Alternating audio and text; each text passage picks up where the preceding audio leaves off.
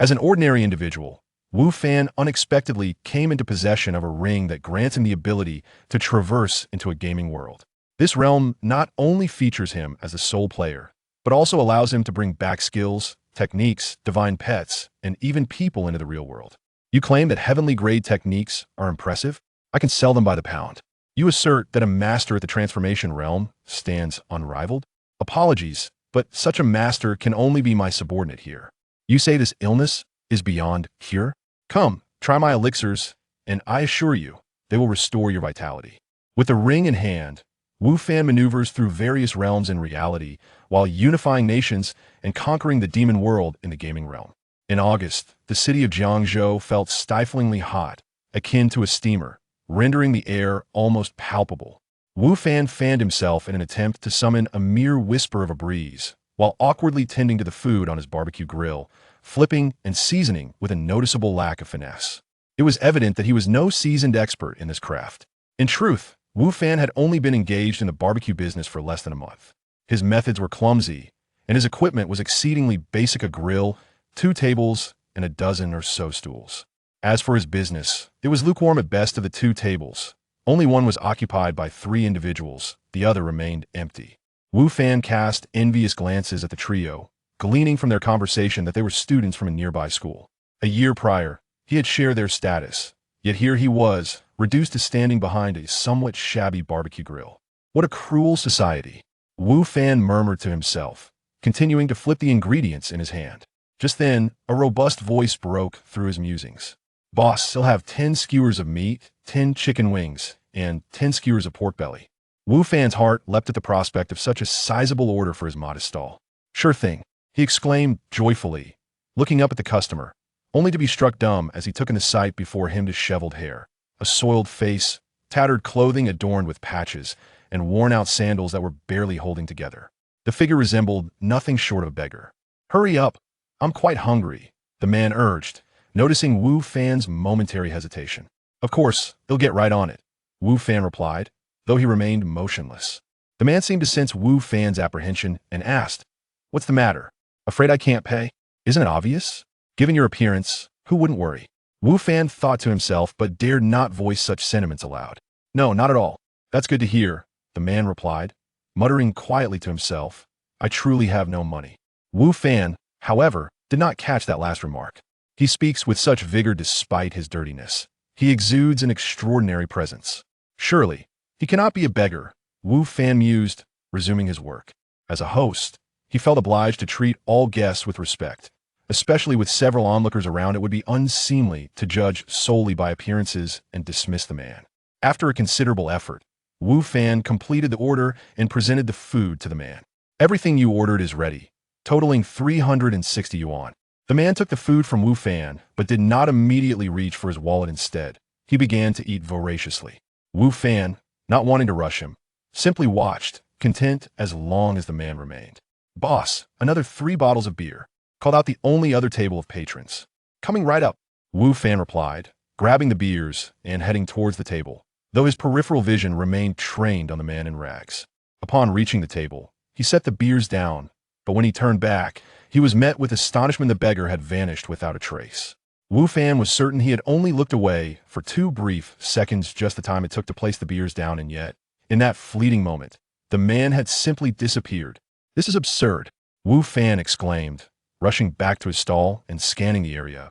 But the street was devoid of any sign of the man, as if he had evaporated into thin air. "This is truly bizarre," he muttered again, having searched in vain for the man. He returned to his stall, feeling slightly cheated. What a freeloader! All that talk of vigor and presence was an illusion. As he approached his stall, something caught his eye. A gray ring lay beside his barbecue grill. Inspecting it closely, he noticed its smooth, rounded surface, unable to discern its material. Could this be the beggar's? Did he leave this as a form of payment? Wu Fan pondered. During this period, aside from the beggar, no other customers had come by. Thus it seemed likely that the ring belonged to that very man. Can a mere ring truly offset my 360 yuan? No wonder he was too embarrassed to admit his lack of funds, Wu Fan mused aloud. Initially intending to discard the ring, he reconsidered as he found it surprisingly pleasant to the touch, eventually deciding to wear it, discovering it fit perfectly. Well, Having something is better than having nothing at all. Let's just regard those meals as a charitable donation to a beggar, Wu Fan consoled himself. Accepting the situation, he resolved not to dwell further on it. By around 1 in the morning, the market had emptied, and Wu Fan began to pack up his things, heading back to his modest rental room, a 10 square meter space. After placing his belongings, he found his room nearly devoid of space. Lying on his bed, he reflected on the past year since graduation, spiraling into a sense of gloom. Wu Fan had graduated from university, yet his institution was merely a third-tier college, and his chosen field was far from popular, leading to a lackluster job search post-graduation. To compound matters, he lost his job the very next day after witnessing something inappropriate in the manager's office. With a lack of a prestigious degree or significant work experience, finding employment became increasingly challenging. To survive in the city, Wu Fan resorted to juggling job applications with part-time work. He had taken on various roles from moving bricks at construction sites to donning a mascot costume at shopping malls and serving as a waiter in restaurants. In short, he was willing to undertake any legal work that could earn him money. Unfortunately, luck was rarely on his side. A mishap while moving bricks injured his foot, leading the foreman to dismiss him the next day. While in costume, he tried to assist a fallen child, only to be met with outrage from the child's parents, resulting in his dismissal. And during his stint as a waiter, a kitchen mix-up led to a customer complaint that cost him that job as well. Ultimately, over a month ago, he had invested his meager savings into the barbecue business, hoping to capitalize on the summer season to earn some money. However, barbecuing is not as easy as it seems. Near Wu Fan's stall, there are several barbecue shops, each boasting spacious environments that far surpass his modest setup. Coupled with his mediocre skills, despite working for a month, his business has not thrived, leaving Wu Fan, eager to earn money, feeling quite anxious. What's worse, I was treated to a meal today, Wu Fan thought bitterly. As he glanced at the ring on his finger, memories of the evening flooded back, deepening his gloom. Earning a meager income was hard enough, and now, after a free meal, it felt as though his entire evening had been wasted, leaving him with a loss. Could it be that his misfortune was returning? Would he be unable to continue with his barbecue venture? In frustration, Wu Fan attempted to remove the ring, but while it was easy to put on, taking it off proved to be a challenge. After much twisting and turning, he was unable to dislodge it, instead causing his finger to redden and bleed slightly. At that moment, something astonishing happened. The blood that oozed from his finger was absorbed by the ring, which suddenly gleamed with an intense brightness, reminiscent of the midday sun. Detecting host, binding. A mechanical voice echoed in Wu Fan's ear. Chapter 2, it's you. Who? Who's speaking? Wu Fan exclaimed, startled by the sudden voice. He jumped up from his bed, scanning the small room anxiously, yet finding no one present. Could it be an illusion? After confirming he was alone, he lay back down, though his expression remained one of uncertainty. Wait, where's the ring? As he reclined, Wu Fan suddenly noticed that the gray ring had vanished from his finger. It had been there just moments ago, yet now it was inexplicably gone. Wait, it's still on my finger. To his astonishment, despite not seeing the ring, he could distinctly feel its presence and the familiar sensation it brought. Does this mean the ring has become invisible? This was truly bizarre.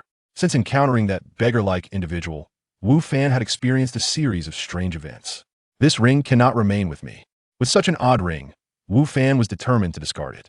However, as he reached with his other hand to touch the ring, darkness suddenly enveloped his vision, leaving him in a state of weightlessness. When his sight returned, Wu Fan found himself in a completely different environment. Moments ago, he had been in his cramped rental room, but now he stood in an open space surrounded by thatched huts, with a forest nearby and several mountains in the distance. What on earth is happening? Wu Fan stared in disbelief, his mind seemingly crashing. Where is this? Instinctively rubbing his eyes, he looked around again, but the scene remained unchanged, except for an elderly man in the distance. Wu Fan approached him, eager to inquire about his location and how he had ended up here. However, as he neared the old man, he realized the elder looked familiar. He pointed in shock and shouted, "It's you?" The old man before Wu Fan was none other than the beggar who had dined without paying at his stall that evening. Yet, this time, the man appeared transformed, dressed in a long robe. With a rosy complexion and a vibrant demeanor, he exuded an air of wisdom. If it weren't for his eyes, Wu Fan might not have recognized him at all. The contrast between the two appearances was striking. "Ah, I never imagined you would recognize me so quickly," the elder chuckled, not denying the truth. "Don't on me," Wu Fan retorted. "Quick, pay up. You ate without paying." Do you believe I want to call the police? You left the ring with me, and you still have the audacity to demand money? Wu Fan felt anger rise as the elder's eyes bulged with indignation, glaring at him like light bulbs. Speaking of the ring infuriates me. Wu Fan remained unafraid and declared, "What's that worthless ring worth? I could buy a plastic one from a street vendor for 50 cents that looks far superior. Enough chatter, just give me my money and don't try any tricks." "You truly infuriate me," the elder shouted. "Do you know what that ring is made of? You wouldn't understand. Suffice it to say, it is invaluable. To say it is priceless would not be an exaggeration. How dare you compare it to plastic?" "Keep spinning your tales," Wu Fan scoffed. "If it's so precious, take it back. I just want my 360 yuan." As he extended his hand, indicating the elder should reclaim the ring, he thought this was a perfect opportunity to rid himself of it. "If it weren't for the fact that only you can wear this ring, would I even consider giving it back?" The elder fumed. "It's just a worthless ring, yet you speak of it as if it's something mystical," Wu Fan replied dismissively. "This ring possesses the ability to traverse dimensions without it. How could you even be here?" The elder explained. Taken aback by the elder's words, Wu Fan was reminded of his original intent to ask how he had arrived in this place. Having encountered an old acquaintance, he had completely forgotten his questions. "Right, I was just about to ask you, where is this? Why am I here? I was just in my room. Are you the one behind this?" Wu Fan inquired, scrutinizing the elder. "Are you some sort of magician? Did you conjure this place?" "I am not a magician. The reason you are here is due to the ring on your finger," the elder asserted. "And what is a magician, anyway? Ring?" Wu Fan instinctively looked at his finger, seeing nothing, yet he was acutely aware that a ring adorned it. Could it be that this piece of junk in his eyes truly held some extraordinary power? "Indeed, this ring was bestowed upon you by a divine being. I merely delivered it to you," the elder clarified. "A divine being? What is that supposed to be?" Wu Fan asked, bewildered. The elder shuddered at Wu Fan's casual remark, glancing around cautiously, and upon finding nothing amiss, he turned to Wu Fan with a serious expression, saying, "Divine beings are omnipresent and omnipotent. You must show them respect." Yet, Wu Fan internally scoffed at his words, having been raised in an atheistic environment where gods and ghosts did not exist. The elder's behavior seemed to him a sign of extreme superstition. "What purpose does this ring serve? Why was it given to me?" Wu Fan pressed. "This leads us back to your past lives." The elder resumed his sage-like demeanor, though to Wu Fan, he appeared more like a charlatan. "In your previous lives, you were plagued by misfortune, facing countless adversity as marital strife, betrayal, and ultimately, poverty and despair in every incarnation, never meeting a good end. It is truly a tragic tale." Though Wu Fan was reluctant to accept the notion of reincarnation, he couldn't help but shiver at the thought. Was his past existence truly so miserable? One life was one thing, but to have suffered so in successive lives was indeed a woeful fate. "What about my life in this incarnation?" Wu Fan inquired. "This incarnation?" The elder turned his gaze toward Wu Fan. "Originally, you would still be plagued by misfortune, experiencing adversity in all endeavors." Wu Fan immediately recalled the myriad of challenges he had faced throughout his life. Indeed, his fortune had been remarkably poor, particularly after entering the workforce. Despite his diligent efforts, he found himself dismissed repeatedly due to an array of unfortunate circumstances. Truly, it seemed as though misfortune had taken residence within him. Chapter 3. The task, however, just as Wu Fan was filled with concern, the old village chief suddenly spoke again. "However, what?" Wu Fan inquired hastily, though he was still reluctant to believe it. Nevertheless, seeing the elder's serious demeanor, combined with the misfortunes he had faced in life, Wu Fan subconsciously began to take the old man's words to heart. "The celestial being has taken pity on your plight and wishes to lend you a hand," the elder proclaimed. "Thus, he has bestowed upon you this ring. You must harbor gratitude towards the celestial being and refrain from speaking frivolously." "Is this celestial being merely toying with us?" Wu Fan retorted. "If he is omnipotent, why cannot he alter my fortune? Why grant me a ring instead of simply ensuring my perpetual good luck? The celestial being extends his kindness, and you dare to be so ungrateful." The elder's anger flared. "According to your fate, your misfortune will persist for several lifetimes. This is the way of the heavens, and even the celestial being cannot alter it at will. This ring grants you the ability to traverse space, allowing you to journey between here and the real world. Whether or not you can change your fortune depends solely on you." Such mystical talk, Wu Fan scoffed, rolling his eyes. "Very well. I shall teach you how to use this ring for teleportation. The rest you must explore on your own. I must take my leave now. Remember, The ring's powers extend beyond mere teleportation, and its other abilities await your discovery, the elder stated. If fate permits, we may meet again. Leave? What do you mean? Wu Fan asked, bewildered.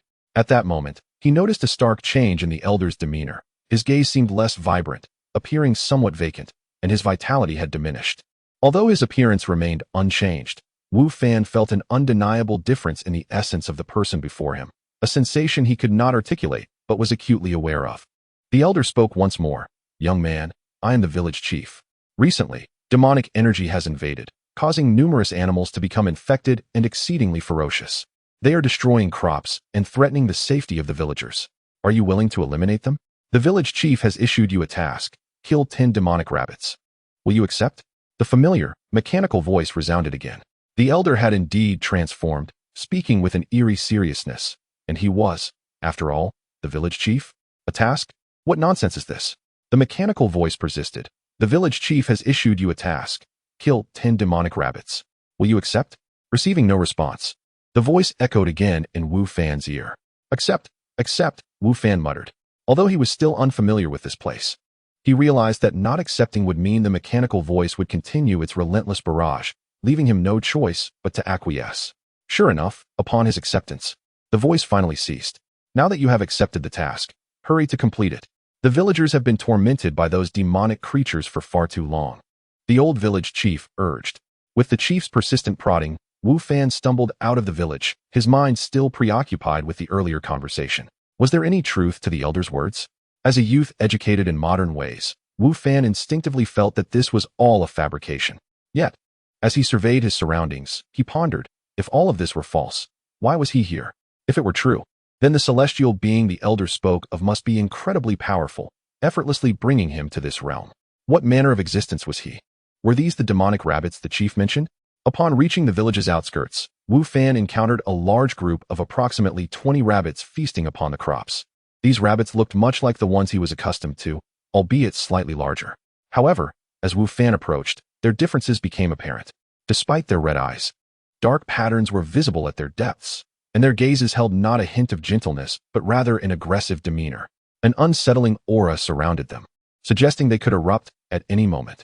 When Wu Fan was about 2 meters away, 2 of the rabbits suddenly leaped towards him, their ferocity reminiscent of ravenous wolves. These truly are demonic rabbits. They are exceedingly fierce. Wu Fan gasped, instinctively retreating 2 steps. The 2 rabbits, undeterred, charged at him once more, though the others seemed merely watchful, not inclined to attack. As Wu Fan continued to back away, the moment his feet touched the village grounds, the 2 rabbits ceased their pursuit and returned to their previous spot. What kind of demonic rabbits are these? They are far too fierce, Wu Fan muttered, shaken as he watched the 2 retreating creatures. You have returned so soon, young man. I knew I had not misjudged you. The village chief's voice called from behind Wu Fan. Turning around, he saw the chief's face beaming with joy. Wu Fan felt a bit awkward and stammered. Well, I haven't killed even one yet. Those demonic rabbits are too fierce. They act like wolves, incredibly aggressive. What? You haven't killed a single one? Then what are you doing here? Hurry up. The once amiable village chief suddenly adopted a stern expression, chastising him. The speed of the elder's transformation left Wu Fan in awe. Quickly, stop dawdling. The old man urged again, turning to leave while muttering, The youth of today have such little courage. They are far inferior to us in our time. Wu Fan felt a twinge of embarrassment, but steeled himself, stepping toward the village outskirts once more. Regardless of how he arrived here, he set those thoughts aside and resolved to complete the elder's task. He could not allow this old man to look down upon him. Returning to the vicinity of the demonic rabbits, Wu Fan observed them still gnawing on the crops. Rather than approaching them immediately, he scanned the area until he found a wooden stick, about half a meter long, which he wielded with casual swings before advancing toward the rabbits. With the stick in hand, Wu Fan felt a surge of confidence. Chapter 4. Task completion. As Wu Fan approached the group of enchanted rabbits, now within a mere 2 meters, the 2 closest creatures lunged at him with an intensified malevolence in their eyes. Instinctively, Wu Fan took 2 steps back, but recalling the disdainful look from the old village chief, he steeled himself, fixing his gaze firmly on the 2 rabbits. When they leapt towards him, he swung his wooden stick with great force, sending 1 rabbit flying. However, before Wu Fan could revel in his triumph, the second rabbit had already pounced upon him. Its sharp claws tore through his clothing and inflicted 3 noticeable gashes on his arm. Ouch, that hurts. Wu Fan's face paled as he realized the pain was far more intense than he had experienced from any rabbit scratches before. Again, do you think I'm easy prey? The rabbit that had just wounded him charged once more, igniting Wu Fan's fighting spirit. Could he truly be outmatched by a mere rabbit? As it lunged at him, Wu Fan swung his stick again, striking the creature squarely on its forehead. It was sent flying like a baseball, landing awkwardly on the ground before it ceased to move. Just as Wu Fan sighed in relief, his eyes widened in disbelief. The rabbit had vanished into thin air mere seconds later. What on earth? He rubbed his eyes vigorously, yet the rabbit remained elusive, as if it had never existed at all. Could this all be a dream? He murmured to himself. At that moment, the mechanical voice that had startled him previously re-emerged. Level up. Character attribute panel activated. Backpack system activated. The series of notifications left Wu Fan momentarily stunned. Suddenly, he was struck by the realization that he seemed to be in a game. Initially, he had dismissed this notion, as everything felt far too real and did not resemble a game in the slightest. However, with tasks, wild monsters, levels, and attribute panels, it was impossible to ignore the resemblance to a gaming experience. Could it be that this so-called deity has transported me into a game world? Wu Fan pondered. After a brief exploration, he summoned his character attribute panel, which appeared before him like a holographic display. Name, Wu Fan level, 1 occupation, none strength, 1 agility, 1 intelligence, 1 constitution, 1 health, 100 mana, 100 equipment, tattered wooden stick. Attack 1. Wu Fan's attributes were exceedingly simple. A standard novice's statistics, which further confirmed to him that he was indeed within a game. His backpack was equally straightforward, containing 10 empty slots with nothing inside. While Wu Fan was examining his attributes, the rabbit he had struck down earlier staggered back towards him, its movements unsteady, yet the malice in its eyes remained undiminished. Understanding that he was in a game world and that the rabbit was simply a wild monster, Wu Fan did not hesitate. As the creature approached, he swung his battered stick once more, and this time, it lay still on the ground, devoid of life. The rabbit's body, much like the previous one, quickly vanished.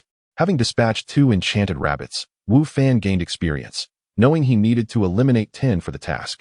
Although the rabbits were aggressive, they maintained a safety range of approximately 2 meters, only attacking once within that proximity, allowing Wu Fan to defeat them one by one without being overwhelmed. After all, even rabbits could bite when provoked, particularly these aggressive ones. A single blow could be quite painful. Huh, weren't you fierce just a moment ago? Come at me. With a stick in hand, Wu Fan felt invincible. Soon, he had eradicated the entire horde of enchanted rabbits, exceeding the task assigned by the village chief. His level rose from 1 to 2, with all attributes increasing to 2, and his health to 110. This increase in attributes is rather minimal. Wu Fan complained as he walked back to the village. And the pace of leveling is painfully slow. I've defeated so many rabbits to gain just 1 level. Other games allow for leaps of 999 levels with a single strike. What a shabby game this is. Old village chief, I'm back. Upon entering the village, Wu Fan spotted the chief and greeted him enthusiastically, eager for the generous rewards he anticipated. Oh, it's you? The old chief's reaction was underwhelming, lacking the warmth he had shown during their first encounter. What brings you back? Did the rabbits defeat you again? Sigh. What is wrong with today's youth? Wu Fan, flustered, retorted, who do you look down upon?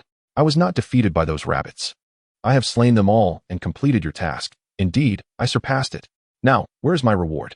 I demand artifacts and divine pets. Fortunately, having just vanquished the rabbits saved him from further ridicule from the old man. Completed the task? The village chief paused briefly, scrutinizing Wu Fan before a familiar smile spread across his face. I knew I was right about you. To have defeated those rabbits so swiftly means our crops are safe. On behalf of the entire village, I thank you. As the village chief grasped Wu Fan's hand, showering him with compliments, Wu Fan interjected. Let us skip the pleasantries and discuss my reward.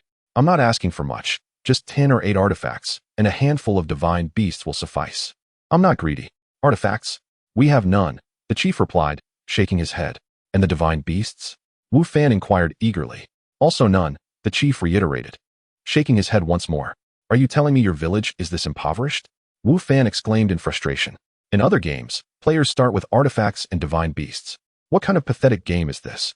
Chapter 5. What a dreadful reward, what game is this? The old village chief stared blankly at Wu Fan.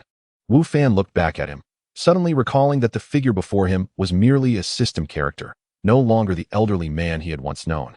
Why was he even discussing this with him? Forget about that for now. You have nothing, no divine artifacts, no mythical beasts. What do you have to offer? Wu Fan inquired. Nothing at all. The old village chief shook his head in response. Nothing at all. Wu Fan exclaimed, his frustration palpable.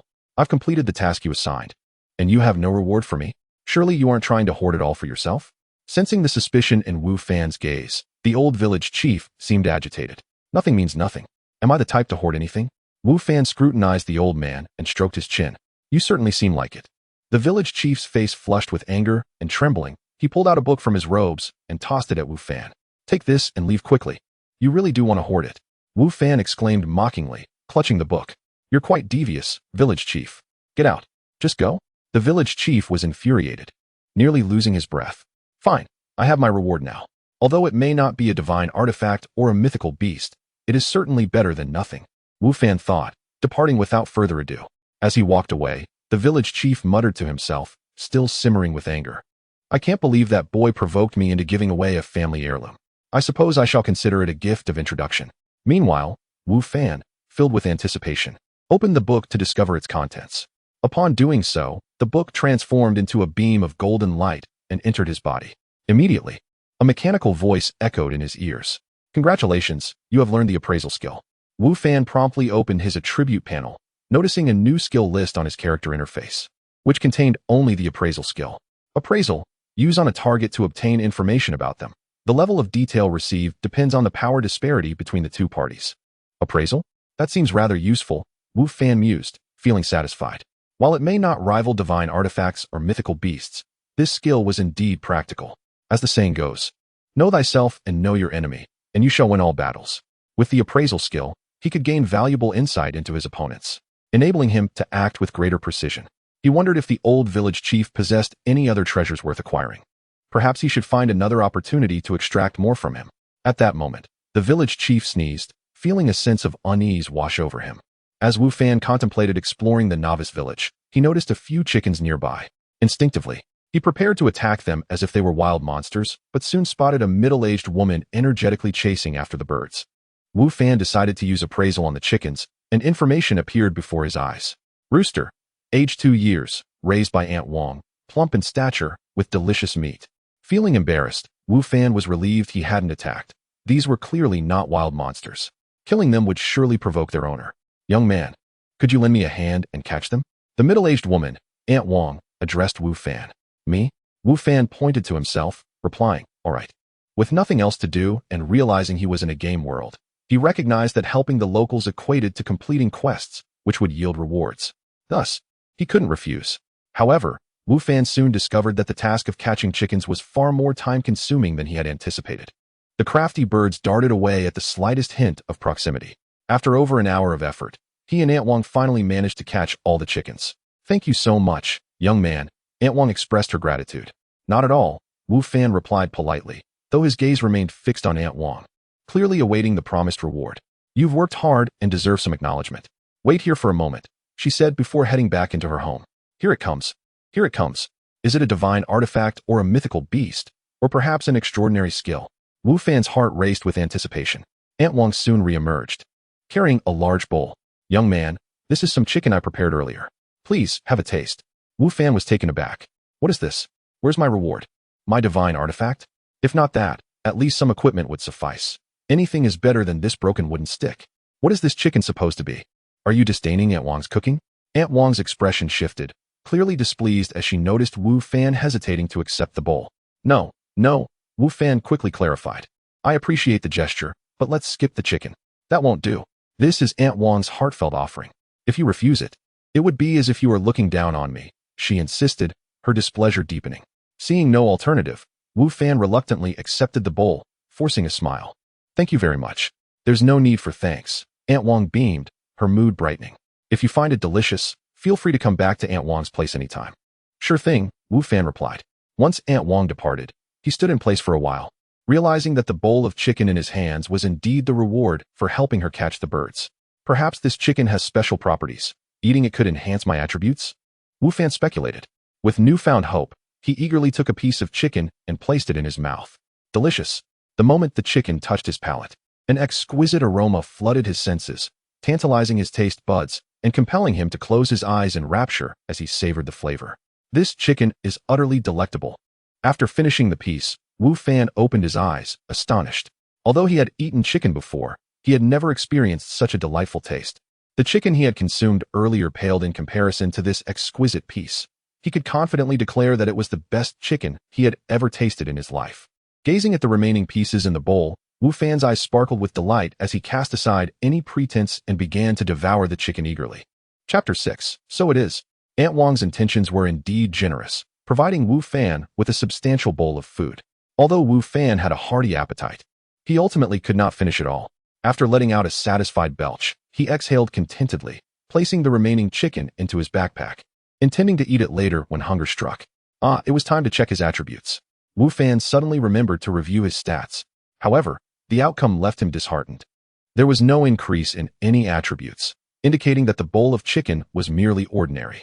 Nevertheless, the flavor was delightful. Aunt Wang's culinary skills were commendable. He thought to himself that he would certainly return for more in the future. Despite feeling a tinge of disappointment at the lack of attribute enhancement, he was nonetheless pleased with the taste of the chicken. After all, catching a chicken was merely a simple task, and it was reasonable not to receive any extraordinary rewards. It seemed that he could forget about attaining a level 999 character or being gifted divine artifacts at the start. Wu Fan began to realize that this game was markedly different from the exaggerated promotions he had encountered online. Upgrades wouldn't come swiftly, nor would he receive any gear. However, the game's realism far surpassed those inferior games. Whether in terms of visuals, tactile sensations, or even taste, everything felt authentic.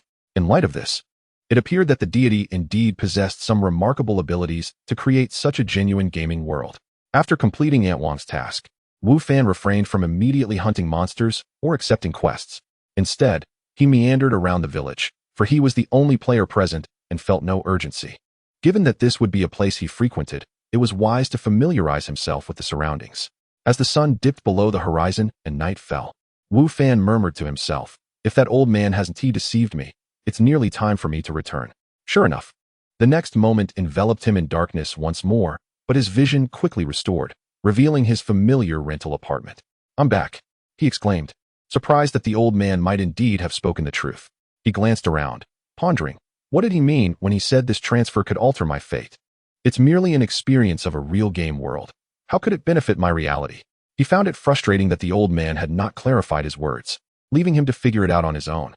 Seated on his bed, Wu Fan contemplated for a long while, unable to discern how being transported to that world could assist him in his real life. Never mind, I'll just get up, eat something, and go for a run.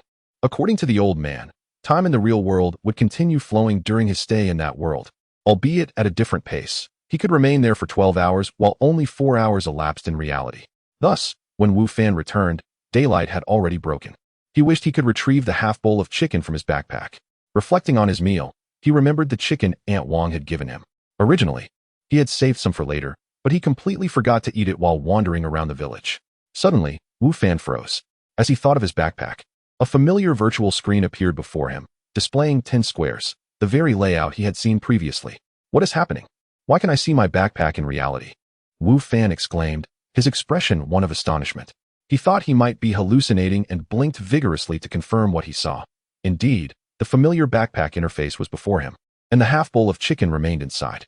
Quickly, he attempted to summon the attributes panel, which appeared before him without disappointment, just like the backpack page. Next, he tried to extract the half bowl of chicken, and in the blink of an eye, a bowl appeared in his hand, filled with the chicken Aunt Wang had provided. Then, he experimented with putting the bowl back into the backpack, succeeding without issue. It felt like discovering a new toy, and he delightedly took items out and put them back in, reveling in the experience. He wondered if he could place real-world objects in the backpack. He tried several items in his room. A small table, no luck. A coat rack, no. A stool, still no. After trying numerous items and finding none could be stored in the backpack, he resigned himself to this reality. Yet, this was still quite marvelous. Wu Fan soon recovered from his disappointment, realizing that being transported allowed him to bring items from that realm back to the real world. Having spent the day exploring the village's surroundings, he knew there were unclaimed mines nearby, along with forests rich in herbs and other rare fruits. If he could transport those items into reality, they might significantly enhance his life. The more he pondered, the more convinced he became, and his excitement grew. After a considerable time, he finally calmed down, ate the half bowl of chicken, and stepped outside. Despite having not slept all night, he felt invigorated, even more so than usual. Wu Fan's residence was not far from Jiangzhou University, a prestigious institution ranked first among all universities in the province and within the top 10 nationwide. Given the desirability of such a location, rental prices were undoubtedly steep.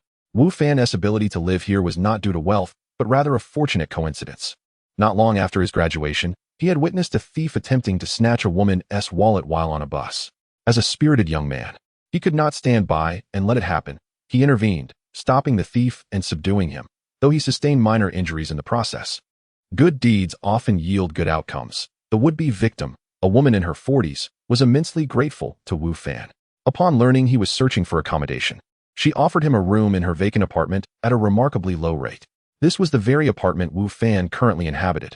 Though modest in size, it was highly sought after, and the price reflected its prime location in the city center. Consequently, Wu Fan held a deep sense of gratitude towards that kind lady. Chapter 7. Lu Yan'er. During his university years, Wu Fan had cultivated the habit of rising early to exercise, a practice he maintained even after graduation. Residing in close proximity to Jiangzhou University, he typically frequented its track for his morning workouts. By the time Wu Fan arrived at the field, a few individuals were already engaged in their routines, although their numbers were scant. It was not common for university students to rise early for exercise, particularly at this early hour, as the semester had yet to commence. After a brief warm-up, Wu Fan commenced his customary lap around the track. As he ran, his thoughts wandered back to the mysterious space he had recently explored. He pondered whether the skills he acquired there could be utilized in the real world, particularly as he could access his attribute panel and backpack. Motivated by this thought, he directed his gaze towards a fellow student jogging ahead of him and activated the only skill he had mastered: identification. Name: Lu Guang, second-year student, Department of Civil Engineering. Jiangzhou University. Age: 21. Height: 186 centimeters. Weight: 160 pounds. Main player on the basketball team. Enjoys basketball and flirting. Hailing from Meisheng, with both parents at home. As the information unfolded before him, Wu Fan was astonished by the wealth of details it contained. Moreover, he realized that this information was visible only to him, alleviating any concerns about others discovering his secrets. Quite a lot of information, Wu Fan mused, appreciating the clarity with which it described Lu Guang's profile. Through the identification skill, he had gleaned a significant understanding of Lu Guang, including his interests and family background. The skill proved to be remarkably effective, providing him with thorough insights. While Wu Fan was lost in contemplation, a familiar and striking figure passed by, accompanied by a refreshing fragrance that compelled him to inhale deeply. It was her. His eyes brightened at the sight of the girl clad in a white tracksuit, a figure he had come to recognize well. Indeed, every time he visited the field, he would invariably encounter her, and on occasion, he would deliberately arrive early to avoid missing her presence. Despite his familiarity with her, Wu Fan had never mustered the courage to approach her, merely stealing glances during his workouts. He knew she was a student at Jiangzhou University, yet beyond that, he possessed little knowledge of her. Unable to quell his curiosity, Wu Fan employed the identification skill once more on her figure. Name: Lu Yan'er, third-year student. School of Economics and Management, Jiangzhou University. Resides in the capital, Peak of Mingjing. Is that all? Wu Fan stared at the sparse lines of text on the virtual screen. Distinctly different from the extensive information he had received about Lu Guang. He was momentarily taken aback, wondering why the information was so limited. Had his identification skill failed this time? That seemed unlikely. Just as Wu Fan was lost in thought, he noticed Lu Yan'er halt abruptly, turning to face him. Once more, he was captivated by Lu Yan'er's ethereal beauty. Her exquisite features harmoniously combined evoked thoughts of unparalleled charm, accentuated by her graceful figure and unique aura. A single glance was enough to ensnare his senses and render him entranced. Feeling a twinge of guilt, Wu Fan realized that using the identification skill on her was a rather invasive act, bordering on unethical and impolite. Wait. As he contemplated slipping away unnoticed, Lu Yan'er spoke. Interrupting his thoughts, Wu Fan instinctively paused as she took a few steps closer, her piercing gaze locking onto him. What did you just do to me? She inquired. What? Wu Fan replied, genuinely puzzled by her question. It was not an act. He truly did not grasp her meaning. What did you do behind my back? Lu Yan'er pressed again. I did nothing. Wu Fan shook his head, feeling somewhat sheepish as he added, I merely glanced at you. Is that so?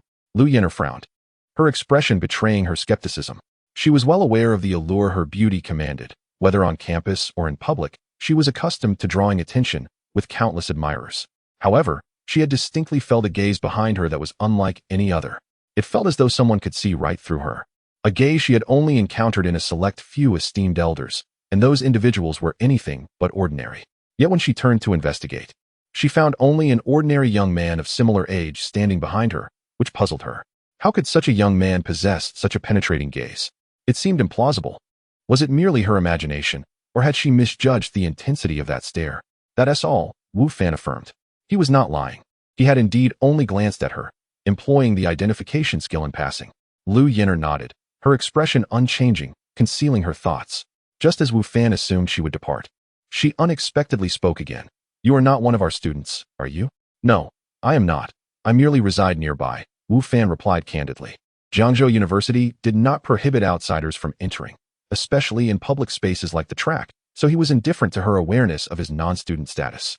However, he found himself questioning how she had discerned his outsider status.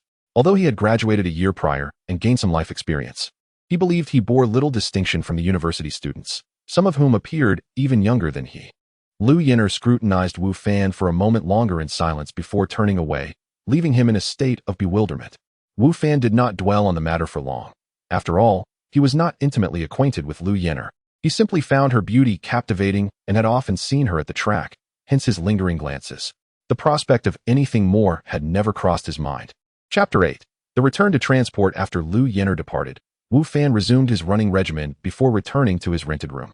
Recently engaged in barbecuing, he spent his days preparing various skewers of vegetables and meats, a labor-intensive task. Although he occupied merely a single room, the apartment itself was a spacious 3-bedroom unit, with the other rooms unoccupied. In the shared living area stood a refrigerator, where Wu Fan stored the ingredients he procured, which were not abundant due to his modest business. Nevertheless, the small refrigerator sufficed for his needs. If I could extract some vegetables and meats from that peculiar space, I wouldn't have to purchase them anymore, thus reducing my costs, Wu Fan mused as he busied himself. This indeed seemed a splendid idea. If he could retrieve chicken, then surely other items could be obtained as well. Yet, his understanding of that space was still insufficient, leaving him uncertain about acquiring those ingredients. Regarding the edibility of the items, Wu Fan had no qualms, for he had already tasted the chicken brought from there, and it was quite delectable. Moreover, the special backpack preserved the chicken's flavor and warmth, suggesting that other ingredients would similarly remain unblemished. In the evening, Wu Fan ventured out again to set up his barbecue stall. Before utilizing the time-space to alter his circumstances, he hesitated to disrupt his current life. Fearing the repercussions of failure, the evening's business remained lukewarm.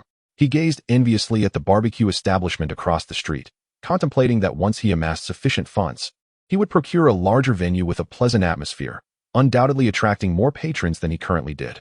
Previously, such aspirations were mere daydreams, as the path to realization seemed fraught with challenges, given his historically poor luck. He often worried about the potential collapse of his barbecue stall. However, with the acquisition of that extraordinary ring, everything had changed. Opening a store no longer seemed an unattainable dream. If the elderly man who gifted him the ring were to learn that Wu Fan's primary ambition post-receipt was merely to establish a shop, he might very well roll his eyes in exasperation. Returning home past 1 in the morning, Wu Fan completed a brief washing routine before lying back on his bed, his heart fluttering with excitement. He turned the ring on his finger, silently invoking the notion of transport. This was the method imparted by the old man. True to form, the next moment enveloped him in familiar darkness, devoid of light, thick blackness shrouding him uncomfortably. Fortunately, this sensation dissipated swiftly, and he found himself once again in the well-known village.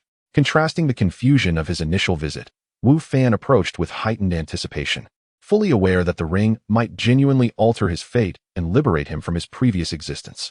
Of course, as the old man had articulated, the divine merely granted him the opportunity for change. Whether that change materialized was entirely contingent upon his own efforts. With excitement coursing through him, Wu Fan sprinted towards the village chief's residence. He was quite satisfied with the identification technique he had acquired from the chief and harbored hopes of obtaining additional treasures. Village chief, I'm here. Do you have any tasks for me? Tasks? No, just leave quickly. I wish not to see you, the old chief replied, his demeanor starkly contrasting Wu Fan's eagerness, evidently still miffed about Wu Fan's earlier insistence on the identification technique. Please, chief, we are old acquaintances. Such words wound my heart, Wu Fan flattered. If you have any tasks, feel free to assign them. Rewards are at your discretion. Really? The chief appeared skeptical of Wu Fan's sudden change in attitude, recalling distinctly how Wu Fan had clamored for rewards, demanding artifacts and divine beasts. How could he transform so dramatically in just a day? Indeed, Wu Fan asserted, am I the sort to be swayed solely by monetary gain, refusing to act without a reward? Surely not. Though this was only his second foray into this realm, Wu Fan had discerned that, while it was indeed a game world, its inhabitants were as real as he was, living beings with emotions and thoughts. Thus, fostering amiable relations was prudent, especially since should the chief assign him a task, he might receive a reward akin to the bowl of chicken bestowed by Aunt Wang.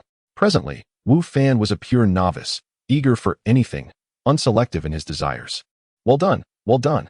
I knew I had not misjudged you. The old chief seemed to relent, expressing satisfaction with Wu Fan's demeanor. However, I currently have no tasks available. You might want to visit Old Li. Wu Fan paused, taken aback. Our village's apothecary.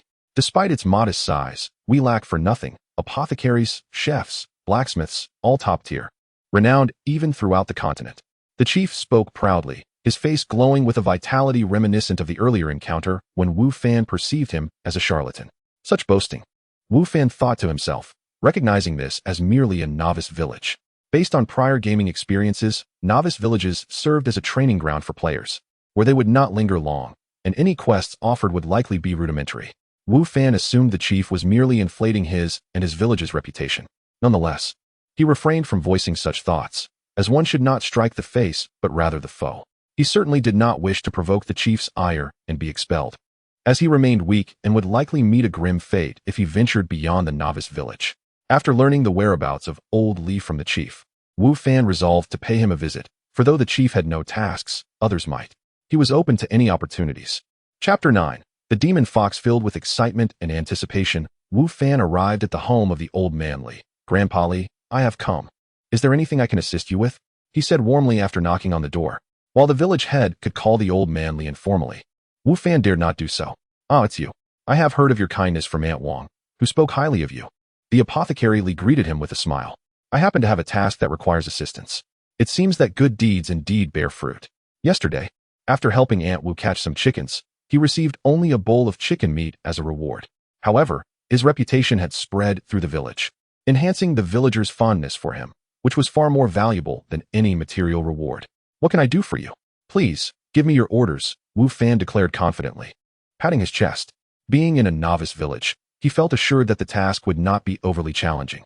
Recently, I have been researching a new hemostatic medicine, but I am in need of several herbs. Given my age, my legs are not as nimble as they once were. So I require someone to help gather these herbs from the nearby forest, Li the apothecary explained. Leave it to me. I will gather the herbs for you. Wu Fan immediately replied. Thank you. You truly are as kind-hearted as Aunt Wang described, Li the apothecary said, looking at Wu Fan with appreciation. It is but a small task, Wu Fan replied, though a hint of hesitation flickered across his face. However, I am not well versed in herbal medicine and may struggle to identify the plants you seek. Indeed, while those herbs are not particularly rare, they can be elusive to the untrained eye, Li conceded. How about this? I will teach you the art of herbal identification, allowing you to recognize the herbs. Another skill. Wu Fan's spirit soared. Although it was merely the skill of herbal identification, its potential utility was undeniable. One could never know when it might come in handy. After learning the skill from Li the apothecary, Wu Fan set out, equipped with a herb shovel that Li had provided for gathering the herbs. The forest was not far from the village and was home to many wild beasts.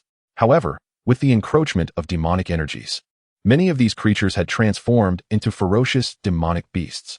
Before Wu Fan departed, Li the apothecary repeatedly cautioned him to exercise caution and to evade the demonic beasts whenever possible, advising that he return if he found himself in danger. Wu Fan silently prayed that he would not encounter any of those beasts. The memory of the demonic rabbit lingered in his mind, although it was merely a low-level creature. It posed a significant threat to him as a novice. He regretted not having focused on leveling up yesterday while he had been absorbed in the scenery. Surely, my luck cannot be that dire. I should not encounter any trouble, he mused. However, as fate would have it, shortly after entering the forest, he found his path obstructed by two fox-like creatures that blocked his way. The moment Wu Fan spotted them, they, too, became aware of his presence.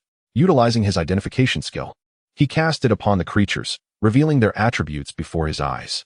Demonic Fox, Level 2, Aggressive Monster, High Agility, Low Defense, No Skills. Contrary to his expectations, The identification did not reveal specific attributes, leaving Wu Fan uncertain whether this was due to the fox's inherent nature or his own inferior strength. Nonetheless, he had no time to dwell on such thoughts, as the two demonic foxes rushed toward him, demonstrating the high agility mentioned in the introduction. The speed of the two foxes was astonishing. The underbrush and thickets of the forest did not hinder their swift movements. In the blink of an eye, they were upon him. Wu Fan, refusing to be complacent, quickly drew the herb shovel, ready to defend himself. Li Guangda's herb shovel, bronze level. This shovel, once used by Li Guangda in his youth as an apprentice, increases the success rate of herb gathering. Attack 3, Agility 1. Wu Fan had initially thought that this shovel, nearly rusted and retrieved from a forgotten corner, was merely an ordinary tool. To his surprise, it not only served as a means to gather herbs, but also functioned as a weapon, boasting bronze-level status and enhancing both attack and agility, far superior to the flimsy wooden stick he had previously wielded. With no time for reflection, as soon as Wu Fan brandished the shovel, one of the demonic foxes leaped to attack his upper body while the other targeted his legs, executing their assault with remarkable coordination. Seizing the opportunity, Wu Fan swung the herb shovel at the airborne fox. Despite its high agility, it could not change direction mid-air, and he struck it squarely. With a resounding clang, the fox was sent flying at an even greater speed, leaving a trace of blood on the shovel, evidence that he had inflicted a serious blow. Wu Fan scarcely had time to revel in his victory when the other fox pounced at his legs, its sharp claws easily tearing through his trousers and leaving 3 deep gashes on his right leg. "Get away, you beast!" The searing pain jolted Wu Fan back to reality, momentarily erasing the notion that he was in a game world. Enraged by the injury, he kicked the fox away. As it lunged at him again, he brought the shovel down upon its head, knocking it to the ground, where it struggled momentarily before lying still. As for the first fox, having been struck down, it lay motionless for some time, likely defeated. Though Wu Fan was merely at level 2 with low attributes, the herb shovel's attack bonus of 3, coupled with the fact that the fox was also a level 2 creature, made the swift defeat understandable. This experience deepened Wu Fan's understanding of this world. Although it was a game, its reality was strikingly close to life. Strikes to vital areas like the head or heart could result in devastating damage, even leading to instant defeat. Odd, the corpse of this demonic fox has not despawned. Wu Fan, who had intended to leave, marveled at the lifeless form of the fox on the ground. Chapter 10. The trap. The only wild creature Wu Fan had previously slain was the magical rabbit. However, he had dispatched over 20 of these creatures, and upon their demise, their bodies were refreshed, leaving nothing behind. In contrast, the 2 magical foxes he encountered were different. One of their corpses had been refreshed, while the other remained intact. Wu Fan tried to place the untouched fox's body into his backpack and was pleasantly surprised to find it indeed feasible. This indicated that certain monsters' corpses could be collected. While the magical fox may not be edible, its fur, teeth, and claws could prove useful.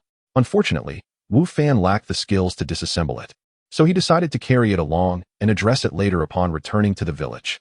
After stowing the magical fox's body, Wu Fan wandered nearby, only to discover that neither of the foxes had dropped any equipment. This left him feeling quite disheartened. It was perplexing. In a game world, one would expect monsters to drop loot upon death. Why, then, had the previous magical rabbits yielded nothing, and now the foxes followed suit? Was it the case that monsters in this realm did not drop equipment upon being slain, or was the drop rate merely exceedingly low? Wu Fan found himself mired in confusion. Alas, he was the sole player in this vicinity, with no one to consult, not even the village chief, for in their minds, this world was a tangible reality. Unable to fathom the situation, Wu Fan pressed on, believing that he would uncover the truth about equipment drops after defeating a sufficient number of monsters. If it turned out that drops were scarce, he would have no choice but to accept his fate. After all, could he lodge a complaint? Even if he wished to, there was no avenue for such actions. Slaying 2 magical foxes did not guarantee Wu Fan's subsequent journey would be devoid of peril. He remained at level 2. Should he encounter a monster of significantly higher level, it was likely that he would be the one swiftly dispatched. Thus, he proceeded with utmost caution. Fortunately, he encountered no other monsters before stumbling upon the first herb he sought. Green vine grass, intermediate herb, suitable for medicinal use. The description was succinct, yet Wu Fan paid it no mind. Upon confirming it was the target he had been searching for, he hastily used his herb shovel to extract it and placed it into his backpack. To his delight, he found a total of 10 specimens of green vine grass in the vicinity, ample to fulfill the apothecary Lee's request. Thankfully, these 10 herbs could stack in his backpack. Otherwise, transporting them back would have posed quite the challenge.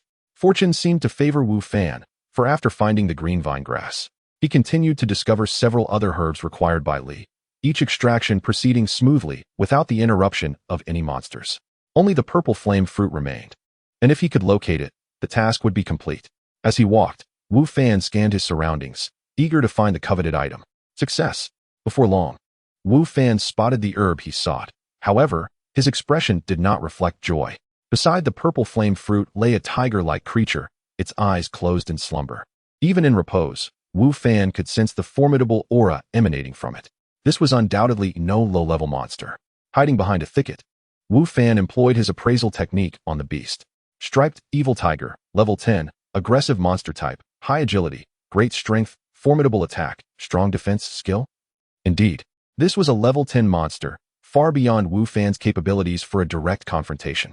Yet, before he could devise a plan to harvest the purple flame fruit, the striped evil tiger abruptly lifted its head, its eyes snapping open. Its pupils, resembling copper bells, scanned the surroundings with keen vigilance, and the powerful aura radiated from it intensified. Wu Fan quickly pressed himself to the ground, daring not to breathe, fearful of detection by the fearsome tiger. Fortunately, the dense foliage concealed him well. After surveying its surroundings and finding no threats, the striped evil tiger lowered its head once more and closed its eyes, seemingly returning to slumber. That was a close call. Only after the tiger had shut its eyes again did Wu Fan exhale a sigh of relief. However, with the tiger's heightened alertness, how could he possibly extract the purple flame fruit? Surely, if he approached, it would sense his presence. Moreover, recalling the tiger's recent reaction, Wu Fan thought back to a similar incident earlier that day when he had used appraisal on Lu Yanyan at the playground. Her immediate wariness mirrored that of the striped evil tiger. Could it be that the target of his appraisal could perceive it? Yet, when he had used it on Lu Guang, he had displayed no such reaction. Wu Fan found himself puzzled yet again. This was yet another mystery to ponder, one he intended to discuss with the village elder upon his return. The appraisal technique had been acquired from the elder, who might possess insights into the matter. However, the pressing concern remained: how to extract the purple flame fruit while under the watchful eye of the striped evil tiger. Given Wu Fan's level 2 status, a direct confrontation with the tiger was clearly unfeasible. As for delaying until he leveled up, that seemed impractical. Leveling appeared arduous, and he had no idea how much experience he would gain from slaying monsters. Reaching level 10 was a distant prospect, and if he took too long, he risked disappointing Li with his progress, rendering his quest meaningless. A solution needed to be devised swiftly. Wu Fan's gaze fell upon his herb shovel, inspiration striking him. Of course, given the near-realistic nature of this world, he could not rely solely on game logic. He could approach the problem from the perspective of the real world. While he could not overpower the striped evil tiger, he could employ alternative strategies to trap or even eliminate it. For instance, traps. With the herb shovel in hand, he was perfectly equipped to dig a trap. With the aid of such a mechanism, ensnaring the striped evil tiger, or even vanquishing it, no longer seemed an impossibility. Without further ado, Wu Fan cautiously retreated to a safe distance from the striped evil tiger and began to excavate a trap, careful not to make any noise that might alert the creature. Chapter 11. The equipment is acquired at long last. It is complete. After several hours of relentless toil, Wu Fan successfully excavated a deep pit of approximately 3 meters. Within this pit, he meticulously arranged sharpened branches, crafted from a medicinal spade that Master Li had provided. It must be said that the spade was indeed a remarkable tool. It could gather herbs, engage in combat, dig pits, and even serve as a weapon. It was nothing short of extraordinary. Once this task was concluded, he hoped to procure this marvelous spade for himself. Before the task was even completed, Wu Fan found himself contemplating the merits of the spade, utterly satisfied with its performance. With the trap set, the next challenge was to lure the beast. Wu Fan stealthily approached the vicinity of the striped fierce tiger, which remained steadfast in its position, having shown no signs of moving after several hours. It appeared determined to guard the purple flame fruit with great vigilance. Fortunately, Wu Fan had no intention of wasting time. He had prepared a trap specifically for this creature. Observing the striped fierce tiger, Wu Fan muttered to himself, "I am here. Come and catch me, you hulking beast." With that, he turned and fled. As anticipated, a thunderous roar erupted behind him, reverberating through the forest and startling numerous birds into flight. Wu Fan's heart raced. Indeed, he had been correct in his assessment of his inferiority to the creature. The mere sound of its roar accelerated his heartbeat and heightened his anxiety. In the event of a direct confrontation, he would surely meet a swift demise. Thankfully, he had not made that foolish decision and had instead prepared the trap. As Wu Fan sprinted ahead, the striped fierce tiger pursued him with astonishing speed, crashing through the underbrush and scattering branches in its wake.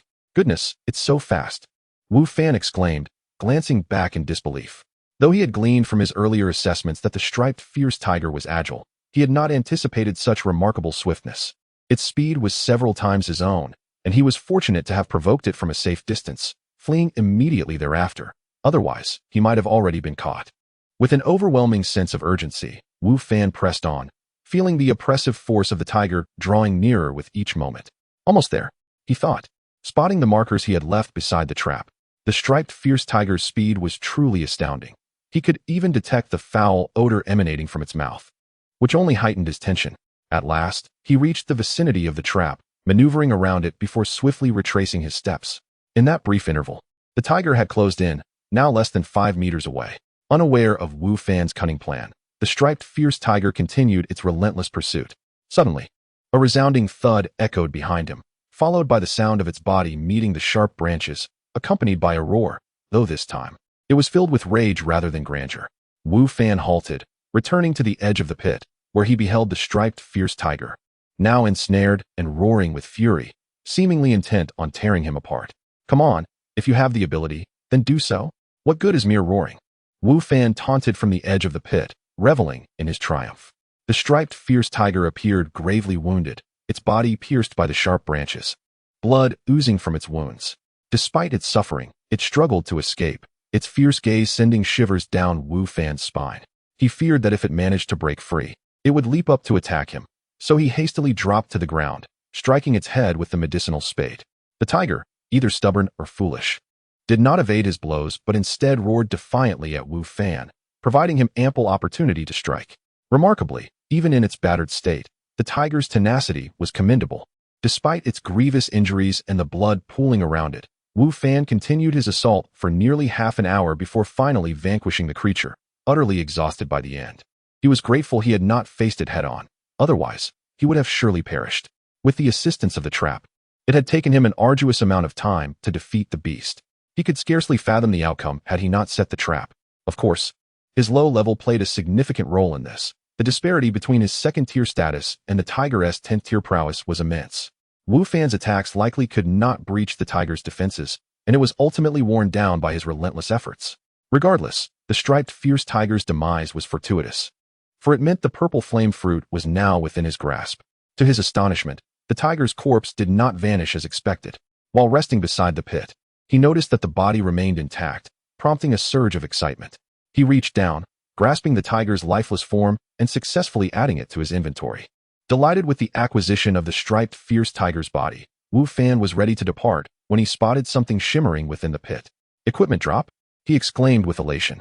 He had previously thought this world devoid of such rewards, but it appeared he had been mistaken. It was not that monsters did not drop equipment, but rather that the probability was exceedingly low. After slaying numerous low-level creatures without a single drop, this 10th-tier striped fierce tiger had bestowed upon him his first piece of equipment. Without hesitation, Wu Fan leaped into the pit, where many branches had been broken under the weight of the tiger, providing ample footing. Upon entering, he swiftly collected the gleaming equipment. Chapter 12, Learning Skills. Flowing Cloud Boots, Bronze Level Attributes, Strength 2, Agility 2 Skill, Tiger Leap, enhances jumping ability. These boots, adorned with a surface that appears to be flowing clouds, brought great joy to Wu Fan. To his delight, they were a rare find, not only enhancing 2 attributes but also bestowing a skill, which was quite commendable. Wu Fan quickly donned the boots, marveling at their unknown material that felt incredibly comfortable and soft on his feet. Remarkably, they even adjusted their size automatically to fit Wu Fan's foot perfectly. Very satisfactory, indeed, Wu Fan thought as he took a few steps, expressing his contentment. He pondered the effectiveness of the Tiger Leap skill. The description merely stated that it enhances jumping ability, but to what extent was left ambiguous. Without hesitation, Wu Fan decided to test it and was astonished to find himself effortlessly leaping out of a 3-meter-deep pit. The enhancement was undeniably significant, Wu Fan exclaimed, recalling that his previous abilities would have made such a leap impossible. Now, having utilized this skill, he managed it with such ease, far exceeding his expectations. Though the battle against the striped beast had been somewhat exhausting and time-consuming, Wu Fan felt a deep sense of satisfaction with his new equipment. Subsequently, he ventured to gather the purple flame fruits, facing no further surprises now that the striped beast had been vanquished. "Grandpa Li, I'm back," Wu Fan called out as he returned to the village before nightfall, rushing to find Apothecary Li. "Why did you take so long?" Apothecary Li appeared somewhat displeased with Wu Fan's tardiness. "Grandpa Li, the forest is perilous, teeming with wild beasts, especially near the purple flame fruits, where a striped beast was guarding them. I risked my life to gather the herbs you requested," Wu Fan defended himself. Upon hearing Wu Fan's words, a look of embarrassment crossed Apothecary Li's face. "I apologize. I forgot to warn you that the purple flame fruit is a favored delicacy of the striped beast, which enhances their agility. Thus, they often guard the area." Wu Fan gazed at Apothecary Li with a hint of grievance, clearly conveying, "How could you forget? I nearly lost my life." Seeing the expression in Wu Fan's eyes, Apothecary Li felt even more remorseful. "You know, as one ages, one tends to forget things. But I nearly perished there," Wu Fan lamented. "Had you informed me earlier about the striped beast, I could have prepared myself and avoided such danger. Look at the wound on my leg. It's from that beast. If I hadn't been clever, I might not have returned." Wu Fan rolled up his trousers to reveal a wound on his calf, though it was not inflicted by the striped beast, but rather by a magical fox. In fact, he sustained no injuries from the more ferocious striped beast, only feeling fatigued from the digging. Fortunately, Apothecary Li was unaware of this detail, and upon seeing Wu Fan's injury, he felt a genuine sense of guilt. "Grandpa Li, don't you think I deserve something to soothe my wounded spirit?" Wu Fan seized the opportunity, recognizing this was the perfect moment to request a favor. "What do you wish for?" Apothecary Li, feeling guilty, did not refuse Wu Fan's suggestion. Wu Fan was elated. He had initially desired the medicinal spade, which had piqued his interest previously. However, he quickly changed his request, saying, "I wish to learn the art of alchemy from you." Having experienced the benefits of skills, such as appraisal and tiger leap, Wu Fan was eager to acquire more. "You wish to learn alchemy?" Apothecary Li furrowed his brow, appearing somewhat troubled.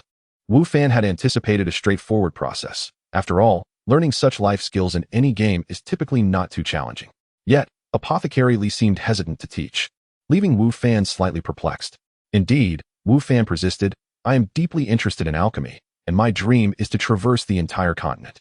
During my travels, I shall inevitably face dangers, and possessing alchemy skills would allow me to concoct potions for safety, wouldn't it?" Wu Fan knew he could not remain in the novice village forever.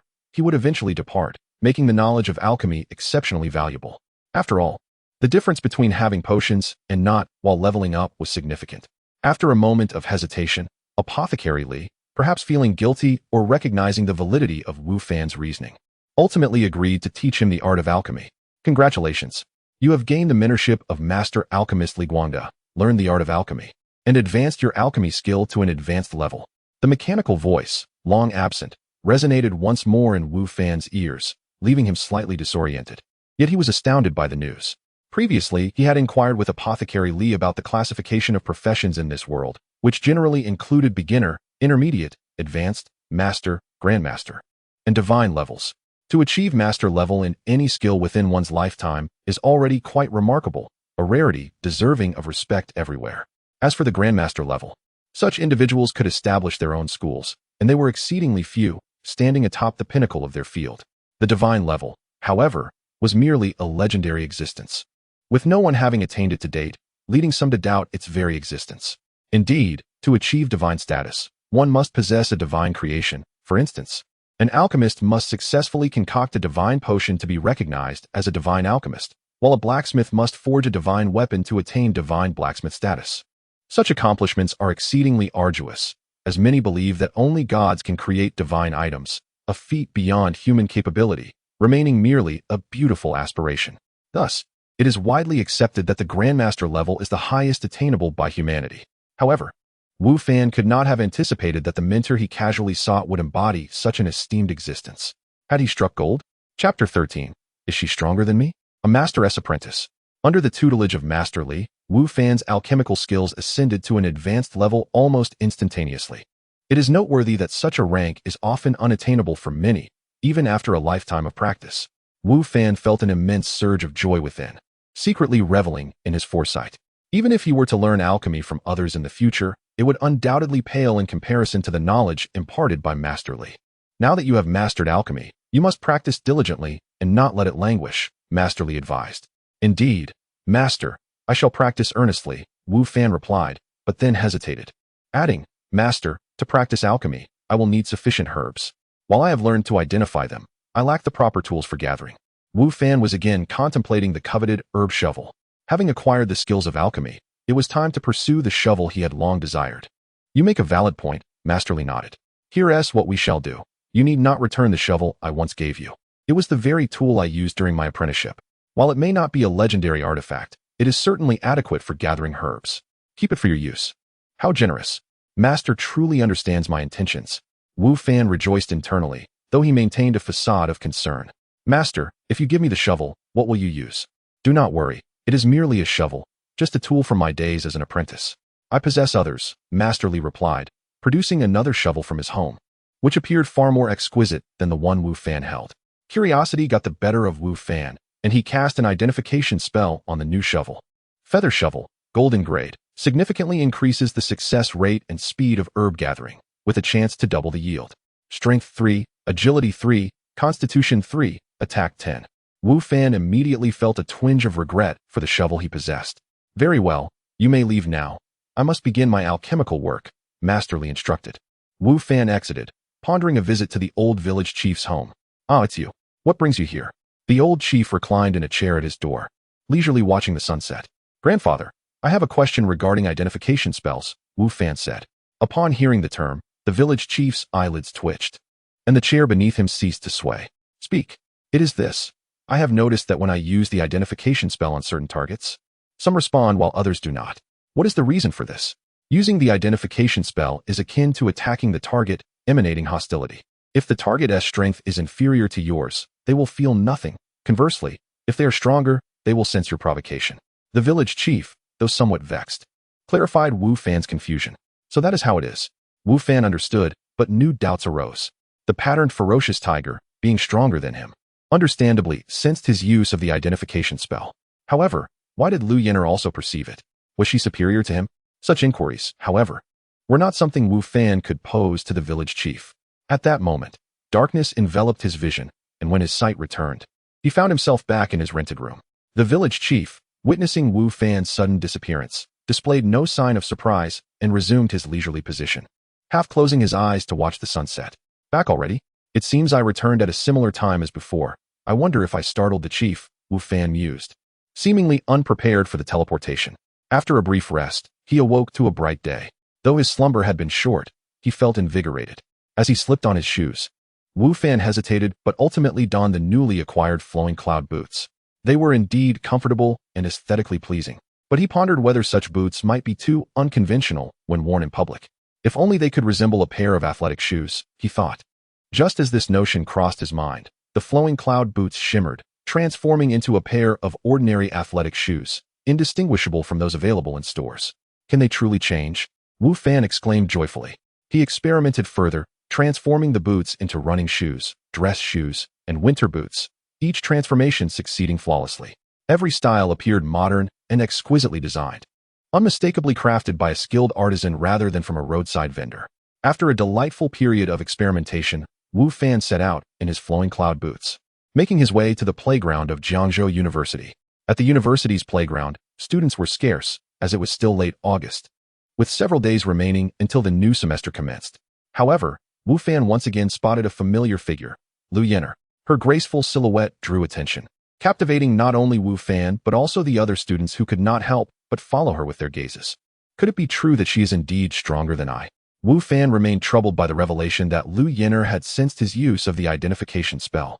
She appeared to be a delicate woman, not frail by any means, but he found it hard to believe that she could surpass him in strength. Could it be related to her status as a peak practitioner of Mingjing? Wu Fan recalled one detail from her scan information, her peak in Mingjing, which he had previously overlooked. Now, it seemed that this detail might hold greater significance, possibly linked to her awareness of his covert use of the identification spell. Throughout the day, the two exchanged no words. Observing Lu Yenner, Wu Fan noted that she seldom conversed with others while jogging.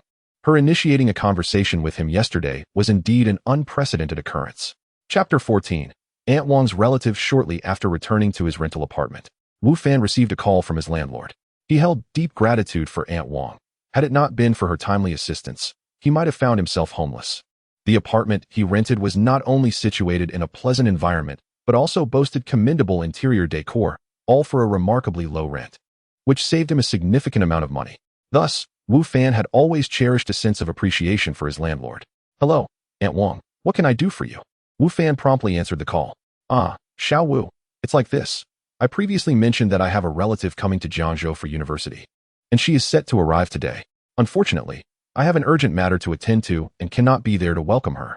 Would you mind looking after her for me?" Aunt Wang explained over the phone. "Of course, no problem at all," Wu Fan replied.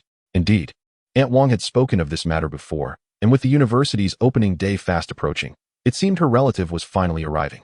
The apartment Wu Fan inhabited had 3 bedrooms and a living room, with 2 rooms still vacant. Accommodating another person posed no issue for him. As a mere tenant, he had no objections to Aunt Wang's request. "Thank you for your help." Aunt Wang expressed her gratitude. "Oh, don't mention it. It's hardly a bother. Rest assured, I will take good care of her," Wu Fan assured her. "Good. I trust you to handle this," Aunt Wang responded. After hanging up, Wu Fan donned his jacket and stepped out once more, intending to buy some groceries. Since he had promised Aunt Wang to look after her relative, he felt compelled to fulfill that commitment. Shopping for groceries and cooking were not foreign to Wu Fan. His year-long experience in rental living had honed these skills. While he would not call his culinary abilities exceptional, they were certainly adequate.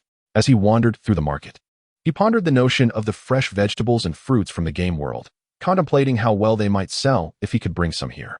The game realm closely mirrored reality, necessitating sustenance.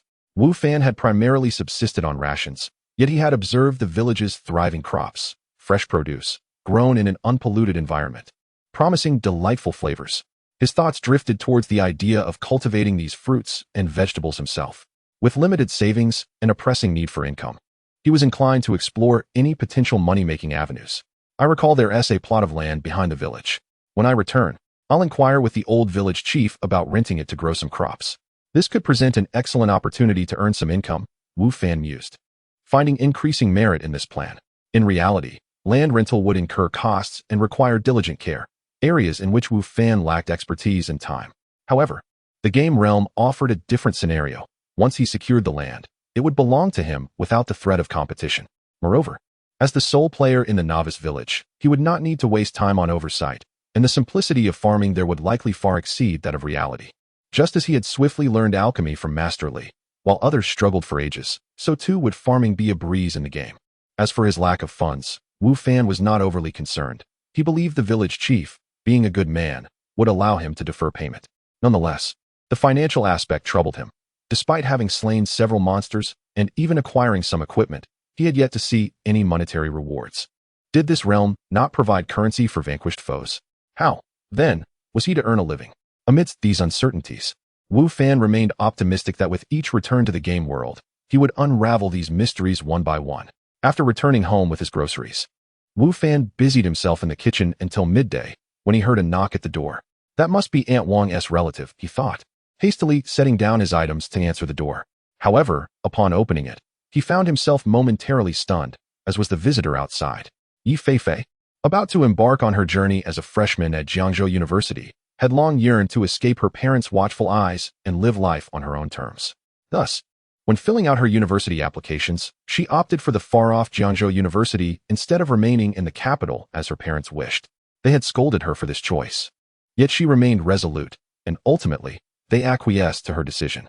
The reason her parents consented was twofold: Yi Feifei's unwavering determination and the fact that they had a relative in Jiangzhou who could look after her, alleviating their worries about her safety. To secure her parents' approval, Yi Feifei had agreed to stay with this relative, which she deemed inconsequential. She would only need a place to sleep at night. After all, her daytime hours were hers to manage. However, before her journey, her relative had mentioned that there was a tenant residing in the apartment, advising her to be mentally prepared. Naturally, this tenant was described as a good person, which alleviated Yi Feifei's concerns.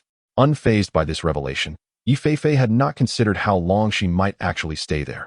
A neighbor would hardly affect her at all. Yet, she was unprepared for the surprise that awaited her. The tenant her relative had spoken of was, indeed, a man. The thought of cohabiting with a male had her mind racing, leaving her momentarily speechless. Wu Fan was equally taken aback. He had not anticipated that Aunt Wang's relative would be a woman, and a young, beautiful one at that. Her stunning visage rivaled that of the lovely Liu Yan he had seen previously. Ultimately, it was Wu Fan who regained his composure first, tentatively inquiring, "Are you Aunt Wang's relative? Are you my third aunt's tenant?" Yi Feifei countered, her brow furrowing in confusion. "If you Haven Tea wandered into the wrong place. I believe I am indeed your third aunt's tenant," Wu Fan replied. "How can this be?" Yi Feifei exclaimed in a state of distress. Having never experienced a romantic relationship, the prospect of sharing a living space with a man felt overwhelming to her. She was genuinely on the verge of a meltdown. Chapter 15. Yi Feifei's concerns. Yi Feifei made a phone call to her aunt and confirmed that the man before her was indeed her aunt's tenant, and consequently, her roommate. Upon learning this, Yi Feifei was naturally inclined to refuse. She was not accustomed to cohabiting with a stranger. However, her aunt repeatedly assured her of Wu Fan's character over the phone, emphasizing that having a man nearby would provide a measure of safety, and that he could assist with any strenuous tasks. Most importantly, her aunt reminded her that if she did not stay here, her parents would never permit her to attend school so far from home alone, which meant she would have to return to the capital, living under her parents' watchful eyes once more. Yi Feifei hesitated and ultimately compromised. Having finally distanced herself from her parents, she was reluctant to return. "Please come in," Wu Fan said, extending his hand to take the luggage from Yi Feifei. "What are you doing?" Yi Feifei exclaimed, startled by his gesture, instinctively stepping back and eyeing him warily, fearful that he might take advantage of her. "I'm merely offering to help with your luggage," Wu Fan replied with a shrug, somewhat bemused by Yi Feifei's exaggerated reaction. Yet, he understood her instinct for self-preservation, given their unfamiliarity and the fact that they were of different genders. "If you prefer, you can carry it yourself." He stepped back, creating space for her to enter. After a moment's hesitation, Yi Feifei decided to step inside, reasoning that since her aunt had reassured her, she could tentatively trust him. Nonetheless, she remained vigilant. Should Wu Fan exhibit any inappropriate behavior, she would promptly inform her aunt, providing her with a valid excuse to leave. Once Yi Feifei had entered, Wu Fan closed the door. The moment the door clicked shut, Yi Feifei's heart raced. Although her intentions were well thought out, she was still a girl, and if Wu Fan were to act maliciously, she would be powerless to resist. By then, even if she exposed his true nature, it would be too late. Feeling a wave of regret for having entered, Yi Feifei nervously observed Wu Fan. Wu Fan seemed oblivious to her unease, saying, "Please take a seat. I have a couple of dishes left to prepare, and dinner will be ready shortly." As she watched him return to the kitchen, Yi Feifei was taken aback in her earlier anxiety. She had failed to notice the faint aroma of food wafting through the air. "He can cook? Perhaps he isn't a bad person after all," she mused to herself, lost in thought until Wu Fan brought the dishes to the table. "Aunt Wang asked me to take good care of you. I wasn't too sure what you liked, so I made a few dishes. I hope they suit your taste," Wu Fan said as he sat down. "I'm not hungry," Yi Feifei replied curtly, unwilling to foster any camaraderie with Wu Fan as she did not wish to share living space with him. However, no sooner had she uttered her refusal than her stomach let out a soft growl. Though the sound was faint, in the quiet of the room, both she and Wu Fan could hear it clearly.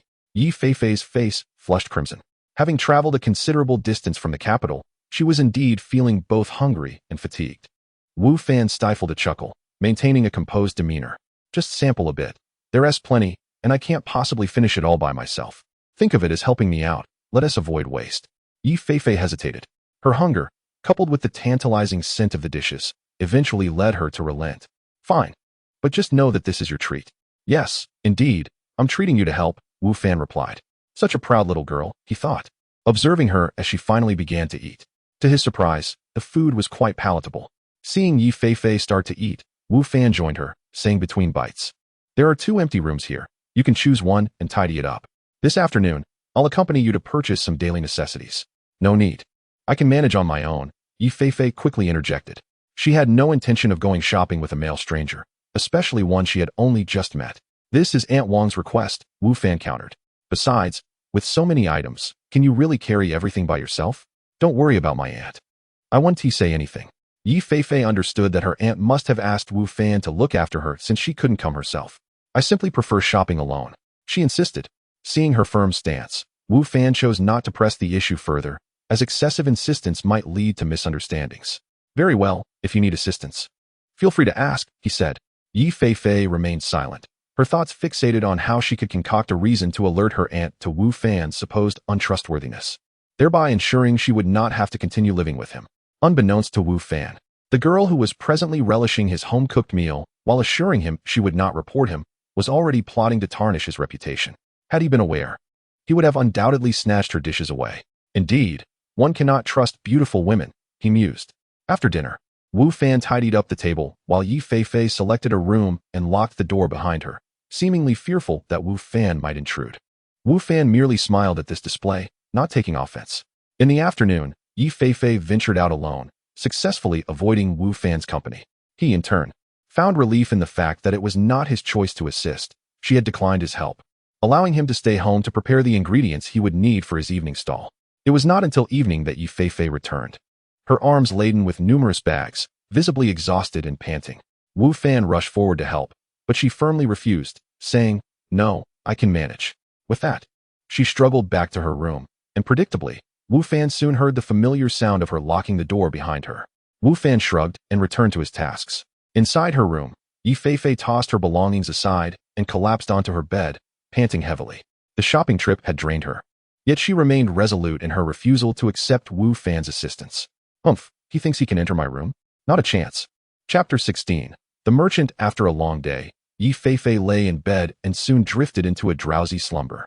When she awoke again, the sky had completely darkened, and the sounds of Wu Fan had vanished from the hall. She opened her door and ventured into the common area, only to find that Wu Fan had indeed left. The ingredients he had previously organized were also gone, but a note remained on the dining table. "The food is in the refrigerator, please heat it up yourself." Although unsigned, Yi Feifei recognized it as Wu Fan's handiwork. To her surprise, he had shown some thoughtfulness. While she had not entirely let her guard down regarding Wu Fan, her impression of him had improved slightly. At that moment, Wu Fan had already begun his business at his stall. His sales for the day were decent, likely due to the approaching school term, which had led many students to return early, thereby increasing foot traffic. However, in comparison to several nearby barbecue stalls, his sales were still considerably modest. Wu Fan, aside from feeling envious, held no other aspirations, as his skills were still unrefined and his stall was rather small. When Wu Fan returned to his residence, it was already late at night. Meanwhile, Yi Feifei, having just moved to this new place, was still awake in bed. The sound of the door opening startled her, causing her to tense up. Alone in a room with a stranger, and not yet familiar with him, it was only natural for her to feel anxious. Fortunately, Wu Fan quickly retreated to his bedroom, and upon hearing the door close, Yi Feifei finally relaxed. Wu Fan, however, was not concerned with Yi Feifei's thoughts. After a brief wash-up, he immersed himself in the world of gaming. Back in that alternate reality, he found himself once more at the village chief's doorstep. Remembering what he had contemplated earlier, he decided to seek out the chief. "I heard you became Old Li's apprentice? That's wonderful. Learn well from him, and it will serve you for a lifetime," the village chief remarked upon seeing Wu Fan. "I will," Wu Fan nodded, recognizing the invaluable opportunity presented by having a master of such caliber. "Good. What brings you here?" "I have no tasks available," said the chief. "I am not here for a task," Wu Fan replied. "I noticed there are quite a few vacant plots of land on the back mountain of our village. How about allowing me to cultivate them?" Wu Fan looked eagerly at the village chief, envisioning a personal farming plot where he could grow vegetables for his barbecue business. "What do you need those empty spaces for? What will you plant?" the chief asked, puzzled. "Just some vegetables and fruits," Wu Fan explained. "That could work.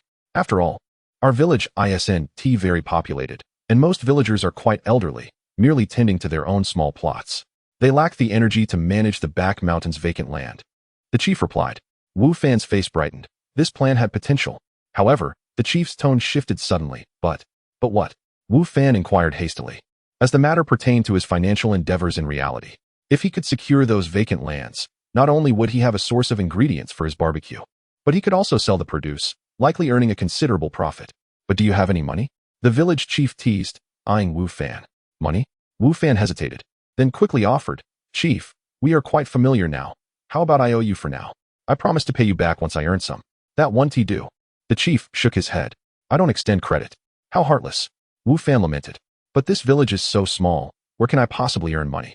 Wu Fan had pondered this issue extensively. Despite having defeated numerous monsters and looted their gear, he had yet to find even a single coin, leaving him quite frustrated. "Want to make money? Simple," the chief said. "How?" Wu Fan asked eagerly, knowing that securing funds would facilitate both his cultivation plans and other ventures. "You can venture outside the village to hunt monsters or wild beasts, then sell their pelts, claws, or even teeth to those in need. Especially old Lu at the general store. He often buys such items." The chief directed Wu Fan towards a profitable path. Upon hearing this, Wu Fan recalled the two corpses in his backpack, a magical fox and a striped vicious tiger. In his haste yesterday, he had forgotten to process them. And now they might be his ticket to earning money. Excited by the prospect of immediate profit, Wu Fan exclaimed, "I'll be right back." He hurriedly dashed out of the village chief's home, heading straight for the general store. Wu Fan had become familiar with several families in the village, making it easy for him to locate the store. "Old Lu, I'm here to sell some goods," he called at the entrance of the general store, revealing the corpses of the magical fox and the striped vicious tiger. "Ah, you're here." The store's door swung open, and an elderly man emerged. Upon seeing the bodies, he was momentarily taken aback, then his face broke into a wide grin. "Treasures." The shopkeeper, unable to spare a word for Wu Fan, was entirely fixated on the corpses, his eyes gleaming with excitement. "Old Lu, do you want these too?" Wu Fan inquired. Yes, absolutely," Old Lu replied without hesitation. "I've heard about you from Aunt Wong. She mentioned you're a good lad. These two are excellent finds. I won't let you suffer a loss. I'll take both corpses and offer you 2 gold coins. How about that?" 2 gold coins. To be honest, Wu Fan was not well versed in the monetary system of this world. He had no idea whether 2 gold coins were a lot or a little. However, considering that they were gold coins, and seeing the sincerity in Old Lu's demeanor, along with Aunt Wong's goodwill towards him, he believed he wouldn't be at a loss. Thus, after a moment's contemplation, he agreed. The deal was struck, and both parties were satisfied. However, as Wu Fan relished the thought of having money in his pocket and decided to peruse the general store for items suitable for himself, a frown replaced his smile. "This merchant is quite unscrupulous," Wu Fan muttered to himself as he left the general store, feeling somewhat disheartened. Chapter 17. Guidance and the Cutting Knife. The cutting knife, utilized for dismembering animal corpses, was priced at 1 gold coin. This was the lowest priced item that Wu Fan encountered in Boss Lu's general store. To his dismay, even the least expensive item demanded a gold coin, leading Wu Fan to realize that his 2 gold coins held little purchasing power in this establishment. He pondered whether his coins were insufficient or if the prices here were exorbitantly high.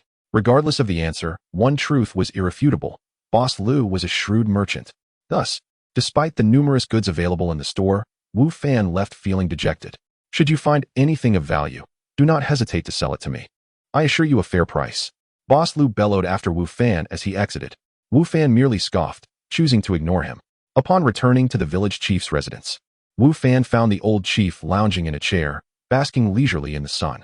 "Grandfather Chief, I'm back," Wu Fan announced. "Back already? Have you acquired any money?" The old chief opened his eyes slightly to regard Wu Fan. "Yes," Wu Fan replied, revealing the 2 gold coins from his pocket and placing them before the chief. The chief scrutinized the coins and then looked at Wu Fan, whose expression was earnest. "Is this all?" he inquired. Wu Fan felt a twinge of embarrassment at the chief's tone, realizing that indeed, 2 gold coins were inadequate. He reflected that in the general store, those 2 coins could only purchase 2 cutting knives, which was far from sufficient to lease the vast expanse of land behind the village. "What did you sell to Old Lu to earn just these 2 coins?" the chief asked. "A corpse of a magical fox and that of a striped vicious tiger," Wu Fan answered honestly. "What?"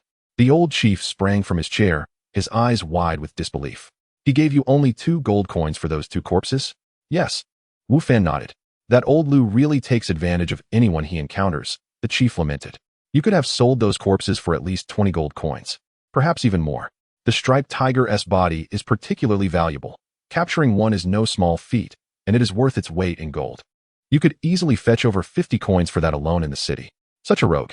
Wu Fan fumed, realizing he had misjudged Boss Lu's character, and felt cheated out of a substantial sum. It dawned on him that this place was not an ordinary game world. Its inhabitants possessed their own thoughts and motives. Unlike mere programmed entities, he resolved to be more astute in his dealings with them. "Actually, you need not sell both corpses to Old Lu," the chief advised Wu Fan. "If you come across any more beast or magical beast corpses, you can dismantle them. Sell the meat to Aunt Wong. She is the finest cook in our village. If you have sharp teeth and claws, you can sell those to Old Sun, our blacksmith, who can forge weapons. The pelts could be sold to Miss Wu, our seamstress. She would certainly be interested." Wu Fan stared blankly at the chief. "If I can dismantle them, wouldn't that render a trip to the general store unnecessary? Every part of an animal's corpse has a buyer. There is no need for a general store at all." "Precisely," the chief replied, as if it were the most obvious thing in the world. "Then why didn't you mention this sooner?" Wu Fan gritted his teeth, realizing that had he sold to others, he might not have been swindled and could have made more money. "I was just about to tell you." But you rushed off without giving me a chance, the chief replied nonchalantly. Wu Fan fell silent, blaming himself for being overly eager. He had recognized the value of those corpses, but had not allowed the chief to finish his thought, resulting in his misfortune. However, to dismantle those animal bodies, one must possess dismantling skills. Otherwise, one might ruin the pelts and teeth, rendering them worthless. Only Aunt Wong possesses the dismantling skill in our village, the chief reminded him. Wu Fan understood this. As a novice, lacking the dismantling skill would likely result in mangled remains, which would not fetch a good price. Chief, how much do I need to lease the vacant land behind the village? With a plan to earn money, Wu Fan felt emboldened to inquire about the price. 500 gold coins per year, the chief stated. As long as you provide me with 500 gold coins, the land behind the village will be entirely yours to cultivate as you wish. 500 gold coins? That is quite a sum. Wu Fan gasped. He was acutely aware that not every monster left behind a corpse upon death, making it clear that earning money would not be easy. Gathering 500 gold coins seemed a daunting task. Is that too much? If it weren't for our long-standing friendship, I would charge you 5,000 gold coins, the chief said, his expression turning serious. Do you realize how vast the land behind the village is? You can grow any vegetables or fruits you desire, raise fish, and even keep livestock. The chief's words ignited Wu Fan's ambition. If he could raise livestock, he could even solve his meat supply for barbecues in real life. This was indeed an opportunity. Thus, without hesitation, he resolved to lease the entire land behind the village. After some negotiation, he managed to convince the chief to allow him to start planting, promising to settle the payment within a month. Satisfied with the chief's agreement, Wu Fan departed, intent on seeking Aunt Wong to learn dismantling skills. Meanwhile, the chief, watching Wu Fan leave, wore a satisfied smile. The land behind the village had languished for years, often plagued by wild beasts and magical creatures, and no one had been willing to cultivate it. Little did he expect to lease it out, securing 500 gold coins effortlessly, a significant gain. He felt he was an exemplary village chief, unbeknownst to Wu Fan, who was focused on his aspirations. The chief's satisfaction was a mere backdrop to his own burgeoning ambitions. Now, Wu Fan was solely preoccupied with swiftly earning money, cultivating the land, and transforming his reality through the resources available to him. Learning dismantling skills was, therefore, of paramount importance to his quest for financial success. Chapter 18. Mining. Do you wish to learn the art of disassembly? Certainly, no problem. Upon hearing Wu Fan's intent, Aunt Wong nodded in agreement without a moment's hesitation. Wu Fan was instantly moved to tears. The disparity between individuals is indeed striking. Look at Aunt Wong, so generous and magnanimous, in stark contrast to Lu, the shopkeeper, and the old village chief, such a vast difference. Thank you, Aunt Wong. Wu Fan expressed his heartfelt gratitude. Why be so polite with me? Aunt Wong replied. By the way, my culinary skills are quite commendable. Would you like to learn? To be honest, Wu Fan was not particularly interested in cooking. However, seeing the eager expression on Aunt Wong's face, he could not bring himself to refuse and nodded, saying, Yes. I have always thought your cooking was exceptional and would love to learn from you. Really? That is wonderful. Aunt Wong exclaimed, her joy palpable. My culinary skills are not to be taken lightly. They are among the finest on the entire continent. Unfortunately, no one in this village wishes to learn from me. Your willingness to learn is truly delightful. I shall teach you with utmost dedication. Congratulations. You have received the teachings of culinary master Wang Yani, acquiring culinary skills and disassembly techniques, both elevated to an advanced level.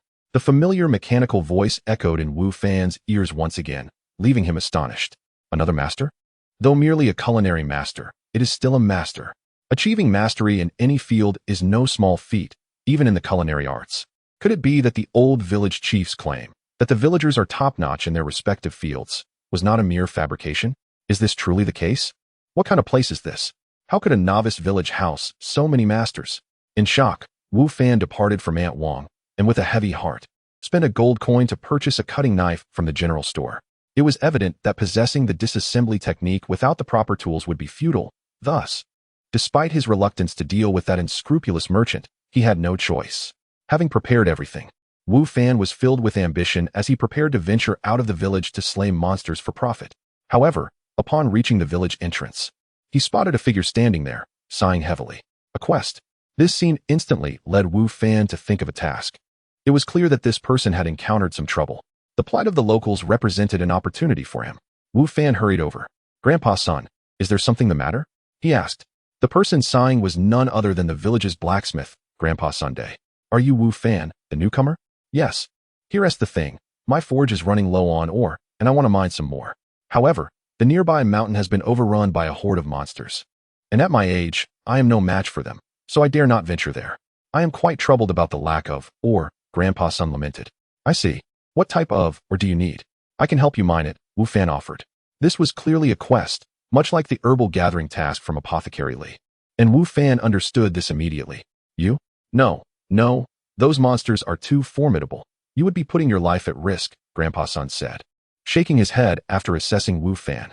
To Wu Fan's surprise, this task was not so easily accepted. I'll be cautious, Wu Fan assured him. If it proves too dangerous, I will retreat. Well, if that's the case, then fine. Just be careful. Although Grandpa's son remained concerned for Wu Fan's safety, he was also anxious about his shop's dwindling or supply. After a moment's contemplation, he agreed. I will first teach you how to identify ores and mine them so that you won't make any mistakes. Great. Wu Fan felt a surge of joy.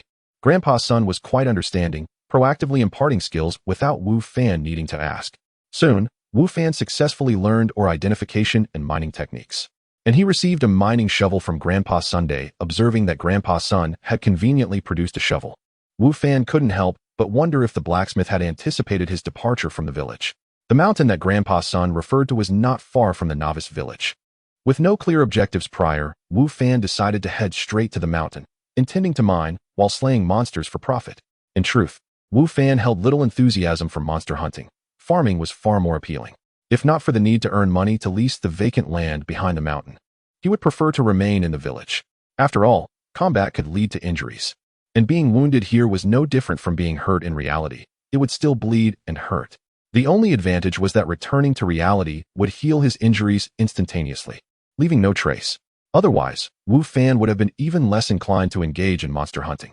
Before long, Wu Fan arrived at the vicinity of the mountain, where a conspicuous cave entrance awaited him.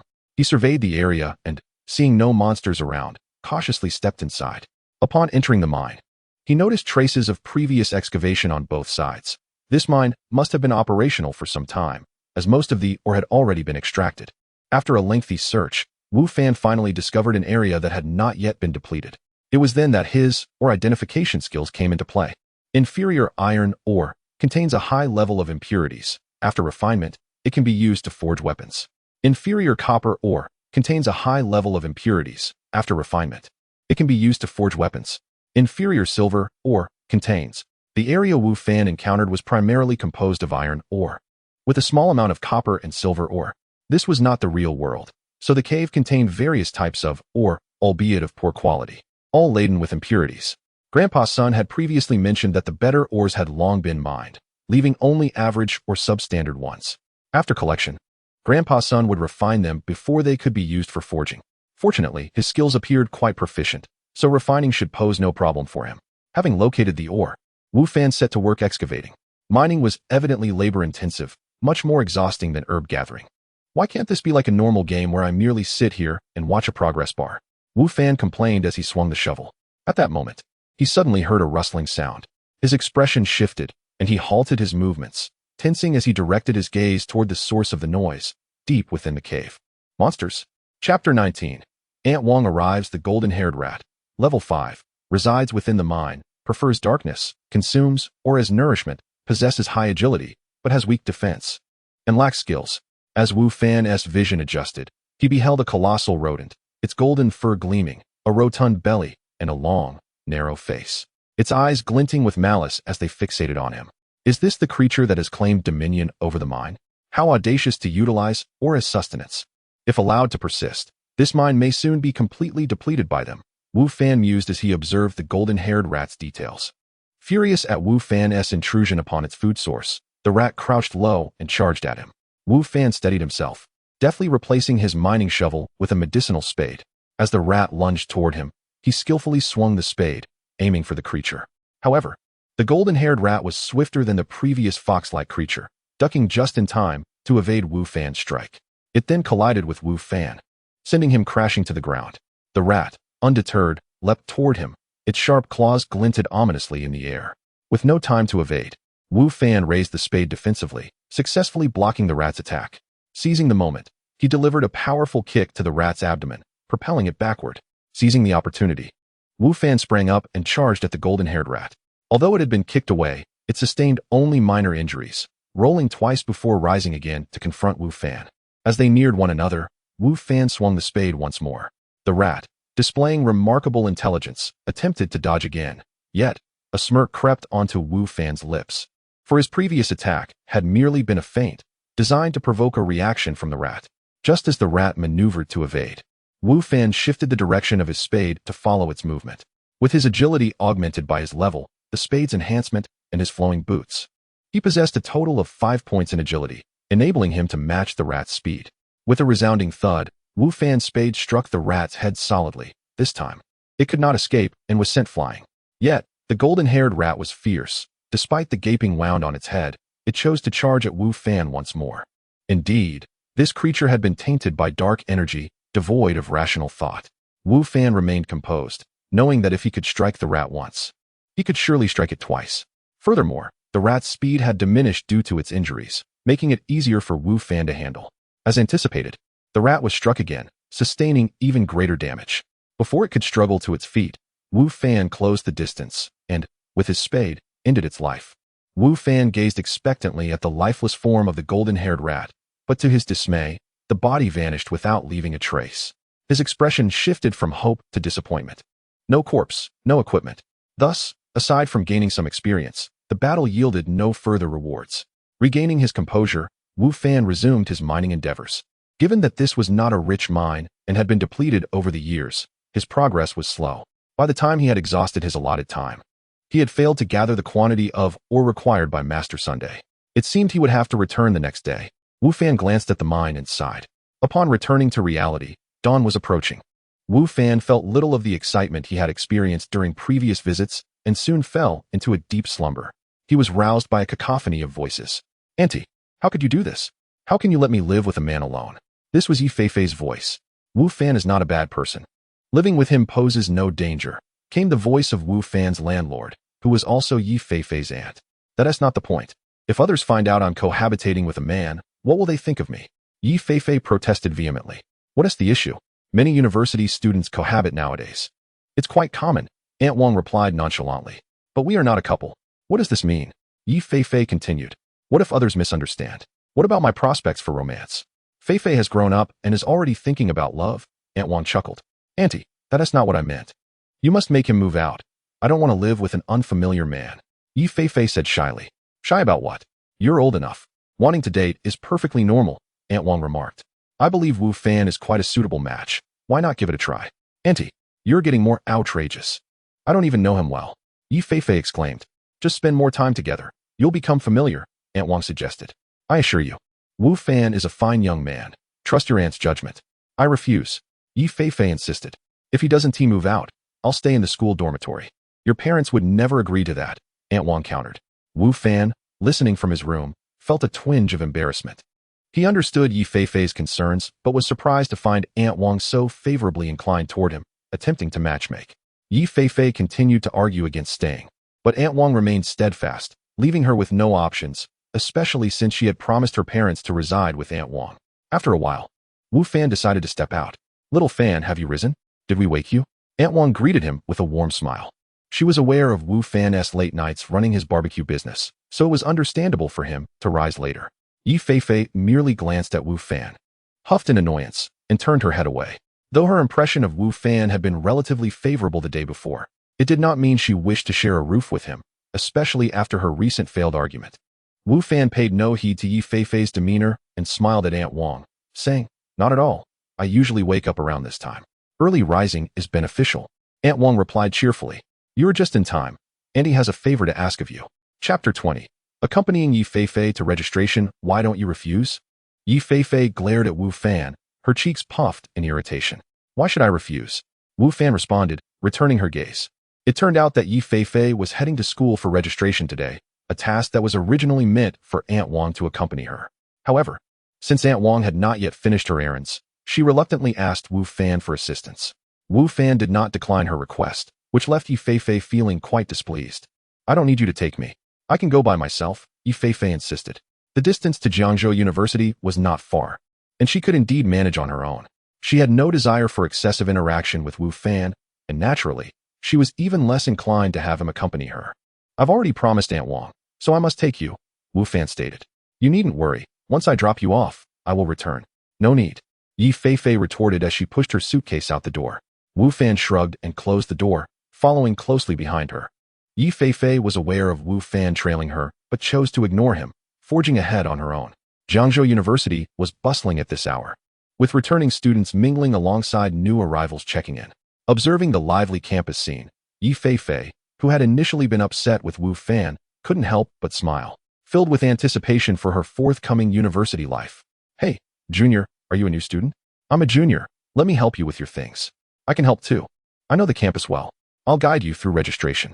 As Yi Feifei surveyed her surroundings, a few boys approached her with eager expressions, causing her to feel somewhat flustered. "No thanks. We know our way," Wu Fan interjected, stepping forward to take the suitcase from Yi Feifei's hands, shielding her from the boys. "Are you also here to welcome the newcomers?" the boys inquired, their expressions turning sour upon seeing Wu Fan. "No," Wu Fan replied, shaking his head. "I'm her brother. I'll take her without any trouble from you." Although Wu Fan was not an alumnus of Jiangzhou University, he was familiar with the annual tradition of upperclassmen welcoming new students and guiding them around campus. This was common practice in every institution. Typically, such tasks were not particularly appealing, but encountering attractive girls could change the dynamic significantly. Yi Feifei certainly belonged to the category of strikingly beautiful girls, making it no surprise that many seniors were eager to assist her. Upon hearing that Wu Fan was Yi Feifei's brother, the boy's demeanor softened. "You must be new here. You probably don't know your way around. Allow me to guide you and save time. Our school is vast, and it's easy to get lost without a guide." "What major are you in, by the way?"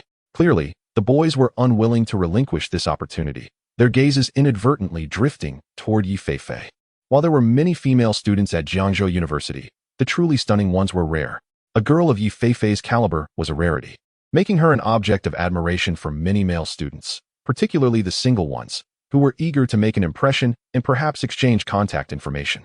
Initially, upon hearing Wu Fan claim to be her brother, Yi Feifei felt reluctant to accept it and opened her mouth to retort. However, upon witnessing the hungry gazes of the nearby boys, she swallowed her words. Although she found Wu Fan disagreeable, at least he did not make her feel anxious like the others. "No thanks. I've been here before, and I'm quite familiar with the place," Wu Fan said, taking Yi Feifei's hand and leading her forward. Indeed, he was well acquainted with the campus, as he had been visiting almost daily for the past year. The boys, left with no choice, retreated, though their eyes lingered on Yi Feifei with a sense of regret. "I wonder what major she's in. She's definitely campus beauty material. Indeed, I wonder if she has a boyfriend. Probably not. Otherwise, she wouldn't have come with her brother. Is he really her brother? They don't look alike at all. Could he be her boyfriend? They do seem like a couple. Otherwise, why hold hands? Just holding hands doesn't mean they are a couple. If I had such a beautiful girlfriend, I'd want everyone to know it, making it clear to others." Exactly. They clearly don't have a romantic relationship. It's a shame we couldn't get her contact information. The boys continued to murmur among themselves, watching Wu Fan and Yi Feifei walk away. "Let go of me," Yi Feifei exclaimed, her face flushed as she freed her hand from Wu Fan's grip, her eyes filled with both embarrassment and anger. When Wu Fan had held her hand, she had felt a wave of confusion. It was her first time being held by someone other than her father. She had not anticipated Wu Fan's audacity, and after a moment of surprise, she had allowed him to lead her until she finally regained her senses and quickly shook him off. "Sorry, I was just afraid they would hassle us," Wu Fan said sheepishly. He realized now that his actions had been somewhat rash. "You pervert. I'm going to tell my aunt." Yi Feifei glared at him, unwilling to believe his words. "I truly didn't mean to," Wu Fan explained. "You saw how eager they were. If I hadn't pulled you away, we might still be cornered. You're just like them, cut from the same cloth." Yi Feifei retorted. Wu Fan felt disheartened, recognizing that his image in Yi Feifei's eyes had crumbled entirely. At that moment, a familiar figure approached Wu Fan, looking at him and saying, "You didn't come for morning exercises today?" "Yes, I had some matters to attend to," Wu Fan stammered, taken aback. He had not expected to run into Lu Yanin here, much less for her to initiate a conversation with him. This morning, due to Aunt Wang's arrival, he had not been able to make it to his workout. But how did Lu Yanin know that? Suddenly surrounded by two beautiful girls, Wu Fan became the center of attention, with the nearby women looking on curiously and the men glancing at him with envy. Chapter 21. The boyfriend Lu Yaner's gaze seemed to sweep over Yi Feifei before she nodded slightly and turned to leave. "Who is she? Such a strong aura."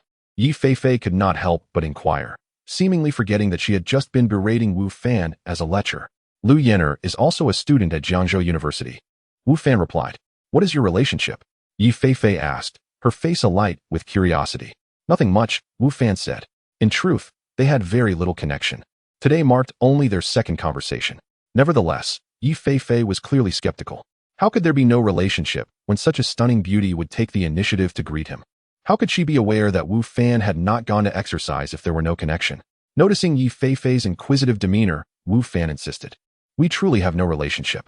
All right, let's hurry up and get registered. With that, he turned to walk away, while Yi Feifei hurried after him, exclaiming, just tell me. I'm genuinely curious. In fact, Yi Feifei was not the only one intrigued by the connection between Wu Fan and Lu Yenner. A beauty of Lu Yenner's caliber invariably drew the attention of many wherever she went, and thus her reputation at Jiangzhou University was quite formidable. Previously, no one had ever witnessed Lu Yenner actively engage with any male, and she had always treated her admirers with indifference, leading many to speculate whether she simply did not like men, given her aloof and heartless demeanor. However, the recent encounter had evidently shifted the perceptions of those around them. It turned out that Lu Yenner was not entirely averse to interacting with the opposite sex. She merely sought someone other than them. In that instant, numerous male students at Jiangzhou University felt their hearts shatter, casting glances at Wu Fan filled with resentment, eyes akin to those of a rival, especially as they noticed another girl, equally as beautiful as Lu Yenner, accompanying Wu Fan. They wished nothing more than to slay Wu Fan with their stares. Amidst these hostile glances, Wu Fan assisted Yi Feifei in completing her registration. Come, I will escort you to your dormitory, he said. Jiangzhou University arranges dormitories for every new student upon registration. Though whether one chooses to stay there is another matter, as the school does not prohibit students from renting outside accommodations. Hence, Yi Feifei indeed had her own dormitory. What is the point of going to the dormitory? I can't stay there, Yi Feifei remarked. At the mention of the dormitory, her previously curious expression vanished, replaced by one of despondency and dissatisfaction. Actually, you could stay in the dormitory, Wu Fan suggested after a moment's thought. I believe it would be better for new students to reside in the dormitory and interact more with classmates and roommates. Right, I agree, Yi Feifei replied. But my parents insist that I stay with my aunt. How about this? You can stay in the dormitory most of the time and only return occasionally.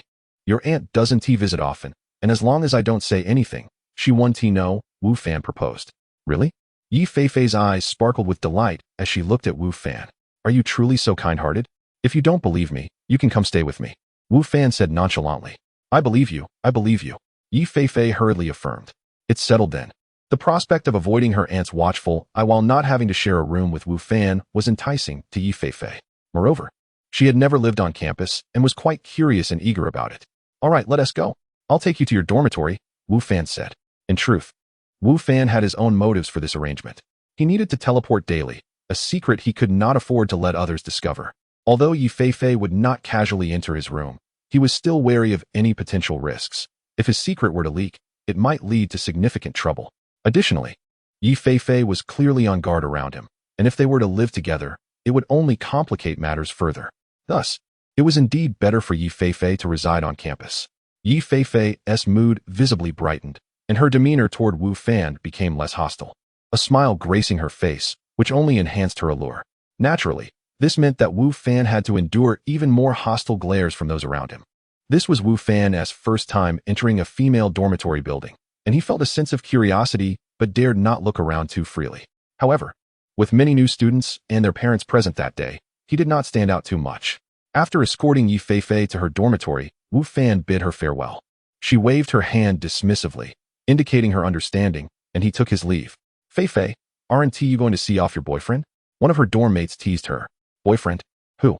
Yi Feifei was momentarily puzzled before realizing she was referring to Wu Fan. She quickly clarified, He*s not my boyfriend, just an ordinary friend. No, wait. We're not even ordinary friends. They had only known each other for less than 2 days, so they hardly qualified as friends. If he's not a friend, then why did he come to see you off? And you didn't object? Another dorm mate chimed in. Exactly. I just saw him holding your hand at the registration desk. Don't be shy. It's perfectly normal for college students to have boyfriends, another added. But your boyfriend doesn't seem that impressive.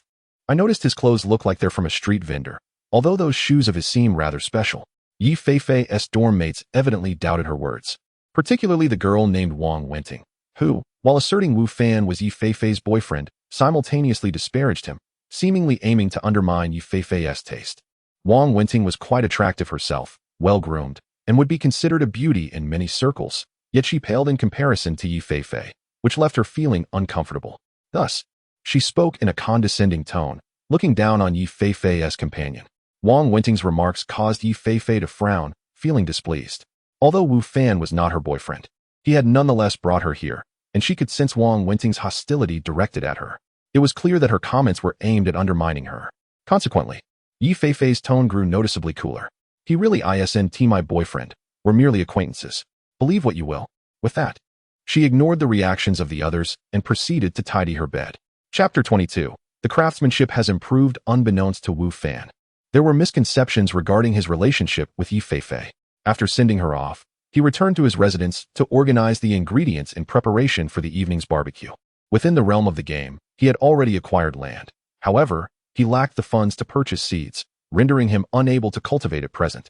Wu Fan had previously observed that seeds for various vegetables and fruits were available at the general store, a veritable treasure trove of goods, albeit at exorbitant prices due to the unscrupulous proprietor. With only a single gold coin to his name, it was evident that he could not afford a significant quantity of seeds. Thus, his only recourse was to slay more monsters, collect their remains, and sell them for coins to fund his agricultural ambitions. The night prior, he had spent hours mining within a cave. Although he failed to complete the blacksmith's son's task before teleporting out, he managed to dispatch a considerable number of golden-haired rats, while most of them left no corpses behind. The sheer volume of his kills resulted in 4 or 5 remains, which Wu Fan skillfully disassembled using his cutting technique, acquiring a bounty of teeth, claws, fur, and meat to sell upon his return to the village. Regrettably, despite his numerous kills, not a single piece of equipment had dropped, leading him to lament the abysmally low drop rate. As dusk approached, Wu Fan set out with his supplies to his stall. With the commencement of university classes drawing near, foot traffic in the area had steadily increased, and the number of vendors had also risen. However, what concerned Wu Fan most was the emergence of 2 additional barbecue stalls, signaling the arrival of 2 new competitors. He sighed, reflecting on the burgeoning competition that threatened the viability of his business. The barbecue scene was already saturated, with several established stalls, and even though summer typically brought a surge in barbecue sales, it was becoming increasingly untenable for so many to engage in the same trade. Among the multitude of barbecue vendors, Wu Fan's equipment was undoubtedly the most rudimentary, and coupled with his prior lack of skill, he found himself at a distinct disadvantage. However, today held the promise of change. Wu Fan recalled the advanced culinary techniques he had learned from Aunt Wong in the game world, encompassing a wide array of cooking methods, including barbecue. In fact, while preparing skewers in the afternoon, he had already sensed a marked improvement in his proficiency, producing more aesthetically pleasing and delectable skewers than ever before. Eagerly anticipating the arrival of his first customer, Wu Fan arranged his items with care. "Boss, I'll have 2 skewers of enoki mushrooms and 1 skewer of pork belly." After about 10 minutes, his first order came in. Though it was not a substantial order, Wu Fan felt a surge of happiness at the prospect of business. Coming right up, he placed the 2 skewers of enoki mushrooms and 1 skewer of pork belly on the grill, tending to them diligently. Before long, an enticing aroma wafted through the air, emanating from the sizzling food. "Wow, this smells incredible. Boss, your skills have improved," exclaimed the customer, his face alight with delight. This patron had frequented Wu Fan's stall before and was well aware of Wu Fan's previous culinary abilities, yet he clearly noted the remarkable enhancement in flavor today. "I've been grilling for about a month now. Experience does count for something," Wu Fan replied with a smile, clearly pleased with the rich, savory scent wafting from his creation. Indeed, the advanced culinary skills were no exaggeration, Wu Fan mused inwardly. Soon, the 3 skewers were ready, and he presented them to the eager customer, who had long been captivated by the aroma.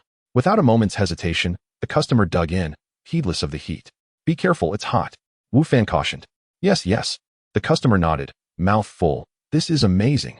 Boss, your skills have improved tremendously. This taste is leagues beyond what it was before. I can't get enough. Please give me 2 more of the same." Clearly, the customer was thoroughly enchanted by Wu Fan's newfound culinary prowess, ordering 2 additional portions even while still savoring the first. "Sure thing, just a moment."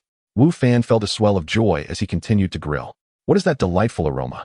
inquired a passerby. "It seems to be wafting from that barbecue stall over there." "Indeed, it is barbecue. My goodness, it smells heavenly. I just ate, yet I can't help but salivate." Another remarked. "Shall we indulge?" "Perhaps not." I've been to that stall before. The owner is a novice, and the skills are rather mediocre. Mediocre? This aroma is irresistible. I simply must try it. Maybe it's just the scent. The taste was quite ordinary when I last visited. Whether you go or not, I will. I must taste it, or my stomach will protest. Curious onlookers drawn by the irresistible scent began to approach Wu Fan's stall, while some familiar faces appeared skeptical.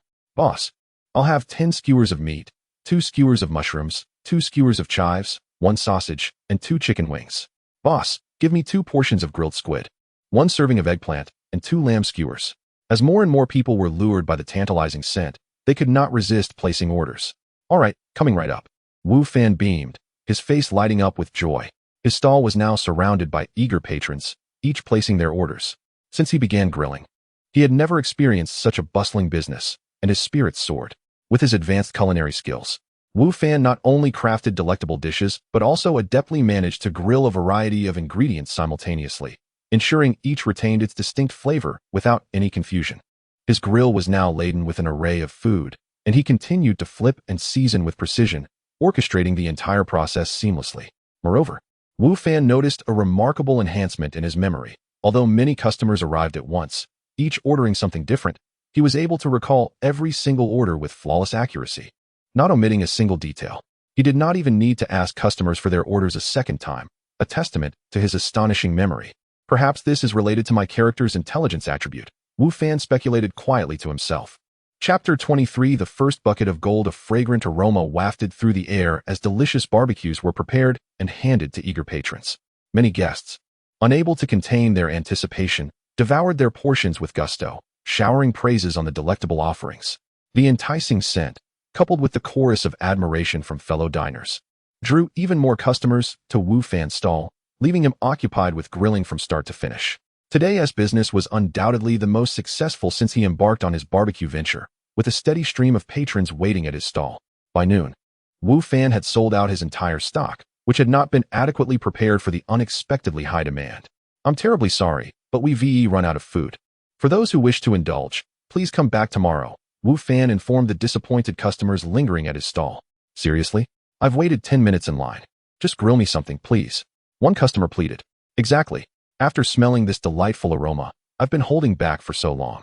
If I can't eat today, I fear I won't sleep well tonight, another chimed in. Boss, I must say, it's still early, and you've sold out already? You really need to prepare more. Frustrations were palpable among the crowd, as some had endured a lengthy wait without even tasting a bite, while others, having relished their meal, yearned for more. Regardless of their circumstances, disappointment prevailed as the prospect of additional barbecue slipped away. Furthermore, the simplicity of Wu Fan's setup left many patrons without a place to sit, especially those who ordered more. Were it not for the superior quality of his barbecue compared to others, many would have chosen to dine elsewhere, making their grievances entirely understandable. I truly apologize. We have nothing left today. I promise to prepare more tomorrow, Wu Fan reiterated, and I will ensure there are more tables and chairs available. Recognizing Wu Fan's genuine lack of inventory, the crowd reluctantly dispersed. Wu Fan hastily packed up, eager to return home, not daring to linger. Upon arriving at his residence, it was still just past noon, significantly earlier than usual. While his business typically remained modest, today had been exceptionally prosperous. Wu Fan attributed this success to his recently enhanced culinary skills.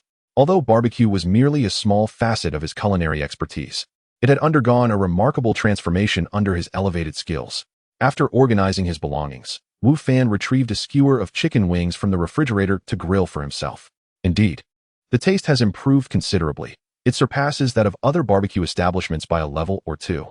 However, it still pales in comparison to Aunt Wong's mastery, he mused, evaluating his culinary prowess to gain a clearer understanding of his current capabilities.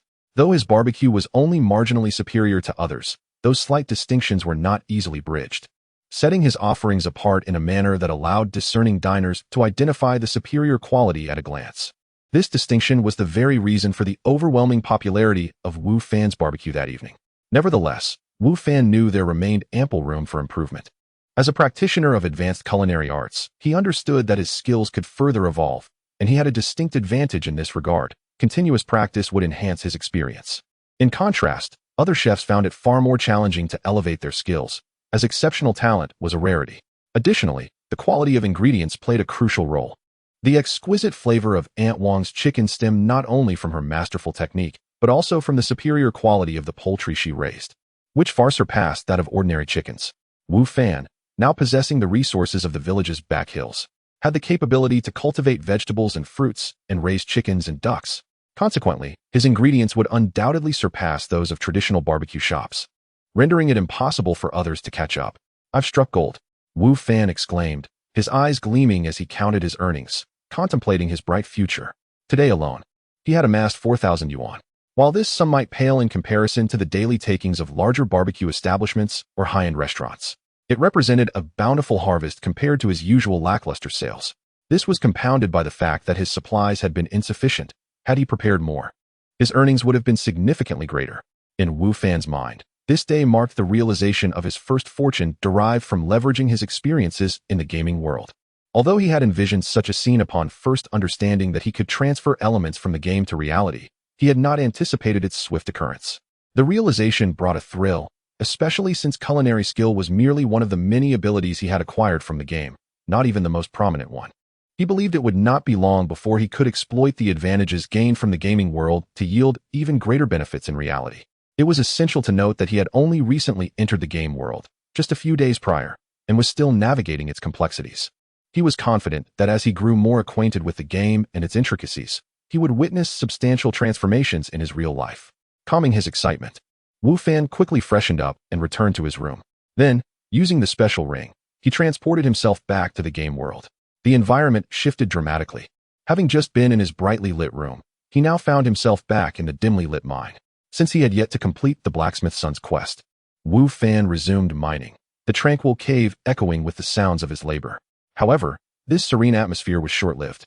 Not long after his arrival, a familiar figure reappeared in his line of sight. Another golden-haired mouse. Yet, as Wu Fan beheld this creature, his eyelids involuntarily twitched. This golden-haired mouse was larger than any he had previously encountered, sprawled on the ground at over half a meter in height. If it were to stand, it would likely exceed a meter. This was no longer merely a mouse. It resembled a bear.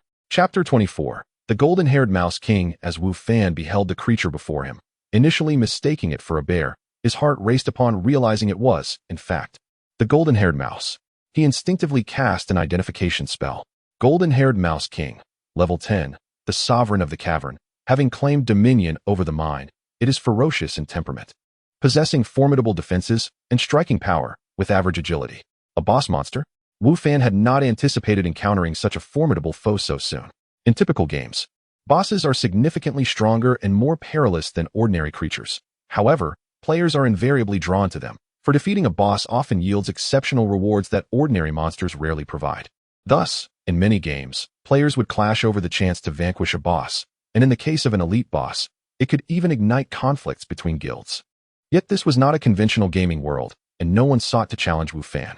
Nevertheless, observing the imposing stature of the golden-haired Mouse King alongside its daunting level of 10, Wu Fan felt a twinge of trepidation as he remained stuck at level 2. The disparity in their levels was stark. Previously, he had encountered a level 10 striped tiger, which had left an indelible impression on him. Had he not employed traps, he would never have triumphed. In this scenario, the golden-haired Mouse King would undoubtedly not grant him the luxury of time to set traps.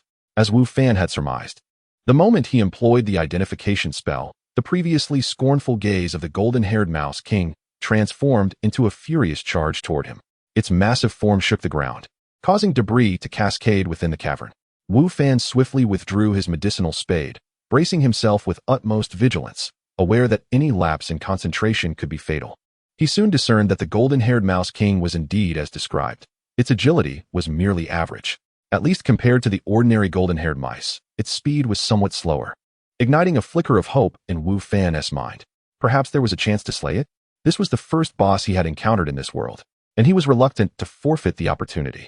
After all, in typical games, defeating a boss could yield splendid treasures, and he hoped the same might apply here. With this thought, Wu Fan abandoned his escape plan and resolved to confront the beast, reasoning that even in this intensely realistic realm, death did not equate to true demise. Bolstering his courage, as the golden-haired Mouse King reached him, it emitted a deafening roar. Although the sound resembled that of a rodent, it was far more resounding than that of its lesser kin, reverberating through the cavern and causing loose stones to tumble from above. Could the ceiling collapse? Wu Fan's mind flickered with concern. However, this was not the moment for such thoughts, as the golden-haired Mouse King charged directly at him. Wu Fan swung his medicinal spade, and the creature retaliated with a powerful strike of its forepaw. The impact sent shockwaves through his arm, leaving it sore, and his health plummeted by a third. What immense strength! Wu Fan was taken aback. The blow felt as though he had struck a boulder, his arm vibrating painfully, and he staggered back several steps. In stark contrast, the golden-haired Mouse King remained unmoved, its gaze filled with disdain as if mocking Wu Fan's audacity. Though frustration welled within him, Wu Fan recognized that in a contest of sheer power, he was no match for the golden-haired Mouse King. It seemed that if he were to vanquish this creature, he must devise a strategy to exploit its weaknesses. The sole vulnerability of the golden-haired Mouse King lay in its agility. Its colossal size granted it tremendous strength, but also constrained its speed. When the creature saw that its initial strike had failed to eliminate Wu Fan, it let out a furious roar and charged again. Wu Fan, fully alert, leaped into the air as the golden-haired Mouse King neared. With the enhancement of his Cloudflow boots, his jumping ability was amplified. The beast rushed beneath him, unable to land a hit. However, before he could revel in his evasion, a resounding thud echoed as his head collided with the cavern ceiling, dislodging more debris. Dizziness washed over him, and his health diminished further. The cavern was scarcely over 2 meters high, and Wu Fan had jumped too forcefully, striking the top. As he descended, the golden-haired Mouse King had already reversed its direction, charging at him once more. Wu Fan, gritting his teeth against the pain, leapt again, this time controlling his force to soar over the beast without hitting the ceiling. As the golden-haired Mouse King passed beneath him, he bent low and struck downwards with his spade. Yet, despite the ferocity of his blow, it failed to breach the creature's defenses, inflicting no damage whatsoever. While the golden-haired Mouse King remained unscathed, it perceived Wu Fan's actions as an affront, its eyes radiating bloodlust and fury, eager to rend him to pieces. If he couldn't even breach its defenses, how could he hope to defeat it? Wu Fan found himself ensnared in despair. Though the Cloudflow boots allowed him to evade the golden-haired Mouse King's assaults, they did not enable him to inflict harm in return. This stalemate was untenable. As Wu Fan pondered potential methods to damage the golden-haired Mouse King, the creature charged toward him yet again. Acting on instinct, he jumped. But this time the golden-haired Mouse King stood upright as it approached, significantly increasing its height. Its powerful paw struck Wu Fan's leg, sending him hurtling away. With a crash, he collided with the cavern's ceiling again, this time involuntarily, before crashing heavily to the ground. A sharp pain surged through his abdomen, as if his insides had been displaced. The agony was unbearable, and his health dipped below 1/3. The golden-haired Mouse King was cunning. Wu Fan furrowed his brow, enduring the excruciating pain coursing through him as he watched the creature charge once more, a wave of hopelessness washing over him. Was he truly destined to perish here? Chapter 25. Collapse. What was that? Just as Wu Fan was feeling a sense of despair, he suddenly spotted a massive conical stone precariously teetering from the ceiling of the mine. His eyes brightened with a spark of inspiration. At that moment, the golden-haired Rat King charged towards him once more. Wu Fan, gritting his teeth against the pain, leapt again, careful not to jump too high for fear of colliding with the mine's ceiling. He wielded his medicinal spade once more, but this time, his target was not the Rat King, but rather the large stone that was already on the verge of falling. Thud! Thud! Wu Fan's spade struck the colossal stone, causing it to sway even more violently. Simultaneously, the golden-haired Rat King regained its footing and struck Wu Fan in the leg. Wu Fan was sent flying again, his health reduced to a mere sliver, nearly on the brink of death, while the Rat King stood triumphantly, gazing down at him. Ignoring the Rat King's taunts, Wu Fan focused on the stone he had struck. It was wobbling more intensely now, and just as the Rat King prepared to charge at Wu Fan again, the stone plummeted from the mine's ceiling. The Rat King seemed to sense the impending danger, instinctively glancing upward, only to be met by the shadow of the falling stone. Before it could react, the conical mass crashed down upon it, the sharpest part piercing directly into its body.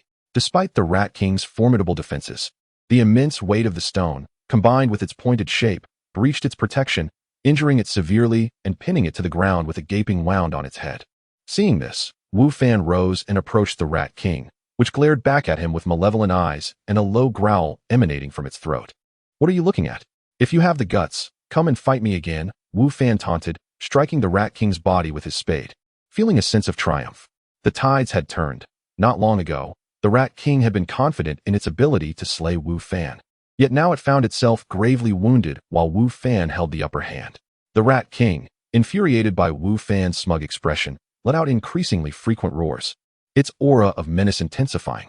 Wu Fan felt a chill run down his spine. This Rat King was truly ferocious, and even in its weakened state, it instilled a sense of dread. No, I cannot delay. Who knows what may happen if this drags on? I must eliminate it quickly, Wu Fan thought, hastening the strikes of his spade against the Rat King's wound. Attacks to other areas yielded little effect. Only strikes near the wound could truly inflict damage. The Rat King, unwilling to succumb, struggled vigorously to free itself from beneath the massive stone. Wu Fan's heart raced. The several hundred-pound stone began to tremble under the Rat King's force, and the shaking grew more pronounced. No way can it really break free? Wu Fan panicked at the sight. If the Rat King escaped, it would surely mean his demise. Just then, the Rat King issued a powerful roar, astonishingly lifting the enormous stone with its claws. Wu Fan, horrified, stumbled backward, raising his spade defensively against his chest. The Rat King, triumphantly hoisting the stone, cast a derisive glance at Wu Fan before hurling it in his direction. Wu Fan barely managed to dodge, the stone crashing against the mine's wall behind him. The already unstable mine began to crumble more rapidly, dust and debris filling the air as the structure shook violently. The Rat King stood its ground, beating its chest and letting out a long, triumphant howl, seemingly releasing the humiliation it had just endured. However, as it raised its head, it was met with several enormous shadows descending upon it, causing its cries to abruptly cease as it turned to flee. Yet it was too slow. The first of the massive shadows struck it before it could escape. Already injured, the Rat King was further wounded by this new blow, its strength to resist waning. Soon after, a multitude of stones fell, completely burying it beneath their weight. At that moment, Wu Fan had no time to concern himself with the Rat King's fate, as he too was dodging the relentless cascade of falling rocks. The mine, ancient and long overdue for collapse, had been teetering on the brink. The Rat King's earlier movements had dislodged numerous stones, signaling the mine's instability. The stone the Rat King had thrown had struck the wall with tremendous force, delivering a fatal blow to the structure. The entire mine shook violently, with debris falling at an alarming rate. This mine is going to collapse, Wu Fan realized, and he immediately sought an escape, not wishing to be entombed within its depths. However, just as he turned to flee, he spotted the Rat King, trapped beneath several stones. After a moment's hesitation, he dashed towards it. Upon reaching the Rat King, he discovered it was indeed crushed, blood pooling around it. Most importantly, its corpse had not vanished. Placing his hand upon the Rat King's head, he silently willed it, and in an instant, its body disappeared into Wu Fan's backpack. This truly works. Wu Fan felt a surge of exhilaration. Even buried under heavy stones, as long as he touched the corpse, he could claim it without needing to move the boulders. Even more delight awaited him as he noticed a gleaming piece of equipment beside the Rat King's body, which he swiftly picked up. The stones continued to tumble at an accelerated pace, and Wu Fan, setting aside his excitement, hurriedly made his way towards the mine's exit. Just as he emerged, the mine collapsed with a deafening roar, debris flying and dust swirling around him. Thank goodness I was quick, Wu Fan thought, his heart racing at the close call. Had he lingered even a moment longer, he would have been buried alive. However, with the mine now in ruins, what would become of Sun the blacksmith's ore? Wu Fan pondered, troubled by the thought. Chapter 26. Learning skills again. Golden mouse armor. Silver, grade attributes. Defense 30, strength 10, constitution 10.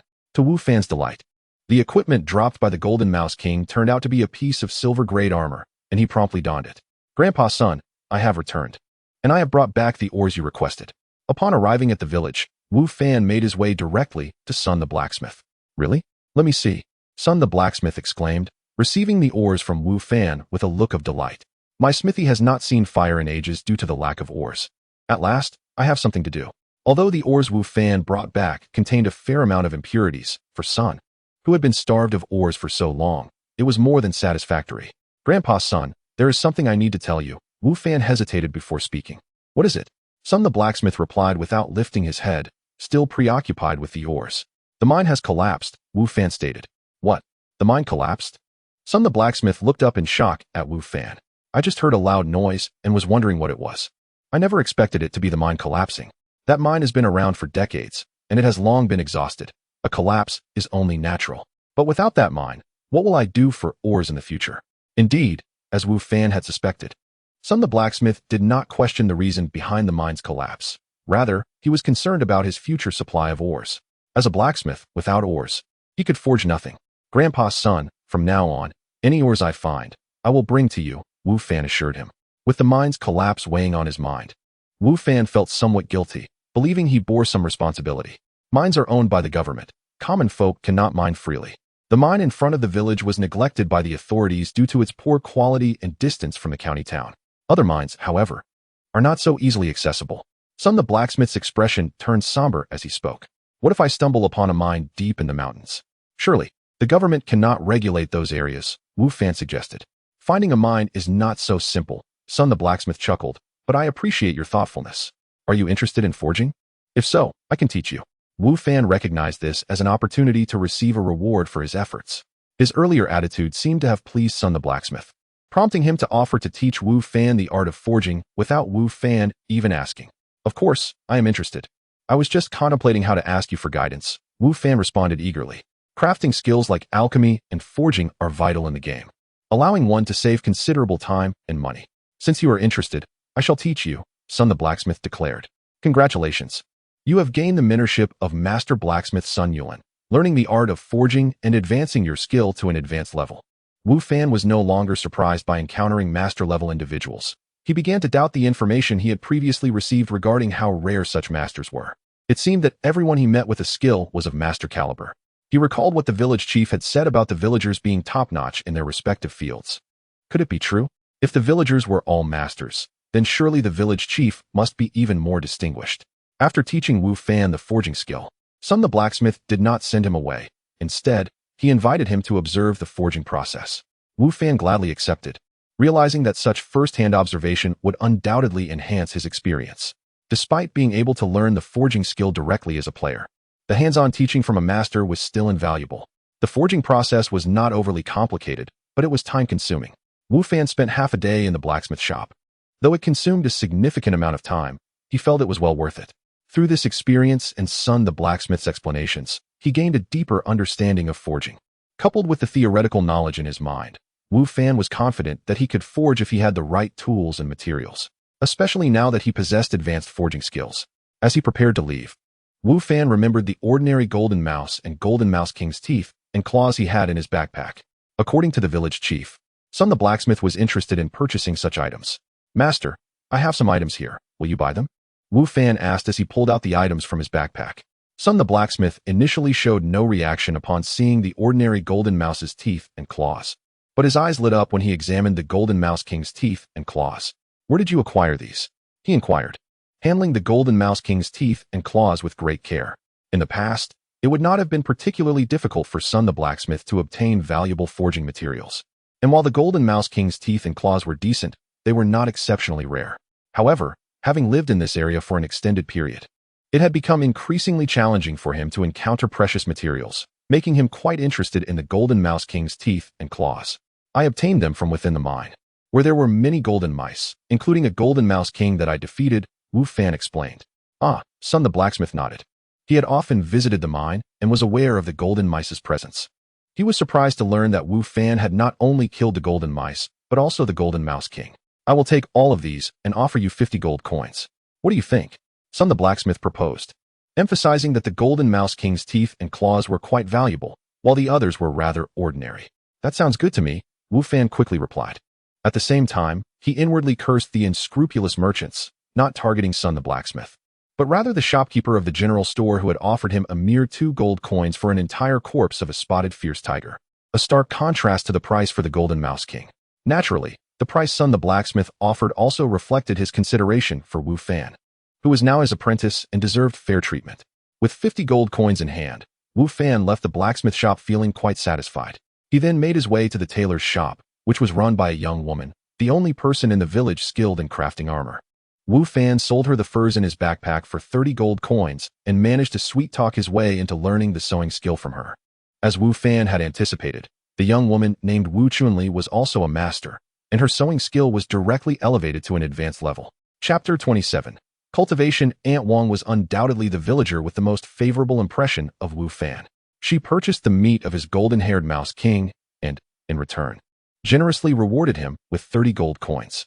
Although this meat was not as valuable as its claws and teeth, Wu Fan was quite content with the outcome. Thus, A single expedition to the mine not only endowed Wu Fan with the skill of crafting, but also netted him a total of 110 gold coins, marking a bountiful harvest. Is the owner present? Owner. Now that his pockets were fuller, Wu Fan felt emboldened to revisit the dubious shop, the village's general store. Ideally, he would prefer to avoid dealing with the unscrupulous Lu, the shopkeeper. However, he had no choice, for he was the sole vendor of seeds in the entire village. Reluctantly, Wu Fan headed to seek him out. Here I am, here I am. Lu soon appeared before Wu Fan. Upon recognizing him, his smile widened even further. Ah, it's you. Do you have items to sell?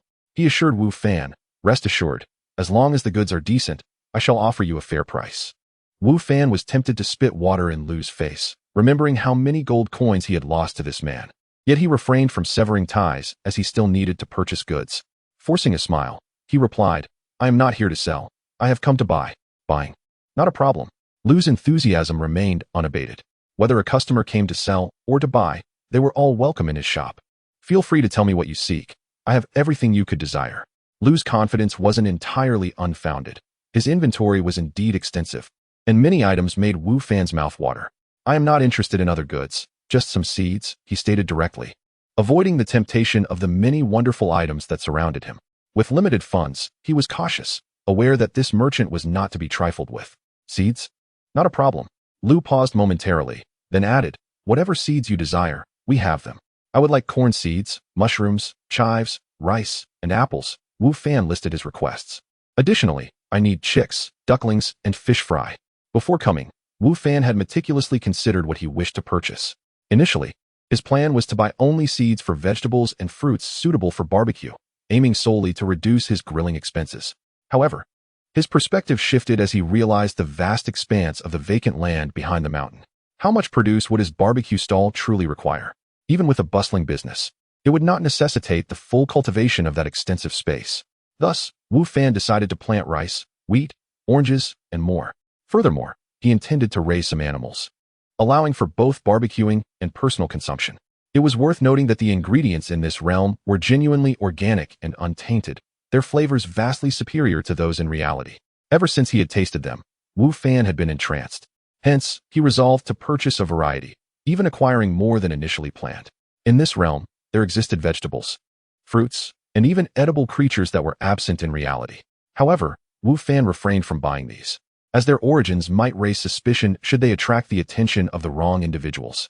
Given his current weakness, he couldn't afford to invite trouble, so he opted for items familiar to the world he knew, minimizing the risk of scrutiny. Upon hearing Wu Fan's order, Lu understood he had a significant transaction on his hands and eagerly noted down every item, his smile growing even brighter. Let us start with this amount. I shall return for more later, Wu Fan remarked, aware that his 110 gold coins would procure a fair quantity of seeds, though still insufficient for the vast land behind the mountain. Clearly, he would require at least a second or even a third purchase. Very well, no problem. Lu was delighted to hear of Wu Fan's intent to return for more, generously offering him some young animals, creatures that did not exist in reality. Wu Fan had hesitated to buy them previously due to his reservations, but since Lu was giving them away, he had no reason to decline, if necessary. He could always eat them himself. Lu moved swiftly, soon preparing all the items Wu Fan had requested and delivering them to the vicinity of the mountainside. What now? How do I plant them? After Lu departed, Wu Fan felt a pang of anxiety about how to manage these items. Was he truly expected to plant each seed individually, taking an eternity to do so? Yet, aside from that method, no better alternatives seemed available. Initially, he thought as a player, he would receive certain privileges, but now he felt utterly lost. Reluctantly accepting his predicament, Wu Fan resolved to learn from the village chief about cultivation. Though this would consume considerable time, it was certainly preferable to standing idly by. Farming, after all, was an art form, and the same could be said for raising livestock. Once the old village chief grasped Wu Fan's intentions, he reclined in his wicker chair and began to instruct him leisurely. The skill of cultivation varies, under identical conditions. Some yield bountiful harvests while others suffer losses. There is much wisdom in this. Congratulations. You have received the teachings of Master Farmer Zhao Daming, learning the skills of cultivation and husbandry, elevating both to an advanced level. Another master level. Wu Fan had not anticipated that the old village chief was a master farmer. Although he had suspected that the villagers might possess such expertise, he was astonished to discover that the chief was indeed a master, and in one fell swoop.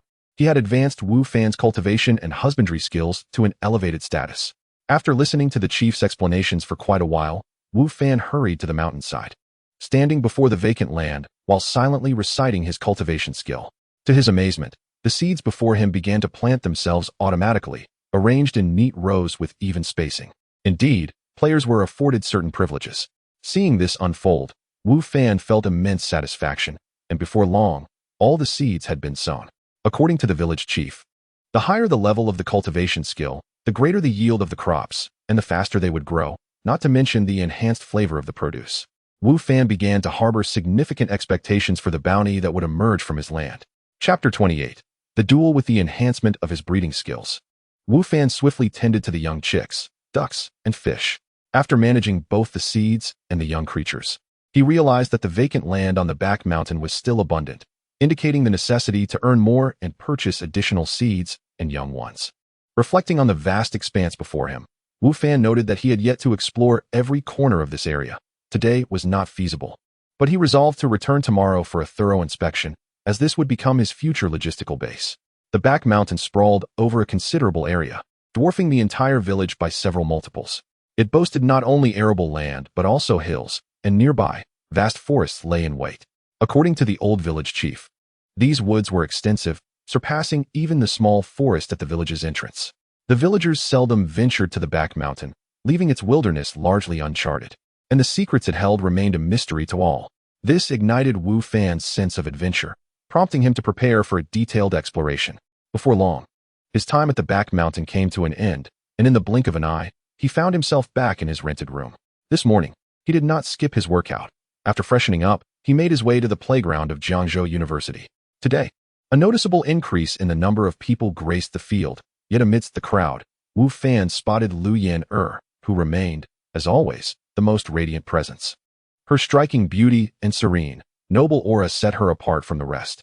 As Wu Fan warmed up, Lu Yan-er jogged past him. After a moment's hesitation, he greeted her with a simple good morning. Initially, he anticipated no response, given that many attempted to engage her in conversation without success. To his surprise, Lu Yan-er replied with a good morning of her own before continuing her run without a backward glance. Wu Fan was certain that her greeting was directed at him alone. Yet, she maintained her aloof demeanor. Despite her brief acknowledgement, she showed no intention of stopping.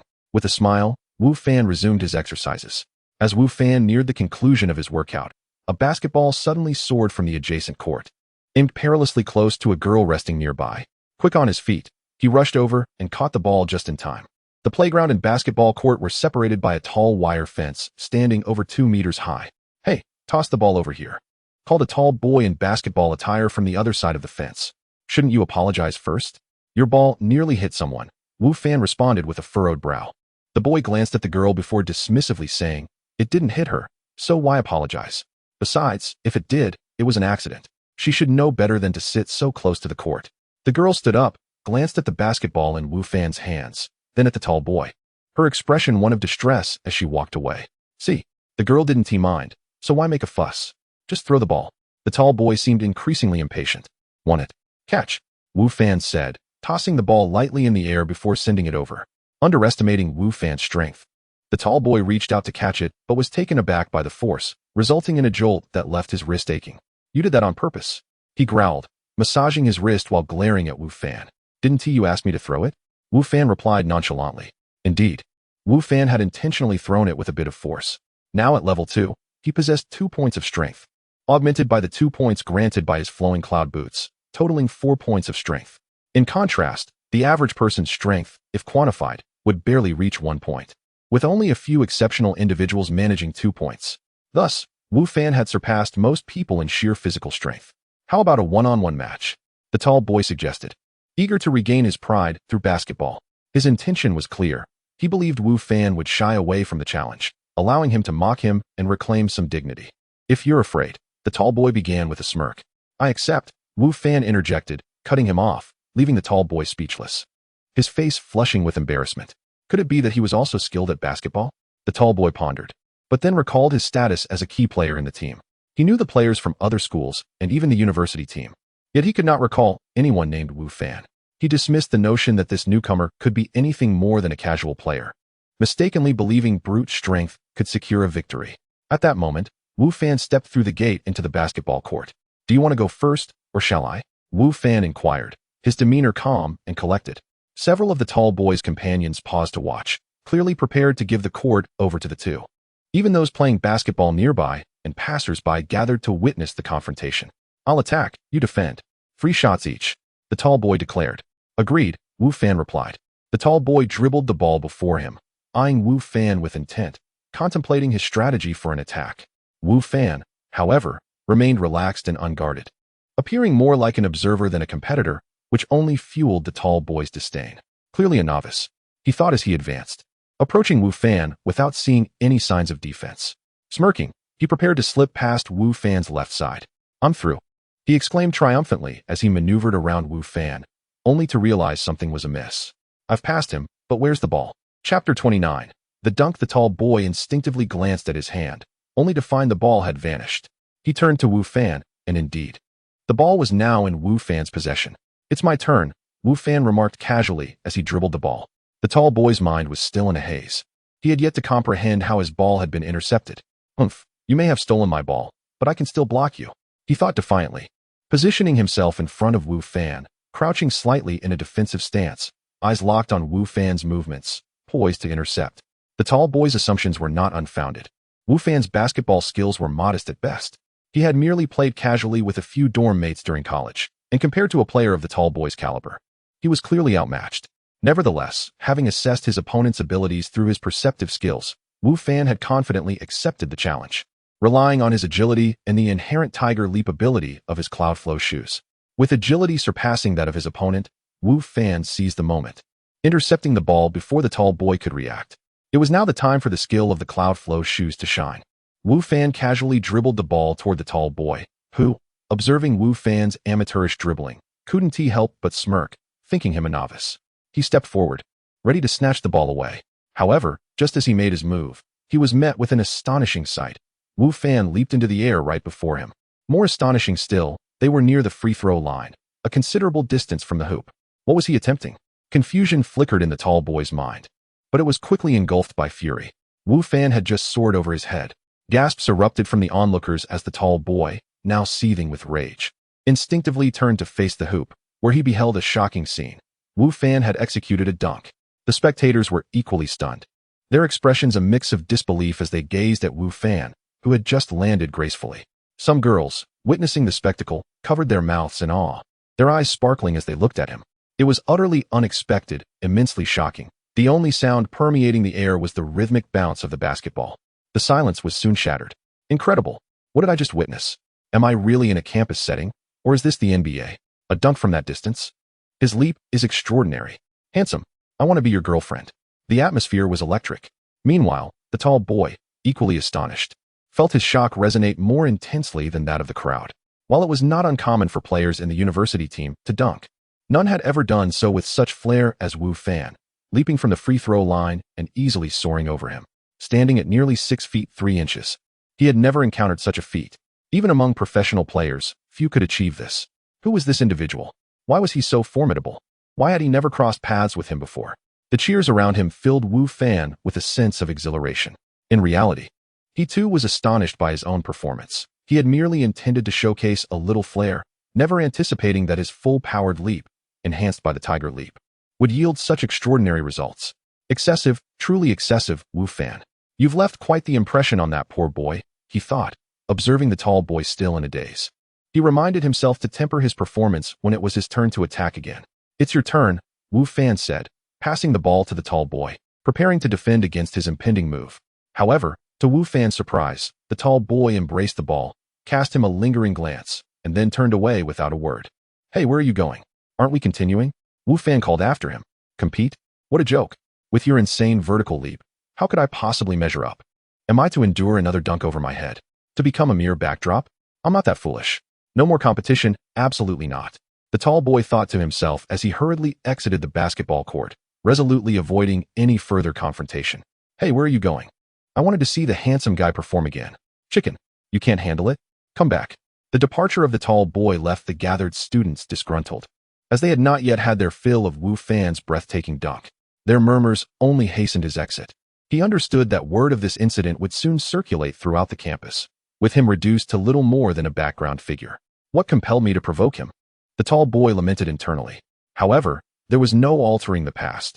He could only hasten to distance himself from the epicenter of this event. Once Wu Fan confirmed that the tall boy had indeed left, he saw no reason to linger. The fervent gazes of the crowd reminded him to remain humble and discreet. For the first time, Wu Fan experienced the fervent admiration of the female spectators. As he departed, several girls approached him, seeking his contact information. While he marveled at their boldness, his inexperience with such attention rendered him somewhat flustered as he made a hasty retreat from the basketball court. "Excuse me, could you wait a moment?" Just as Wu Fan exited the court, a middle-aged man intercepted him. "Is there something I can assist you with?" Wu Fan asked, eyeing the man curiously. "I just witnessed your performance on the basketball court and wanted to inquire which college you attended and your year of study," the man replied. "I am not a student here. I have already graduated," Wu Fan stated. The basketball court, much like the playground, welcomed outside visitors, so he felt no trepidation in revealing his true status. "Not a student here?" The man paused, his brow slightly furrowing. "Indeed," Wu Fan affirmed. "If there's nothing else, I'll be on my way."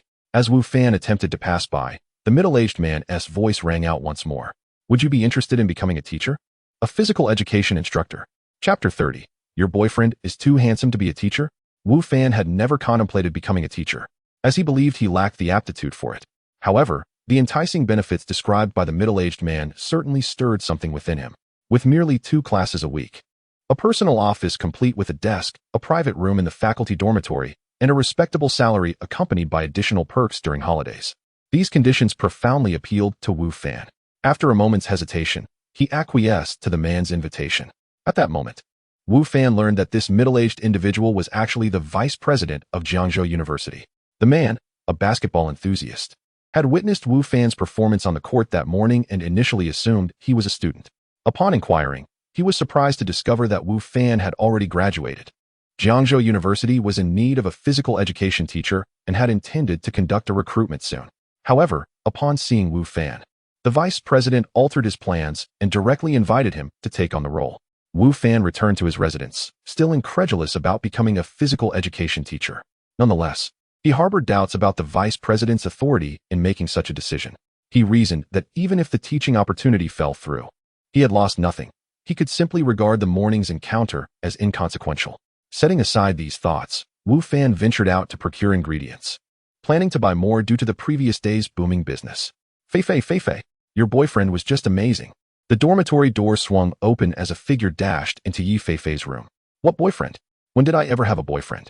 Yi Feifei gazed in disbelief at her roommate. "And Xiaoru, weren't you supposed to be buying breakfast? Where's the breakfast?" "Right, where's our breakfast?" chimed in Xiao Yun, another of Yi Feifei's roommates. "You lost at rock, paper, scissors, so you're responsible for breakfast. No backing out." "I forgot," the girl who had just entered sheepishly admitted. "I was so busy watching Feifei's boyfriend that I completely overlooked buying breakfast." "I don't have a boyfriend." "Who are you talking about?" Yi Feifei queried. "The one who brought you to school yesterday," Xiaoru replied. Yi Feifei's mind conjured an image of Wu Fan. "I already explained, he is not my boyfriend. We are merely acquaintances." "No, not even that." "Enough, Feifei, you needn't explain further." Xiao Yin interjected. "Xiaoru, tell us what happened. You knew he was Feifei's boyfriend and still couldn't take your eyes off him to the point of forgetting breakfast?" Yi Feifei felt exasperated, despite her explanations. Her roommates remained unconvinced. At that moment, she regretted allowing Wu Fan to accompany her to school. Had he not come, her roommates would not have misconstrued their relationship. "So, I was on my way to buy breakfast when I happened to pass the basketball court." Xiaoru recounted what she had witnessed beside the court. Clearly one of the spectators that day. "Is it true? Feifei's boyfriend, is that impressive?" Xiao Yin questioned skeptically. "He is not my boyfriend," Yi Feifei reiterated. "But it is indeed true. I witnessed it firsthand," Xiaoru exclaimed, her voice rising. There were many people present. Everyone was astonished, jaws dropping in disbelief. Some even shamelessly sought his contact information afterward. "Don't they realize he is already taken?" "He is not my boyfriend," Yi Feifei stated weakly. "That is rather shameless." Xiao Yin nodded. "Feifei, you need to keep an eye on your boyfriend. Don't let anyone steal him away." "He is not my boyfriend." "Indeed. You must be vigilant," Xiaoru added. "Honestly, had I not known he was Feifei's boyfriend, I might have asked for his contact information myself. He is not my boyfriend." "Xiaoru, such thoughts are perilous. One must not covet a sister's husband, you know? He truly is not my boyfriend. I am well aware. I was merely contemplating it. Xiaoru replied, turning to Yi Feifei. Rest assured, I did not seek his contact information, I swear. Yi Feifei was at a loss for words. She had repeatedly asserted that Wu Fan was not her boyfriend, yet neither of her roommates seemed willing to believe her. At that moment, the dormitory door swung open once more, and Wang Wenting strode in. After glancing at Yi Feifei, she casually remarked, "Your boyfriend plays basketball quite well." "He is not my boyfriend," Yi Feifei exclaimed in despair. However, Wang Wenting continued to critique Wu Fan's appearance, disregarding Yi Feifei's protests. "But he still dresses rather poorly, cheap-looking." "Wenting, how can you speak so of Feifei's boyfriend?" Xiao Yun retorted, visibly displeased. "Indeed, regardless of who he is still Feifei's boyfriend. Your remarks are rather excessive," Xiaoru added. "Besides, I think he dresses well. That is only because your taste in fashion aligns with his lackluster style." Wang Wenting shot back mercilessly. "Wang Wenting, you have gone too far," Xiao Yun admonished. Nonetheless, Wang Wenting remained unfazed, her expression unchanged as she gathered her keys and bag and exited. "What is so impressive about having a bit of money?" Xiao Yun muttered, still aggrieved, before attempting to console Xiaoru. "Don't let her get to you. She's just tasteless." Xiaoru nodded, though her expression remained somewhat glum. Both Yi Feifei and Xiao Yun were aware that Xiaoru came from a modest background, and her clothing was indeed not of the finest quality. Wang Wenting's remarks were bound to sting her feelings. Yi Feifei held a poor opinion of Wang Wenting, viewing her as overly harsh and vain. Although they were dormitory mates, Yi Feifei had previously refrained from confronting Wang Wenting.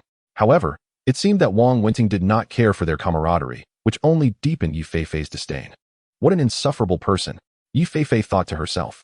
Chapter 31. A booming business. Throughout the afternoon, Wu Fan diligently prepared the ingredients for the evening barbecue. In order to avoid the situation from last night, where everything sold out too quickly, he made sure to gather an ample supply of both meat and vegetables.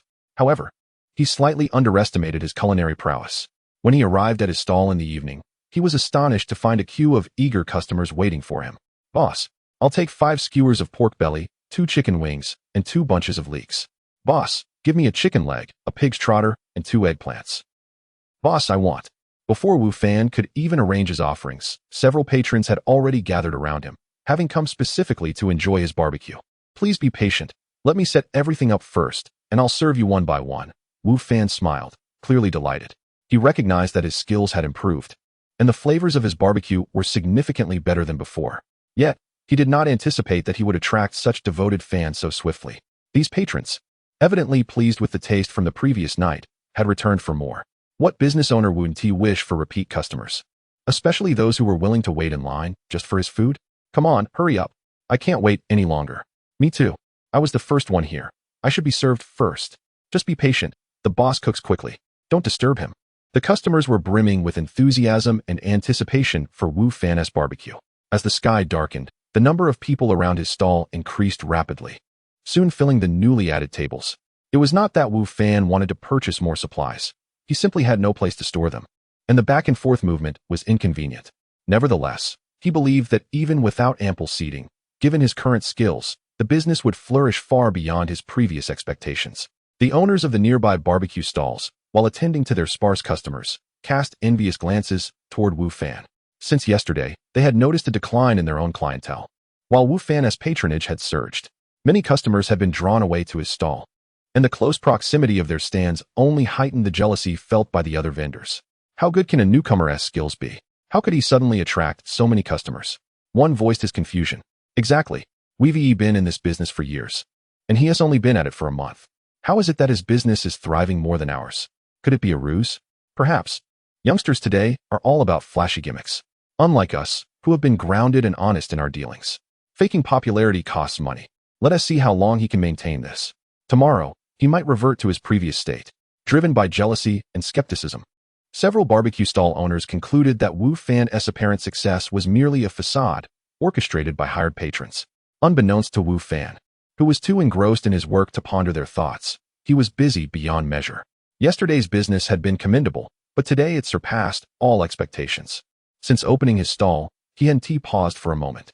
Thankfully, his advanced culinary skills allowed him to maintain the quality of each dish despite the frantic pace.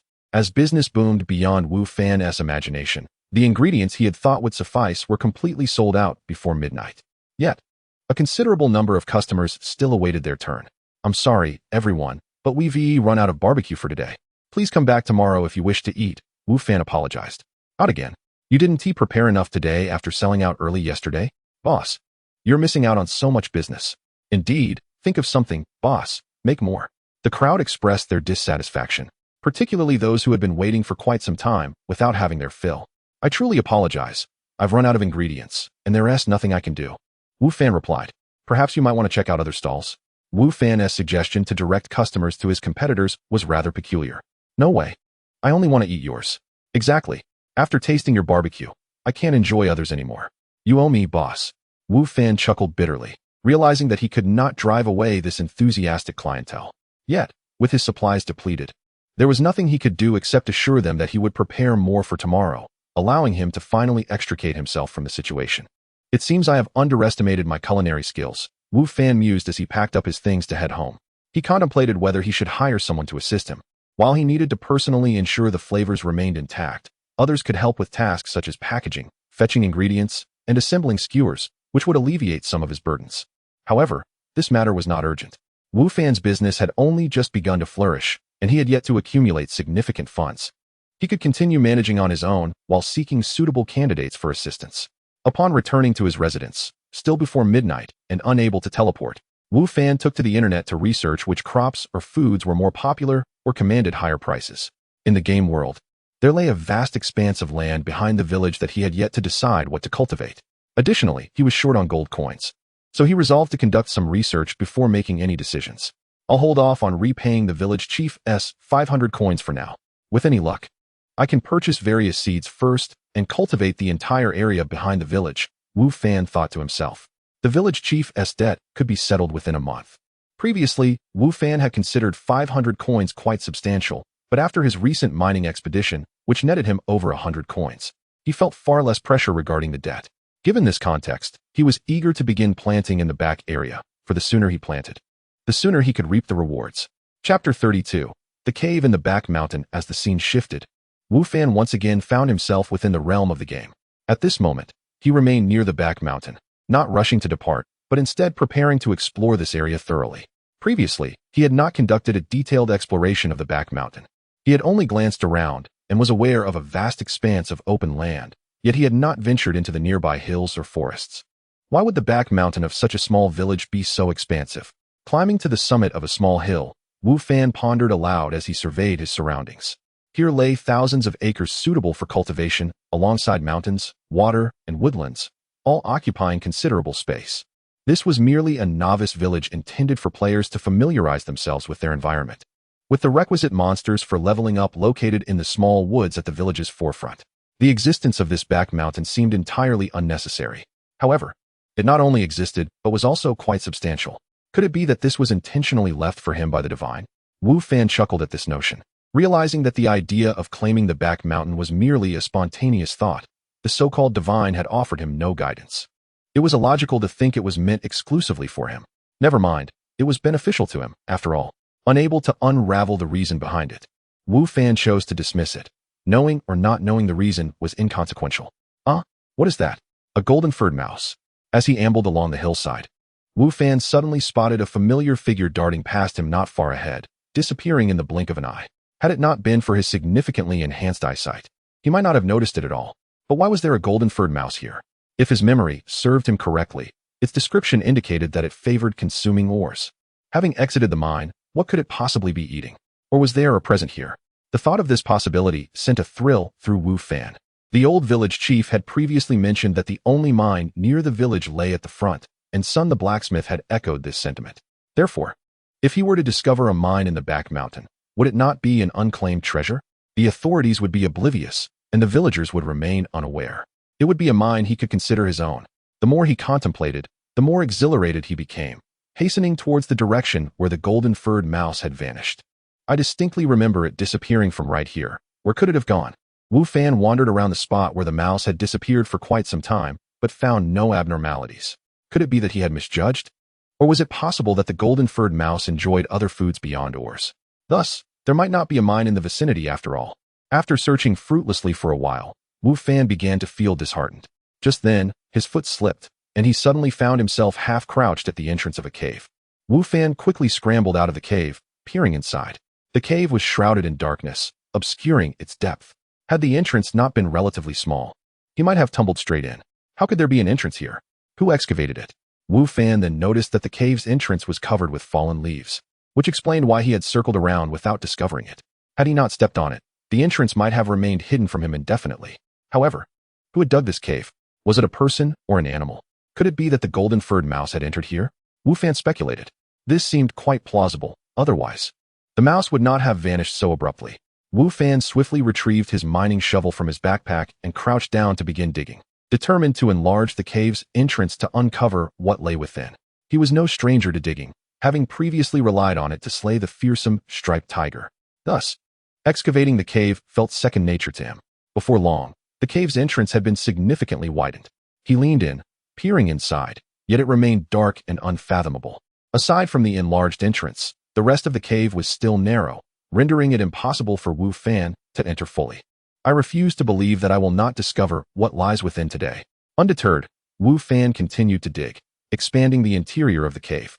In the ensuing time, he devoted himself entirely to excavating the cave, gradually transforming the formerly cramped space into one with a diameter exceeding a meter, ample enough for him to enter. The cave sloped downward, and Wu Fan delved deeper, accumulating a substantial amount of earth outside. After burrowing approximately 10 meters into the cave, he suddenly felt a loosening beneath his feet and fell abruptly. Thud! He plummeted about a meter, landing heavily on the ground, nearly jarring his backside. Ouch, that hurt. Wu Fan groaned as he struggled to rise, rubbing his rear while muttering, "It seems I fell onto stones. Who would be so cruel as to leave stones here?" Wait a moment. Stones. Wu Fan abruptly realized, bending down to search the area where he had just landed. Sure enough, he discovered something resembling a stone. He quickly cast an identification spell on it. Iron or residue, remnants of or left behind after the golden-furred mouse feasted on iron ore. Wu Fan couldn't help but feel a surge of joy as he gazed at the small stone in his hand. It was indeed ore. He swiftly raised his eyes to survey his surroundings, only to discover that this space was quite spacious, measuring around 10 square meters. 3 sides were comprised of ordinary earth, but directly in front of him stood a wall resembling a mineral barrier. Wu Fan rushed over, reaching out to touch it, and indeed, it was not soft earth, but rather unmistakably a metallic mineral. He promptly employed his identification spell on the wall. Good quality iron ore, premium silver ore, premium starlight ore, quality iron ore, premium obsidian. As he continued to identify, the joy on Wu Fan's face deepened. The wall was undeniably composed of ores, featuring a variety of them. Not only were there several common types, but he also discovered numerous rare and scarce ores. Most importantly, the quality of these ores was exceptionally high. Chapter 33, Contracting the entire back mountain. It's done. It's done. The smile on Wu Fan's face had transformed into sheer ecstasy. Before him, the wall had metamorphosed into a resplendent treasure of golden coins. There was no doubt that these superior quality ores were immensely valuable. The mine at the village's forefront was merely a poor deposit, yielding a scant variety of low-quality ores. Yet, even that meager output constituted a significant fortune for the small village. In stark contrast, the wall before him was rich in diverse ores, both in quantity and quality, far surpassing the village's meager mine. Although inferior ores could be fashioned into tools and weapons, they required extensive refinement to eliminate impurities, consuming both time and labor. Moreover, even after such purification, the resulting implements were inherently flawed compared to those crafted from high-quality ores, lacking in both sharpness and durability. Consequently, the market price of superior ores was exorbitantly high, making each piece a coveted treasure among blacksmiths, knowledge Wu Fan had acquired after mastering the art of crafting. Thus, upon witnessing the abundance of high-quality ores, Wu Fan's exuberance was entirely justified, and this was merely what lay before him. Who could fathom how far this metallic wall extended? It was undoubtedly a colossal fortune. I must secure ownership of this wall. With such wealth at his fingertips, Wu Fan was resolute in his determination not to relinquish it. As the old blacksmith had previously stated, while wild mines might appear ownerless, the reality was that all rights belonged to the government, and extraction without permission was strictly forbidden. If the authorities were to discover the existence of this wall, they would surely claim ownership, leaving Wu Fan with nothing. Even if the village chief were to learn of it, Wu Fan feared he would lose all claim to the wall. Thus, the existence of this wall must remain a secret. With this thought in mind, Wu Fan hurried back to the cave entrance, using his tiger leap to ascend, then obscured the cave's mouth before sprinting back to the village. Village chief, I wish to lease the entire back mountain, not just the usable land, but all of it. Wu Fan exclaimed breathlessly upon reaching the chief's home. Only by leasing the entire back mountain could he conceal the presence of the wall and mine it discreetly, ensuring that ownership remained in his hands. Even if the village chief eventually learned of the wall's existence, he would be powerless to object. What have you been up to? You look as if you've been burrowing like a rat. The old chief chuckled, observing Wu Fan's disheveled appearance. Indeed, Wu Fan had just come from digging. Just tell me the price for leasing the entire back mountain for a year, Wu Fan replied. Do you truly want to lease the whole back mountain? It's quite vast, and much of it, particularly around the smaller hills, is unsuitable for farming or grazing. Leasing it would be a waste, the village chief remarked. I want precisely the areas surrounding the smaller hills. Wu Fan thought to himself, though he could not divulge this to the chief, fearing it would jeopardize his chance of leasing the back mountain. I've made my decision, Wu Fan asserted. Very well, the chief said, his gaze darting over Wu Fan. The back mountain is considerably larger than our village. While some areas may be of little use, the resources are plentiful. Therefore, the price cannot be too low. However, as we are familiar with each other, I shall offer you a friendly rate, 5,000 gold coins per year. What do you say? 5,000. Are you trying to rob me? Wu Fan exclaimed. That vast expanse of land for only 500 gold coins a year. And adding some barren hills and woods would multiply that by 10? Chief, this is hardly fair. Such remarks are unwise, the old chief responded, his demeanor calm and unhurried. Previously, I asked for a mere 500 gold coins, which was already quite modest. The barren hills, woods, and rivers are teeming with resources. If you lease them, all those riches will belong to you. In truth, you would be the one benefiting immensely. The forest harbored animals and herbs, while the rivers brimmed with fish and shrimp, and the mountains bore wild fruits. Wu Fan was well aware of this, as was the chief. However, Wu Fan understood that with the village's fewer than 10 inhabitants, they could hardly exploit those resources fully. Thus, if Wu Fan chose not to lease, the bounty of the back mountain would likely go to waste. Yet, in the chief's words, those resources transformed into the village's wealth, and leasing them to Wu Fan meant a significant loss of profit for the village. Hence, Wu Fan had to offer a substantial sum. Realizing the chief's shrewdness, Wu Fan recognized that his earlier eagerness to lease the back mountain had revealed too much, prompting the chief to set such a high price. Nevertheless, even without the wall, the resources within the mountains, waters, and forests were worth 5,000 gold coins. If he were to secure the lease at this price, neither party would suffer a loss. The village would profit. The village chief remained steadfast in his demands, leaving Wu Fan with no choice but to acquiesce to the price. However, with the presence of that wall, he was certain he would not suffer a loss. This thought brought him considerable relief, and he felt an overwhelming eagerness to commence mining the wall. There is undoubtedly something amiss with that lad. The village chief mused as he watched Wu Fan's retreating figure. He must have discovered something in the back mountain. Otherwise, he would not be so desperate to lease the entire area. Initially, the chief had hoped to settle for a minimum of 2,000 gold coins, considering that the village lacked the capacity to utilize the resources of the back mountain. However, Wu Fan's agreement to 5,000 gold coins only deepened the chief's suspicions regarding Wu Fan's discoveries. Oh well, whatever he has found is of no concern to me, the old chief murmured. We are old. Such worldly possessions are of little use to us.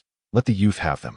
Chapter 34. The sale of, or upon departing from the old village chief's abode, Wu Fan promptly made his way to the rear mountain, returning once more to that cave. Wu Fan found himself in dire need of funds. He was eager to earn money swiftly in order to repay the debt owed to the old village chief. Only then could the entire rear mountain truly and completely belong to him. Moreover, Wu Fan did not intend to lease the land for merely 1 year. He aspired to secure a 10-year contract at once, fearing that the metallic walls might be exposed. He could not sell the metallic or in large quantities within a short period, as that would raise suspicions. Additionally, being alone with limited labor, mining was arduous, and thus Wu Fan estimated that his mining pace would not be rapid. This necessitated a prolonged lease of the entire rear mountain, so that he could mine gradually and systematically. The mechanical sounds echoed incessantly in his ears. Acquired a piece of quality iron ore. Acquired a piece of quality silver ore. Acquired a piece of quality obsidian. The distinctive quality of these ores was evident. During his previous endeavors with inferior ores, there had been no notifications, yet now the alerts rang out continuously. As Wu Fan meticulously organized the ores, he murmured to himself. His backpack only had 10 slots, with 2 occupied by a medicinal shovel and a mining pick. which meant he could only carry 8 ores at a time. Initially, he had thought 10 slots would suffice, but now it seemed woefully inadequate. He wished for an expanded backpack. However, in this realm, he was the sole player, and others were oblivious to the concept of a backpack, leaving him without a means to augment his carrying capacity. Consequently, he had no leads on this matter for the time being. With 8 pieces of ore in tow, Wu Fan returned to the village and sought out his blacksmith mentor. At that moment, Master Sun was forging iron, his torso bare. Despite his advanced age, his muscles exuded explosive strength, evoking envy in Wu Fan. Observing Master Sun engrossed in his work, Wu Fan hurried to assist with the bellows while attentively studying each of Master Sun's movements. Master Sun merely cast a glance at Wu Fan before continuing his task. The hammer striking the sword with rhythmic clangs, filling the forge with a symphony of sounds akin to music, rich in cadence. After approximately half an hour, Master Sun placed the completed sword into cold water for cooling, signaling the near conclusion of the day's work.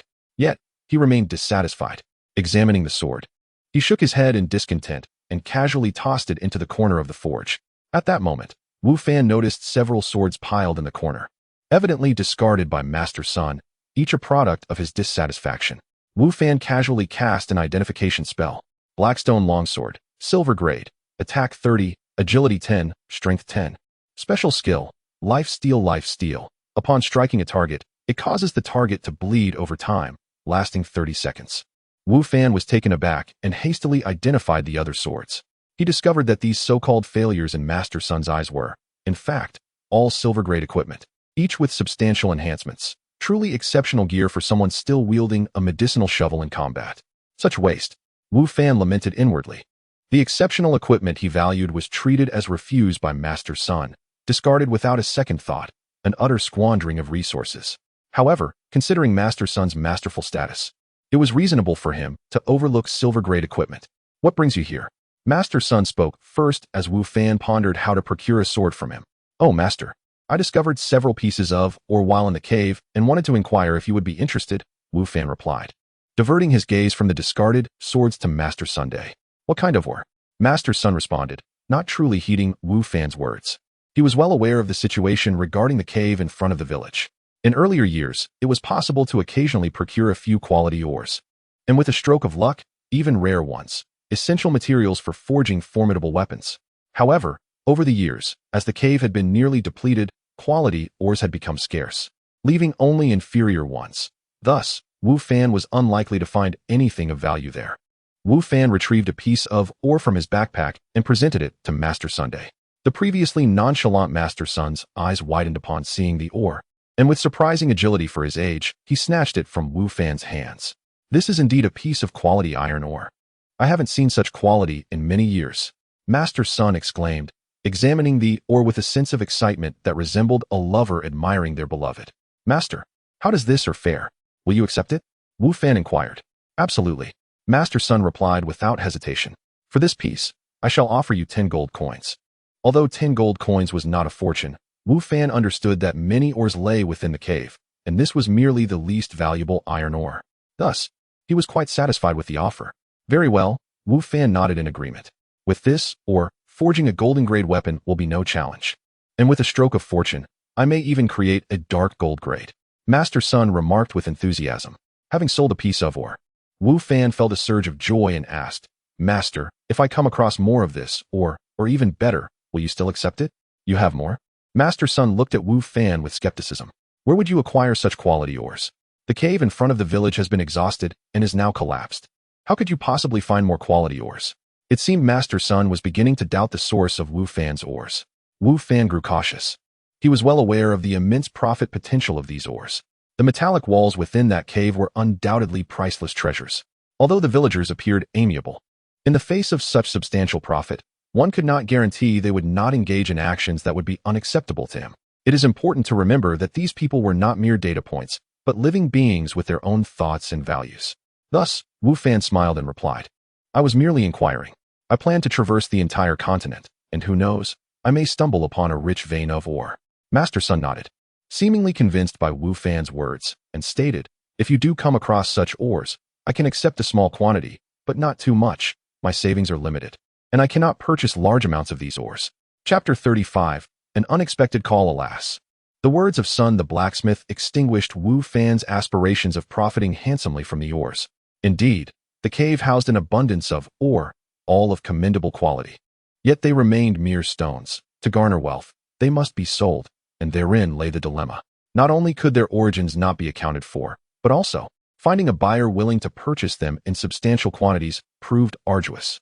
Fortunately, for the time being, Wu Fan need not ponder the buying issue, as Sun could still procure some of the ore. However, in the long run, he would need to seek additional buyers. Contemplating this, Wu Fan retrieved a piece of obsidian from his backpack and presented it to Sun, inquiring, "Master, how much is this stone worth?" Upon Wu Fan's extraction of the stone, Sun's attention was immediately drawn. Upon seeing the obsidian, his excitement surpassed that of before. He snatched it up and exclaimed, "Obsidian? Truly, it is obsidian, and of superior quality. I have not encountered such quality in many years.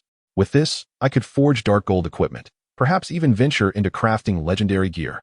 Clearly, this obsidian was indeed a remarkable ore. However, Wu Fan was more concerned about its market value. "I shall take this ore," Sun declared without hesitation. "I will offer you 300 gold coins." "What do you say?" 300. Wu Fan's heart leapt with joy. He had anticipated a mere handful of coins, so the prospect of 300 was astonishing. While high-quality iron ore fetched only 10 gold coins, the disparity with the obsidian's value was striking. Within that cave, although the rare obsidian was less plentiful than iron ore, it was by no means scarce. Wealth was within his grasp. Yet, to truly prosper, he must sell the ores. "Very well," Wu Fan replied. "The only other potential buyer in this village aside from Sun is Lu the merchant, and he would surely not offer as generous a price." "Is this or also from that cave?" Sun inquired, gazing at Wu Fan. "Indeed," Wu Fan affirmed. "Your fortune seems remarkable," Sun nodded. "To have acquired such quality or suggests you may indeed discover more in the wild. If you find good, or, even in small quantities, bring it to me, and I shall purchase it. For larger quantities, it would be prudent to take them to the county town or even the main city, where demand is greater and prices higher." While it appeared Sun harbored some skepticism regarding the ore's origins, he refrained from exposing Wu Fan, instead guiding him on where to manage his ores. "Understood. Thank you, Master." Wu Fan expressed gratitude. His level remained low, and he was not yet ready to depart, especially since his planting endeavor on the mountainside had only just begun. Thus, it seemed the sale of ores would need to be temporarily shelved. Sun nodded. "Very well. That is sufficient. In that corner, there are several swords. Feel free to choose one as a gift from your master." Clearly, Sun had noticed Wu Fan's eager gaze upon the long swords. "Thank you, Master." Wu Fan's spirits soared even higher. To hone one's craft, one must first wield the right tools. With a sword in hand, slaying wild beasts would become significantly easier. Having spent considerable time mining, Wu Fan was soon transported back to reality after leaving the blacksmith's forge. Although he could not sell the ores in bulk to Sun, he was nonetheless satisfied with his gains from the visit. The ores on the mountainside would not vanish, even if he could not sell them immediately. Leaving them there posed no significant issue. However, he realized he needed to devise another means to earn money for the village chief. It seemed he would have to resort to hunting wild beasts. This method was a reliable source of income. Others would raise no suspicion, and the remains of slain monsters could be dissected and sold to various buyers without concern for their purchasing power. Moreover, having just acquired a fine weapon, Wu Fan surmised that hunting beasts would be considerably easier. After a brief rest, Wu Fan arose to train, only to receive an unexpected phone call that left him somewhat astounded. The caller was the middle-aged man from the previous day. "Is this Mr. Wu Fan? Following our discussion, we have decided to hire you as our school's physical education teacher. When might you come by to complete the paperwork?" The voice on the other end inquired. "So soon?" Wu Fan had initially doubted the feasibility of this matter, suspecting the man was jesting. After all, he lacked both qualifications and experience. Securing a position as an elementary school teacher was challenging enough, let alone as a university instructor at a top 5 institution. Yet, what was happening? Why was this proceeding so smoothly and rapidly? Could it be that the middle-aged man was merely jesting? "I am currently at the school and can come over at any time." Wu Fan decided to investigate further. "Very well, please come to the teacher's building. I will await you in my office," the man responded. Wu Fan had not anticipated the man would arrive so early. Even many students had yet to rise. Yet, the vice principal was already present in his office. "All right, I shall head there now," Wu Fan replied. Jiangzhou University boasted commendable teaching facilities, including numerous lecture halls, a library, a laboratory building, and a faculty building. Following the directions provided, Wu Fan located the man's office on the 9th floor of the faculty building. Indeed, he was the vice principal. Wu Fan mused, glancing at the nameplate outside the office. Could it be that this was no jest after all?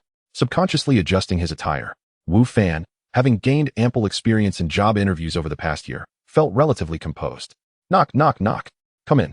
Wu Fan entered, finding himself once more in the spacious office with the middle-aged man. Allow me to formally introduce myself. My name is Yulinshan, Vice Principal of Jiangzhou University. The man extended his hand in introduction.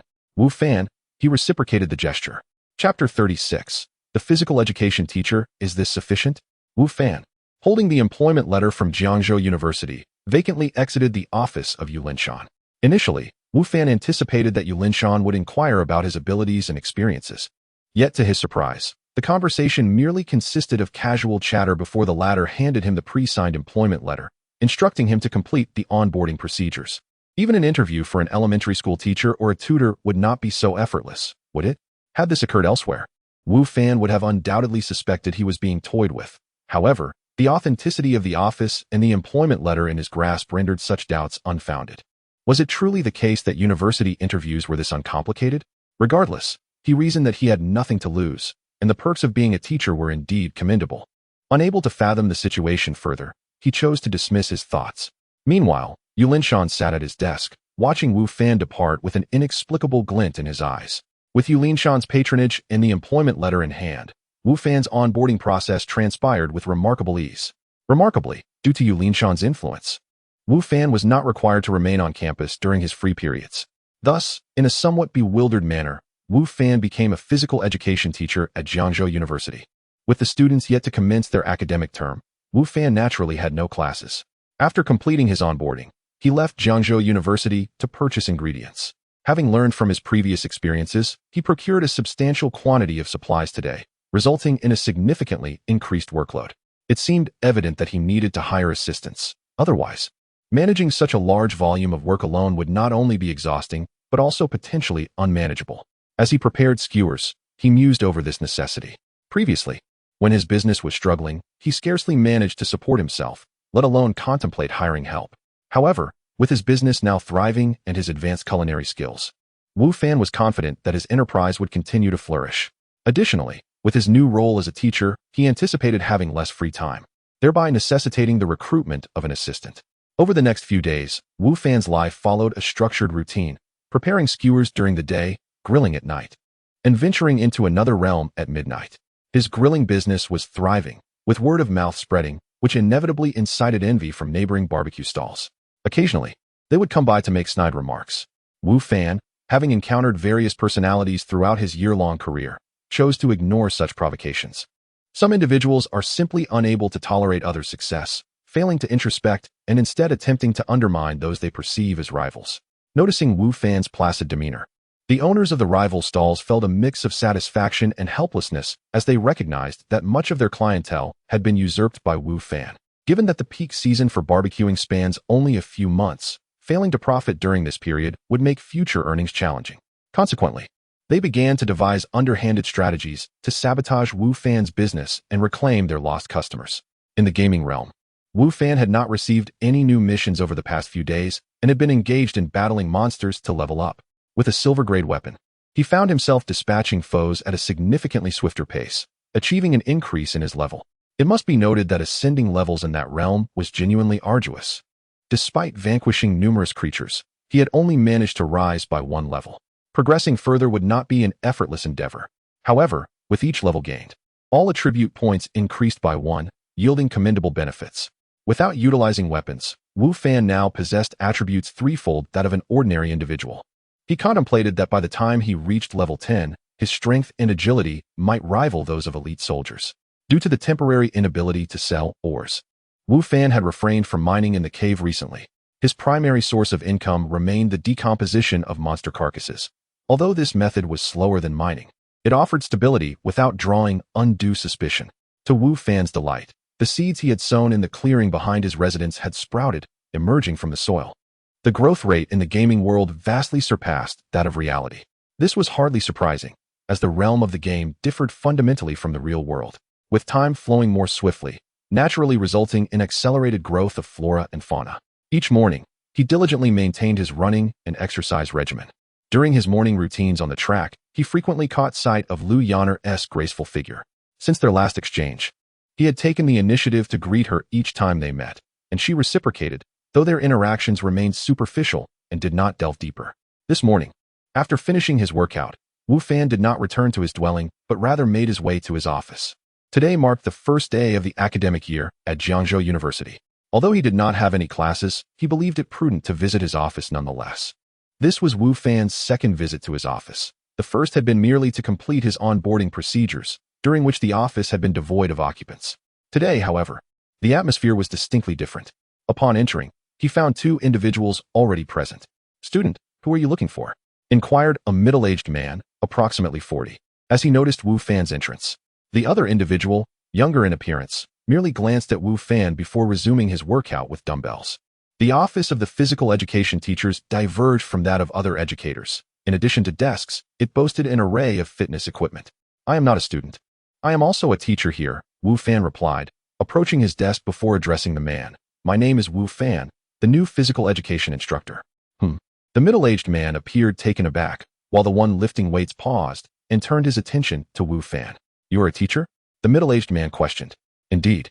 Wu Fan gestured towards his desk. "I will be seated here." "How youthful," the middle-aged man remarked with a hint of awe. "My name is Sun Yu, and I am also a physical education teacher." Wu Fan turned his gaze to the young man exercising, who regarded him with a hint of arrogance, saying, "What can you teach with that physique?" Indeed, compared to the other two, Wu Fan's physique appeared somewhat slender. However, this was merely an illusion. His body was not lacking. As each level he ascended brought forth physical enhancements, gradually sculpting him into a more perfect form. It was merely the clothing that obscured his true physique, giving the impression of frailty. Chapter 37. Affairs in the office. Observing the man before him flaunting his muscles, Wu Fan chuckled and remarked, "What can you teach? It has nothing to do with physique, does it?" "Humph, you look feeble. I could easily fell 10 of you with a single punch," the man retorted. "Is that so? How about a contest?" Wu Fan responded, unfazed by the provocation from his new colleague. "A match with me? You overestimate yourself." The man scoffed disdainfully. "Please, we are all colleagues here. A little jesting is fine, but let us not spoil the camaraderie," Sun Yu interjected hurriedly. The man grunted dismissively, granting Sun Yu some face as he ignored Wu Fan and resumed lifting his dumbbells. Wu Fan smiled at Sun Yu, choosing to remain silent. "Wu Fan, since you're new here, would you like me to help you familiarize yourself with the surroundings?" Sun Yu offered. "Thank you, but that won't be necessary," Wu Fan replied. "I've lived near this school for some time and visit frequently, so I am quite familiar with the area." "Oh, I see. Well, that is good," said Sun Yu. "However, the housing prices in Jiangzhou are exorbitantly high, especially near this school in the city center. Living nearby indicates you must be quite well off." "I'm just an ordinary person. I don't have much money. It's merely a rented place," Wu Fan explained. "Humph. You certainly don't appear to be affluent." The young man nearby interjected again, his tone still dismissive but less aggressive than before. "Li's family is from Jiangzhou. They run a company and are wealthy." Sun Yu whispered to Wu Fan, a hint of envy in his voice. Wu Fan glanced at the young man, who was only slightly older than himself, and suddenly understood. No wonder Sun Yu had used the term also earlier. It seemed there was indeed a rich second-generation individual in the office. However, why had this affluent individual chosen to become a teacher, particularly a physical education instructor? Furthermore, they had not previously known each other. Why the hostility directed at him? Just as Wu Fan pondered these questions, the office door swung open, and a graceful figure entered. The young man, who had been exercising, immediately set down his dumbbells and approached her. "Yufei, you're here. Are you tired? Let me pour you a cup of tea," he said enthusiastically. Wu Fan turned to look and was instantly captivated. The woman who entered appeared to be around 25 or 26, with exquisitely sculpted features, a curvaceous figure, and an elegant demeanor. With each step she took, there seemed to be a unique rhythm to her presence. She was a woman of extraordinary beauty and allure. "No, thank you." The woman firmly rejected the young man's enthusiasm. "And I've told you countless times, don't call me Yufei. You may address me by my full name or as Teacher Gum. Yufei, we're all familiar with each other. There's no need to be so distant." The young man persisted, seemingly unaffected by her coldness, his face still beaming with a smile, in stark contrast to his earlier demeanor towards Wu Fan. The woman, likely aware of the young man's character, chose to ignore him and soon noticed the unfamiliar face in the office. "I'll introduce you." Sun Yu stepped forward. "This lovely lady is Gung Yufei, our gymnastics instructor, and this is Wu Fan, our new teacher." "Hello," Wu Fan greeted. "Hello," Gung Yufei responded warmly. unlike her earlier demeanor towards the young man. You look quite young. If Teacher Sun hadn't mentioned it, I would have thought you were one of our students. Teacher Geng, you appear quite youthful as well, even more so than many students, Wu Fan complimented. Geng Yifei's smile brightened, as any woman, especially a beauty, relishes compliments. Humph, smooth talker, the young man interrupted, attempting to disrupt the pleasant atmosphere. Yifei, be cautious. There are many who deceive women with sweet words. Their intentions are often nefarious. Li Bing, I've told you many times, my matters are none of your concern. Geng Yifei retorted angrily. We are family friends. I cannot stand by and watch you get deceived, Li Bing argued back. Too lazy to bother with you. Geng Yifei smiled apologetically at Wu Fan before heading to her desk. Humph, a toad should not aspire to eat swan meat, Li Bing said to Wu Fan, before returning to his own desk. Shaoli has pursued Teacher Geng for quite some time, Sun Yu whispered to Wu Fan. I can see that, Wu Fan replied. No wonder Li Bing had exhibited such animosity upon his arrival. After learning he was not wealthy, the hostility had diminished somewhat, likely due to the fear of competition in courting Geng Yifei. After all, a beauty like Geng Yifei could easily captivate any man, especially since Wu Fan was still young and presumably unmarried, thus posing a greater threat. Wu Fan resumed his seat, finding humor in the earlier events, but not overly concerned. Having experienced various jobs and the complexities of interpersonal relationships, he had witnessed enough office politics to recognize that Li Bing's behavior was rather juvenile by comparison. Wu Fan paid little mind to Li Bing's antics. After all, he did not plan to frequent the office often, estimating that opportunities to encounter these colleagues would be limited. Before long, 2 more individuals entered the office, completing the presence of all 6 physical education teachers. The newcomers were both men, around the same age as Sun Yu, and married. Clapping his hands to gather attention, Sun Yu announced, Today marks the first day of the new semester. How about we all go out for dinner after work? I'm in. Li Bing was the first to raise his hand in agreement, glancing at Geng Yifei. It's been a while since we've all gathered. We should catch up. Geng Yifei did not look at Li Bing, but nodded in agreement. The other 2 teachers also voiced no objections, as it was quite normal for colleagues to dine together, especially on the first day of a new semester. Wu Fan, what about you? Will you join us? Sun Yu inquired. The dinner will be on a split bill basis. If some people are short on funds, they shouldn't expect to mooch off the rest, Li Bing remarked sarcastically. Wu Fan had not initially intended to attend, as he had plans for the evening, but considering they were his colleagues, he felt there was no need to create tension. Moreover, with Li Bing's biting remarks, refusing would only solidify the impression of being someone looking to take advantage. All right, I have no objections, Wu Fan replied. Great. Let us head out together after work, Sun Yu confirmed. Chapter 38. Taking a taxi being a physical education teacher is quite effortless, whether during classes or in moments of leisure. On the first day of work, the few individuals in Wu Fan's office were either engaged in conversation or browsing the internet. The benefits at Jiangzhou University are commendable, as every teacher, including physical educators, is provided with a computer in the office. Apart from Wu Fan, the others in the office were seasoned staff, familiar with one another. It was evident that Li Bing held a certain status here, especially after displaying hostility towards Wu Fan.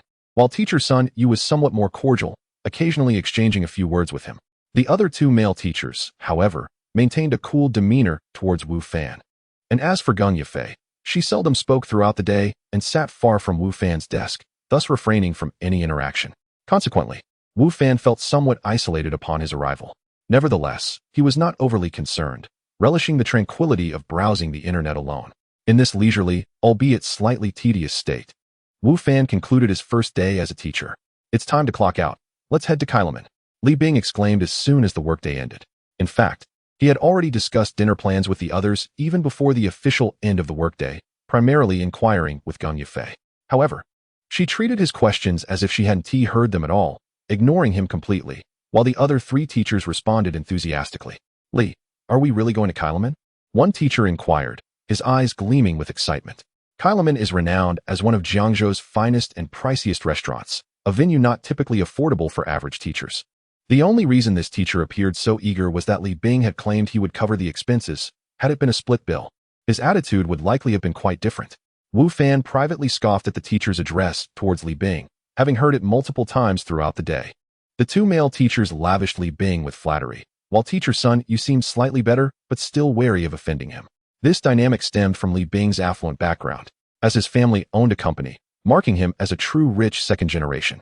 Although the remuneration for teachers at Jiangzhou University is not insignificant, It pales in comparison to the wealth of someone like Li Bing, particularly for physical education instructors who generally lack supplementary income. Is that really true? When have I ever boasted? Li Bing declared with arrogance. Today marks our first gathering of the semester, so we can't just pick any place. Kailaman it is. And it's on me. After making this proclamation, he turned to Wu Fan, adding, let us allow certain individuals to broaden their horizons and witness a bit of the world. Wu Fan understood he was the target of Li Bing's words. In the past, he might have reacted with indignation and refused to attend, but now, his mindset had mellowed considerably. Perhaps it was due to the ring he possessed, which made him aware that his future would not be mundane, leading him to overlook many trifles.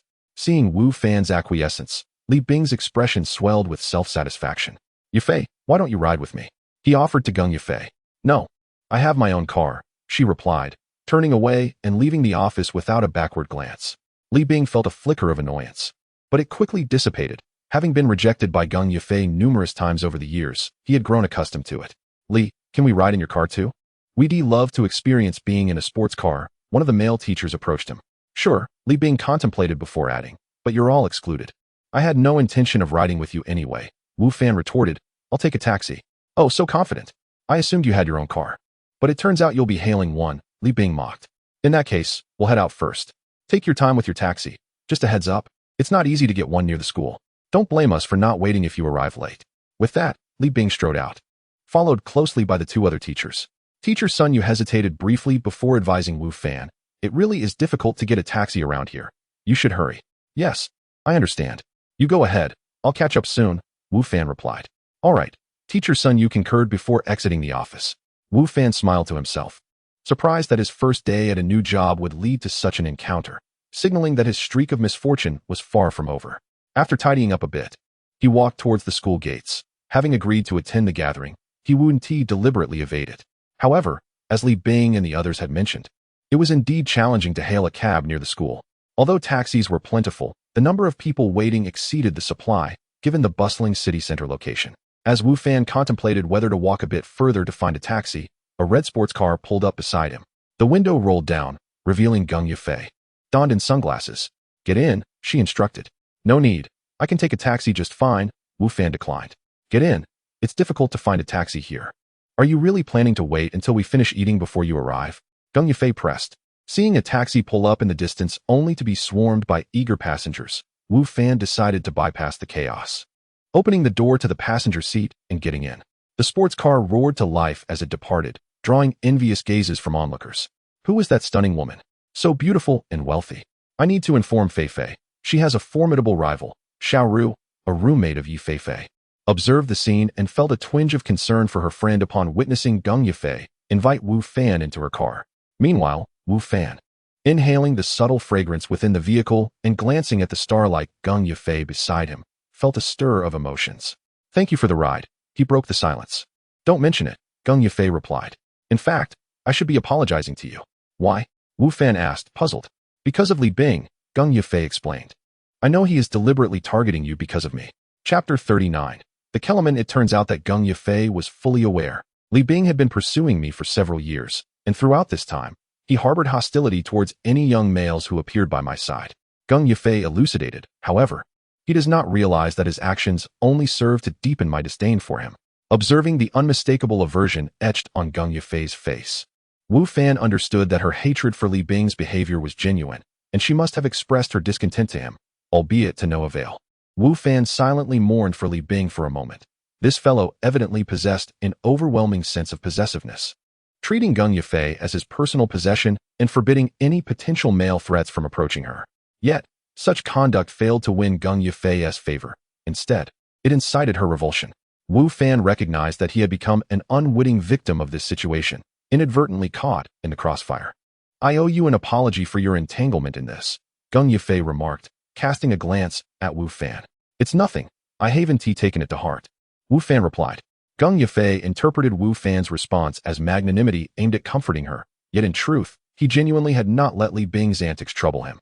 Since he wouldn't be lingering at school and would have limited interactions with both Li Bing and Gung Yufei, he found no desire to meddle in such trifles. The Kellerman was located a mere 10 minutes from Jiangzhou University, and soon, Wu Fan and Gung Yufei arrived at its entrance. At that moment, Li Bing and his companions were already there, waiting by the door. They were not there to await Wu Fan, but rather to greet Geng Yifei. As anticipated, upon spotting Geng Yifei's car, Li Bing rushed over, his face adorned with a broad smile. However, the moment he saw Wu Fan alight from the passenger seat, his smile abruptly faltered, replaced by a cloud of discontent. "What are you doing in Yifei's car?" Li Bing demanded of Wu Fan. "It was I who invited him to ride with me," Geng Yifei responded coolly as she stepped out of the vehicle. "Yifei, how could you take him?" Li Bing exclaimed, distressed. "This is my car. I shall choose whom I wish to carry, and I need not your approval," Geng Yifei retorted without reservation. Turning to Wu Fan, she said, "Teacher Wu, shall we proceed inside?" "Certainly," Wu Fan replied with a smile, glancing at Li Bing before walking alongside Geng Yifei into the Kellerman. Li Bing stood there, shrouded in gloom. While Wu Fan's expression was ordinary, to Li Bing, it appeared as a provocation, igniting his ire. "How dare this pauper compete with me for a woman?" "Young Master Li, let us enter as well," one of his companions urged. "Let us go." This marked Wu Fan's inaugural visit to the Kellerman, and he was indeed captivated by the opulence of the establishment. With 2 floors and an expansive area exceeding 1,000 square meters, it boasted lavish decor and an array of stunning servers, presenting a feast for the eyes. Although the Kellerman demanded a high price, its business thrived, indicating that Jiangzhou was not devoid of affluent patrons. "I wish I could own a restaurant like this someday," Wu Fan mused. After acquiring numerous transportable rings, his initial intention was to leverage the alternate world within to bolster his barbecue business. However, he soon realized that this ambition seemed rather modest. His culinary skills had already significantly enhanced his barbecue venture, setting him apart from the surrounding stalls. Moreover, the game world contained an abundance of treasures yet to be utilized. Limiting himself to just the barbecue stand felt like squandering potential. Besides, the barbecue business was only flourishing for a few months. As the weather turned colder, patronage would decline, compelling Wu Fan to explore other avenues for profit. Opening a restaurant emerged as a promising option, as he possessed the culinary expertise and had cultivated an ample supply of vegetables, fruits, and livestock within the game, all of which could serve as ingredients. Thus, with a storefront, a restaurant could indeed come to fruition. Nevertheless, establishing a restaurant was evidently more complex than running a barbecue stand and required considerable funding, which Wu Fan did not yet possess. Thus, he could only entertain such thoughts for the time being. Upon entering the pre-reserved private room, Li Bing, the host of the evening, unapologetically seized the menu and began ordering, only soliciting Geng Yifei's opinions while disregarding the others entirely. "This Kellerman is truly delightful. It is only thanks to young Master Li that we have the fortune to dine here today. Otherwise, we might never have the chance in our lifetimes," remarked a colleague of Wu Fan named Li Tian.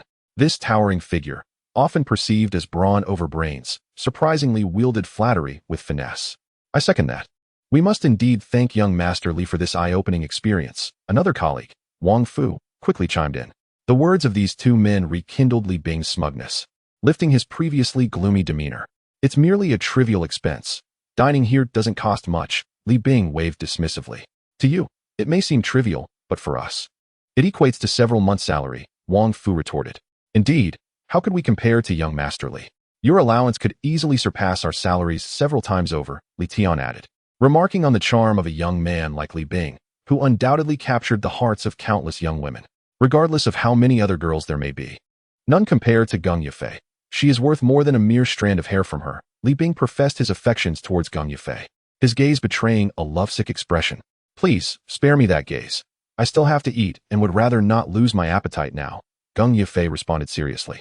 Waving her hand, Wu Fan, who had been observing the unfolding drama, nearly laughed upon hearing her words, especially at the sight of Li Bing's expression resembling that of someone stricken with constipation. "I believe that Teacher Geng and young Master Li make a splendid pair. A match made in heaven," Wu Fan remarked, only to be met with agreement from Li Tian and Wang Fu, who eagerly sought to curry favor with Li Bing. It was evident that this was not the first time they had engaged in such flattery.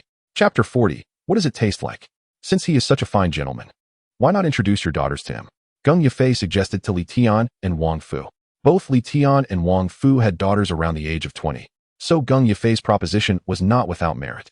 Upon hearing her words, Li Tian and Wang Fu exchanged awkward smiles, internally lamenting. "Do you think we wouldn't want to introduce our daughters to young Master Li? Alas, he seems uninterested." At that moment, the waiter arrived with the dishes. It must be said, Kellerman truly deserves its reputation as one of the finest restaurants in Jiangzhou.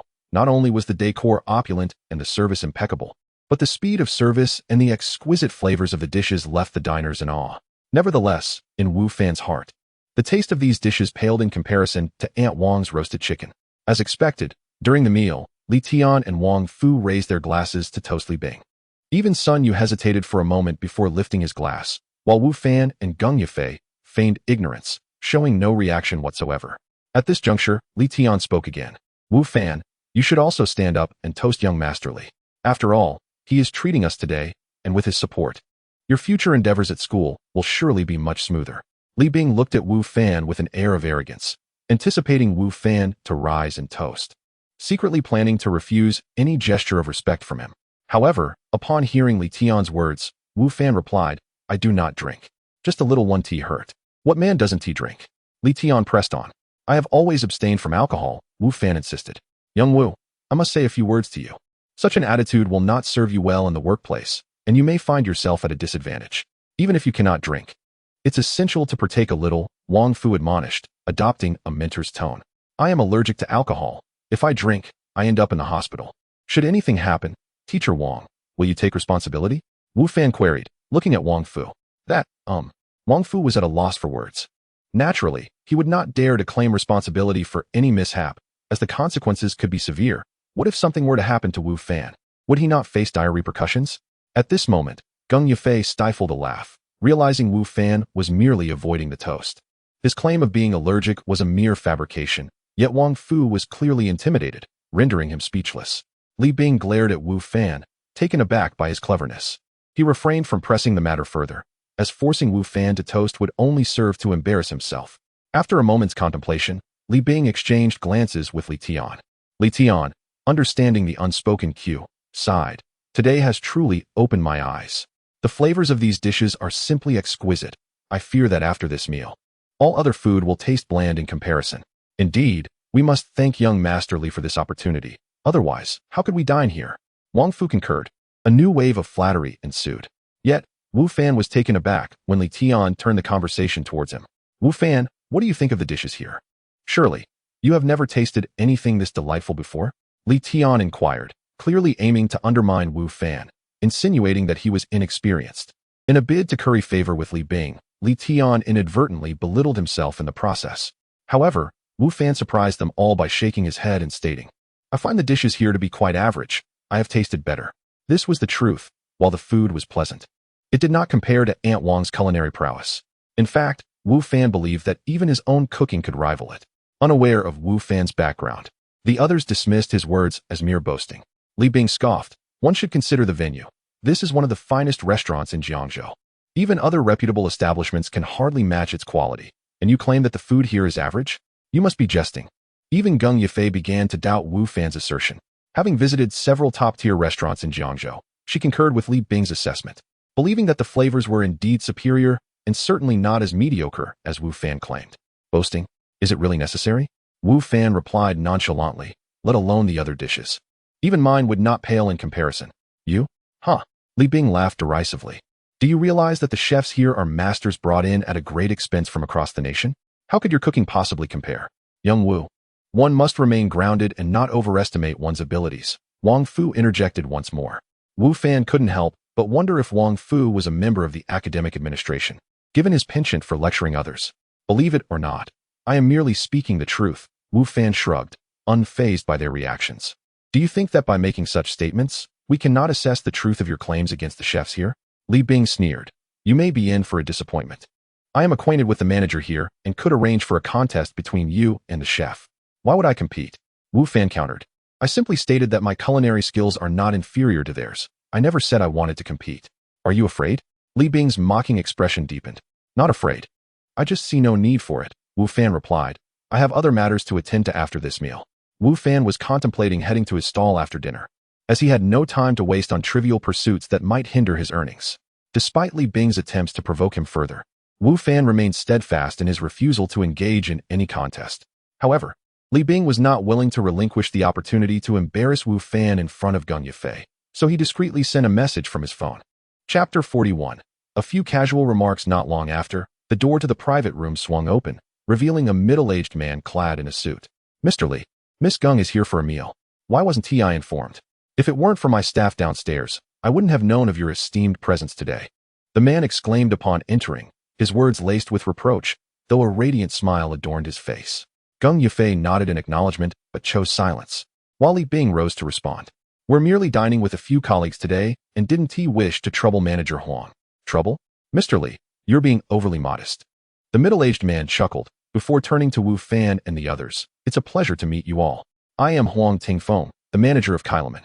As you are all colleagues of Mr. Li, feel free to reach out to me for dining. We offer a generous 20% discount." Manager Huang's words delighted Wang Fu and the others, bringing a sense of pride to Li Bing's demeanor. Yet, Wu Fan remained unperturbed. "May I inquire if you all are satisfied with your meal today? Was the cuisine to your liking?" Manager Huang asked. "Absolutely, it was delightful. Kailaman truly deserves its reputation as one of the best restaurants in Jiangzhou. The flavors are beyond reproach," Li Tian and the others quickly affirmed. "While we are indeed quite satisfied, there is someone who feels that the dishes here are rather mediocre," Li Bing interjected. "Oh." Manager Huang's expression shifted to one of curiosity. As he scanned the room, "Might I ask who believes our cuisine lacks merit? Please, share your feedback so we may improve." Manager Huang, "I believe it unnecessary. My colleague was merely jesting," Gung Yufei interjected. "I hardly think he was joking. Am I correct, Teacher Wu?" Li Bing remarked with a hint of sarcasm. Manager Huang's gaze turned to Wu Fan, asking, "If you have any opinions, please feel free to express them. At Kailaman, we are committed to ensuring our guests leave satisfied and fulfilled. Any shortcomings will certainly be addressed." Wu Fan glanced at Li Bing, then at Manager Huang, before responding, "Indeed. It was I who made that remark, and I assure you, it was no jest. I have indeed encountered superior cuisine elsewhere." "Oh, is that so?" Manager Huang replied. "If this gentleman finds our dishes lacking, I kindly ask you to specify the deficiencies so we can rectify them." Though Manager Huang's tone was polite, Wu Fan detected a hint of disdain within it. In light of this, Wu Fan decided against holding back. He stood up and gestured towards the dishes on the table. "Since Manager Huang is so earnest, allow me to share a few thoughts. For instance, this dish was removed from the heat 10 seconds too late, resulting in a slightly overcooked texture. This one has an excess of MSG, making it too overly savory, and this dish should not contain scallions, as they detract from its original flavor. Additionally, this dish, while he claimed to be offering casual remarks, Wu Fan meticulously pointed out flaws in nearly every dish, seemingly dissatisfied with each one.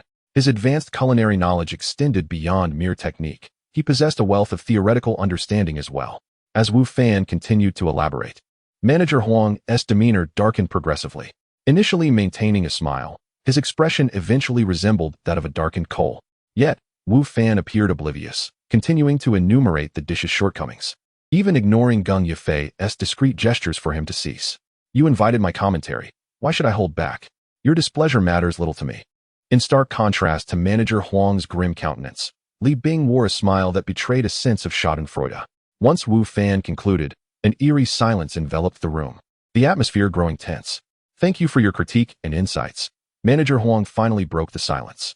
However, despite his words of gratitude, it was evident to all that they lacked sincerity, and his mood was far from pleasant. "There's no need for gratitude. I merely expressed some observations. It is your earnestness that prompted me to speak. Had it been anyone else, I would have remained silent," Wu Fan replied. "Thank you," Manager Huang said, and the underlying bitterness in his tone did not go unnoticed by the others. "Manager Huang, you may not be aware, but our esteemed teacher Wu possesses considerable expertise in culinary arts. Just moments ago, he claimed that his dishes surpass yours in flavor. Initially, I was skeptical, but witnessing his detailed critique of your offerings, perhaps he speaks the truth," Li Bing interjected, fanning the flames. "Is that so? Since this guest is so knowledgeable about culinary matters and has pointed out numerous deficiencies, how about we have our chef engage in a friendly exchange with you, so our kitchen staff may better understand their shortcomings?" Manager Huang's expression darkened further. "Manager Huang, I believe that is unnecessary. Teacher Wu was merely voicing his thoughts." Gung Yufei interjected once more. However, Gung Yufei's repeated defense of Wu Fan only served to fuel Li Bing's dissatisfaction. With a cold snort, he remarked, "I hardly think he was merely speaking casually. His points were quite articulate. Kailaman is indeed one of the most renowned restaurants in Jiangzhou. If his words were to spread, the impact on the restaurant's reputation could be significant. This tarnishes Kailaman's image. If he cannot substantiate his claims with his culinary skills, it would suggest that his comments were nothing but slander, and the restaurant could pursue compensation. Is it truly that severe?" Wu Fan was merely sharing his thoughts. It is unlikely they would be disseminated, Gung Yifei frowned. Absolutely serious. Manager Huang asserted, our restaurant places great importance on its image, which is fundamental to our existence. While we welcome sincere suggestions, we shall not tolerate malicious slander. At this point, Manager Huang turned to Wu Fan. Since you possess such expertise, I kindly ask you to engage with our chef. I have no time, Wu Fan replied, shaking his head. In fact, were it not for this being my new colleague's first gathering, I would not have attended at all. Wu Fan, you're merely a physical education teacher. What could you possibly be busy with? You claim to have no time. Are you truly that occupied? Li Bing retorted. Yes, I am indeed quite busy, Wu Fan affirmed. Unlike some individuals who were born to be idle, I must earn my living. Gung Yifei shot Wu Fan a disapproving glance, prompting him to quickly clarify. I was not referring to you, Teacher Gung. Wu Fan's meaning was unmistakable. I was indeed speaking of you, Li Bing. Chapter 42. The restaurant kitchen, I will give you 10,000. Just stay and compete. Li Bing exclaimed angrily. This sum exceeds your monthly salary. If you can surpass our head chef, I will also grant you 10,000, Manager Huang added. The prospect of 20,000 stirred envy among Li Tian and his companions, who wished they could replace Wu Fan in the contest. For Wu Fan, this amount was also significant, far exceeding what he would earn from a night of barbecuing. After a moment of contemplation, he consented. Very well, since you are so earnest, I shall remain and engage in a culinary duel with your head chef, Wu Fan replied, feigning reluctance. Their eagerness for monetary gain irked both Li Bing and Manager Huang. If you lose, you must formally apologize to me and our head chef. Manager Huang stated sternly. And do not think you can take my 10,000. Li Bing added. Agreed. Wu Fan replied without hesitation. But who will serve as the judge? It cannot be you, for what if you harbor bias? Indeed, culinary prowess cannot be quantified numerically. It relies on subjective judgment, thus inviting the possibility of deceit. Let the patrons of the restaurant serve as judges tonight, Manager Huang proposed. You and our head chef will each prepare 3 dishes, choosing whatever you wish. Afterward, you may designate one guest as a judge. We will appoint another, and the final judge will be Miss Gong. The victor will be determined by the best of 3 rounds. How does that sound? That sounds quite fair, Wu Fan responded. He held a degree of trust in Gung Yifei, as she was not aligned with Li Bing. Since you have no objections, we shall proceed to the kitchen, Manager Huang announced. As they followed Manager Huang to the kitchen, Gung Yifei quietly cautioned Wu Fan. Why are you being so impulsive? Manager Huang is clearly an accomplice of Li Bing, aiming to embarrass you. Can't you see through this? Who will be embarrassed remains to be seen, Wu Fan chuckled. Nonetheless, I appreciate your concern, Teacher Gung. You do not truly believe your culinary skills surpass those of the chefs here, do you? Gung Yifei gazed at Wu Fan with surprise. Why not? Wu Fan replied confidently. Do not jest. The chefs here are no ordinary cooks. Even if you possess some skills, you cannot possibly outmatch them, Gung Yifei insisted. While the chefs here may excel above many, I do not include myself among the many, Wu Fan asserted with conviction. His culinary expertise had significantly enhanced his ability to appreciate fine cuisine. He could discern the quality of the chef's skills merely by tasting their dishes. Indeed, compared to the average person, the chefs here were of considerable caliber. Yet, to Wu Fan, he believed he was at the pinnacle of intermediate skill, merely a step away from reaching an advanced level. However, that single step was not one that just anyone could traverse. The disparity remained evident. As long as there was no opportunity for the restaurant to cheat, Wu Fan was confident that victory would be his. Nevertheless, Wu Fan harbored a twinge of confusion.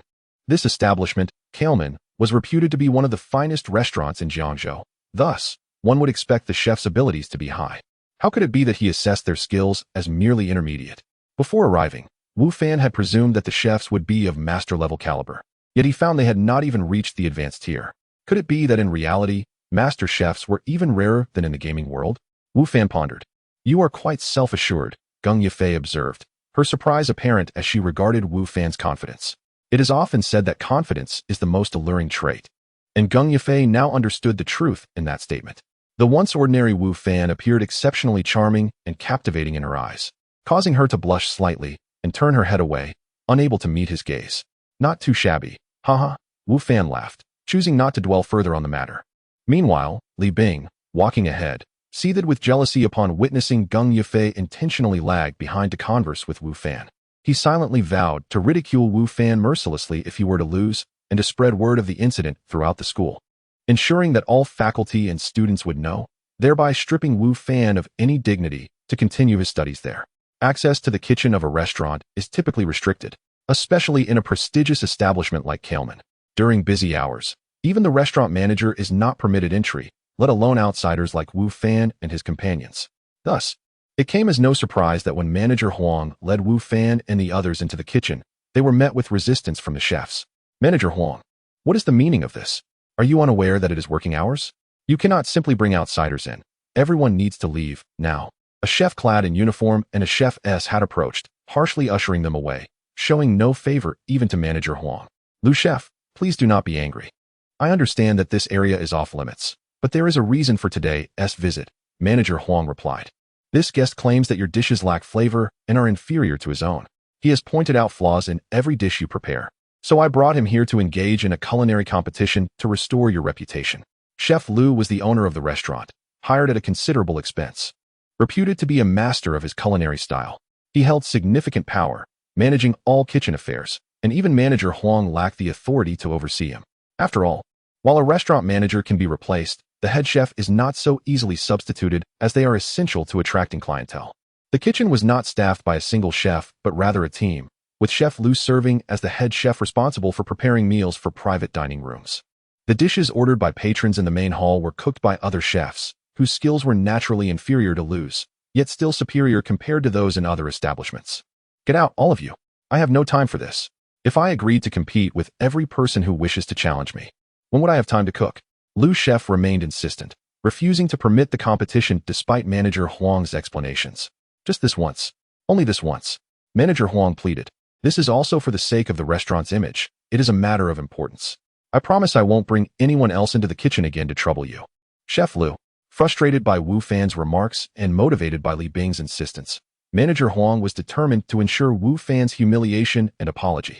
Chapter 43. The terrifying culinary skills. Manager Huang had lowered his attitude significantly, showing a degree of respect towards Chef Lu. It's important to note that typically, the two operated in their own domains, rarely yielding to one another.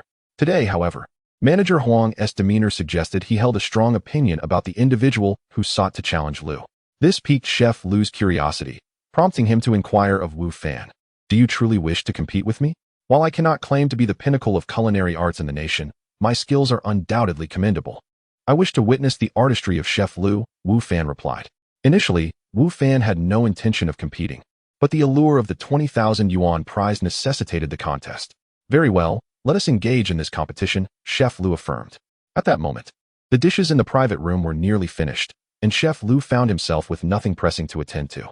He reasoned that Wu Fan, having dared to propose a challenge, must possess some level of skill. Moreover, engaging with others in culinary exchanges could enhance his own expertise. As for giving face to Manager Huang, that was merely a secondary consideration. Soon, a chef cleared a space for both Wu Fan and Chef Lu, and Lu learned the rules of the contest from Manager Huang, to which he had no objections. Chef Lu began his preparations by taking a piece of meat and slicing it with remarkable skill. It must be said that his knife skills were impressive, producing evenly sized pieces of meat with a perfect balance of fat and lean. Wu Fan, at this point, had not yet decided on his dish.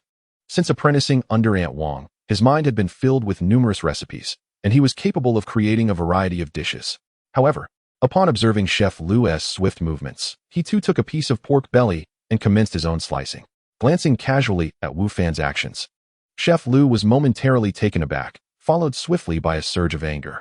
It was evident that Wu Fan had chosen to prepare the same dish, directly challenging him.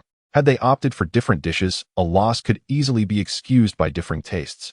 Yet, with both preparing the same dish, such excuses would vanish. This young man is exceedingly arrogant. Chef Lu turned away from Wu Fan, initially contemplating whether to hold back. However, witnessing Wu Fan's audacious demeanor ignited his resolve to unleash his full prowess in order to teach Wu Fan a lesson. Others present shared similar sentiments, believing Wu Fan to be excessively presumptuous. Yet, for Li Bing and Manager Huang, Wu Fan's choice was fortuitous. Should he lose, he would have no excuses. In the next instant, the onlookers were left in stunned silence. Wu Fan, with his left hand pressing the meat and his right hand wielding the knife, executed a series of rapid cuts that yielded perfectly uniform pieces of meat, matching Chef Lu's precision. More importantly, Wu Fan's speed was astonishing, his right hand moving so swiftly that onlookers could see a blur, while the pieces of meat under his left hand dwindled rapidly, increasing the quantity on the cutting board. The terrifying speed of his blade, the exquisite knife skills. Initially, The spectators had thought Wu Fan's claim of superior culinary prowess was a jest, but it now appeared otherwise. Not only was his knife work on par with Chef Lu's, it might even surpass it. Isn't he merely a physical education teacher? How can his knife skills be so exceptional? The crowd pondered in disbelief. Perhaps he possessed great cutting skills, but mediocre cooking techniques. After all, knife skills do not dictate the flavor of the dish, mused Li Bing and manager Huang. Meanwhile, Chef Lu was equally astonished by Wu Fan's knife work. While the layman merely admired Wu Fan's dexterity, Chef Lu recognized that such skills were rare even on a national scale. Only through decades of practice could one achieve such mastery. How could someone so young possess such talent? The once self-assured Chef Lu now felt a genuine sense of threat, compelling him to focus intently on his own dish.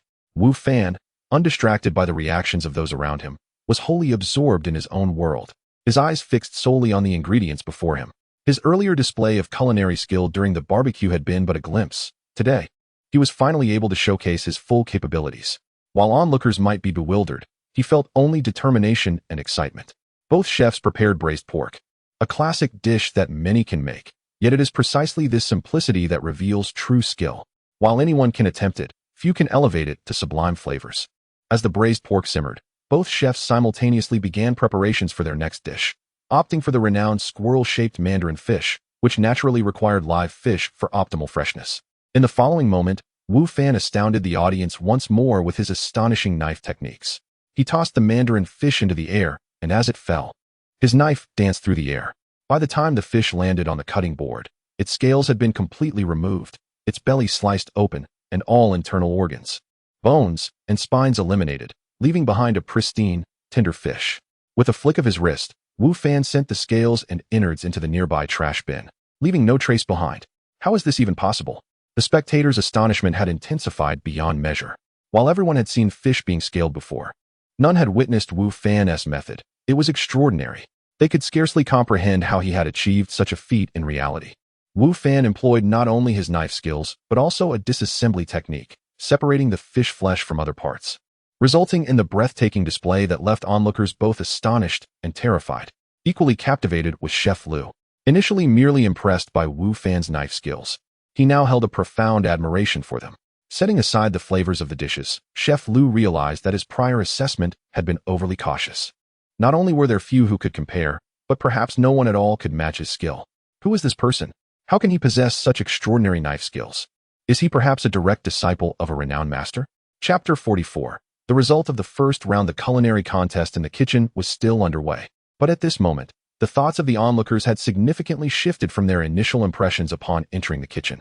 Initially, no one believed that Wu Fan could surpass the chefs here in culinary skills. Even Gung Yafei, who stood by Wu Fan's side, harbored doubts about his potential victory. However, after witnessing Wu Fan's formidable knife skills, the spectators' previously firm convictions began to waver. Though they might not have grasped the intricacies of culinary arts as well as Chef Lu, they recognized that Wu Fan's display of knife work was far beyond that of an ordinary individual lacking culinary prowess. Could it be that his culinary abilities were indeed exceptional enough to rival Chef Lu? Despite the burgeoning doubts among the crowd, Li Bing and manager Huang retained their unwavering confidence in Chef Lu. Firstly, as outsiders to the culinary world, they acknowledged Wu Fan's impressive knife skills. Yet they also noted that Chef Lu's technique was equally commendable, emphasizing that the flavor of a dish transcended mere knife work. Secondly, Chef Lu had served as the head chef for a considerable time, and patrons consistently praised his dishes, assuring them of his culinary expertise. While Wu Fan's knife skills might be extraordinary, he was surely no match for Chef Lu in the art of cooking. The third dish chosen by both chefs was a soup, specifically a simple vegetable and radish soup. While an ordinary cook might struggle to make this dish flavorful, a chef of Lu's caliber would certainly excel, as it was a beloved dish by many patrons, light yet delicious. With all three dishes completed, the kitchen was suffused with the tantalizing aroma of exquisite cuisine, prompting the onlookers to unconsciously swallow their apprehension. Now that everything is prepared, let us select the patrons to act as judges, manager Huang proposed. This had been agreed upon from the outset, and Wu Fan had no objections. The only difference was that Chef Lu did not remain in the kitchen. Instead, like everyone else, he stepped out, eager to see if the food he had prepared could indeed triumph over Wu Fan's offerings. Previously, he would have dismissed a challenger emerging from nowhere. But after witnessing Wu Fan's knife skills, his confidence had diminished. Although the dinner rush had subsided, the restaurant still boasted a fair number of guests. Manager Huang suggested that Wu Fan choose the patrons first, to which Wu Fan readily complied, casually pointing to a table and stating, "Let them be the judges." "Very well," Manager Huang responded, observing the group at that table before summoning a beautiful waitress. "Please take these 2 portions of braised pork to that table and inform them that our restaurant is hosting an event. They have been selected to receive 2 complimentary portions of braised pork. However, they must provide feedback on which portion they find more delectable." "Understood, Manager Huang," the waitress replied, carrying the 2 plates of braised pork toward the chosen table. "Wu Fan, should you lose, I suggest you apologize publicly to Manager Huang and Chef Liu.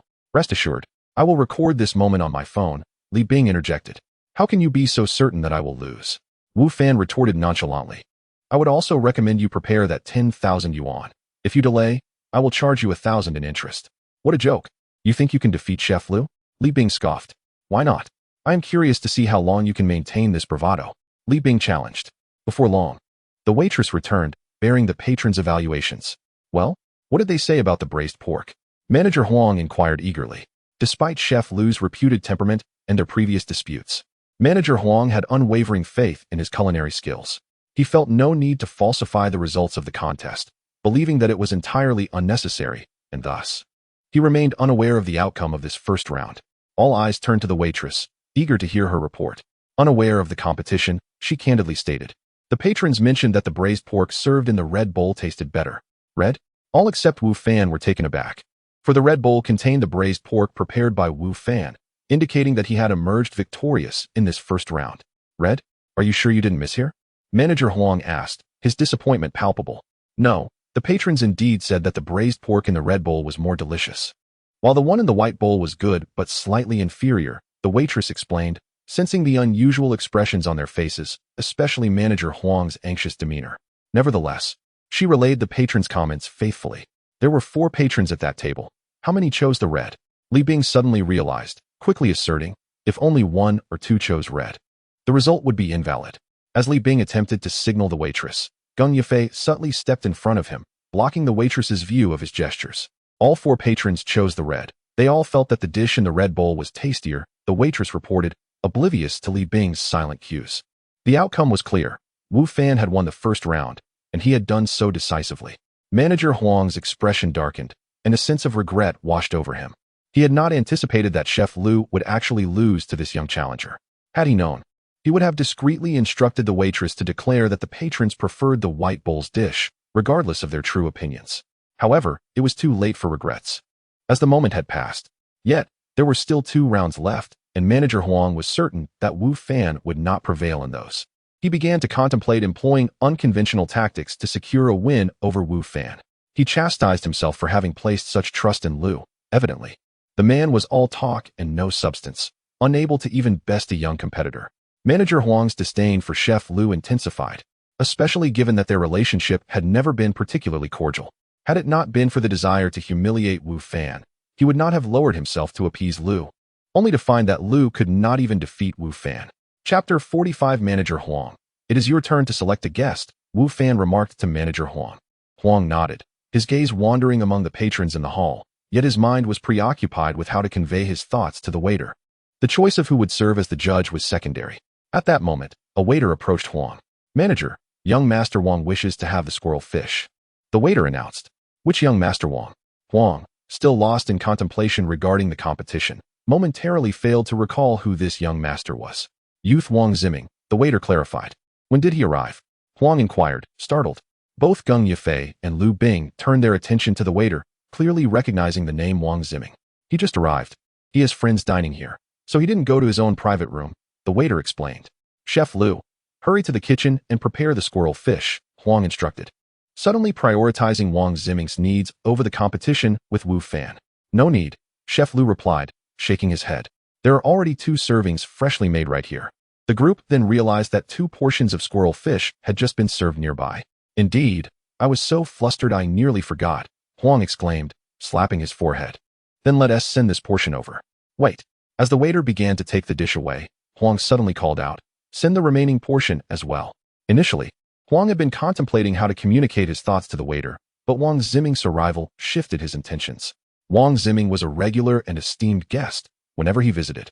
he would invariably order Chef Lu's squirrel fish. He often remarked that he had sampled this dish in many establishments, yet only Chef Lu's preparation delighted his palate.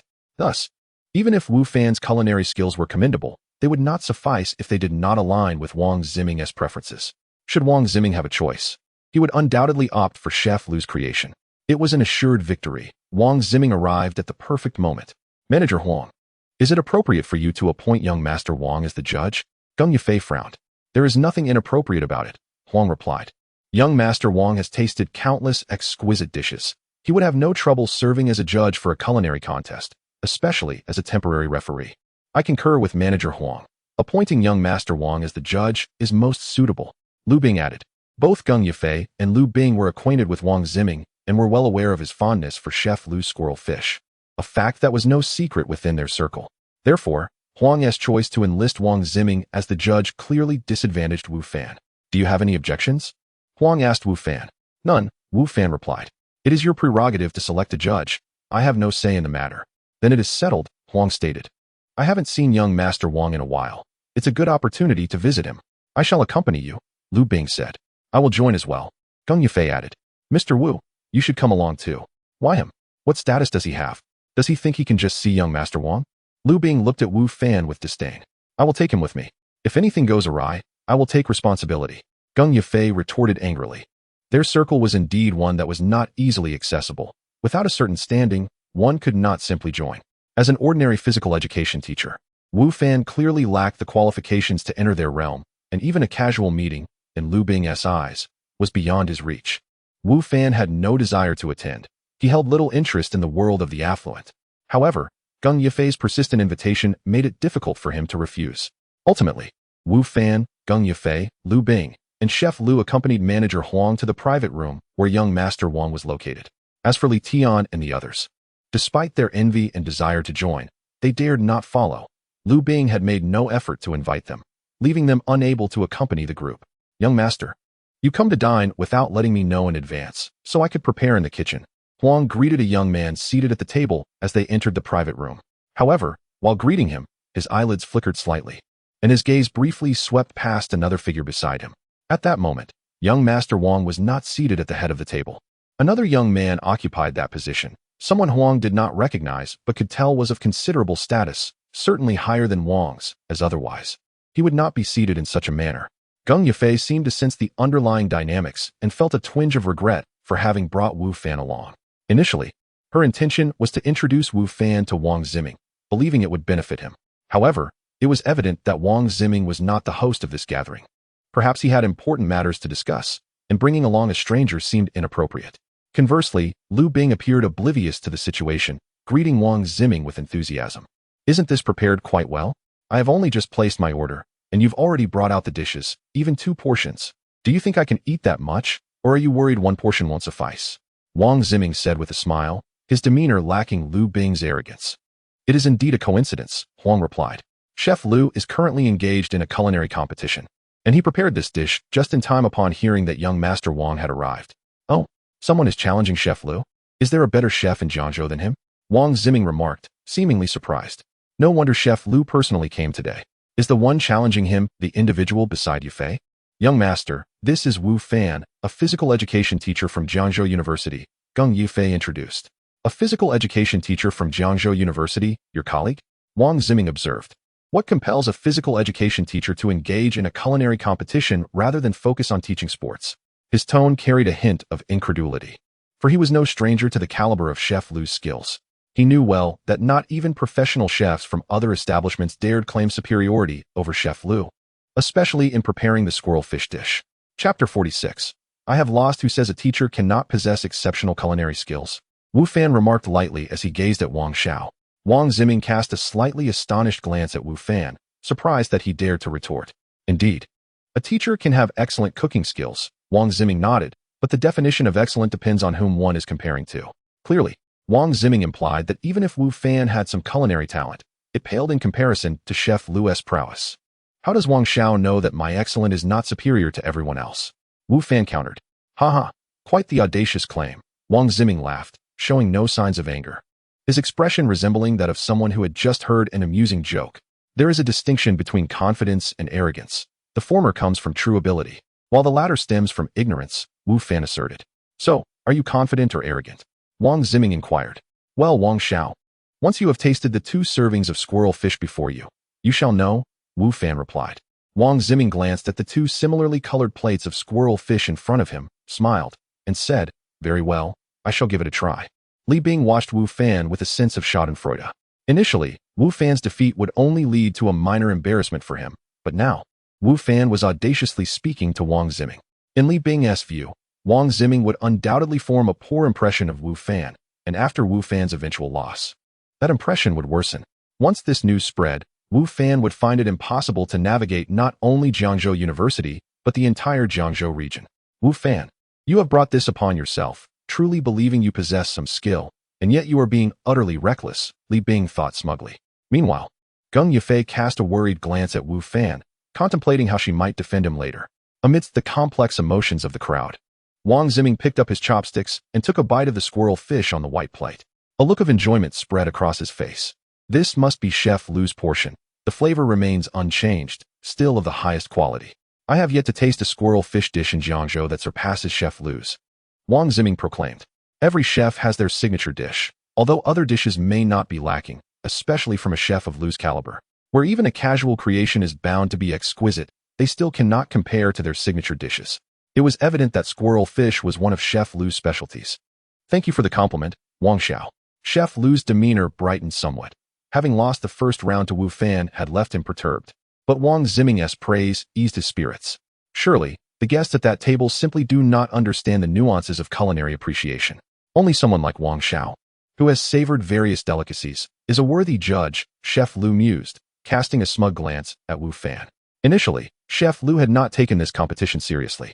But losing the first round to Wu Fan ignited his competitive spirit. Wu Fan, however, was more concerned about Wang Ziming's integrity. What if Wang Ziming, due to his familiarity with Chef Lu, rendered an unjust verdict? That would be an utterly unfair loss.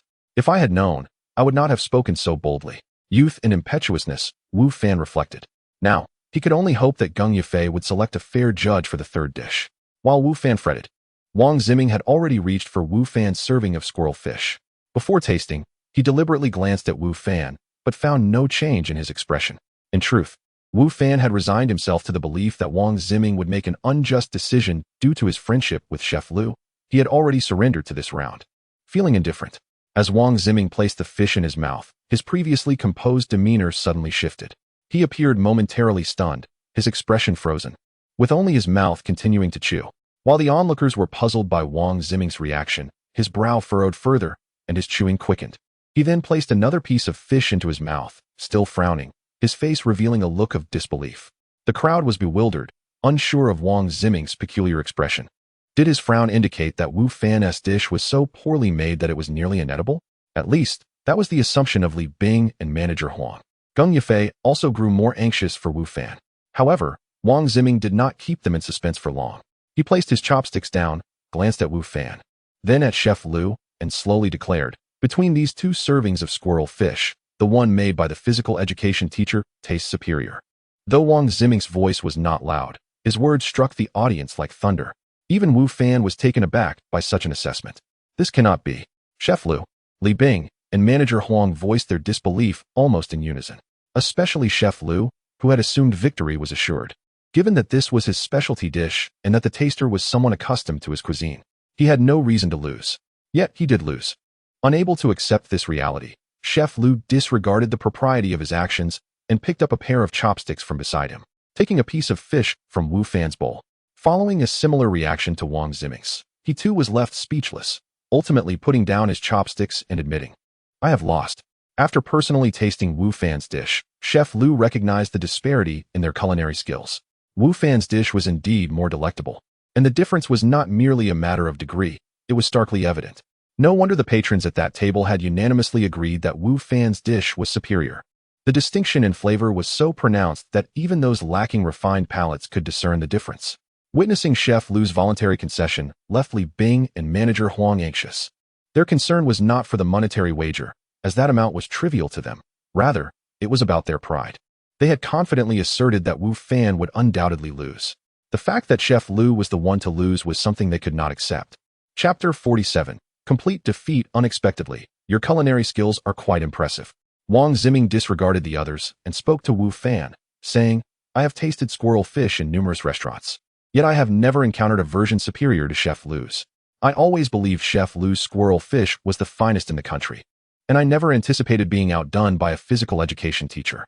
Thank you for the compliment, Wu Fan replied modestly, feeling a sense of appreciation for Wang Ziming's fairness. I merely state the facts, Wang Ziming responded, glancing at the 2 bowls of soup held by a nearby waiter. Are these soups also for the competition? Perhaps. I should take a turn.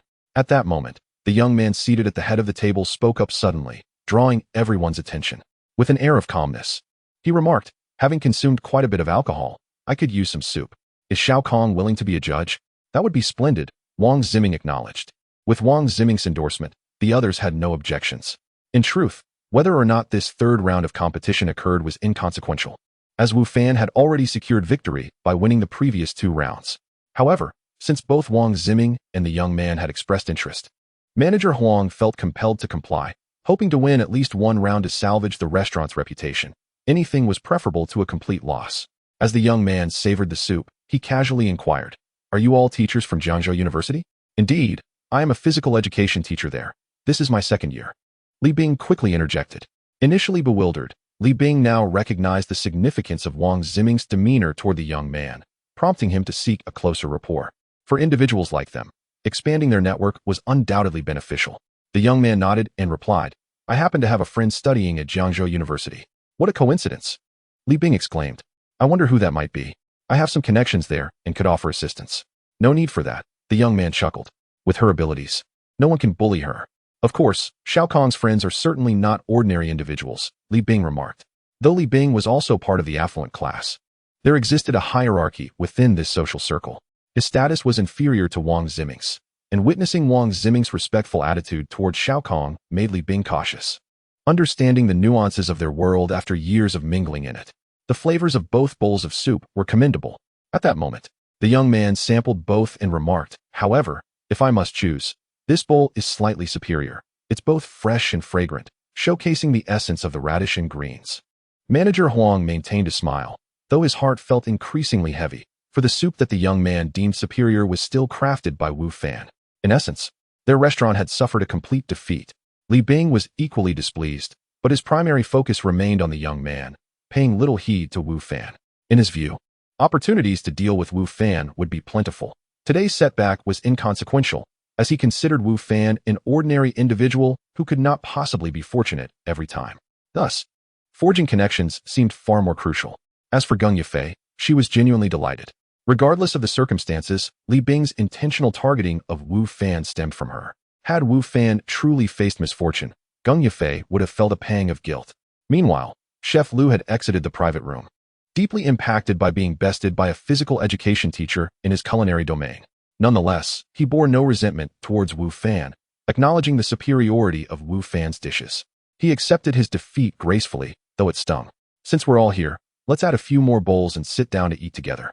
Wang Ziming invited Gung Yifei and Li Bing before turning to Wu Fan, saying, You should stay as well. I must decline. Thank you for your kindness. But I have some matters to attend to, Wu Fan replied. Postpone whatever you have. A meal won't take long, Gung Yifei urged, casting meaningful glances at Wu Fan, hoping he would remain. Having grown up in this environment, Gung Yifei understood the significance of networking, and now an opportunity lay before Wu Fan. Both Wang Ziming and the young man were not ordinary individuals, and establishing acquaintances with them would be immensely beneficial for Wu Fan. Yifei, you needn't persuade him. Perhaps he simply prefers not to dine with us. Your insistence may put Wu teacher in a difficult position, Li Bing interjected. Be quiet, Gung Yifei retorted. Since you have matters to attend to, I won't press, Wang Ziming conceded. Thank you. Wu Fan expressed his gratitude and cast a grateful glance at Gung Yifei before decisively turning to leave the private room. In truth, Wu Fan had no desire to involve himself in this circle. He felt a disconnect, believing his presence would only create awkwardness. He was not entirely disingenuous. He indeed had matters to attend to, specifically regarding transmission. Having been busy earlier, time was now of the essence. Although he could transmit at any hour, he was eager to proceed, fully aware of the importance of the other timeline to him. Thus, he approached each transmission with seriousness and urgency. Oh, by the way, just as he reached the door, Wu Fan paused suddenly. What? Are you reluctant to leave? Li Bing, assuming Wu Fan had changed his mind, could not resist a sarcastic remark. Not at all. Wu Fan shook his head. I merely wanted to remind Teacher Li not to forget my payment. Furthermore, I shall not be greeting Manager Huang. Please convey my regards. Li Bing's expression turned awkward and irate upon hearing Wu Fan's words. Rest assured, you will not lose a single penny. 10,000 yuan is hardly a concern for someone like you. Just make sure to remember, Teacher Li. Wu Fan smiled before turning to exit. What just happened? After Wu Fan departed, Wang Ziming inquired curiously of Geng Yifei and Li Bing. Geng Yifei recounted the events that had transpired in the private room. Upon hearing her tale, Wang Ziming gazed in the direction Wu Fan had left, murmuring to himself. Quite intriguing. Chapter 48. The new task of Apothecary Li. Upon returning to his residence, Wu Fan found that it was nearly midnight. After freshening up, he transported himself to the game world. His figure reappeared in the small village. Initially, Wu Fan intended to venture beyond the village to hunt monsters for experience and gather materials to sell for profit. However, before he could leave the village, he encountered a beaming Apothecary Li. Master, what brings you such joy? Wu Fan greeted. In this village, apart from the unscrupulous merchant at the general store, every resident had imparted skills to Wu Fan. Thus they all held the title of his masters.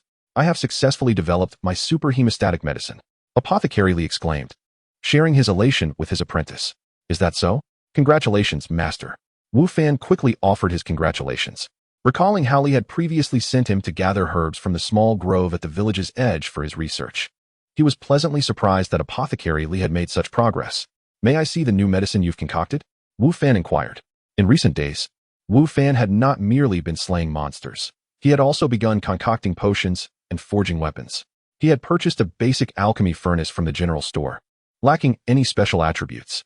Though there were better quality furnaces available, the prices set by the merchant, Lu, were exorbitant. As Wu Fan was currently low on funds, he had to settle for the most ordinary one for the time being. Of course, Apothecary Li agreed without hesitation, retrieving a small porcelain vial from his pocket and handing it to Wu Fan. Wu Fan cast an identification spell on it. Super hemostatic medicine, crafted by Master Apothecary Li Guangda. Effect: upon consumption, it immediately stops bleeding, facilitates rapid healing, and restores 30 health points per second for 1 minute. Usable in combat. Truly, it is an exceptional super hemostatic medicine. Wu Fan's eyes gleamed with envy. He had believed that as a high-level alchemist, the potions he created would be commendable. However, compared to Apothecary Li's super hemostatic medicine, his own efforts paled in insignificance. High-level hemostatic medicine, upon consumption, it slows the bleeding rate, restoring 10 health points per second for 30 seconds. Not usable in combat. It was evident that Wu Fan's concoction was vastly inferior to Li's in every conceivable aspect. Master, could you teach me the formula for this super hemostatic medicine? Wu Fan asked tentatively. You wish to learn the formula? Apothecary Li gazed at Wu Fan. Very well. Really? Wu Fan was taken aback with joy. This super hemostatic medicine was far superior to the high-level version he had previously concocted. If he possessed this, his future monster hunting endeavors would be significantly easier. Indeed. Apothecary Li replied. However, you must retrieve a certain item for me.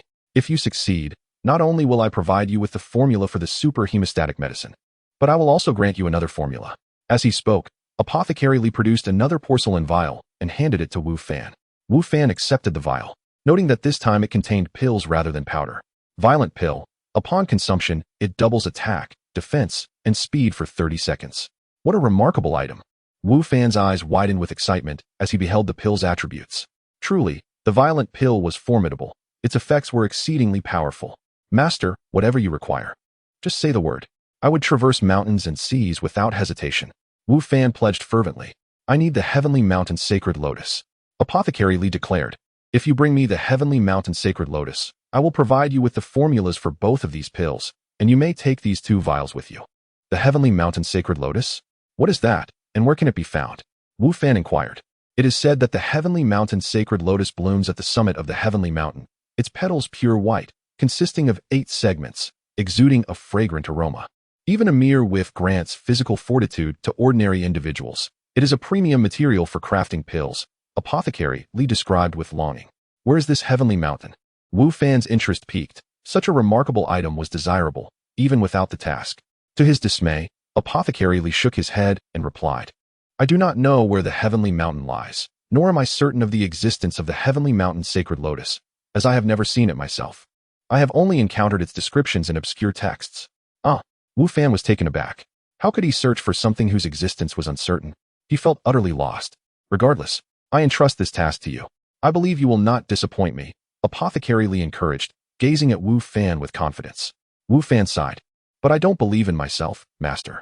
Could we not change the task? Absolutely not. Apothecary Li replied firmly, shaking his head. I have aspired to break through my limits for many years, and the Heavenly Mountain Sacred Lotus represents my opportunity. Should I obtain it, I would have a chance to reach a realm that no predecessor has ever attained. Apothecary Li's expression was filled with excitement, yearning, and even a hint of madness. It was evident that this ambition had long been harbored within him. Very well, I shall give it a try. Whether it was for himself or for Apothecary Li, Wu Fan felt compelled to attempt it. After all, the task bore no time constraints and no penalties for failure. Even if he could not find it, it would not significantly affect him. Excellent. Truly, you are my worthy disciple. I knew I had not misjudged you, Apothecary Li said with satisfaction. If you can fulfill my wish, not only will I provide you with these 2 formulas, but I will also impart all my knowledge to you. The reward offered by Apothecary Li was indeed substantial. It was evident that he was unwaveringly dedicated to achieving the legendary realm, willing to pay any price. This promise stirred Wu Fan's heart. When he first became Apothecary Li's apprentice, he had learned the art of alchemy and advanced to a high level. However, this knowledge was merely a fraction of what a true apothecary should possess. This world was real, with all its inhabitants genuinely existing. As mortals, illness was inevitable, and an apothecary must not only concoct potions, but also possess the ability to diagnose ailments. Presently, Wu Fan was solely adept at potion making, lacking any knowledge of medical practice. Mastering the art of healing would not only enhance his capabilities in this world, but would also greatly benefit him in reality. Therefore, Wu Fan was immensely motivated by the reward presented by Apothecary Li. Regardless of the difficulty of the task, he resolved to give it a try. Chapter 49. The Old Village Chief's Task. Due to the generous rewards, Wu Fan was eager to complete this task. However, it was evident that the more substantial the reward, the greater the challenge, and accomplishing this task would not be an easy feat. He was still unaware of the existence of Tianshan, and if it did exist, its location remained a mystery, along with the dangers that might accompany it. In summary, although the task promised rich rewards, and Wu Fan was keen to succeed, he understood the necessity of patience, for haste would bear no fruit. After bidding farewell to the herbalist Li, Wu Fan intended to leave the village, but he was called back by the old village chief. Village chief, do you need something? Wu Fan inquired, puzzled. Aside from the task assigned to him upon his arrival, he had always approached the chief first. Today, however, it seemed as if the sun had risen in the west. Indeed, I have something important. The old chief replied mysteriously. A task? Wu Fan exclaimed with delight. What a fortunate day. It is usually difficult to accept even a single task, yet I find myself presented with 2 today. Given the village's small population, he understood the rarity of such opportunities. Well, it is somewhat of a task, the village chief continued. You are aware of the invasion of demonic energy, I presume? I have heard some of it, Wu Fan acknowledged. The chief nodded and explained. The demon realm is a world quite similar to ours, with its own civilization. However, it is saturated with demonic energy, which renders its inhabitants, both human and animal, bloodthirsty and vicious. Since last year, some of this demonic energy has leaked into our world, leading to the mutation of certain animals, resulting in their extreme ferocity. In the forest just beyond the village, there are creatures infected by this energy. Wu Fan nodded, recalling that his first encounter with a monster in this world was a demonic rabbit, a creature tainted by that very energy. This situation has worsened recently. The old chief continued. Not only has demonic energy crossed over, but also the denizens of the demon realm. They have begun to establish their own strongholds in our world and seek further expansion. And what does this have to do with me? You cannot expect me to assault the strongholds occupied by the denizens of the demon realm. Even if I wished to, I lack the capability, Wu Fan replied.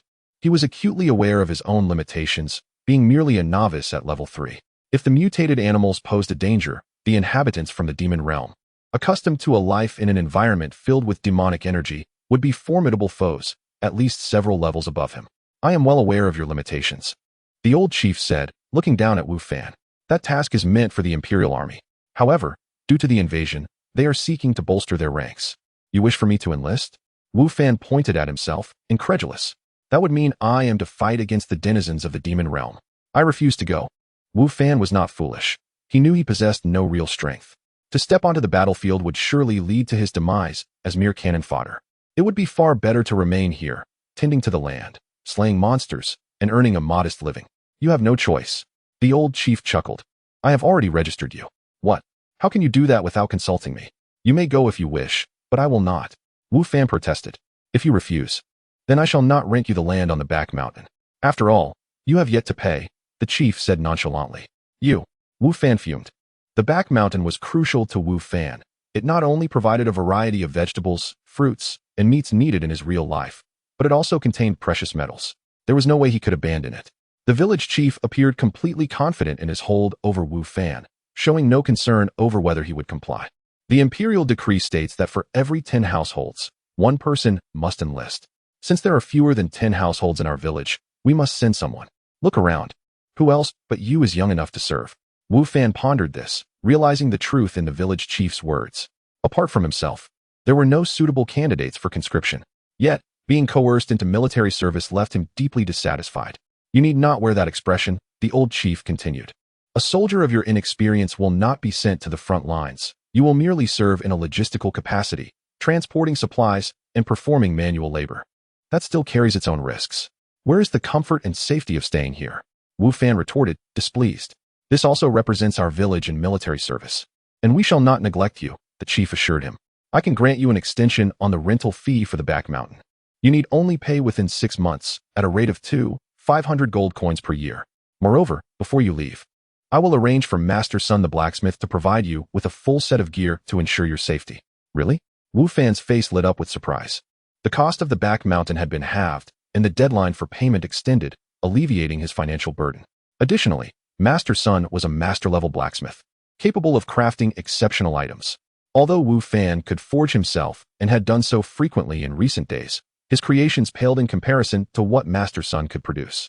A set of master-crafted equipment would significantly enhance his safety. Would I deceive you? The old chief chuckled. After a moment of hesitation, Wu Fan relented. All right, I will go. When do we depart? In truth, once the village chief threatened him regarding the back mountain, Wu Fan realized he had little choice.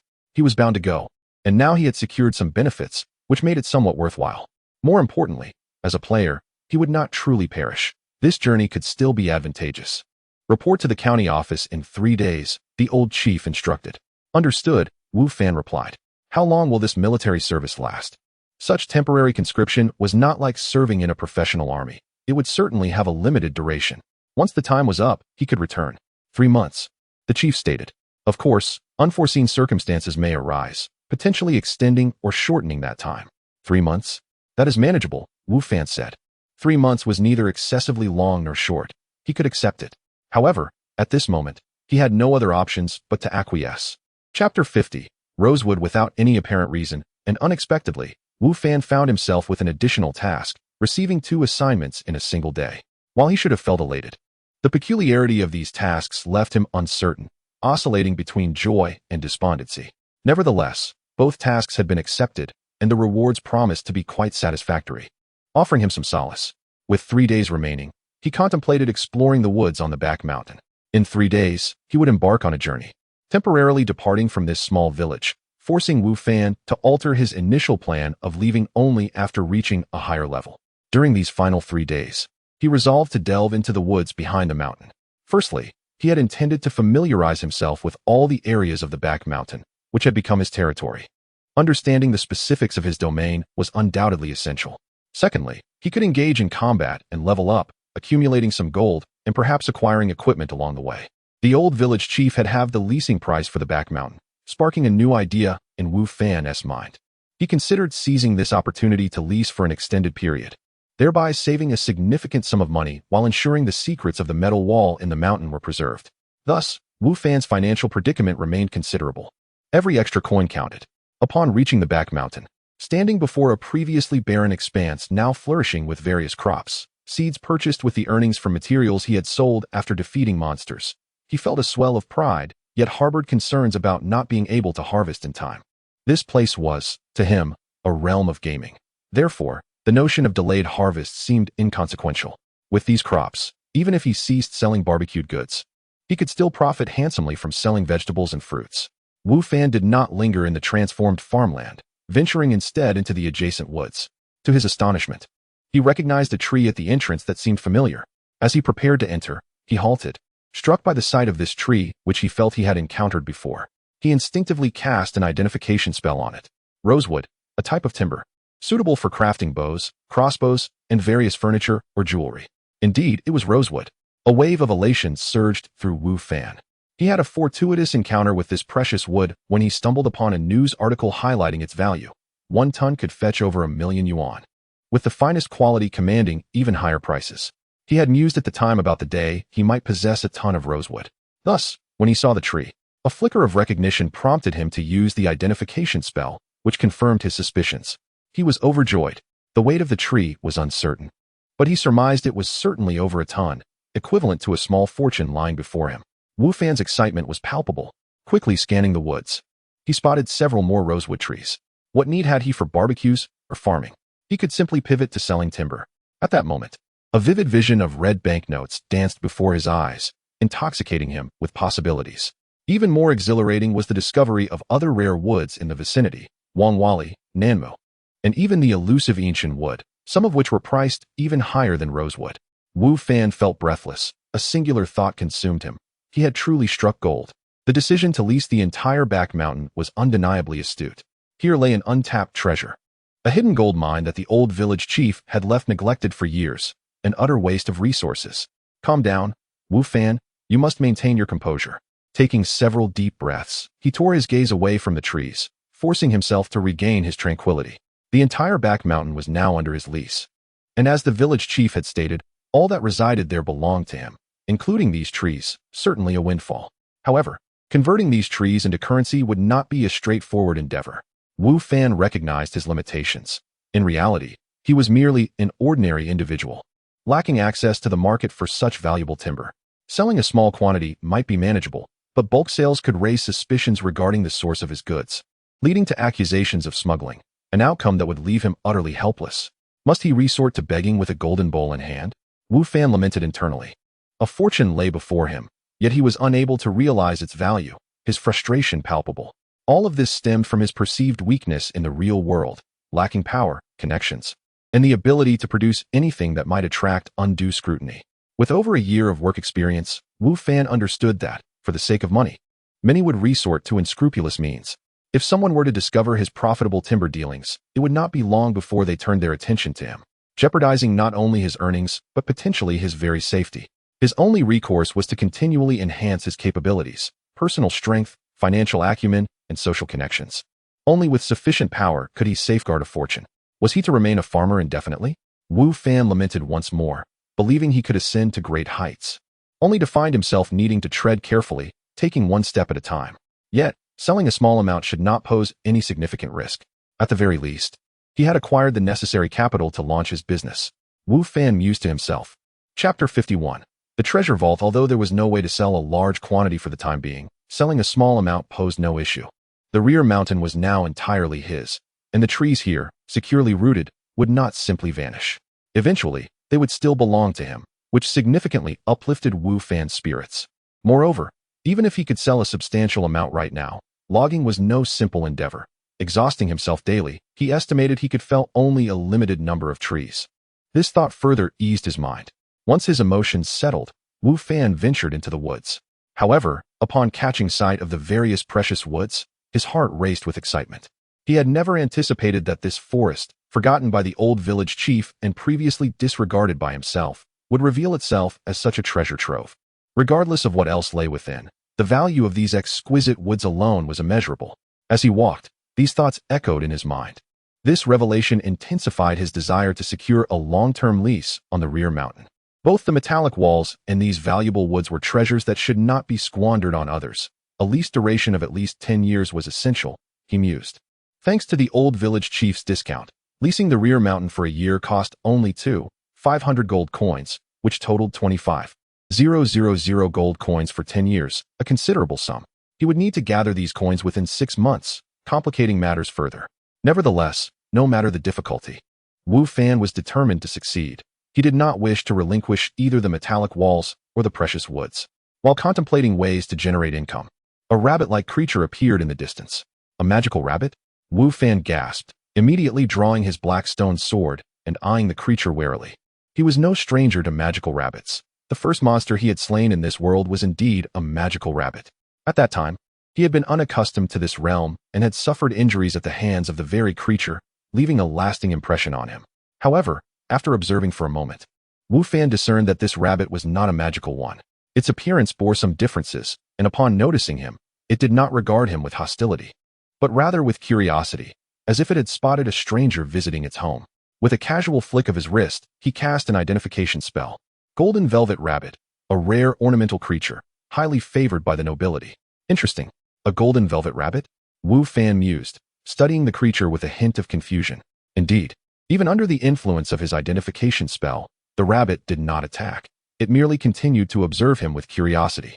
This confirmed it was not a magical rabbit, prompting Wu Fan to sheath his sword. Before him stood a rabbit adorned with golden fur around its ears and legs, shimmering like gold itself.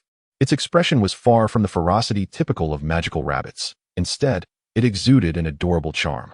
According to the description, it seemed to be a suitable candidate for a pet, and given its popularity among the nobility, its price would undoubtedly be substantial. After all, nobility seldom favored inexpensive items, as such choices would not align with their status. As Wu Fan contemplated the rabbit before him, he took a couple of steps closer, intending to capture it. In 3 days, when he reported to the county town, he could ascertain its market value. If the price was favorable, it would present yet another avenue for profit. However, as he approached the golden velvet rabbit, it seemed startled, turning tail and darting deeper into the woods.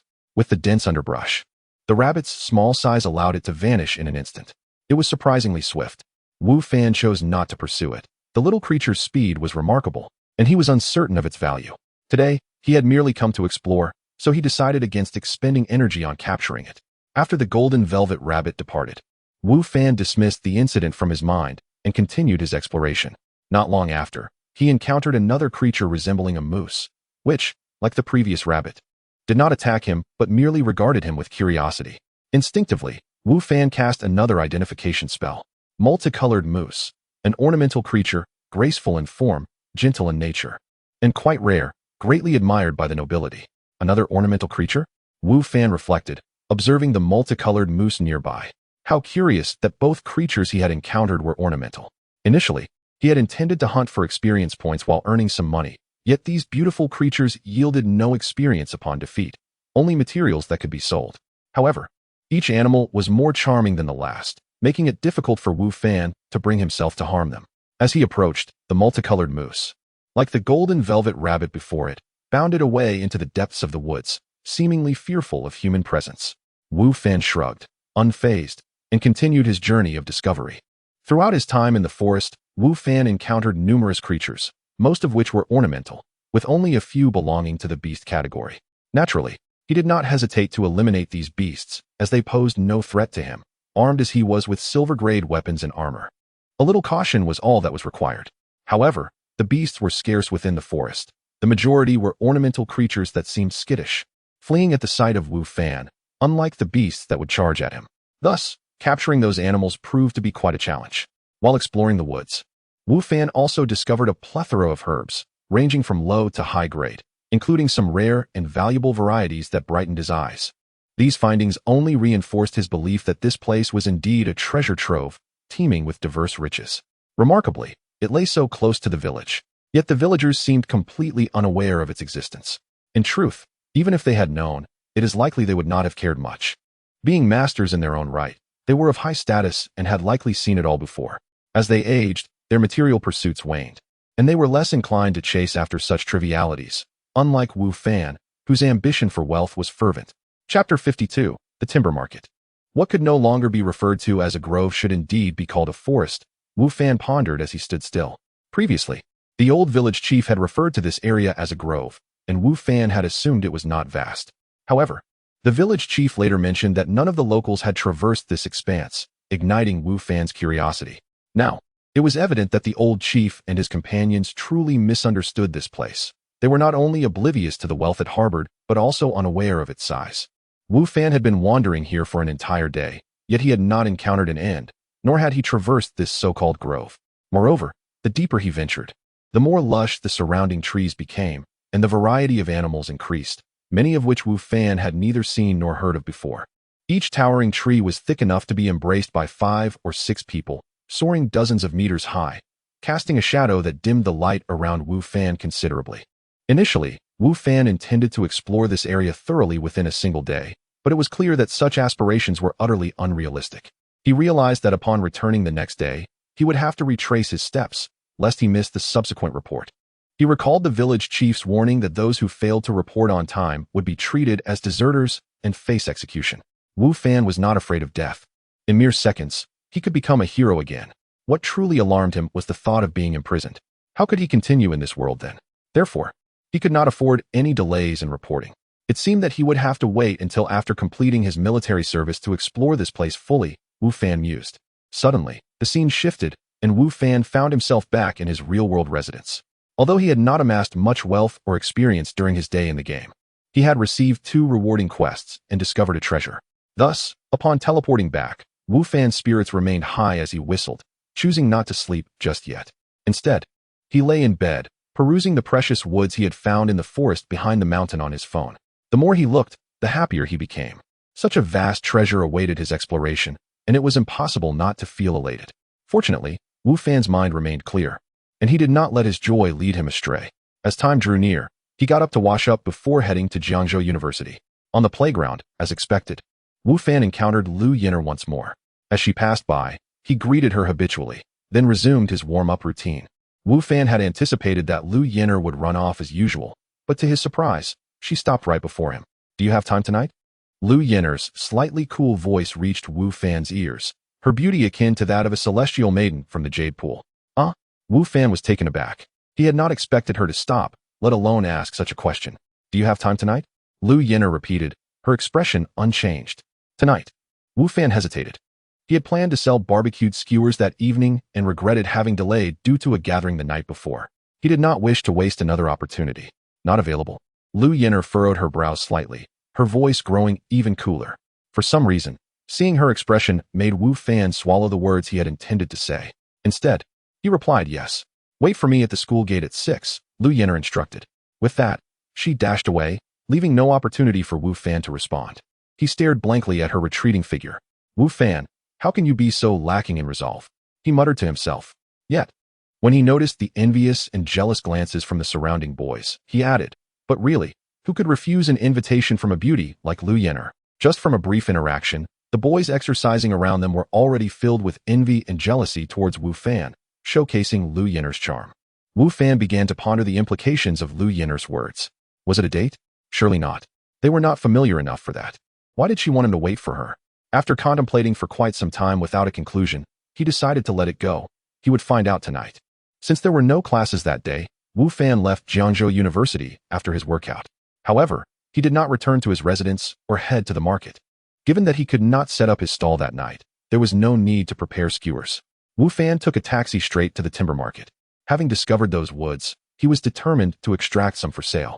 As long as the amount was not substantial, he believed it would not raise any suspicions. Upon arriving at the timber market, he observed the bustling scene of vehicles coming and going, laden with bound timber. Wu Fan's knowledge of timber was limited, and since the wood had undergone preliminary processing, devoid of branches and leaves, he could not discern the types merely by their appearance. Of course, Wu Fan was not overly concerned with that. He was primarily interested in the pricing of the precious woods he had discovered. While he could also fell other types of timber, the profit margins were too slim, and he did not wish to waste his time. "Hey, business seems to be pretty good here," Wu Fan remarked as he approached a shop where a young man was directing workers unloading timber from a truck. Offering him a cigarette politely. "Not bad," the man replied casually after accepting the cigarette. "Are you selling timber or buying it?" "Buying," Wu Fan responded. "Where's your timber? How much do you have? What types do you offer?" The man inquired, smoking leisurely. "I haven't brought any timber yet. This is my first time dealing in timber, so I came to see the market first," Wu Fan explained with a smile. "Pretty cautious," the young man chuckled. "That's not a bad approach.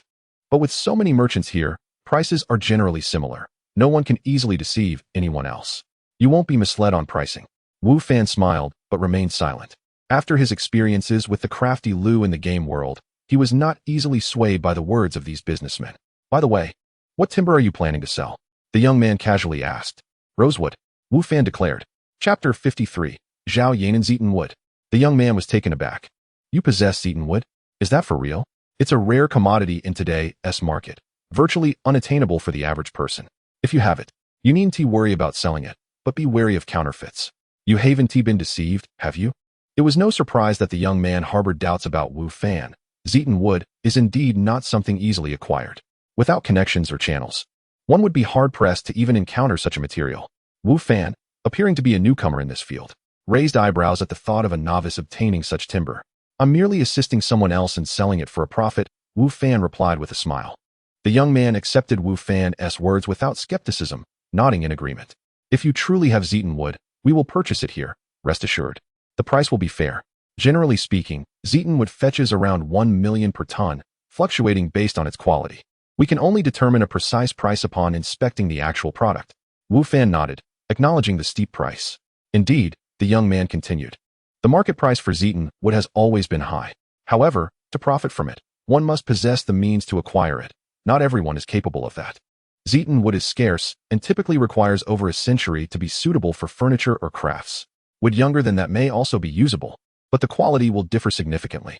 While Zeton wood may be a challenge for many, it posed no difficulty for Wu Fan, who had discovered several towering specimens in the forest behind his home, each with a considerable age. After bidding farewell to the young man, Wu Fan meandered through the timber market for quite some time, nearly finishing a pack of cigarettes, yet gleaning a wealth of information. Zeton wood was indeed in high demand. If one possessed it, selling was not a problem, with prices hovering around 1 million per ton, subject to slight variations. However, Wu Fan noticed that when he mentioned his ability to procure Zeton wood, some individuals regarded him with a different glint in their eyes, prompting a sense of caution within him, making him more circumspect in conversation. To avoid raising suspicion, he planned to procure a few tons initially to gauge the market and familiarize himself with the dynamics before deciding on further actions. Having gathered sufficient information, Wu Fan intended to leave the timber market. At that moment, he noticed the young man he had first inquired with approaching him at the entrance, seemingly waiting for him. Mr. Wu, our boss wishes to meet you upon learning that you possess Zeton wood. She is currently in the shop, the young man said, his demeanor markedly more respectful than before. Your boss? I don't see the need for that. My wood hasn't even arrived yet, Wu Fan replied, slightly furrowing his brow. He suspected that someone had learned of his Zeton wood and sought to intimidate him into selling it. During his time wandering the market, others had also hinted at purchasing his timber upon discovering what he had. Rest assured, Mr. Wu, our boss means no harm. She merely wishes to meet you. The decision to proceed with any business remains with you, the young man reassured him. It was evident that he understood the dynamics of the market, and thus did not react with anger or surprise to Wu Fan's wariness. After a moment's contemplation, Wu Fan nodded in agreement. After all, the timber had yet to arrive, and even if they intended to seize it, they would find it impossible. Moreover, he felt confident in his abilities, and the young man's consistently polite demeanor made it difficult for Wu Fan to decline. The two soon arrived at the shop previously mentioned. Compared to others, this establishment was considerably smaller. Wu Fan had nearly explored all the shops within the timber market. To his astonishment, waiting inside was a strikingly beautiful woman, rather than the burly man he had envisioned. Boss, Mr. Wu has arrived, the young man announced to the attractive woman. Greetings, Mr. Wu. I am Zhao Yanan, the owner here, she said, extending her hand with a warm smile. Wu Fan, he replied, shaking her hand. At that moment, the young man who had escorted Wu Fan had stepped outside, leaving only Wu Fan and Zhao Yanan within the shop. I understand you have Zeton wood. Might I inquire if you would consider selling it to me? Zhao Yanan wasted no time and got straight to the point. Wu Fan was not surprised by her directness. If she had no intention of purchasing his Zeton wood, there would have been no reason for her to meet him. I do possess a small quantity of Zeton wood, Wu Fan stated. To me, it makes no difference who I sell it to, as long as the price is satisfactory. My offer will exceed that of others. Zhao Yanan assured him. If you agree to sell your Zeton wood to me, I will be willing to pay slightly above the market rate for any future transactions as well. It was clear that Zhao Yanan was quite eager to acquire the timber Wu Fan possessed. I have no objections as long as the price is right, Wu Fan replied. His intent was evident. He was selling the wood purely for profit and would not turn down a lucrative offer, having gained insight into the prices offered by other buyers. He knew Zhao Yanan could not deceive him on that front. I guarantee you will be satisfied with the price, Zhao Yanan responded. May I ask when you could arrange the timber's delivery? She appeared rather anxious. Wu Fan contemplated before replying, tomorrow. That's soon, Zhao Yanan exclaimed with delight, having expected a longer wait. All right then, I shall await your arrival here tomorrow. Very well, Wu Fan agreed. With their deal settled, Wu Fan took his leave, and Zhao Yanan personally escorted him to the market's exit, demonstrating her respect and regard for him. Wu Fan held a favorable impression of Zhao Yanan, not solely due to her beauty, but more so because of her demeanor. As he had stated, he was open to selling to anyone. This was merely his first venture into the market. If Zhao Yanan were to deceive him, he could simply choose not to collaborate with her in the future. Chapter 54. A visit to Kailaman. After departing from the timber market, Wu Fan casually grabbed a bite to eat before strolling through the bustling district, searching for a suitable storefront to lease. With the proceeds from selling the rosewood, he would have the capital to realize his ambition of opening a restaurant. While perusing potential locations, Wu Fan was unexpectedly handed a promotional flyer. Jumping, Swimming and Fitness Club, it read. He examined the details printed on the flyer. Sir, allow me to introduce our Jumping, Swimming and Fitness Club. We offer an excellent environment, a wide array of exercise equipment, and professional trainers, making us an ideal venue for fitness enthusiasts. The young woman distributing the flyers eagerly began her pitch upon noticing that Wu Fan had not immediately discarded the flyer. In recent years, fitness centers have proliferated, and an increasing number of individuals have taken up regular exercise. However, Wu Fan had also encountered numerous reports of gyms that, after collecting membership fees from clients, abruptly shuttered their doors and relocated, only to repeat the cycle of luring unsuspecting individuals into signing up for memberships. Previously, Wu Fan would have outright declined such offers. He had been content with his morning runs and exercises on the bars at Jiangzhou University, merely aiming to maintain his health rather than sculpting a muscular physique. However, his perspective had shifted somewhat. After experiencing an upgrade in another realm, Wu Fan's physical abilities and strength had been steadily enhancing. He felt the need to expend energy and familiarize himself with his newfound prowess, making it essential to find a more professional gym equipped with a broader range of exercise apparatus. Where is your gym located, and what are your fees? Wu Fan inquired. Noticing his interest, the young woman's eyes sparkled with excitement. Our gym is not far from here, conveniently accessible by transport. The membership fee is quite affordable, 3,888 for a year or 10,888 for 3 years. If you have time now, I can show you around. After a moment's contemplation, Wu Fan decided not to refuse. The Jumping, Swimming and Fitness Club was indeed within walking distance. Following the young woman, they arrived in about 10 minutes, and it was not too far from his residence. The gym was spacious, with a pleasant atmosphere, and there were individuals actively working out inside. Overall, Wu Fan felt quite satisfied. Given his limited funds, he opted for a 1-year membership. With no immediate prospects for a storefront, he resolved to begin his training right there. Would you like a personal trainer? A coach approached as Wu Fan began his warm-up. No, thank you, Wu Fan replied curtly.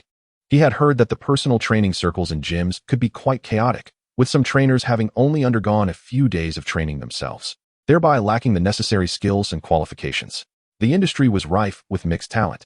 Without proper guidance, blindly exercising could not only yield unsatisfactory results, but could also lead to injury. Though Wu Fan had declined, the coach persisted in his attempts to persuade him. While the coach's arguments held some merit, Wu Fan remained unmoved and continued to refuse. After a sustained effort, the coach, seeing Wu Fan's steadfastness, reluctantly retreated.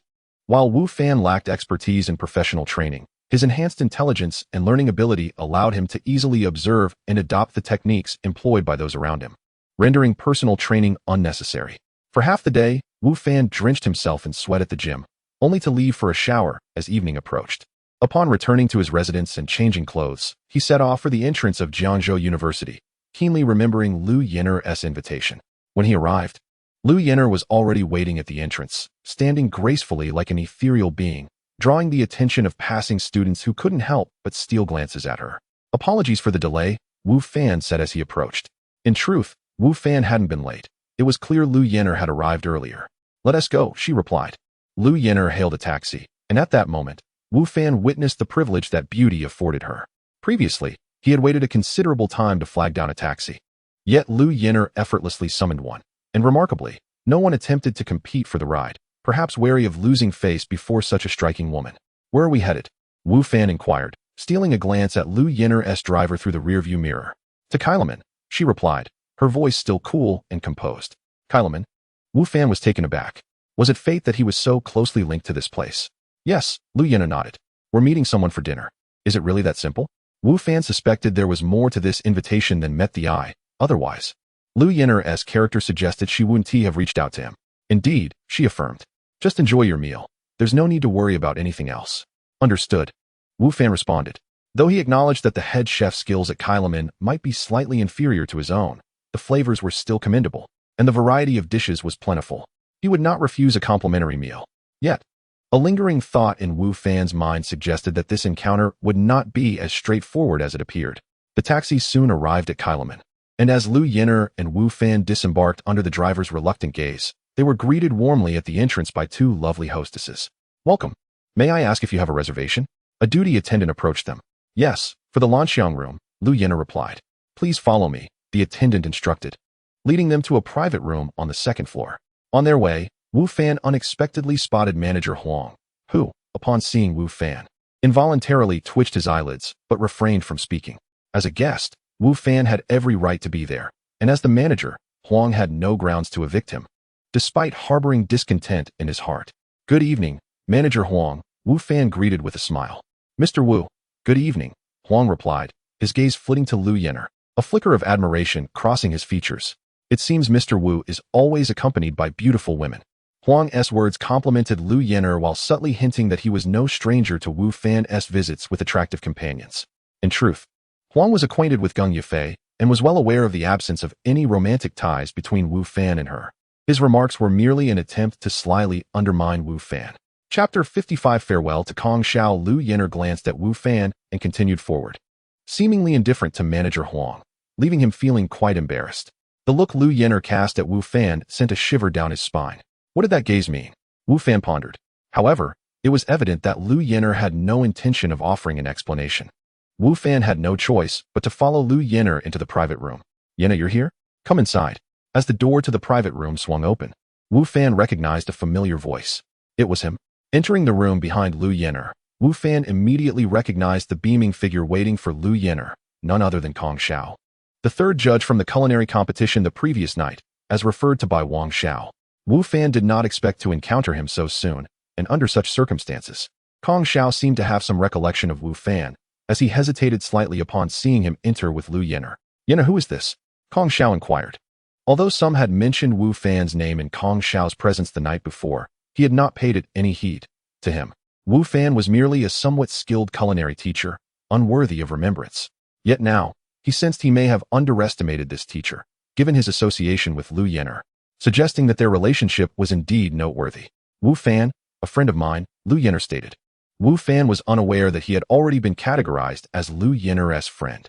Hello, Wu Fan politely extended his hand. Hello. Although Kong Shao shook Wu Fan's hand, his demeanor lacked any semblance of courtesy. Instead, he frowned slightly and did not introduce himself. This was evidently quite rude, indicating that Kong Shao held Wu Fan in low regard. His name is Kong Hailin, Lu Yin'er interjected, seemingly for Wu Fan's benefit. Kong Shao's attention on Lu Yin'er's consideration for Wu Fan only intensified his displeasure, although he masked it with a smile. Yin'er, come sit down. I happened to be in Jiangzhou and thought I'd drop by. How have you been lately? Kong Hailin busied himself with welcoming Lu Yin'er, once again disregarding Wu Fan. Wu Fan was unconcerned. After all, Lu Yin'er had already told him to simply enjoy the meal and disregard everything else. Wu Fan, please sit next to me, Lu Yin'er said, looking at him instead of responding to Kong Hailin's remark. Wu Fan had initially intended to heed Lu Yin'er's advice, casually choosing a seat distant from the two, but as soon as he sat down, Lu Yin'er's words came forth. Oh sure. Wu Fan did not refuse. After all, it was all about dining, so the seat mattered little. Kong Hailin observed Wu Fan sitting beside Lu Yin'er, and a twitch of irritation flickered at the corner of his mouth, though he maintained his smile. The waiter soon brought forth a lavish spread, filling the table to capacity. With only the three of them present in the room, even with 3 more guests, they would certainly have more food than they could consume. Yin'er, try this dish. Though it may not compare to the renowned culinary establishments of the capital, it's still quite good, Kong Hailin remarked. Then he glanced at Wu Fan and added, of course, compared to the chef beside you, the head chef here is somewhat lacking. Initially, Lu Yin'er had no desire to engage with Kong Hailin, wishing merely to enjoy a simple meal and endure the gathering. However, his comment piqued her interest. Chef, Wu Fan is a chef? Noticing Lu Yin'er's gaze, Wu Fan smiled and replied, I have indeed studied a bit of culinary arts. Yet, Lu Yin'er believed that Wu Fan's abilities exceeded mere amateur skills. Mr. Wu, where have you worked as a chef? Kong Hailin inquired with a smile. Are you interested in coming to my home? We're currently looking to hire a new chef. And rest assured, given Yinner's connections, the remuneration would be quite generous. Wu Fan internally mused that he had anticipated this dinner would not be simple. Lu Yinner had already introduced him as her friend. Regardless of the authenticity of this claim, her acknowledgement suggested that Kong Xiao's invitation bore ulterior motives. Indeed, upon hearing Kong Hailin's words, Lu Yinner's expression darkened. Kong Hailin, what do you mean by that? I'm merely being considerate, Kong Hailin replied, feigning innocence. I only wish to assist your friend. Surely, the salary would be better than what he receives here. You needn't concern yourself with his affairs, Lu Yinner retorted coldly. As she spoke, she served a dish for Wu Fan, placing it on his plate. Try this, it tastes quite good. Both Wu Fan and Kong Hailin felt a simultaneous jolt of surprise. Thank you, Wu Fan managed a strained smile, regretting his decision to join this meal. Reflecting on Lu Yinner's usual indifference to advances from men, it was evident that her invitation today was anything but casual. He suspected he had become a shield in this scenario. What is your intention, Yinner? Kong Hailin, who had been striving to maintain his composure, now appeared unable to hide his displeasure, his expression darkening. He was all too familiar with Lu Yinner. When had he ever seen her so attentive to another man? Those in the capital would sooner believe the sun would rise in the west than accept that Lu Yinner could exhibit such warmth. Yet, here it was unfolding before him, and whether he believed it or not, he had no choice but to accept. Nothing of consequence, Lu Yinner replied coolly, then turned to Wu Fan with a gentle tone. Eat slowly. Would you like some soup? Throughout, Lu Yinner's gaze remained fixed on Wu Fan, her eyes radiating tenderness, which left Wu Fan feeling overwhelmed. The transformation of a noble and aloof woman into a figure of affectionate devotion was both astonishing and alluring, captivating his senses. Meanwhile, Kong Hailin's stare seemed predatory, as if he were ready to pounce. Chapter 56. People from Two Worlds. Yinner, you must be aware of my feelings for you. Kong Hailin exclaimed to Lu Yinner. How can you associate with another man like this? Why shouldn't I? Lu Yinner replied, not even glancing at Kong Hailin. This is my personal affair and none of your concern. However, your parents wish for us to be together. Kong Hailin insisted. They would certainly not approve of you seeking out a man like him in such a humble place. I have said it before. This is my matter and concerns no one else. Lu Yinner finally turned to face Kong Hailin, her exquisite visage etched with frost. Not even my parents. But you cannot choose such a man. Kong Hailin retorted. Initially, I intended to remain silent and simply be a tool, but at that moment, Wu Fan could no longer hold his tongue. What do you mean by that? What is wrong with a man like me? Am I missing an arm or a leg? Or do I have 3 hands and 2 heads? Humph. Look in the mirror. You're merely a toad, foolishly aspiring to court a swan. Kong Hailin scoffed. I realize that those of you with wealth often possess an inflated sense of self-importance, Wu Fan remarked, recalling the arrogant Li Bing from the previous night. Aside from having 2 parents wealthier than mine, what else do you have? By that alone, I could crush you like an insect. Kong Hailin declared. Kong Hailin, if you dare employ your underhanded tactics against him, do not blame me for being unkind. Lu Yinner glared at Kong Hailin, then stood up and addressed Wu Fan. Let us leave. Are we leaving just like that? We haven't even eaten yet. Wu Fan lamented, feeling disappointed. After a long afternoon of exertion, he was both tired and famished, having hoped to indulge in a hearty meal. Yet, seeing Lu Yinner's expression, he understood that the meal was no longer an option. Wu Fan, Kong Hailin called out. I advise you to recognize your place. You and Yinner belong to different worlds. If you harbor any unrealistic notions, the one to suffer will be you. Thank you for the reminder, Wu Fan replied, bowing slightly with a smile. My greatest virtue is my self-awareness. Humph. Your stubbornness is futile. In this world, strength speaks volumes, and before those of us with power, you are but an ant, Kong Hailin sneered. Wu Fan raised an eyebrow and replied, sometimes, ants can indeed bring down an elephant. With that, he turned and left the private room with Lu Yinner, leaving Kong Hailin standing in a cloud of gloom. It was only after their figures had vanished completely that Kong Hailin retrieved his phone and dialed a number. Hello, is this young Master Wang? I need your assistance in investigating a person, Wu Fan, the physical education teacher who competed with the head chef of Kailuo last night. I want all his information, Kong Hailin commanded. After hanging up, he muttered to himself, how dare the woman I desire be taken from me? Wu Fan, I will ensure you understand your insignificance. Upon encountering Wu Fan the previous day, Kong Hailin had not formed a particularly strong impression of him, even complimenting his culinary skills. He had not anticipated their swift reunion or the escalation of their relationship to this level. Nonetheless, Kong Hailin remained dismissive of Wu Fan, believing that eliminating him would be a trivial task, as they belonged to separate realms. Meanwhile, Wu Fan pondered the recent events, reflecting, I did not expect Kong Hailin to be such a formidable opponent. Aware that he had inadvertently become a shield for Liu Yin'er, he discreetly utilized a skill to assess Kong Hailin, adhering to the adage that knowing oneself and one's enemy ensures victory. Given the potential for enmity, it was prudent to acquire knowledge of his adversary. The information he obtained, however, was somewhat surprising. Name, Kong Hailin. Origin, Imperial capital of Huaxia. Age, 26. Martial art, shadow boxing. Character, arrogant and unscrupulous in pursuit of his goals. Although this information was more extensive than what he had gathered on Liu Yin'er, it still paled in comparison to what he could learn about others, indicating that Kong Hailin's prowess was comparable to Wu Fan's current abilities, perhaps even superior. One detail piqued Wu Fan's curiosity, the practice of shadow boxing. This was the first time Wu Fan had encountered references to martial arts in reality. He had always assumed such things were confined to alternate game realms. This revelation suggested that the world he inhabited was far more complex than he had previously believed, and perhaps the martial arts depicted in novels truly existed. No wonder Kong Hailin insisted they hailed from different worlds. He likely perceived Wu Fan as merely an ordinary individual, while he and his ilk operated on a plane beyond the reach of common folk. Wu Fan continued to contemplate, casting a glance at Liu Yin'er ahead of him. He recalled that when he had previously assessed her, the information had been limited, suggesting her strength surpassed his own. Back then, he could not fathom the reason. Now, it seemed evident that she, like Kong Hailin, might possess some martial skill, rendering her details elusive. He wondered what kind of world they inhabited, one he might never have encountered in the past. Yet now, the circumstances had changed. With the ability to traverse to another realm and enhance his strength through experience, Wu Fan perceived endless possibilities. Though he might currently be weak, perhaps even unable to contend with Kong Hailin, he believed that given time, surpassing both Kong Hailin and Liu Yin'er would be well within his grasp. Thus, Wu Fan felt little pressure at that moment. Suddenly, as he followed Liu Yin'er to the restaurant entrance, a voice he found somewhat familiar called out to them.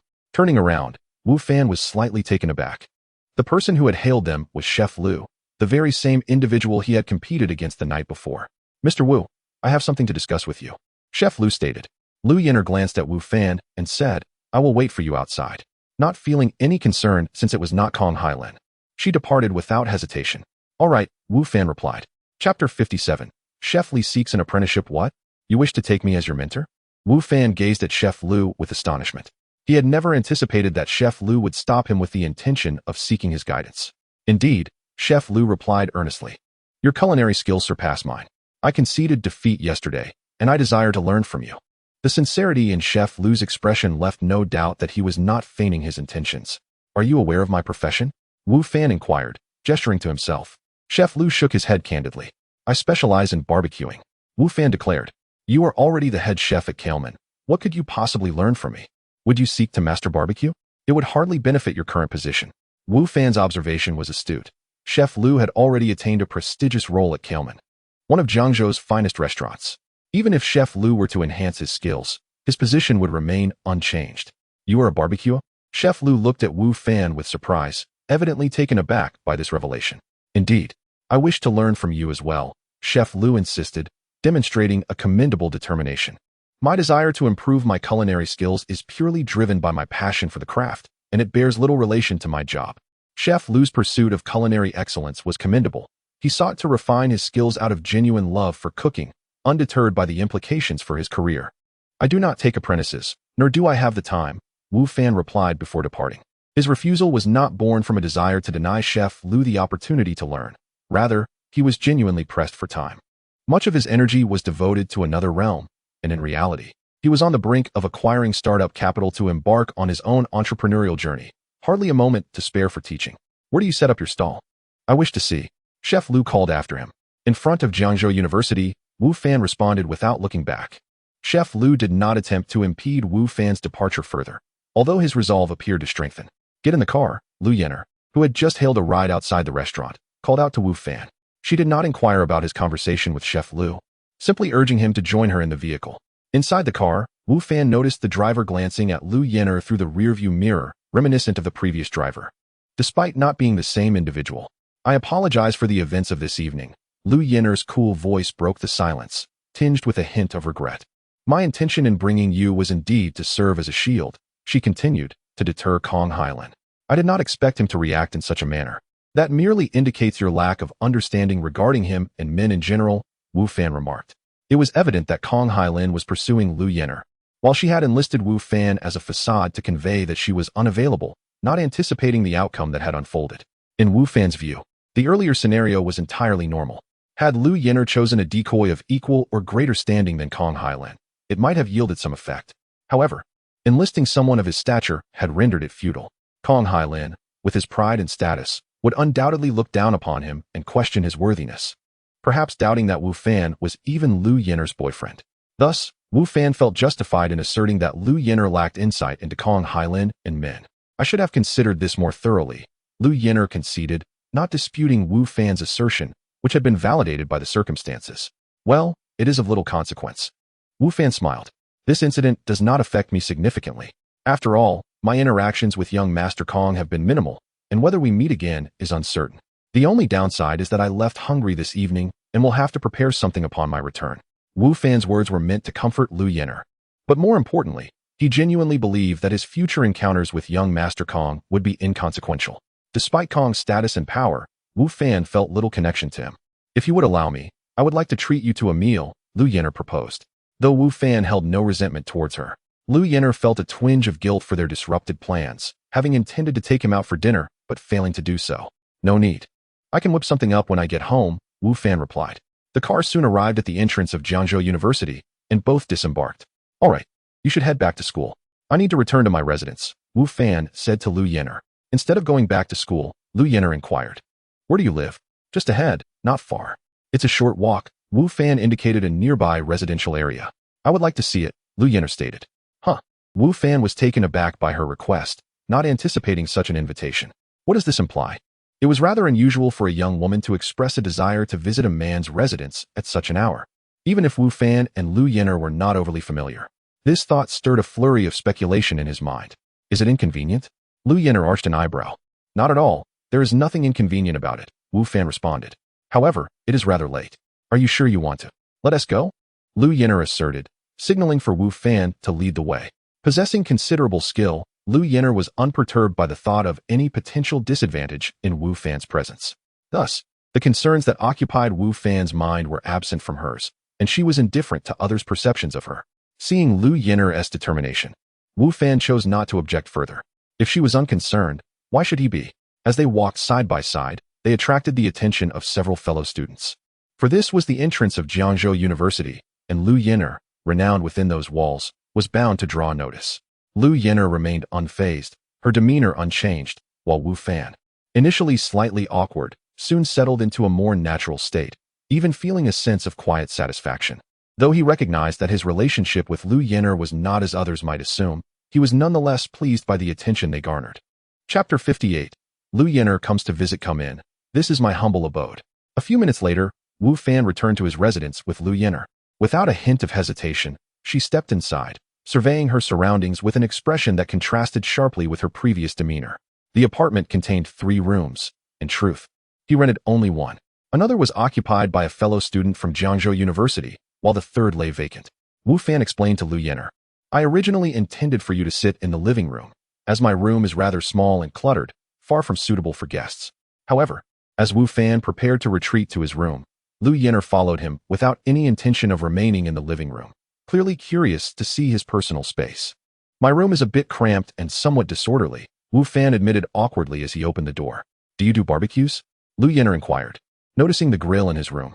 Yes, Wu Fan replied. There's a street right in front of your university where I've been working for about a month now. Lu Yen'er nodded, familiar with the street, though she had never visited it. She knew it was lined with small eateries and stalls selling trinkets, frequented mostly by students from nearby schools, offering a plethora of affordable goods. Perhaps I should explore it sometime, she mused. Let's head to the living room. There's hardly a place to sit here, Wu Fan suggested. I'll prepare something to eat. Both had barely eaten in the restaurant, leaving them in a state of hunger. Lu Yen'er's eyes brightened at the mention of food. Kong Hailin said your culinary skills surpass even those of the chef at Kailman? Perhaps just a tad, Wu Fan conceded, not one to deny his abilities. So, you're in for a treat today, haha? Lu Yen'er chuckled, surprising Wu Fan with her warm and beautiful smile, momentarily leaving him entranced. She quickly blushed, her smile fading as Wu Fan cleared his throat and hurried to the kitchen to prepare a meal. Once he left, Lu Yen'er exhaled deeply. as if she had been holding her breath in nervousness. After a moment, she composed herself and left Wu Fan's room, taking a seat at the dining table in the living room while awaiting his return. Seated there, Lu Yin'er suddenly noticed a pair of women's boots on the shoe rack by the door, which she had overlooked upon entering. Although her expression did not change, her eyes flickered with curiosity. Food is ready. Soon enough, Wu Fan returned with dishes in hand. With ample ingredients at his disposal, he had managed to whip up 2 dishes and a soup in a short time. "Try it, and let me know how it tastes," he said, taking a seat across from her. Without hesitation, Lu Yin'er sampled the sweet and sour pork, her eyes shining with delight. The initially cautious pace of her chewing quickened as she savored the flavors. "How is it?" Wu Fan inquired. "Quite good," Lu Yin'er praised after finishing her bite. "It surpasses the vast majority of dishes I've had before." Wu Fan had long surmised from her demeanor that Lu Yin'er hailed from an extraordinary background, and her earlier meeting with Kong Hailin only reaffirmed this. Thus, he did not doubt her claim of having tasted better cuisine. "Since it pleases your palate, do indulge further," Wu Fan encouraged, joining her in the meal. Lu Yin'er continued eating, but after just a few bites, she casually asked, "Is your other tenant a woman?" "How did you know?" Wu Fan replied, puzzled. "Indeed, she is a woman, a relative of my landlord, from the capital. She came to Jiangzhou for her studies but preferred not to stay on campus, so she resides with family. However, she rarely comes back, leaving me with a peaceful living space. Quite the windfall for me, haha." Upon hearing this, Lu Yin'er softened her gaze before recalling something. "Is she the one you accompanied during her enrollment?" Wu Fan confirmed, "Yes, that's her. My landlord had a matter to attend to and asked me to assist." "You're quite the good Samaritan," Lu Yin'er remarked. Wu Fan, oblivious to the slight change in her tone, smiled and replied, "It was just a small favor, nothing significant." Setting down her utensils, Lu Yin'er declared, "I'm full. I must take my leave." With that, she stood up decisively, her movements brisk and efficient. "Already full after just a few bites? Perhaps you should eat a bit more," Wu Fan urged. Without responding, Lu Yin'er walked straight out. "Let me see you off," Wu Fan called after her as he followed her to the door. "There's no need," she replied, her voice returning to its previous coolness, her refusal firm. Considering Lu Yin'er's physical prowess, Wu Fan concluded that she indeed did not require an escort. He stood at the door, calling out, "Take care on your way," before closing it and returning to his meal. Downstairs, Lu Yin'er, realizing there was no one following her, felt a flicker of annoyance and muttered under her breath, "Fool." Back at the dining table, Wu Fan marveled at Lu Yin'er's small appetite. She barely ate a few bites and was already full. "Well, it's a blessing for me." Ultimately, aside from a few nibbles Lu Yin'er had taken, the rest of the meal found its way into Wu Fan's stomach. He noticed that since acquiring the ability to teleport, his appetite had significantly increased. Observers would undoubtedly label him a glutton for his voracious eating habits. After tidying up the dishes and washing himself, Wu Fan lay on his bed, with still some time before midnight. He resumed his online research regarding timber. Wu Fan had resolved that the capital for his entrepreneurial venture would derive from this timber. To safeguard his interests and prevent being swindled, it was essential to gather extensive industry information. In addition to inquiries in the field, exploring online resources was equally vital. With the internet so advanced, there was a wealth of information available. If one diligently sought it out, many valuable insights could be uncovered. Chapter 59, The Little Creature, just past midnight. Wu Fan was transported to the game world through a peculiar ring. At that moment, he found himself still within the forest. Throughout the previous day, he had been delving deeper into its mysteries.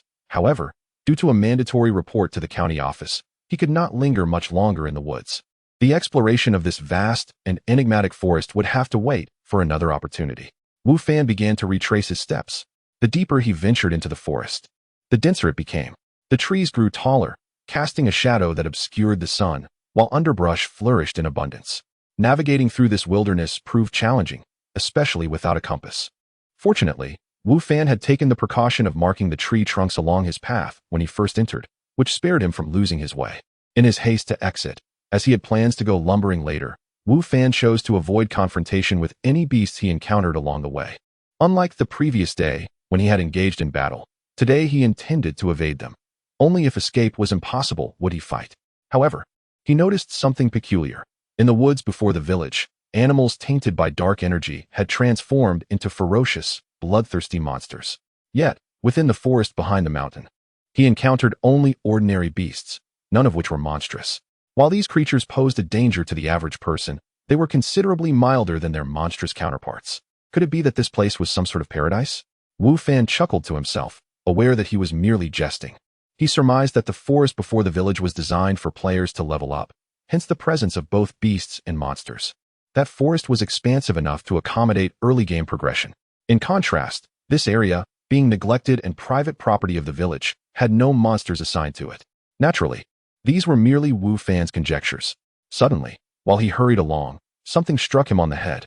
Turning around, he discovered a small, snow-white creature perched on a branch, chirping at him while clutching an unknown wild fruit in its paws. The creature resembled a cross between a cat and a fox, its fur purer than snow, devoid of any blemish. When Wu Fan looked at it, rather than scurrying away in fear, it wore a playful grin and tossed the wild fruit towards him. "Little creature, you should move along," Wu Fan admonished. "Fortunately for you, I have matters to attend to today. Otherwise, you would meet the same fate as your neighbors beneath my sword." As he attempted to dodge the fruit, he realized too late that it was moving much faster than he anticipated, and it struck him once more. Though surprised, Wu Fan brushed off the incident. While it stung, it caused him little harm. The little creature, seeing Wu Fan hit again, stood on its hind legs, playfully patted its chest, and wore an exaggeratedly amused expression, clearly mocking him. Amused by the creature's antics, Wu Fan bent down to pick up a wild fruit and threw it back at the little one. To his astonishment, the creature deftly leaped to another branch, continuing to laugh at him. "You're quite nimble, aren't you?" Wu Fan remarked, undeterred by his missed shot. His intention was merely to warn the creature to leave. Since he planned to gather lumber today, he truly did not wish to engage in beastly combat, especially with this little one perched above him, beyond his reach. After giving the creature a warning, Wu Fan turned to depart. He assumed that the little one would take the hint and leave, but to his surprise, just 2 steps later, something struck him on the head again. Without a doubt, it was the same mischievous creature.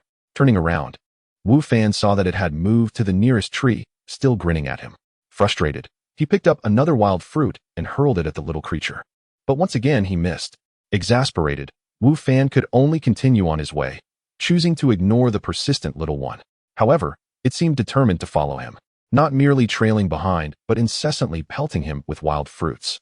While attacking might be an overstatement, the fruits lacked lethality, making teasing a more accurate description. Wu Fan marveled at how the little creature managed to gather so many wild fruits, considering its small size. "What do you want from me?" he asked, turning to face the creature, his expression one of resignation. With no viable options left, he found himself unable to escape or retaliate. The little creature was far quicker than he was, and even if he sprinted with all his might, he could not outrun it. At that moment, Wu Fan felt like a piece of meat on a chopping block.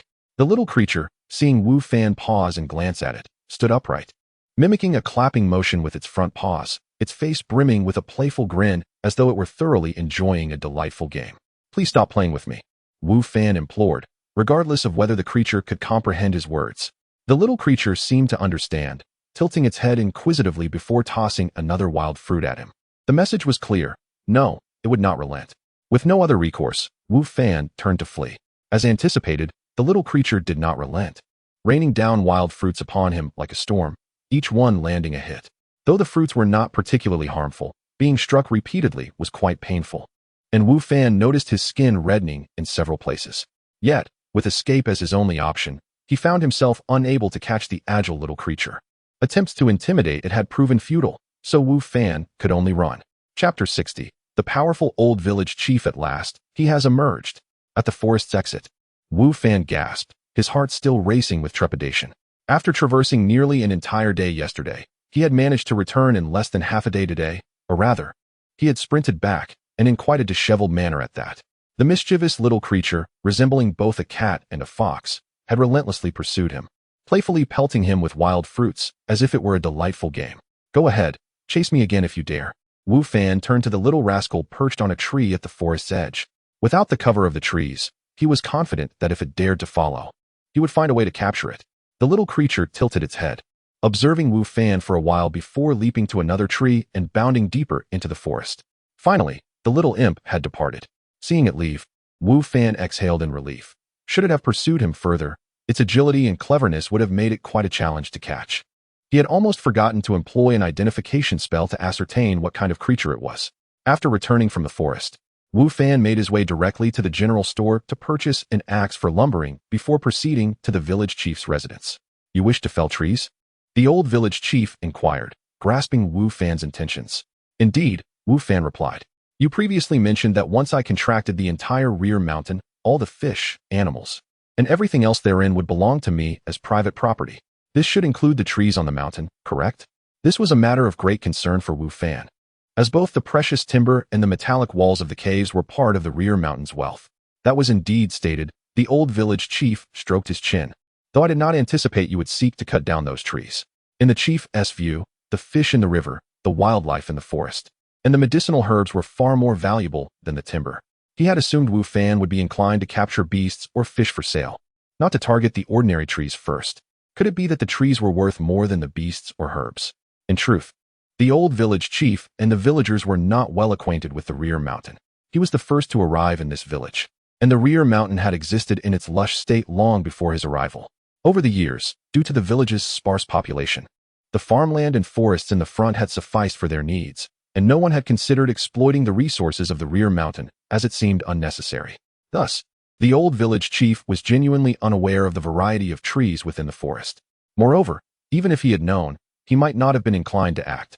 Well, it is as you say. The village chief reiterated his promise, putting Wu Fan's mind at ease. I came to inquire about where I could learn the art of lumbering. Though he lacked the skill, Wu Fan could still fell trees, yet his efficiency would certainly be inferior to that of someone trained in the craft. It was akin to farming. While he could plant without knowledge of agricultural techniques, the process would be considerably slower, and the results would not compare to those cultivated with proper expertise. Lumbering? I can teach you that, the old village chief said casually. Really? Wu Fan exclaimed, a mix of astonishment and skepticism coloring his expression. The chief had previously imparted knowledge of agriculture and husbandry. Could he also possess expertise in lumbering? What kind of look is that? The village chief retorted, displeased by Wu Fan's incredulous gaze. Not only do I know how to lumber, but I also have skills in brewing and fishing, among others. My capabilities are beyond what a mere junior like you can fathom. You possess so many talents? Wu Fan's skepticism morphed into delight. Would you be willing to teach me? While the village chief's skills were practical, they were immensely valuable to Wu Fan. Not only would they enhance his abilities within the game, but they would also enrich him in the real world, making him more versatile. Teach you? Sure. The village chief replied. Really? That's wonderful. Wu Fan beamed. However, why should I teach you? The chief's words caused Wu Fan's joyous expression to falter. Indeed, why should he impart his knowledge? For a moment, Wu Fan found himself at a loss for words. Village chief, consider this, Wu Fan pondered before continuing. At your age, you wouldn't want your skills to vanish into obscurity, would you? Surely, you must pass them on to someone. Is there anyone in this village more suitable than me as an apprentice? In truth, there was no one else. Wu Fan was the only player in the village. Besides, I am representing our village in military service, he added. Once I am out there, I will be the face of our village. The more skills I possess, the greater my capability, ensuring I do not bring shame upon our village. Would you not agree? That made some sense to the old village chief, who stroked his chin once more. You are correct. Once you are out there, you will represent all of us. We cannot afford to lose face. Exactly, Wu Fan quickly replied. Thus, the more skills I acquire, the more honor I bring to our village. After some contemplation, the village chief conceded, you make a valid point. Very well, I shall teach you. But remember, do not bring shame upon our village. Understood, understood, Wu Fan eagerly responded. Then, a series of mechanical notification sounds echoed in Wu Fan's ears. Congratulations. You have received the teachings of Master Carpenter Zhao Daming, learning the art of lumbering, and your lumbering skill has advanced to an advanced level. Congratulations. You have received the teachings of Master Carpenter Zhao Daming, learning the art of furniture crafting, and your furniture crafting skill has advanced to an advanced level. Congratulations. You have received the teachings of Master Brewer Zhao Daming, learning the art of brewing, and your brewing skill has advanced to an advanced level. Congratulations. You have received the teachings of Master Fisher Zhao Daming. The barrage of notifications left Wu Fan's head buzzing, his vision sparkling, yet his face radiated sheer joy. Masters, masters, each one a master level. Wu Fan had not anticipated that this seemingly ordinary and somewhat peculiar old village chief possessed so many master-level identities. It was well known that for an ordinary person to elevate a skill to master level was an arduous feat. Even reaching expert level commanded great respect. However, this old village chief was not only a master, but held multiple master-level skills. If this news were to spread, it would undoubtedly create a massive sensation. Chapter 61. The Snow Cloud Cat. Had the old village chief been aware that he left a somewhat dubious impression on Wu Fan, he might have regretted imparting these skills to him. Thanks to the masterful skill level of the old village chief, Every skill Wu Fan acquired was directly elevated to an advanced level, significantly reducing his practice time. After joyfully departing from the old village chief's abode, Wu Fan made his way to the back mountain once more, approaching the forest's edge, where he sought out a piece of rosewood. He withdrew his axe, examined the wood, and then began to chop. Logging is indeed a skilled endeavor. Familiarity with the grain of the wood can make the task significantly easier and expedite the process.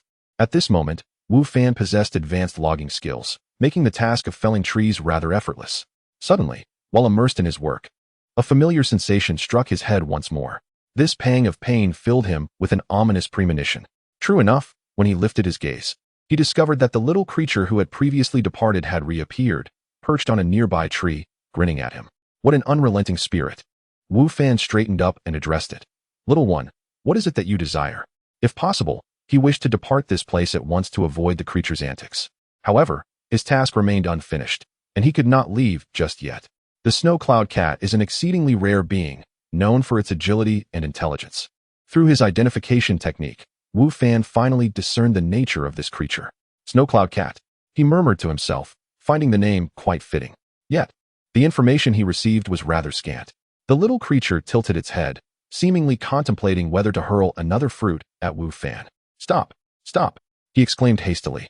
Are you seeking companionship for play? Once I complete my task, I shall play with you. How does that sound? The identification technique indicated that the snow cloud cat possessed high intelligence, and, having previously shown an understanding of Wu Fan's words, he attempted to negotiate. There was no alternative. He could neither drive it away nor confront it, so negotiation was his only recourse. The creature appeared to comprehend Wu Fan's proposal, hesitated for a moment, then popped the fruit into its mouth, chewing instead of throwing it at him. Relieved, Wu Fan resumed chopping wood, and the little creature refrained from further mischief. Content to sit on a branch, eating its wild fruits while observing Wu Fan's work. With advanced logging skills and a total strength of 15 points from both innate attributes and equipment, Wu Fan found the task of felling trees to be quite manageable. Once the trees were felled, he needed to perform a simple processing of the wood, removing leaves and unnecessary twigs. After segmenting the rosewood, Wu Fan stored it in his backpack. Though the weight of the rosewood was considerable, it only occupied a single slot in his backpack, much like a medicinal shovel. This backpack is truly convenient, especially for transporting such heavy materials, Wu Fan mused.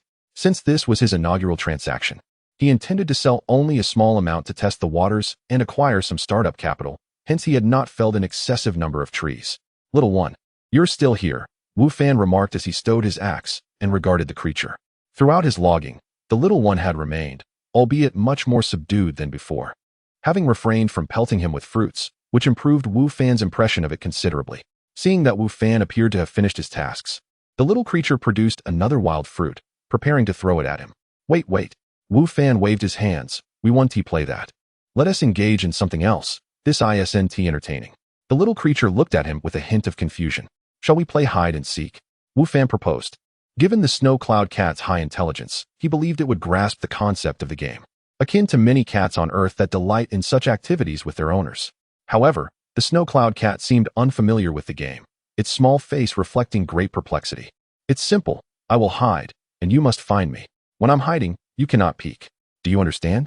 Once you locate me, it will be your turn to hide, and I shall seek you, and I won't peek then either, Wu Fan explained.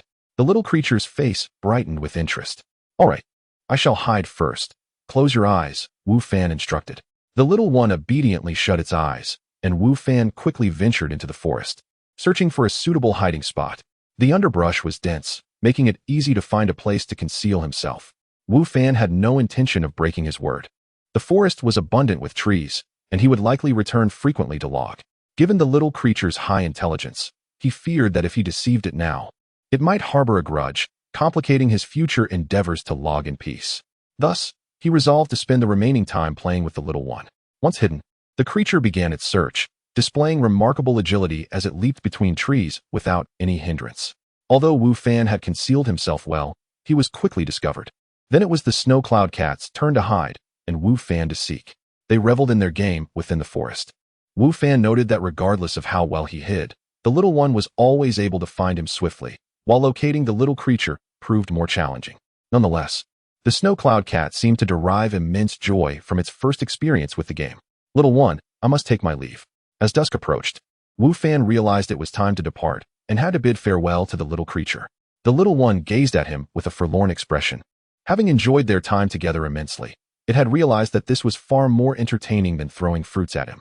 I shall play with you again, if given the chance, Wu Fan assured, and with that, his figure vanished from sight. The snow cloud cat stared quizzically at the spot where Wu Fan had been, then leaped down from the branch, circling the area as if attempting to locate him. However, such efforts were in vain.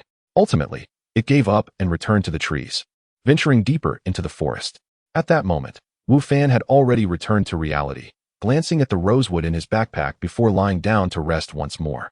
Chapter 62. Exquisite Rosewood Morning. On the playground of Jiangzhou University, Wu Fan once again encountered Lu Yenner and greeted her, as was his habit. "Morning," he said. Lu Yenner responded with a single word, showing no intention of stopping. Wu Fan couldn't help but mumble to himself, feeling her tone was even colder than before. Initially, he had thought that after yesterday's incident, their relationship would have grown somewhat closer, but he was taken aback to find Lu Yenner still so distant. Her demeanor even more aloof. Confused, Wu Fan decided not to pursue the matter further and instead continued with his warm-up exercises. Noticing that Wu Fan made no effort to follow her, Lu Yenner's expression seemed to grow even frostier. Throughout the entire workout, there was no further exchange between them. After leaving Jiangzhou University, Wu Fan did not head directly to the lumber market. Instead, he took a taxi to the outskirts, disembarking in a rather secluded area. Once the driver departed, he retrieved some wood that had undergone preliminary processing from his backpack. Following this, Wu Fan called a truck rental company, informing them that he had a batch of lumber that needed transportation. "I should eventually rent a warehouse once I have the funds," Wu Fan mused, eyeing the desolate surroundings. He was certain he would continue selling lumber, along with vegetables and fruits, and lacking a warehouse would undoubtedly pose significant inconveniences. The truck arrived promptly, and Wu Fan followed the driver to the lumber market. Upon arrival, he was pleasantly surprised to see the enchanting Zhao Yanan waiting for him in the store. "Mr. Wu, you've arrived." Zhao Yanan greeted him enthusiastically, though her gaze was fixated on the truck's cargo. "Ms. Zhao, I brought the lumber over. Please have someone assess its quality," Wu Fan said. "Very well," Zhao Yanan replied, her mind already on the wood. She promptly directed a middle-aged man behind her to inspect the wood in the truck for authenticity and quality. Given the high value and popularity of rosewood, the market was rife with counterfeits, making such assessments essential before any negotiations. "Mr. Wu, please come in for a cup of tea," Zhao Yanan invited. Wu Fan nodded, recognizing that the assessment would take some time, and he couldn't simply stand idly. "How much did you bring this time, Mr. Wu?" Zhao Yanan casually inquired while pouring him tea. "I'm not entirely sure," Wu Fan replied. "I didn't weigh it before transporting." In truth, while others perceived rosewood as precious and even a slight weight discrepancy could mean a significant monetary difference, Wu Fan was not overly concerned due to the abundance of such wood in the forest behind his village. Upon hearing Wu Fan's words, Zhao Yanan pondered whether he was merely carefree in his dealings or truly unconcerned about the quantity of rosewood. If it were the former, there was no issue, as she had no intent to deceive him. However, if it were the latter, she felt it imperative to cultivate a good relationship with him. After all, someone who did not regard rosewood lightly was clearly not an ordinary individual. The individual Zhao Yanan recruited to assess the wood was evidently seasoned in determining quality. Before Wu Fan had finished his tea, the assessment was complete. "Boss, the truck indeed contains rosewood, and of excellent quality, high density, pleasant texture, and classified as top-notch," the middle-aged man reported, adding, "I haven't encountered such high-quality rosewood in quite some time." Zhao Yanan was slightly taken aback, not anticipating such high praise from an expert she had hired to prevent deception. This individual was highly experienced and had seen countless rare woods. Yet the commendation for Wu Fan's wood was unexpectedly high. It seemed that Wu Fan had indeed delivered exquisite materials, which left Zhao Yanan both excited and anxious. Initially, she believed that even if Wu Fan had truly brought rosewood, the quality would not be exceptional. After all, top-tier rosewood was exceedingly rare, and Wu Fan appeared to be a newcomer in the trade, unlikely to procure such fine specimens. However, regardless of its grade, she was determined to acquire any rosewood available. Now, the outcome exceeded Zhao Yanan's expectations. Not only was the wood genuine, but it was also of the finest quality. The prospect of having exquisite rosewood was indeed splendid, as furniture and crafts made from such materials would sell effortlessly. Yet, due to its superior quality, Zhao Yanan worried that her offer might not satisfy Wu Fan, jeopardizing the deal. After dismissing the appraiser, Zhao Yanan deliberated before speaking to Wu Fan. "Mr. Wu, You truly are remarkable to have procured exquisite rosewood. Such quality is not something an ordinary person can obtain. Ms. Zhao, you flatter me, Wu Fan replied humbly. I merely consider myself fortunate. It's not a matter of skill. This was indeed the truth, for he had not anticipated that the forest he had contracted would conceal such treasures. Not only rosewood, but of such exceptional quality. It was pure luck, unrelated to any skill he possessed. Wu Fan's impression of Zhao Yanan improved further. He felt she could have easily instructed the appraiser to relay the assessment results privately, keeping him in the dark, allowing her to potentially deceive him regarding the quality. However, given his advanced understanding of wood and expert felling techniques, he knew he would not be easily misled, perhaps even better informed than those so-called appraisers. Yet, Zhao Yanan was unaware of his capabilities. Therefore, her choice to have the appraiser disclose the results publicly led Wu Fan to perceive her as forthright and trustworthy. In reality, Zhao Yanan refrained from having the appraiser privately convey the assessment, believing that Wu Fan, dealing in such precious rosewood, would have already arranged for an appraisal before delivery. There was no need for her to conceal the truth, which could have only resulted in Wu Fan's displeasure, leading to misunderstandings. Upon hearing Wu Fan's words, Zhao Yanan assumed he was merely being modest. In their line of work, obtaining rosewood was a testament to one's prowess. And securing such exquisite quality was certainly not a feat achieved through mere luck. Chapter 63. My dislike for Boss Liu. I wish to purchase the rosewood in Mr. Wu's possession. However, I am uncertain about the price he wishes to sell it for, Zhao Yanan inquired. Having established that the rosewood in Wu Fan's hands was indeed genuine and recognizing her current need for a considerable quantity of it, Zhao Yanan was keen on acquiring this batch. What price does Boss Wu intend to ask? Wu Fan refrained from quoting a price himself, instead shifting the responsibility onto Zhao Yanan. After some contemplation, she replied, this batch of rosewood from Mr. Wu is of superior quality. Thus, I cannot offer a price too low. How about 1 million yuan per ton? Upon hearing Zhao Yanan's quoted price, even though he had mentally prepared himself, Wu Fan's heart raced unexpectedly. 1 million yuan per ton. It was not merely yuan, it was a staggering amount. To admit without shame, Wu Fan had never encountered such wealth in his lifetime, let alone for just 1 ton. Although he had not weighed the rosewood himself, he estimated that its weight was several tons, which could amount to millions, even tens of millions. Had he truly transformed overnight from a poor farmer to a millionaire simply by selling a few pieces of wood? The sensation felt surreal, as though he were ensnared in a dream. Noticing Wu Fan's prolonged silence, Zhao Yanan presumed he was dissatisfied with the price and interjected, is Mr. Wu unhappy with the offer? This is merely my suggestion. If it's not to your liking, you may propose an alternative, and we can negotiate further. Her willingness to entertain a counteroffer indicated her genuine desire for the wood and her readiness to adjust her offer. And no, Wu Fan stammered, caught off guard by Zhao Yanan's misinterpretation of his days. I'll offer 5 million. A sudden voice broke the tension, drawing both their gazes toward a middle-aged man striding in from outside, clearly the source of the declaration.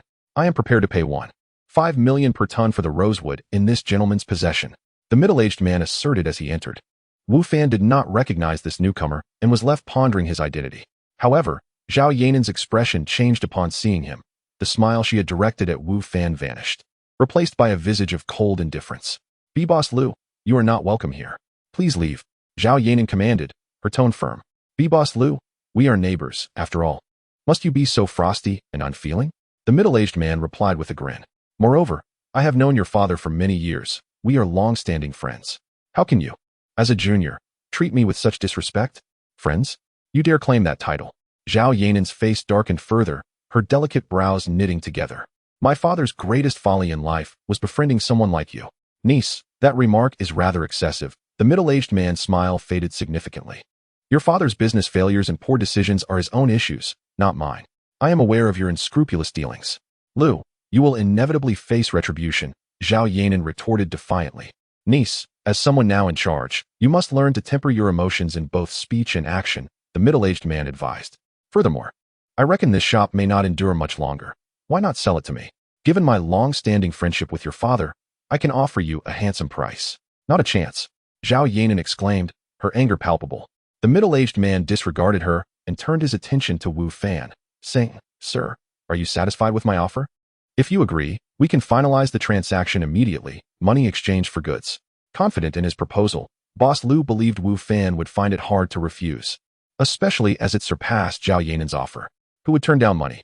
I have already reached an agreement with Boss Zhao to sell this batch of rosewood to her, Wu Fan stated. You merely engaged in verbal negotiations. No transaction is finalized, Boss Lu countered. Such negotiations can be rendered void at any time. My offer exceeds hers, and selling to me would not disadvantage you. Mr. Wu, we had an agreement yesterday, Zhao Yanan interjected urgently. Moreover, we can still discuss the price. An agreement yesterday? Boss Lu laughed. Niece, do you think this is a school? This is a marketplace. Such verbal agreements hold no binding power. Be realistic. Sir, if you agree to sell the wood to me, I assure you my offer will be better. Boss Lu was confident he could wrest this deal from Zhao Yanan, even if it meant he would pay a bit more. He was certain he could recoup the expenditure through other means, even if there were some loss. Boss Lu believed it was worth it just to snatch this business from Zhao Yanan. However, Wu Fan's next words caused Boss Lu's confident smile to falter abruptly. I'm afraid, regardless of your offer, I will not sell the wood to you, Wu Fan stated coolly. Why? Boss Lu was taken aback, for he had not anticipated such a response. Could it be that someone in this world was indifferent to money? Because I have an aversion to bosses with the surname Lu. You give off a vibe of unscrupulousness. Wu Fan replied. Yet, both Boss Lu and Zhao Yanan perceived Wu Fan's reasoning as nonsensical. Who in business would concern themselves with a person's surname? Was it not all about the price? You may not realize, but Boss Zhao has no cash on hand. Boss Lu persisted. If you sell the wood to her, you will receive no immediate payment. Who knows how long you will have to wait, perhaps indefinitely. Wu Fan cast a puzzled glance at Zhao Yanan, as he had been unaware of this detail. Seeing Wu Fan's expression, Zhao Yanan grew somewhat embarrassed. I indeed cannot provide cash at the moment. However, Mr. Wu, please rest assured that I will settle the payment within 2 months. We can formalize a contract. 2 months? Did this mean his dream of becoming a millionaire would be postponed? Would he still need to work in the barbecue business? 2 months? He chuckled softly. 2 months? Whether this shop even exists then is still a question. Boss Lu laughed derisively. As long as I am here, this shop will not collapse, Zhao Yanan declared resolutely. You? Just a newcomer in the marketplace. What capabilities do you possess? Boss Lu scoffed. Chapter 64. What is the reason? Who should I sell to? Wu Fan felt a sense of hesitation within. Although he had reached a verbal agreement with Zhao Yanan the previous day, as the astute Lu boss pointed out, it was merely an oral agreement, devoid of any binding force, allowing him the liberty to retract his decision. Selling to Lu boss was not something Wu Fan was particularly inclined to do, especially after witnessing the man's domineering demeanor, which grated on his nerves. Did Lu boss think that just because he offered a high price, Wu Fan would acquiesce? Certainly not. Mr. Wu, please believe me. You must sell this batch of timber to me, Zhao Yanan implored, her expression earnest and her demeanor even more submissive than before. Mr. Wu, you should consider this carefully. Lu boss interjected, a tone of both reminder and warning evident in his voice. If you sell the timber to me, not only will you receive a higher price, but you'll also get cash immediately. Selling to her, however, may leave you at a loss. I trust you understand the distinction. I certainly do, Wu Fan replied. But once I've made a decision, I do not change it lightly. Therefore, I am selling this batch of timber to Zhao boss. Thank you, thank you. Zhao Yanan expressed her gratitude, her face illuminated with appreciation.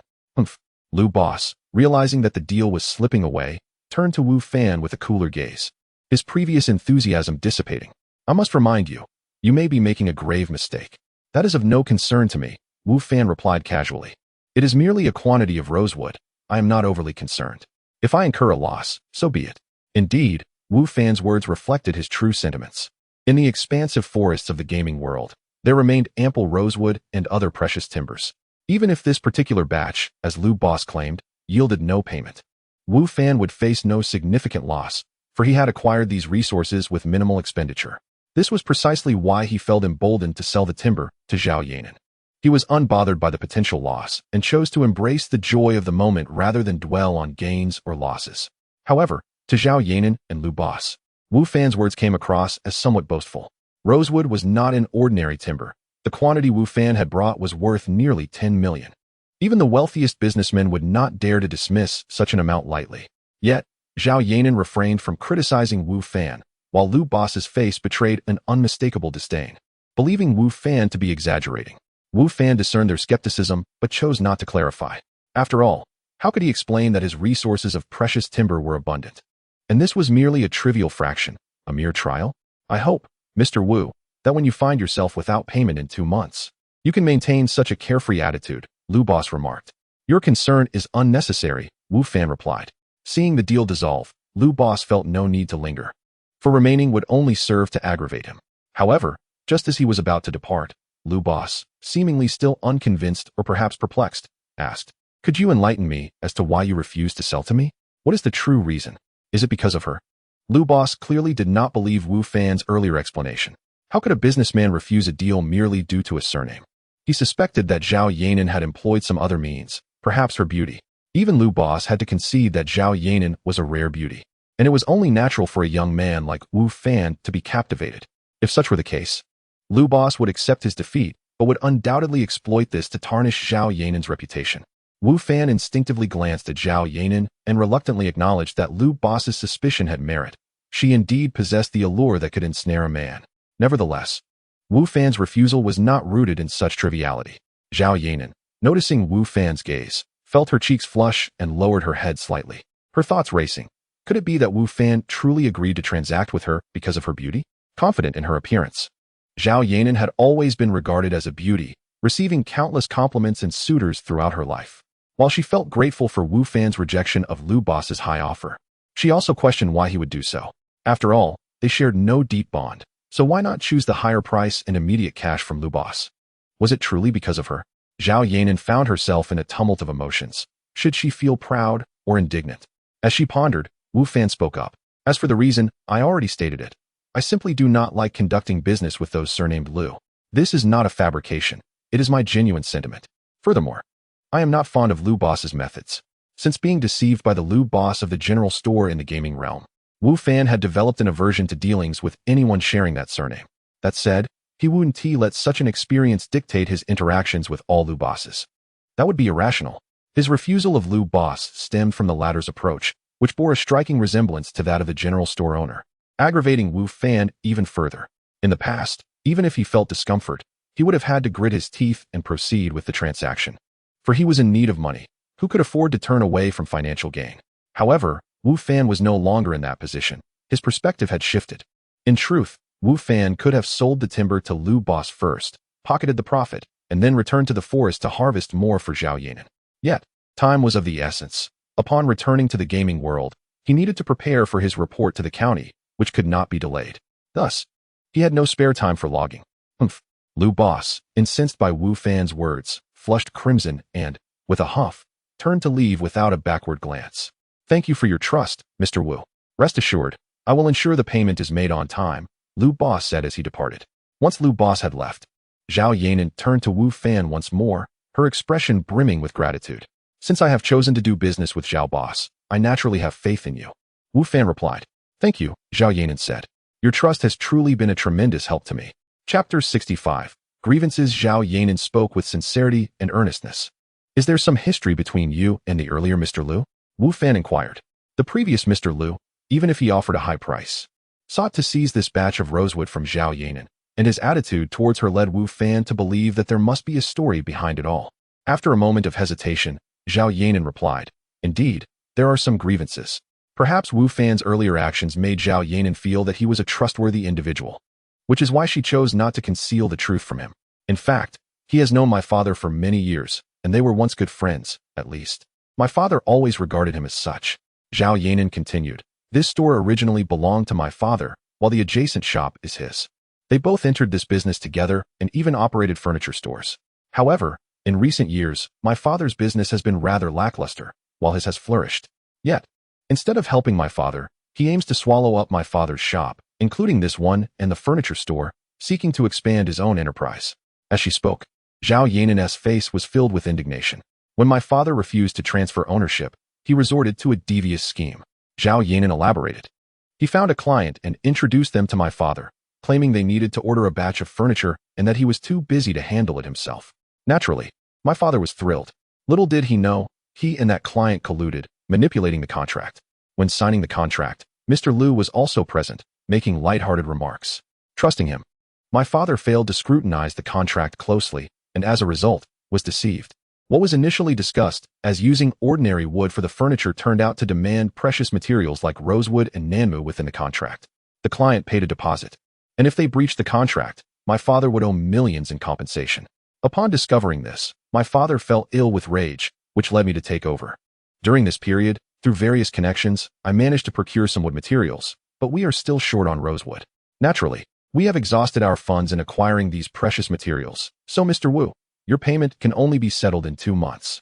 However, rest assured, we will never default on our obligation to you. Wu Fan finally understood the enmity between Zhao Yanan and Mr. Liu. It was no wonder that the latter was eager to snatch this batch of rosewood from him. Such precious timber was not easily obtainable. If Zhao Yanan missed this opportunity, it would be difficult for her to source another batch in the near future. If the contract deadline passed, not only would she owe millions in damages, but the furniture crafted from the wood already acquired would also remain unsold, incurring even greater losses. If that is the case, even if you fulfill the contract, the losses will still be considerable, Wu Fan remarked. The deposit was certainly based on the cost of ordinary wood, which must have been a modest amount, far less than what would be required for valuable materials. The remaining payments would be similarly insufficient, and Zhao Yanan has already invested all her store's liquidity into fulfilling this contract. Thus, even upon completion, the remaining payment will not be substantial, as it was calculated based on ordinary wood. Indeed, Zhao Yanan's expression turned somber and infuriated. However, we will not allow that Mr. Liu to succeed. Even if we cannot hold on, we will not transfer the shop to him. It was evident that Zhao Yanan harbored a deep-seated hatred for Mr. Liu, a sentiment Wu Fan could fully comprehend.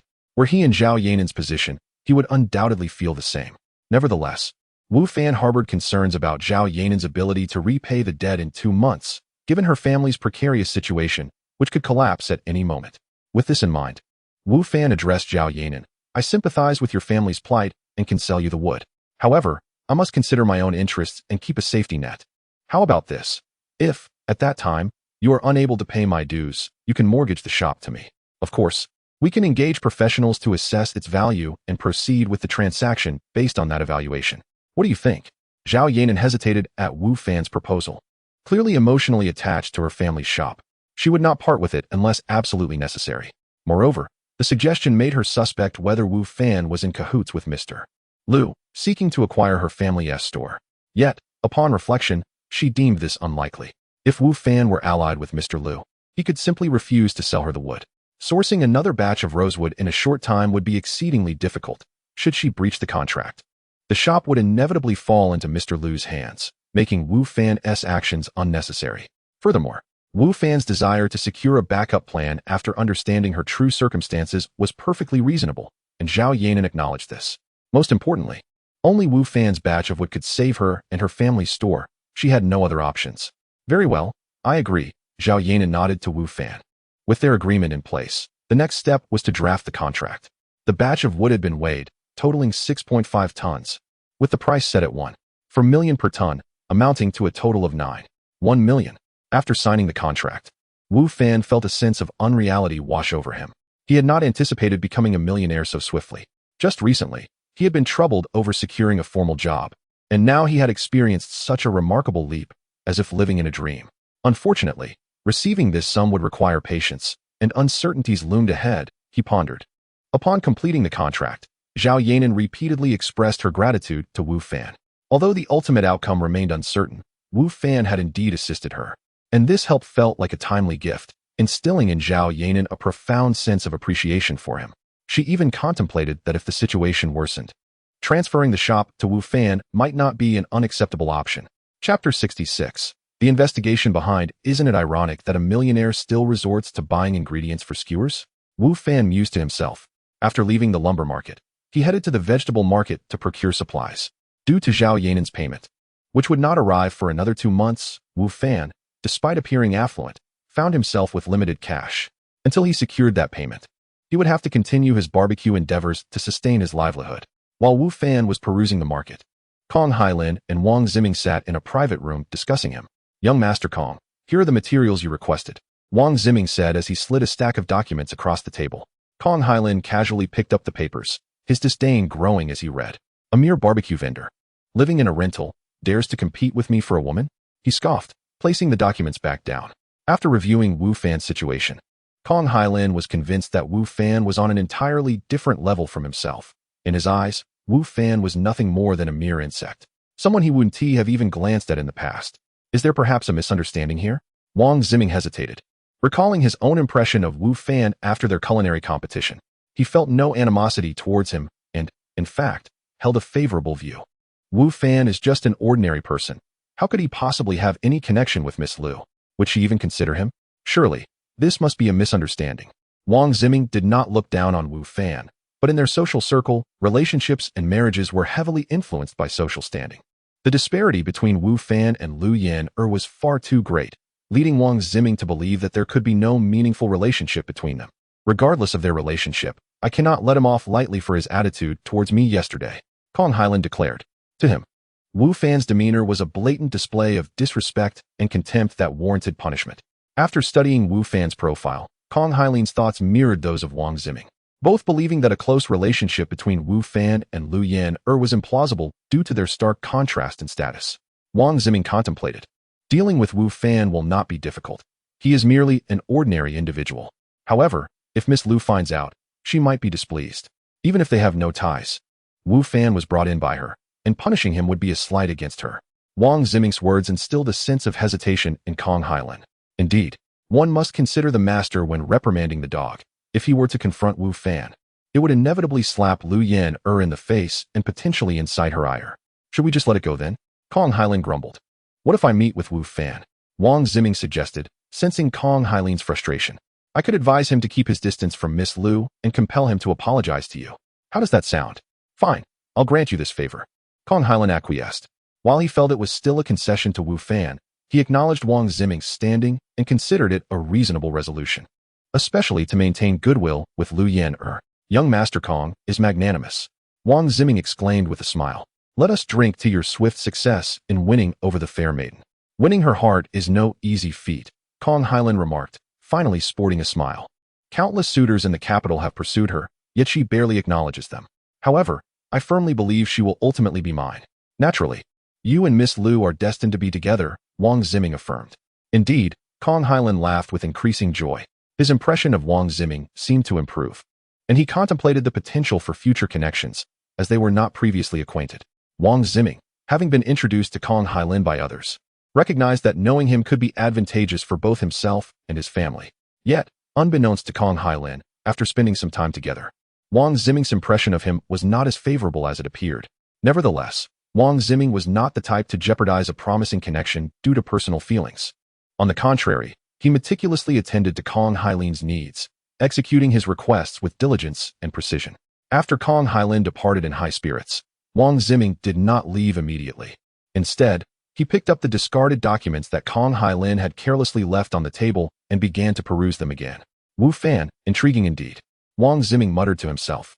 Unlike Kong Hailan, who had merely skimmed the documents and disregarded Wu Fan after noting his lack of a distinguished background, Wang Ziming discerned certain intriguing details that piqued his curiosity, compelling him to examine Wu Fan's profile more closely. 2 points particularly intrigued Wang Ziming: the origin of Wu Fan's culinary skills and the sudden appointment as a professor at Jiangzhou University. Wang Ziming found no fault with Wu Fan's educational and professional background, merely considering him somewhat unfortunate. However, the culinary prowess that surpassed Chef Lu's was perplexing. How could Wu Fan, relying solely on self-study, achieve such mastery? Wang Ziming found it rather implausible. Chapter 67. The conspiracy. The appointment of Wu Fan as a physical education teacher at Jiangzhou University is indeed perplexing. Wu Fan's alma mater is not a prestigious university, and he has never engaged in any work related to education or sports after graduation. How did he suddenly become a teacher at this renowned institution? If Wu Fan possessed a background akin to that of Geng Yufei or Li Bing, such a scenario would be more comprehensible. However, the peculiar aspect lies in the fact that Wu Fan lacks any notable background. He is merely an ordinary individual, which makes this situation rather difficult to accept. Surely, not just anyone can become a teacher at Jiangzhou University? Clearly not. Even Geng Yufei and Li Bing, despite their family connections, graduated from reputable schools to secure their positions. And what about Wu Fan? He possesses nothing. Could it be that there is something I have yet to uncover? Wang Ziming pondered, yet his background seemed straightforward, devoid of any capability to obscure his situation. How curious, indeed. Wang Ziming found himself significantly intrigued by Wu Fan, and fortuitously, he intended to meet him, providing an opportunity for conversation. Unbeknownst to Wu Fan, who remained oblivious to Kong Hailan's intentions to deal with him and Wang Ziming's burgeoning interest, he was preoccupied with his barbecue business. He wondered if his absence over the past 2 days would impact his sales as he made his way to his previous stall with his still rudimentary equipment. The boss is back. Boss, you finally arrived. Wonderful. I've been waiting for days. If you hadn't shown up soon, I would have called the police. To Wu Fan's surprise, upon his arrival at the stall, there were already eager patrons waiting for him, their excitement palpable at the sight of him. My barbecue stall has such dedicated fans. How delightful, Wu Fan mused inwardly. Boss, hurry up. I can hardly wait. Why haven't you come these past 2 days? I've been craving your barbecue. 2 skewers of pork belly, 1 pig trotter, 2 pairs of chicken wings. I was here first. I want 2 portions of squid and 10 skewers of meat. Wu Fan was quickly surrounded, and although the crowd comprised only 5 or 6 people, he felt a sense of being pursued by fans. Of course, he recognized that they were chasing after his culinary creations. Is it truly this frenzied? If you all tasted the dishes made with ingredients from that gaming world, wouldn't you be even more ecstatic? Would you not find it impossible to sleep without my offerings? Wu Fan contemplated. Please be patient. Allow me to arrange everything, and I will serve you one by one, he assured them. Nearby, several other barbecue stall owners cast envious glances at Wu Fan, but their envy was tinged with jealousy. While they too had customers at their stalls, none had devoted fans waiting in anticipation like Wu Fan. After all, their culinary skills matched those of others, and if their patrons chose not to dine with them, they could easily opt for a different vendor without significant loss of flavor. In contrast, Wu Fan's situation was unique. Despite his absence over the past 2 days, he had noticed a number of individuals lingering around his stall, anticipating his return. Such a phenomenon was certainly a source of envy for the others. Moreover, the moment Wu Fan reappeared, these stall owners were infuriated to see some customers, who had originally intended to eat at their stalls, shift their allegiance toward Wu Fan's offerings. This young man is utterly excessive. He is encroaching upon our business and threatening our livelihoods. This is no way to conduct commerce, one barbecue stall owner exclaimed, observing the growing crowd around Wu Fan. Indeed, his actions leave us with no means of sustaining our business. He is monopolizing it all. Another owner echoed, equally incensed. As many customers departed for Wu Fan's stall, the others found their business dwindling. Patrons preferred to queue for Wu Fan's delicacies rather than dine at their stalls, leaving them with a rare moment of tranquility, a tranquility they did not cherish, as they longed for the bustling activity that Wu Fan enjoyed. Speaking of which, how did that matter we discussed last time fare? Did you locate the individual? One barbecue stall owner suddenly inquired. The others paused briefly before grasping the implication of his words. We did manage to find him, another owner replied. We've even made contact. But this young man hasn't shown up for 2 days. We assumed he had ceased operations, so we didn't send anyone over. After all, bringing those individuals here incurs expenses. Spending money is a minor issue. We can split the costs among ourselves, and each would contribute only a small amount. A stout owner remarked. Given the current situation, we must call him. Otherwise, we will be unable to continue. Yes, I concur. I support that. The barbecue stall owners collectively expressed their agreement, for to seize another's livelihood is akin to committing a grievous crime. Wu Fan had usurped their business, and their resentment towards him grew, compelling them to devise a plan to reclaim their clientele.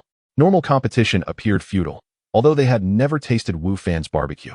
The sight of patrons willingly queuing for his offerings rather than theirs was telling. Initially, they had assumed many in Wu Fan's crowd were mere distractions, but that perception shifted as they recognized numerous familiar faces, previous customers who had now gravitated towards Wu Fan. Thus, to regain their lost business, they resolved to explore alternative methods, abandoning conventional means. While the owners engaged in their hushed discussions, Wu Fan was tirelessly immersed in his work, beads of sweat forming on his forehead.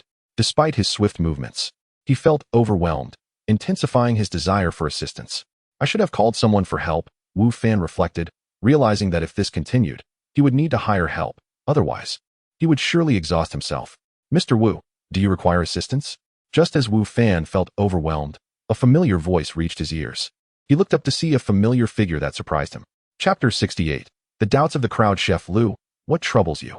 Wu Fan exclaimed in astonishment. The familiar figure that had unexpectedly appeared at Wu Fan's stall was none other than Chef Lu from Kailaman.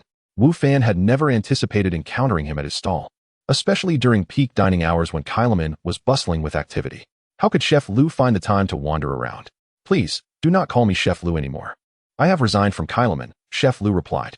You may address me simply as Louis Dao. Louis Dao? That name certainly has character, Wu Fan remarked. But why would you leave Kailaman? It is one of the finest restaurants in Jiangzhou.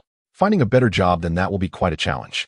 I have expressed my desire to become your apprentice, Lu Yidao stated. Remaining at Kailaman would prevent me from learning culinary skills from you. Are you serious?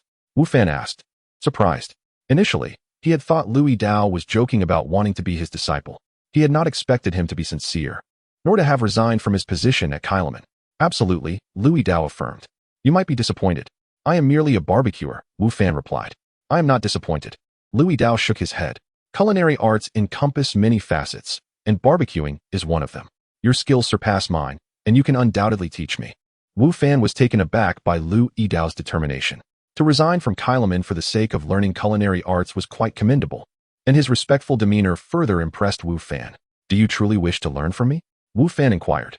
Yes, Lu Yidao assured him. Then, for starters, assist me here. Wu Fan instructed. This would serve as a test for Lu Yidao. Should he refuse, he could leave.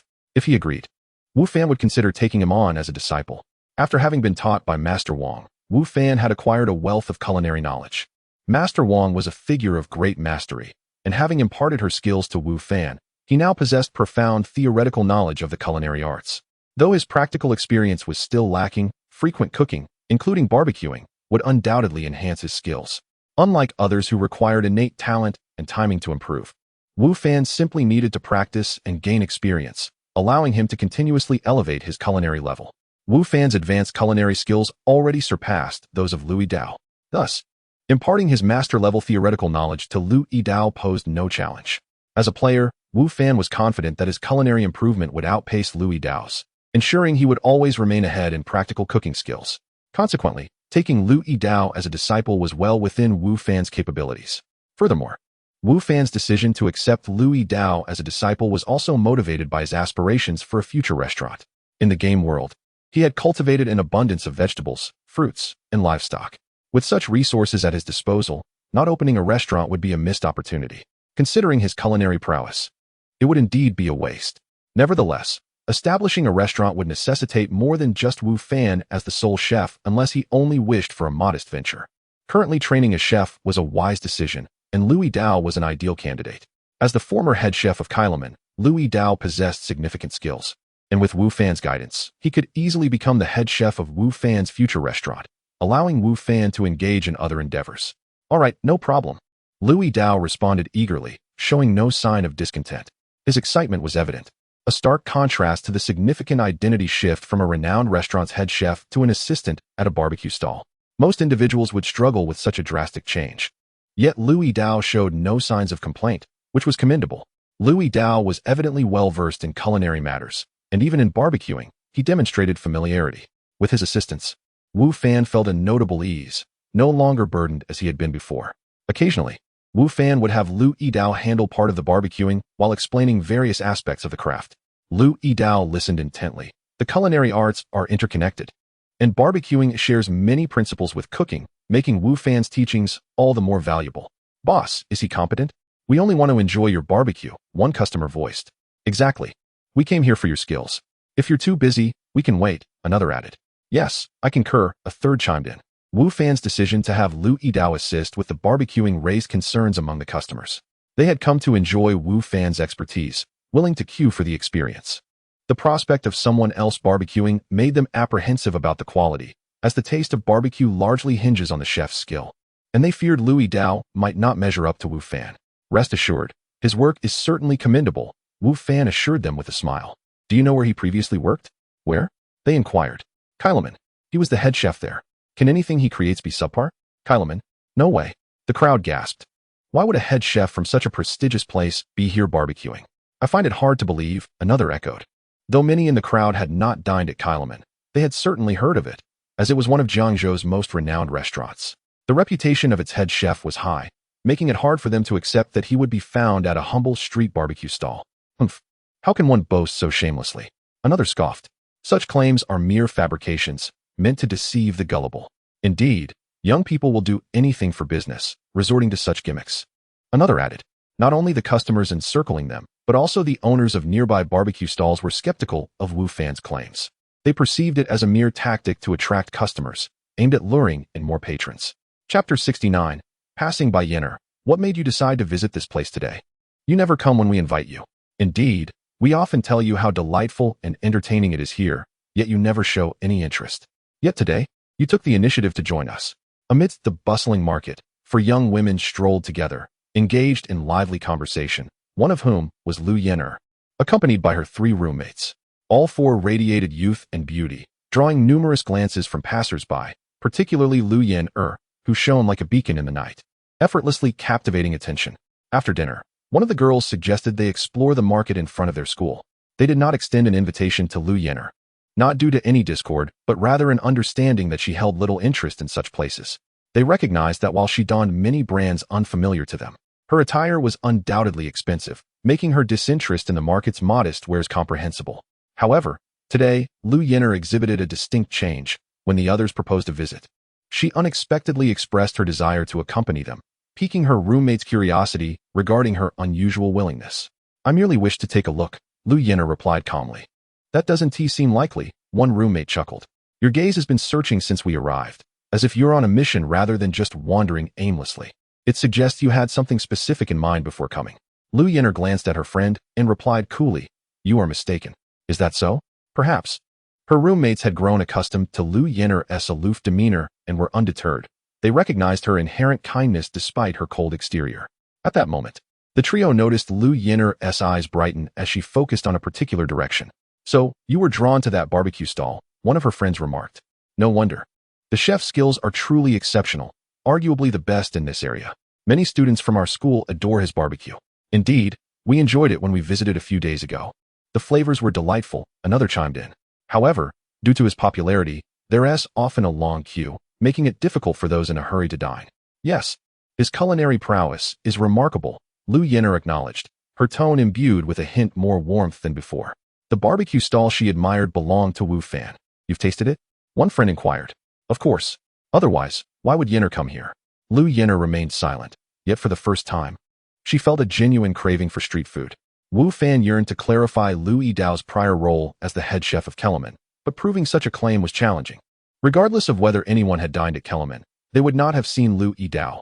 Thus, even if Wu Fan asserted Lu Yidao's identity, skepticism would linger. Some individuals, once their businesses flourish, forget the value of their customers, resorting to apprentices to take their place, one of the stall owners remarked. Indeed, perhaps even his ingredients are questionable. For profit, anything is possible, another added. Maybe there's something amiss with his seasonings. Otherwise, how could the taste be so exceptional?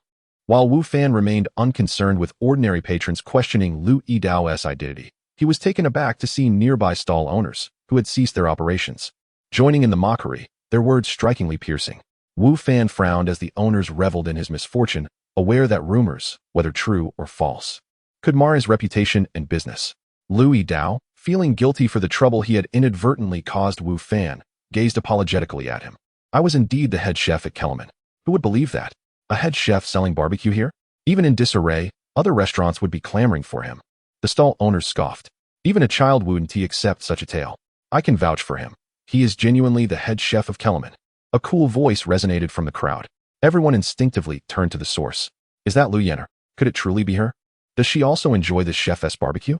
Lu Yen'er, my goddess, she is stunning. Is this the Lu Yen'er? Indeed, as beautiful as the rumors suggest." The voice belonged to none other than Lu Yen'er. Most customers here were students from nearby schools, and Lu Yen'er was a figure of considerable renown at Jiangzhou University. Her mere presence instantly recognized her, even among students from other institutions who had heard of her reputation. "What brings you here?" Wu Fan asked, surprised to see Lu Yen'er approaching. "Just passing by," she replied nonchalantly. "That's not true."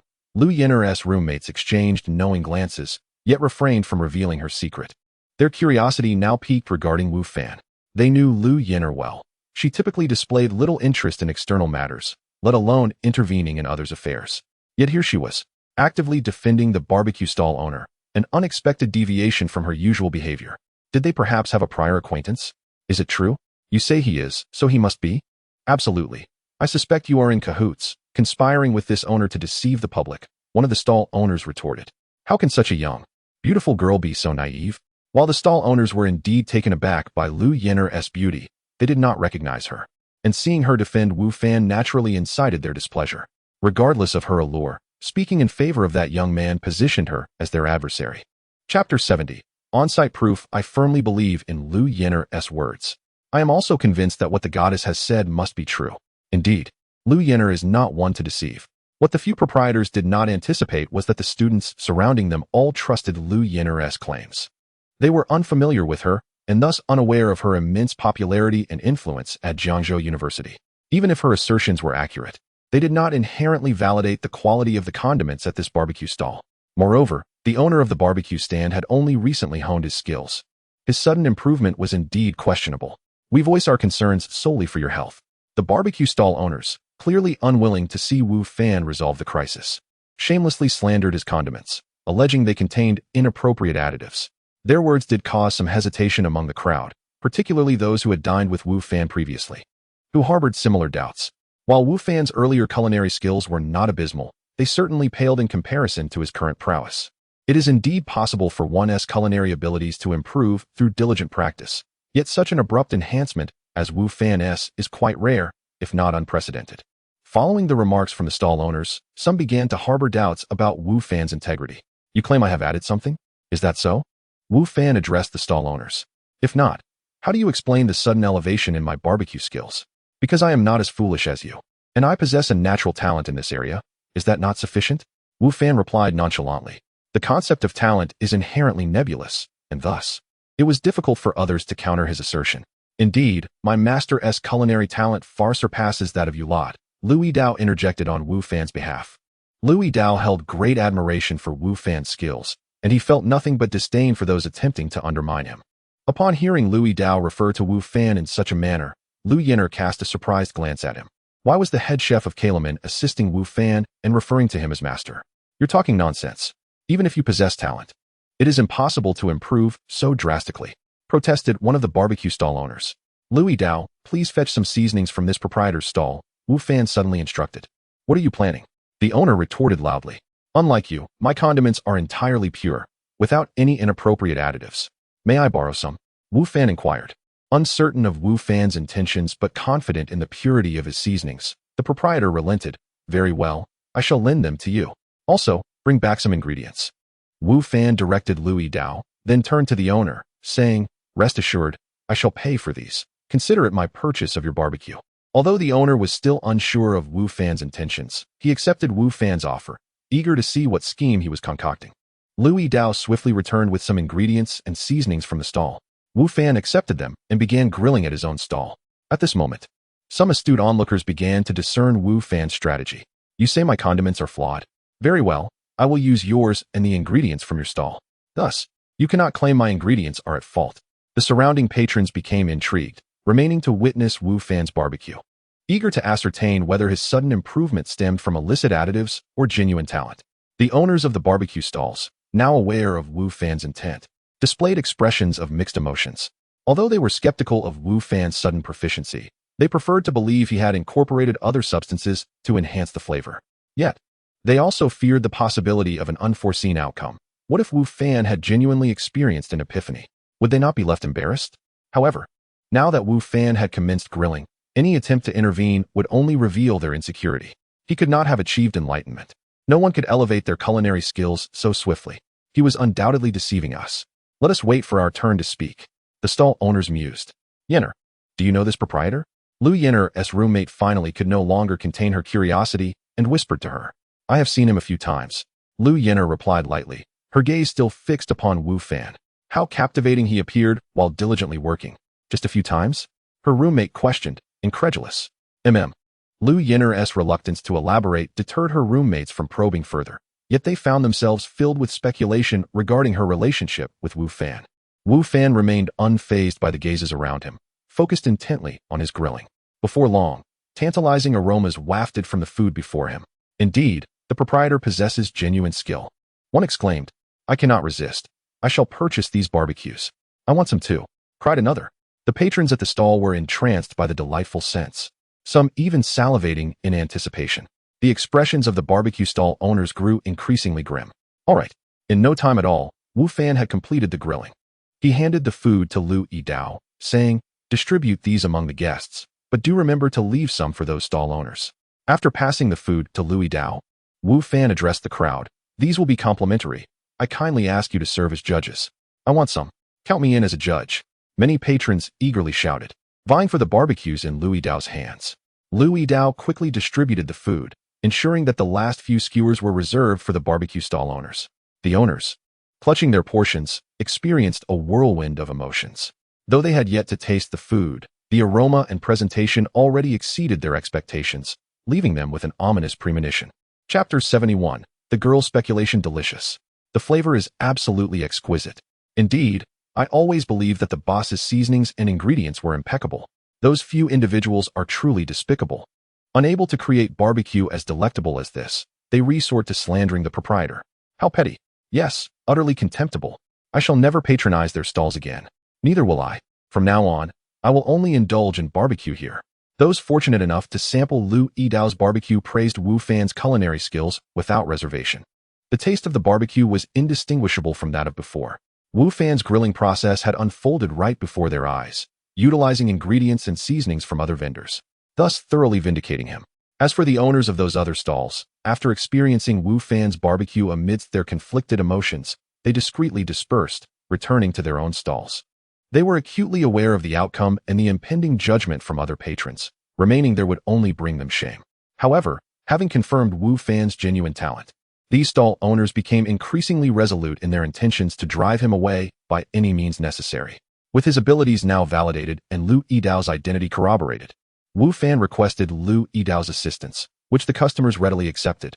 Although Lu Yidao's grilling skills were slightly inferior to Wu Fan's, his inherent talent being less developed, compounded by his lack of prior experience in barbecue, he still surpassed the skills of other stall owners. Upon recognizing the disparity between Lu Yidao's and Wu Fan's expertise, the crowd's admiration for Wu Fan's abilities intensified. Even the skills of the head chef from Kailman paled in comparison, highlighting the exceptional standard of Wu Fan's craft. It was rare to encounter someone of such caliber engaged in barbecue. One could easily imagine that he might be poached by a prestigious restaurant at any moment, prompting the patrons to eagerly return before that eventuality. Lu Yin'er, typically averse to barbecue due to concerns over hygiene, made an exception today and sampled some, all of which had been personally grilled by Wu Fan, tasting superior to Lu Yidao's offerings. Lu Yin'er and her companions did not linger long, departing as if merely passing by. In truth, Lu Yin'er's roommates were well aware that this was not the case.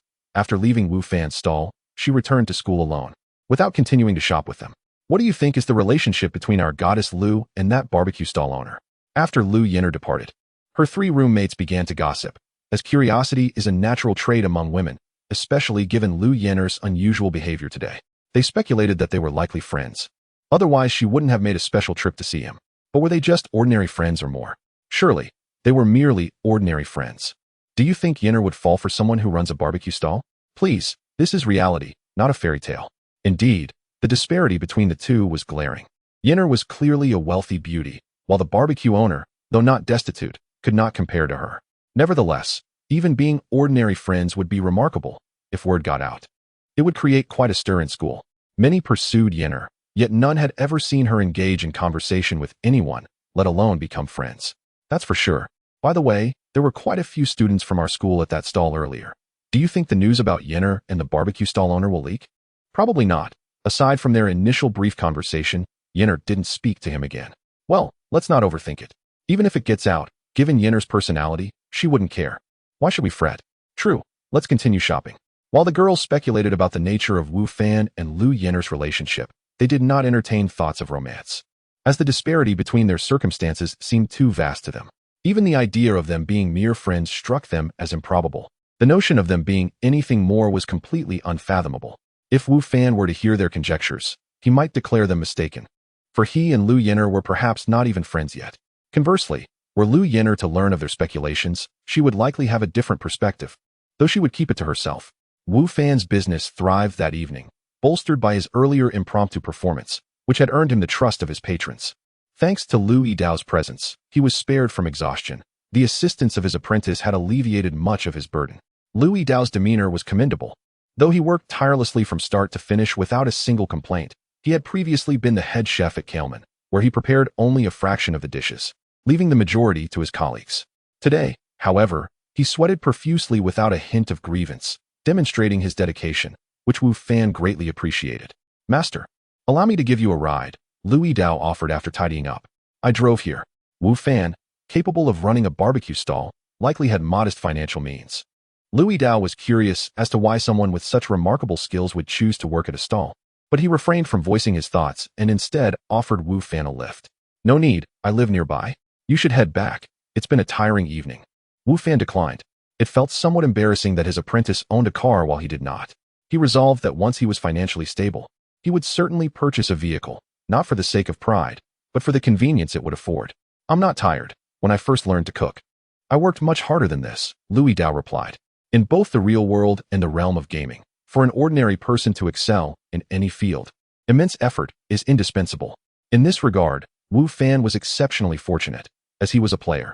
Improving skills came relatively easily for him, and several of his abilities started at an advanced level, far surpassing those of others. Chapter 72. Superior Equipment. Declining Louis Dao's offer to accompany him, Wu Fan made his way back to his residence, pushing his belongings. Unlike his eagerness to purchase a vehicle, he was not in a hurry to acquire a house. The exorbitant property prices in Jiangzhou, ranging from 30 to 40,000 per square meter, and even exceeding 100,000 in some areas, dissuaded him. Currently, as he embarked on his entrepreneurial journey, his finances were limited, leaving little to allocate towards such expenses. Moreover, he was quite content with his current living situation. Though it was merely a rental, the landlord was amiable, the rent was reasonable, and the surrounding environment was pleasant. Most importantly, with such a spacious abode all to himself, he felt no urgency to buy a property. Once he had organized his things, Wu Fan once again traversed into the game world. His figure reappeared at the edge of the forest on the back mountain. He glanced behind him, not spotting the familiar little creature, which brought him a sigh of relief tinged with slight disappointment. Though the little one was rather mischievous, its nature was not malevolent, and after some time playing together, Wu Fan had grown fond of it. Upon returning from the back mountain, Wu Fan was summoned by the village elder. It's about time you set out. The distance to the county town is considerable, and the journey is fraught with peril. You should depart early, the elder advised. After speaking, he retrieved a small pile of items and handed them to Wu Fan. These are prepared for you by the villagers. Take them, they will ensure your safety. As long as you don't seek out danger, it will be difficult for others to harm you. Rewards come before the quest. Wu Fan hastily accepted the items and promptly used his identification skill. Mind's Lock Armor, Golden Tier, forged by Sun Yulin. Attributes: Defense 80, Strength 30. Constitution 40. Special Skill, Damage Absorption. Active Skill, Damage Absorption. When attacked, it can reduce damage by 50%, usable once per hour, with no stacking of usage. Mind's Helmet, Golden Tier, forged by Sun Yulin. Attributes: Defense 60, Strength 40, Constitution 30, Intelligence 10. Silk Wrist Guards, Golden Tier, sewn by Wu Chuanli. Attributes: Defense 40, Strength 60, Constitution 20, Intelligence 10. Silk Pants, Golden Tier, sewn by Wu Chuanli. Attributes: Defense 50, Strength 50, Constitution 40, Intelligence 10. Rations, cooked by Wang Yani. Medicinal Supplies, refined by Li Guangda. What a loss! Wu Fan exclaimed, his eyes reddening with excitement as he felt a wave of regret wash over him. It was evident that the villagers had noticed his acquisition of weapons, boots, and an upper garment, hence they did not provide those items, instead opting for others. This arrangement allowed him to be fully equipped from head to toe. Had he foreseen this, Wu Fan would have collected those 3 items each time he returned to the village, thus gaining 3 additional pieces of Golden Tier equipment. Golden Tier items boasted attributes significantly superior to Silver and Bronze tiers, and losing out on 3 such pieces left Wu Fan feeling profoundly regretful, realizing he had inadvertently suffered a substantial loss. While Wu Fan wallowed in his regret, the village elder presented him with a jade pendant. These items were prepared by others for you. In a sense, you represent our village in military service, and as the village elder, I cannot be remiss in offering a token. This pendant was something I acquired during my own adventures long ago, and I have kept it close all these years. Now, I entrust it to you. Wu Fan joyously accepted the pendant. White Crane Jade Pendant, Legendary Tier Attributes: Luck 10, Charisma 10, Critical Hit Rate 10. Weak Point Attack Damage 30, Skill Proficiency Growth Rate 20, Equipment Drop Rate 20, Life Skill Level 1. Note: if the skill level is already at Master level, this attribute does not take effect.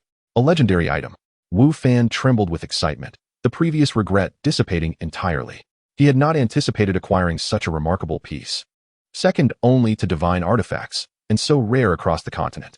What thrilled Wu Fan even more was that all the attributes conferred by this pendant were hidden attributes, which, although real, did not appear on his attribute panel. Ordinary equipment could not enhance any hidden attributes, making this piece of equipment extraordinarily valuable, truly deserving of its legendary status. The village elder, with his generosity, had indeed surpassed expectations. Previously harboring some dissatisfaction about being conscripted, Wu Fan's sentiments had transformed entirely. Regardless of the outcome of this military service, he felt he had already gained immensely. "Thank you, elder. Thank you," Wu Fan expressed fervently. All right. It's time for you to depart," the elder replied. "Remember to perform well and uphold our village's honor." "Understood," Wu Fan declared confidently. "Rest assured, I will not bring shame to our village." "That's good to hear," the elder responded with satisfaction.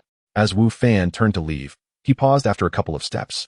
Turning back to the elder, "Elder, may I ask the name of our village?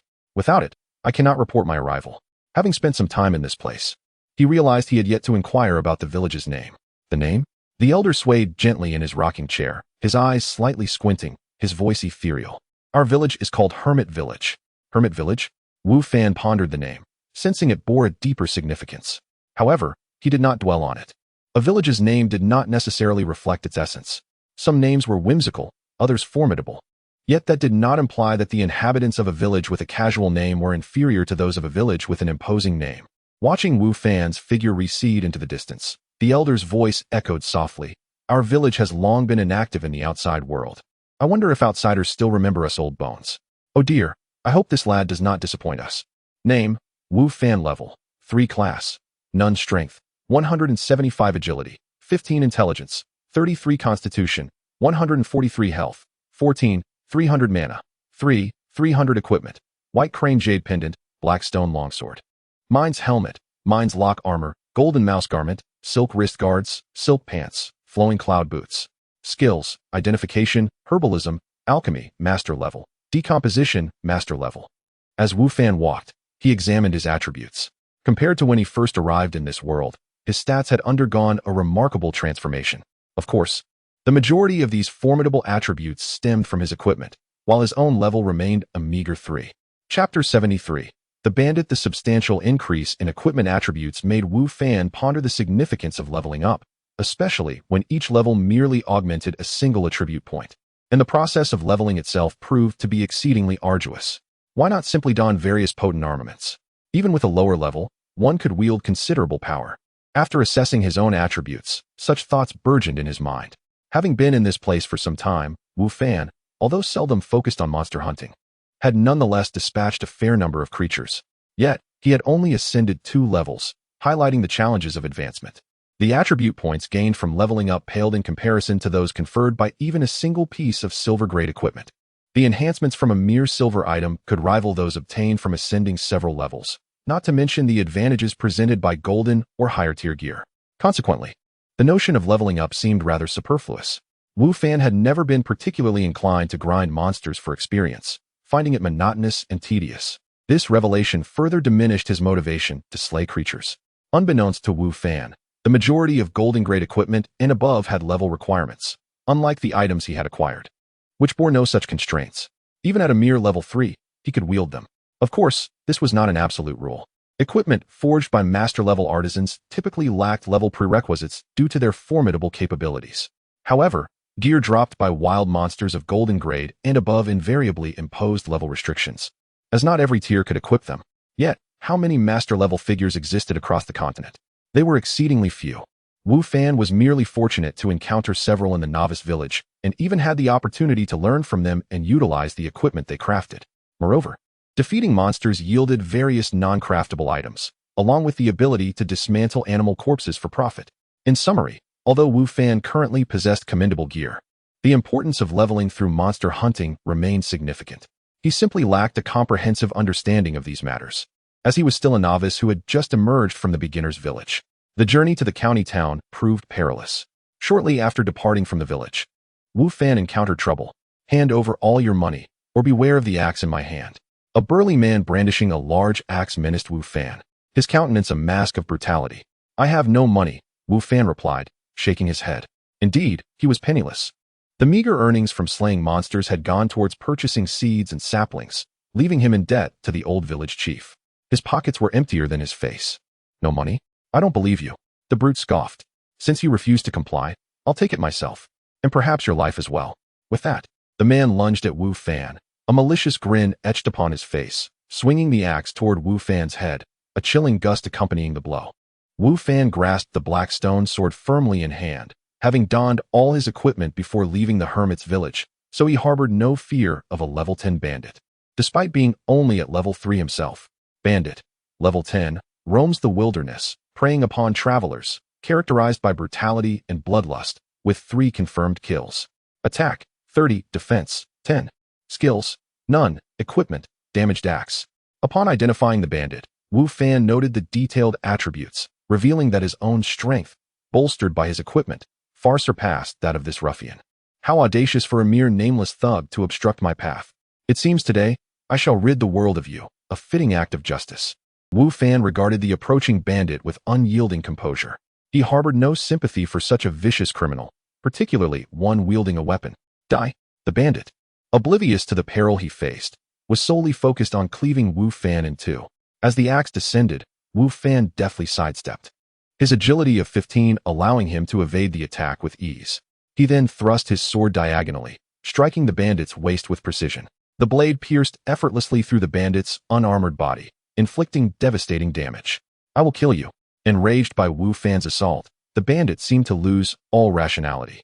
Disregarding the blood pouring from his wound, he wrenched free Wu Fan's sword and swung the axe again. In his healthy state, the bandit would have found it challenging to harm Wu Fan, let alone in his current injured condition. Wu Fan evaded effortlessly.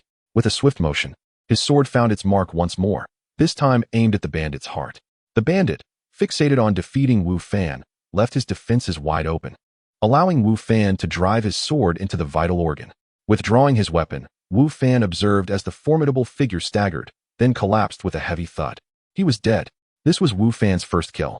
Though he understood this was merely a special wild monster, he still felt a pang of distress, particularly as the body did not dissipate like those of other creatures, but remained, bleeding profusely, staining the ground around it.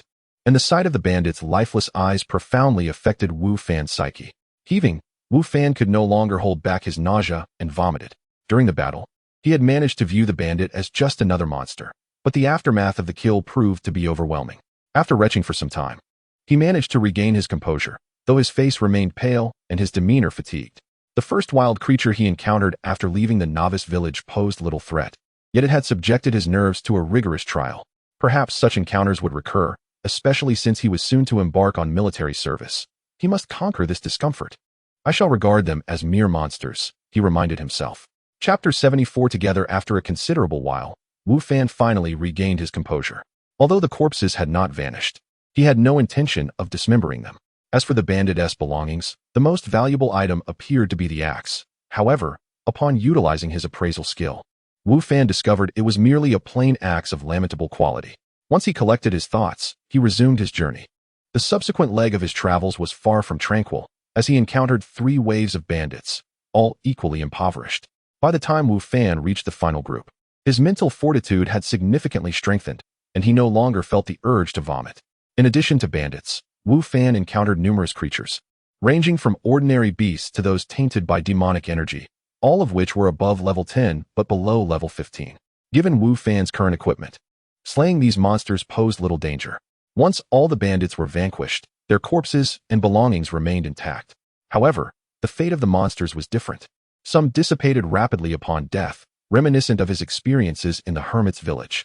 Naturally, Wu Fan did not neglect the corpses that remained. He dismantled them all, collecting the spoils with the intent of selling them for coin when he reached the county town, as he was in dire need of funds.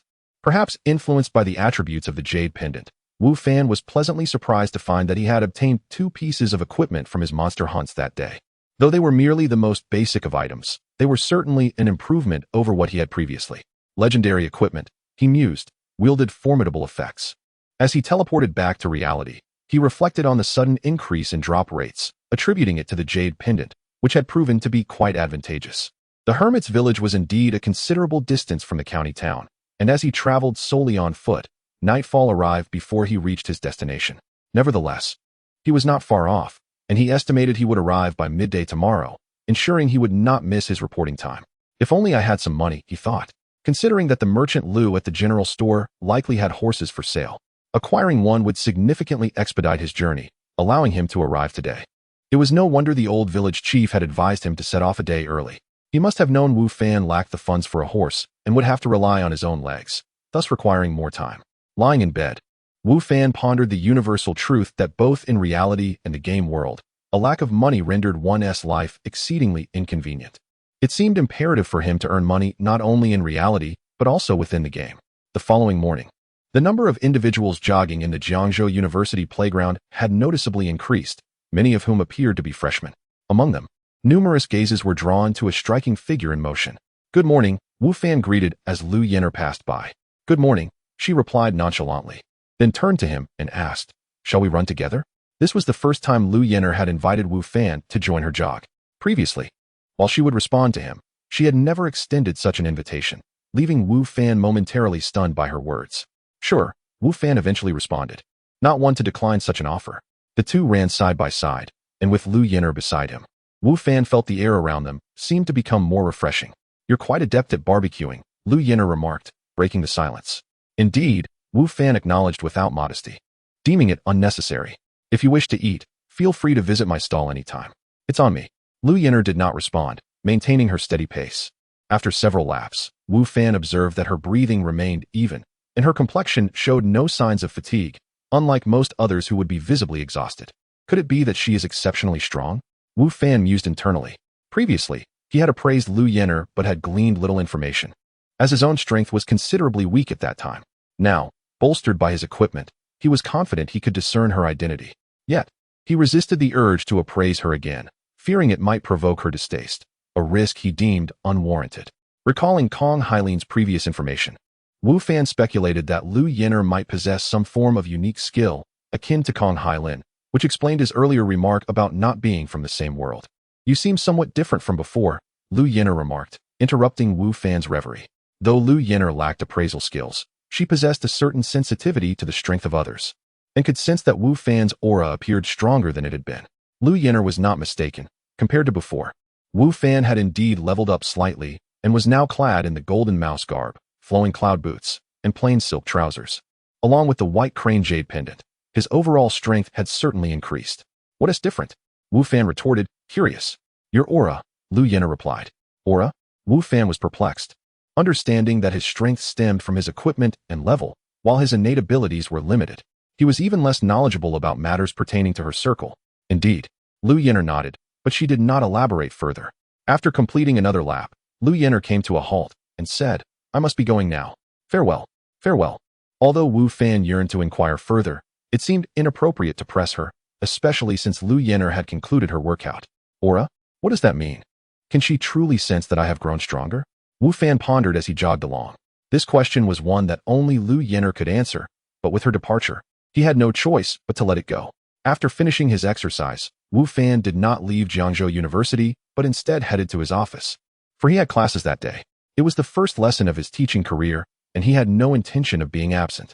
With time to spare, the office was still empty, as none of the other teachers had arrived yet. After several days away, Wu Fan's desk remained in the same condition as when he left. He tidied up a bit and cleaned the office before returning to his seat to browse the internet on his computer. "Mr. Wu, you're here." As the class time approached, teacher Sun Yu was the first to enter, surprised to see Wu Fan in the office. Chapter 75, What are you teaching? "Indeed. I have classes today, so I came over," Wu Fan replied with a smile. "Why haven't you been around these past few days?" Sun Yu inquired as he returned to his desk. "Is it appropriate to take so many days off right after you just started?" "It's nothing serious," Wu Fan assured him. Sun Yu felt that it was somewhat inappropriate for Wu Fan, having just joined, to be absent for consecutive days. The school administration might not take kindly to this. However, Wu Fan was unconcerned, as this was something that Vice Principal Yu Linshan had sanctioned. "As long as you're aware of it," Sun Yu said, understanding that ultimately, it was Wu Fan's business. He merely intended to remind him. Shortly after, other teachers began to arrive in the office, and they seemed surprised to see Wu Fan back at work. "Wu Fan, why weren't you here the last couple of days?" Gung Yufei asked. "I had some matters to attend to," Wu Fan replied. "You, a penniless fellow, seem to have quite a lot of trivial matters," Li Bing scoffed while lifting weights. During their last gathering, Wu Fan had claimed to have something to do in the evening, only to subsequently miss classes for 2 days. Now he was citing yet another excuse. "My affairs are none of your concern," Wu Fan retorted. "Additionally, you owe me money. Isn't it time you repaid it?" "Just a small amount." It's only someone like you who would dwell on it, Li Bing responded. Although displeased, he transferred the money, including what he owed to manager Huang, to Wu Fan, not wanting to risk his reputation being tarnished over a trivial sum. Receiving 20,000 yuan in one go lifted Wu Fan's spirits immensely. Mr. Wu, since you've just started, taking frequent leaves could reflect poorly on you. Unless it's something critical, it's best to come to work daily, Geng Yufei advised. If I don't come, nothing will happen, Wu Fan replied nonchalantly. Do you think this Jiangzhou University is your family-s institution? Li Bing interjected, disgruntled, as he observed Geng Yufei conversing with Wu Fan, feeling increasingly irked. Regardless of whose it is, it's certainly isn't yours, Wu Fan countered. Moreover, please refrain from interrupting conversations when others are speaking. It reflects poorly on your upbringing. Wu Fan, do you wish for trouble? How dare you speak to me like that? Li Bing fumed, having never been reprimanded in such a manner, not even by his parents. First to provoke, despicable, Wu Fan replied coolly. You're, Li Bing began. But Geng Yufei interjected, Li Bing, I am speaking with Mr. Wu. Kindly hold your tongue. Fine, I won't say anything. Li Bing seethed, though his glare at Wu Fan was one of barely concealed fury. Mr. Wu, Jiangzhou University is a prestigious institution, and we have strict disciplinary measures. Frequent absences may lead to repercussions. Geng Yufei expressed her concerns once again. Thank you for your concern, Teacher Geng. My absence is sanctioned, so there will be no issues. Wu Fan replied. He preferred not to mention Vice Principal Yulinshan's name, as it would imply a favor that could reflect poorly on him. Wu Fan did not wish to jeopardize the privilege of not having to come to work at will. Wu Fan's words left the office staff puzzled and speculating. It was evident that Wu Fan's boldness stemmed from some form of support. Otherwise, he would not dare to take such liberties. Yet, what kind of protection could he possibly have? Even the affluent Li Bing and Geng Yufei could not come and go as they pleased unless they wished to abandon their teaching roles. Jiangzhou University was not a local institution, and while both families had some influence in Jiangzhou, they held little sway over the university's regulations. However, Wu Fan had managed to do what neither Geng Yufei nor Li Bing could. Could it be that his background was even more formidable? Yet, he certainly did not appear to be someone of significant standing. Alla fade. Li Bing grunted in disdain, unable to comprehend the situation. Geng Yufei, recognizing Wu Fan's reluctance to elaborate, decided not to press further, though her curiosity about his background lingered. By the way, Xiao Wang asked you to contact him when you have the chance. Geng Yufei suddenly recalled Wang Ziming's message to her. Which Xiao Wang? Wu Fan momentarily failed to connect the name with anyone. Xiao Wang Ziming, Geng Yufei said, casting Wu Fan an exasperated glance. He seems to have something to discuss with you, but didn't he have your contact information? So he asked me to pass on the message. What could he possibly want from me? Wu Fan pondered, confused since he and Wang Ziming had only met once, with no subsequent interaction. I'm not sure. He didn't say anything to me. Geng Yufei shrugged. You can call him to find out. All right, Wu Fan agreed. Although he preferred to limit his interactions with the wealthy elite, he felt it necessary to inquire about Wang Ziming's intentions, especially considering that Wang Ziming had remained impartial during their last competition, leaving a favorable impression on Wu Fan. Around 10 o'clock, the third class of the morning marked Wu Fan's physical education lesson. At this hour, many classes were scheduled for physical education, meaning all 6 teachers in Wu Fan's office had classes to attend. Of course, Jiangzhou University was not solely staffed by these 6 physical education teachers. The others were in different offices.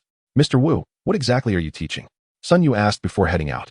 He had inquired about this during their first meeting. But at that time, Wu Fan had been uncertain, stating that the school had yet to assign him. Now that Wu Fan was set to teach his first class, the arrangements must have been finalized. I teach basketball. Wu Fan began, distractedly checking his phone. However, he abruptly froze. His eyes fixed on a message on his screen, unable to believe what he was seeing. The message from the school contained not only his class schedule, but also the subject he was to teach. Last night, he had only glanced at the schedule and had assumed he would be teaching basketball, as he believed this was why Vice Principal Yulinshan had taken notice of him. Yet, the message clearly stated otherwise. It was swimming class. Moreover, it was a class for girls. Wu Fan felt as though the ground had been pulled out from under him. Chapter 76. The swimming class of the girls' department basketball? What? Sun Yu, the teacher, observed Wu Fan's bewilderment and interjected. He, too, could teach basketball, although his short stature and frail physique suggested he was ill-suited for the sport. Li Bing was relentless in his attempts to undermine Wu Fan. In truth, Wu Fan was not short. He originally stood at 175 centimeters, and recently, perhaps due to the peculiar circumstances of his journey, he had grown a few more centimeters, nearing 180 centimeters. No, It's not basketball, Wu Fan replied, shaking his head. I knew it. He can't teach basketball at all. In fact, I doubt he can teach anything, Li Bing said smugly. What do you teach then? Geng Yifei inquired curiously. Swimming, Wu Fan stated. Swimming? That sounds good, Geng Yifei remarked. The students learning to swim would naturally differ from those taught by professionals. Even if Wu Fan was not exceptionally skilled, as long as he possessed some foundational knowledge and ensured the students' safety, he would suffice. It's for the girls' department, Wu Fan said, his expression a complex mixture of emotions. He was uncertain whether to feel joy or sorrow. The girls' department. The teachers in the office exclaimed in unison, including Li Bing, their faces painted with disbelief. Unlike other physical education classes where boys and girls could participate together, swimming was distinctly divided by gender. The university had separate swimming pools for male and female students, and swimming classes were conducted separately to avoid any unnecessary complications, as college students were not naive children. Traditionally, female swimming classes had been taught by female instructors, while male classes were handled by male teachers, a precaution against misunderstandings. Yet now, Wu Fan claimed he was teaching the girls, which left Geng Yifei and the others astonished. Wu teacher, are you sure you're not mistaken? Geng Yifei couldn't help but ask. As far as I know, Jiangzhou University has never had a male teacher instructing female swimming classes. I wish I were mistaken. But it appears I am not, Wu Fan replied with a wry smile. He then showed Geng Yifei the information on his phone. After reading it twice, she confirmed that Wu Fan was indeed assigned to teach the girls' swimming class. Geng Yifei looked at Wu Fan, unsure of what to say, ultimately settling on. Good luck. With that, she was the first to leave the office. The other teachers gazed at Wu Fan with envy, wishing they could switch places with him, eager to teach the girls swimming. Unfortunately, it was a decision beyond their control, and they left the office filled with jealousy and admiration. What on earth is happening? Wu Fan thought to himself, standing alone and smiling bitterly. He recalled the casual conversation with Yulin Shan when he had been asked if he could swim. At the time, he hadn't given it much thought and had simply answered truthfully, even boasting about his swimming skills to leave a good impression. Had he known it would lead to this, he would never have claimed to know how to swim. Who could have anticipated that Yulin Shan would make such a peculiar decision, assigning him to teach swimming, especially to the girls? To go or not to go was no longer a question, since he was already here and the students were likely waiting by the pool. He couldn't just back out. He had to face this challenge head-on. Wenting, your figure is truly impressive, Xiao Yun remarked enviously, glancing at her roommate by the poolside. In the dorm, Yi Feifei and Xiao Ru had chosen aerobics for their physical education class, while Xiao Yun and Wang Wenting opted for swimming. Although Wang Wenting often came across as unlikable, Xiao Yun couldn't help but admire her physique. Feeling somewhat envious in comparison, the compliment from her roommate only intensified the pride on Wang Wenting's face. She had always been confident about her appearance and figure, having been the center of attention throughout her life. Yet, since meeting Yi Feifei in college, it seemed she had encountered her match. Despite her reluctance to admit it, Yi Feifei was undeniably more attractive and graceful, which irked Wang Wenting. Now, with Xiao Yun's praise, Wang Wenting regained her previous confidence and arrogance. Some things simply cannot be envied, Wang Wenting said, casting a glance at Xiao Yun. People like me are naturally the focus of attention. Your envy is futile. However, sometimes, the attention from men can be quite overwhelming. Seeing Wang Wenting's affected display of distress, Xiao Yun could hardly suppress a scoff, regretting her earlier compliment. Wang Wenting was the type who thrived on attention. Some things truly cannot be envied, Xiao Yun retorted. Just like how Feifei outshines you in looks, figure, and grace. Your envy is pointless. You, Wang Wenting, who had been feigning distress, suddenly became furious. That is all thanks to the men who fawn over her. She appears innocent, yet who knows how many men she has been with behind the scenes. Wang Wenting, how can you speak so maliciously? Xiao Yun protested. Feifei isn't that kind of person. One knows a person's face, but not their heart. Who knows what she is really like? Wang Wenting responded. Just like her boyfriend. We all saw him, yet she refuses to admit it. Who knows how many other boyfriends she has outside of school that she won't acknowledge? Xiao Yun was momentarily at a loss for words, unsure how to counter, as she, too, believed Wu Fan was indeed Yi Feifei's boyfriend. After a long pause, Xiao Yun finally said, Feifei is just shy and embarrassed to admit it. I believe she is definitely not the type to engage in reckless behavior. We are all classmates and roommates. Please don't slander her. I'm not slandering her, Wang Wenting smirked, narrowing her eyes. I wouldn't even stoop to compare myself with her. At that moment, several girls at the entrance of the swimming pool suddenly let out shrieks, and a familiar figure came into view for Wang Wenting and Xiao Yun. How is he here? Both exclaimed in unison. Chapter 77. I am your teacher at this moment. The person entering the swimming pool was none other than Wu Fan. He had not anticipated that his entrance would provoke a chorus of shrieks from several girls, which only served to heighten his embarrassment.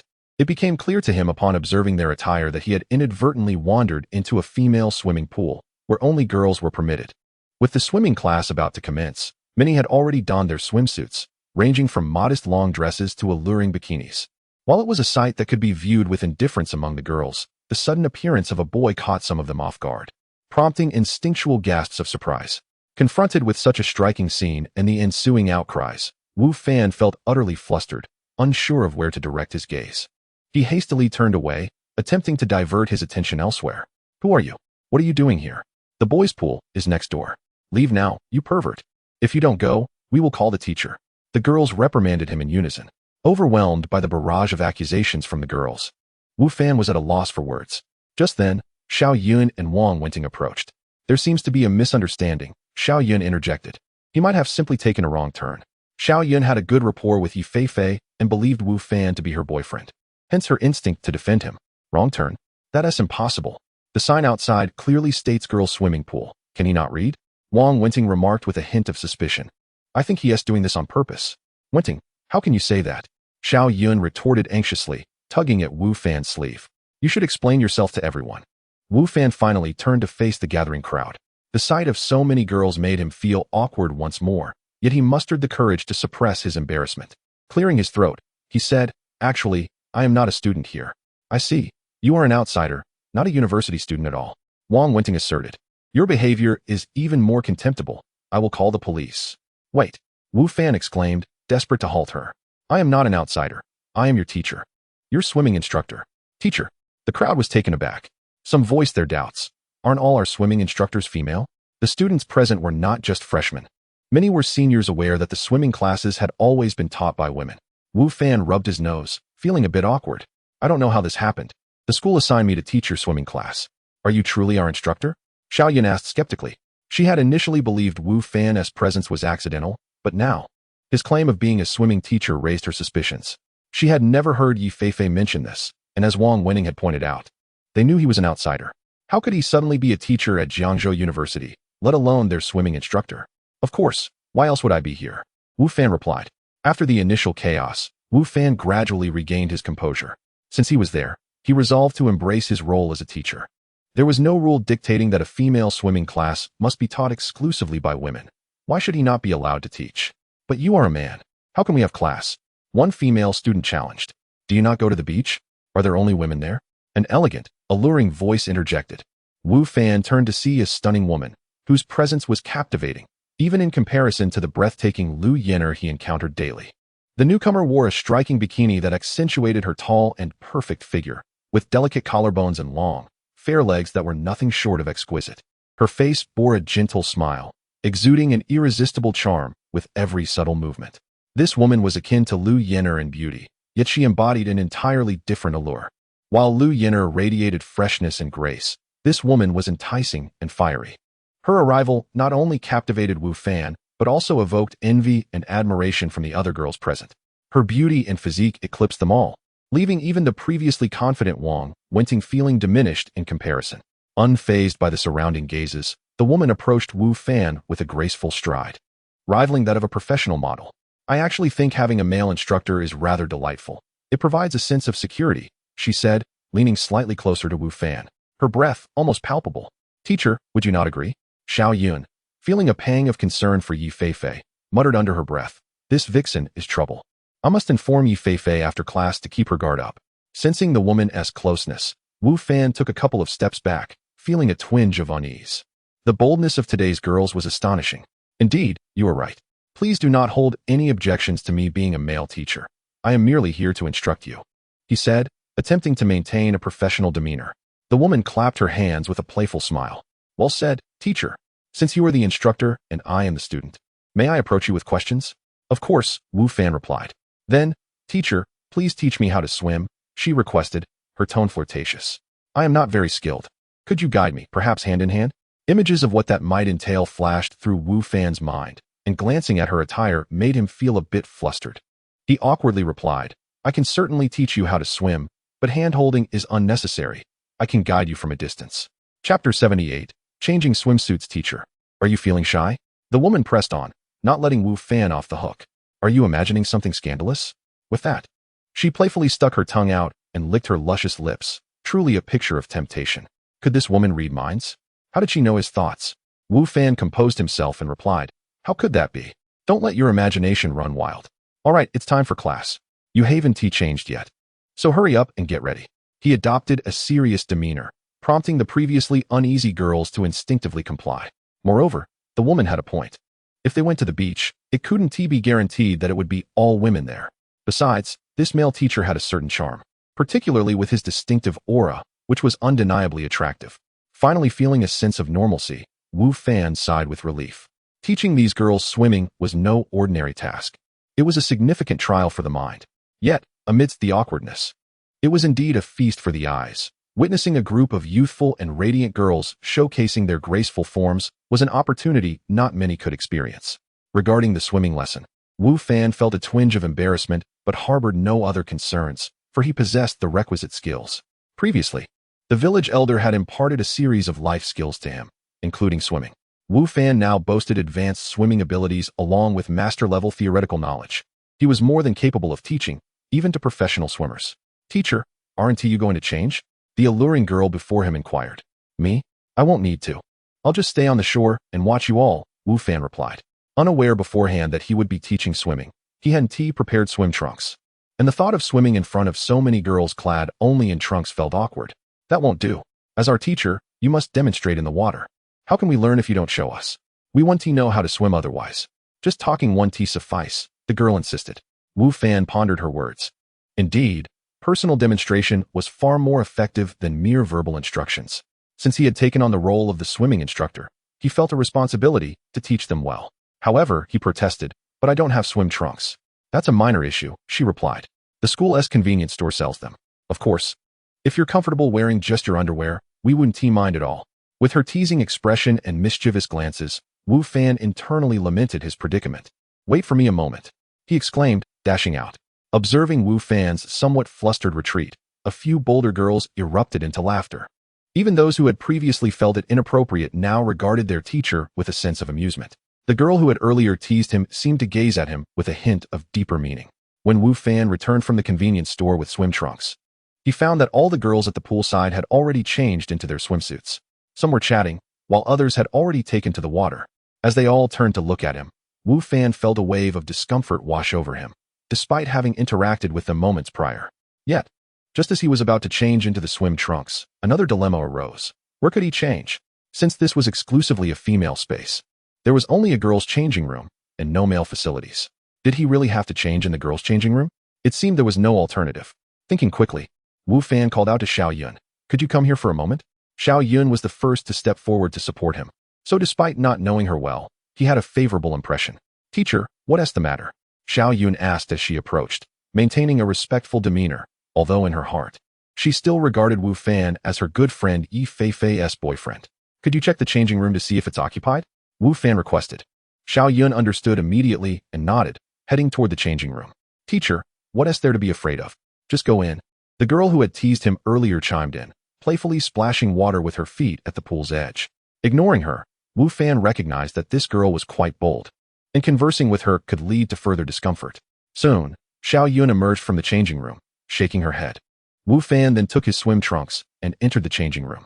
However, once inside, he felt a wave of embarrassment wash over him. The room was indeed empty, yet some girl's clothing was strewn about, with a particularly revealing piece of lingerie left on a bench. These girls certainly had a carefree attitude, leaving such garments in disarray. Wu Fan struggled to divert his gaze and moved to his designated teacher's locker to change into his swim trunks. Once dressed, he hesitated before stepping out. After all, he would be facing a group of youthful girls. Although he had just emphasized their teacher-student relationship, the age difference was minimal, and appearing before them in this manner felt somewhat inappropriate. Teacher, are you still not changed? Do you need me to come in and help? Came the teasing voice from outside the changing room. Deciding it was no big deal, after all.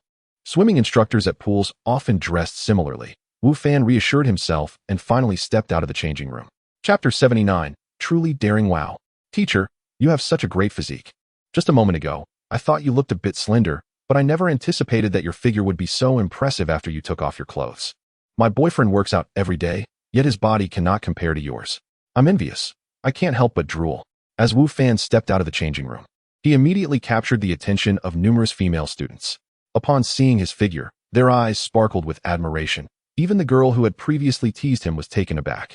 Earlier, Wu Fan had been wearing a jacket, concealing his physique, which made him appear somewhat lean. However, no one expected that once he removed his clothing, his body would reveal such defined muscles, with powerful curves and a healthy complexion that showcased his perfect form. Men are drawn to women with striking figures, and similarly, women find it hard to resist well-built men. Now, Wu Fan embodied this ideal, which explained the captivated reactions of the girls surrounding him. Feeling somewhat embarrassed under their gaze and discussions, Wu Fan forced himself to maintain a composed demeanor. Truth be told, he was quite satisfied with his physique.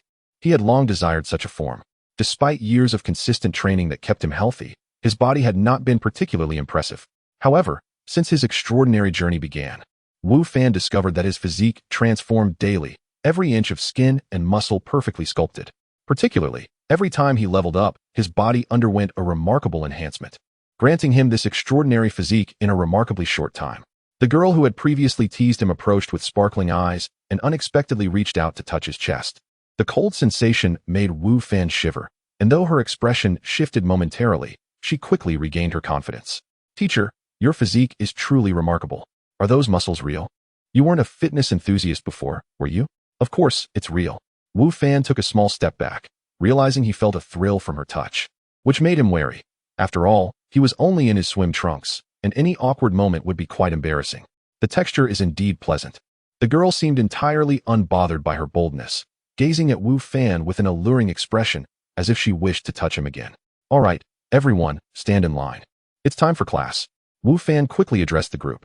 The girl appeared disappointed at not being able to touch him again, but she complied and joined the others in lining up. Today is our first class. Let us get acquainted. Holding the student roster, Wu Fan addressed the girls. My name is Wu Fan, and if all goes well, I shall be your swimming instructor this semester.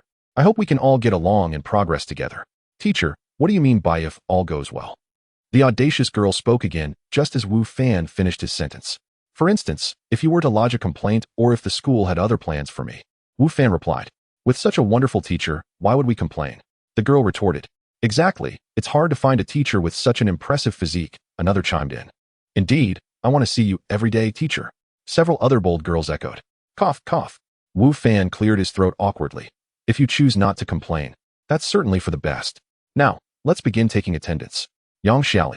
Wu Fan called out names one by one, glancing at each student to memorize their faces, ensuring he could recall their names later. With his sharp intellect, he could remember each name with just a single glance. Wu Xiaoyan. Wu Fan called. Here, replied a classmate named Xiaoyan, her voice ringing out. We're from the same family. Wu Fan smiled at her, appreciating the first student to speak up for him. Yes, I didn't expect that. Xiaoyan replied with a grin. Attendance continued. Wang Wenting. Tang Yufei.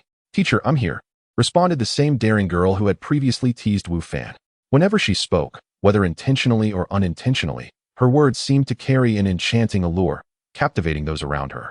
Coupled with her stunning figure, it was no wonder Xiaoyan had referred to her as a vixen. Every aspect of Tang Yufei eclipsed the other girls. Wu Fan nodded without responding to her, and continued with attendance. Since it was the first class and not a specialized course, every student was present. All right, let us begin our warm-up. Before we enter the water, it's essential to warm up adequately to enhance muscle elasticity and increase blood flow to the heart. As Wu Fan spoke, he began demonstrating warm-up exercises for the students to follow. After overcoming initial awkwardness, Wu Fan's first physical education class finally found its rhythm. As he taught, the students began to engage earnestly, gradually shedding their earlier discomfort with having a male instructor. Once the warm-up was complete, they proceeded to the water for practice. Some girls already knew how to swim, while others did not. Those who could swim were encouraged to practice on their own, while Wu Fan assisted the non-swimmers.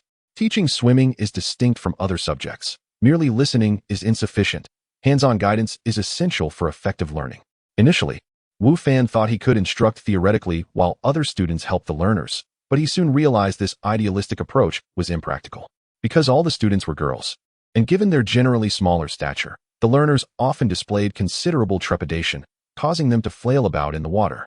Consequently, the students supporting them struggled to maintain control. After a few instances of water inhalation, Wu Fan had no choice but to step in personally and provide hands-on instruction. Fortunately, by this time, the students had largely accepted his role as their teacher. With his appealing looks and striking physique, the girls did not feel shy. Instead, they appeared quite excited. This made Wu Fan reflect once more. Today's girls are truly audacious. Chapter 80. A major incident. That's all for today's physical education class. We'll reconvene in the next session. With that, Wu Fan turned to leave, eager to vacate the premises. After an hour of class, he realized that he felt more exhausted than after an entire night of barbecuing, though not from physical fatigue, rather from mental strain. Initially, the girls had been quite reserved, even shy during the lessons he conducted. However, as time passed, they became increasingly bold, often taking the opportunity to touch his muscles and tease him. Wu Fan, a spirited young man, found it difficult to withstand such provocations, especially in the presence of so many girls. At that moment, he finally grasped the meaning behind Gung Yufei's earlier remark about seeking one's own fortune. This physical education class had proven to be a trial, a rite of passage for him. Thus, he left the class utterly drained. Hey, teacher, don't go. Teacher, could you share your contact information? I might have questions about swimming. Teacher, would you like to join us for dinner tonight? We can discuss swimming in detail. As Wu Fan departed, the students grew even more animated, joking about him. Though they had only interacted for a single class, they quickly discerned that their new instructor was rather naive, with limited experience, and only a few years older than themselves. This realization alleviated their initial reservations, emboldening them to engage in playful banter with Wu Fan. The girls' jesting only propelled Wu Fan to leave more hastily, showcasing remarkable agility as he dashed away. His flustered exit elicited peals of laughter from the girls, who were thoroughly pleased with their physical education class and their new teacher. Tang Yufei, a hint of a smile gracing her lips, observed Wu Fan's rapid retreat and muttered softly to herself, "Is this the person you've taken a liking to?" Quite amusing indeed. Her words, barely audible, went unnoticed by those around her. Fei. Wu Xiaoyan spotted Yi Fei in the cafeteria and quickly called out to her. There's been a major incident. A major incident? What is it? Yi Fei asked casually, continuing her meal. Someone is trying to seduce your boyfriend. Isn't that a big deal? Wu Xiaoyan exclaimed. Yi Fei shot her a glance, too fatigued to offer an explanation. It seemed that her dorm mates had already come to the conclusion that Wu Fan was her boyfriend. What is going on? Is someone really trying to flirt with Fei's boyfriend? Xiaoru inquired, curiosity evident in her tone. Previously, she had witnessed Wu Fan riding in Gung Yufei's car, and upon returning to the dorm, she told Yi Fei about it. At the time, Yi Fei had appeared indifferent, leaving Xiaoru anxious, fearing that her friend's boyfriend might be swept away. Indeed, and there are quite a few of them, Wu Xiaoyan replied. By the way, Fei, why didn't you tell us earlier that your boyfriend is a teacher at our school? Teacher? He isn't. Yi Fei replied, too disinterested to correct Wu Xiaoyan's assumption, knowing she meant Wu Fan. If I recall, he works at a barbecue place. Yi Fei had not interacted much with Wu Fan and did not know him well. He still hasn't admitted it, Wu Xiaoyan shot back. He is indeed a teacher at our school, and moreover, he teaches our swimming class. Swimming class teacher. Both Yi Fei and Xiaoru exclaimed in surprise. They were aware that Wang Wenting and Wu Xiaoyan had both enrolled in swimming classes, but were astonished to learn that their instructor was Wu Fan. I heard from the senior students that swimming classes are separated by gender, so female instructors typically teach the girls, Xiaoru inquired. That was in the past, Wu Xiaoyan explained. There are no regulations mandating that female swimming instructors must be women. Is your teacher really Fei's boyfriend? Xiaoru still seemed skeptical. Won't that be awkward during class? At first, it was a bit, Wu Xiaoyan admitted. But eventually, everyone got accustomed to it and found it quite entertaining, especially since Fei's boyfriend has such a great physique and charming demeanor. Plus, he is somewhat handsome. You have no idea how many girls are infatuated with him. That's why I warned Fei to keep an eye on her boyfriend. His affairs are of no concern to me, Yi Fei retorted. I didn't realize he was a teacher at our school. He never mentioned it before. Yi Fei felt that Wu Fan had intentionally concealed this aspect of his life. When he had brought her to Jiangzhou University to register, he hadn't disclosed his role as a teacher. Of course, even if he had, it wouldn't have alleviated her feelings of wariness. Fei, have you had a quarrel with him? Wu Xiaoyan asked, sensing that Yi Fei was upset. Was it due to the fact that he was the swimming instructor? Xiaoru also looked at Yi Fei, intrigued. They believed this was quite plausible, as a swimming teacher is different from other instructors, particularly since Wu Fan was teaching the girls' swimming class. It wouldn't be surprising if Yi Fei felt jealous. No wonder we haven't seen you two out on a date lately. You returned to your dorm right after class, Xiaoru commented with a knowing expression. I've said it countless times. We're not in a romantic relationship. Why would we argue? Yi Feifei sighed in exasperation. Couples argue. That's perfectly normal. Wu Xiaoyan assumed that Yi Feifei was merely angry and using the excuse that Wu Fan was not her boyfriend. What couple doesn't bicker? Moreover, your boyfriend has such an impressive physique and teaches girls how to swim. He is bound to attract attention from those with ulterior motives. If I were in your position, I would be upset too. Yi Feifei, uninterested in further debate, lowered her head to eat. Yet, she couldn't help but wonder if Wu Fan truly had an admirable physique. Why did she perceive him as somewhat slender? Feifei, you may be upset, but you still need to pay attention, Wu Xiaoyan continued. Do you know who else is in our swimming class? The campus beauty, Tang Yufei, is in our swimming group. Isn't she the one often compared to Liu Yan'er as the two flowers of Jiangzhou University? Xiaoru gasped in astonishment. Indeed, that is her, Wu Xiaoyan affirmed. Chapter 81. How does it feel? Though Yi Feifei and her friends had only recently entered the school, they had already heard much about the two prominent figures within it. These two young women were exceedingly renowned, excelling in various aspects, and possessing contrasting personalities, which granted them significant notoriety even among neighboring institutions. You should have seen Tang Yufei, who shamelessly touched Feifei's boyfriend's muscles, speaking in such a coy manner. Truly, she embodies the essence of a seductress, Xiao Yun remarked, her face betraying a hint of envy as she continued. However, she is undeniably beautiful, with an exquisite figure that radiates immense charm.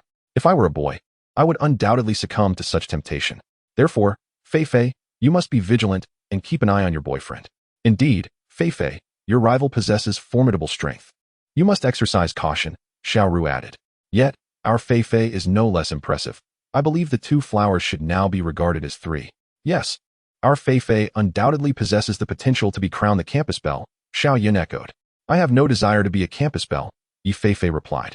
I simply wish to focus on my studies and fully enjoy my university experience. Having finally distanced herself from her parents' watchful gaze, she longed to savor this time. Especially since the academic pressure in college was not overwhelming. She was not particularly concerned with matters beyond her immediate enjoyment of university life. Mr. Wu, how was the first class? Several teachers had returned to the office, and teacher Sun Yu inquired of Wu Fan. It was fine, Wu Fan responded. I wonder what the school was thinking, assigning a male teacher to instruct female students in swimming. Surely, those girls must have opinions about it. And it could tarnish the school's reputation, Li Tian remarked. Exactly, Wang Fu chimed in. Oh, look, there's a report about this on the campus forum. Let me check. I suspect it will be filled with criticisms. Mr. Wu, you weren't intentionally taking advantage of the girls during class, were you? If this reaches the ears of the higher-ups at the school, your position may be in jeopardy. Given Li Bing's evident hostility toward Wu Fan, Li Tian and Wang Fu naturally harbored no goodwill towards him. They secretly hoped for his misfortune. Not everyone behaves as you do, Teacher Wang. Wu Fan retorted coolly as he opened his computer. When I walked in earlier, I noticed you staring at a female student's legs. So, how did you find those long legs? You slander me, Wang Fu exclaimed, his face reddening in embarrassment at having been caught in such a surreptitious act. This is defamation, tarnishing my reputation. I shall report this to the authorities. Be my guest, Wu Fan replied nonchalantly. I forgot to mention that there are cameras in the corridor. So you understand. His implication was clear. Should Wang Fu pursue a complaint, Wu Fan would request the camera footage to exonerate himself, thereby exposing Wang Fu's behavior. Realizing his mistake, Wang Fu refrained from further pursuing the matter. Sharp-tongued as ever, I refuse to believe you are a paragon of virtue, Li Bing interjected. In his mind, Wu Fan, as the swimming instructor, would inevitably take advantage of the situation. This was merely a reflection of his own mindset, as he would have done the same if in Wu Fan's position. He assumed that while the students might initially keep quiet, they would later air grievances on the forum, potentially ruining Wu Fan's reputation and costing him his job. Thus, he and Wang Fu expected numerous complaints against Wu Fan. However, when they accessed the forum, they were taken aback by the headlines. A perfect male god emerges on campus. Just how impressive can a man's physique be? This teacher made me drool for an entire class. Does anyone know if this teacher is single? I want to pursue him. The reports concerning Wu Fan were overwhelmingly positive, with numerous photographs of him, the origins and timing of which he could not fathom. Not a single complaint appeared, which was a stark contrast to what Li Bing and Wang Fu had anticipated. How can this be? Were you not supposed to be criticizing Wu Fan's inappropriate actions and opposing the school's decision to assign a male teacher? Why does everyone appear so infatuated? Have they never seen a man before? What infuriated Li Bing further was seeing Gung Yifei's eyes light up at Wu Fan's swimsuit photos online. Was such admiration necessary? Is Wu Fan's physique truly that remarkable? Li Bing thought, wishing to assert that his own physique surpassed Wu Fan's. Yet, upon viewing Wu Fan's photos, he lacked the courage to voice such sentiments, for even he, despite his unwillingness to admit it, recognized that Wu Fan's physique was indeed exceptional. And he fell considerably short in comparison. Mr. Wu, I didn't expect you to appear so slender yet possess such an admirable physique, Sun Yu remarked, glancing enviously at his own accumulating waistline, then at Wu Fan's online images. I maintain a regular exercise routine, Wu Fan replied. Even with regular exercise, few possess a physique as enviable as yours, Geng Yifei remarked. Just look at how those girls are fawning over you. It's evident how popular you are. Initially, Wu Fan felt somewhat awkward, but he chuckled. It improved significantly later. The students were quite understanding. Fear not, for it appears that their admiration for you has transcended mere acceptance of you as their teacher, Geng Yifei teased. The forum is buzzing with girls expressing their intentions to pursue you. They're merely joking, Wu Fan said, smiling awkwardly. Having already encountered the boldness of those girls, he found their online comments unsurprising, though he felt an added layer of embarrassment, especially with his colleagues discussing the matter. Chapter 82. A reminder from Wang Jiming. After leaving the office, Wu Fan promptly dialed Wang Jiming's number, which was quickly answered. Wang Jiming extended an invitation for dinner at Ailment. Wu Fan hesitated briefly but ultimately accepted, curiosity piquing within him about the purpose of Wang Jiming's summons, as their paths had seemingly crossed very little before. Upon returning to Ailment, Wu Fan's feelings had transformed. During his first visit, he had felt a sense of sophistication. The second time, he had merely accompanied Lu Yenner and felt no particular sentiment. Now, Ailment had become as ordinary to him as any other restaurant, especially since the previous head chef had trained under him. The place held no distinctive significance for him anymore. Wu Fan pondered whether manager Huang was aware that Louis Dao had come to work under him after leaving. If he was aware, Wu Fan wondered what thoughts might cross his mind. In the private room, Wu Fan met Wang Jiming, a regular patron of Ailment, which always reserved a private room for him. Thus, he could dine there any time he wished. Upon Wu Fan's arrival, Wang Jiming displayed neither excessive warmth nor the condescending arrogance exhibited by Li Bing. I wonder what brings you here today, young Master Wang? Wu Fan inquired nonchalantly after taking his seat. Although their social standings might differ significantly, Wu Fan did not consider himself inferior. Thanks to a certain extraordinary ring, he believed his future achievements would rival those of Wang Jiming and his peers. It's nothing particularly momentous. I simply wish to become acquainted and engage in casual conversation, Wang Jiming replied, handing the menu to Wu Fan. Feel free to order whatever you desire. Why don't you order, young Master Wang? I am content with anything, Wu Fan responded. Wang Jiming, not insistent, reclaimed the menu and began to place his order while remarking, I had almost forgotten that Mr. Wu possesses exceptional culinary skills. Even Chef Lu pales in comparison. I imagine you find little delight in the dishes prepared by others. That is not entirely accurate, Wu Fan replied. I do not hold high culinary expectations. I merely wish to be satiated. Indeed, Wu Fan had endured a challenging existence, and for him, mere sustenance sufficed. The notion of exquisite dining was a distant aspiration. Your previous lifestyle was, how shall I put it, rather simplistic, Wang Jiming observed. Have you perhaps conducted some research on me? Wu Fan sipped his tea, maintaining a calm demeanor. To some extent, yes, I was entrusted with the task, Wang Jiming admitted candidly. Oh, what interest could an ordinary person like me possibly evoke? Surely, 9 out of 10 on the street resemble me, Wu Fan queried. Who finds you interesting is of little consequence, Wang Jiming replied. What matters is that I have noticed a remarkable transformation in you recently. Wu Fan's heart skipped a beat, though his expression remained unfazed. What transformation? Your culinary prowess and your newfound position as a professor at Jiangzhou University, Wang Jiming stated. According to my findings, it appears you have suddenly acquired exceptional culinary skills and have also become a university lecturer, achievements not typical of an ordinary individual. Young Master Wang has conducted a thorough investigation. Wu Fan's heart sank slightly. He wondered who had tasked Wang Jiming with investigating him and whether they were aware of his dealings in sandalwood. Thankfully, he had refrained from selling too much at once. Otherwise, it would have raised significant suspicions. If those investigating him had malicious intent, he would be in considerable trouble. However, Wu Fan sensed that anyone capable of discreetly investigating him likely harbored ulterior motives. Actually, it is of little concern. I have no intention of probing further, Wang Jiming noted, observing Wu Fan's reluctance to discuss the matter. Although I am curious, everyone has their own secrets. Wu Fan nodded, choosing not to elaborate. Nonetheless, his wariness remained unabated. You need not worry. I harbor no ill intentions toward you. Wang Jiming discerned Wu Fan's vigilance. However, I cannot speak for others' sentiments. Are you suggesting that someone bears malice toward me? May I inquire as to the reason? Wu Fan countered. Because of Lu Yener, Wang Jiming replied. In truth, you could avoid certain adverse situations by being mindful of your interactions. Lu Yener? Wu Fan's mind conjured her ethereal visage, and he began to grasp who had prompted Wang Jiming's investigation. It could only be someone with the capability and inclination. Was it Kong Hailin who set this in motion? Wang Jiming nodded, confirming without denial. Kong Hailin has pursued Lu Yener for some time. I understand that there is likely nothing between you and her. You are from entirely different worlds. However, it would be prudent to maintain a certain distance from Lu Yener to prevent any misunderstandings from Kong. Wang Jiming had little faith in the possibility of a relationship between Wu Fan and Lu Yener, although he was not fully aware of Lu Yener's status. It was clear that Kong Hailin's persistent pursuit, especially his deliberate journey to Jiangzhou, indicated her exceptional background, one far beyond the reach of an ordinary individual like Wu Fan. Even though Wu Fan's culinary skills had remarkably advanced and he had recently become a university lecturer, he remained an ordinary person. As suspected, it was indeed Kong Hailin who had investigated him. Wu Fan had not anticipated Kong Hailin's swiftness.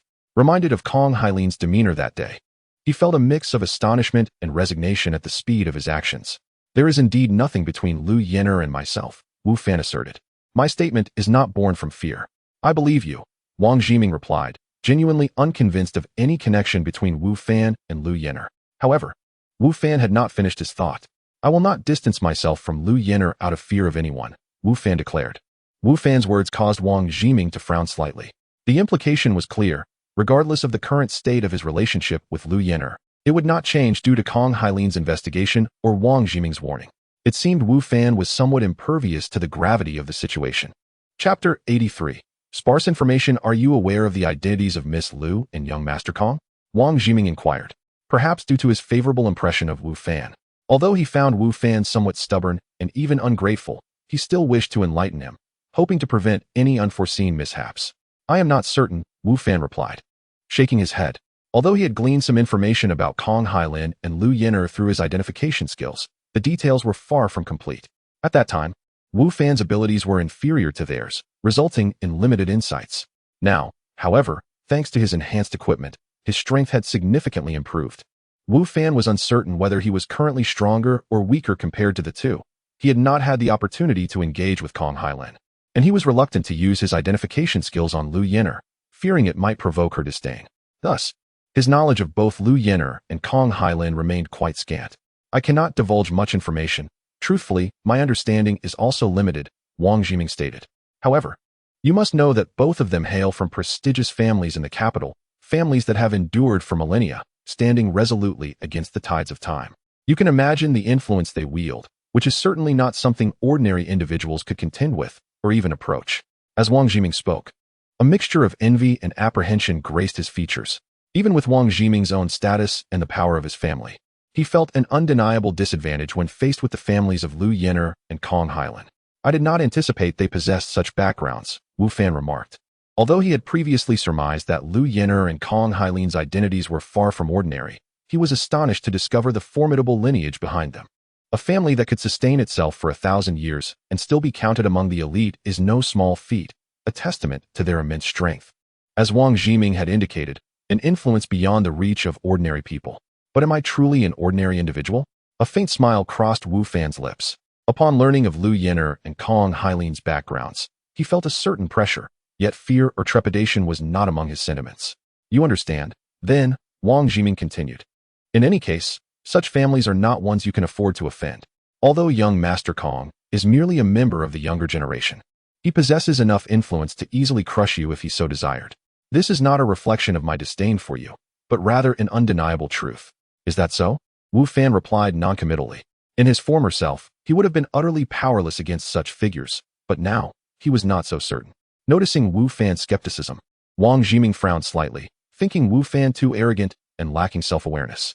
Even he felt wary of someone like Kong Hailin, which was why he had been so eager to offer his warning. Yet Wu Fan was merely an ordinary person. How could he possibly stand against such a formidable opponent? Wang Jiming saw no glimmer of hope for Wu Fan. Seeing that Wu Fan seemed ungrateful for his counsel, Wang Jiming chose not to press further. I have said what needed to be said. How you proceed is entirely up to you. Thank you for your reminder, young Master Wang, Wu Fan said sincerely. He could sense that Wang Zhiming's warning was genuine, and despite their lack of a close relationship, he felt grateful for his concern. Wang Zhiming waved his hand dismissively. No need for thanks. If you truly find my words to have merit, then keep your distance from Miss Liu. Wu Fan smiled, but remained silent. Wang Zhiming understood Wu Fan's implication and chose not to pursue the matter further, feeling a twinge of irritation at Wu Fan's obstinacy. The dishes were soon served, including the signature squirrel-shaped fish. However, after tasting it, Wang Zhiming frowned and subsequently refrained from eating that dish. I heard Chef Liu has left Kailman. I wonder where he has gone. This dish lacks its original flavor, he lamented. Although Chef Liu had lost to Wu Fan in their previous culinary contest, Wang Zhiming had always held a deep appreciation for his cooking. His visit this time was primarily to savor that dish, but now, with Chef Liu's departure, his interest had waned. Wu Fan pondered for a moment. It seemed Chef Liu had not disclosed his whereabouts to others, which was perhaps fortunate, as it spared him some trouble. Chef Liu's skill in preparing this dish is indeed remarkable, Wu Fan remarked. This was not mere flattery. Chef Liu had a profound understanding of this dish, and while he had lost to Wu Fan, he would undoubtedly prevail over most others. Yet, it pales in comparison to yours, Wang Zhiming responded. Wu Fan chuckled and replied, it's merely a bit of skill, nothing extraordinary. Your culinary prowess is undoubtedly impressive. Wang Zhiming said, intrigued. I am quite curious. Who did you learn from? In your past experiences, you have not worked in other hotels or culinary schools. How did you master such skills? Perhaps I possess a certain innate talent, which suddenly blossomed, Wu Fan replied with a smile.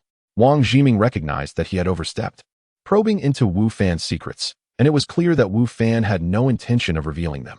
Very well, let us not dwell on that. Let us enjoy our meal. Though it may not match Chef Liu's artistry, it is still palatable, Wang Zhiming said. From that point, the two ceased discussing Wu Fan's affairs or the backgrounds of Liu Yener and Kong Hailin, instead engaging in casual conversation. Wang Zhiming observed that despite Wu Fan being an ordinary person, his character was commendable. Even in Wang Zhiming's presence, Wu Fan showed no signs of sycophancy. Their dialogue resembled that of friends rather than a conversation laden with ulterior motives, which Wang Zhiming found thoroughly enjoyable, diminishing the earlier frustration he had felt toward Wu Fan. As they prepared to part ways, Wang Zhiming could not resist advising Wu Fan once more, reflect on what I said earlier. There are countless women in this world. There is no need to offend a formidable figure over one woman, especially when you may not even end up with her. Clinging to such an obsession could lead to your downfall. Thank you for your concern, young Master Wang. I am fully aware of my actions, Wu Fan replied. Very well. Take care of yourself, Wang Zhiming said, realizing he had not swayed Wu Fan's resolve. He patted Wu Fan on the shoulder before departing. Chapter 84. Recognition. After Wang Zhiming departed, Wu Fan also left Kailman. In contrast to the ease he felt upon arriving, a weightiness now enveloped his heart. Although he had presented a facade of nonchalance when faced with Wang Zhiming's counsel, seemingly dismissive of Kong Hailin, the truth was that Wu Fan was deeply affected. Due to that ring, he understood that he would not remain an ordinary individual. However, that was a prospect for the future, not the present. Currently, he was still vulnerable, a mere bottom dweller who could only sustain himself through barbecuing. Confronted with someone of Kong Hailin's stature, he felt exceedingly insignificant. Today's events jolted Wu Fan, who had recently been riding high from a financial windfall, back to reality. 9 million, a sum that might seem astronomical to an average person, stirred excitement within him. But when placed before Kong Hailin, or even Wang Zhiming, it would likely elicit only mild astonishment, certainly not a reaction of disarray. Wu Fan came to terms with the disparities between himself and figures like Wang Zhiming and Kong Hailin. If he were to remain within the confines of ordinary society, he might thrive, yet that was evidently unattainable. Setting aside the offense he had caused Kong Hailin due to Liu Yener, even without that incident, as his wealth increased, he would inevitably catch the attention of certain individuals who may not possess the goodwill of Wang Zhiming, but rather the malice akin to that of Kong Hailin, who would wish him harm. Thus, he resolved to grow stronger. Only through strength could he safeguard his gains and ensure his safety. For the first time, a sense of urgency washed over Wu Fan. Previously, within the realm of gaming, he had experienced a carefree state, unhurried, as he was the sole player in that world. The resources there, in his eyes, belonged solely to him, allowing him to indulge in a leisurely pace. However, it became evident that he could no longer afford such complacency. He must adopt a sense of urgency and quicken his pace to enhance his capacity to withstand adversities in the real world. Upon leaving Kailman, Wu Fan procured some ingredients. Until he received the outstanding payment, he remained reliant on barbecuing, even if he harbored other plans for the future. Master, is this where you reside? Lu Yidao arrived at Wu Fan's abode as promised. After parting ways the previous night, Wu Fan had instructed Lu Yidao to assist him in preparing skewers. As the burgeoning evening business necessitated an increase in prepped food, far exceeding what Wu Fan could manage alone. Indeed, come in, Wu Fan replied. With Lu Yidao's assistance, their efficiency markedly improved. As twilight descended, Wu Fan and Lu Yidao, laden with prepared skewers and barbecue essentials, ventured to the street in front of Jiangzhou University. Upon their arrival, they found a gathering of patrons already awaiting them, loyal fans of Wu Fan's barbecue stall, who preferred to wait for his appearance rather than dine elsewhere. Such a scene naturally incited envy and admiration from the proprietors of competing stalls. As Wu Fan officially set up his stall, the crowd swelled, with most patrons standing to eat, yet there were no complaints to be heard. Hey, why does this boss look familiar? One student remarked. Now that you mention it, he does seem familiar. I feel like I've seen him before. Another chimed in. Yes, I recall. I thought I was the only one who felt that way. During the barbecue, several students from Jiangzhou University, while enjoying their food, began to notice the familiar visage of Wu Fan. Initially overlooked, they now found themselves increasingly convinced of his identity. Wait, I recognize him. Isn't he the swimming instructor for girls on the campus website? One exclaimed. Yes, I recognize him too. That's why he seemed so familiar. There's even a photo of him on the forum. Indeed, here they were, enjoying barbecue, only to discover that the owner was a teacher from their own university. Classmate, what teacher? What were you just discussing? Another student inquired. This barbecue vendor is our physical education teacher at Jiangzhou University. His photo was shared on the campus website today, and now we've recognized him. Teacher, what brings you to barbecue here? Another student asked. Aren't you our physical education instructor? Or is it just a lookalike? Without a doubt, it's him. I can say that with complete certainty. As the students recognized Wu Fan's identity, excitement surged through the crowd. A teacher, especially one from Jiangzhou University, selling barbecue was indeed newsworthy, particularly as Wu Fan taught swimming classes for girls, which made him a figure of intrigue. Now that they were privy to his dual identity, curiosity only intensified. Some students even captured images of Wu Fan at work and shared them on the campus website, quickly attracting the attention of others online. In an effort to quell the rising excitement among the students, Wu Fan urged them to settle down, stating, I am indeed a physical education teacher at Jiangzhou University. However, there are no regulations prohibiting a teacher from selling barbecue. Are there? Absolutely not. It's perfectly acceptable, much like a side job, they replied in unison. Teacher, from now on, I'll exclusively eat barbecue from you. We must support our own school's teacher.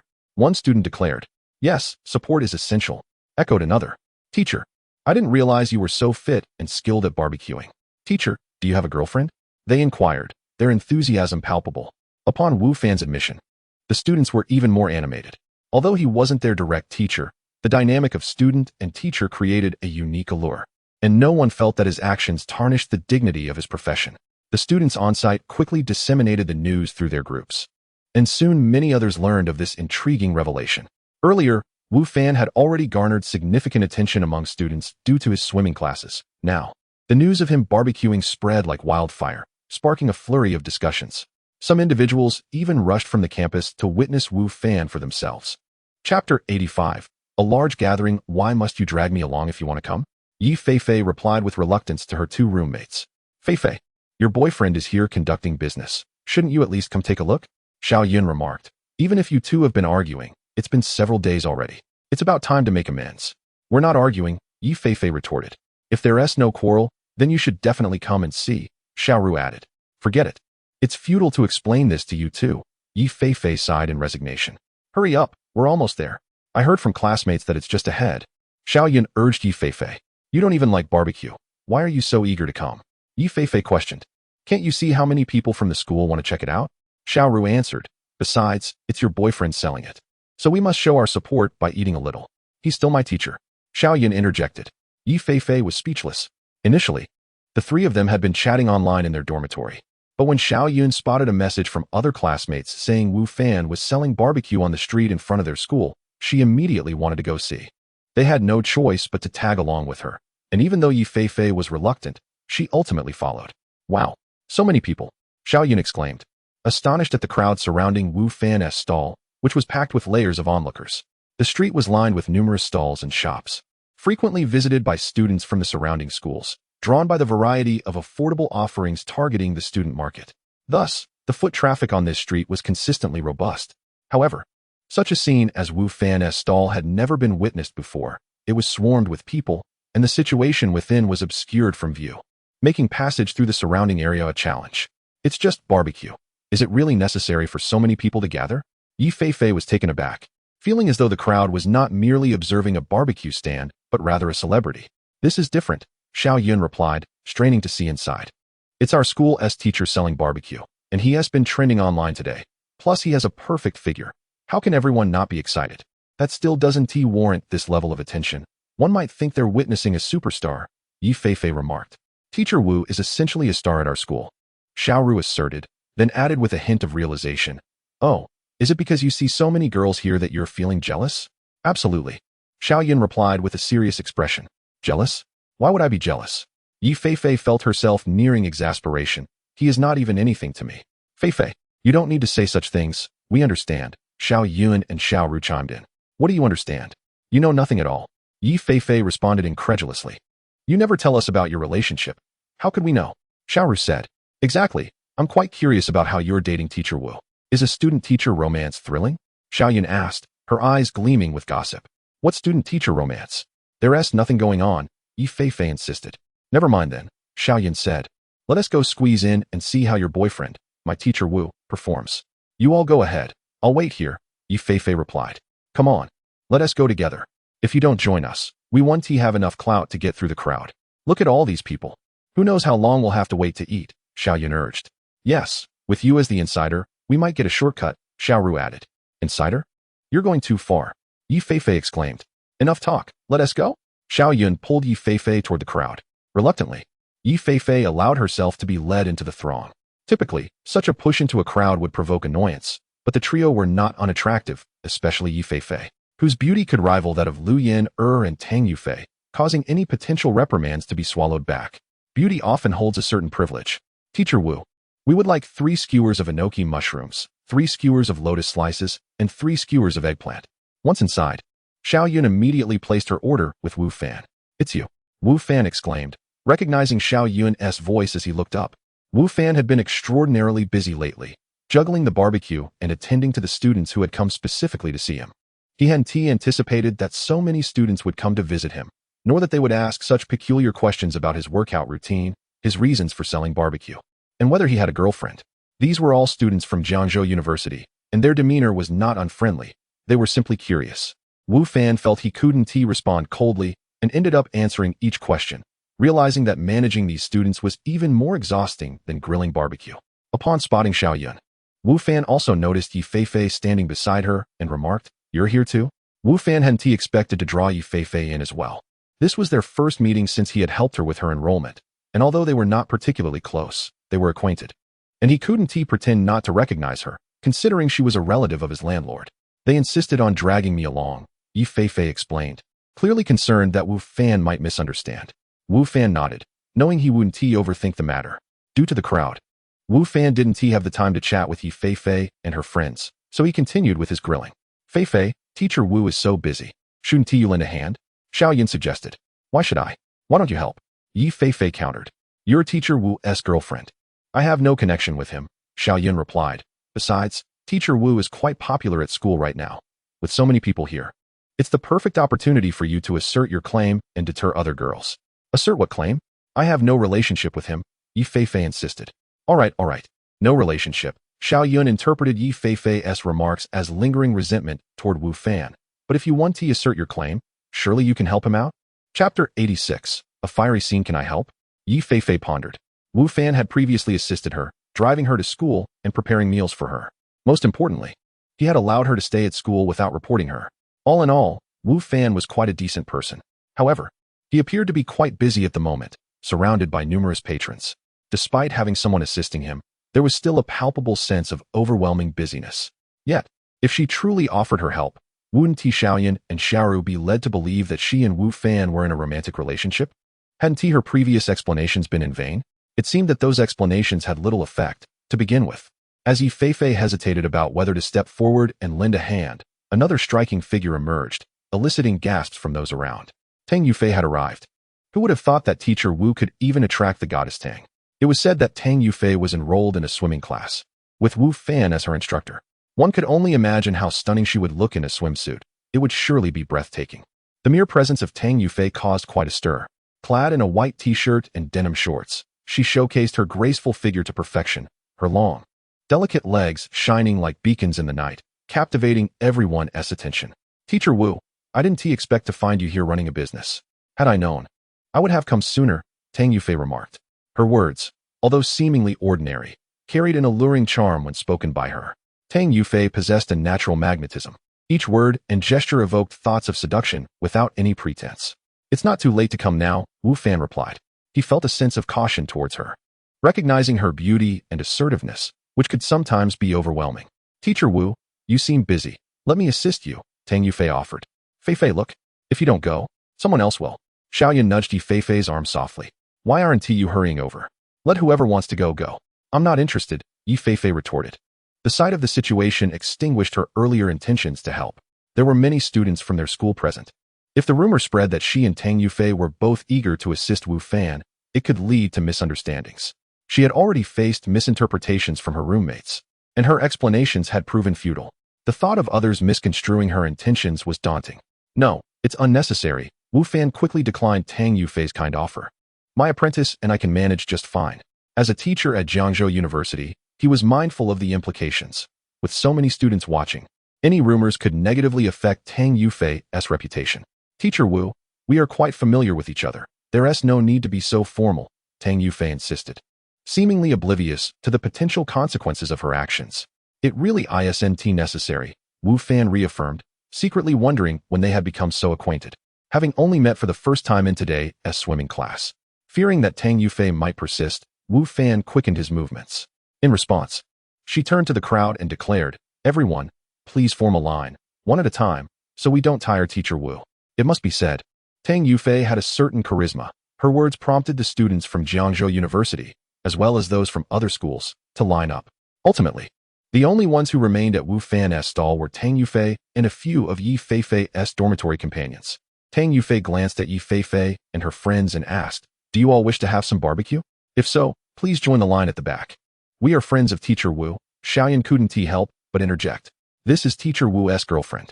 Upon seeing Wu Fan's bewildered and shocked expression, Fei felt a wave of embarrassment wash over her. She tugged at Xiaoyan, whispering, what nonsense are you spouting? I'm not talking nonsense. It's the truth. Xiaoyan insisted. She is just joking. Don't believe her. Fei's face turned crimson, especially under Wu Fan's gaze, which made her wish she could vanish into thin air. Overwhelmed by embarrassment, she resolved to leave. Fei, what's wrong? Where are you going? Yes. My barbecue isn't ready yet. I still want to eat Teacher Wu's barbecue. Enough chatter, let us go? The three of them hurried away, leaving Tang Yufei to cast a teasing glance at Wu Fan. A teacher-student romance, huh? I didn't know you had a preference for that. I'm a student too. What do you think of me? Shall we embark on a teacher-student romance ourselves? Coughing lightly, Wu Fan attempted to dispel the awkwardness. Xiaoyan is merely jesting. Is she? Tang Yufei's teasing gaze intensified. Tang, what would you like to eat? Wu Fan hastily changed the subject. Tang Yufei, aware of his diversion, shot him a playful glare. It was a look brimming with charm that left him utterly flustered. He hadn't anticipated that a student like Tang Yufei could possess such a lure.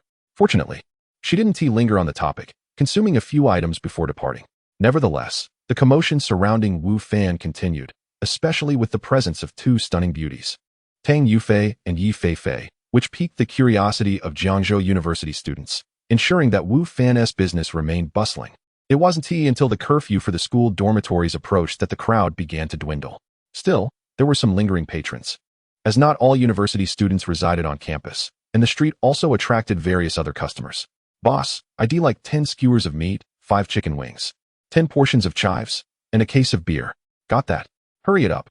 As midnight drew near, a group of raucous youths swaggered to Wu Fan's stall, their gait unsteady, legs trembling as they stood, toothpicks in their mouths, and casting sideways glances at those around them. These individuals practically had trouble stamped across their foreheads. Chapter 87. Another serving very well. Please hold on for a moment. Although these individuals did not present themselves as upstanding citizens, Wu Fan refrained from making judgments based solely on appearances, understanding that business must continue. However, As these individuals approached his stall, the students who had been queuing instinctively stepped aside, creating distance between themselves and the newcomers. Observing this, the group of young men felt no embarrassment. Rather, they exuded an air of arrogance. "Boss, why is it taking so long? What are you dragging your feet for?" The impatience of the youths became palpable. "I too wish to serve you promptly, but I cannot hand over food that is not yet cooked," Wu Fan replied. "Quite the talkative one, aren't you?" the leader of the group retorted. Unintentionally or not, he rolled up his sleeve, revealing a tattoo, and declared, "I've heard your barbecues are delicious. If we leave here unsatisfied today, your business will be in jeopardy." Wu Fan, already harboring a negative impression of them, frowned further upon hearing this. "Taste is subjective. What delights one may not please another. I cannot guarantee that all will enjoy my barbecues," he stated resolutely. Initially merely disliking their demeanor, Wu Fan now recognized that these individuals were likely troublemakers. The leader's words made their intentions painfully clear. They were of a lower class, easily discernible in their motives. "Enough with the chatter," the young man barked. "Hurry up and prepare our food. Can't you see we are waiting? Whether you are satisfied is ultimately a matter of our discretion. Even if I serve you impeccably, we could easily claim dissatisfaction," Wu Fan replied calmly. "Master, do you think we might encounter trouble?" Lu Yidao whispered, sensing the tension. "Nothing to worry about. Just a few ruffians. It's hardly significant," Wu Fan reassured him. Lu Yidao, seeing Wu Fan's composure, felt emboldened. Having worked at Kailman for a while, he was no stranger to the world and was not easily intimidated. Soon, Wu Fan had finished grilling the food. The young men, assuming the items were for them, reached out eagerly, only to be met with Wu Fan handing them to other customers instead. "What do you mean by this? Do you look down on us?" the leader exclaimed angrily. "First come, first served. They arrived before you," Wu Fan replied evenly. "If you wish to eat, please wait your turn." The young man glanced at the queue of customers before him, confirming that they were indeed waiting their turn. "Consuming your food is a favor to you. And you expect us to queue?" he protested. "Everyone must wait in line," Wu Fan reiterated. "Yes, go to the back of the line. We've been waiting for a long time. If you want food, you must join the line. No cutting in." The leader had intended to erupt in anger and overturn Wu Fan's stall, but before he could voice his thoughts, the waiting customers began to speak up in defense of their rightful place in line. It was worth noting that most of those queuing were students. Known for their passionate nature, they would not stand idly by while others cut ahead of them. Had there been only one or two students, the group of young men might not have cared, and perhaps they would have attempted to confront them. However, with numerous students present, they hesitated. After all, they were surrounded by a school, and students were prone to band together. Thus, despite their reluctance, the young men begrudgingly fell to the back of the line, enduring half an hour of waiting before it was finally their turn. "Hurry up," they demanded, unable to vent their frustrations on the students. They redirected their ire towards Wu Fan, their tone decidedly unfriendly. Wu Fan paid them no mind, continuing to prepare the barbecue. To the young men, this seemed like an admission of fear, providing them with a sense of satisfaction, as they felt they had regained some lost dignity after their earlier embarrassment among the students. "Your food is ready," Wu Fan announced shortly thereafter. "So soon? It's not undercooked, is it? If we end up with stomach issues, you'll be in serious trouble." The young men, who had been urging Wu Fan, now expressed doubt at how quickly he had prepared their order. "If you are fearful, you need not eat," Wu Fan replied. "I won't be charging you. Why not eat?" the leader retorted, snatching the barbecue from Wu Fan's hands. "But if we do get sick, don't think you can brush us off with a mere 100 or 80,000. With that, he distributed the food among his companions, who remained rooted at Wu Fan's stall, indulging in the barbecue. As they took their first bites, the initial intent to create trouble dissolved. Their eyes lit up in surprise, and they began to chew with gusto. "Brother Nyo, what should we do? This seems incredibly delicious," one young man murmured to the leader, his words slightly mumbled due to the food in his mouth. "Mind your manners. Can you not finish before speaking? How embarrassing," the leader chastised. The young man shrank back, hastening his chewing, while internally scoffing at the leader's hypocrisy. "You're no better, devouring that chicken skewer in seconds as if you were starving. Why don't you pay attention to your image?" Internally conflicted, the leader acknowledged that he had never tasted barbecue this exquisite before, and his hunger compelled him to continue eating, even as he grappled with the expectation to instigate trouble. He felt he should be making a scene instead of indulging. With these thoughts in mind, the young man swallowed his mouthful and turned to Wu Fan, opening his mouth to speak. "The previous order, let us have another serving." Chapter 88. Deliberate Provocation. Why am I so disappointing? After uttering those words, the young man wished to slap himself. He had intended to say something entirely different, but at the last moment, those words slipped out, leaving him feeling rather embarrassed. Never mind, he thought. I can still confront him after finishing my meal. Please, add another order of chicken wings. Make them spicy. I want 3 skewers of pork belly. The previous order was insufficient, he commanded. Seeing their leader order more, the other young man, who had been hesitating, quickly stepped forward to place their own orders. Initially, they had intended to eat and then create trouble. So they had ordered modestly, but now, having discovered the deliciousness of the barbecue, they naturally wished to indulge further. Wu Fan observed the group eagerly placing their orders, perplexed. Could it be that he had misjudged them? Perhaps they were not the ruffians they appeared to be, but rather ordinary customers? Nearby, the owners of the other barbecue stalls shared his confusion. They had summoned these young men, but not to support Wu Fan's business. They had intended for them to disrupt his stall. Yet, what was happening now? They had obediently queued earlier and were now relishing their meals. Each face reflecting delight and satisfaction, seemingly content with the food Wu Fan offered. This was not how the script was supposed to unfold. Shouldn't they have begun their trouble after a few bites? Why were they now so engrossed in eating that they seemed to have forgotten their original purpose? What was going on with these individuals? How unreliable they were. I have no idea. Who knows what they are thinking? Don't look at me. I'm not familiar with them. Although I brought them here, I rarely interact with them, so I don't know them well, one stall owner remarked. Let us just wait and see. Perhaps they are simply hungry and want to eat something. A group of thoughtless individuals, forgetting their main task, were not to be trusted. As the barbecue stall's owners gathered again, their businesses becoming increasingly slow, they voiced their frustrations regarding the young men's behavior. Yet, it seemed they could only wait, hoping that once the young men were satisfied, they would remember their original mission. Boss, another crate of beer, please. Of course, what is barbecue without beer? Indeed. No wonder I felt something was missing. You reminded me. Hurry with the beer. Unbeknownst to Wu Fan and the other stall owners, the young men were now quite merry, ordering beer to accompany their barbecue, truly savoring the moment. Being guests, and given that these young men were not causing any trouble, Wu Fan had no reason to refuse their requests. As they feasted and drank, the other stall owners watched in increasing agitation. Brother Nyo, did we forget something?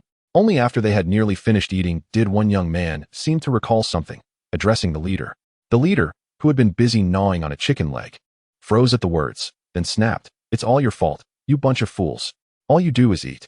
You nearly jeopardized our mission. The others silently grumbled in response. Fools? One of us is included in that too. Enough. We've eaten enough. It's time to address the matter at hand. The leader stated to the group, who nodded eagerly. He cast a lingering glance at his half-eaten chicken leg before striding towards Wu Fan. Time to settle the bill? Wu Fan asked. That will be 1,088. Just give me 1,080. Damn, how do we eat so much? The leader, initially intent on causing trouble, was taken aback and enraged at Wu Fan's words. He turned to the others. Are you all gluttons? Eating so much. You can't even manage a simple task. Yet you devour food faster than anyone. I didn't eat much. I only had 3 chicken legs, 2 pig trotters, 5 skewers of chicken wings, and 10 oysters. Brother Nyo, you ate quite a bit too. Yeah, Brother Nyo, you were the one who ate the most. The others chimed in, eager to deflect the blame, knowing that the leader had indeed consumed the most. They did not wish to bear the label of gluttons, which would tarnish their future reputation. I say you all ate too much, and you did. The leader exclaimed, nearly driven to despair by their audacity to argue back. Enough. When we return, I will instill some discipline. These people are far too disorganized and undisciplined. They need to learn who the boss is when the boss speaks. They must listen and not dare to retort. Brother Nyo, we must focus on our mission. Let us not forget our objective. The young man who had earlier reminded the leader whispered again. The leader momentarily paused, then smacked his forehead, inadvertently hitting it too hard, causing his head to spin. Frustrated, he scolded the group. You lot almost made me forget our mission. The young men exchanged glances, stifling their retorts. The leader, satisfied with their silence, turned to Wu Fan, his expression transforming into one of menace. Mobile payment or cash? Wu Fan inquired. We are not here to settle the bill, the leader declared. We're here to settle scores. ISNT settling scores akin to settling the bill? ISNT at the same? Wu Fan replied. The total is 1,080. Cash or mobile payment? I've told you it's not a bill, the leader insisted. Why can't you understand my words? What do you mean then? Wu Fan pressed. At that moment, one of the young men behind Brother Nyo kicked over a stool, shouting, We're here to cause trouble. Brother Nyo was momentarily stunned before his face flushed with shame and anger. How had he brought such foolish individuals with him? Oh, I see. Wu Fan nodded as he grasped the situation. You are here to provoke me deliberately. Chapter 89. Exposed. Who said we came here to cause trouble? The food here is simply inedible. Brother Nyo exclaimed loudly to Wu Fan. Although they were indeed there to stir up trouble, they needed a pretext. They couldn't just act without reason, could they? Yet you managed to eat so much, over 1,000 bites among you? Wu Fan replied calmly. A few young men felt a pang of shame, regretting their lack of self-control. However, the barbecue at this stall was genuinely delicious.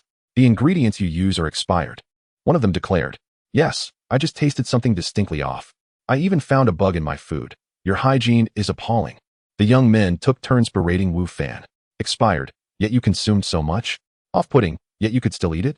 Unhygienic, yet you feasted heartily? Wu Fan countered. Enough of your nonsense. Compensate us, or we will destroy your stall. Brother Nyo threatened, clearly agitated. Had they adhered to their original plan, taking only a bite or two before creating a scene, they might have appeared more convincing. But now, having overindulged, any excuse they offered rang hollow. You are intentionally provoking us, aren't you? Wu Fan stated. No matter what you think, you must pay. Brother Nyo revealed his true intentions, unable to mask them any longer. And what if I refuse to pay? Wu Fan replied evenly, his demeanor unperturbed. Refuse? We'll demolish your stall. And every time we see you afterward, we'll do the same. You won't be able to conduct business. Brother Nyo threatened. Who sent you here? Wu Fan suddenly inquired. The group appeared less than benevolent. If they were there to collect protection fees, they would have targeted all the stalls in the vicinity. Yet, they had come directly for his stall, suggesting a more sinister motive. Wu Fan had no prior acquaintance with them, indicating that someone was pulling the strings behind the scenes. Brother Nyo had not anticipated Wu Fan's sudden shift in questioning, reflexively glancing at the other barbecue stall owners nearby who were watching the spectacle. Although he quickly redirected his gaze, Wu Fan noticed, as did the other stall owners. What a fool. He must have a pig's brain. No, pigs are smarter. Does he not realize that if the owners saw him, they would know we were orchestrating this? What if they do see? This isn't a school, it's society. Using a few tactics is quite normal, the other stall owners grumbled, clearly discontented with Brother Nyo's blunder. Nevertheless, they felt secure that Wu Fan could do little against them. After all, he was merely a novice in the field, not particularly formidable. Wu Fan had indeed noticed the curious gaze of the other barbecue stall owners, and, by the look in Brother Nyo's eyes, deduced that these stall owners were indeed behind the scheme. Initially, he suspected that they were sent by Kong Highland following Prince Ming's warning earlier that afternoon. However, it now appeared otherwise. Wu Fan was not surprised to find that the instigators were the other stall owners. Since his business had flourished, theirs would inevitably be affected. The previous night, they had already confronted him, displaying their hostility. Their current actions to disrupt his business were entirely predictable. No one sent us here, Brother Nyo stated. Oblivious to how his actions had exposed his accomplices, continuing to threaten Wu Fan. Will you compensate us or not? Compensate? Absolutely not. Wu Fan shook his head. If my food were genuinely problematic, I would agree to compensation, but you are clearly trying to provoke me, and I will not acquiesce. Brother Nyo, why waste breath on him? If he refuses to pay, we'll simply overturn his stall, one of his companions urged. Exactly, Brother Nyo. Don't waste time talking. Let us take action. This guy dares to disregard us and our authority. The others chimed in, eager to confront Wu Fan. What do you intend to do? Be careful. We'll call the police on you. Someone shouted. Indeed, Wu Fan's ingredients are flawless. You are merely looking for trouble. Another added. The students surrounding Wu Fan could no longer contain themselves. Wu Fan was not only the owner of the barbecue stall, but also a respected teacher at Jiangzhou University. To bully a teacher from their university was an affront, a slap in the face to their institution, and they could not stand for it. The young men, eager for confrontation, were taken aback by this revelation. What is going on? This person is actually a teacher at Jiangzhou University? Why is a teacher selling barbecue? They had not been informed of Wu Fan's academic status before their arrival. Even they, as ruffians, had heard of Jiangzhou University's reputation and understood its significance. To assault a teacher from such an esteemed institution would have far graver repercussions than merely harassing a street vendor. Realizing this, Brother Nyo glanced back at the stall owners behind him, seeking their counsel on whether to persist in their attack or retreat. The stall owners had not anticipated Wu Fan's identity, but now that their cover was blown, they decided to proceed with the scheme. After all, they would not be the ones taking direct action. If Brother Nyo and his group were apprehended, they could always offer to compensate them later. Thus, after a brief moment of hesitation, the owners signaled Brother Nyo to continue, assuring him they would contribute more money. With their backing, Brother Nyo felt reassured. What did it matter if Wu Fan was a teacher at Jiangzhou University? They would still attack him and overturn his stall. If it came to it, they could endure a few days in jail. After all, it was not their first time being incarcerated. and the stall owners were willing to pay more. This endeavor, it seemed, would yield no losses. Chapter 90. A simple resolution: I advise you to refrain from meddling. This is a matter between me and the proprietor. Niugu addressed the students. Though he was unafraid of confronting Wu Fan, he understood that injuring too many students from Jiangzhou University would lead to dire consequences, which he wished to avoid. However, the students, fueled by youthful fervor, were not easily intimidated, especially with many of their peers present. They could not bear to witness their teacher being bullied. Leave this matter to me, Wu Fan interjected, asserting his ability to handle the situation himself. He, too, desired to protect the students from harm and possessed the confidence to resolve the issue. Niugu felt a sense of relief upon Wu Fan's arrival, yet also astonishment. Should the students engage, he questioned whether his small group could withstand the onslaught. Has this person lost his mind? Does he truly believe he can contend with so many of us? Niugu regarded Wu Fan with disdain, convinced that only someone foolish would utter such words. Kid, just pay up quickly. Spare us the nonsense and don't waste our time, Niugu pressed, unwilling to prolong the standoff, fearful that the students might soon take action. I refuse, Wu Fan replied, shaking his head. Then do not blame us for being ruthless, Niugu retorted, rallying his companions. Boys, overturn his stall. Let us see who dares. Wu Fan stepped forward, blocking Lu Yidao, his previously calm demeanor replaced by an expression of solemnity and menace. Wu Fan had taken lives before. Although not from this world, they had been real individuals. His aura was distinctly formidable, momentarily stunning the inexperienced youths. Niugu, feeling humiliated, flushed with embarrassment under the gaze of onlookers. He could not believe he had been intimidated by Wu Fan's mere words. What are you all frozen for? Go and overturn his stall, Niugu shouted, his command snapping his subordinates back to reality. Enraged, they yearned to subdue Wu Fan and reclaim their lost pride. Without hesitation, the youths charged toward Wu Fan's stall, some intent on appending his tables, others on dismantling his barbecue stand, while a few sought to strike Wu Fan directly. Unperturbed, Wu Fan delivered a swift punch to an approaching assailant, who collapsed to the ground, caught off guard. Wu Fan's strength far exceeded that of an ordinary individual. He had merely held back his power, or else he might have truly crushed the man's skull. Nonetheless, the sheer force of a single blow was enough to intimidate. The students from Jiangzhou University, who had initially contemplated intervention, now stood paralyzed, some recording the spectacle with their phones, while others simply watched in shock. After incapacitating one adversary, Wu Fan continued his assault, dashing toward another. This individual, reveling in having kicked over a table, was suddenly met with a staggering blow to his backside, launching him several meters before crashing to the ground, several teeth lost in the process. Die! Another youth raised a chair, ready to ambush Wu Fan from behind. Anticipating the attack, Wu Fan sidestepped, delivering a powerful sidekick to the assailant's abdomen, inflicting excruciating pain. The man doubled over, his face flushing crimson, eyes bulging in agony. A pain scream escaped his lips as he stumbled backward, ultimately collapsing to the ground, clutching his abdomen and howling like a wounded animal, sending shivers down the spine of those who witnessed it. The remaining attackers were not spared Wu Fan's wrath, each succumbing to increasingly dire fates, their cries echoing in the air. Now it's just you left. What do you propose we do? Wu Fan approached Niugu, his tone cool and collected. Niugu stood in disbelief, grappling with the surreal scene before him. How could so few have subdued so many? Wu Fan appeared slight of build, yet possessed an astonishing strength and speed. Is this even human? How can he be so formidable? With a swift motion, Wu Fan struck Niugu across the face, leaving a series of crimson imprints. I'm asking you a question. Have you lost your voice? Why yes, I'm sorry, Niugu stammered. The sting of Wu Fan's slap snapping him back to reality. The realization dawned upon him that his entire group was no match for Wu Fan, and he alone stood even less of a chance. He was no unparalleled expert like Shimin Shui Shui. Is it over? Wu Fan inquired coolly. Master. What? What should we do? Niugu faltered under Wu Fan's unwavering gaze, struggling to form coherent thoughts. Gather your belongings. You will compensate for the damages and pay for the barbecue consumed, Wu Fan commanded. Additionally, as he leaned closer to Niugu, lowering his voice, he added, I wish for those who trouble me to receive their due retribution. He cast a sidelong glance at the trembling barbecue stall owners who had retreated in fear. Why, you understand? Niugu, though lacking fighting prowess, grasped Wu Fan's implication, quickly nodding in comprehension.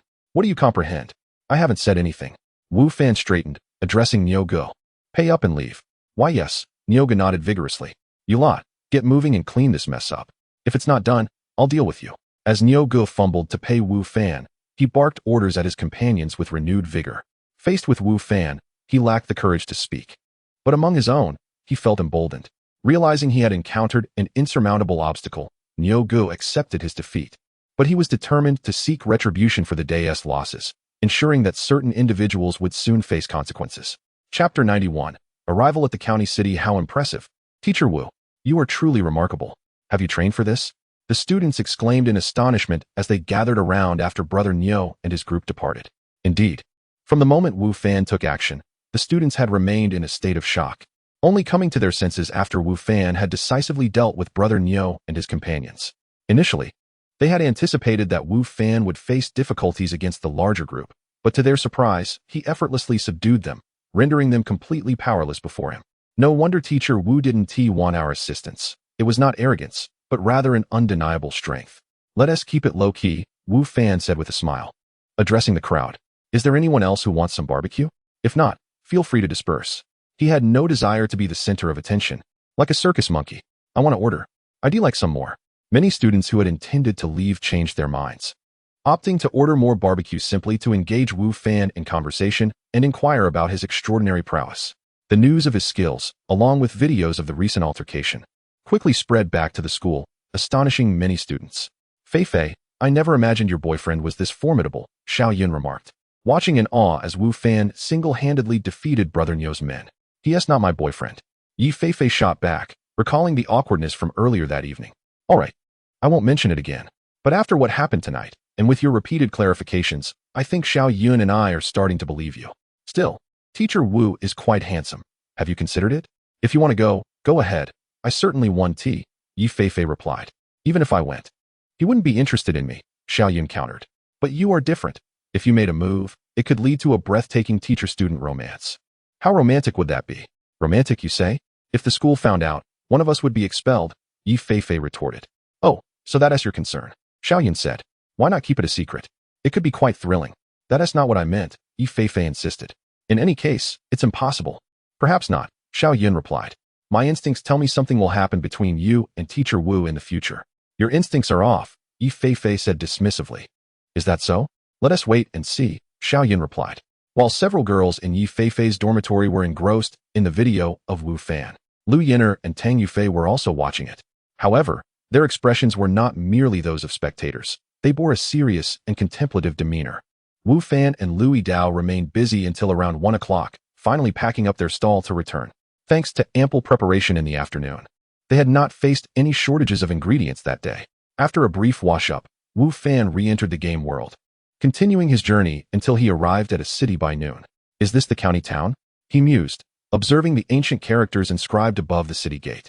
Qingyuan County was indeed Wu Fan's intended destination. The city boasted walls towering 5 to 6 meters high, encircled by a moat approximately 10 meters wide, with a city gate wide enough for 2 horse-drawn carts to pass side by side. At the entrance, soldiers clad in armor stood sentry. You look unfamiliar. What brings you here? A soldier at the gate inquired as Wu Fan approached. I hail from the hermit village and have come to serve in the military. Wu Fan replied. Hermit village? Is there such a place? The soldier pondered, seemingly unable to recall the name. It's understandable if you're new here. Another older soldier interjected as he approached. It's been quite some time since anyone from Hermit Village visited the county town. Yes, I am from the Hermit Village. Wu Fan confirmed, producing his travel permit. He was curious. It had indeed been a while since the village chief had visited the county town, which was understandable given his age. But what about Lu, the merchant? How had he managed to procure supplies? The older soldier examined Wu Fan's permit and, finding no reason to impede him, directed him. The reporting point is in the central square of the city. Many from the surrounding villages and towns have come to report in these past few days. You'll find it there. Thank you. Wu Fan expressed gratefully as he took back the permit. The soldier had spoken the truth. Upon arriving at the square, Wu Fan noticed numerous individuals flocking to the area. Many carried bundles and even weapons, clad in armor. Wu Fan had learned from the village chief that soldiers like them, summoned temporarily, were not provided with weaponry or equipment by the court. Only regular troops received such provisions. However, they did receive rations, albeit in lesser quantities than the regular army. This distinction between regular troops and their makeshift army was apparent.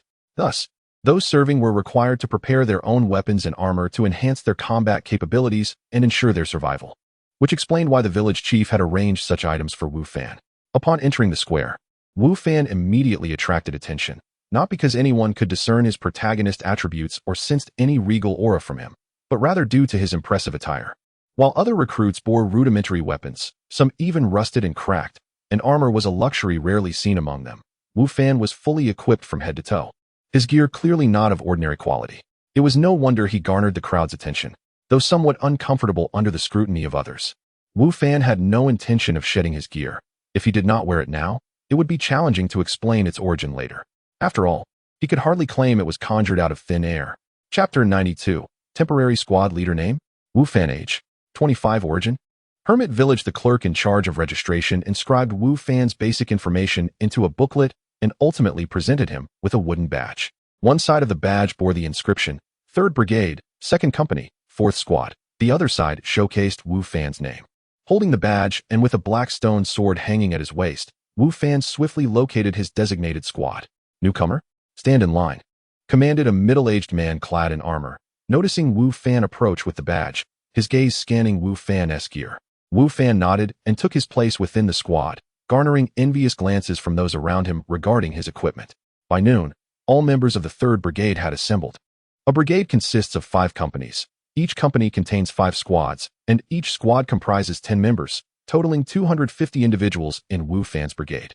I am Zhou Shan, your brigade commander.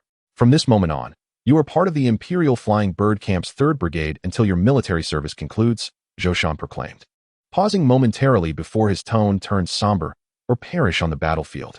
A wave of unrest rippled through the crowd. Whispers filled the air, reflecting a palpable sense of panic and anxiety. However, you need not be overly concerned. Zhou Shan continued, as rookies, you will not be dispatched to the front lines.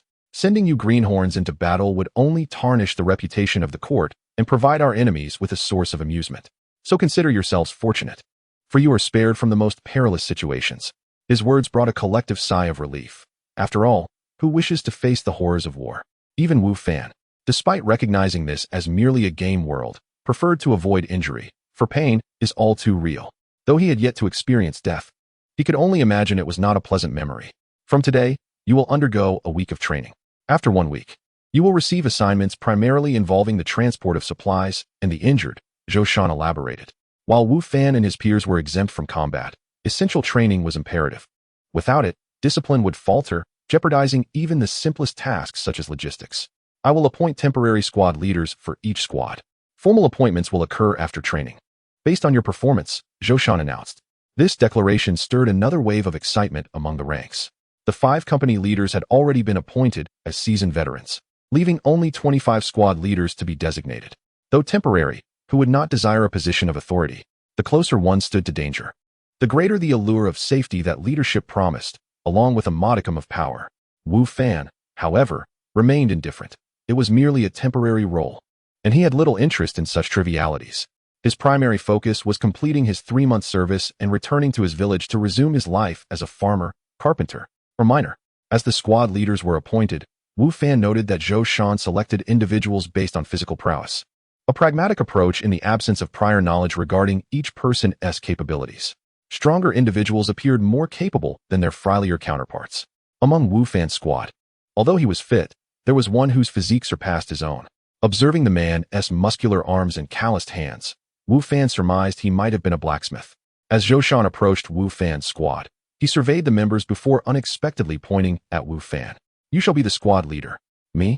Wu Fan replied, astonished. I object. The burly man interjected. I also protest. Other squads have the strongest individuals as leaders. Why is it different here? Wu Fan thought, fully understanding the man's frustration. Objection? Zhou Shan's eyes narrowed, emanating an aura of danger. Do you think this is a playground? This is a military camp. Your current status is that of a soldier. Even a ragtag soldier must obey orders and not voice dissent. I am stating my decision, not seeking your opinions. Understood. Understood. The burly man declared, yet added defiantly. But I still object. Punish me if you must. I shall voice my dissent. Object? You will bear the consequences. Zhou Shan retorted. If you can outperform him during training, then this squad leadership shall be yours. However, until that time, he is your squad leader. Clear. Clear. The man conceded, casting a challenging glance at Wu Fan. That squad leader position will be mine. Ambition is commendable, but discipline must be observed. Zhou Shan remarked. As this is your first offense, I shall let it slide. Should there be a next time, military law will be invoked. Understood, the burly man replied. Zhou Shan nodded and moved on to the next squad. You will be my squad leader, the man whispered to Wu Fan, his tone considerably quieter, as if fearful of Zhou Shan's return. Come and take it if you can, Wu Fan replied coolly, exuding confidence. While initially indifferent to the squad leader role, the man's provocations ignited Wu Fan's competitive spirit. You desire the title of squad leader? Very well, prove your worth and see who truly deserves it. Do not mistake your impressive gear for true strength. In my eyes, you are but a decorative pillow. I could easily best you with a single blow. The burly man scoffed. Is that so? Wu Fan retorted nonchalantly. We shall see after you become squad leader. For now, I hold the position. Should you defy me, you will breach military discipline, and the consequences are well known to you. Humph. The man huffed in dissatisfaction, clearly intimidated into silence. Chapter 93. The challenge. Does the temporary squad leader possess any privileges? Indeed, he does. For instance, during mealtimes, Wu Fan receives an extra bowl of meat soup and an additional steamed bun. When it comes to rest, Wu Fan enjoys the solitude of a private tent, while the other squad members are confined to a large communal tent, sleeping side by side. Furthermore, during training sessions, Wu Fan has the authority to oversee his squad members, allowing him to relax a bit instead of training continuously. In essence, although merely a temporary squad leader, Wu Fan experiences certain distinctions compared to ordinary soldiers. This arrangement may have been deliberately orchestrated by the higher-ranking officials to ensure that soldiers train diligently and fight valiantly on the battlefield, as it is only through such dedication that they can ascend the ranks and relish privileges distinct from others. Wu Fan is not particularly concerned about the other advantages. What matters most to him is the ability to occupy a private tent at night. This is of paramount importance, as he does not belong to this world during the night, but instead returns to reality. If he were to share a tent with others and suddenly vanish, it would be easily noticed, leading to considerable complications, possibly even attracting trouble. Residing alone significantly reduces such risks, as the likelihood of being discovered is considerably diminished. Upon learning about the privileges associated with the squad leader position, Wu Fan became resolute in his ambition to attain that role. Training continued as scheduled. For Wu Fan, who had previously undergone military training in college, the exercises here were not unfamiliar, albeit slightly more intense. Nevertheless, the intensity was not overwhelming, for they were, after all, a ragtag group not destined for the front lines, merely tasked with logistical duties. Thus, the training intensity could not be compared to that of professional soldiers. However, Wu Fan noted that Zhou Shan approached his responsibilities with a remarkable seriousness, or perhaps a certain rigidity. Compared to other teams, the training intensity in their third squad was noticeably higher. Wu Fan even suspected that Zhou Shan was treating them as if they were professional soldiers. Such rigorous training naturally left the soldiers more fatigued. With other squads to gauge against, many in the third squad began to voice their grievances, deeming Zhou Shan's training excessively harsh, arguing that they were merely serving temporary military duty, not part of a regular army, and therefore did not require such strenuous training. In response to these complaints, Zhou Shan offered but a single retort. Those dissatisfied with the training could request reassignment to another squad. However, Wu Fan understood that this was an impossibility from the moment they were assigned to the third squad, unless under exceptional circumstances. They were bound to remain until their service concluded. This was a military camp, not a place where one could whimsically dictate terms. I challenge you. During a break in training, a burly man from Wu Fan's squad approached him, demanding a duel. While private fights were prohibited in the camp, challenges of a sparring nature were not only allowed but also encouraged, as the officials believed this would ignite the soldiers' fighting spirit and maintain their vigor.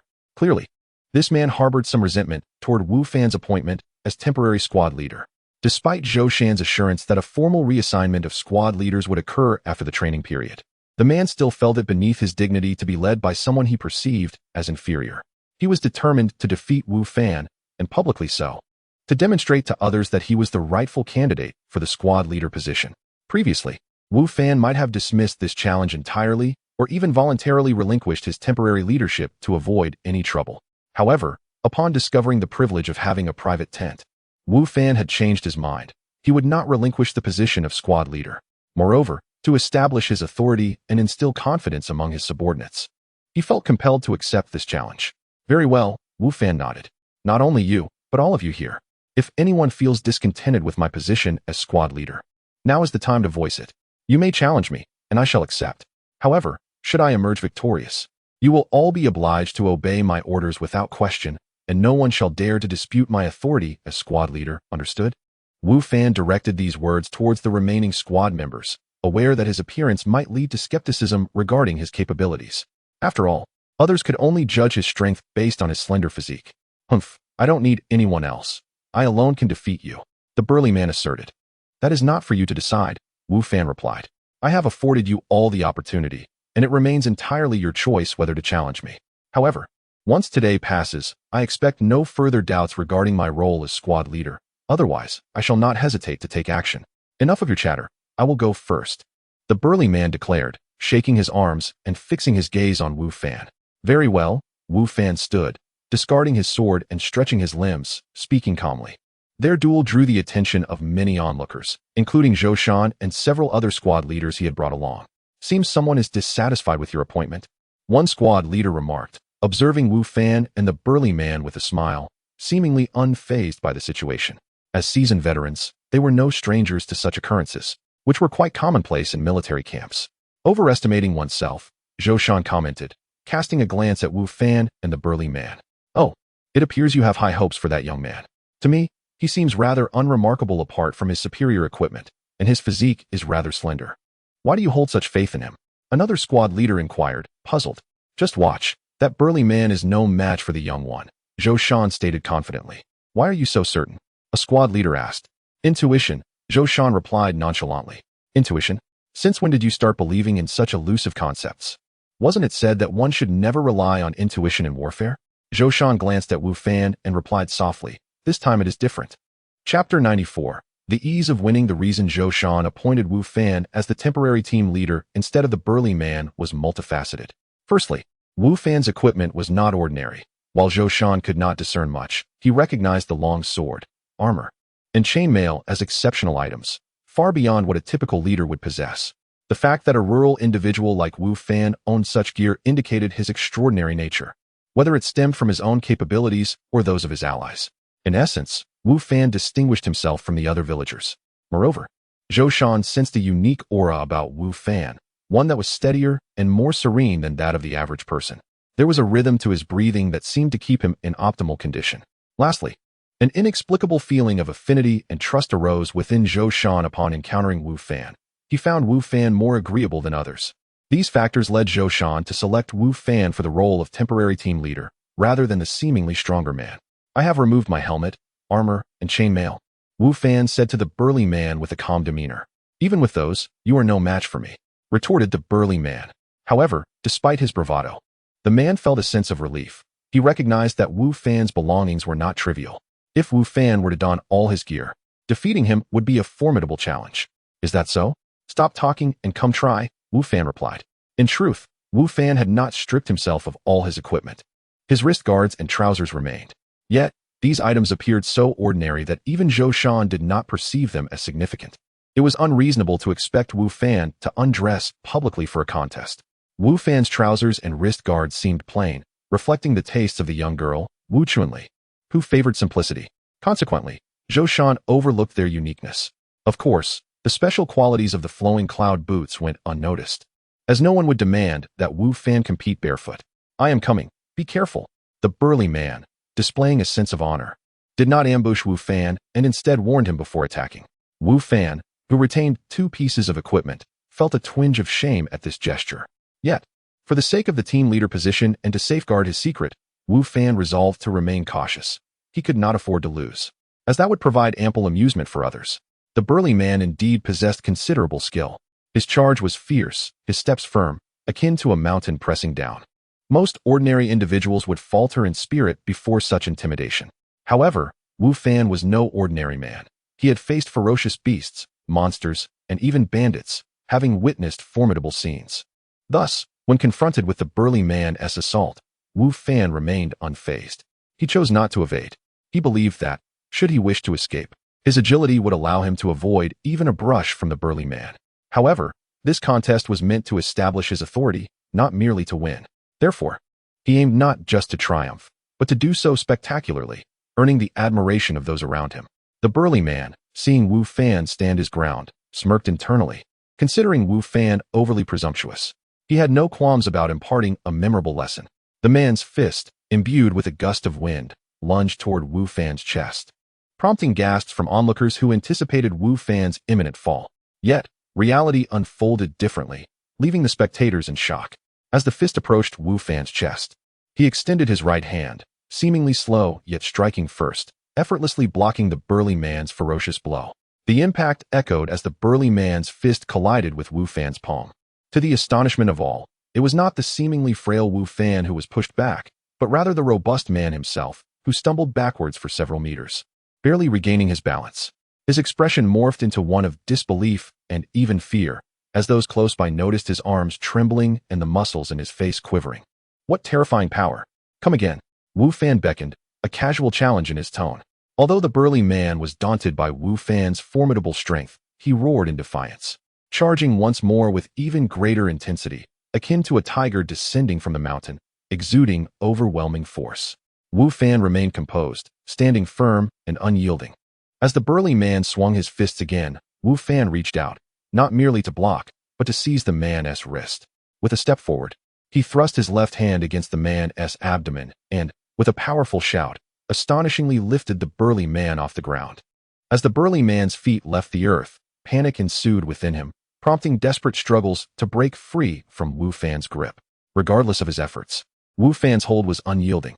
Wu Fan spun around, then hurled the burly man away, sending him flying several meters before he crashed to the ground, stirring up a cloud of dust.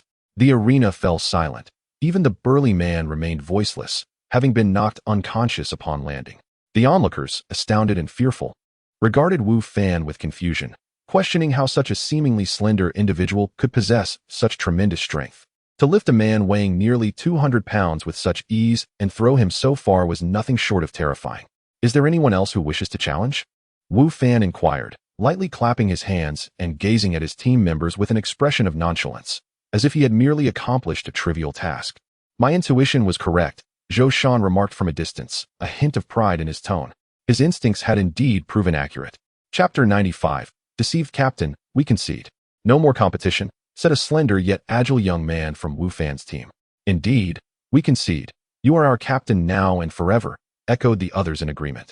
It was no jest. The strongest member of their team had been effortlessly defeated by Wu Fan and now lay unconscious on the ground. How could they possibly challenge him? Although some had previously doubted Wu Fan's suitability as their captain, those thoughts had dissipated. They had been thoroughly persuaded by his prowess, albeit indirectly. Missed this opportunity today. And there may not be another, Wu Fan remarked, surveying his teammates. No need for further discussion. We wholeheartedly accept you as our captain. The clever young man replied promptly, with the others chiming in once more. Very well, Wu Fan nodded. Two of you, bring him back and wake him up. He referred to the burly man he had knocked unconscious. As soon as his words left his lips, two team members hurried to retrieve the giant. Meanwhile, the rest of the team dispersed, though the impact of the contest lingered. Many discussed the match, occasionally stealing glances at Wu Fan, who had garnered a measure of fame within the 3rd Brigade despite the brevity of the duel. Wu Fan, however, remained indifferent to the newfound attention. He had anticipated such outcomes after demonstrating his strength, which would ultimately reduce future complications. Once Wu Fan donned his gear again, the giant was roused by the team. Upon waking, he appeared dazed, but recognition dawned on him as he laid eyes on Wu Fan. Are you convinced? Wu Fan inquired. If not, we can duel again. I concede, the giant replied, his head hanging low, a hint of defeat in his voice. Had he merely lost narrowly or felt that Wu Fan had employed some trickery to achieve victory, he might have demanded a rematch.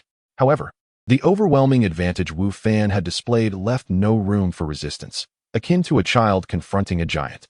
The disparity in their strengths rendered further competition unnecessary. I, Neo Air, accept the wager and concede. From now on, you are my captain for eternity. You command me east, and I shall not glance west, through fire or peril. If I flinch, I am no man. Not so grave, Wu Fan chuckled. This military service lasts only 3 months. Once it concludes, we shall each go our separate ways. Whether we meet again is uncertain. Just obey my orders for these 3 months. Wu Fan had not anticipated Neo Air's forthrightness. His acceptance of defeat was commendable, devoid of any subterfuge. It appeared that Wu Fan had indeed subdued him. Neo Air's expression shifted as he replied, Captain, are you unaware? This military service, once begun, will likely recur annually. We are now registered. We must serve every year, and in times of crisis, we may be bound to service indefinitely. What? Wu Fan gasped. Astonished. How could I not know?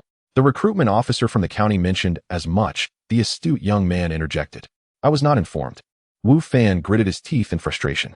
It dawned on him that the village elder must have been aware of this situation but chose not to inform him, perhaps fearing he would refuse to enlist. No wonder the elder had been so generous, lowering the cost of the mountain contract and providing him with equipment. The military service was, in fact, a lifelong obligation. Captain, do not fret. The government is relatively stable, and the duration of this service is not excessively long. After 3 months, we should be able to return, Neo Air reassured him. Moreover, if one serves for 10 consecutive years and survives, they are exempt from further military service. The clever young man added. 10 years. Wu Fan was taken aback. Even if the government remained stable and service lasted only 3 months each year, that still amounted to a considerable span of time. Would he forsake farming, logging, and mining? He had not come to this world to be a soldier. He merely wished to cultivate the land and live in peace. Deceived, Wu Fan realized he had been duped by the elder. The elder's intentions were far from benign, and his own negligence had led him astray. He should have known that the inhabitants of this world possessed their own thoughts and motivations, rather than merely being data points. Had he been aware of this situation, he would never have agreed to come, even if it meant foregoing the mountain contract. He could have secretly mined and logged elsewhere. And as for farming, he could easily seek land in another village. This place was vast. It was not solely inhabited by the secluded village. Is there truly no way to terminate military service early? Must it be a decade long? Wu Fan asked, unwilling to give up hope. Certainly, there are methods. The clever young man replied. The best approach is to achieve merit. Merit? Wu Fan inquired. Indeed, Neo Air confirmed. On the battlefield, one may earn recognition, and the government may reduce their service duration accordingly. If one achieves significant merit, complete exemption from service is also a possibility. Merit. Wu Fan felt a surge of determination. He could not endure 10 years of service. Thus, he must strive for distinction on the battlefield, and not just any distinction, but great merit. Achieving merit could elevate him to the status of a true soldier, and perhaps even lead to titles and honors in the future. Neo Air's eyes sparkled with ambition. In contrast to Wu Fan's desire to escape the military, Neo Air seemed enamored with the idea of military life. Eager to earn his accolades on the battlefield and forge a successful career within the army, Wu Fan scoffed inwardly at this notion. Knowing full well that many would perish in the pursuit of glory, the path to honor and rank was fraught with peril among hundreds of thousands of soldiers. Only a rare few would achieve such fortune. The odds were decidedly against them, and neither he nor Neo Air seemed destined to be among the fortunate. Chapter 96. Broth Gather. Resume Training. As Wu Fan and Neo Air engaged in conversation, Zhou Shan's voice echoed across the square. The scattered crowd reluctantly assembled once more. Resuming their training, Wu Fan, endowed with exceptional strength and agility, displayed remarkable endurance, far surpassing that of his peers. While many were utterly exhausted, he remained composed, his breathing steady, earning the admiration of his teammates. After a day's training, everyone was fatigued. Even the robust Neo Air found himself panting. Yet Wu Fan, without any signs of slacking, appeared significantly better off than the rest. This did not go unnoticed by Zhou Shan, who observed him from a distance. Captain, are you not tired at all? Zheng Xiaolu, seated on the ground, gasped for breath, gazing at Wu Fan with admiration. Zheng Xiaolu, a sprightly youth younger than Wu Fan, bore a name typical of the era, where literacy was scarce, especially in rural areas. I feel nothing, Wu Fan replied. Beyond the attributes bestowed by his gear, he had already reached level 3, his physical prowess exceeding that of ordinary individuals threefold. Captain, you're incredible. Training with all that gear, and yet you're not fatigued. Neo Air exclaimed, his admiration evident. Since being decisively defeated by Wu Fan, Neo Air had become a devoted admirer. For those without substantial equipment, a day's training left them utterly drained, while Wu Fan, under the burden of weight training, showed no signs of weariness. In truth, Wu Fan longed to remove his cumbersome gear. Amidst the poorly equipped commoners, it felt conspicuous. However, since it was only their first day, they had yet to be assigned accommodations. Even if Wu Fan wished to shed his equipment, he had nowhere to store it, as leaving it in plain sight was not an option. Thus, he was compelled to continue his weight training. Nevertheless, this inadvertently elevated Wu Fan's stature in the eyes of his companions. All right, rest well, then let us go eat. After dinner, get some early rest. It seems tomorrow's training will be no less demanding than today, Wu Fan instructed. Captain, what do you think the commander is thinking? We are merely a ragtag group responsible for logistics. Is such rigorous training truly necessary? Look at the other squads. Their training seems so relaxed, Zheng Xiaolu complained. Indeed, after a day like this, I feel as though half my life has been drained. If we continue this way tomorrow, it's tantamount to risking our lives. Another team member lamented. Wu Fan observed the other squads in the distance, laughing and chatting as they leisurely headed to their meals, contrasting sharply with his own team, where many remained seated, gasping for breath, devoid of strength even to walk. I consider this a good thing, Wu Fan asserted. Sweat more in training, bleed less in battle. While we may not find ourselves on the battlefield, transporting supplies also poses risks. What if we encounter an enemy ambush?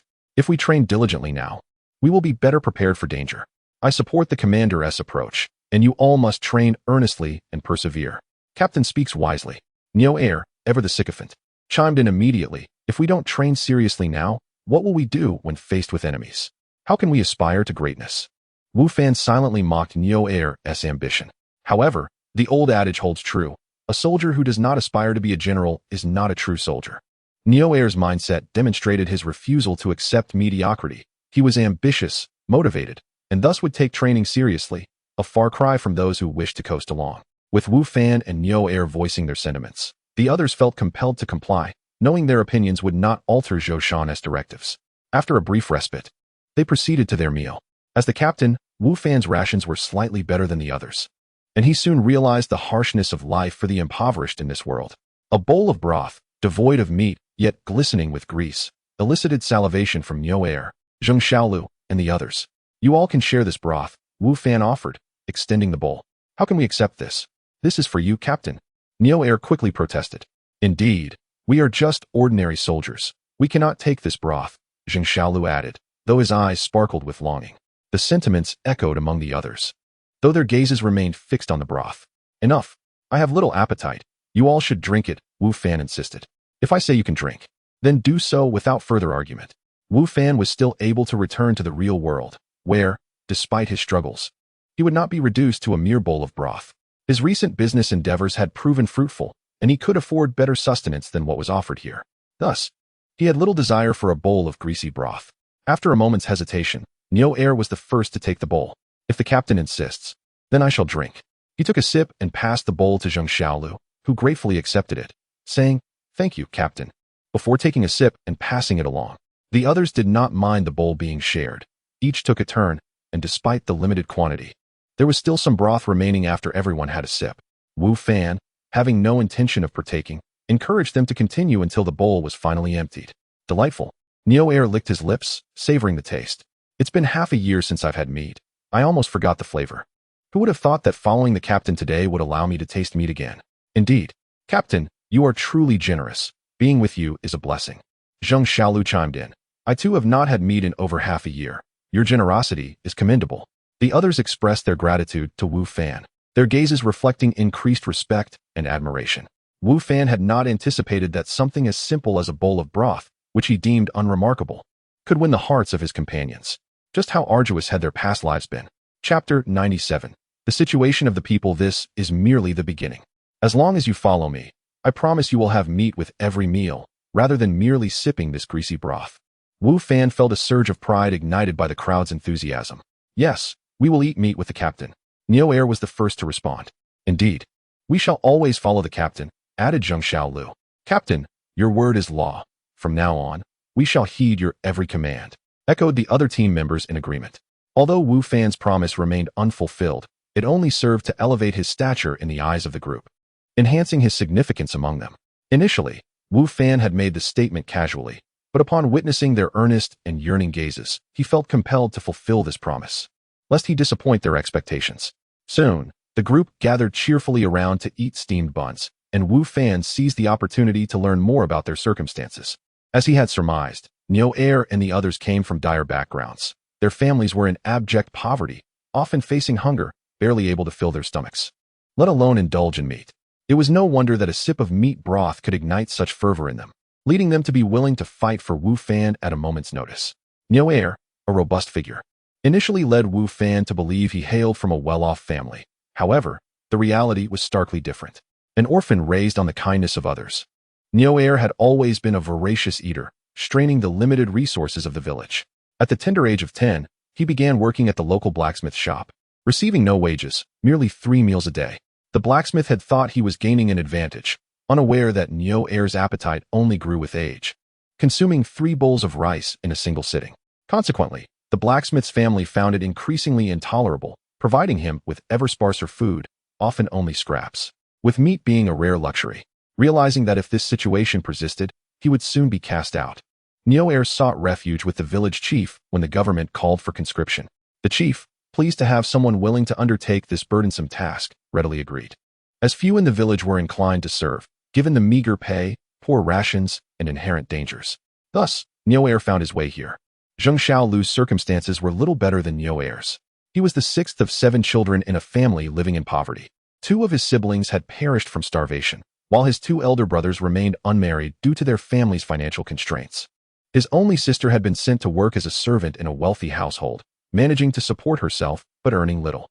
Clever and resourceful, Zheng Xiaolu sought a way out.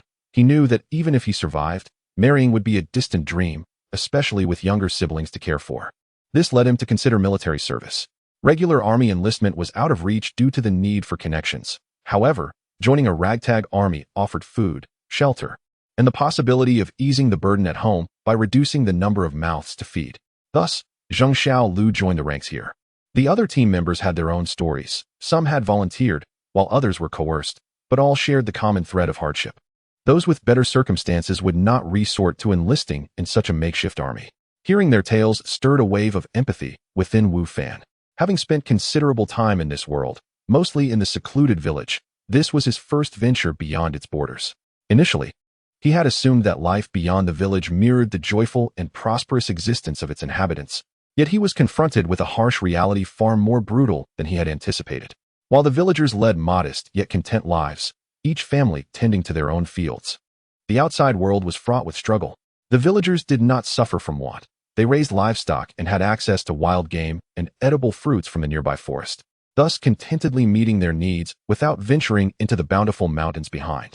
Wu Fan had once believed that others lived similarly tranquil lives, but he now realized how misguided that notion had been. The plight of the lower-class citizens was dire. Their existence was fraught with hardship. This revelation instilled a sense of caution in Wu Fan.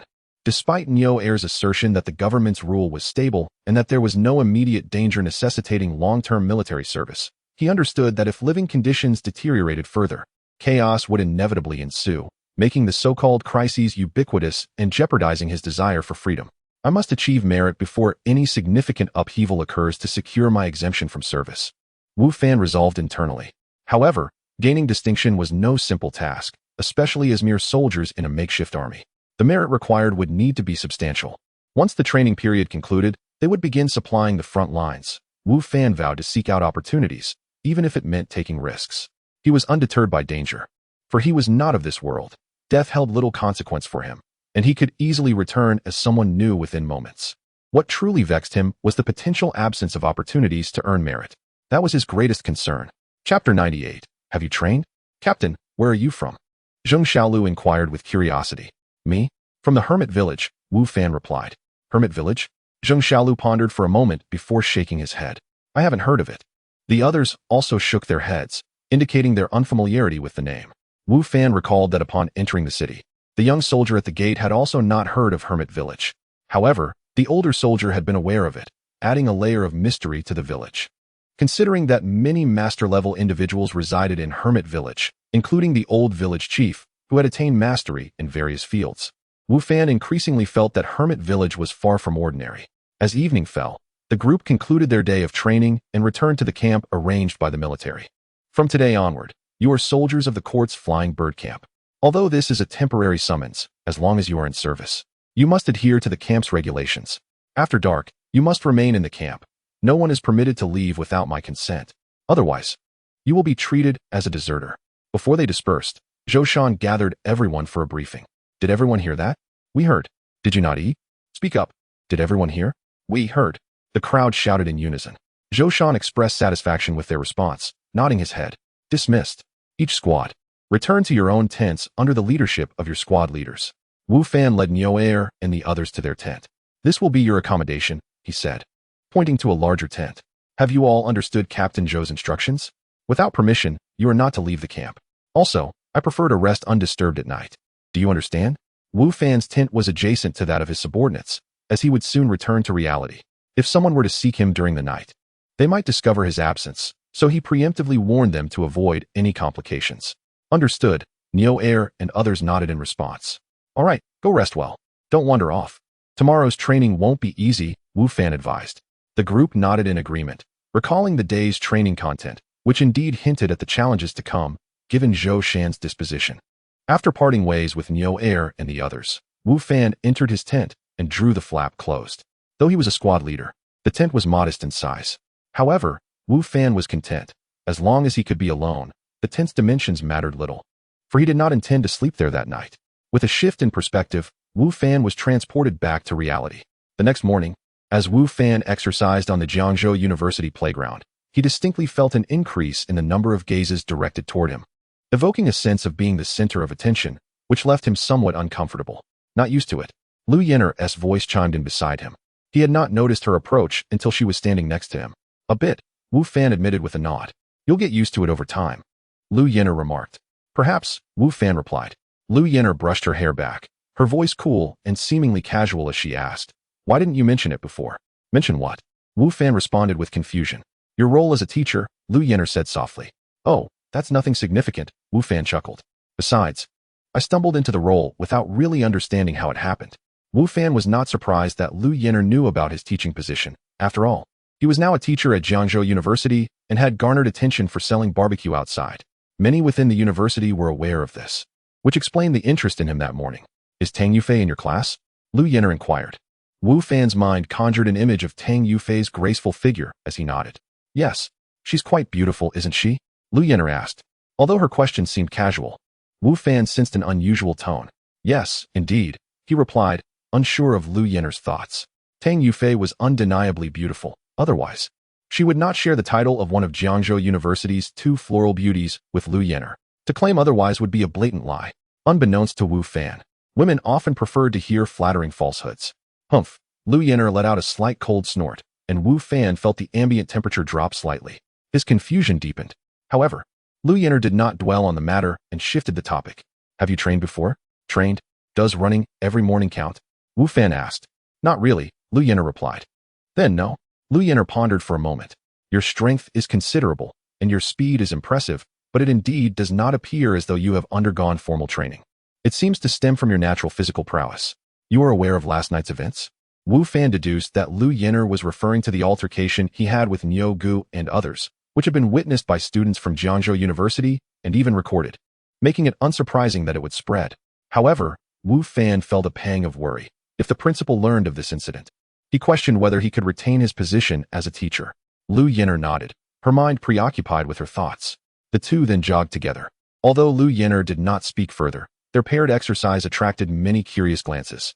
Lu Yenner was already well known at Jiangzhou University, and with Wu Fan gradually rising to prominence following the previous day's events, their appearance as a couple jogging together was bound to draw attention. After their morning exercise concluded, Wu Fan departed from Jiangzhou University. During times without classes, he typically avoided lingering on campus, especially now, as he felt the weight of scrutiny from onlookers. He wished to temporarily vanish from their gaze to alleviate the pressure and allow them to forget about him for a while. Unbeknownst to Wu Fan, shortly after his departure from Jiangzhou University, Li Bing arrived at the school, but instead of heading to the office, he went directly to the principal's office. Chapter 99. How could this happen? When Li Bing entered the principal's office, he discovered another individual present, Vice Principal Yu Linshan. Although Jiangzhou University boasted several vice principals, the most powerful among them was indeed Yu Linshan. The principal often occupied himself with meetings elsewhere, leaving the management of school affairs largely in Yu's capable hands. Li teacher, is there something you wish to discuss? The principal inquired, as did Yu Linshan, both eyes fixed upon Li Bing. They were both aware of Li Bing's background. However, unlike others such as Li Tian and Wang Fu, who regarded him with reverence, these two officials were less intimidated due to their own respectable standings and official positions. Li Bing was cognizant of this dynamic. Thus he refrained from being overly audacious in their presence. Principal, I have a matter to bring to your attention. He stepped forward, producing his mobile phone. Last night, on the street in front of our university, a grievous incident occurred. About 10 individuals engaged in a public brawl, and shockingly, one of them was a teacher from our institution. As a faculty member of Jiangzhou University, I was utterly astonished and incensed upon learning this news. This teacher's public altercation has cast a detrimental shadow upon our school's reputation. I implore the administration to address this situation seriously and eliminate the bad apples from our teaching staff to uphold our institution's honor. This video was recorded by students who were present at the scene last night. The individual in the white shirt is our newly hired teacher, Wu Fan. During my interactions with him, I have discerned some troubling behavior and character flaws. I cannot fathom how someone like him could be admitted into our ranks. Was there perhaps some undue influence involved? Li Bing declared, his face a mask of righteous indignation. The two principals watched the video, Yu Linshan commenting casually, "The bad apple you refer to is one I personally recruited. Are you insinuating that I am abusing my authority?" Li Bing, who had been feigning outrage, was momentarily taken aback, then stammered, "No, that is not my intention." He had not anticipated that Wu Fan was directly appointed by Yu Linshan. He had assumed it was a mid-level administrator who had leveraged connections to bring Wu on board. However, Li Bing was well aware of the extent of Yu Linshan's influence at Jiangzhou University, far surpassing that of the mid-level administration or even other vice principals. "The implications of your statement are inconsequential." Yu Linshan maintained his expression. "Based on my understanding of Teacher Wu, I cannot concur with your assessment. He is an exemplary educator, possessing remarkable teaching abilities and adored by his students. On the school's internal network, his students have lavished him with praise. Furthermore, I was already aware of last night's incident. Teacher Wu was entirely blameless in this matter. On the contrary, he deserves commendation. Numerous students from our institution were present, and Teacher Wu's actions demonstrated his refusal to bow to societal evils, proving that righteousness prevails over wickedness. He provided an invaluable lesson to the students present, serving as a commendable role model. Such teachers and such conduct should be exalted and emulated. I approached the principal this morning to advocate for a formal commendation for Teacher Wu, promoting him as a paragon for students to emulate." Li Bing was momentarily dumbfounded. He had come intending to lodge a complaint, only to find himself confronted with a perspective entirely contrary to his own. Wu Fan would not only avoid expulsion, but would instead be celebrated? How could this be? This was not the outcome he had anticipated. Li Bing struggled to comprehend the situation and turned to the principal, seeking his stance. Surely the principal would not share the same perspective as Yu Linshan. "Li teacher, prior to your arrival, Vice Principal Yu had indeed informed me of last night's events," the principal replied, adjusting his glasses with a measured demeanor. "I have also concurred with Vice Principal Yu's recommendation to publicize and commend Teacher Wu's actions, urging students to learn from him." How could this happen? Li Bing felt a wave of despair wash over him. This was not the resolution he sought. "Li teacher, your arrival is fortuitous. Please convey our decision to Teacher Wu, assuring him that the school understands and supports him. We hope he continues to strive and remain true to his principles," Yu Linshan instructed. Li Bing was immediately struck by a sense of revulsion. He was being asked to convey the school's commendation and encouragement to Wu Fan. Had they lost their minds? Was this not a personal affront to him? While he had initially intended to contact Wu Fan upon leaving the office, it was under the assumption that the principal would heed his grievances and decide to dismiss Wu. Now, the circumstances were starkly different. He could not fathom reaching out to Wu Fan under these new conditions. Such an act would be more distasteful than swallowing a fly. "Is there a problem, Li teacher?" the principal inquired, observing Li Bing's demeanor. "This should not be an overly burdensome task, should it?" "And no, it's not difficult." Li Bing forced a grimace that resembled a cry more than a smile. Suddenly, as if a thought struck him, he exclaimed, "But Teacher Wu is frequently absent, often neglecting his duties. Such a lack of discipline is unbecoming of an educator. I believe it would be unwise to bestow any commendation upon him." Li Bing had harbored reservations regarding Wu Fan's frequent absences. He himself would never dare to be so negligent. Thus, he seized this opportunity to denounce Wu Fan. Surely, once the administration was made aware of this situation, they would retract the commendation. With unwavering certainty, Li Bing proclaimed, "I am in agreement with this matter." Yu Linshan interjected once more, "I have already reported this to the principal." The principal nodded in acknowledgement, much to Li Bing's utter dismay. How could this be? Li Bing's mind screamed in turmoil. Chapter 100. Reprimand. Li Bing vacantly exited the principal's office and returned to his own office. "Young Master Li, you're back. How did it go? Is the principal going to expel that Wu Fan?" With Wu Fan being such a disruptive presence, his expulsion would surely restore clarity to our office. "All of this is thanks to you, young Master Li. Indeed, you have eliminated a significant threat to the school. Recognition and praise for your efforts should be forthcoming. The prospect of Wu Fan's expulsion is indeed a cause for celebration. Shall we go out tonight to commemorate this occasion? A celebration is warranted." The Kailman is quite splendid. Ever since I dined there last, I have been yearning for another visit. Upon his return, Li Tian and Wang Fu immediately surrounded Li Bing. They were aware of Wu Fan's visit to the principal, and they believed that, with Li Bing's report, Wu Fan's position as a teacher was undoubtedly compromised. Li Bing had always looked down on Wu Fan, and the possibility of his removal delighted Li Bing immensely. Thus, upon his arrival, Li Tian and Wang Fu congratulated him and even considered celebrating together. These two had been longing for another visit to Kailman, eager to flaunt their experience on social media. They thought it prudent to bring this up while Li Bing was in high spirits, believing he would be amenable to the suggestion. Get lost. Do you have any money? All you ever think about is eating and drinking. Do you really believe that a place like Kailman is suitable for people like you? Hurry up and leave. Li Bing, already in a foul mood, was further provoked by their words. Did they not notice the discontent etched on his face? If Wu Fan had indeed been removed, perhaps he could entertain the idea of treating them to a meal, but the current situation was far from that. Not only had he failed to remove Wu Fan, but he was also now expected to contact him to relay the school's sentiments. This left Li Tian feeling quite frustrated, and with two ready-made outlets for his anger. He wasted no time in expressing it. Initially buoyant, Li Tian and Wang Fu were taken aback by Li Bing's reprimand. What was the meaning of this? Young Master Li seemed displeased despite the removal of Wu Fan. Was there some unforeseen complication? At that moment, they began to realize that Li Bing's demeanor was indeed off-kilter. Although being scolded was humiliating, they dared not display anger. It was unwise to provoke Li Bing further. Sun Yu, observing the scene, felt a sense of relief. He had contemplated joining in the conversation, but, having a favorable impression of Wu Fan, felt uneasy about celebrating his departure. His decision not to intervene proved to be sagacious. Li Tian and Wang Fu, somewhat despondently, turned to leave, hesitant to inquire further about the situation. Come back. Li Bing's voice rang out, prompting them to halt and face him. You are to call Wu Fan and inform him that the school acknowledges his actions and that he should not harbor any psychological burdens. The school will also publicly commend his conduct to all students, Li Bing stated, his expression exceedingly grim. Clearly, he wished to delegate this unpleasant task to someone else. Yet publicly announcing it left him feeling quite unsettled. Both Li Tian and Wang Fu were taken aback, their faces a mask of astonishment. What was going on? Wasn't the school supposed to expel Wu Fan? Why was it now seemingly endorsing his actions? What's with the stunned expressions? Are you deaf? Hurry up, Li Bing urged. Oh, we will go immediately, they replied hastily. At that moment, they grasped why Li Bing's mood was so foul. Wu Fan was not only spared expulsion, but was also to be praised by the school. Considering Li Bing's attitude towards Wu Fan, such a reaction was entirely understandable. However, both were puzzled as to why, despite the existence of the fight video and Li Bing's embellishments, the school chose not to expel Wu Fan, but rather to commend him. Meanwhile, Sun Yu was equally perplexed, yet he felt somewhat comforted that Wu Fan had not been expelled.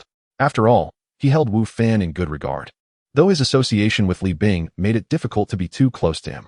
After some back and forth, it was decided that Wang Fu would be the one to make the call. Shortly after they finished, Geng Yufei entered the office. Upon entering, Geng Yufei was struck by the unusual silence in the office, which felt almost excessively quiet. Why were Li Tian and Wang Fu, usually so eager to perform, suddenly subdued? Though uncertain about the cause, she found the tranquility quite pleasant. At least she was spared the incessant buzzing of two proverbial flies, granting her a moment of peace. On the other side, Wu Fan received the call with equal bewilderment. He had not anticipated Wang Fu would reach out to him, nor did he expect the school to have such a favorable stance. Initially, Wu Fan believed that, despite the circumstances surrounding the public altercation, his actions would warrant reprimand, warning, or even expulsion, especially with numerous students present at the scene. Yet, none of that transpired. Instead of expulsion, the school intended to commend him and hold him up as a model for others, a notion that far exceeded his expectations. The leadership of Jiangzhou University proved to be extraordinary and far from conventional. After much contemplation, Wu Fan could only attribute this turn of events to the wisdom of the school administration. Though he remained uncertain about the underlying reasons, he recognized it as a fortunate development, prompting him not to dwell on it further. After leaving the school, Wu Fan did not return home, but instead searched online for an archery club and promptly took a taxi there. In the realm of gaming, Wu Fan had transformed into a soldier. Though his role was temporary and primarily logistical, there remained the potential for danger and even combat. To enhance his chances of survival and to earn accolades, Wu Fan felt compelled to prepare himself thoroughly. Chapter 101. The Archery Club. Archery, a venerable weapon of antiquity. held a distinguished position among ancient armaments. It offered the advantage of ranged attacks, thereby mitigating personal peril while delivering substantial lethality and destructive power. In military hierarchies, archers frequently occupied pivotal roles, and every skilled marksman was treasured as a valuable asset by commanders. However, the path to becoming a master archer is fraught with challenges.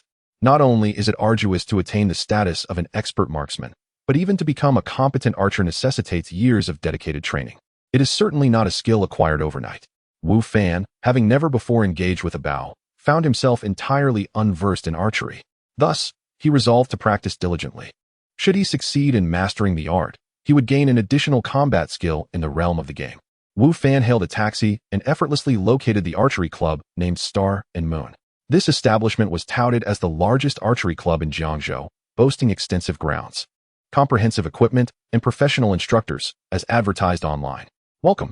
Are you here to try your hand at archery?" Upon entering, a charming hostess approached him with a smile. "Quite professional," Wu Fan remarked, nodding in response. "What are your fees?" 200 yuan for 1 hour, the hostess replied. "We also offer membership cards, with options for monthly or annual subscriptions. If you are genuinely interested in archery, I would recommend obtaining a card, as it proves to be more economical." Indeed, it seemed that recommendations for membership were ubiquitous. "That price seems a bit steep," Wu Fan commented. 200 yuan for just 1 hour. If I were to play for several hours a day, that would amount to quite a sum. It appears archery is not a pastime for the average person. "Sir, our environment is exceptional. We have a wide variety of bows and arrows, numerous ranges, and professional instructors on hand to guide you. Thus, this pricing is quite reasonable," the hostess explained. "I'll start with a few hours of practice," Wu Fan decided. "Very well, follow me," the hostess replied cheerfully. Under her guidance, Wu Fan entered the club's interior, where another staff member assisted him in selecting a bow and arrows. Upon learning that Wu Fan was a novice, they elaborated on the distinct features of various bows to assist in his selection. "I'll choose this one," Wu Fan declared after surveying the array of bows, ultimately opting for a simple, traditional bow. "Are you certain about selecting this horn bow?" the staff member inquired, evidently surprised by Wu Fan's choice. "This bow requires considerable strength and presents a fair level of difficulty. Most patrons here typically opt for recurve or compound bows. Would you like to reconsider?" "No need for reconsideration. This is the one," Wu Fan asserted.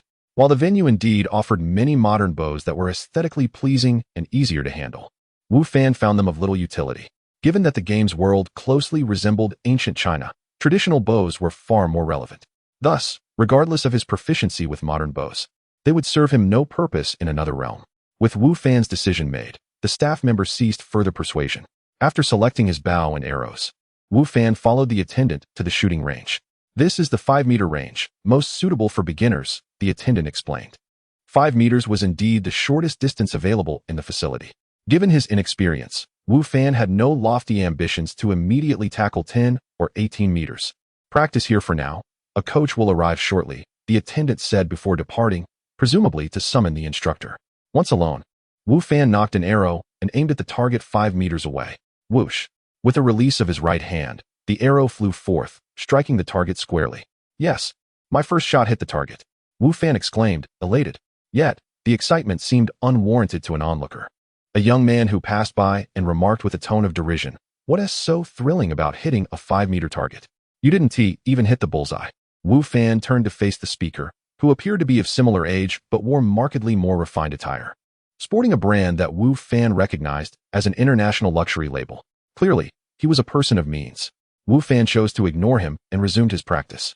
However, the young man persisted, clearly emboldened. "Indeed, a novice. Even the stance for drawing the bow is so amateurish. No wonder you're limited to a 5-meter target," he taunted. "Has no one told you that you speak far too much?" Wu Fan retorted. "How I choose to practice is my own affair, and I do not require your unsolicited advice. You think I want to watch such kindergarten-level archery?" The young man scoffed, smirking as he walked away, though his mutterings lingered. "This club has one flaw. It allows anyone to participate. Such novices are a disgrace to the fine equipment."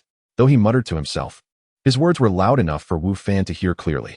Wu Fan felt an urge to challenge him, yet he recognized his current status as merely a novice. Judging by the young man's demeanor, he would undoubtedly be more skilled, and a direct confrontation might only lead to humiliation for Wu Fan. "Practice, just practice," Wu Fan resolved, turning back to his archery. While he consistently hit the target, his mood remained unsettled until the coach finally arrived, prompting a shift in his mindset. "Coach, I wish to practice at the 10-meter target," Wu Fan stated. His request was not spurred by the earlier taunts, but stemmed from his realization that 5 meters felt excessively close. As a novice, he had achieved a high accuracy rate, but in the arena of battle, possessing only 5-meter proficiency was insufficient. 10 meters? The coach inquired. "You must be a beginner. That distance might prove challenging. You may miss often, which could diminish your experience." The coach did not harbor disdain for Wu Fan. Rather, he believed that a novice attempting 10 meters would find little enjoyment, as frequent misses could indeed dampen one's spirits. "If I miss, I'll simply practice more," Wu Fan replied confidently. His visit to the club was not merely for amusement. For someone of modest means, spending 200 yuan for an hour was a significant expenditure. Were it not for a recent upturn in his barbecue business, he likely would have refrained from indulging in such an activity. Nevertheless, even in attending, he sought to enhance his abilities rather than merely seek enjoyment, dismissing the notion of experiential satisfaction as irrelevant. Chapter 102. The terrifying learning ability. Since Wu Fan was resolute, the coach naturally refrained from further objections, and he himself felt that teaching archery at a distance of 5 meters was rather uninteresting. The two proceeded to the 10-meter range, which was more spacious and boasted over 10 lanes. However, aside from Wu Fan, the area appeared quite desolate. Approaching one of the lanes, Wu Fan once again drew his bow and prepared to take his first shot to test his aim. Yet, before he could release the arrow, the coach interjected. "Wait." Wu Fan turned to face him. The coach stepped beside Wu Fan, slightly lifting his right arm, adjusting his body position, and even correcting Wu Fan's stance. "Your posture was incorrect earlier. Although you could shoot like that, improper form would result in shoulder pain after several shots. The correct technique relies on the muscles in your back. Allow me to demonstrate." As the coach spoke, he illustrated the proper movements for Wu Fan. Wu Fan felt somewhat embarrassed, recalling the words of a young man he had passed earlier. Though the remarks were unflattering, they contained a grain of truth. His stance indeed resembled that of an amateur. If he were merely engaging in a casual pastime, he might not have paid much heed to these details. However, he was here to earnestly learn, to acquire skills for self-preservation on the battlefield, and thus, he was determined to strive for excellence. Any minor error could potentially cost him his life in combat. Consequently, Wu Fan absorbed the coach's teachings with utmost seriousness, meticulously observing and internalizing every movement and detail, aiming to refine his technique. "Excellent, just like that. Now, hold your breath, focus intently on the target, and let nothing else occupy your mind," the coach remarked, pleased with Wu Fan's diligence. Many who came to practice here harbored a casual attitude, but only a few, like Wu Fan, demonstrated a genuine willingness to learn. The coach appreciated Wu Fan's earnestness and invested his efforts into teaching him. Whoosh! After aligning his aim, Wu Fan released the arrow, which sped forth rapidly. Although his posture had been corrected and his aim seemed precise, the arrow did not strike the target as anticipated. Indeed, it missed entirely, failing to even graze the edge of the target. Wu Fan's face flushed with embarrassment. He had felt confident just moments before, yet here he was with a miss. "Do not be disheartened. It is entirely normal for novices to experience this," the coach reassured him, unfazed by the outcome. Many beginners often found themselves disinterested in the 10-meter range due to frequent misses, opting instead for the more forgiving 5-meter distance, which provided a greater sense of accomplishment. "Understood," Wu Fan replied, feeling slightly sheepish but far from discouraged. He recognized his own limitations as a novice in archery. It was only natural to miss the target at the beginning of his practice. Without taking a break, Wu Fan once again strung his bow and aimed at the target. Continuing his practice, he executed 10 consecutive sets, maintaining composure without breaking a sweat or trembling, and remarkably, his accuracy steadily improved.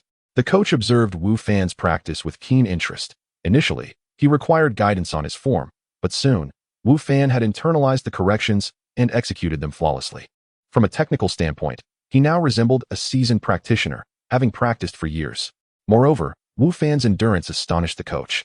Each set consisted of 12 arrows, and Wu Fan practiced 10 sets without any sign of fatigue, his face unwavering, his grip steady, and his breathing even.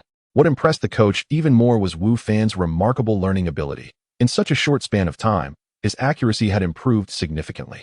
The coach had witnessed Wu Fan's initial struggles firsthand, and now, after just 10 sets, his accuracy rivaled that of someone who had practiced for a week. What an astonishing capacity for learning. However, Wu Fan seemed dissatisfied with his progress. Unaware of how quickly others advanced, he only knew that while his accuracy had improved substantially, it still fell short of perfection, leaving him yearning to practice further. As he prepared to shoot again, The coach finally could not contain himself. Do you not need a break? Aren't you tired? I'm not tired, Wu Fan replied casually while arranging his arrows.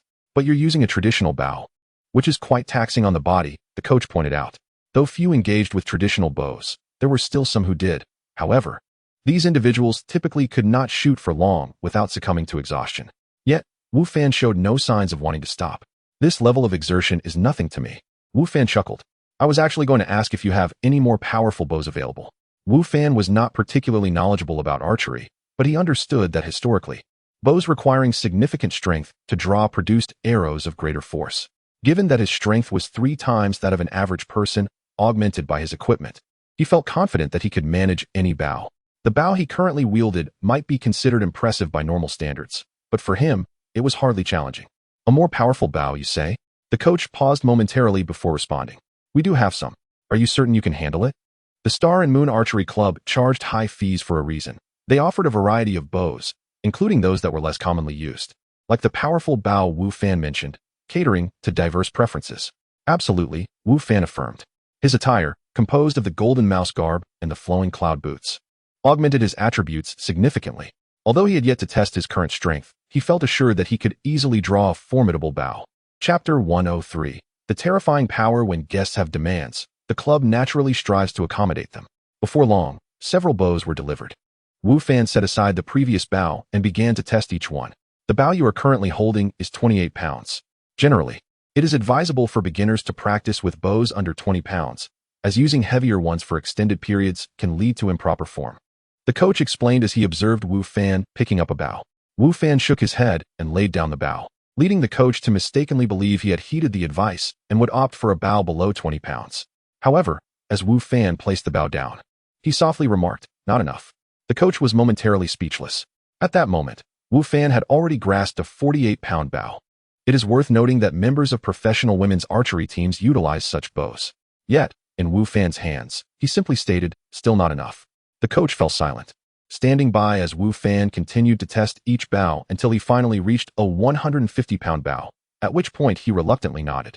By then, the coach was at a loss for words. A bow of 150 pounds is challenging for most to draw, let alone shoot arrows with any degree of accuracy. Yet, the coach observed Wu Fan effortlessly pulling the bowstring, as if it were no different from the lighter bows he had previously tested. It was truly astonishing. How immense is Wu Fan's strength? The coach found it beyond his imagination, having never encountered someone with such power before. "I'll take this one," Wu Fan stated casually after a few tentative pulls. His limit was not reached. Rather, this was the most formidable bow available at the club. Beyond this, there were none to be found, and thus, he had no choice but to use it. Unbeknownst to Wu Fan, his words, expressions, and nonchalant demeanor had a profound impact on the coach's psyche. As training continued, the coach noticed that Wu Fan's handling of the bow remained unaffected. His arms showed no signs of trembling, and his expression was serene, as if he were wielding a bow of less than 20 pounds. Furthermore, not only did Wu Fan draw the bow with ease, but his accuracy also remained unscathed. In fact, after a period of practice, his accuracy improved yet again. This experience reshaped the coach's understanding of archery. "If I hadn't witnessed your initial attempts with my own eyes, I would never have believed you were a novice on your first day of archery," the coach remarked, filled with admiration. Wu Fan smiled, satisfied with his progress. He was aware that his rapid advancement surpassed that of others by several, if not dozens, of times. A feat attributed to his extraordinary intellect and the presence of the white crane jade pendant. The pendant boasted an attribute: skill proficiency increased speed 20. Wu Fan was not merely an individual. He was also a player. Many aspects of his abilities could be quantified through data. Thus, practicing archery was akin to honing a skill, and the pendant's attribute played a significant role. Coupled with his superior intellect, Wu Fan's proficiency in archery naturally escalated at a faster pace than that of his peers. Wu Fan practiced at the club until the afternoon before leaving. The cost of 200 yuan per hour was not insignificant for him at this time. Otherwise, he would have preferred to practice for a longer duration. After departing from the archery club, Wu Fan naturally proceeded to the market to purchase ingredients. Recently, his barbecue business had been flourishing, necessitating an increasing amount of supplies. Without Louis Dao's assistance, he would indeed find it challenging to manage alone. "Master, you don't intend to sell barbecue forever, do you?" Louis Dao inquired while skewering the food. "With your culinary skills, it would be a tremendous waste to limit yourself to barbecue. If you are in need of funds, I can lend you some, and consider it my investment." While the barbecue business could be lucrative, it paled in comparison to mid-range and upscale restaurants. Moreover, it did not allow for the full expression of culinary skills, which Lu Yidao deemed a significant waste, believing Wu Fan's exceptional talents should not be squandered. Of course not. Wu Fan replied. In due course, I will open a restaurant. As for the financial aspect, I will manage it. Wu Fan trusted that his apprentice was not lacking in funds. As the head chef at Ailment, his salary would be substantial, and it was reasonable for him to have some savings. However, Wu Fan had no intention of using his apprentice's money. Instead, he planned to wait for a considerable sum from Zhao Yanan, and he had yet to find a suitable location for the restaurant. Even if he had the funds, they would be of little use without a venue. Regarding the matter of the restaurant, Wu Fan said to Lu Yidao, I have not yet found a suitable location. Could you keep an ear out for any information regarding this? Compared to Wu Fan, Lu Yidao had a broader network in the culinary industry and knew more people. Enlisting his help in the search for a venue might yield unexpected assistance. Sure, I will keep an eye out for this, Lu Yidao responded enthusiastically. Knowing Wu Fan's intentions to open a restaurant invigorated him. Although he could learn a great deal from working alongside Wu Fan in the barbecue business, he yearned for the more extensive knowledge that could be gained in a kitchen. If Wu Fan were to open a restaurant, he would have the opportunity to learn directly from him. Through their interactions over the past few days and Wu Fan's deliberate guidance, Lu Yidao discovered that Wu Fan not only surpassed him in culinary skills, but also in theoretical knowledge of gastronomy. Wu Fan's understanding of culinary arts and ingredients was beyond Lu Yidao's comprehension. Thus, Lu Yidao was eager to learn comprehensively from Wu Fan, and having a restaurant would undoubtedly facilitate his education. Consequently, he was quite invested in assisting Wu Fan in finding a restaurant space.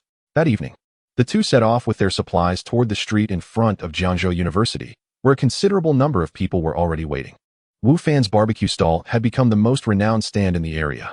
The combination of a university professor and the head chef of Ailment was undeniably captivating. And coupled with Wu Fan's exceptional barbecue skills, many visitors to the street, regardless of their intent to eat barbecue, found themselves drawn to the stall.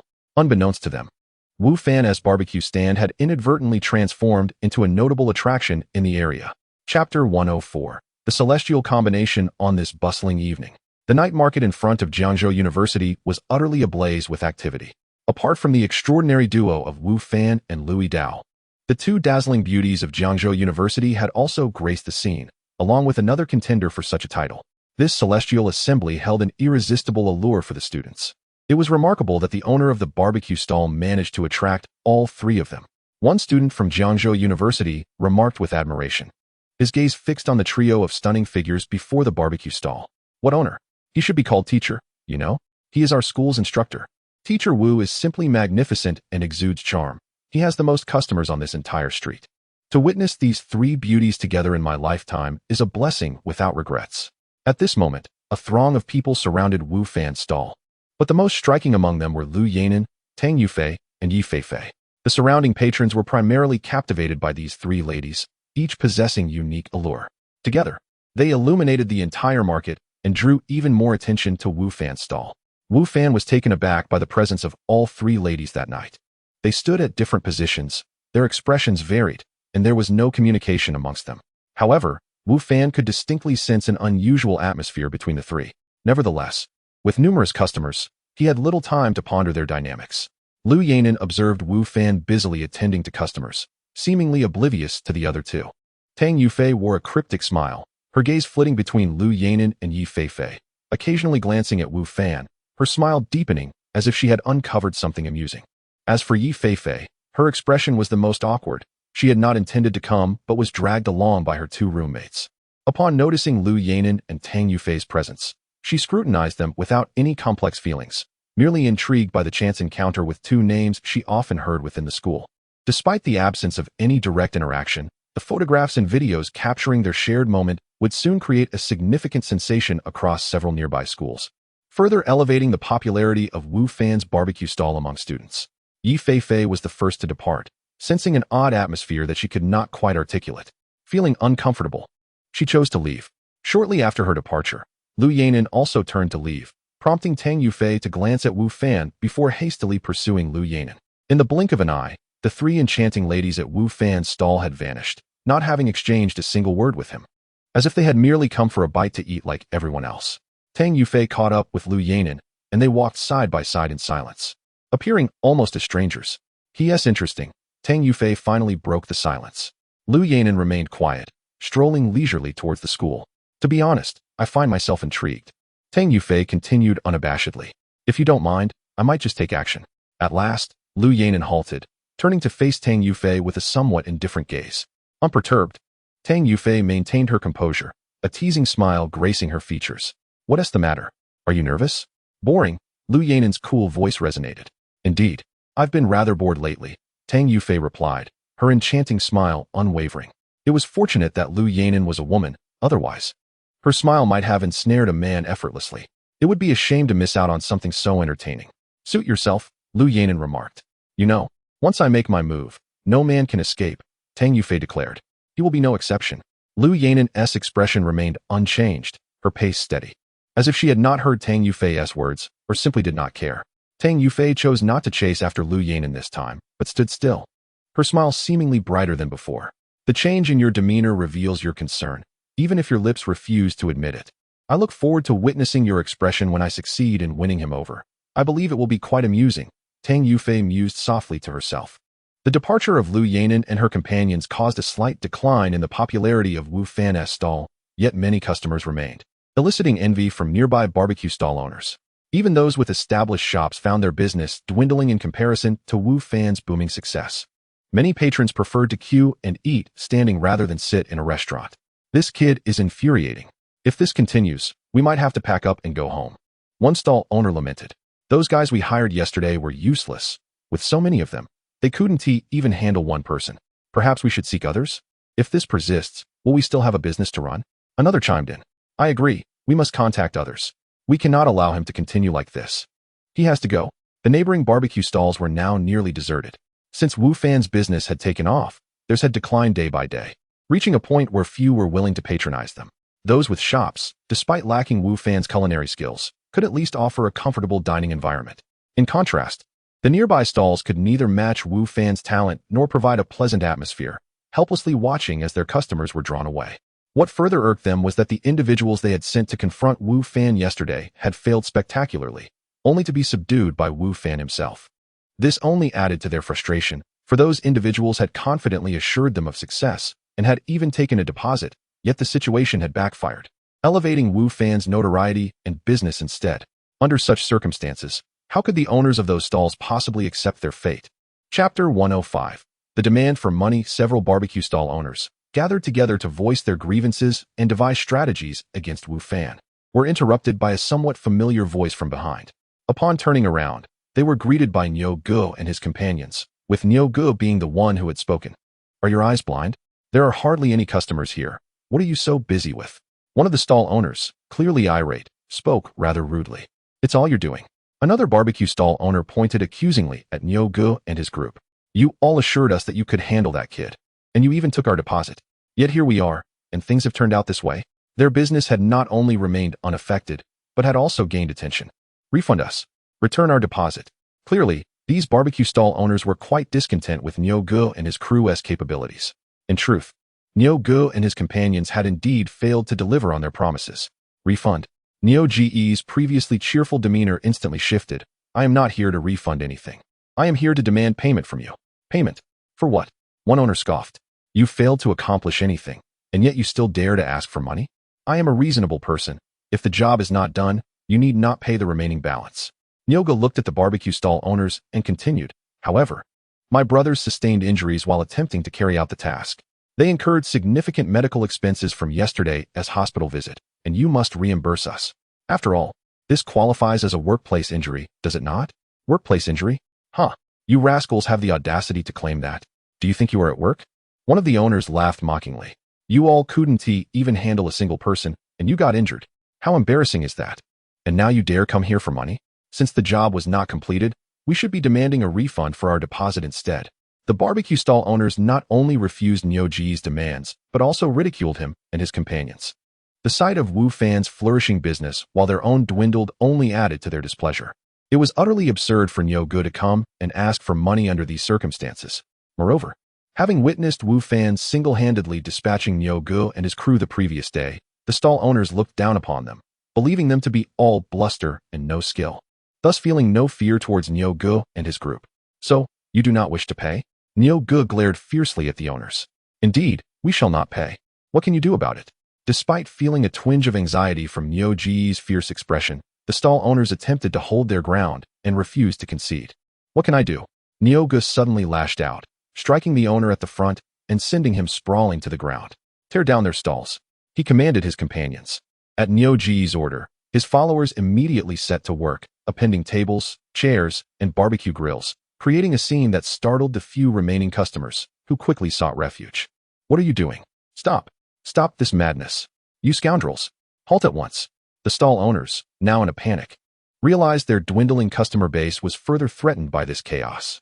If word of this incident spread, who would dare dine at their stalls in the future?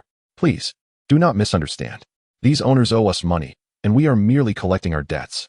There is no ill intent here, Niu Ge called out loudly to the onlookers, desperately attempting to project a friendly demeanor, though his efforts did little to quell the fear he instilled in the crowd.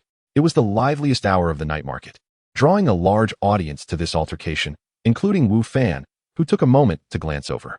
Noticing Wu Fan's gaze, Niu Ge smiled broadly, attempting to ingratiate himself, a stark contrast to his demeanor with the other stall owners. Wu Fan, however, offered no response, returning to his barbecue preparations. Niu Ge, feeling slighted by the lack of acknowledgement, turned back to the other stall owners, his expression once again thunderous. Smash everything. Destroy it all. Niu Ge commanded his subordinates. His motivations for this confrontation were twofold: to claim compensation for his injured men and to curry favor with Wu Fan. Niu Ge had been thoroughly humbled by Wu Fan the previous day, and the words exchanged at their parting were etched in his mind, perceived as a task entrusted to him by Wu Fan. If he failed to execute it satisfactorily, inciting Wu Fan's ire could spell disaster for them all. Thus, it was imperative that he executed this task flawlessly, ensuring Wu Fan's satisfaction. The stall owners, now utterly despondent, found themselves powerless against Niu Ge and his crew. Regardless of their shouts, they could not halt the onslaught. The individuals who had appeared so feeble before Wu Fan now seemed like divine beings, and the stall owners quickly recognized their own inadequacy in the face of Niu Ge's crew. Once all their belongings lay in shambles, Niu Ge addressed the owners once more. Will you compensate us? If not, we'll return every night to wreak havoc on your stalls. How much? The previously defiant owners found themselves yielding, simply wishing for Niu Ge and his crew to vanish from their lives. Let me think. Niu Ge stroked his chin, feigning contemplation. How about you each pay 20,000, and we'll consider the matter settled? 20,000. The owners gasped in shock, unable to fathom such a hefty sum. Is this extortion? What? Too much? Niu Ge's expression hardened. Refuse, and we shall patronize your stalls every day. Faced with Niu Ge's threats, the owners, with faces ashen, reluctantly agreed. There was no alternative. They had instigated Niu Ge to act, and if they reported this incident to the authorities, it would spell trouble for Niu Ge and his crew, and they too would not escape unscathed. Therefore, they had no choice but to acquiesce. However, they claimed to lack sufficient cash at hand, requesting that Niu Ge return the following day to collect. Niu Ge, trusting their word, consented, pleased with the prospect of a substantial influx of funds. A delay of a day mattered little to him. Chapter 106. Following the captain, no doubt a farce unfolded swiftly, arriving just as quickly as it departed. Aside from a few bosses who wore grim expressions while tidying up, the others seemed unconcerned, including Wu Fan. Wu Fan naturally recognized Brother Niu and the others. In fact, he had been contemplating this matter. If Brother Niu and his companions had not come today to confront the bosses, Wu Fan would have sought an opportunity for revenge. Those individuals were clearly banded together, brazenly bullying him. If he did not retaliate, they would only perceive him as an easy target and would undoubtedly return to create further trouble, possibly escalating their tactics. However, the arrival of Brother Niu and his companions today served as a lesson for them. Wu Fan hoped they would remember it, allowing everyone to conduct their respective businesses without interference. Wu Fan and Louis Dao were busy until around midnight before they finally packed up their stall. At that hour, the market was still bustling. Had Wu Fan chosen to remain, he could have continued to make sales. Yet, he was preoccupied with matters in the game world and could not afford to stay out too late. In the game, he was in a military camp, and should anyone discover his absence after dawn, he could find himself in trouble. Thus, Wu Fan preferred to forego some business rather than delay events in the game. Upon returning to his residence, Wu Fan quickly freshened up before entering the game world. As he re-entered that realm, the dawn had just broken. Everyone, rise and assemble, came the booming voice of Zhou Shan from outside the tent. His timing was impeccable, Wu Fan thought to himself as he adjusted his attire. Being the first to reach the assembly point, Wu Fan noticed that the others were still dawdling in their dressing. Having not slept a wink the previous night, he had not bothered to change, which enabled him to arrive swiftly. "Captain, you're so fast," Zheng Xiaolu remarked softly as he took his position behind Wu Fan. Despite his own speed, Wu Fan had still arrived earlier. "As the captain, one must lead by example," Wu Fan replied quietly. "Indeed, we all must learn from the captain," Niuer added as he hurried over. The team members nodded in agreement. "Stand in formation and refrain from speaking," Wu Fan reminded them. The number of people at the assembly point grew, and so did the cacophony. Most of these individuals had been ordinary farmers just yesterday. It was unrealistic for them to suddenly adopt discipline. They stood awkwardly, some engaged in chatter, while others groggily complained. In stark contrast, Wu Fan's team stood out remarkably, all maintaining a straight posture and uttering not a word. Drawing from his military training during university and various military-themed shows he had watched, Wu Fan understood that it was best to stand quietly and avoid raucousness during assembly. Eventually, Zhou Shan's face darkened upon observing the scene. "Everyone, stand properly. No talking," he bellowed. A few squad leaders stepped forward to assist in restoring order, bringing silence to the once boisterous and lethargic group. "Except for the second squad and fourth team. Everyone will do 50 push-ups," Zhou Shan commanded once the group quieted down. "Why them? Why do they get special treatment?" came the chorus of discontent. 60 for each," Zhou Shan replied, his expression unchanging. 60? That's impossible." More voices protested, though their volume had lessened significantly. 70. Zhou Shan's voice rang out again. "The other squads aren't even awake yet. Why are we up so early? We're just logistics personnel. Must we be so serious?" The murmur of discontent continued, albeit quieter, as if the speakers lacked confidence. 80. Zhou Shan's voice boomed. At this point, the group fell silent, realizing that any further protest would only lead to an increase in the number of push-ups. "Get to it. If you don't finish, it'll be 90 for each," Zhou Shan barked. "Today, if you don't complete them, no one besides the second squad and fourth team is allowed to eat." Frightened by this ultimatum, everyone promptly dropped to the ground and began their push-ups, abandoning any complaints or procrastination. Seeing them start, Zhou Shan said, "Do you understand why the second squad, fourth team is exempt?" "No," someone replied, clearly still unsatisfied and eager for an explanation. 90 for each," Zhou Shan answered coolly. "Why should we suffer for someone else's words?" Came a rebuttal. 100 for each," Zhou Shan declared, "because you are a collective. In the military, you are no longer individuals, but part of a whole. A member of the 3rd Brigade. If one errs, all must bear the consequences." This time, no one dared to speak further. They understood that speaking out would incur penalties. Once he saw that silence had fallen, Zhou Shan continued, "This morning's assembly was best executed by the second squad, fourth team. While you stood idly, gossiping, they stood still, treating this place not as a marketplace or their home. All of you should learn from them." The crowd turned to Wu Fan's team, and indeed, they saw that everyone stood tall, without a word. The dissatisfaction within them dissipated, replaced by admiration. Niuer and the other team members silently commended Wu Fan's foresight. Had he not reminded them, they too would have stood casually, engaged in idle chatter, and would now be joining the others in their push-ups rather than enjoying the ease of standing. "Any objections?" Zhou Shan inquired. This time, silence reigned. "Today, members of the second squad, fourth team, shall each receive a bowl of meat soup for breakfast," Zhou Shan announced. Instantly, the assembly point was filled with the sound of many swallowing hard. Meat soup was a privilege reserved for squad leaders, yet now, every member of the fourth team would enjoy it. The envy was palpable. Niuer and the others also swallowed hard, their eyes wide like those of cattle. The night before, Wu Fan had shared his meat soup with everyone, and they were still savoring its flavor. To think that today, each of them would have a bowl, such bliss. Indeed, following the captain was a decision well made. Chapter 107. Outstanding performance. There is no need for envy. Zhou Shan addressed the gathering. Today's training will reward the teams that perform well with meat soup, while those who lag will have to subsist on dry rations. What you eat depends entirely on your own efforts. Upon hearing this, a palpable surge of motivation coursed through the crowd. Each individual yearned to train diligently, hoping to earn themselves an extra meal. Wu Fan silently admired Zhou Shan's approach. This carrot-and-stick tactic, though seemingly simple, proved remarkably effective. It not only established his authority, but also galvanized everyone's enthusiasm for training. After all, in this era, few could indulge in meat soup on a regular basis. As the push-up session concluded, Zhou Shan dismissed the assembly, and the group proceeded to breakfast. Wu Fan and his teammates gathered, surrounded by envious glances, savoring steamed buns and sipping meat soup. Neo lifted his bowl and gulped down a third of it, his face lighting up in satisfaction as he exclaimed, "Delicious, truly delightful." The aroma of the soup, already enticing, seemed to intensify in the presence of envious onlookers, leaving him in a state of bliss. Listening to the captain's words was indeed wise, Zheng Xiaolu remarked while enjoying his soup. Absolutely, others chimed in. Come now, it's just a bowl of soup. Wu Fan chuckled. Compared to the others, his meat soup was not only richer but also contained several pieces of meat, likely a special reward from Zhou Shan. However, Wu Fan was not particularly concerned. Having recently indulged in a fair amount of barbecued food, he was not hungry at all. Captain, your family must be quite wealthy. Zheng Xiaolu inquired. Why do you say that? Wu Fan replied. Well, you didn't drink from yesterday's soup. You shared it with us, and today, you have meat in your soup. You seem unfazed.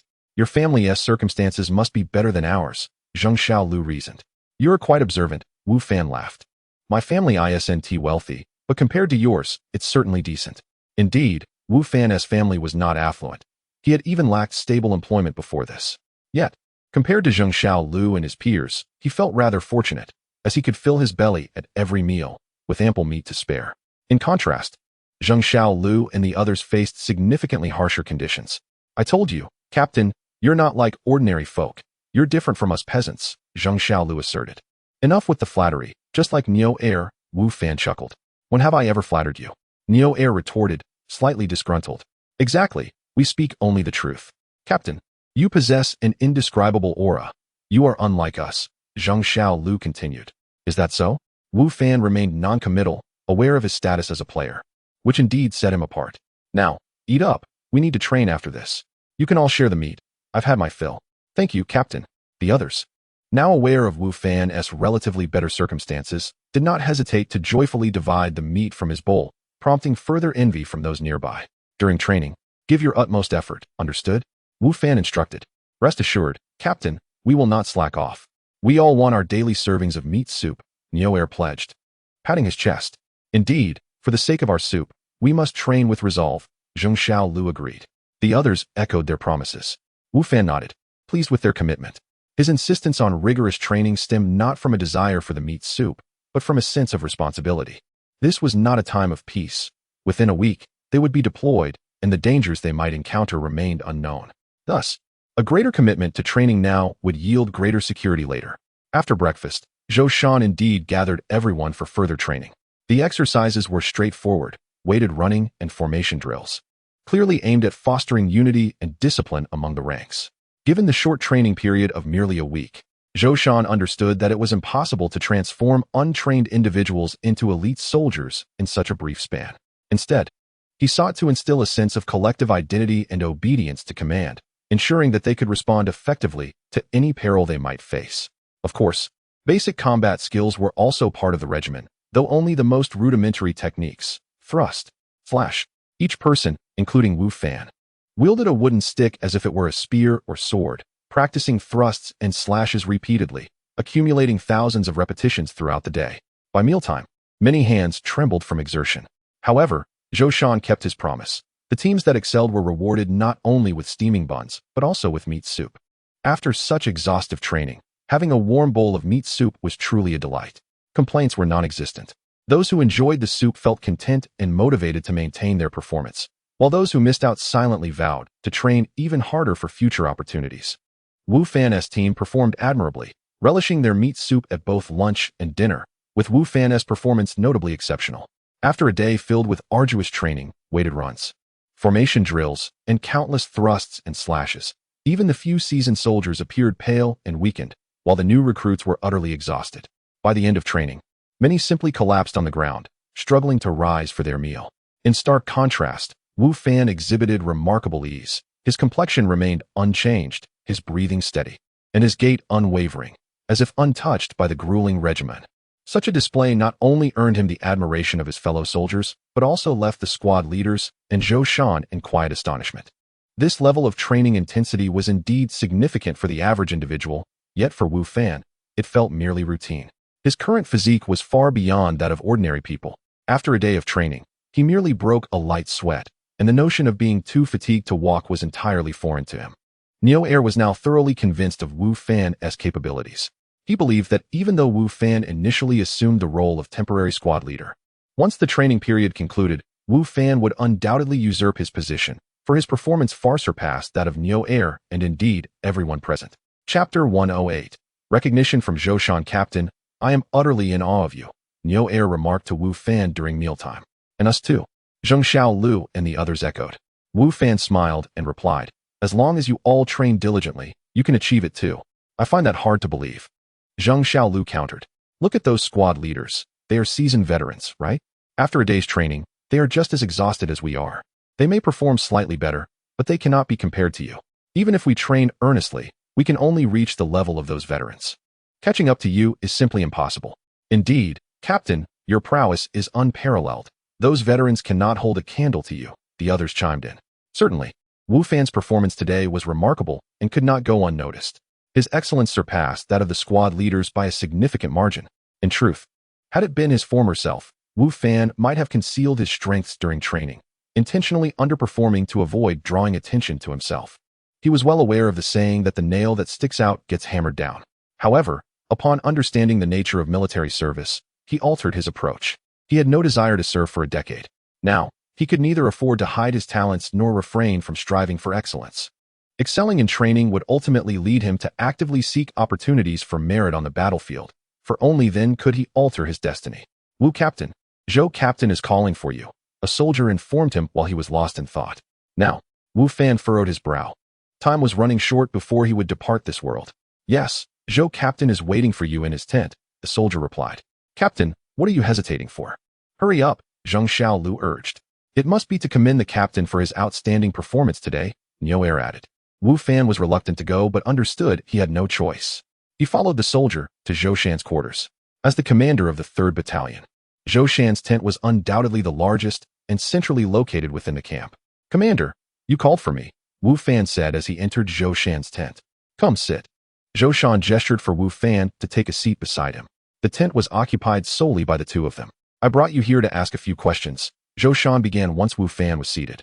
Commander, please go ahead, Wu Fan replied. What were you doing before? Do you have anyone at home? Have you undergone any training before? Zhoushan inquired. I was merely an ordinary farmer, occasionally chopping wood or working with iron. There are no other family members, and I have not received formal training, though I often hunted beasts in the forest, Wu Fan explained. In the hidden village, Wu Fan was indeed just a farmer. While he occasionally engaged in metalworking and alchemy, he had no parents in this timeline, which was not a lie. Zhoushan nodded. Your strength and endurance are indeed exceptional, far beyond that of an average person. To achieve such performance without training is impressive. However, without systematic training, your abilities are wasted, and you cannot fully unleash your potential. How about this? If you are willing, you can come to me after training each day, and I will teach you some skills. Zhoushan had developed an appreciation for talent. It was no surprise. After years of service, he had never encountered anyone with physical attributes comparable to Wu Fan's. It would be a pity to have Wu Fan serve merely as a logistics soldier. So Zhoushan intended to provide him with rigorous training and eventually integrate him into the regular army. Unaware of Zhoushan's intentions, Wu Fan was overjoyed at the prospect of being taught. It would be my honor to learn from you, Commander. I will certainly dedicate myself to your instruction. During his time in the hidden village, Wu Fan had acquired numerous life skills, but he lacked combat training. This left him with formidable strength and physique that he could not fully utilize. Now that Zhoushan was willing to teach him combat skills, Wu Fan would not refuse. Mastering these skills would not only increase his chances of achieving merit on the battlefield, but also enhance his efficiency in defeating monsters. Wu Fan had not forgotten that he was a player in this realm. Thus, leveling up was imperative. Moreover, slaying wild beasts could yield materials and equipment. However, had Wu Fan known that Zhoushan intended to transfer him to the regular army, he might not have felt as elated, as his goal was to escape the military. Excellent, Zhoushan said, clearly pleased with Wu Fan's attitude. Let us begin today. Today? Wu Fan felt a twinge of reluctance. Is something the matter? Zhoushan asked. Nothing, just a bit sudden, Wu Fan replied. Naturally, he could not reveal anything about the transfer, and finding another excuse was challenging, especially since they were confined to the camp with no means of leaving. We are about to depart, and once we set out, there will be far less time for me to teach you. Thus, I want to take advantage of these days to impart as much knowledge as possible, Zhoushan explained. Seeing Zhoushan's sense of responsibility, Wu Fan found it difficult to refuse, so he nodded while silently wishing he could return before his transfer. Very well. Today I will teach you archery, Zhou Shan announced. Archery? Wu Fan was momentarily taken aback. He had recently begun practicing archery in reality and had not anticipated starting it here as well. Wonderful. I have always aspired to become a master archer. Wu Fan exclaimed joyfully. With Zhou Shan's willingness to teach him archery, Wu Fan readily accepted. Training in both realms would undoubtedly accelerate his progress. Becoming a master archer is no easy feat, Zhou Shan chuckled. In an entire army, there are rarely more than a handful of master archers, and those few have trained for many years to reach such heights. If you wish to become a master archer, you must remain diligent in your training. Rest assured, Commander. I will practice earnestly, Wu Fan assured him. Good, Zhou Shan nodded, rising. Let us head outside. Training in archery could not be confined to the tent. The spacious camp was suitable for practice. The two made their way to the center of the camp, commencing their training under the curious and puzzled gazes of numerous new recruits. Chapter 109. Perilous, have you practiced archery before? Zhou Shan inquired, gazing at Wu Fan. After initiating the training, Zhou Shan requested Wu Fan to shoot a couple of arrows to assess his foundational skills and correct his form. To Zhou Shan's astonishment, Wu Fan's stance was remarkably professional, and his technique commendable. At a distance of over 10 meters, his first arrow struck the target.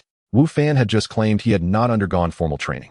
There is a skilled hunter in our village, and I often accompanied him into the forest to hunt. I secretly learned from him, Wu Fan explained, refraining from mentioning that he had acquired these skills in another world. Zhou Shan, trusting his words, nodded in approval. Your archery stance is indeed professional, and your technique is impressive. To reach this level by merely shadowing someone suggests that you may truly become a master archer. Zhou Shan felt a surge of excitement. Teaching someone intelligent is evidently more gratifying than instructing a dullard.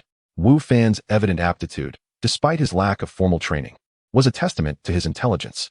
However, Zhou Shan cautioned, do not let pride overwhelm you. While your stance is commendable, it is not without its flaws. First, your arm. Rather than overly praising Wu Fan, Zhou Shan pointed out several minor issues. His critique was more meticulous than that of the coach from the Xingyue Archery Club. Crucially, Zhou Shan provided real-world examples from the battlefield, illustrating how an archer should respond to various dangers, insights that a theoretical coach, lacking battlefield experience, could not impart. Thus, when discrepancies arose between Zhou Shan's advice and that of the coach, Wu Fan chose to trust Zhou Shan, a genuine soldier with battlefield wisdom, over a coach focused on entertainment and competition. Wu Fan's practice of archery was not for leisure or competition. It was for the purpose of combat. Zhou Shan's instruction was evidently more beneficial for him. I have conveyed all I needed to say. The rest lies in diligent practice. Every master archer is forged through extensive training. Your foundation is solid, yet without earnest effort, you may only attain the status of an average archer, Zhou Shan advised. Wu Fan's potential and talent were apparent, and Zhou Shan was reluctant to see him squander his abilities. Captain, rest assured, I will practice diligently, Wu Fan assured him. Zhou Shan nodded. You may begin. I shall not call a halt, so do not cease your practice. Wu Fan felt a flicker of unease. It was not that he was unwilling to practice. Indeed, he cherished the opportunity with guidance and access to a bow. However, time was of the essence. As he was nearing his departure from this timeline, if he could not evade the gaze of others and was transported away in plain sight, he might be mistaken for a monster, making it nearly impossible to clarify the situation. But how could he concoct an excuse to leave? He glanced at Zhou Shan, who was intently focused on him, and found himself at a loss for a suitable excuse. Suddenly, a deafening clap of thunder shattered the air. The once bright sky darkened ominously, heavy clouds converging, and within mere seconds, torrential raindrops began to pelt down, obscuring visibility. Training is concluded for today. Return to the camp, Zhou Shan declared, preempting Wu Fan's response. In an era where medical care was rudimentary, illnesses such as colds could be severe. Zhou Shan, valuing talent, wished to avoid any mishaps. A brief pause in training would not be detrimental. They could continue tomorrow as long as Wu Fan remained unharmed. Once Zhou Shan had spoken, he turned and called to those lingering outside the tents. Everyone, return to the tents. No loitering outside. Had they been on a military campaign, Zhou Shan would not have dismissed his men due to rain, for necessary sentry duties remained paramount. However, as they were not in the throes of battle, it was unnecessary for the newly enlisted soldiers to be drenched, as illness could hinder training, leading to greater losses. Watching Zhou Shan retreat, Wu Fan silently sighed in relief. The rain had come at an opportune moment. Without it, he would have struggled to find an appropriate excuse to leave. Now, the previous concerns were rendered moot. Could this be a divine intervention?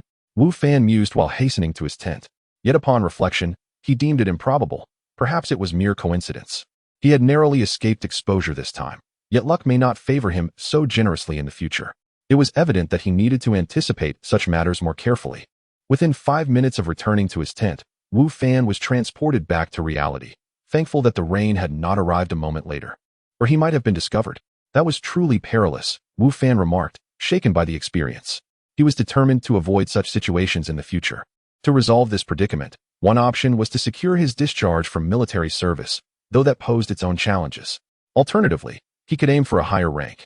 The higher his position, the less likely others would dare to intrude upon him. Though that too was no simple feat, both objectives were daunting, leaving Wu Fan with no choice but to exercise caution. The following morning, while exercising on the campus of Jiangzhou University, Wu Fan attracted considerable attention, a circumstance he had grown accustomed to. His stall on the street in front of the school had become a popular attraction, with many students gathering daily to observe and take photos, regardless of whether they were purchasing barbecue. During his time on the field, Wu Fan unexpectedly encountered the perpetually aloof Lu Yanan. "Good morning. Keep your distance from Tang Yufei," she stated tersely, continuing her stride, leaving Wu Fan perplexed by her words. "Keep my distance from Tang Yufei? I hardly know her," he pondered, confusion swirling in his mind. What could her intentions be, and why did she feel compelled to issue such a warning? Chapter 110. Tang Yufei's request. If a man were to speak to Wu Fan in such a manner, he would undoubtedly perceive the individual as a suitor of Tang Yufei, thereby leading to a misinterpretation of his relationship with her. Consequently, he would caution himself to maintain a distance from Tang Yufei, much like Kong Hailan. However, Lu Yaner is a woman. Why would she utter such words? Could it be? As Wu Fan contemplated the possibility and recalled Lu Yaner's usual demeanor towards the opposite sex, he surmised that such a scenario was not only feasible, but quite likely. What a pity it was that such a stunning beauty had no fondness for men. Wu Fan shook his head and sighed. Fortunately, Lu Yaner had already dashed away. Otherwise, upon hearing his comment, she would likely have caused his face to become intimately acquainted with the ground, leaving him to ponder the reason behind the flower's vibrant hue. After completing his workout, Wu Fan encountered an unexpected figure at the playground's exit, Tang Yufei. Could it be that she had come to exercise as well? Despite Lu Yaner's warning, she was still his student, and Wu Fan inclined his head politely to greet her. "Are you here to exercise as well, Tang?" "Wu teacher, it is not class time, so please refrain from calling me Tang. Just call me Yufei," Tang Yufei replied with a hint of playful affection in her tone. "Ah, you are my student. I believe I shall continue to call you Tang." Although Tang Yufei's voice was soothing, Wu Fan remained cautious, recalling how boldly she had teased him during their first class. Such a girl, even if she were his student, posed a significant risk. It was imperative to keep a safe distance. "Teacher." Tang Yufei's eyes sparkled with mischief as she drew out her words, gazing at Wu Fan with a feigned pout. "I have matters to attend to, so I must take my leave." The adversarial pressure was intense, and Wu Fan deemed it prudent to retreat. After all, he was quite the figure in the school. Should someone witness him engaged in a lengthy conversation with a female student, especially one exhibiting such coquettish expressions and tones, the rumors that might arise could be quite scandalous.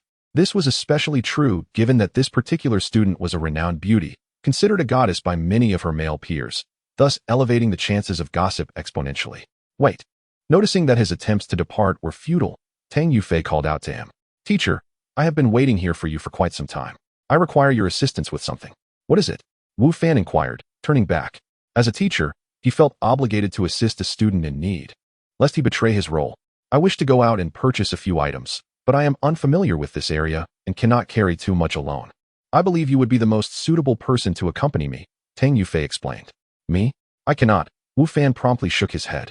If it were an ordinary acquaintance, he might have considered it, perhaps even with enthusiasm. However, Tang Yufei was his student, and a rather challenging one at that. He believed it wise to maintain his distance. "Teacher, will you really turn a blind eye to my plight?"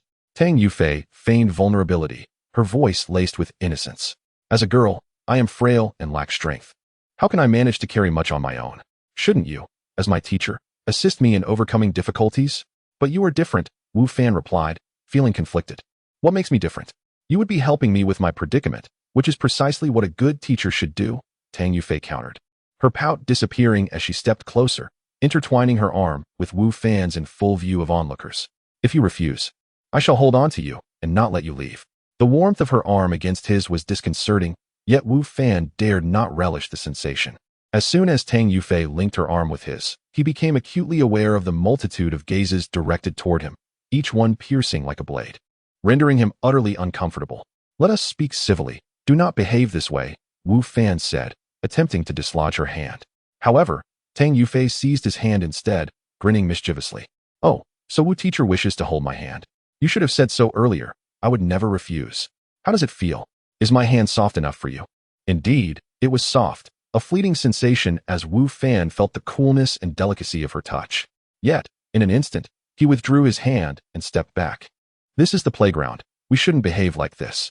Are you implying that it would be acceptable elsewhere? Very well. We shall find a secluded spot where you can hold my hand freely. Who knows, perhaps I might not object to other forms of touching either," Tang Yufei teased, her eyes glinting with allure. "That is not my intention," Wu Fan clarified. "An explanation is merely a cover. No need to insist." "I understand," Tang Yufei replied playfully, stepping forward again in an attempt to link her arm with his. "Stop." Wu Fan retreated further, urgently calling for her to desist. "I consent to accompany you. That is all." Reluctantly, he acquiesced to Tang Yufei's request, knowing that she would not easily allow him to leave otherwise. "Very well, let us go," Tang Yufei beamed, her expression radiating a cunning delight reminiscent of a sly fox. Such a smile, gracing her enchanting visage, was not only endearing but even more captivating.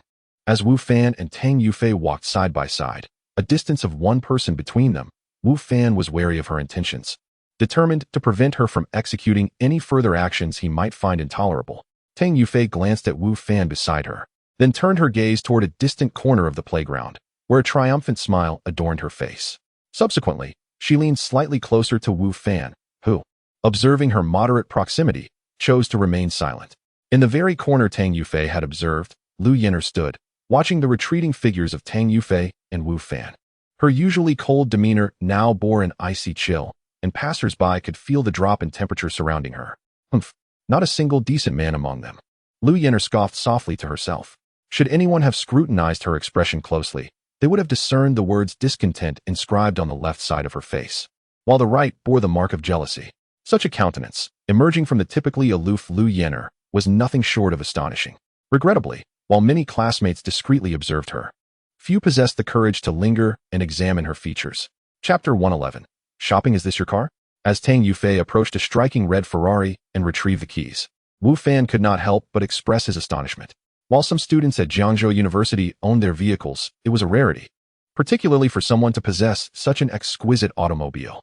Take Lu Yenner, for instance. Despite her family's affluence, she had never been seen driving to school and had once taken a taxi with Wu Fan to the Kailaman. Indeed, Tang Yufei casually remarked, "Teacher, would you like to give it a try?" "Forget it," Wu Fan waved his hand. "I don't even have a driver's license." "Not an issue. If anything happens, I'll handle it," Tang Yufei assured him. "I'd rather not," Wu Fan declined. "I had hoped to have you as my chauffeur. But it seems I'll be the one driving you," Tang Yufei teased with a playful laugh. "Thank you, Tang," Wu Fan replied, feeling a bit bashful. "Just call me by my name." Addressing me as Tang classmate feels too formal, she winked at him. "Besides, we're just going out shopping. If anyone overhears your title and realizes our teacher-student relationship, who knows what they might think? Or do you enjoy that hint of taboo and excitement? If so, I want to insist you change how you address me." "No, not at all," Wu Fan quickly retorted. "I'll just call you by your name." Tang Yufei beamed with delight and said, "Then hop in, my teacher." She exaggerated the word teacher with a playful inflection. "Outside of school, you can just call me by my name," Wu Fan insisted, not wanting to endure the scrutiny of others. "Understood, teacher," Tang Yufei replied with a mischievous grin. As the car roared to life, Wu Fan found himself in a luxurious vehicle for the second time, both times chauffeured by beautiful women, a privilege not everyone could claim. However, if given the choice, he would prefer not to accompany Tang Yufei, as her personality was quite challenging. "You are quite familiar with this area, aren't you?" Wu Fan inquired as Tang Yufei drove towards Wanli Plaza. The vicinity of Wanli Plaza was renowned as the most bustling and vibrant part of Jiangzhou City, filled with numerous shopping malls and stores featuring both domestic and international brands. It was the quintessential destination for many seeking to shop. For Wu Fan, however, this place had been merely a name he had heard, as he rarely visited due to the higher prices compared to the more affordable shops near Jiangzhou University. The items here were nothing short of luxury. Given Tang Yufei's background, it was evident that shopping here posed no challenge for her. Yet, if she was familiar with this place, it seemed he had been misled. "It's just so vast," I was worried I might get lost, Tang Yufei pouted playfully. Who would believe that? Wu Fan thought. Nevertheless, since they had already arrived, he had no choice but to accompany her on this shopping expedition. Wanli Plaza lived up to its reputation as the largest and most luxurious square in Jiangzhou, with an ambience and decor unmatched by other locales. The foot traffic was immense. If only I could own a restaurant here, Wu Fan mused. With his culinary skills and confidence in his ingredients, he believed that a restaurant in this prime location could flourish. However, he had heard that the rent for such establishments was exorbitant, with larger spaces costing over $1 million a year, far beyond Wu Fan's current means. Perhaps in 2 months, once he received his owed funds, he could consider it, provided a space was available. As Wu Fan accompanied a girl for the first time on a shopping spree, he finally understood the intense enthusiasm women possess for shopping. Whenever they passed a store that appeared appealing, Tang Yufei would insist on entering, and if she liked something, she would purchase it without a second glance at the price. "Wow, this store has some lovely clothes," she exclaimed, her feet seemingly glued to the ground in front of yet another shop. "You said the same about the last few stores," Wu Fan remarked, somewhat exasperated. "Come on, let us go inside and have a look." Ignoring his quips, Tang Yufei eagerly stepped into the store, leaving Wu Fan to carry the multitude of bags she had accumulated. After 2 hours of relentless shopping, the number of bags Wu Fan held had multiplied, all treasures claimed by Tang Yufei. "Welcome," greeted the store's attendant as they entered, her eyes brightening upon seeing Wu Fan's burden of packages, her smile widening. Tang Yufei approached the racks of clothing with enthusiasm. "Wu Fan, what do you think of this red dress?" she inquired, holding up a stunning long gown. "Looks good," Wu Fan replied without even glancing. Such questions had become a refrain over the past 2 hours. If he suggested something was unattractive, she would simply select another until he declared it appealing. How dismissive. Tang Yufei playfully pouted, casting him a teasing glare. "The beauty has impeccable taste. This dress is a new arrival, and we have very few left." The attentive saleswoman chimed in. "With your figure, it will look stunning on you." "I think it looks great too," Tang Yufei replied cheerfully. "All right, I'll try it on." With that, she took the dress and headed to the fitting room while Wu Fan waited outside. "Hey, come sit with me," another male customer called to Wu Fan. "Women can take ages to choose clothes. Why not take a break?" Wu Fan accepted the invitation, recalling how long Tang Yufei had taken in previous stores. It was indeed boring and tiring to stand around waiting while she tried on one outfit after another. Chapter 112. An interesting encounter. "Hey there. Are you accompanying your girlfriend for a shopping spree?" The young man struck up a conversation, perhaps out of boredom, seeking a companion for a chat. "Your girlfriend is truly stunning." "She is not my girlfriend," Wu Fan replied, shaking his head. "Not? Oh, I see." The young man paused for a moment, then chuckled. "So? You're still in pursuit? You'd better step up your game. A goddess like her surely has no shortage of admirers. The fact that she has you shopping alongside her suggests you possess certain advantages." "You've misunderstood. Our relationship isn't what you think," Wu Fan clarified. "What is there to be embarrassed about? Listen, my friend, when it comes to chasing girls, you must have thick skin. Don't feel shy, just like with my girlfriend. She initially rejected my advances, but I didn't give up. I persisted, and in the end, she became mine," the young man boasted with pride. Wu Fan sighed, realizing he couldn't possibly explain that he and Tang Yufei were teacher and student. Who knows what kind of look that would elicit from this young man? "Would you like me to share some of my wisdom?" the young man continued, oblivious to Wu Fan's silence.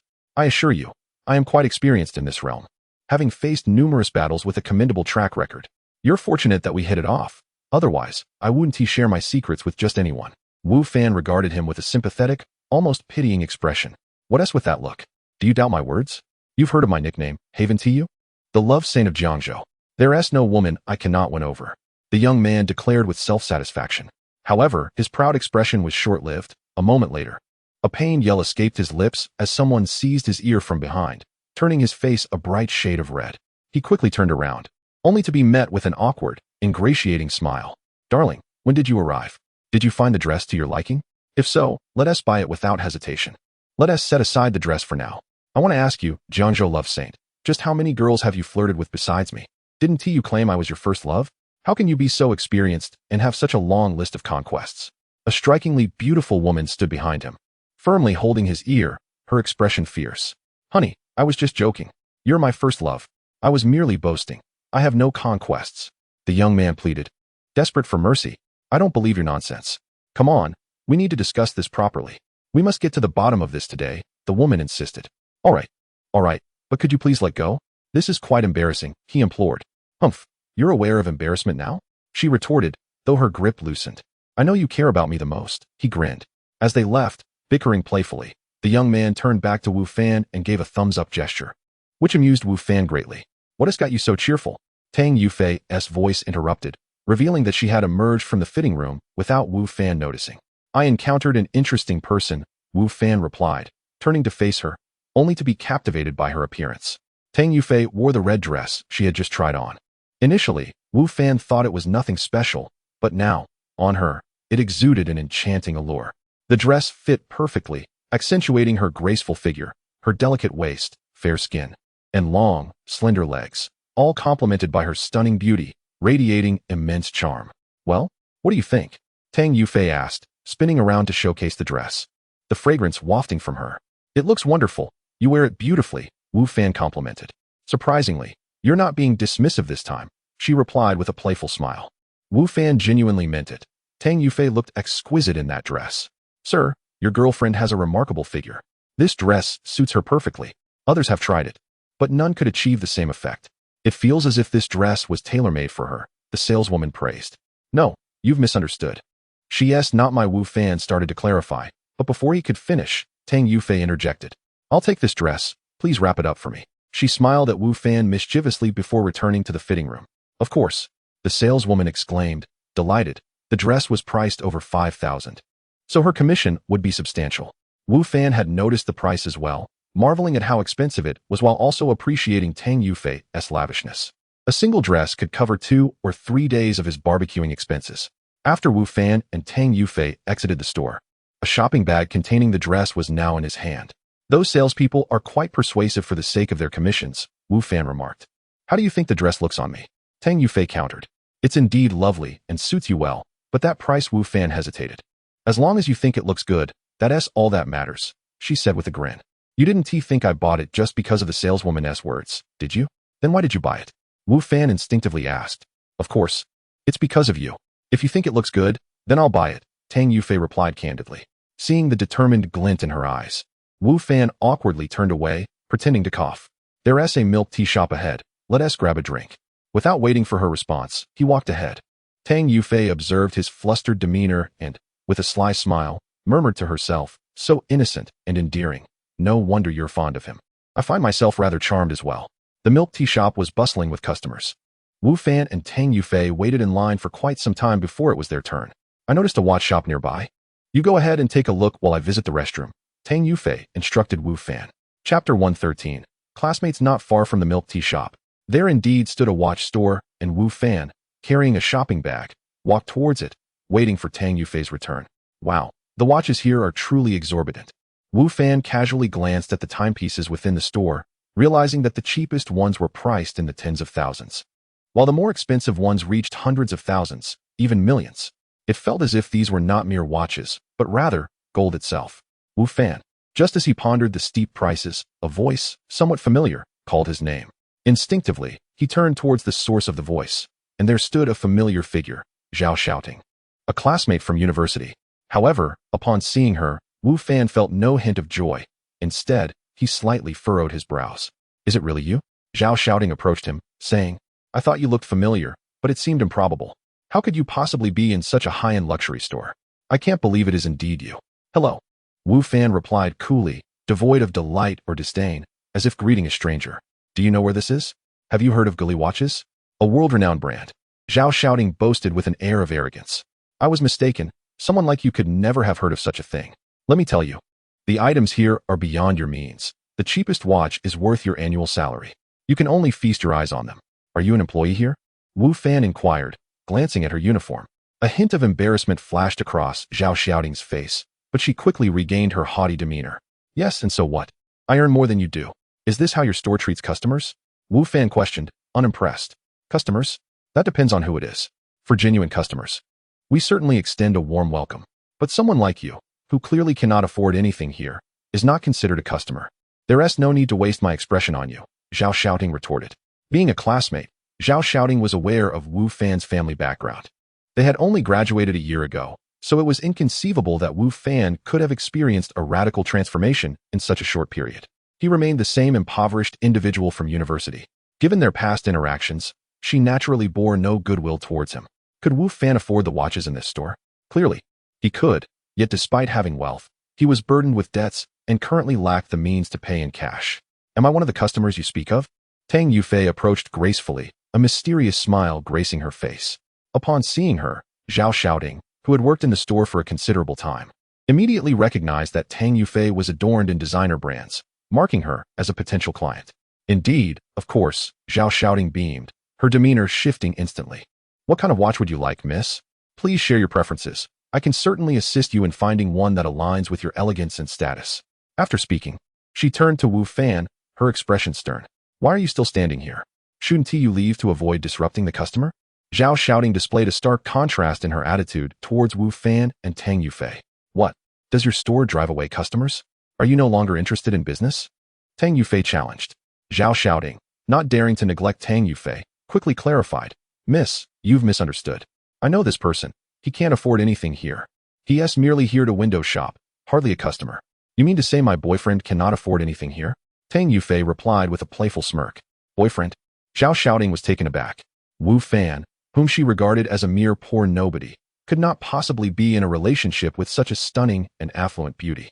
How could Wu Fan have found such a partner? Both Zhao Xiaoding and Wu Fan were momentarily stunned. When did he become Tang Yufei's boyfriend? As Wu Fan prepared to respond, Tang Yufei stepped closer, linking her arm with his and gazing adoringly at him. Darling, it seems the staff here looks down on you. Their service is rather poor. Let us explore another store. Wu Fan stared at her, taken aback. Sir, miss, I apologize. At that moment, a slightly older woman rushed over. Upon arrival, she offered her apologies to Wu Fan and Tang Yufei.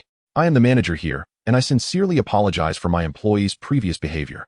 I hope you can forgive us. Afterward, she shot Zhao Xiaoding a glare. Is this your first day on the job? How can you speak to customers that way? Do you even want to keep your job? Quickly apologize to the guests. Zhao Xiaoding felt unjustly treated. Wu Fan was clearly a poor loser, not a real customer, incapable of affording anything here. However, she dared not argue in front of the manager. I'm sorry. Her apology lacked sincerity. Darling, let us go to another shop. I believe there is another watch store not far from here. Tang Yufei said sweetly to Wu Fan. Do you need me to teach you how to behave? If these two customers leave, you might not have a job anymore. The manager glared at Zhao Xiaoding. I'm sorry, Zhao Xiaoding repeated, her voice louder this time, displaying fear and pleading eyes towards Wu Fan and Tang Yufei. I shouldn't have said those things. Wu Fan, for the sake of our past as classmates, please forgive me. It was worth noting that Zhao Xiaoding and Wu Fan did not attend a prestigious university, and finding employment was not easy, as evidenced by Wu Fan's struggles over the past year. Zhao Xiaoding cherished her current job, which was not only easy but also offered decent pay and commissions. Although she felt a lingering resentment, she dared not express it, hoping for Wu Fan's understanding. Tang Yufei seemed to sense Zhao Xiaoding's discontent and opened her mouth to speak. But Wu Fan had already interjected, It's all right, it's really not a big deal. Although Zhao Xiaoding's words were somewhat excessive, it seemed excessive to lose one's job over a few remarks.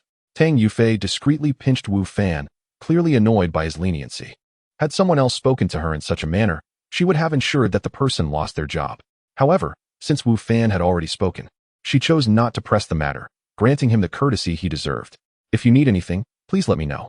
I will personally assist you to ensure your satisfaction. The manager offered. Chapter 114. Struck it rich?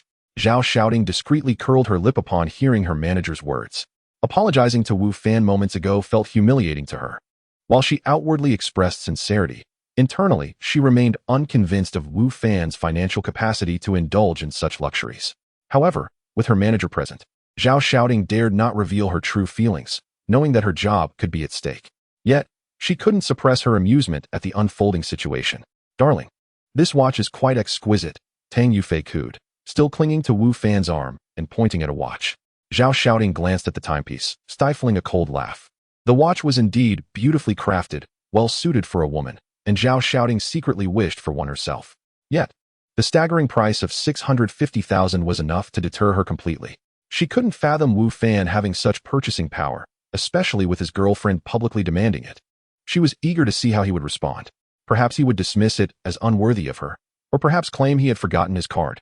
In any case, Zhao Xiaoding was skeptical that Wu Fan could afford such a watch. At that moment, Wu Fan genuinely couldn't afford it. He was perplexed as to why Tang Yufei made such a suggestion. Just as he prepared to decline, he felt a card suddenly appear in his hand. Looking down, He realized it was a bank card. What does this mean? He gazed at Tang Yufei, who wore a radiant smile, seemingly oblivious to the implications of her gesture. Women truly excel at the art of performance. The manager, swift in action, retrieved the watch and offered it to Tang Yufei for fitting. Darling, what do you think? Is it beautiful? Tang Yufei raised her delicate arm, flaunting the watch before Wu Fan. Beautiful, Wu Fan nodded in agreement. The watch was indeed stunning, and on Tang Yufei's slender, fair wrist, it shone even more brilliantly. What are you waiting for? Pay for it. Do you not love me anymore? Tang Yufei playfully pouted, leaning her head closer to Wu Fan's face as if to kiss him. The password is 666666. She whispered in a tone only he could hear. Wu Fan was no fool. He understood Tang Yufei's intentions. She was using her card to save face for him. He appreciated her thoughtfulness, but felt it unnecessary. Previously, Wu Fan might have been concerned about maintaining appearances in front of his classmates, eager to prove he was doing well. However, he had long since shed such vanity. Although he was not particularly wealthy, his future brimmed with promise, rendering him indifferent to others' opinions. Could others fathom his experiences in another realm? Could they comprehend the extent of his abilities? Clearly, they could not. Wu Fan, possessing immense potential, had elevated his perspective and no longer cared for superficial accolades. Yet, just as Wu Fan was about to refuse Tang Yufei's kindness, she abruptly lifted his hand. Darling, I knew you cared for me the most. You even brought out your card. The manager and Zhao Xiaoding, who had been watching Wu Fan with amusement, now noticed the bank card he held. Could it be that he truly had the means to purchase the watch? Zhao Xiaoding scrutinized Wu Fan from head to toe, noting that while his clothing appeared decent, none bore the marks of high-end brands she recognized. Was it possible that this seemingly ordinary man could afford to spend hundreds of thousands on a watch? Manager, please process the payment, Tang Yufei declared, snatching the card from Wu Fan's grasp and handing it to the manager. Wu Fan chuckled resignedly, saying nothing. After all, the funds belonged to Tang Yufei, and he had no grounds to object to her purchasing the watch. Very well, the manager replied, maintaining a professional smile as he accepted the card. Wait, Tang Yufei called out just as the manager turned away. This watch is lovely too. Let us buy it as well. She pointed to a men's watch, priced even higher at 800,000. Zhao Xiaoding's eyes nearly bulged in disbelief. Had Wu Fan truly struck it rich, purchasing two watches worth tens of thousands in one go? Wu Fan was equally astonished by Tang Yufei's financial capability. The combined cost of the two watches exceeded 1 million, and Tang Yufei bought them without a hint of hesitation. She was indeed affluent. Previously, Wu Fan believed that having over 9 million made him wealthy. But now he realized how trivial that sum was compared to true wealth. Very well, the manager beamed even wider. Addressing the dazed Zhao Xiaoding, quickly assist in wrapping these up. Oh, yes, certainly, Zhao Xiaoding stammered. Her gaze fixated on Wu Fan as she pondered what had transpired over the past year to result in such sudden affluence. How much could one earn in a year? Was Wu Fan merely putting on a fade? Would he fall short when it came time to settle the bill? The thought intrigued her. At the checkout, urged on by Tang Yufei, Wu Fan entered the password while Zhao Xiaoding watched closely, hoping for a payment failure. However, to her dismay, Wu Fan's transactions were successful, and the displayed balance revealed over 3 million remaining in the account. This indicated that he had earned at least 5 million in the past year. What could he possibly have done to amass such wealth? Had he robbed a bank? Zhao Xiaoding was utterly baffled. Darling, you are so wonderful to me. You spent so much today. How shall I repay you? Tang Yufei cast a glance at the dazed Zhao Xiaoding and continued to coo at Wu Fan. As long as you are happy, Wu Fan replied. His intention was clear. This entire charade was orchestrated by Tang Yufei, and he was merely playing along to ensure her joy. Yet, to Zhao Xiaoding's ears, it sounded akin to a boyfriend doting on his girlfriend. At that moment, she finally noticed that the shopping bags Wu Fan had carried upon entering were from renowned brand stores within the mall. Had he genuinely become wealthy? Chapter 115. The gift. Can I have your contact information, Wu Fan? As Wu Fan and Tang Yufei were about to leave, Zhao Xiaoding hurriedly approached. Although her expression bore some embarrassment, it was overshadowed by an air of anticipation. Once she stepped into society after leaving school, she became acutely aware of its harsh realities, far beyond the imaginings of her academic life. For individuals like her, lacking in education and connections, life proved to be quite arduous. Now, witnessing her classmates thriving, she yearned to latch onto this promising opportunity. Even if it meant making certain sacrifices, Zhao Xiaoding believed she could accept them. Wu Fan hesitated. Their relationship during college had been rather tenuous, and after graduation, they had lost all contact. He had no intention of rekindling any association with Zhao Xiaoding, rendering the exchange of contact information unnecessary.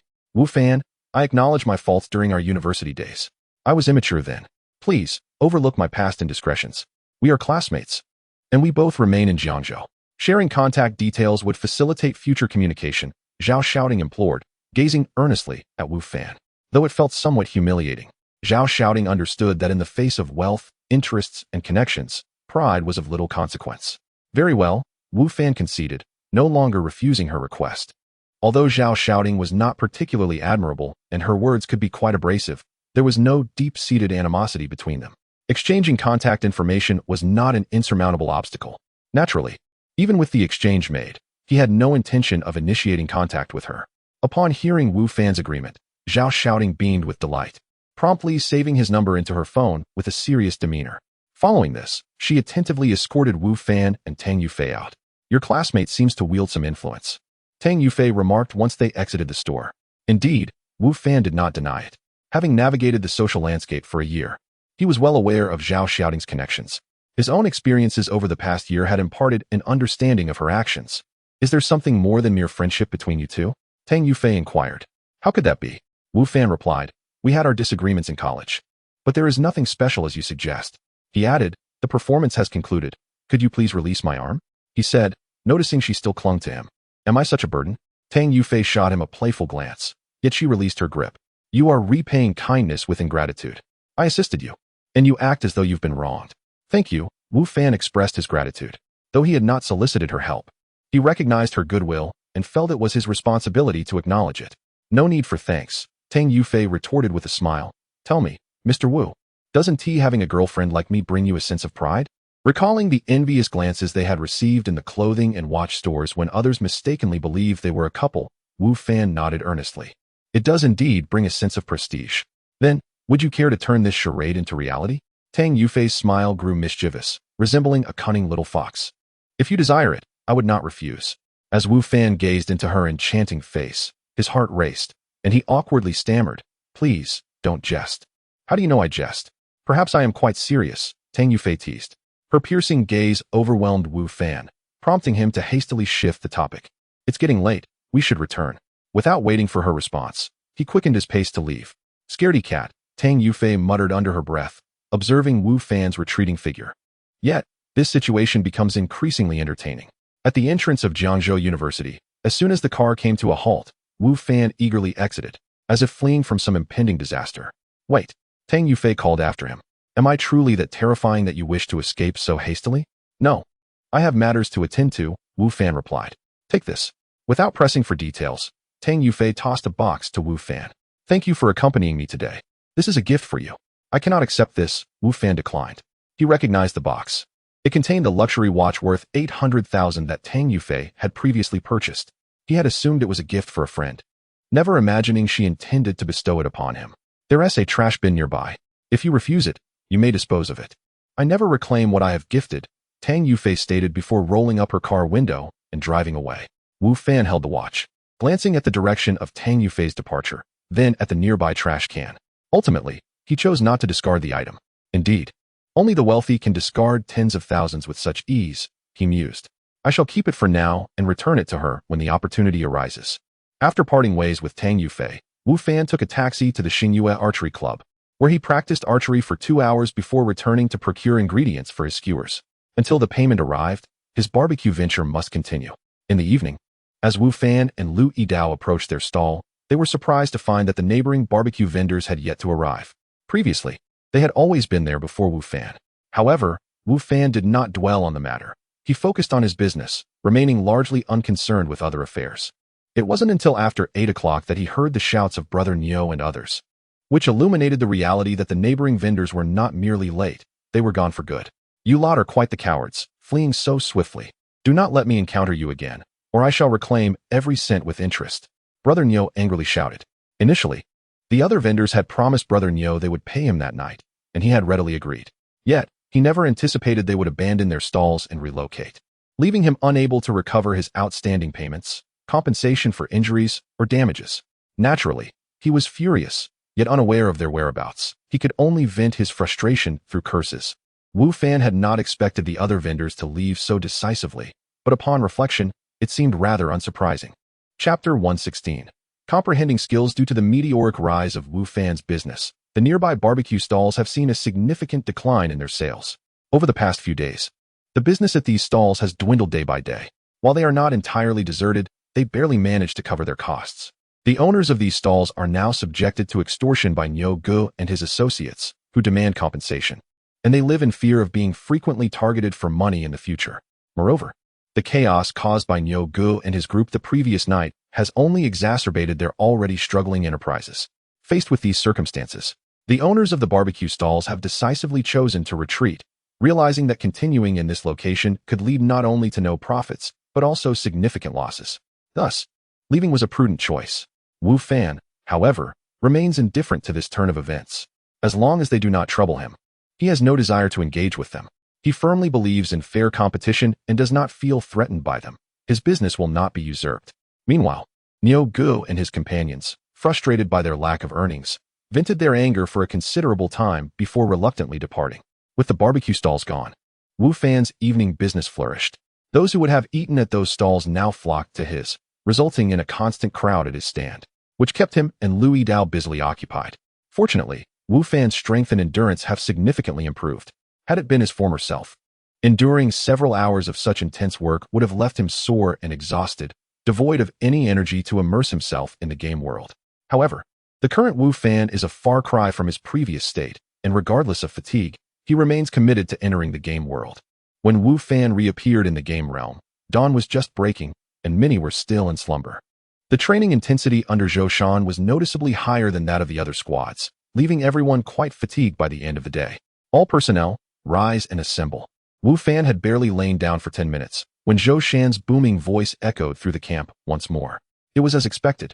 Wu Fan managed a wry smile as he tidied his clothing and exited the tent. He was the first to arrive, prompting a smile of approval from Zhou Shan, who soon adopted a stern expression as he surveyed the other tents. The small square began to fill with more and more people, although still somewhat lethargic. Their demeanor had improved significantly compared to the previous day. Upon gathering, they refrained from complaints and stood in line as instructed, mindful of the punishment they had received the day before. Noticing the evident progress compared to yesterday, Zhou Shan nodded in satisfaction but quickly reverted to a serious countenance. Let the day's training commence. The training intensity for the third squad remained superior to that of the others. However, thanks to Zhou Shan's reward system, complaints had diminished considerably. Most recruits, like Niu Air, came from impoverished backgrounds, where having enough to eat was a challenge, let alone indulging in meat, which was a luxury. Here, diligent training provided the opportunity to savor meat soup, motivating them to strive harder.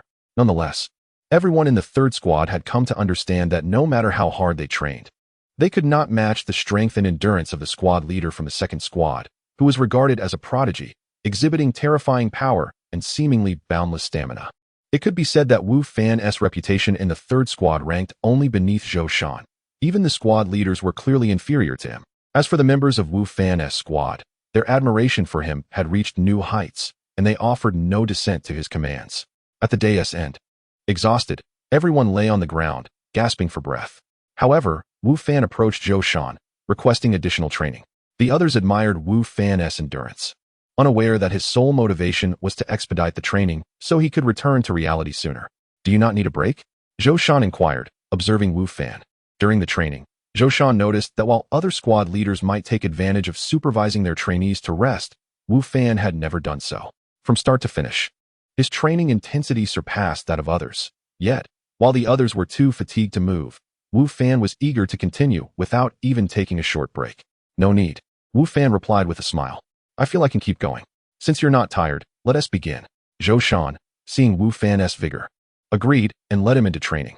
The others observed Zhou Shan training with Wu Fan not with envy or jealousy, but with respect. They had no desire for such special treatment. They simply wished to rest and recuperate. First, shoot 10 sets of arrows, then we'll practice other skills. Zhou Shan instructed as he took Wu Fan to the archery range. Wu Fan nodded in agreement, cherishing the opportunity to use the bow and arrows without cost under Zhou Shan's guidance, a privilege far superior to that in reality. After several days of training and the meticulous instruction from 2 teachers, Wu Fan's archery had improved significantly. However, he still felt he was on the threshold, with a noticeable gap between him and professional archers.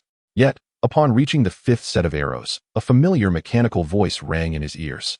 through relentless practice. You have comprehended the archery skill. Current level, beginner. Comprehended a skill?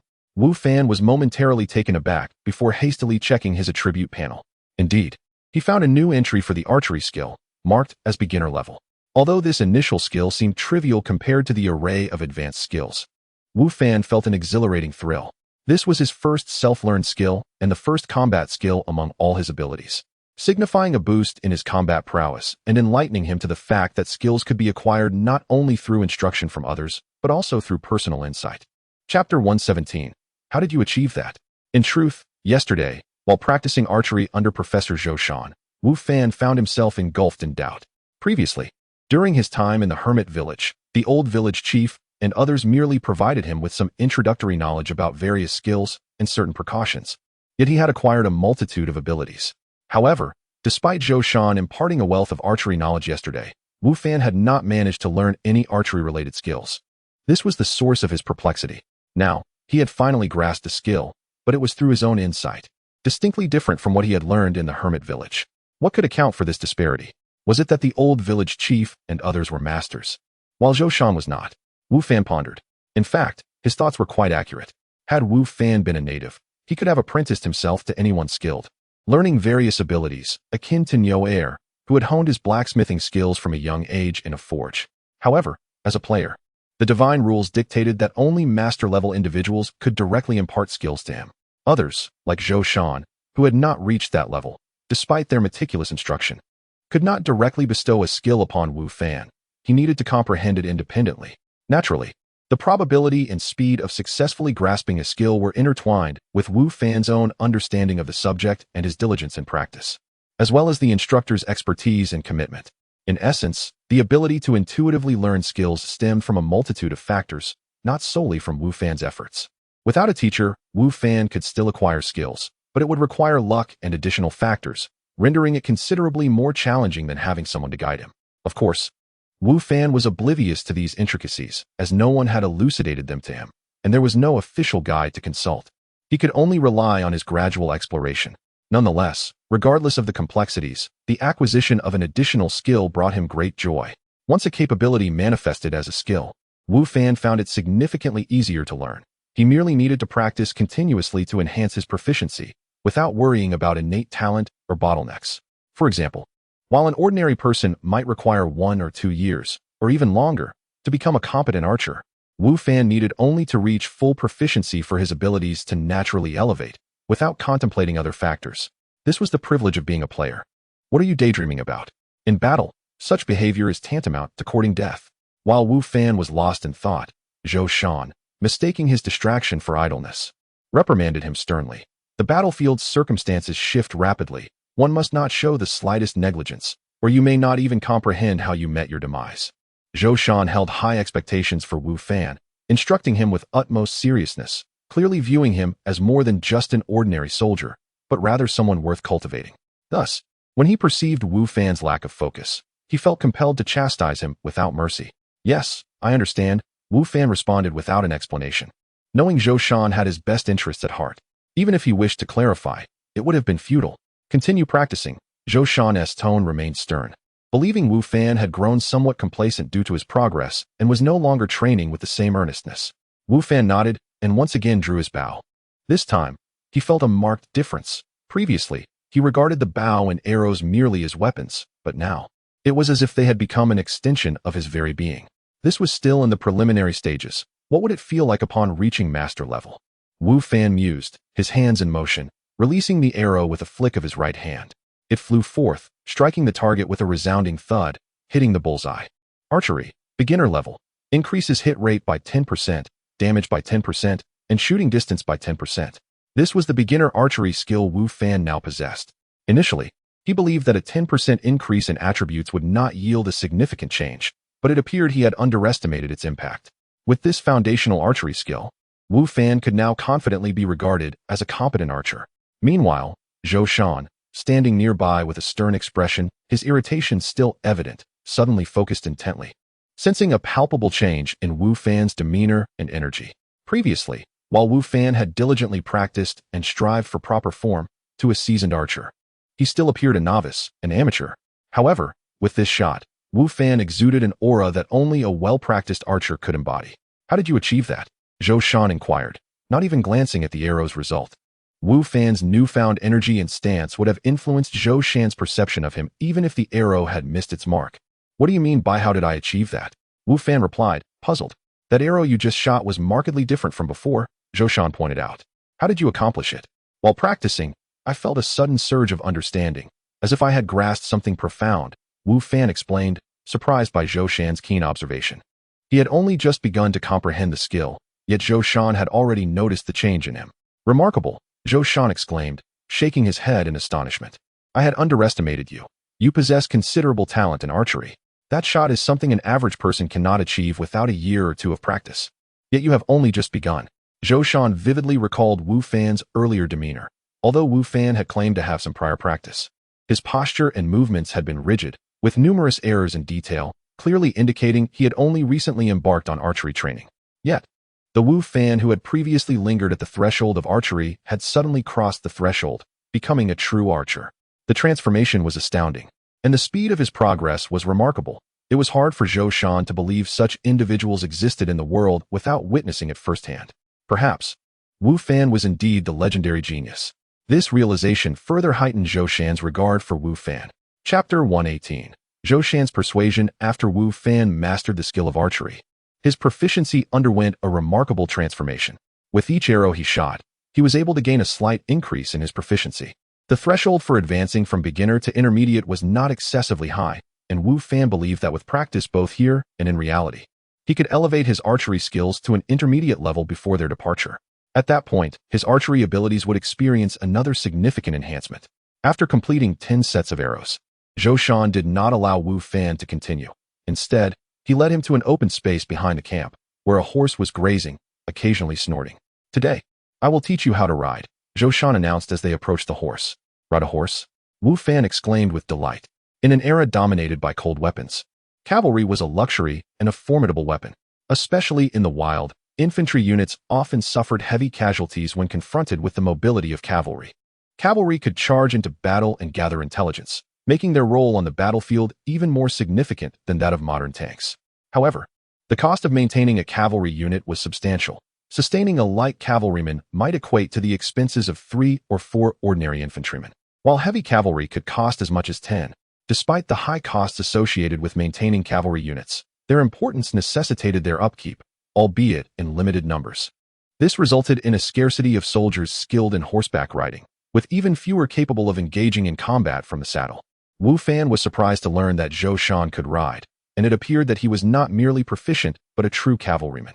How could someone with such formidable archery skills and horsemanship find themselves reduced to leading a logistics team? Was this not a waste of talent? Captain, how did you end up here? Wu Fan could not resist asking. I do not mean to belittle you, but with your abilities, I feel you should not be assigned to our logistics team. Curious? Zhou Shan replied, unfazed, a smile playing on his lips. Yes, Wu Fan nodded. I merely offended some influential figures, Zhou Shan explained. In truth, this place is not so bad. Those who look down upon us would never pay attention to you ragtag soldiers. Here, I can do as I please without anyone watching over me. Though Zhou Shan spoke lightly, even with a smile, Wu Fan could discern a hint of frustration in his eyes. Wu Fan understood Zhou Shan's dissatisfaction. Any ambitious individual would be reluctant to remain in a ragtag army, especially one on the brink of disbandment. Even Neo Heir recognized that to achieve greatness and attain noble titles, one must join a regular army. Zhou Shan's strength was evidently far beyond what Neo Heir could muster. So how could he be content to remain here? I see you possess considerable strength and talent in archery. Have you ever considered joining a regular army to become a true warrior? Although I have been assigned here, I still have some connections, and facilitating your entry into the regular army would not be a difficult task, Zhou Shan proposed to Wu Fan. Zhou Shan genuinely believed in Wu Fan's potential and did not want him to waste his talents in this ragtag army. Wu Fan belonged in the ranks of the regular army, where he could truly showcase his abilities. Zhou Shan expected Wu Fan to be elated upon hearing his suggestion, as the conditions in the regular army were vastly superior, with better equipment, higher rations, and greater opportunities for promotion. Here, one could only serve as a logistics soldier. However, to Zhou Shan's surprise, Wu Fan's expression changed from one of joy to panic as he waved his hands in refusal. No, I have no interest in enlisting. If not for specific circumstances, I would not have come here to serve. Are you joking? Serving in a ragtag army for 3 months each year over 10 years is already unbearable for me. Once you become a regular soldier, it is a lifelong commitment. As a professional soldier, you cannot leave the military system unless you are incapacitated or unable to wield a weapon. How could I possibly agree to that? I still hope to return to farming, which is far more rewarding. Zhou Shan's previously cheerful demeanor quickly shifted to a stern expression. Is being a soldier not worthwhile? My lord, my aspirations lie elsewhere. I am not fond of the various rules and constraints of military life. I cherish my freedom, Wu Fan explained. Freedom? Where in this world is there true freedom? Without strength and status, surviving in this society is exceedingly difficult. Even if you manage to scrape by, numerous obstacles will hinder you, Zhou Shan cautioned. Wu Fan thought of Niu Air and the others. They indeed lived hard lives, viewing military service as their only escape. However, Wu Fan's primary goal in this world was to support his real-life ambitions. He was not particularly concerned about his existence here, as his roots lay elsewhere. He merely sought to utilize the resources available in this realm. Do you have a fondness for money? Zhou Shan seemed to perceive Wu Fan's thoughts. Indeed, who does not appreciate wealth? Wu Fan did not deny it. True, everyone loves money, Zhou Shan remarked. However, without sufficient status, no matter how much wealth you accumulate, you will lack the means to protect it. Those powerful figures can easily destroy your livelihood with a mere word. All your hard-earned wealth could be stripped away, and even your life would be at risk. In such circumstances, what good is wealth? Wu Fan fell into silence. Although this world was not his foundation, he still needed to develop here to support his actual life. If he could not even secure basic rights and protections in this realm, how could he hope to sustain his reality? Wu Fan recalled the treasures he had discovered on the mountains behind the hermit village, whether it be the metal walls, the rare creatures in the forest, or the precious timber. Each was worth a fortune. If others were to learn of these riches, would he have the capability to safeguard them? Clearly not. To elevate his status, one could only pursue the paths of civil service or military service. Do you think you possess the aptitude for scholarly pursuits or the talent to become a top scholar? Zhou Shan continued. Chapter 119. Horse riding. Am I truly a prodigy? Clearly not. In reality, Wu Fan had failed to gain admission to any prestigious university, let alone in this peculiar realm. He was utterly ignorant of the knowledge and content required for examinations here. How could he possibly succeed? Thus, it seemed he had no other option for elevating his status. However, all I desire is to earn money, Wu Fan lamented. He had no inclination to enlist as a soldier, only to accumulate wealth. Once you ascend the ranks, will money not follow? Zhou Shan countered. Look at the officials of the court, whether civil or military. Which one among them is impoverished? They possess grand mansions, servants, and fertile lands in abundance. Zhou Shan was truly exerting himself to entice Wu Fan into military service. Wu Fan found some merit in Zhou Shan's argument, yet the thought of being confined to the barracks unsettled him. The world was vast, and he yearned to explore, to seek resources, and to experience life outside the confines of military life. Moreover, while Zhou Shan's words were indeed tempting, Wu Fan recalled that among the multitude of soldiers, how many could realistically expect to achieve nobility or high rank? Even among the esteemed generals, they were but a rare few. This path was fraught with challenges, and mere talent was insufficient, as exemplified by Zhou Shan himself. Did Zhou Shan possess ability? It was evident he did, both in personal prowess and in training soldiers. He was undoubtedly experienced. Wu Fan believed that Zhou Shan would perform admirably on the battlefield and had likely achieved merit. Yet here he was, assigned to this ragtag army. Thus, while Zhou Shan's propositions were alluring, Wu Fan was not so easily swayed to become a professional soldier and join the regular army. Reflect on my words. Should you come to a resolution, feel free to share, and I shall assist you in your endeavors, Zhou Shan remarked. For now, let us practice riding. Have you ever ridden a horse? Never, Wu Fan replied, shaking his head. Very well, observe my movements closely and listen attentively, Zhou Shan instructed. He was not surprised by Wu Fan's inexperience. Cavalry were scarce, and horses were regarded as precious strategic assets. The court forbade the possession of war horses by civilians, with only a few diminutive transport horses available. Hence many had never encountered or ridden a horse. After explaining the basics to Wu Fan, Zhou Shan placed his hands on the horse's back, pushed off with his feet, and gracefully mounted the steed. Horses possess a certain spirit, especially war horses. You must not treat them as mere livestock, but rather as comrades and partners. Only then can you achieve seamless cooperation on the battlefield. A fine war horse may very well save your life. Now, I shall teach you some fundamental movements. Pay close attention. As Zhou Shan spoke, he guided the horse into a slow trot, his body moving rhythmically in sync with the animal, clearly demonstrating his experience as a cavalryman. After a brief period, he brought the horse to a halt beside Wu Fan, dismounting with remarkable poise. "Now, give it a try," Zhou Shan encouraged. "All right," Wu Fan replied, intrigued. In this era, horses were more precious than modern automobiles, and not everyone had the opportunity to ride. Nonetheless, as a novice, Wu Fan struggled with the mounting process. The horse proving less compliant to this unfamiliar rider, resulting in a less graceful display compared to Zhou Shan. "Do not rush, take your time. It is perfectly normal for a beginner," Zhou Shan reassured him. After considerable effort, Wu Fan finally managed to mount the horse, gripping the reins tightly. Feeling a surge of nervous excitement as he gently nudged the horse's belly, prompting it to start trotting. A wave of exhilaration washed over Wu Fan as he rode, galloping across the terrain, reveling in the freedom and grandeur of the experience. However, as the horse picked up speed, Wu Fan found himself struggling to maintain control, his body swaying perilously as if he might tumble off at any moment. Falling from a galloping horse could result in injury, even for someone of Wu Fan's physical constitution. Prompting him to lean down, clutch the horse's belly tightly with his legs, and grasp the reins firmly to stabilize himself. "Do not fear. Feel the rhythm of the horse's movement and match its rise and fall," Zhou Shan's voice echoed from behind. Wu Fan forced himself to calm down, slowly straightening his posture. Attuning himself to the horse's cadence, mimicking Zhou Shan's earlier movements, and striving to maintain balance while keeping his legs firmly pressed against the horse's sides. With his keen intellect and the white crane jade pendant adorning him, Wu Fan swiftly discerned a pattern, reducing the exaggerated swaying of his body. Although he was not yet as steady as Zhou Shan, he had mitigated the risk of falling off. This lad possesses an extraordinary capacity for learning.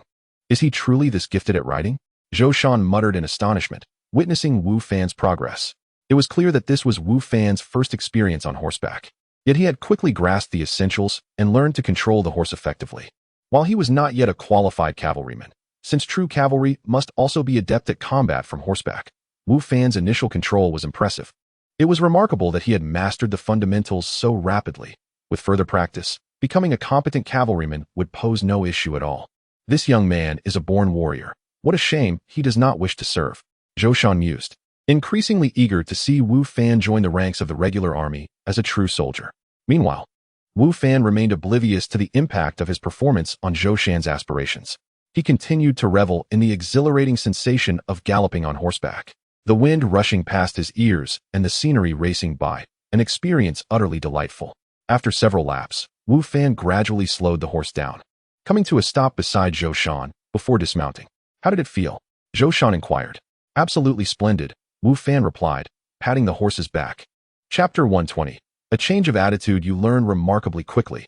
Had I not witnessed it myself, I would scarcely believe today is your first time riding a horse, Zhou Shan remarked to Wu Fan. "Perhaps I possess a certain talent in this regard," Wu Fan replied with a smile. He was well aware that this ability was tied to his attributes, yet it was evident that discussing such matters with Zhou Shan was out of the question. "Given your exceptional talent, it would be a shame to squander it. You ought to ride across the battlefield." Zhou Shan shifted the conversation back to an earlier topic, clearly intent on persuading Wu Fan to formally enlist in the military. "Captain, did we not agree that I would take some time to consider it? Let us discuss this matter at a later date," Wu Fan responded. "Very well," Zhou Shan conceded, refraining from further comment. After continuing their training for a while longer, the sky darkened, and the two finally returned. Wu Fan promptly entered his tent, and, after approximately 10 minutes, was transported back to reality. The following morning, on the campus of Jiangzhou University, Wu Fan encountered Lu Yin'er once more. However, she appeared even more aloof than usual, offering no response to Wu Fan's attempts at friendly conversation. Not a single word passed between them until their exercise session concluded. What could be troubling her? Has she had family visit? Wu Fan pondered, a hint of confusion creeping into his thoughts. Little did he know, if Lu Yin'er were privy to his musings, she might react quite violently. After completing his workout, Wu Fan chose not to leave but instead headed to the office, as he had classes scheduled for the day. True to form, he was the first to arrive, followed shortly by his fellow instructors. "Mr. Wu, you're here," exclaimed teacher Sun Yu. "Indeed, I have class today," Wu Fan replied. "I envy you. You come when there are classes and don't when there aren't," Sun Yu remarked with a touch of envy. "Heh," Wu Fan chuckled, unsure of how to respond. When Li Bing arrived, however, he was far less cordial, merely snorting dismissively and treating Wu Fan as though he were invisible. In contrast, Li Tian and Wang Fu appeared somewhat uncomfortable upon seeing Wu Fan. On one hand, these two had long been sycophants of Li Bing. having made disparaging remarks about Wu Fan in the past. On the other hand, they now recognized that Wu Fan might not be as insignificant as they had previously believed. After all, Li Bing himself had not only refrained from expelling Wu Fan, but had also facilitated his recognition by the school. Clearly, in the eyes of Li Tian and Wang Fu, Wu Fan was a person of considerable standing. Otherwise, the institution would not have treated him so favorably. Moreover, Wu Fan's ability to come and go as he pleased was something Li Bing and Geng Yufei could not achieve. Perhaps Wu Fan's background surpassed that of both of them. However, Wu Fan was typically low-key, unlike Li Bing, who thrived on ostentation. Li Tian and Wang Fu were eager to curry favor with Wu Fan, hoping to mend their relationship and mitigate any negative impressions Wu Fan might harbor due to their past behavior. Yet, given their long-standing allegiance to Li Bing, it felt inappropriate to suddenly switch allegiances, especially with Li Bing still present. Thus, their expressions when they regarded Wu Fan were marked by awkwardness, a desire for closeness tempered by trepidation. Wu Fan, of course, noticed their expressions but chose to dismiss them from his mind. He felt indifferent towards the two and had no desire for further interaction. "You truly have arrived, superstar," Geng Yufei teased as she entered the office and spotted Wu Fan. "Superstar? Whatever are you talking about?" Wu Fan laughed. "While you are here at our school, you are essentially a superstar. Your notoriety surpasses that of all the other instructors, and your popularity is unparalleled. There are numerous articles about you on the campus website," Geng Yufei continued with a smile. "I hear the 3 most beautiful girls in our school have come to blows over you. How does that make you feel? A sense of accomplishment, perhaps?" "Who said that?" Wu Fan protested. "There is no truth to it. It's all over the campus website," Geng Yufei replied playfully. "The narrative surrounding your entanglements is quite dramatic, capturing a great deal of attention. Humph, teachers should behave like teachers, not engage in such frivolous matters with students. It's a wonder the school hasn't dismissed you." Li Bing interjected from the sidelines. "That's all nonsense, mere fabrications by the students," Wu Fan retorted, choosing to ignore Li Bing's comment. "It just goes to show how popular you are," Geng Yufei remarked. "Moreover, those 3 indeed visited your booth, aside from you. It seems no one else has managed to gather them all together, especially Lu Yenner and Tang Yufei, though they are from the same year. They are polar opposites and rarely appear together." Having been teaching at the school for some time, Geng Yufei had a fair understanding of the dynamics at play. It was peculiar that Lu Yenner and Tang Yufei, whether intentionally or inadvertently, seldom shared the same space. Yet Wu Fan had managed to bring them together. Wu Fan considered the stark contrasts in personality between Lu Yenner and Tang Yufei, one chilly, the other fiery, creating an almost incompatible aura. With the thought of the forthcoming swimming lesson and the prospect of facing the challenging Tang Yufei, Wu Fan felt a headache coming on. However, avoidance was not an option. Regardless of his reluctance to confront Tang Yufei, he was bound by his contract with the school to attend the class. "Wow, Mr. Wu is here. We've missed you. Can we take a photo together?" The students exclaimed upon his arrival at the swimming pool, their enthusiasm a stark contrast to the apprehension he had faced during his first visit. Though he had encountered them before, Wu Fan still felt a twinge of awkwardness when faced with the eager faces of the students, unsure where to direct his gaze. It seemed as though, quite deliberately, all the students had changed into their swimsuits ahead of time, and compared to his previous visit, there were noticeably fewer in conservative swimwear. Instead, vibrant, youthful figures danced before his eyes. Tang Yufei was among them, but rather than joining in the excitement, she sat quietly, a playful smile gracing her lips as she observed Wu Fan, seemingly relishing his discomfort. Clearing his throat, Wu Fan feigned a cough, intending to say something. Yet, when he noticed the rapt attention of the girls fixed upon him, he faltered, muttering something about changing before hastily retreating to the locker room, leaving behind a chorus of laughter. Chapter 121. Memories. 5 minutes later, having adjusted his mindset, Wu Fan reappeared before the crowd with a serious expression. Although they had encountered him once before, the sight of Wu Fan's impeccable physique caused the girls to gaze at him with sparkling eyes. Some bolder ones even regarded him with a somewhat aggressive glint, nearly prompting Wu Fan, who had just regained his composure, to retreat once more. "Cough, everyone stand straight. We are about to commence the lesson," he declared, striving to maintain a serious demeanor. The girls complied, positioning themselves obediently, albeit with amused expressions still lingering on their faces, which Wu Fan chose not to contest further. After a brief warm-up, they took to the water for swimming. Wu Fan joined them, personally demonstrating a few simple movements and explaining the nuances of breathing and the fluidity of strokes. His professional elucidation transformed the previously playful demeanor of the girls into one of earnestness.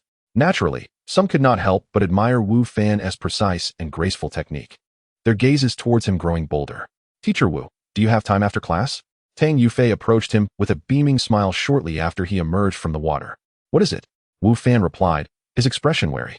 "Let us go shopping." She responded cheerfully. "Yesterday's outing with you was delightful, so I wish to invite you again today." Wu Fan quickly glanced around, relieved to find that while several students were looking in their direction, they were at a sufficient distance to be unaware of Tang Yufei's words. He sighed in relief, pondering the potential gossip that could arise if the inquisitive girls discovered he was out shopping with a female student. "I have no time," he firmly declined. "I have matters to attend to this afternoon." "What matters? Do you need me to accompany you?" Tang Yufei inquired. "No need." He reiterated his refusal. "How stingy," she retorted, rolling her eyes at him. "Are you going to accompany that female classmate of yours?" Wu Fan understood she was referring to Zhao Shouting and felt somewhat exasperated. "What are you thinking? We are merely ordinary classmates." "Then tell me about your university life. I'm quite curious," she insisted. In truth, Tang Yufei had discerned from Zhao Shouting's attitude towards Wu Fan that they were unlikely to be a couple and might even harbor some unpleasantness, so she had no reason to doubt his words. However, her curiosity about Wu Fan's past was piqued. She yearned to know what sort of person he had once been. "That's all in the past. I prefer not to discuss it," Wu Fan declined. "If you refuse to share, I shall inform our classmates that you spent half the day shopping with me yesterday," Tang Yufei threatened. Seeing her triumphant expression, Wu Fan felt a surge of irritation but found himself cornered into recounting some incidents from his university days involving Zhao Shouting. In reality, Wu Fan and Zhao Shouting did not share any significant grievances, nor were they particularly close. Their acquaintance stemmed largely from Zhao Shouting's roommate, Zhao Shui. Zhao Shui was a classmate of Wu Fan's and regarded as the belle of their class, notably popular during their time at the university. While she may not have eclipsed the likes of Lu Yenner and Tang Yufei, she was certainly not far behind. Zhao Shouting and Zhao Shui were classmates and roommates, enjoying a close friendship. The tension between Wu Fan and Zhao Shouting originated from a late-night dormitory discussion. After lights out, the boys would often engage in conversations that predominantly revolved around women and video games. One night, someone initiated a discussion on their ideal types, and Wu Fan casually mentioned that he favored the type of girl represented by Zhao Shui. Unbeknownst to him, this remark spread the following day, turning Wu Fan into a laughingstock in class. As Zhao Shouting was Zhao Shui's roommate and confidant, she bluntly admonished Wu Fan, declaring he was unworthy of Zhao Shui and should abandon any such aspirations. At that time, Wu Fan did not possess striking looks or an exceptional demeanor, and his family background was quite ordinary compared to Zhao Shui's, who excelled academically and was considered beautiful.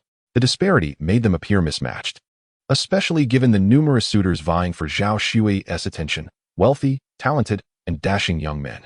Wu Fan undoubtedly fell into the least favorable category, making him a target for ridicule.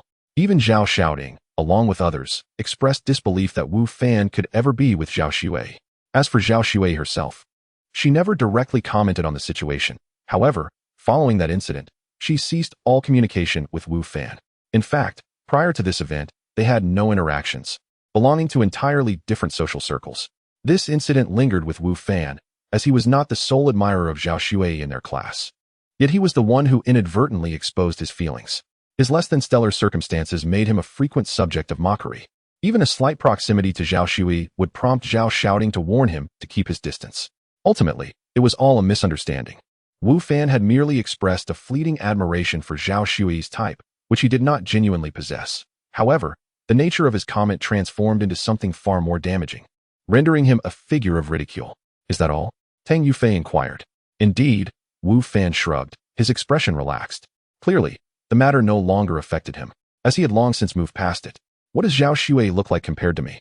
Who is more beautiful? Do you like her?" Tang Yufei pressed on. Cough. Wu Fan felt slightly awkward. "I wouldn't say I liked her. It was merely a fleeting attraction, which dissipated after that incident." "You haven't answered my question yet. Who is prettier, me or her?" Tang Yufei persisted, unwilling to let Wu Fan off the hook. Chapter 122. Someone blocks the path. You are beautiful. Faced with Tang Yufei's probing questions, Wu Fan had no choice but to respond. This was not merely Wu Fan's attempt to appease Tang Yufei. In truth, she was indeed more attractive than Zhao Shui, possessing a greater allure. "You certainly know how to flatter." Tang Yufei was pleased with Wu Fan's answer. "However, with such a great physique and decent looks, how could your classmate overlook you?" Since the advent of his teleportation ability, Wu Fan's appearance and demeanor had been undergoing a gradual transformation. This metamorphosis was subtle, with daily changes barely perceptible to the average observer. Of course, this was not a matter of cosmetic surgery. Rather, it was a refinement that rendered his features more three-dimensional and harmoniously aligned. Yet, even such minor adjustments had significantly enhanced both his appearance and aura. Wu Fan was aware of this and remarked, "I wasn't like this when I was in college. 1 year isn't enough to bring about such a transformation." Tang Yufei expressed her skepticism. Wu Fan chose not to elaborate further. "How about I become your girlfriend?" Tang Yufei proposed. "Your classmate lacks discernment." "I am certainly not like her." "Not this again." Wu Fan chuckled, somewhat exasperated. "Who says I am joking?" "I am quite serious," Tang Yufei insisted. "Ah, over there. It seems some classmates are swimming with improper technique." "I shall go take a look," Wu Fan said, disregarding Tang Yufei's remarks as he made his way to the poolside. With a graceful leap, he plunged into the water. Tang Yufei found Wu Fan's retreat amusing and intriguing. After physical education class concluded, Wu Fan did not return to the office, but left the school directly for the Xingyue Archery Club. Having just grasped a new skill the previous night, he was eager to practice. With a swift release, Wu Fan's arrow flew, striking the bullseye with precision. Another arrow followed suit, hitting the center once more. The third and fourth arrows also found their mark. Only the fifth arrow strayed slightly from the bullseye, but even that deviation was minimal. The coach, observing from the sidelines, was astonished by Wu Fan's progress. "You have improved remarkably." Just the day before, Wu Fan had not reached this level. Although he could hit the target, bullseyes were rare occurrences. Now, however, he effortlessly hit the center. Such progress in a single night. The coach marveled. "It is due to your excellent instruction." Wu Fan replied with a smile as he knocked another arrow. Once again, the arrow struck the bullseye. "Had I not witnessed it myself, I would have believed you were an experienced archer," the coach mused. The coach recalled Wu Fan's initial skill level and was astounded at how quickly he had advanced. Wu Fan chuckled softly. After all, he was still a novice archer. Once his archery level ascended to intermediate, he would likely be able to match the skills of those who had trained for years. "Coach, shall we switch to a more distant target?" After hitting the bullseye once more, Wu Fan suggested. The coach surveyed the target 10 meters away, already filled with arrows, realizing it no longer met Wu Fan's ambitions. He nodded in agreement. The two relocated to the 18-meter target range, embarking on a new practice session. As the distance increased, so did the difficulty of the shots. Although Wu Fan still managed to hit the bullseye, his accuracy had diminished compared to before. Wu Fan spent 3 hours at the archery club before departing. That evening, his barbecue business continued to thrive. Following the departure of several barbecue stall owners, none dared to set up near him. Even those with established shops found their clientele dwindling as Wu Fan drew them away. However, the other owners had no intention of confronting him. Having witnessed how he dealt with Niu Ge and his associates, they did not wish to end up like the others who had been forced out, losing their livelihood. Thus, Wu Fan's stall became the most popular barbecue spot on the street. Yet, Wu Fan was clearly not content with the status quo. In the past, such success would have been a dream come true, but now, with abundant resources at his disposal, merely operating a small stall seemed a rather unambitious goal. Moreover, the barbecue business was heavily influenced by the seasons. Once summer passed, maintaining such success would be increasingly challenging, regardless of his culinary skills. Therefore, he needed to explore other ventures, such as the restaurant he had long contemplated. He wondered if Zhao Yinan could settle her debts in a timely manner. After parting ways with Lu Yijiao, Wu Fan walked home alone, contemplating financial matters. Even if the debts were repaid, it would be a couple of months away. And he could not afford to wait that long. He would have to devise a solution within the gaming world. In the game, Wu Fan was still in the barracks, preparing to embark on a mission to transport supplies. Finding an opportunity to earn money was no simple task. As Wu Fan pondered his financial situation, he suddenly noticed an individual blocking his path. "Excuse me, could you please step aside?" Wu Fan asked, finding his movement cumbersome due to the barbecue items he carried. "Are you Wu Fan?" The person inquired without moving. "I am. Who are you?" Wu Fan responded, sensing impending trouble. "That's all I needed to know," the individual replied. "I want one of your hands and one of your legs. Will you do it yourself, or shall I?" Wu Fan frowned. "What do you mean?" "Quite simply, I intend to break your limbs." The person stated. "You're insane," Wu Fan retorted. "It seems you've opted for me to take action," the person said, their tone growing ominous. "If I do it, you might feel even more pain." Wu Fan became alert. The individual did not appear to be a mere lunatic, nor was this a jest. Suddenly, the person sprang into motion, closing the distance of several meters in the blink of an eye, delivering a powerful strike toward Wu Fan. Startled, Wu Fan instinctively attempted to evade, yet it was too late. the blow landed squarely against him. Chapter 123. Who sent you here? Bang! Wu Fan was struck, stumbling backward several steps, scattering his belongings across the ground with a clatter. Rubbing his chest, which throbbed with pain, he warily regarded his assailant. This individual was a formidable opponent. In the realm of gaming, Wu Fan had encountered humanoid monsters before, such as bandits. But they paled in comparison to the prowess of the person before him. This individual was vastly superior. Unbeknownst to Wu Fan, while he remained alert, his adversary was equally astonished. That strike, though not delivered with full force, had utilized at least 70% of his power. It was inconceivable that Wu Fan, an ordinary person, could withstand such a blow unscathed. Even a novice practitioner of martial arts would have been injured under such an attack. The fact that Wu Fan appeared unharmed was perplexing. Could he also be a master? Yet, young Master Kong had clearly stated that Wu Fan was just an ordinary man. What was the truth behind this? Who are you? Why did you attack me? Wu Fan demanded. However, the stranger was too preoccupied with his astonishment at Wu Fan's lack of injury to respond. Wu Fan remained vigilant, and indeed, the assailant merely paused momentarily before launching another, more ferocious assault. The force of his attack intensified, the wind from his strikes more formidable. Do you think me easy to bully? Wu Fan's temper flared. No one would remain calm after being blindsided. The first strike had caught him off guard, but this time was different. He had been on high alert, and the moment his opponent moved, Wu Fan detected the shift and reacted swiftly. Without his black stone sword, Wu Fan relied on the agility of his flowing cloud boots, combined with his innate attributes, totaling 5 points of agility. This level of speed was exponentially faster than that of an average person, yet it barely enabled him to evade the attack. Had he not noticed the movement in time, he would certainly have been struck again. Indeed, there were masters in reality, and Wu Fan recognized that he still had much to learn. The arrogance that had begun to swell within him dissipated significantly. After narrowly dodging the attack, he retaliated with a strike aimed at his opponent's abdomen. With 3 points of strength from himself, 2 from his flowing cloud boots, 10 from his golden mouse attire, and 50 from his silk trousers, Wu Fan's total strength soared to 65 points. Thus, even without a helmet, the black stone sword, or any armor, his strength remained formidable. Bang! The assailant had initially dismissed Wu Fan's strike, thinking that, with his own early stage of Dark Realm power, it would pose no threat. However, the reality was starkly different. The moment Wu Fan hit him, it felt as though he had been struck by a heavy hammer. His internal organs quaked violently, as if they might shatter like glass. His blood vessels nearly ruptured, and his blood came to a sudden halt. He felt dizzy, on the verge of losing consciousness. Then, he found himself uncontrollably propelled backward, soaring several meters through the air before crashing down heavily. Though he managed to stay conscious, he could distinctly feel at least 3 bones had fractured. This seemingly ordinary strike possessed such overwhelming power. The assailant stared at Wu Fan in shock, his complexion drained of color. Wu Fan, showing no pity, advanced towards him until he stood beside the fallen man, then spoke again. Who are you? Who sent you? But the man merely gazed at Wu Fan in disbelief, unwilling to respond. You think I don't know? Wu Fan replied coolly. Your name is Fei Yun, and you are a newly initiated master of dark energy. You just employed the Breaking Heaven palm, correct? How do you know? Fei Yun instinctively asked. Don't concern yourself with how I know. If you do not divulge the identity of the one behind you, today may very well be your last, Wu Fan stated, a murderous aura gradually emanating from him. Wu Fan had acquired Fei Yun's name through identification techniques. Although he was aware of Fei Yun's name, the technique used, and even his cultivation level, he could not ascertain the identity of the puppet master behind him. Wu Fan had deduced that there was indeed someone orchestrating this attack, for he had no prior acquaintance with Fei Yun, and thus, there was no personal vendetta. Fei Yun's specific targeting of him indicated he was acting on someone else's behalf. Feeling the lethal intent radiating from Wu Fan, Fei Yun recognized that this man was not jesting. He was entirely serious.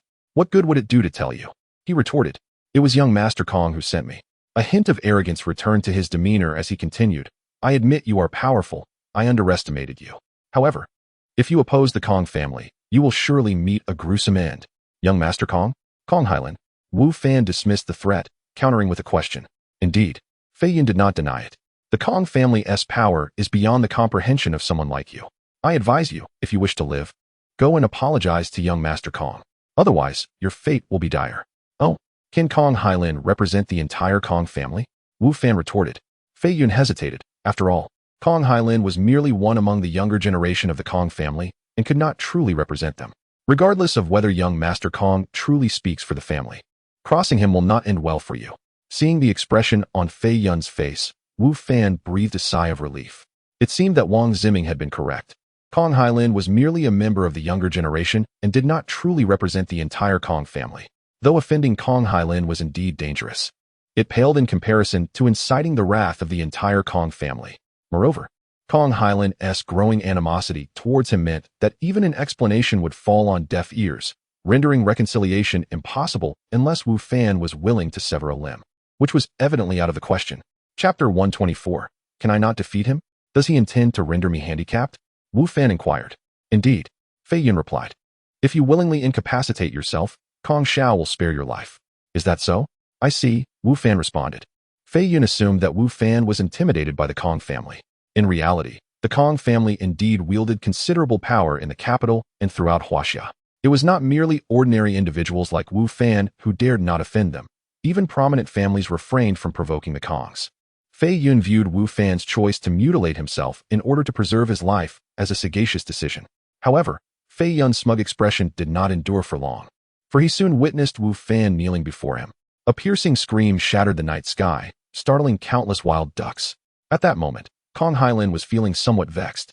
He had been in Jiangzhou for several days yet had only encountered Lu Yin'er once, and during that occasion, she had brought others along, leaving him quite displeased.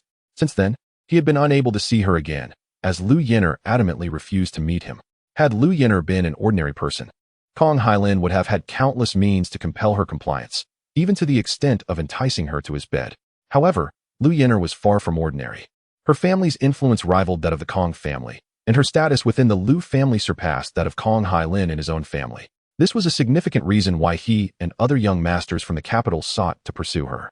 There were many beautiful women, but if Lu Yin'er were merely attractive, they might not have expended so much effort in their pursuit. Yet, women like her, who possessed both beauty and substantial standing, were exceedingly rare. Marrying Lu Yin'er could enable them to leverage her family's connections, propelling them to greater heights. Thus, many young gentlemen, including Kong Hailin, were resolute in their desire to win Lu Yin'er's affection. Regrettably, Lu Yin'er had never taken their pursuits to heart. Even though Kong Hailin held a favorable impression among her family, she had never deigned to acknowledge him. This infuriated the proud Kong Hailin. What further fueled his ire was Wu Fan, a mere cook, who also disregarded him. Wang Ziming had already revealed his identity to Wu Fan, yet Wu Fan remained indifferent, which only intensified Kong Hailin's anger. To him, Wu Fan was akin to an insignificant insect, and now this insect had the audacity to behave in such a manner. Thus, Kong Hailin resolved to teach Wu Fan a lesson, making it clear that not everyone could be trifled with.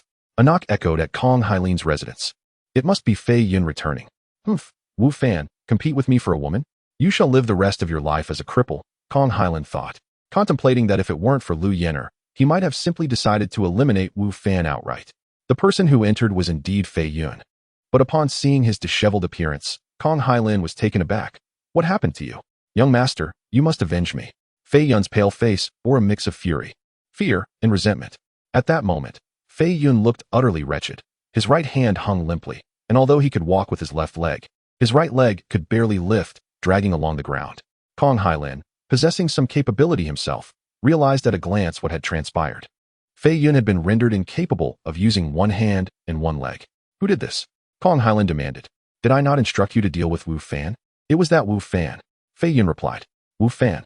He did this. Impossible. He's just a cook, a gym teacher. How could he possibly harm you?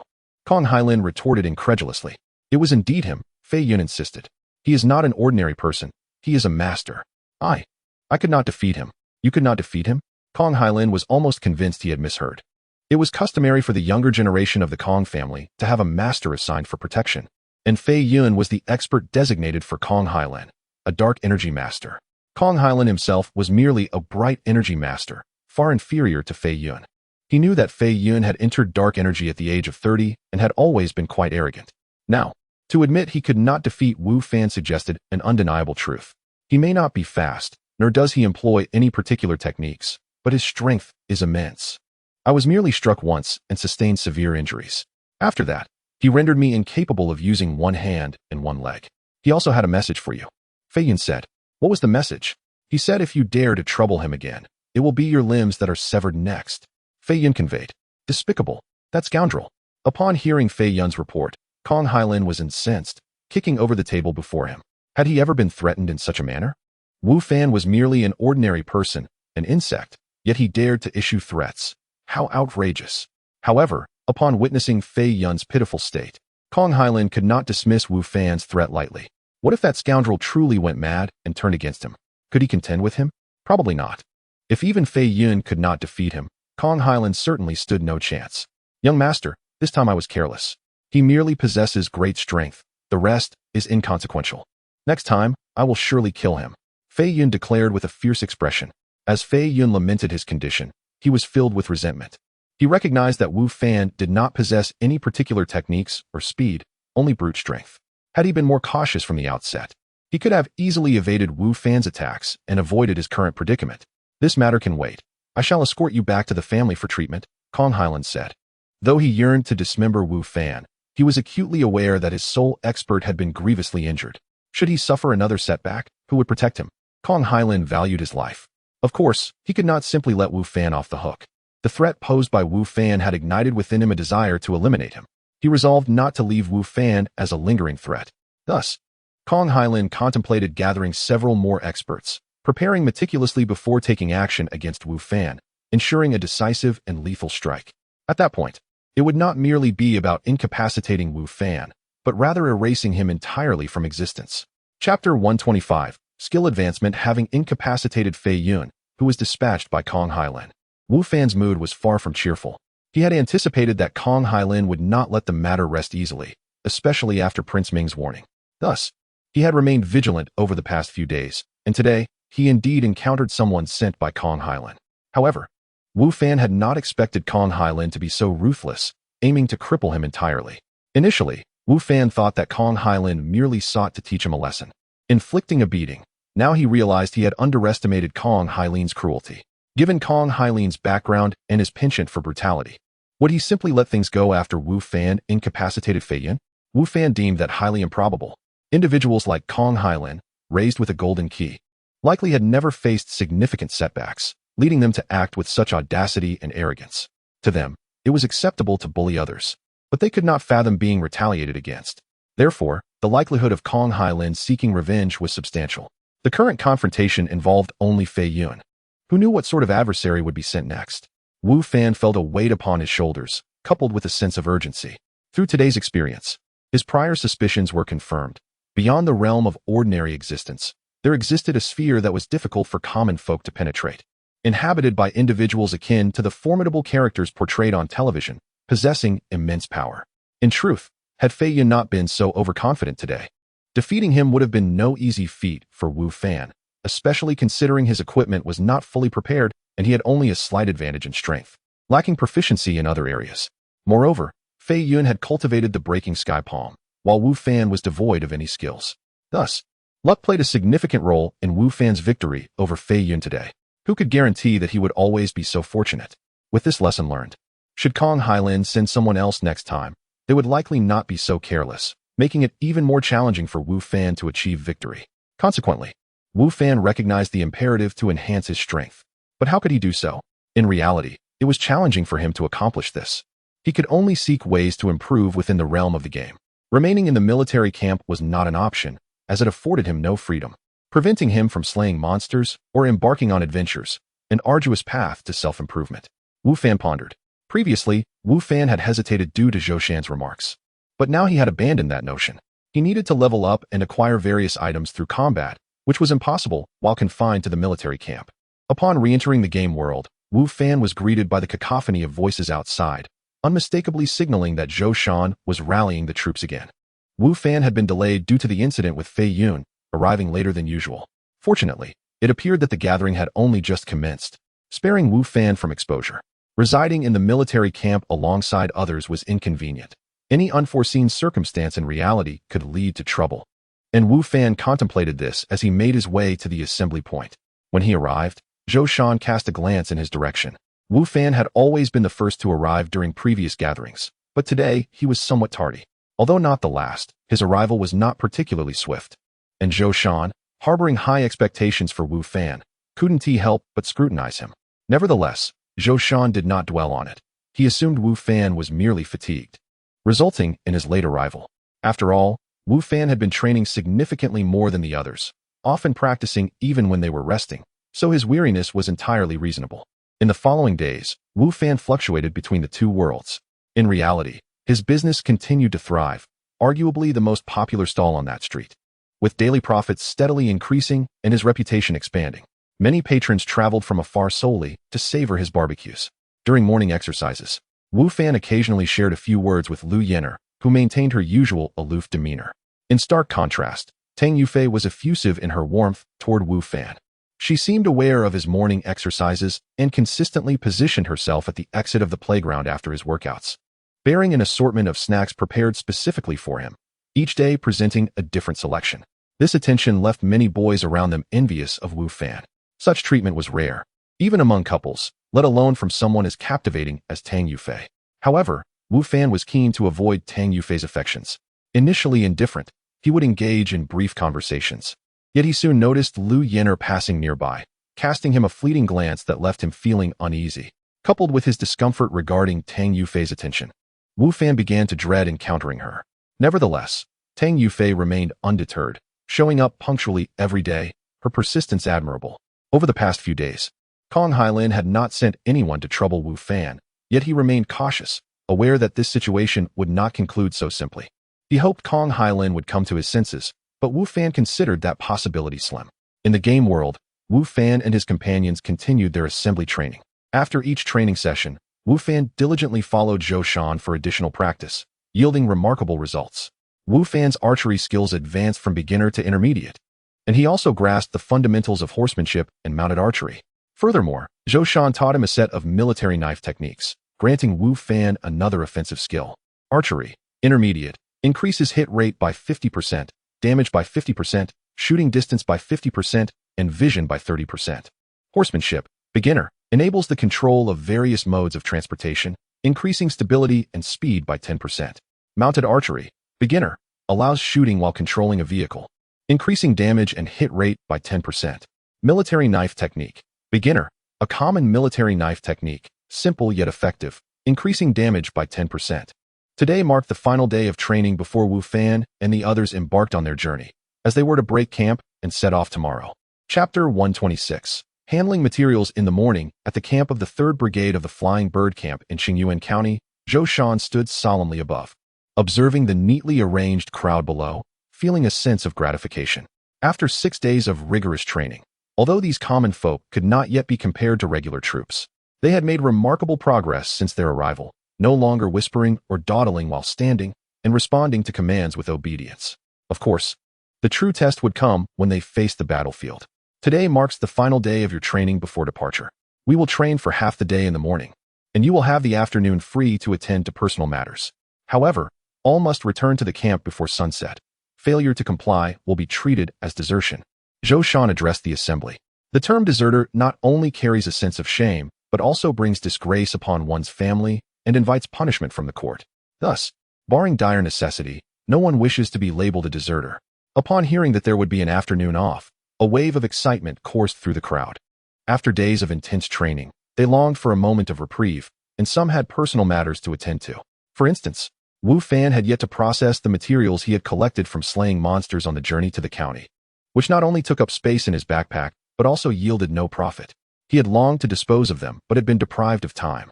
Perhaps due to the anticipated afternoon break, the morning training was particularly earnest. No one wished for any mishaps that could lead Zhou Shan to revoke their precious time off.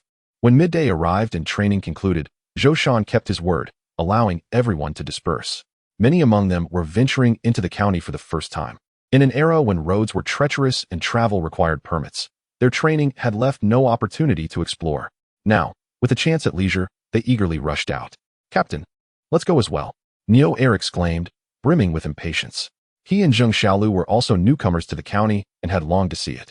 Had Zhou Shan not been so strict, they would have slipped away much earlier. "Let us go," Wu Fan replied. "We depart tomorrow, so today, I'll treat you all to a fine meal." "Really? Captain, you're too generous. We're in for a feast today. I knew following you was the right choice." The team buzzed with enthusiasm. Knowing Wu Fan's family was not impoverished, they felt comfortable accepting his offer. Upon leaving the military camp, after marveling at the county's vibrancy, Neo Air and the others eagerly sought a place to dine. You all order first. I'll step out for a moment and return shortly, Wu Fan instructed. Make it quick, Captain. If you take too long, we might finish before you get back, Neo Air teased. Today, indulge yourselves. Order as much as you wish. If it's not enough, we'll order more, Wu Fan laughed. He had already inquired about the prices at the establishment, which were reasonable and within his means. All right then. We want tea hold back. The group replied, grinning. Wu Fan then departed, realizing he did not have much money on him to treat his friends. He needed to sell the materials in his backpack first. Qingyuan County was far larger and more prosperous than the hidden village, bustling with small merchants. Instead of selling his materials at a stall, he sought out a larger general store. What can I assist you with? A clerk greeted him as he entered. I have some materials from beasts and monsters to sell. Do you accept such items? Wu Fan asked, holding up the materials wrapped in cloth. Certainly, we do. The clerk replied. Wu Fan nodded and unveiled the contents for the clerk's inspection. The clerk, possessing a discerning eye, could easily identify the origins of the materials. However, the price offered made Wu Fan frown. A total of 10 gold coins? He found it hard to accept. Indeed, the clerk affirmed. Most of these items are quite ordinary, with the wolf's hide and teeth being the most valuable. Wu Fan struggled with the disappointing offer, recalling that these materials had been obtained from beasts and monsters of level 10 or higher. Back in the hidden village, he had sold materials from a level 10 golden-haired rat for significantly more. Was this shop a scam? With his thoughts racing, he collected his items and replied, the price seems a bit low. I'll check elsewhere. Of course, take your time. Should you find a better price, you are welcome to return. The clerk replied without any attempt to pressure Wu Fan.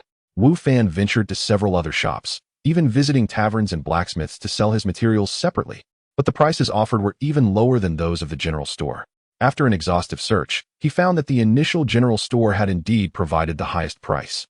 With no other options, he reluctantly returned. Why are the prices so disparate? Are they all more unscrupulous than Lu, the swindler? Why did the others in the hidden village offer me such favorable rates? Were they simply being considerate? Wu Fan pondered. It dawned on him that perhaps it was indeed a possibility. He had made a positive impression in the hidden village, where everyone had taught him skills and arts. It would be normal for them to extend some leniency in pricing. At this moment, Wu Fan began to understand why figures like Sun the blacksmith had limited purchasing power. It was a measure of their goodwill towards him. In Qingyuan County, however, the prices were significantly lower, yet they were willing to buy in unlimited quantities. Welcome back. Esteemed guest, the clerk greeted Wu Fan upon his return, maintaining the same cordial demeanor. Feeling somewhat embarrassed, Wu Fan handed over his items and inquired, still 10 gold coins?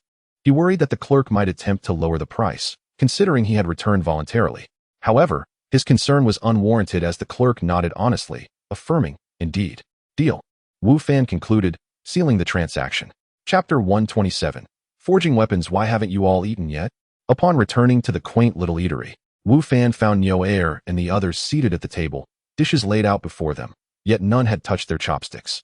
Their eyes remained fixed on the spread, some swallowing hard in anticipation. Captain, we were waiting for your return, Neo Air said, struggling to divert his gaze from the enticing food. How could we eat without you? Captain, Zheng Xiaolu chimed in. I told you to start without me. There's no need to wait, Wu Fan replied as he took his seat, feeling a warmth in his heart despite his words. That won't do. You're our captain, and you're treating us. How could we not wait for you? Neo Air insisted. Now that you're back, we can finally dig in. Go ahead, enjoy. Wu Fan smiled. Almost in unison, everyone except Wu Fan picked up their chopsticks and began to eat, quickly filling their mouths with food. Wu Fan chuckled at the sight and called out, Waiter, come here for a moment. Yes, sir. How may I assist you? The waiter hurried over, his face beaming with eagerness. Bring us a few more of your house specialties, along with 2 pots of wine, Wu Fan instructed. Captain, that's enough. Zheng Xiaolu exclaimed, speaking with his mouth full, making his words somewhat unclear. Don't worry. I said I wanted you to eat to your heart's content. So do just that, Wu Fan reassured him. Although his purse was not overflowing, he could still afford to treat them. Neo Air and the others had been cautious when ordering, so Wu Fan decided to add a few more dishes, knowing that once they set off on their journey, hearty meals would become a rarity. Also, everyone can have a drink, but not too much, understood? Wu Fan added. At the mention of wine, Neo Air's eyes sparkled. Alcohol was a luxury, especially for those who often struggled to afford a decent meal. Even for those who could manage, drinking was still a rare indulgence. Soon, the waiter returned with the food and wine. Neo Air eagerly poured a glass for Wu Fan before serving the others. Delicious, truly delightful, Zheng Xiaolu said, raising his cup to his nose and inhaling the aroma, lost in ecstasy. The others wore similar expressions, which amused Wu Fan greatly. He took a sip and found the wine somewhat spicy and bitter, not particularly palatable, akin to beer back on Earth. The old village chief had taught him the art of brewing, and Wu Fan pondered that if the opportunity arose, he could craft some wine himself. The way Niu and the others craved it suggested that once he brewed his own, it would surely sell well. Additionally, he could search online for brewing recipes. And with his advanced brewing skills, he believed his creations would surpass the local offerings. Despite Wu Fan's unimpressive wine, to Niu and the others, it was akin to divine nectar, as they savored every sip, relishing the experience. The meal extended over an hour, and when it came time to settle the bill, Wu Fan found himself parting with 5 gold coins, leaving Niu and the others astonished. "Captain, where to next?" Zheng Xiaolu asked as they exited the restaurant. Wu Fan surveyed the group and replied, "To the blacksmith shop." "What for?" Niu inquired, having worked as an assistant at a blacksmith for many years, making him particularly sensitive to such matters. "To prepare weapons for you all," Wu Fan responded. "We depart tomorrow. Do you have any weapons?" His words caused the others to blush.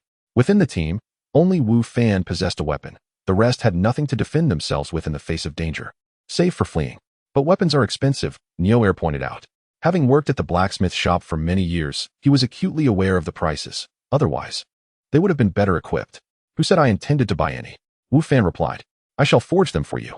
"Captain, you can blacksmith?" Niu exclaimed in surprise. "You'll see when we arrive," Wu Fan assured him. In truth, Wu Fan still had 5 gold coins left, which could purchase some inferior weapons, likely to break after a few strikes. However, as a skilled blacksmith with iron blocks from his journey, crafting the weapons himself was far more sensible. The group soon arrived at the blacksmith shop. Wu Fan had been here before when he sought to sell beast claws, so he was familiar with the location and knew it was available for use, albeit for a fee. After handing the shopkeeper a gold coin, the owner readily allowed Wu Fan and his companions to borrow the forging equipment and even provided some scrap metal. For Wu Fan, who possessed ample quality iron blocks, the scrap was trivial. He valued the equipment far more.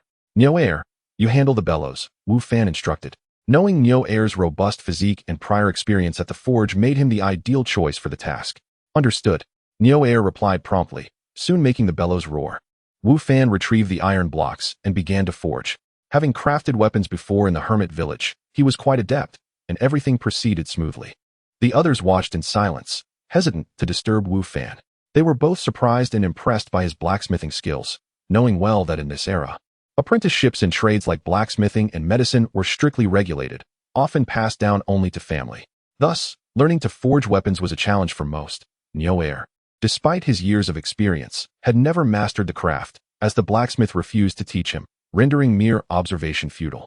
Yet, Wu Fan's fluid movements revealed his expertise, leaving the others in awe. "Our captain is remarkable. He seems to know everything," they thought to themselves. Niu felt this sentiment deeply, realizing that Wu Fan's craftsmanship surpassed even that of the blacksmith who had been practicing for decades. "What a marvel our captain is," Niu mused internally. However, it was a stroke of fortune for them to follow such an extraordinary leader. Chapter 128. Birthday Invitation. The Scarlet Leaf Longsword. Bronze grade. Attack 15. Agility 5.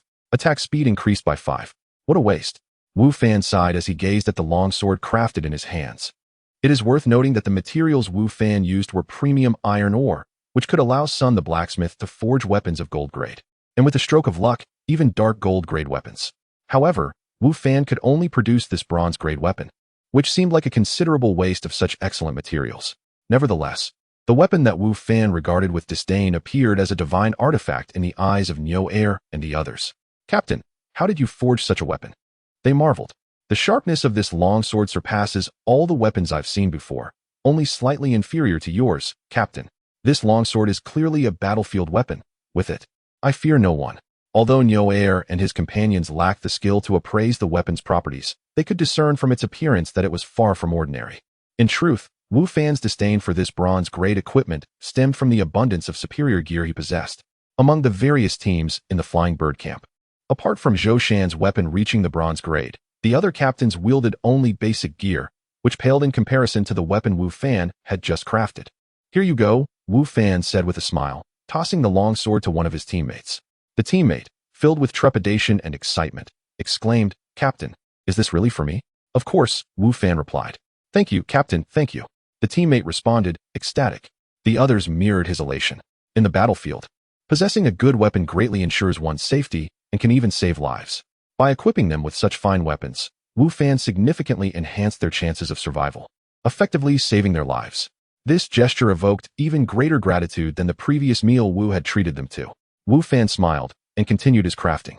The group remained in the blacksmith shop until the sun began to set, at which point Wu Fan completed the remaining weapons for his companions.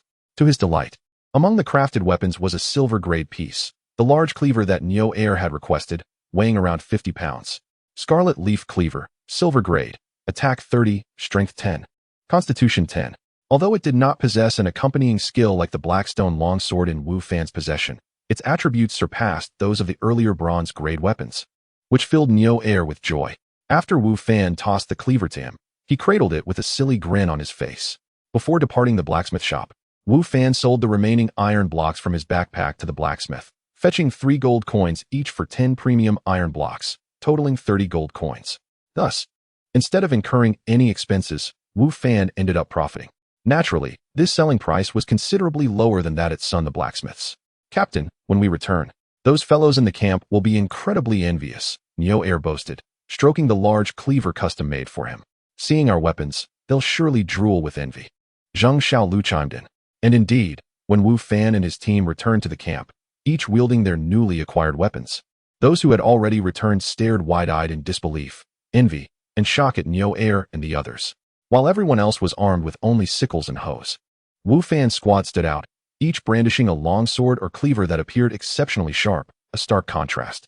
As Neo Air and the others basked in the envious glances from those around them, they walked with their heads held high, almost as if they could touch the sky. Following the captain was undoubtedly the right choice.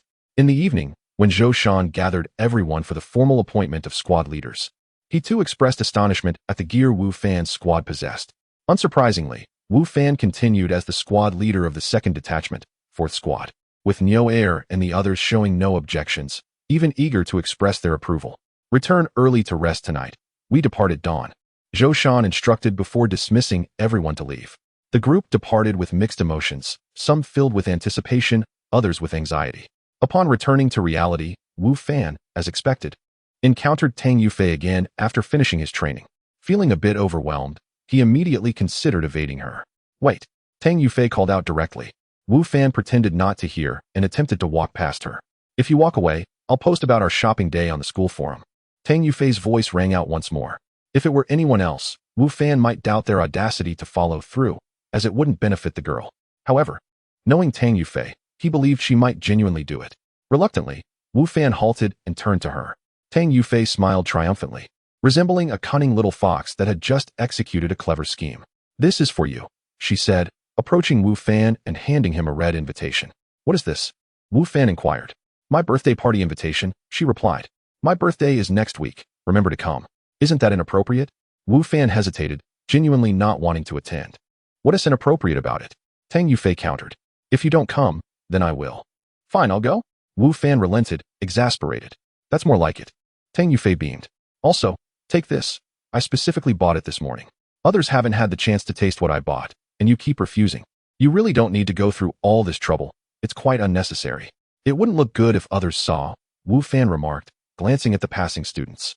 Why should I care about others' opinions? Tang Yufei stated nonchalantly. I do what I want. It's none of their business. Indeed, Tang Yufei was not one to concern herself with others' perspectives. Her actions were driven purely by her own preferences. All right, you win, Wu Fan conceded. Make sure to eat it while it's hot, Tang Yufei said before turning to leave, completely disregarding the gazes of those around her. Wu Fan shrugged and was about to depart when he noticed Lu Yen'er passing by nearby, casting him a fleeting glance that left him feeling uneasy. How could he forget that Lu Yen'er always seemed to cross his path at the most inconvenient times? Wu Fan lamented inwardly. Chapter 129, The Storefront in the Afternoon. Having just procured fresh ingredients, Wu Fan received delightful news from Lu Yidao. A rather decent storefront was up for sale. What was the situation with the storefront? After meeting up with Lu Yidao, the pair made their way to the location of the establishment. The storefront spanned 2 levels and exceeded 1,000 square meters. Ample space indeed. I am acquainted with the owner. Aside from this establishment, he possesses other ventures, but has recently encountered financial difficulties, prompting him to consider selling this property. Lu Yidao explained. What is the price? Wu Fan inquired. Given its considerable size and favorable location, It certainly wouldn't be inexpensive. The transfer fee is 500,000. With an annual rent of 3 million, Louis Dao replied. If you wish to purchase it outright, the asking price is 30 million, to be paid in a single transaction. Such a high price. Upon hearing Louis Dao's quotation, Wu Fan abruptly halted. Previously, he had thought he was quite affluent after selling a piece of rosewood for nearly 10 million, but now he realized that amount was hardly sufficient, barely covering half the cost of this storefront. This is already a friendly price. Had it not been for our acquaintance, the cost would have been even steeper, Louis Dao remarked. Wu Fan nodded, feeling a twinge of bitterness in his heart. After searching for so long, he finally had news of a storefront, only to find that the required funds were exorbitant. Selling his rosewood wouldn't yield nearly enough. Nevertheless, it was still worth a look, after all. Viewing the property would cost him nothing, right? Louis Dao hailed a taxi, and they headed toward the storefront's location. Why does this place seem so familiar? As they alighted from the vehicle, Wu Fan expressed his surprise. It wasn't he until he spotted the large, familiar sign of Kailman nearby that he understood the source of his familiarity. It turned out that the storefront Louis Dao had found was just a stone's throw from Kailman, with the two establishments facing each other across the street, no more than 100 meters apart. No wonder Louis Dao remarked on its favorable location. Even compared to Wanli Plaza, it was hardly inferior. Louis Dao led Wu Fan inside the premises, which had previously operated as a restaurant. Although the doors were open, there were no waitstaff or patrons, only a shrewd-looking middle-aged man, waiting for Wu Fan and Louis Dao. Chef Liu, you finally arrived. The middle-aged man greeted Louis Dao. So, what do you think about the store? To be honest, there are many interested parties looking to rent or purchase my establishment. If it weren't for our friendship, I would have sold it to someone else long ago. Thank you, Boss Qian, Louis Dao replied. However, the prospective buyer is not me, but rather my master. Master? Boss Qian instinctively turned to Wu Fan, who had just entered alongside Louis Dao. Wu Fan, looking quite youthful, was initially mistaken by Boss Qian as Louis Dao's apprentice. But he was surprised to learn that Wu Fan was, in fact, Louis Dao's master. Is Louis Dao's master truly this young? Surely, he jested. Hello, Boss Qian. I am Wu Fan. Wu Fan introduced himself, extending his hand. May I take a look at the storefront? Of course, Boss Qian replied. Allow me to show Mr. Wu around. I appreciate it, Boss Qian, Wu Fan said. Boss Qian guided Wu Fan and Louis Dao through the 2 levels of the restaurant, including the kitchen. To be honest, aside from the steep price, Wu Fan found the premises quite satisfactory, since it had been previously utilized for dining. If he were to lease or purchase it, a simple renovation would suffice to commence operations, saving considerable effort and avoiding extensive modifications. So, Mr. Wu, are you satisfied? Boss Qian inquired. Very satisfied, Wu Fan responded. However, regarding the price, is there any room for negotiation? This price is already quite low. You've seen the location and the foot traffic is certainly substantial, coupled with the considerable space and decent decor. Were it not for my acquaintance with Chef Liu, the price would undoubtedly be higher. Boss Qian remained firm on the pricing. Boss Qian, if I am not mistaken, your restaurant's business is not thriving, Wu Fan observed, glancing across the road at Kailman. The decor here clearly targets a high-end clientele, yet with Kailman directly opposite, there exists a clash and competition for customers. Kailman is renowned throughout Jiangzhou, bustling with patrons who struggle to secure a reservation, thus inevitably impacting your business. I presume this urgency to sell is also due to the fact that each day of delay translates to further losses. Boss Qian's expression shifted slightly. For Wu Fan's analysis was astute. Initially, he had intended to compete with Kailman, but ultimately, he had failed. The business had suffered immensely due to Kailman's presence, and his earnings merely sufficed to avoid losses, which is a dire situation for such an establishment. Additionally, his recent need for capital circulation prompted thoughts of selling. You are indeed a keen observer, Mr. Wu, Boss Qian conceded. Even if you are correct, I can easily sell to someone else. If you cannot meet my terms, I am under no obligation to sell to you. To whom would you sell? Wu Fan chuckled. Selling to others means that if they aren't in the dining business, you would have to dispose of all your inventory and incur significant expenses for renovations. The transition would consume both time and resources, and the prospective buyer may not agree to your price, potentially prolonging the process. How do you know that others wouldn't engage in the dining business? Boss Qian retorted indignantly. Engage in dining? Wu Fan's smile broadened. Kailman stands right across. How many would dare to compete with them? Furthermore, your own experience serves as a cautionary tale. How many would be foolish enough to attempt that? Of course, I mean no offense to you, Boss Qian. Boss Qian's expression darkened. In truth, his desire to sell the establishment to Louis Dao was not born from camaraderie, Business people regard such sentiments lightly, prioritizing profit above all. He understood that if Louis Dao were to lease or purchase the property, it would remain in the dining sector, thus requiring no major renovations, allowing him to secure a fair price. In contrast, selling to others would necessitate disposing of the existing inventory, coupled with extensive renovation and modification, leaving him vulnerable to price negotiations that would only drive the cost lower. Chapter 130. The need for a substantial sum of money. Initially, Boss Qian believed that Louis Dao, a mere cook skilled only in the culinary arts, would lack the acumen for intricate negotiations. Observing Louis Dao's anxious demeanor while searching for a storefront, Boss Qian felt confident that he could profit handsomely from this transaction. However, to his surprise, the individual truly interested in purchasing the establishment was not Louis Dao, but someone else entirely, someone who seemed to have discerned the underlying complexities of the situation. "How much is Mr. Wu willing to offer?" Boss Qian inquired, his tone noticeably less assertive than before, imbued with a newfound uncertainty. "An offer? Naturally, I aim for the most economical option," Wu Fan replied. Yet, he was acutely aware that if his bid was too low, Boss Qian would likely refuse, or worse, become incensed, jeopardizing the whole deal.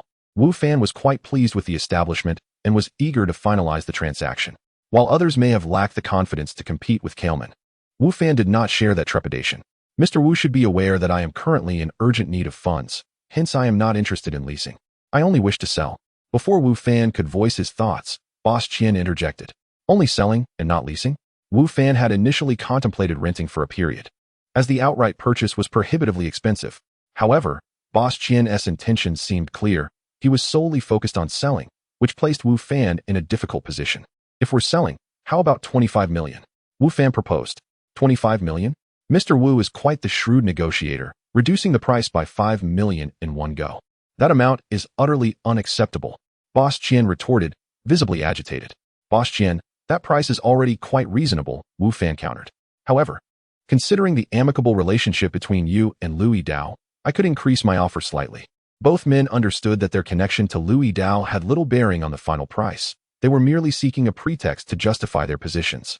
With one party eager to sell and the other to buy, there was ample room for negotiation. Ultimately, the price for the establishment was settled at 26 million. Both Wu Fan and Boss Qian wore expressions of dissatisfaction, as if they had incurred a loss, yet inwardly, they both found the price acceptable. "Chef Liu must have informed you that the payment for this establishment must be made in a single transaction," Boss Qian stated. "Paying in full is not an issue," Wu Fan replied, "but as this is a significant sum, I will require some time to prepare." "How long do you need?" Boss Qian asked. "A month, perhaps," Wu Fan suggested. "Impossible. A month is far too long. I cannot wait that long," Boss Qian rejected firmly. "At most, I can allow 2 weeks. And you must provide a deposit." "I will wait 2 weeks, but if you have not prepared the funds by then, I shall sell the establishment to another party, and the deposit will not be refunded." Wu Fan contemplated negotiating further on this point, but Boss Qian's stance was unyielding. He evidently needed the funds for immediate turnover and showed no willingness to compromise. Ultimately, Wu Fan reluctantly acquiesced and paid a deposit of 500,000, grateful for his satisfaction with the establishment. This deposit was, of course, advanced by Louis Dao, as Wu Fan lacked the resources to cover such an amount himself. The task of amassing 26 million within 2 weeks was a daunting challenge for Wu Fan. Previously, he would have deemed such a feat impossible, but now he found himself emboldened to accept the challenge, surprising even himself with his audacity. "Master, you are truly remarkable, having negotiated a reduction of over 3 million. Louis Dao exclaimed with admiration after they left the establishment. While Wu Fan was bargaining with Boss Qian, Louis Dao had been taken aback.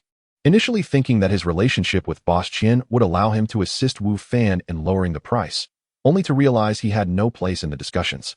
Their connection bore little weight. Louis Dao, deeply engrossed in his culinary pursuits, was not particularly attuned to matters outside his expertise. Had he been tasked with negotiating the price, he likely would have failed to secure even a single cent less. Thus, he held immense respect for Wu Fan, who excelled not only in culinary arts, but also in the art of negotiation. A reduction of over 3 million still leaves over 20 million, a considerable sum. "I am uncertain if I can raise that amount," Wu Fan remarked with a wry smile. "Master, I have several million available, if you need it." "You are welcome to it," Louis Dao offered earnestly. Louis Dao held genuine respect for Wu Fan, and given his own lack of attachment to money, he was willing to offer his entire savings should Wu Fan require assistance. "Thank you," Wu Fan expressed gratefully. Although he had yet to impart much knowledge to Louis Dao, the latter had been wholeheartedly supportive, even contributing financially, which left Wu Fan feeling somewhat guilty. Nonetheless, a few million would not significantly alleviate Wu Fan's predicament, as the gap was far too vast. He had even prepared himself for the possibility of failing to gather the funds within the 2-week time frame. It was not an insurmountable issue. He could simply seek another establishment. As for the 500,000 advanced by Louis Dao, he could repay him later. Of course, Wu Fan would not abandon hope as long as there was still time. After all, he was quite fond of that establishment, and having successfully negotiated a 3 million reduction, it would be folly to surrender so easily. Is there any way to earn money swiftly? Wu Fan began racking his brain for solutions. Had he still been in the game world, he could have chopped wood for sale, albeit with the risk of exposure. It would have been a feasible option. Unfortunately, he was currently situated in Qingyuan County and would soon depart for more distant locales, making a return to the hermit village impossible in the short term. Thus, he needed to contemplate alternative methods. What other options were available? Wu Fan reflected on his abilities, searching for a means to address his immediate concern. However, before he could devise a plan, he received a phone call from Wang Ziming, who invited Wu Fan to dinner that evening. Wu Fan held a favorable impression of Wang Ziming, and though he was uncertain of the purpose behind the invitation, he did not decline. Chapter 131. A display of strength. The dining location remained at Ailment. Upon entering, Wu Fan felt a distinct shift in his mindset. With the prospect of venturing into the culinary business, potentially in direct competition with Ailment, he found himself particularly observant of the establishment's operations. Despite Louis Dao's departure, the bustling atmosphere persisted. The hall was completely filled, with not a single vacant table in sight. Wang Ziming had invited Wu Fan for a meal, which clearly would not take place in the crowded hall. In a private room upstairs, Wu Fan was greeted by Wang Ziming, who beckoned him to sit beside him. The room was exclusively occupied by the two, indicating that this gathering had been intentionally arranged by Wang Ziming. Is there something you wish to discuss? Wu Fan inquired as he settled into his seat. Can I invite you for a meal without a specific reason? Wang Ziming replied with a smile. It has been a year since your graduation. You must understand how vital connections are in society. It's beneficial to engage with others when you have the chance. Wang Ziming was subtly advising Wu Fan. Thank you for the reminder, Wu Fan acknowledged, but I still have to set up my stall tonight. Wu Fan's thoughts were consumed by the matter of the 20 million he was striving to achieve. Although a barbecue stall might not yield substantial profits, a mere drop in the bucket compared to 20 million, he was determined not to overlook any opportunity to earn. How much do you make in a night with that stall? I'll cover your earnings. You needn't operate tonight, Wang Ziming offered. That wouldn't be appropriate, Wu Fan replied. Truth be told, I sense you differ from others. You are destined for something extraordinary, Wang Ziming remarked. Thank you for your kind words, Wu Fan responded. It is not mere flattery, Wang Ziming insisted. How many would dare to confront Kong Hailin? To injure his bodyguard? I understand, Wu Fan replied, having heard some news. Wang Ziming continued. I've learned that Fei Yun, Kong Hailin's bodyguard, has been sent back to the capital for treatment. I am quite curious about who you truly are to have injured even Kong Hailin's guard. His curiosity was genuine. He had invited Wu Fan to dinner partly to probe into this matter. He had previously uncovered Wu Fan's culinary skills and his sudden appointment as a professor at Jiangzhou University, both of which seemed puzzling. Now, the revelation that Wu Fan could injure Kong Hailin's bodyguard added another layer of intrigue, one that suggested Wu Fan was no ordinary individual. It's nothing extraordinary. I simply possess greater strength, Wu Fan replied nonchalantly. Greater strength? How much? Wang Ziming asked, intrigued. Wu Fan glanced around the room, spotting a small marble table beside the larger one. He approached it and casually asked, if this table breaks, am I liable for damages? Wang Ziming understood his intent. Feel free to test it. If it breaks, it's on me. Without further ado, Wu Fan crouched beside the table, raised his hand, and lightly struck it. To Wang Ziming's astonishment, the sturdy marble table shattered instantly, sending fragments scattering across the floor with a resounding crash. Witnessing this spectacle, Wang Ziming's mouth fell agape, alternating his gaze between the shattered marble and Wu Fan. You mentioned I wouldn't be held responsible, Wu Fan reminded him as he returned to his seat. After a lengthy pause, Wang Ziming finally managed to utter, terrifying. At that moment, Wang Ziming grasped why Kong Hailin's bodyguard had been bested by Wu Fan. Such formidable strength was beyond the capacity of an ordinary person. Even someone like Fei Yun, who had attained a modicum of skill through training, would struggle to match it. Do you also train? Wang Ziming inquired, clearly aware of the elite circles that were inaccessible to most. Train? No, Wu Fan shook his head. He had not undergone any training. Instead, he had simply leveled up in another realm. This form of advancement was simpler, yet far more formidable. Really? Wang Ziming regarded Wu Fan with skepticism. To possess such strength without training, are you some kind of natural powerhouse? Reflecting on his prior research into Wu Fan's background, he recalled that Wu Fan hailed from ordinary origins, making it unlikely for him to have encountered the world of martial arts. However, the notion of someone with such extraordinary power without formal training was indeed rare. Wu Fan nodded in affirmation. Prior to displaying his strength, he had anticipated Wang Ziming's reaction, which aligned perfectly with his intentions. While Wang Ziming regarded him favorably, it was more akin to a mentor's admiration for a promising prodigy rather than the camaraderie of equals. Wu Fan understood this disparity in their statuses and deemed it natural. Thus, he decided to showcase his abilities, hoping to enhance his standing in Wang Ziming's eyes. As Wang Ziming had previously noted, connections are vital. Having spent a year navigating society, Wu Fan recognized this truth. He held a favorable impression of Wang Ziming. For a deeper relationship to flourish, a semblance of equality in their identities was essential. After all, what reason would Wang Ziming have to value him otherwise? No wonder you could defeat Fei Yun. With such terrifying strength, few could withstand it, Wang Ziming remarked. Wu Fan smiled, acknowledging that in the realm of equipped individuals, very few could rival his might. However, one must not be complacent, Wang Ziming cautioned. From my understanding of Kong Hailan, he is not one to accept defeat quietly. He will undoubtedly retaliate. Wu Fan recognized the wisdom in Wang Ziming's words. Witnessing Wu Fan's extraordinary strength had heightened Wang Ziming's regard for him, deepening his awareness of Wu Fan's exceptional nature. I am aware, Wu Fan nodded. I will exercise caution. Indeed, Wang Ziming replied. Let us enjoy our meal. Afterwards, I shall take you to a place of interest. Originally, Wang Ziming intended to leave after their meal, but having recognized Wu Fan's uniqueness, he desired to foster a closer bond, indicating that Wu Fan's earlier display had indeed served its purpose. Chapter 132, The Auction After Dinner. Wang Ziming drove Wu Fan to their destination. Half an hour later, they arrived at the Jihua auction house. Wu Fan gazed at the sign hanging above the entrance, momentarily taken aback. He had only seen places like this on television and had never encountered one in reality. Have you been here before? Wang Ziming inquired as they walked inside. Wu Fan shook his head, indicating he had not. There's a small auction happening today, so I thought I'd bring you along. Wang Ziming explained. Young Master Wang, welcome. Please, come in, greeted a middle-aged man in a tailored suit as they entered. Wang Ziming nodded, gesturing toward Wu Fan. This is Wu Fan, a friend of mine. I brought him along for some fun. Wu Fan, this is Manager Chao Yun. Greetings, young Master Wu. Welcome to Jihua Auction House. I hope you enjoy your evening, Manager Chao said politely.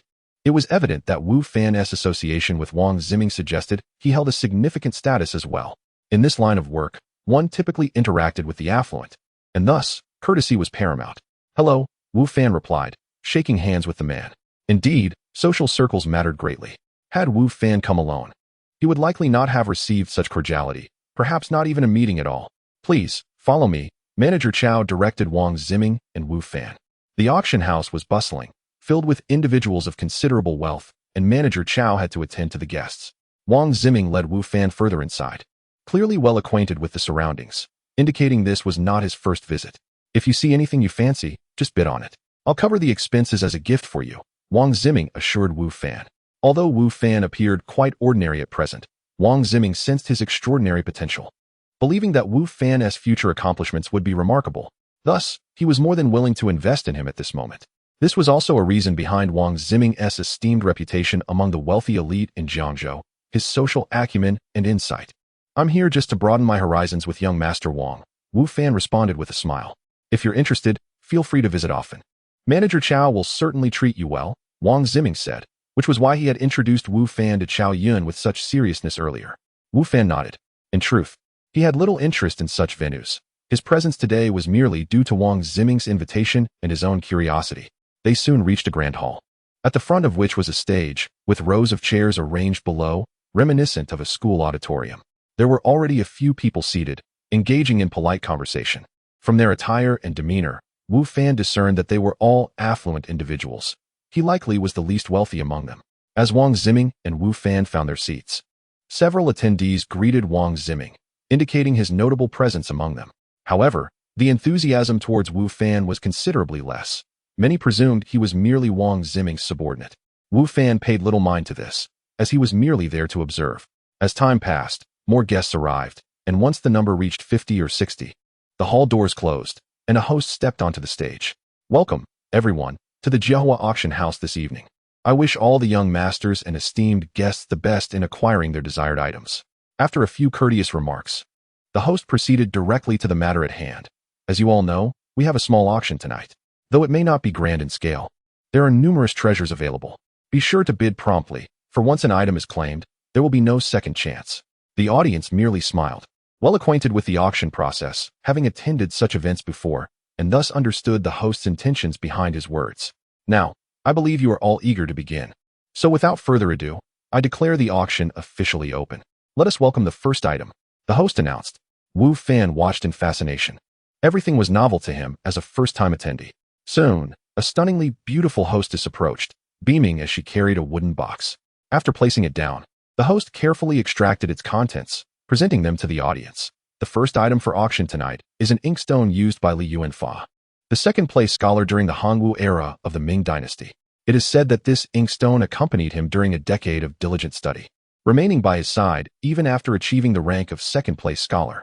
Despite later attaining a third-grade official position, this inkstone was never discarded, making it a highly collectible piece. The starting bid is 100,000, with increments of no less than 10,000. A mere inkstone fetching a starting price of 100,000? Wu Fan found it hard to comprehend the exorbitance of such pricing. To him, it might have been worth $10, but this was outright extortion. However, the crowd below had a different perspective. As soon as the auctioneer finished speaking, bids began to emerge, and soon, multiple voices joined in, driving the price up to 300,000 in no time. Madness, sheer madness, Wu Fan thought, struggling to grasp the mindset of those around him. Were he in their position, he would never consider such a price. "How about you? Interested?" Wang Ziming quietly asked Wu Fan. "Not at all," Wu Fan replied, shaking his head. "It's just a broken inkstone. It's not worth it." "Broken inkstone?" Wang Ziming paused, then laughed. "Antique collecting is precisely like this. To those who cherish it, an antique may be priceless, while to someone indifferent, it might not even be worth $10. Wu Fan observed as a middle-aged man successfully bid 320,000 for the inkstone, and he remarked, "Antique collecting truly is a wild pursuit." Indeed, in Wu Fan's eyes, what was worth at most $10 had been sold for 320,000, with the buyer looking utterly pleased, as though he had struck an incredible bargain. Wu Fan, while recognizing the wealth of others, also acknowledged the insanity inherent in antique collecting. Chapter 133. The strange appraisal results. The auction continued. One antique after another was presented for bidding, with prices varying widely. Even the least expensive items commanded over 100,000, while the highest bid had soared beyond 3 million, allowing Wu Fan to witness once more the madness of these collectors.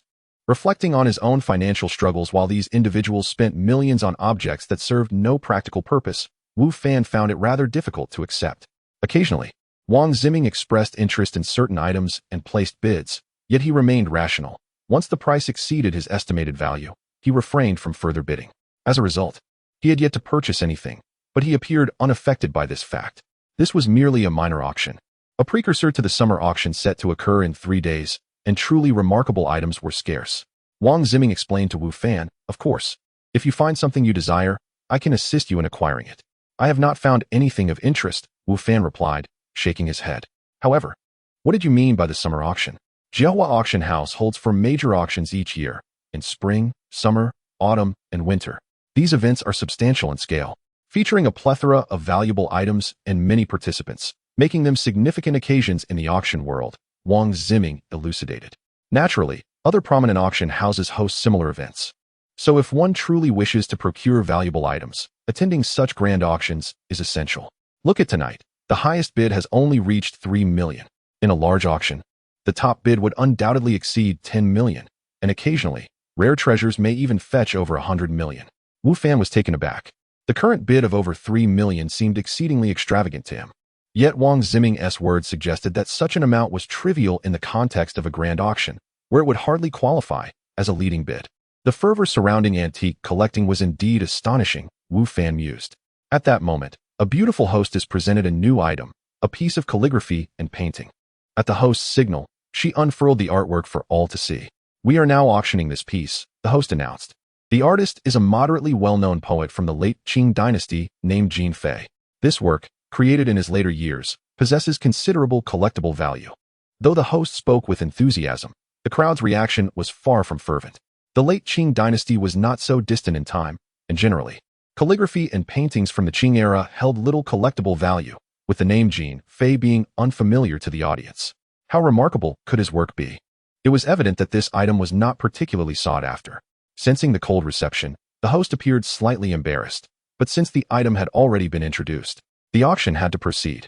Although the artist was not exceedingly famous, his work exhibited a distinct style, holding some collectible worth. The host endeavored to ignite the crowd's interest in bidding. I now declare the bidding for this piece officially open, starting at 150,000, with each increment no less than 10,000. In stark contrast to previous items, where bids were promptly placed, this time, no one spoke up, plunging the room into an eerie silence. Wang Ziming glanced at the painting on display, shook his head slightly, and remarked, "It's not a renowned piece and lacks true collectible value. Starting at 150,000, I suspect it will remain unsold." At that moment, the host beside the display shared similar concerns. With some experience in this field, he too could not discern any significant collectible value in the artwork. Had the starting price been only 20 or 30,000, perhaps someone would consider purchasing it for enjoyment. However, at 150,000, which was already higher than the first item's price, who would be inclined to buy it? He could not fathom the reasoning behind such a high starting price for an item of this nature. It seemed they were determined to let it go unsold. The host lamented internally. It's worth noting that an item remaining unsold affects him as well. The successful sale of items earns him a commission, and higher sale prices yield greater commissions. Naturally, he did not wish for any unsold items. Wu Fan also directed his gaze at the painting, instinctively employing his appraisal technique. In truth, he had utilized this skill on every item presented thus far, not with any ulterior motive, but simply to gather information about the items and verify the host's claims. It had become a trivial pursuit during his moments of boredom. This time, however, he encountered an unexpected revelation. Floral and bird painting, fake created by late Qing poet Jin Fei in his later years. The craftsmanship is mediocre, and the poetry is average. With a rough execution, Jin Fei, a late Qing poet known for his representative work, Spring Breeze. Farewell to Guests, authentic crafted by early Sui calligrapher Li Suji. This work showcases exceptional calligraphy and superb poetry, representing Li Suji's pinnacle. This piece was created during Li Suji's farewell to a friend, imbued with sentiments of parting and concern for his friend's future. Due to its high caliber, it is coveted by calligraphy enthusiasts across generations. Li Suji, an early Sui calligrapher renowned as the saint of calligraphy, he produced numerous works throughout his life, yet few have survived, each possessing significant collectible value. What is happening? Wu Fan stared at the painting in disbelief. How could a single work yield two appraisals, one authentic and one fake? He was not surprised to find Jin Fei's work mentioned in the appraisal. But who was this Li Suji? What was his farewell to guests, and where was it? A multitude of questions swirled in Wu Fan's mind. The results of this appraisal technique left him perplexed, particularly the detailed account of Li Suji. However, he could not ascertain the whereabouts of Li Suji's farewell to guests. Was there more to this painting than met the eye? Wu Fan pondered. He placed immense trust in his appraisal technique, which had never led him astray before. Now, if this technique indicated that farewell to guests was indeed within the painting, then it must exist, merely waiting for him to discover it. Chapter 134, The Fool? What's wrong, Wu Fan? Wang Ziming noticed Wu Fan's unusual demeanor as he fixed his gaze intently on the calligraphy displayed on the podium. Are you interested? If so, I can purchase it for you. However, I must warn you that this piece is not a remarkable collectible. Wang Ziming, aware of Wu Fan's ignorance regarding the world of collecting, offered this friendly caution. Wu Fan did not respond to Wang Ziming's comment. Instead, he posed a question of his own. Have you heard of Li Suji? Li Suji? Yes, I've heard of him. Wang Ziming was puzzled by Wu Fan's sudden inquiry, but kindly offered an explanation. Li Suji was a renowned calligrapher during the Sui dynasty, celebrated for his unparalleled skill. No one in the Sui dynasty, nor even in the subsequent Tang dynasty, could match his artistry. He is often referred to as the calligraphy sage. Every piece he created is highly sought after in the collecting community, especially among those who have a penchant for art. I recall a few years ago, one of his calligraphy works was auctioned for a staggering 48 million. Unfortunately, very few of his works have survived, making it exceedingly difficult to acquire one. Clearly, Wang Ziming possessed considerable knowledge about the collecting field, far surpassing Wu Fan, who was a novice. After all, Wu Fan had previously struggled to make ends meet, leaving him little energy to contemplate high-end pursuits like antique collecting. Does he have a piece called Song Kuxing? Wu Fan's heart raced with excitement as he nervously inquired. 48 million. The value of Li Suji's work is astonishing. Wu Fan thought. If the authentication was accurate, then the etiquette lady might be holding a piece worth tens of millions. This was knowledge that only Wu Fan possessed at that moment. Wu Fan was exhilarated and anxious. Song Kuxing? Yes, it exists. Wang Ziming replied. This particular work is Li Suji's most famous piece, a pinnacle of his calligraphic prowess, valued above his other works. If auctioned, its price would undoubtedly exceed that of the previously mentioned piece. However, it is said that this work has been lost to time, which is truly unfortunate. Lost? No, it is right here, in the hands of that beautiful etiquette lady.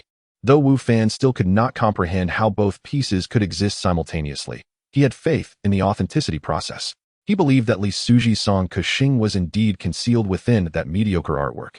His excitement escalated. This was a sum in the tens of millions, not merely thousands of yuan. He had never encountered such wealth in his life. I must acquire it. I absolutely must.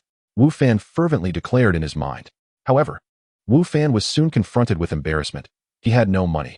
Despite the burgeoning success of his barbecue stall, he had not accumulated sufficient funds in such a short time. Certainly not enough to cover the 150,000 required. Must I let this masterpiece slip away before my eyes? If that were to happen, I would be haunted by this moment for days, perhaps a lifetime.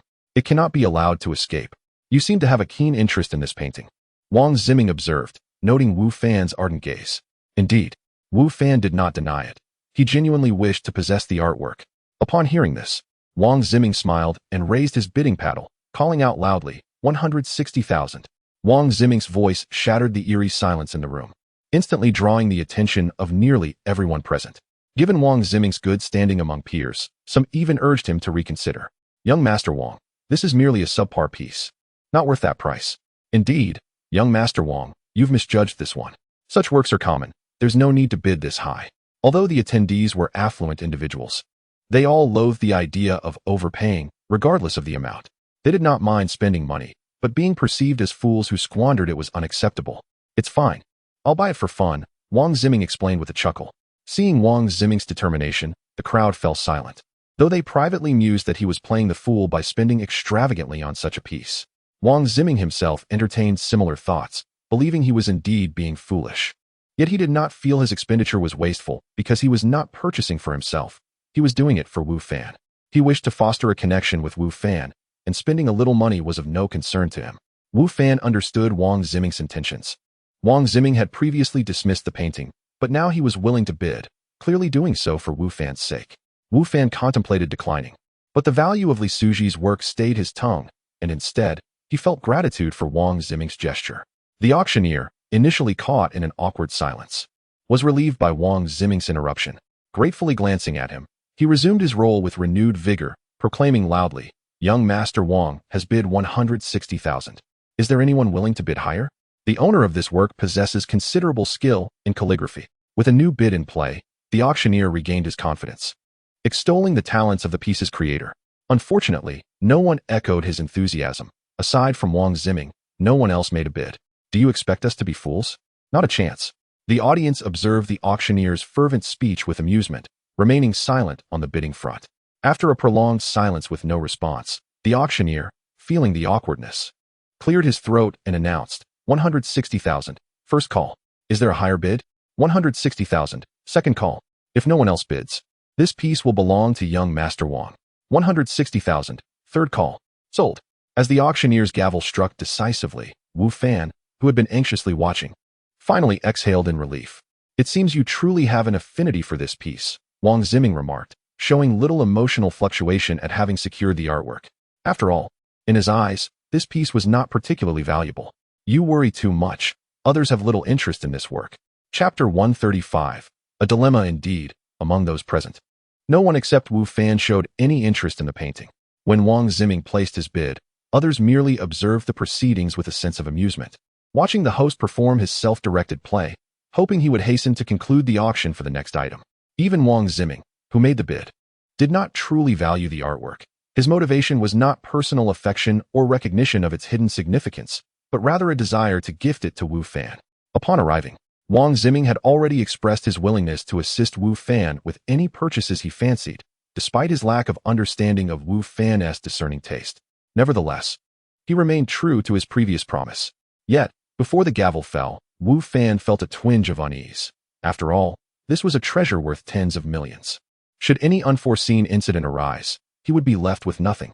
Fortunately, no such mishaps occurred, and the painting, overlooked by many, was successfully acquired by Wang Ziming. Consider this a loan, Wu Fan said to Wang Ziming. What loan? It's merely a few $100,000. I promise to cover any item you fancied. This is a gift to you, Wang Ziming replied with a smile. However, your taste leaves much to be desired. Does it? Wu Fan pondered. It seemed that Wang Ziming was not alone in his assessment. The others shared similar sentiments, as evidenced by their lack of bidding. Yet, possessing the skill of discernment, Wu Fan understood that the painting concealed a deeper value, far beyond its superficial appearance. Wang Ziming, however, was insistent on not accepting Wu Fan's money, declaring it a present. This left Wu Fan in a quandary. If the cost of the painting were considered a loan, he could rightfully claim it as his own. Given that Wang Ziming had no genuine interest in it, he could then simply repay Wang Ziming with a sum of 160,000 later. Yet now, with Wang Ziming firmly refusing his money and framing the purchase as a gift, Wu Fan felt conflicted, claiming the painting would weigh heavily on his conscience. For it was Wang Ziming who had financed it. Should he disclose the painting as secret? Wu Fan found himself torn. On one hand, the sum at stake was astronomical. Even for Wang Ziming, and for Wu Fan, it represented an insurmountable fortune that could secure his business premises. On the other hand, he wrestled with the moral implications of taking something that rightly belonged to Wang Ziming, who had graciously purchased it for him. Ultimately, Wu Fan hesitated, his mind consumed by this inner turmoil, rendering him inattentive to the subsequent items auctioned. Wang Ziming noticed Wu Fan's distraction but attributed it merely to his disinterest in the auction. After more than an hour, the auction concluded. Upon payment, the staff delivered the painting into Wang Ziming's hands. Without a moment's hesitation, he handed it over to Wu Fan. I cannot accept this, Wu Fan hesitated. It's merely an insignificant gift. This is worth tens of millions. Wu Fan ultimately lacked the courage to accept it. I had no desire for this painting. It was purchased solely to give to you, Wang Ziming stated.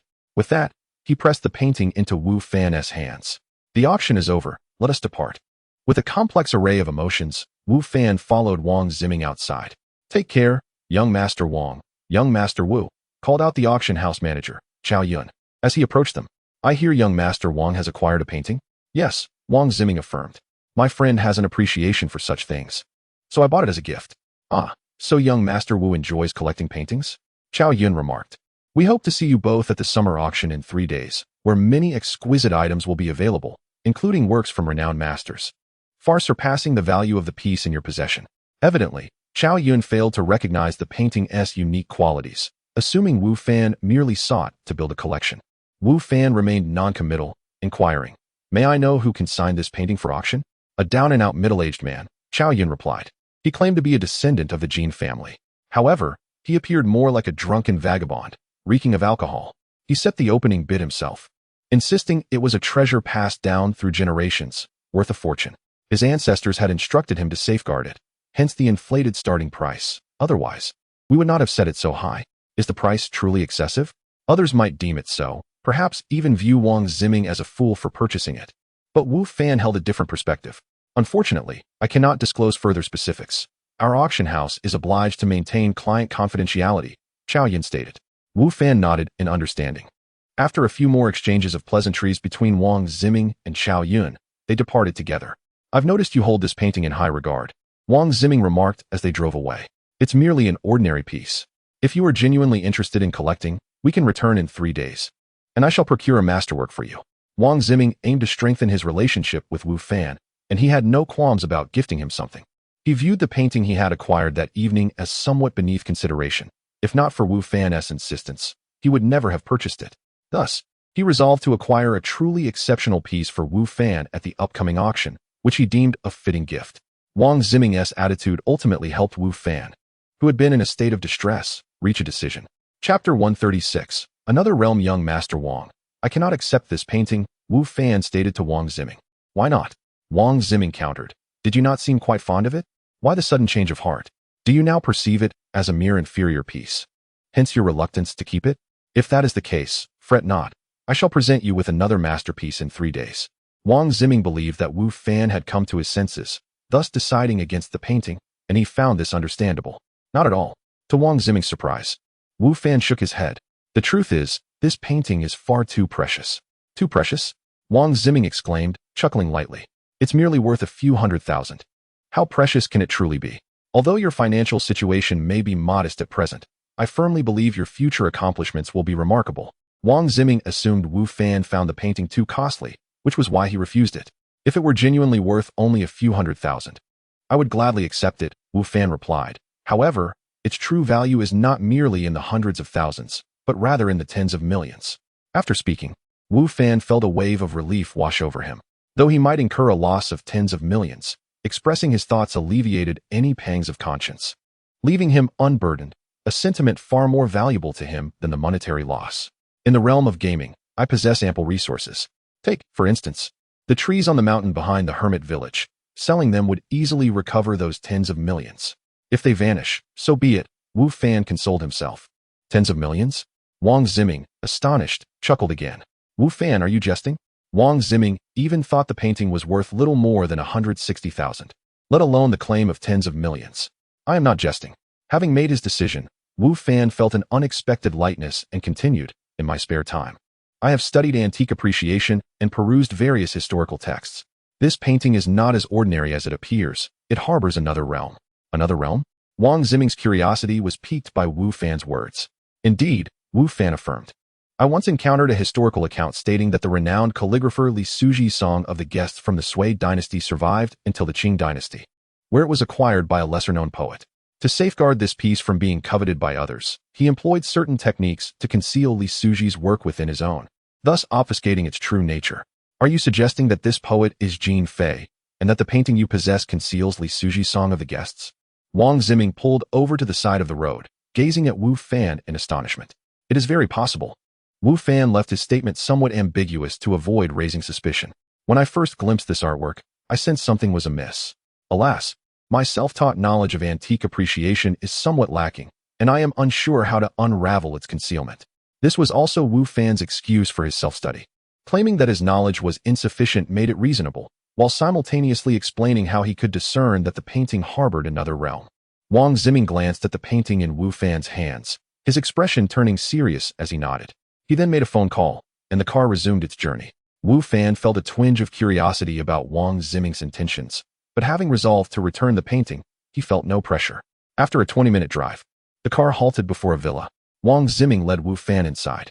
This is my residence. Feel free to visit whenever you have time, he said. Once inside the villa, aside from the servant, an elderly gentleman awaited their arrival. Wang Ziming took the painting from Wu Fan's hands and handed it to the elder. Thank you, Mr. Li. The elder nodded, settling onto a sofa, producing a magnifying glass to scrutinize the artwork. Wu Fan felt a pang of reluctance as the painting, valued in the tens of millions, was taken from him. Yet he had made his choice and felt no regret. Would you care for a drink? Wang Ziming inquired. Anything will do, Wu Fan replied. Wang Ziming instructed a servant to open a bottle of red wine, pouring a glass for both himself and Wu Fan. Mr. Li has studied antiques for many years, particularly ancient techniques. If this painting truly possesses another realm as you assert, I am confident he will uncover it, Wang Ziming remarked. Wu Fan nodded, hoping that Mr. Li would indeed reveal the hidden technique, allowing him a glimpse into its depths. After approximately half an hour of examination, Mr. Li suddenly exclaimed with excitement, I found it. Although Wang Ziming and Wu Fan had been engaged in light conversation, their thoughts were evidently focused on the painting. Upon hearing Mr. Li's declaration, they quickly turned their attention to him. Mr. Li, does this painting truly harbor another realm? Wang Ziming asked. Indeed, the elder confirmed, using a small flame to warm the painting. Remarkably, the artwork did not burn. It merely changed color slightly. He then produced a small vial from his robe, pouring its contents over the surface of the painting, causing the discoloration to intensify. Finally, Mr. Li requested water, carefully wiping the painting with gentle strokes, as if afraid to damage it. As a result, the painting underwent a significant transformation, revealing various characters and disclosing its true identity. Wang Ziming and Wu Fan stared in wide-eyed astonishment as Mr. Li gradually unveiled the painting's hidden truths. Even Wu Fan, who had previously known of the painting's concealed nature, was filled with awe. The artistry displayed in the work was truly admirable, nearly flawless. Had young Master Wang not informed me beforehand that this painting harbored another realm, even I would not have discerned its imperfections, Mr. Li remarked with admiration. Wang Ziming gazed at the now revealed calligraphy, which was indeed Li Suji's Song of the Guests, utterly astounded. Wu Fan was correct. Beneath this seemingly inferior piece lay the renowned work of the master calligrapher, Li Suji. How did Wu Fan perceive this? Is he truly so adept in antique appreciation? What other hidden talents does Wu Fan possess that remain unknown to me? A multitude of questions flooded Wang Ziming's mind. He had thought he understood Wu Fan well, yet it appeared he had significantly underestimated his capabilities. Chapter 137. Kindred spirits oldly discerned that the essence of this exquisite artwork lay not within me, but within him. His name is Wu Fan. Wang Ziming did not seek glory for himself. Oldly gazed at Wu Fan in astonishment. He was aware of Wang Ziming's situation.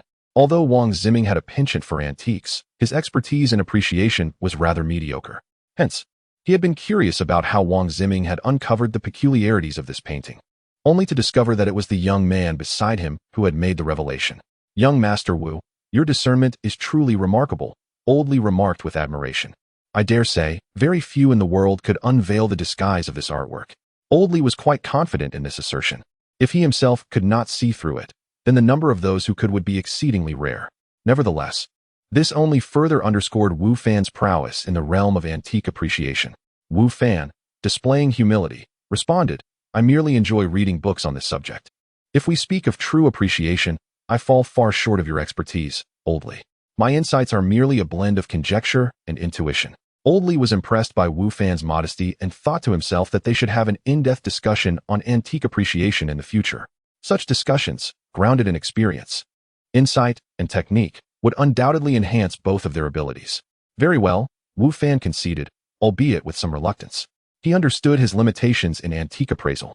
Relying solely on identification techniques, engaging in conversation with a true master like Oldly could easily expose his inadequacies. After bidding farewell to Oldly, Wang Ziming dismissed the servants, leaving only Wu Fan and himself in the grand hall. Before them lay the artwork, now stripped of its disguise, revealing its true form. Wu Fan, I find myself increasingly perplexed by you, Wang Ziming remarked. As far as I know, you are not wealthy. In fact, you are rather short on funds. Under such circumstances, it is astonishing that you would refuse to accept this painting and still disclose its secrets to me. Young Master Wang, do I still have time to regret my decision? Wu Fan replied with a smile. There is still time, Wang Ziming assured him. Even now, you may take this painting.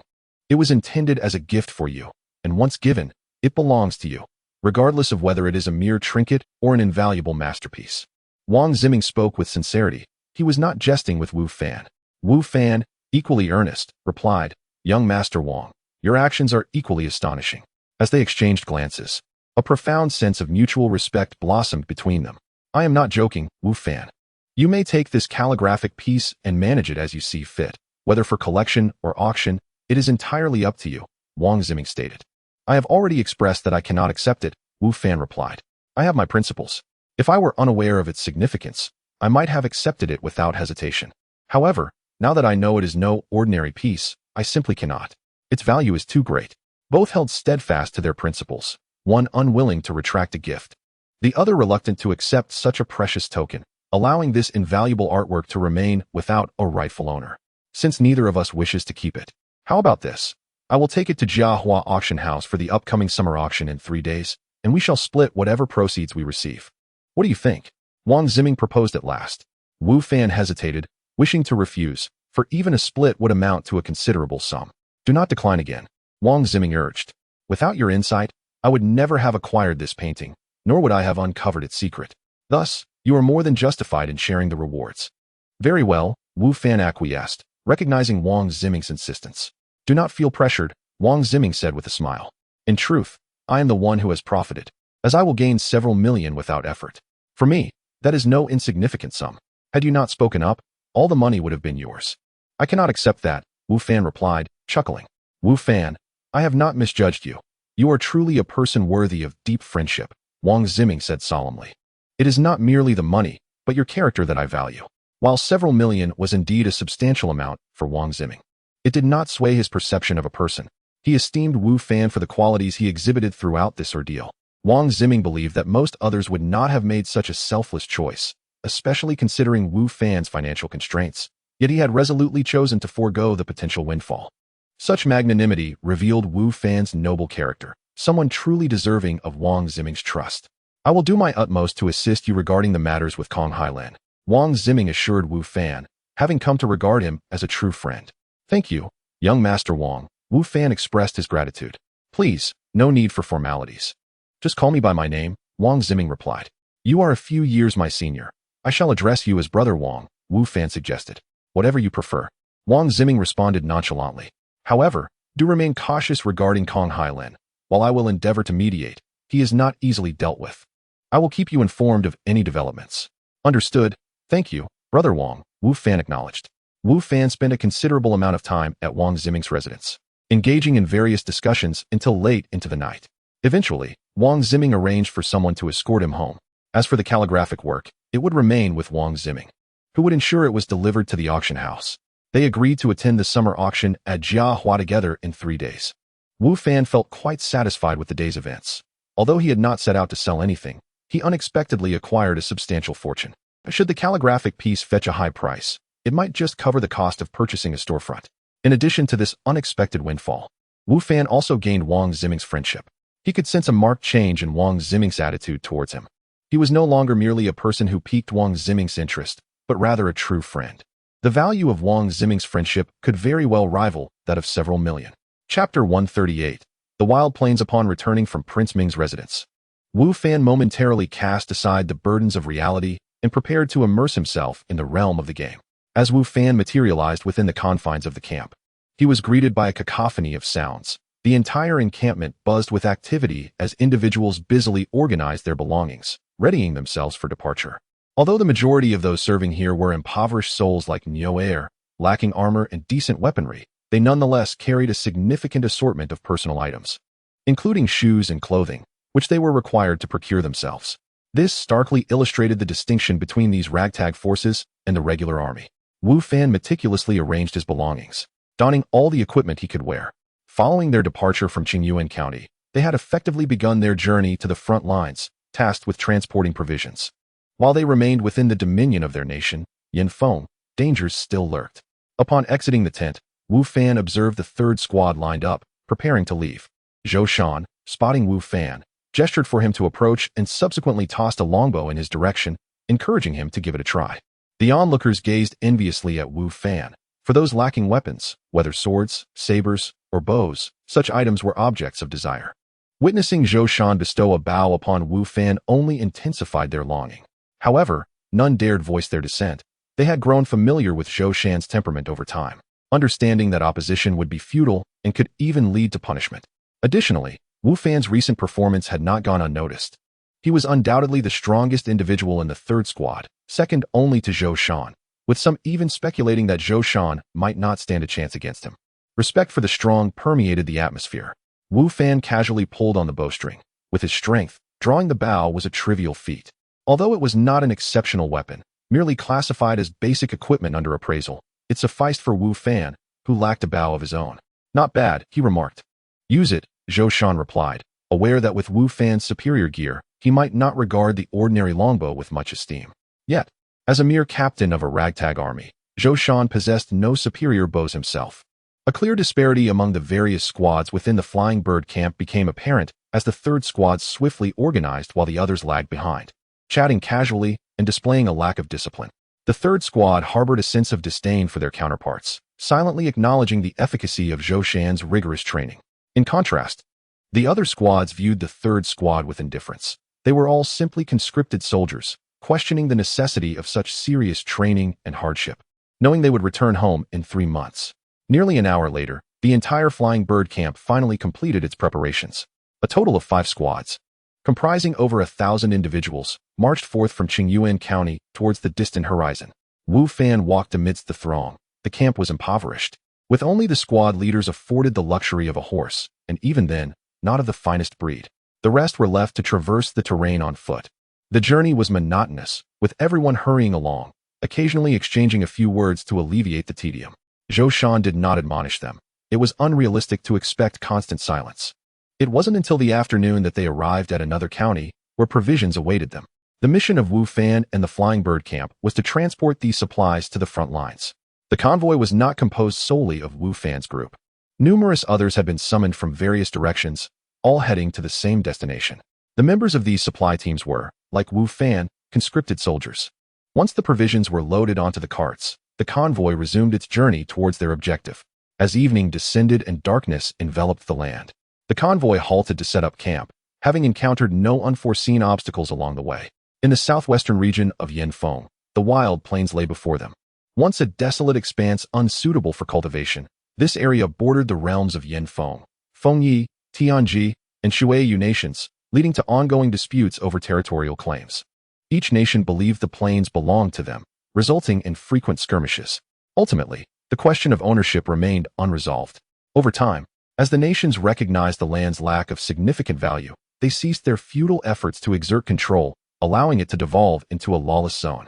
This neglect permitted denizens of the demon realm to infiltrate unnoticed, establishing a stronghold that served as a bridgehead into the human world, prompting eventual vigilance. The unique geography of the wild plains allowed access to any of the four nations, fostering mutual distrust. Consequently, despite a consensus to collectively confront the demon realm's inhabitants, each nation fought independently, attacking from their respective directions while barring others from crossing into their territory. This lack of trust hampered their efficiency in combating the demonic forces. In Yinfeng, the seasoned General Li Deming led the expedition. Renowned for his extensive military experience, having commanded troops in various campaigns, including conflicts against the demon realm, he was dispatched due to the unique nature of this invasion. Now at 50, though perhaps less vigorous than in his youth, he exhibited a composed demeanor. Having transformed from a fierce warrior into a sagacious commander, how much food supplies remain in the camp? Li Deming inquired of his aide within the confines of his command tent. The demon realm's forces had demonstrated remarkable resistance, resulting in a depletion of their previously sufficient provisions, necessitating additional shipments from the rear. Chapter 139. The conflict between two factions. We still have enough supplies for a week, the adjutant replied. When can we expect the supplies from the rear? Li Deming inquired. If all goes well, in about 5 days. If not, it may take a week, the adjutant responded. What is going on? Why such a delay? Li Deming frowned. As a seasoned military commander, he understood that in the midst of war, unexpected events could arise, and any unforeseen circumstance could prolong the arrival of supplies that were supposed to take 5 to 7 days. Unfortunately, their current provisions could not last that long.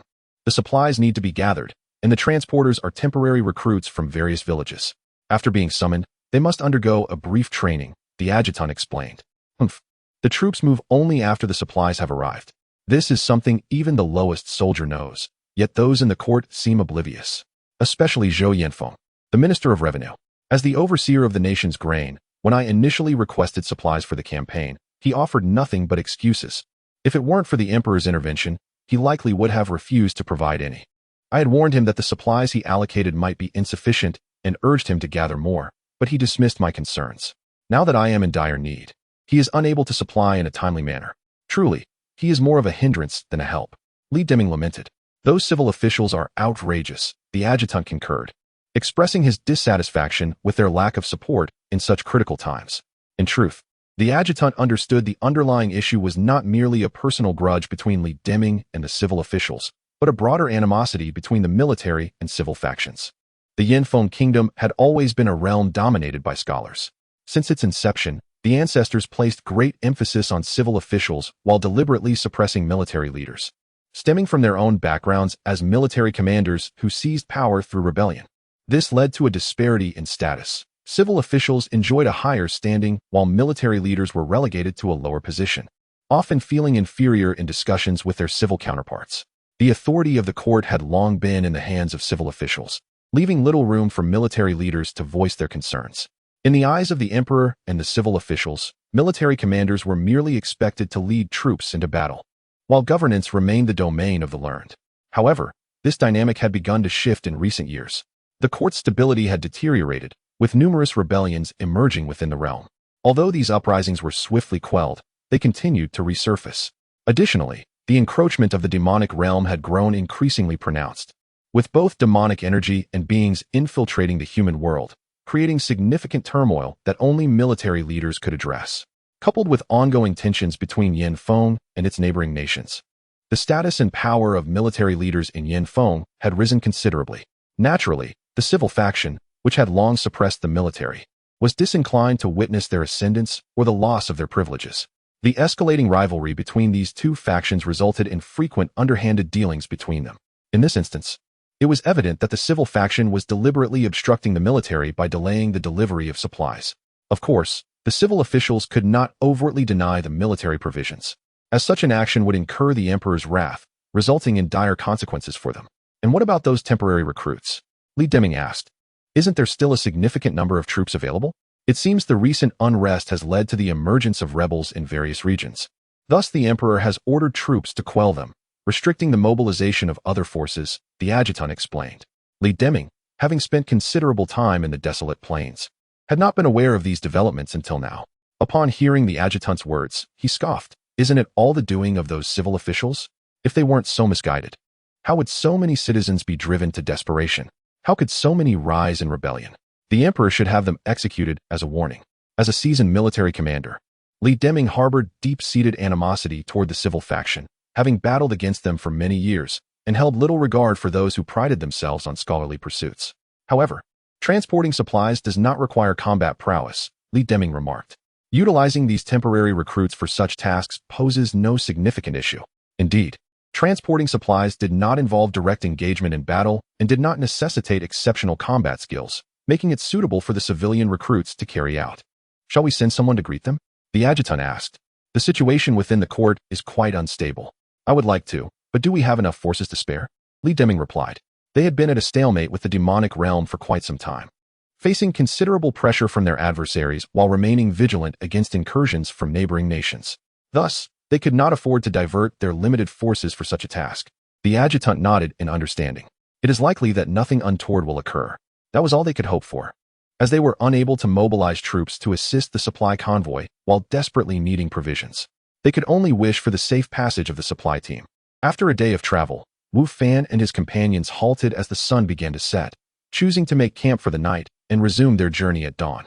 In this era, there were no streetlights, and many suffered from night blindness, rendering nighttime travel perilous due to the presence of wild beasts and monsters. Thus, unless absolutely necessary, travelers avoided traveling by night. The commander of the flying bird camp clearly had no intention of journeying after dark. In fact, while Li Deming at the front lines was anxious for supplies, those responsible for transporting them were not nearly as concerned. The atmosphere within the flying bird camp remained relatively relaxed, as the directive from higher-ups indicated that as long as supplies were delivered within a week, there was no need for haste. Consequently, the camp commander felt no urgency and opted not to risk nighttime travel. Chapter 140 Encountering Beasts. Shortly after the camp was established, Wu Fan returned to reality, feeling relieved that he did not have to travel at night. Otherwise, he might have been exposed. The following morning, before the group set off, Wu Fan returned just in time. After organizing the carts, the group continued on their journey. Wu Fan sat at the edge of one of the carts, idly observing his surroundings. After about 2 hours of travel, a sudden commotion arose ahead, indicating some chaos in the front of the caravan. The entire supply team came to a halt. Wu Fan jumped down from the cart and looked forward. Xiaolu, go see what's happening, Wu Fan instructed Zheng Xiaolu. Zheng Xiaolu quickly ran ahead and soon returned. Captain, the team has encountered a beast, he reported. A beast? Wu Fan's eyes sparkled with excitement. Let us go take a look. Having spent over a week in the camp without the opportunity to hunt beasts, the news stirred a sense of restlessness within him. Meanwhile, the commander of the flying bird camp had ordered all armed individuals in the convoy to advance, while those without weapons were instructed to retreat. As Wu Fan's team was armed, they were naturally called to the front. Crimson-eyed wolf, level 15, originally a common beast. It had transformed into a ferocious creature due to the influence of demonic energy. This beast was an aggressive type, possessing high attack and agility but weak defense. Its primary methods of attack were its teeth and claws, and it was a pack animal. Once it detected an enemy, it would swarm and fight to the death. Upon arriving at the front, Wu Fan utilized his identification skill on the beast, obtaining the desired information. Level 15? Not particularly high, but its pack nature could be troublesome. Fortunately, I am not alone, Wu Fan mused. During his journey from the hermit village to Qingyuan County, he had encountered beasts of over level 10. Despite being only level 3 himself, his superior equipment allowed him to handle such encounters with caution. However, the pack nature of the crimson-eyed wolves meant that if he were to face them alone, he would likely meet a grim fate. Thankfully, he had numerous companions around him. The crimson-eyed wolves confronted the supply team without immediately attacking, growling incessantly. Beasts affected by demonic energy tended to be more aggressive and audacious. Even in the face of so many people, they showed no signs of retreat. At the forefront of the pack stood a much larger and more menacing crimson-eyed wolf, its eyes glowing red, and its entire face exuding a sinister hue. The howls emanated from its mouth. Crimson-eyed Wolf King, level 20, a leader-type beast, exceptionally ferocious and aggressive, capable of commanding the pack. It possessed the skill, Wolf Howl, which could inspire the morale of the pack and enhance their combat capabilities while summoning additional wolves. Wu Fan was taken aback by the identification result, exclaiming, "This alpha wolf is summoning the pack. We must eliminate it swiftly." The supply team, initially startled by the blockade of wolves, gradually calmed down as the wolves did not attack, harboring hopes that they might intimidate the beasts with their numbers. None wished to engage in combat, as they were merely untrained farmers, and any skirmish could lead to casualties. Thus, they remained in a standoff with the wolves, hoping to scare them away. At this moment, Wu Fan's sudden interjection startled the crowd. "Who are you? If you don't know, don't speak recklessly. We can't engage. We have too few armed fighters, and these wolves are fast. If we attack, casualties are likely. Go if you wish, but I will not engage." Among the circle, not all were members of Wu Fan's team. Others from different factions were present. Neo Air and the others were inclined to follow Wu Fan's lead. Yet the sentiments of other groups were less trusting, especially in such perilous circumstances, as they preferred to rely on their own judgment. Wu Fan's expression grew grave as he ignored the various murmurs. He drew the longbow given to him by Zhou Shan, nocked an arrow, and released it in one fluid motion. Whoosh! The arrow soared rapidly towards the alpha wolf. Yet, although the wolf howled, its vigilance remained intact, allowing it to nimbly evade the arrow's trajectory. Its piercing red gaze fixated on Wu Fan, baring its teeth, the sun reflecting ominously off its gleaming ivory fangs. Unfazed, Wu Fan instructed Neo Air and the others, "Follow my lead and form a circle, do not scatter." Though fear coursed through them, their faces pale from anxiety. This was their first encounter with a beast, and they had often heard tales of their ferocity. They nevertheless steeled themselves, trusting Wu Fan's judgment. "Hey, which team are you from? Don't be foolish. You might endanger us all. Stop, don't provoke those beasts." Wu Fan's team faced disapproval from others, who believed their actions would incite the beasts and endanger everyone.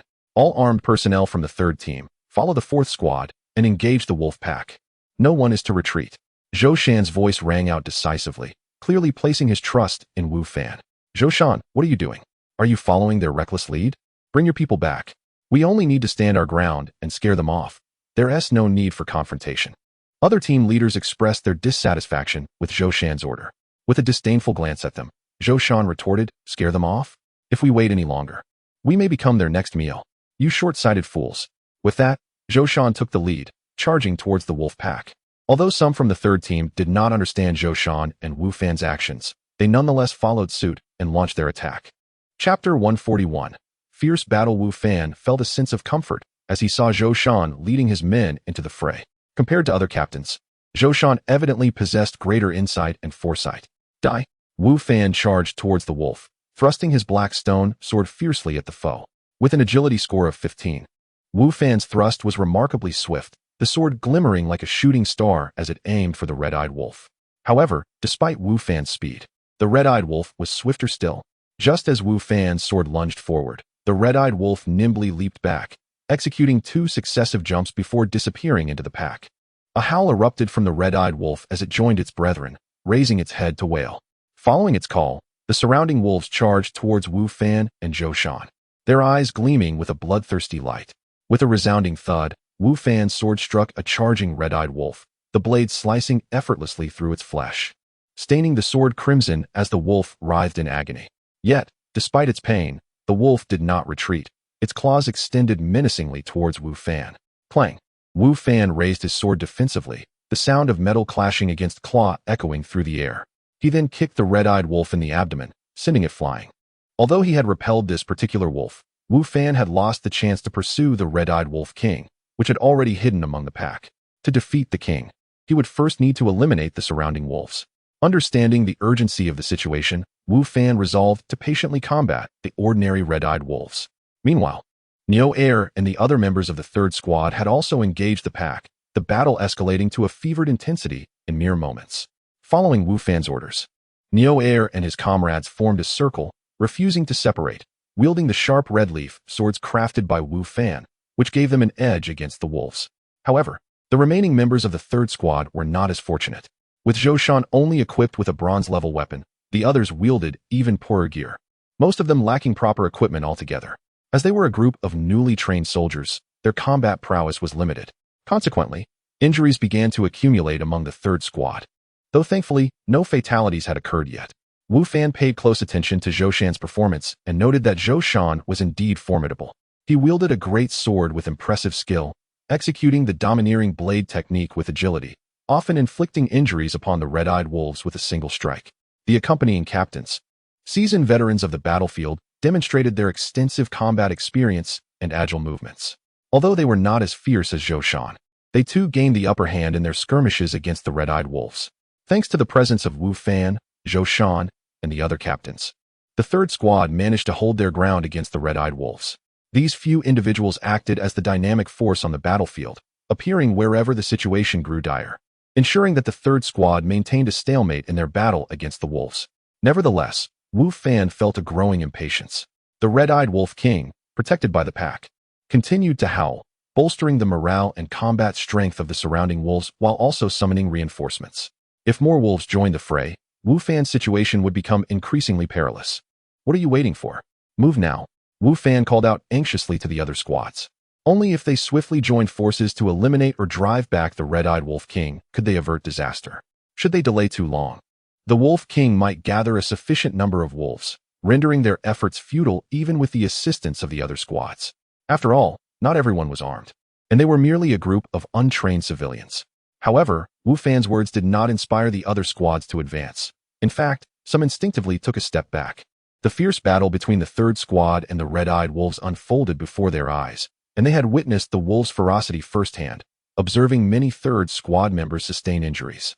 The wolves' claws and teeth were alarmingly sharp, and anyone caught in their grasp would suffer grievously, inducing fear among the other squad members.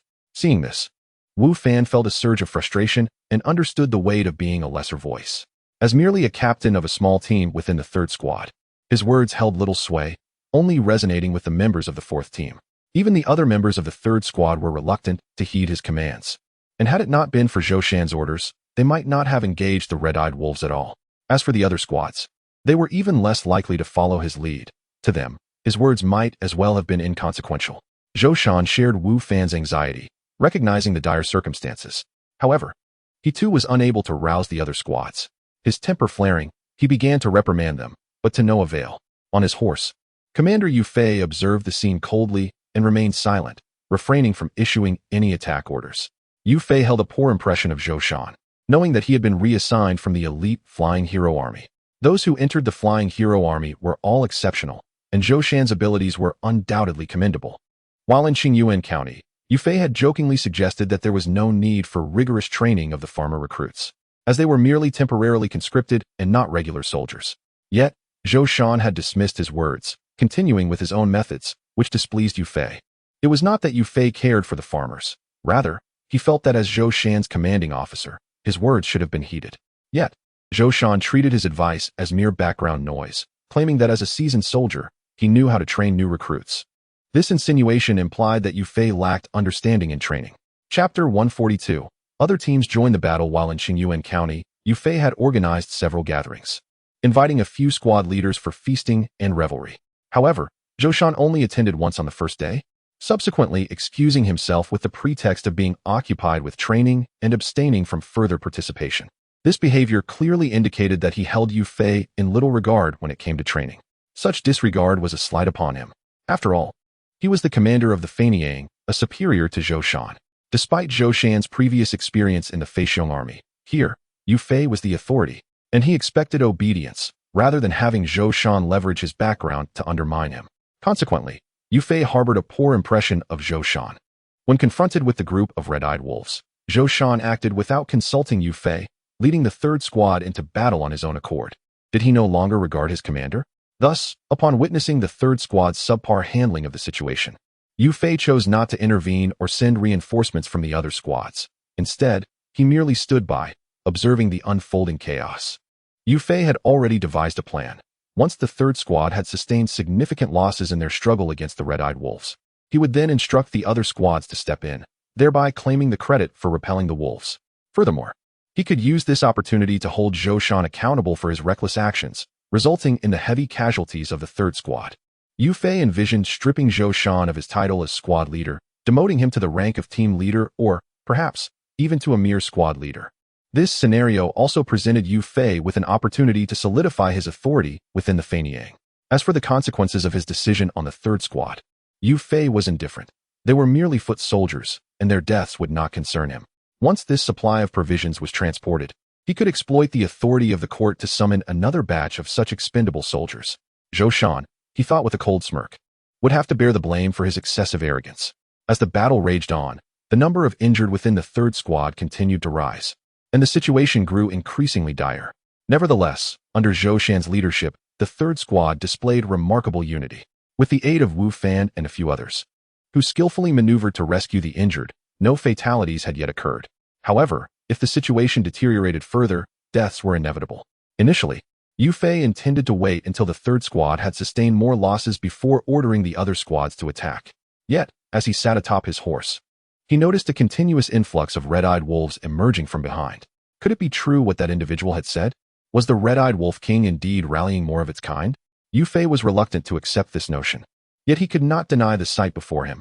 Numerous red-eyed wolves were advancing, augmenting the strength of their pack. Under these circumstances, the third squad's predicament grew more perilous, and the other squads would not fare much better. Once the third squad was annihilated, the remaining soldiers would undoubtedly become the red-eyed wolves' next targets. There would be no retreat for the wolves. Yu Fei had previously hoped that the third squad could inflict some damage on the red-eyed wolves, allowing the other squads to manage any subsequent attacks from the wolves. However, the reality was diverging from Yu Fei's expectations.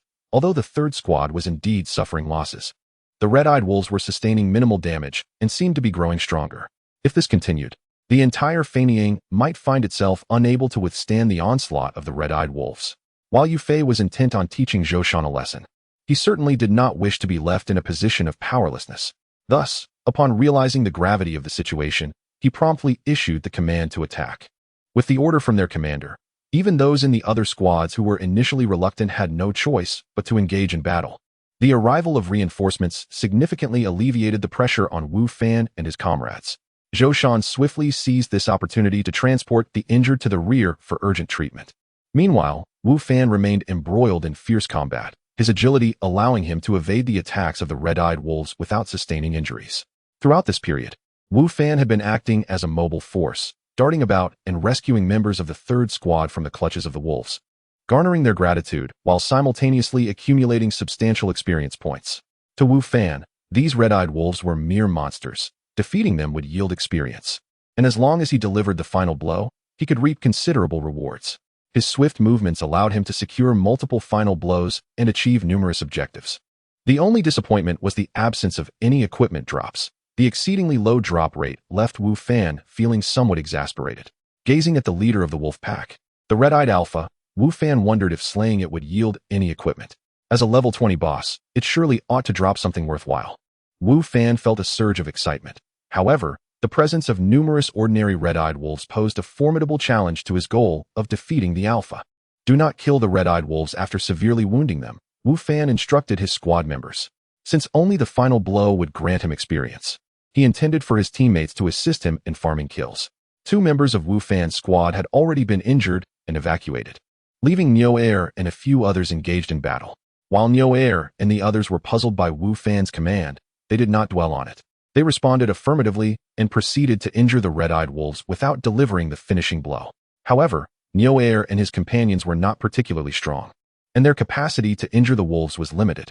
Consequently, Wu Fan resumed his role as a mobile force, darting around the battlefield. The other squads, while somewhat perplexed by Wu Fan's actions, held no suspicions. They were not players and could not comprehend that Wu Fan was effectively monopolizing kills. They merely viewed him as a helpful ally, expressing their gratitude towards him. The sensation of stealing kills while receiving thanks from others was truly delightful. Nonetheless, the situation on the battlefield remained bleak. Although the involvement of the other squads relieved some pressure from the third squad, their arrival had been somewhat belated. The number of red-eyed wolves had swelled alarmingly, and the alpha continued to summon reinforcements. If this trend persisted, the entire Fenyang faced the grim prospect of complete annihilation. Wu Fan, follow me, we shall slay the alpha. Zhou Shan's voice rang in Wu Fan's ears. Chapter 143. Slaying the Wolf King beside Wu Fan, Zhou Shan, accompanied by several squad leaders, rushed over. Clearly, Zhou Shan recognized that continuing in this manner was futile, as the saying goes, to catch the thief. One must first capture the leader. Only by eliminating the red-eyed wolf could they alleviate the imminent peril before them. With other teams joining the fray, they could temporarily alleviate their pressure, allowing them to focus on vanquishing the red-eyed wolf king. Wu Fan nodded. If they allowed the red-eyed wolf king to continue rallying its pack, they would be doomed. Thus, he joined this hastily assembled assassination squad. Among them, Wu Fan and Zhou Shan possessed the greatest strength, forming the spearhead of this temporary strike team.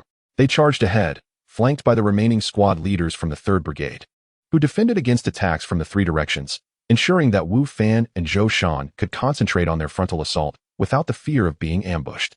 It was evident that Zhou Shan and his comrades had collaborated before, displaying a remarkable synergy.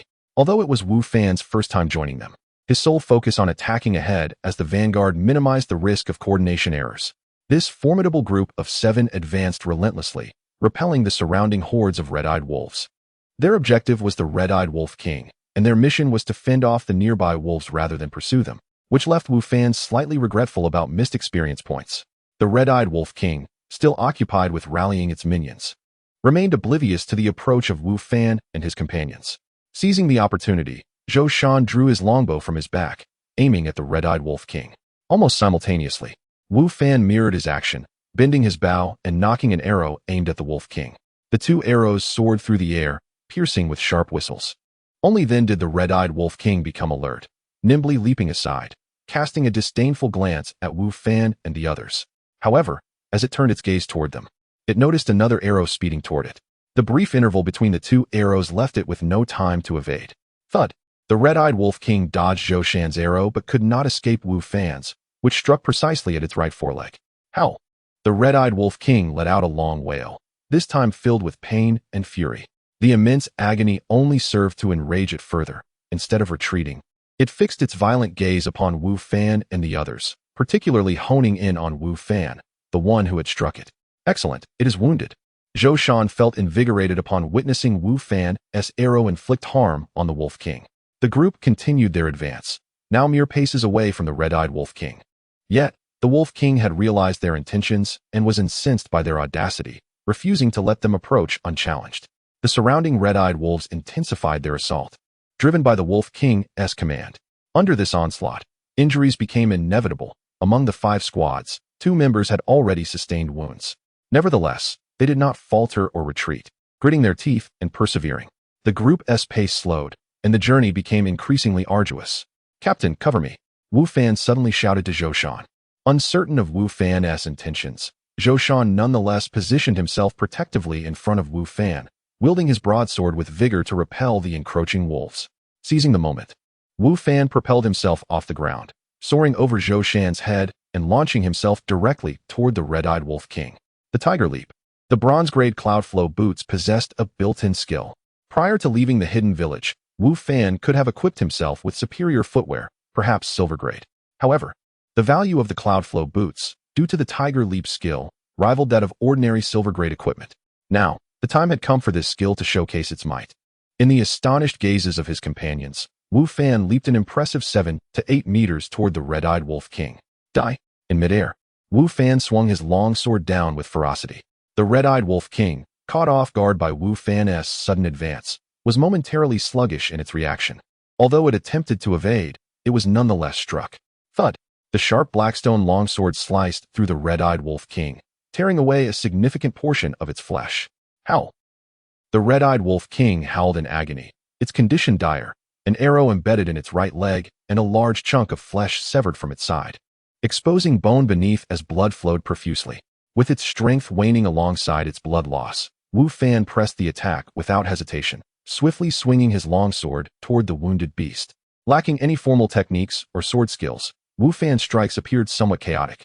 Had the red-eyed Wolf King been at full strength, such attacks might have been ineffective.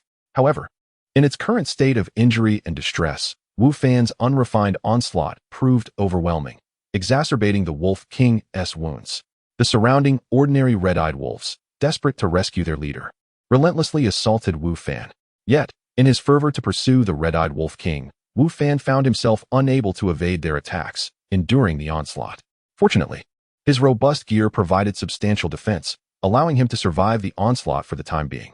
However, his health bar, visible only to him, continued to dwindle. Once it reached 0, so would his life. At that moment, Zhou Shan and several squad leaders charged forward, alleviating some of the pressure on Wu Fan. After Wu Fan had grievously wounded the Red-Eyed Wolf King, the other wolves redirected their focus from Zhou Shan's group to surround Wu Fan, affording Zhou Shan and his companions the opportunity to advance. Just as Wu Fan was on the verge of exhaustion, they arrived in the nick of time. With Zhou Shan and the others providing support, Wu Fan could once again concentrate on attacking the Red-Eyed Wolf King. Left without allies, the Wolf King was now futilely resisting Wu Fan's relentless assault, and before long, it succumbed beneath Wu Fan's blade. Congratulations, you have leveled up. As the Red-Eyed Wolf King fell, Wu Fan heard the familiar, mechanical voice in his ear. At last, he had leveled up once more. Chapter 144. Treating injuries. Wu Fan's level has finally ascended from 3 to 4, a challenging feat indeed. The elevation of his rank has resulted in an enhancement of all his attributes, further augmenting his prowess. However, his current ability to confront monsters that are a dozen levels above him is primarily due to the exceptional equipment he possesses, which significantly boosts his attributes and strength. The increase in his personal level, while beneficial, is not as pronounced in its impact. Nevertheless, this is merely a temporary state. As his level continues to rise, the significance of his inherent attributes will naturally increase. Moreover, the advantages conferred by equipment may not always be convenient, especially in the real world. In reality, Wu Fan cannot perpetually don a hat or wield a weapon, and at times, he may be unable to wear chainmail or bracers due to practical considerations. Thus, the strength derived from his own level becomes particularly vital during such moments. What is this? After the Red-Eyed Wolf King was slain, its body did not vanish. Wu Fan, conscious of the onlookers, particularly Zhou Shan and others nearby, hesitated to stow it away in his backpack. Yet, beside the corpse of the Red-Eyed Wolf King, he noticed a metallic plate emitting a faint greenish glow. As it dropped equipment, filled with excitement, Wu Fan swiftly collected it, ensuring no one was watching, and hastily placed it into his backpack. After scanning the vicinity of the Wolf King's remains and finding nothing else of note, he decided to move on. Wu Fan, are you alright? Zhou Shan approached, concern etched on his face. I've sustained some injuries, but it's not serious, Wu Fan replied. Zhou Shan examined Wu Fan's body, noting numerous wounds and several torn areas on his clothing, remnants of the red-eyed wolf's ferocity, with blood seeping through and staining his attire. You should let us escort you out, Zhou Shan suggested, glancing at the lifeless body of the red-eyed wolf king. Their mission had been to eliminate the beast, and with that goal accomplished, retreat was now viable. I'm fine, Wu Fan reassured him, fully aware of his condition. As a player, as long as his health bar was not depleted, he would not perish. Even with injuries, the impact on his body was minimal, and with half his health remaining, death was not a concern. However, Zhou Shan, unaware of this, remained worried due to the visible wounds on Wu Fan's body and insisted he stay among the group as they made their way through the remaining wolves. Although many red-eyed wolves still prowled, their strength had diminished significantly without their leader's skills to bolster them. The absence of a commander threw their attacks and retreats into disarray, making it considerably easier for the group to navigate through. The team successfully broke free from the wolf pack, and the injured, including Wu Fan, received treatment from the accompanying medic. Wu Fan observed the medic's somewhat clumsy attempts to tend to his wounds and interjected, "Perhaps I should handle this myself." Without hesitation, he began to clean his wounds and adeptly apply bandages and ointments. "Are you also a medic?" the medic asked, astonished by Wu Fan's proficiency. As he realized that Wu Fan's technique surpassed his own. "I've studied a bit of medical knowledge," Wu Fan explained. It is worth noting that Master Li, a highly esteemed pharmacist, possessed formidable skills and a profound understanding of pharmacology that far exceeded that of others. Although Master Li primarily taught Wu Fan about alchemy, he occasionally imparted knowledge on basic wound care, and Wu Fan's grasp of these fundamentals was certainly superior to that of the present medic, who was clearly an inexperienced intern. "Your skills surpass mine. Your treatment is more effective," the medic admitted, slightly embarrassed yet impressed. "I'm merely at a novice level myself," Wu Fan replied modestly. He recognized that while he could manage simple wounds, more complex situations would be beyond his capability. Contemplating this, Wu Fan felt a renewed urgency to thoroughly learn medical skills from Master Li. In this era of cold weapons, possessing knowledge of pharmacology could save lives on the battlefield, benefiting both himself and others. As Wu Fan rested, the battle on the other side was nearing its conclusion. The red-eyed wolf pack, having lost their leader, was significantly weakened and fell to the combined efforts of the group, with some perishing and others fleeing. The immediate danger had subsided, and the focus shifted to clearing the battlefield. With numerous red-eyed wolves slain, the impoverished fighters viewed this as an opportunity for sustenance, thus their spirits were elevated. They seemed unfazed by the sudden disappearance of some wolf corpses, likely accustomed to such phenomena. Wu Fan, meanwhile, stood and approached the remains of the red-eyed wolf king, which had lingered in his thoughts. He reached the corpse before anyone else, gently touching it, causing the body to vanish and enter his backpack. Afterward, he nonchalantly turned and walked away, disregarding the other wolf carcasses and any temptation to compete with his comrades for them. Where did the body of the red-eyed wolf king go? I distinctly saw it here just moments ago. How could it suddenly vanish? A voice questioned behind him. Perhaps the other wolves took it with them as they fled, another suggested. Maybe, came the reply. Unable to locate the wolf king's remains, they resigned themselves to continue searching for the other carcasses. Wu Fan, overhearing their conversation, smiled faintly, but chose not to reveal the truth, returning to his unit for some rest. After the battle's conclusion, members of various squads gathered according to their units, resting in distinctly separate groups. Chapter 145. The Mount Token Captain, are you injured as well? Are you all right? As Wu Fan settled down, Neo Air approached with concern. It's nothing, just a minor injury. Wu Fan replied. By the way, please apply these medicines to our 2 wounded brothers. Wu Fan took out a small vial from his pocket and handed it to Neo Air. This vial had been prepared for Wu Fan by Master Li when he left the hermit village. It could quickly stop bleeding and heal wounds. He had already used some himself. Since the quantity was limited, he couldn't share it with too many people. But it was sufficient for the 2 injured members of his squad. What is this? Neo Air asked as he received the vial. It's a wound treatment medicine.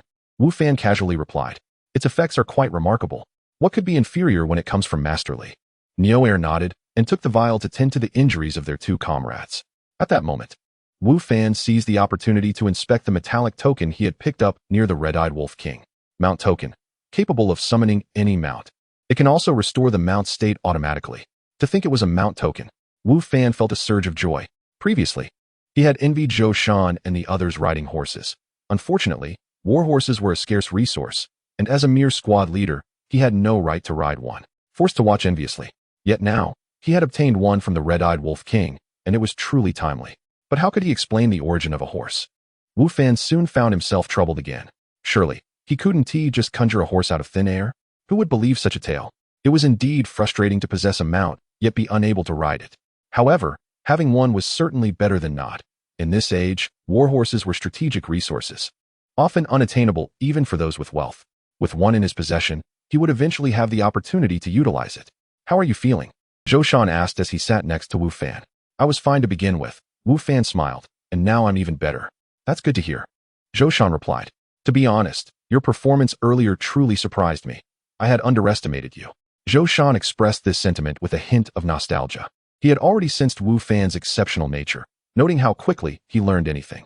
However, it was only during the actual battle that he realized Wu Fan's true strength far exceeded his initial expectations. Captain, you flatter me. I feel quite embarrassed, Wu Fan chuckled. You need not be modest. In the military, strength speaks volumes. If you possess power, others will respect you. If not, no amount of humility will earn you their regard. Zhou Shan advised. Wu Fan felt this truth acutely. After he had slain the wolf king amidst a pack of wolves, the way the others in the squad regarded him had shifted, filled with a newfound respect and awe. At that moment, Yu Fei approached with several other captains. His expression warm and friendly as he addressed Wu Fan. What is your name? Wu Fan glanced at Zhou Shan and then at Yu Fei. This is General Yu Fei, the commander of our flying bird camp, Zhou Shan introduced, though his tone lacked much deference. The flying bird camp was a motley crew. The commander was merely a 5th-rank officer, insignificant compared to true generals. However, among the farmers of the camp, Yu Fei often carried himself as a general. Pleasure to meet you, General. My name is Wu Fan. Wu Fan stood and clasped his hands in greeting. Wu Fan. A fine name, Yu Fei said with a smile. You performed remarkably well just now. How about serving by my side as my personal guard? As a 5th-rank officer, Yu Fei was entitled to personal guards. These guards did not occupy military slots and did not receive military pay. Their monthly silver came from their officer, who would provide them with the best equipment and training. After all, personal guards were considered the last line of defense for these officers and were among their most trusted individuals. They could be seen as the private soldiers of the commanders, outside of the military hierarchy. Thus, the treatment of personal guards was considerably better than that of regular soldiers, and they generally avoided frontline combat, remaining by their officer's side, which was undoubtedly much safer. Personal guard? Wu Fan was momentarily taken aback by Yu Fei's suggestion. Wasn't this akin to being a bodyguard? Just as Wu Fan was about to decline, Zhou Shan interjected, General Yu, Wu Fan is the squad leader of my 3rd Brigade, and I was planning to recommend him for the regular army, so he likely won't be able to serve as your personal guard. Zhou Shan's rejection was both firm and direct.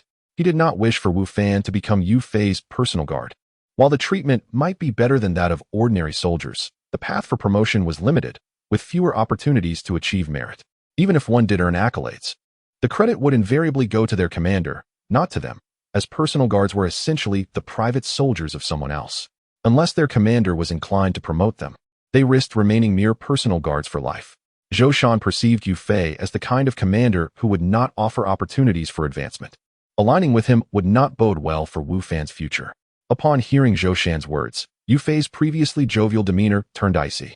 Captain Zhou, I was addressing Wu Fan, not you. Please refrain from interrupting, Yu Fei reprimanded. Moreover, I have yet to settle the matter from before. What do you mean, General? Zhou Shan asked, taken aback. What do I mean? Yu Fei sneered.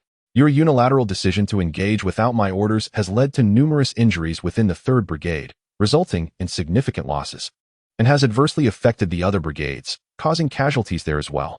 You must take responsibility for this. Responsibility? How do you expect me to take responsibility? Zhou Shan countered without defending himself. Effective immediately, you are no longer the captain of the 3rd Brigade. You are demoted to the rank of deputy captain. While I will assume command of the 3rd Brigade, Yu Fei stated coldly. Yu Fei had long harbored disdain for Zhou Shan, and now that he had the opportunity, he would not let it slip away. General, there seems to be a misunderstanding, Wu Fan interjected. The situation was dire at that moment. Captain Zhou acted in consideration of everyone's safety, so his decision to engage was justified. I believe Captain Zhou not only acted without fault, but deserves commendation.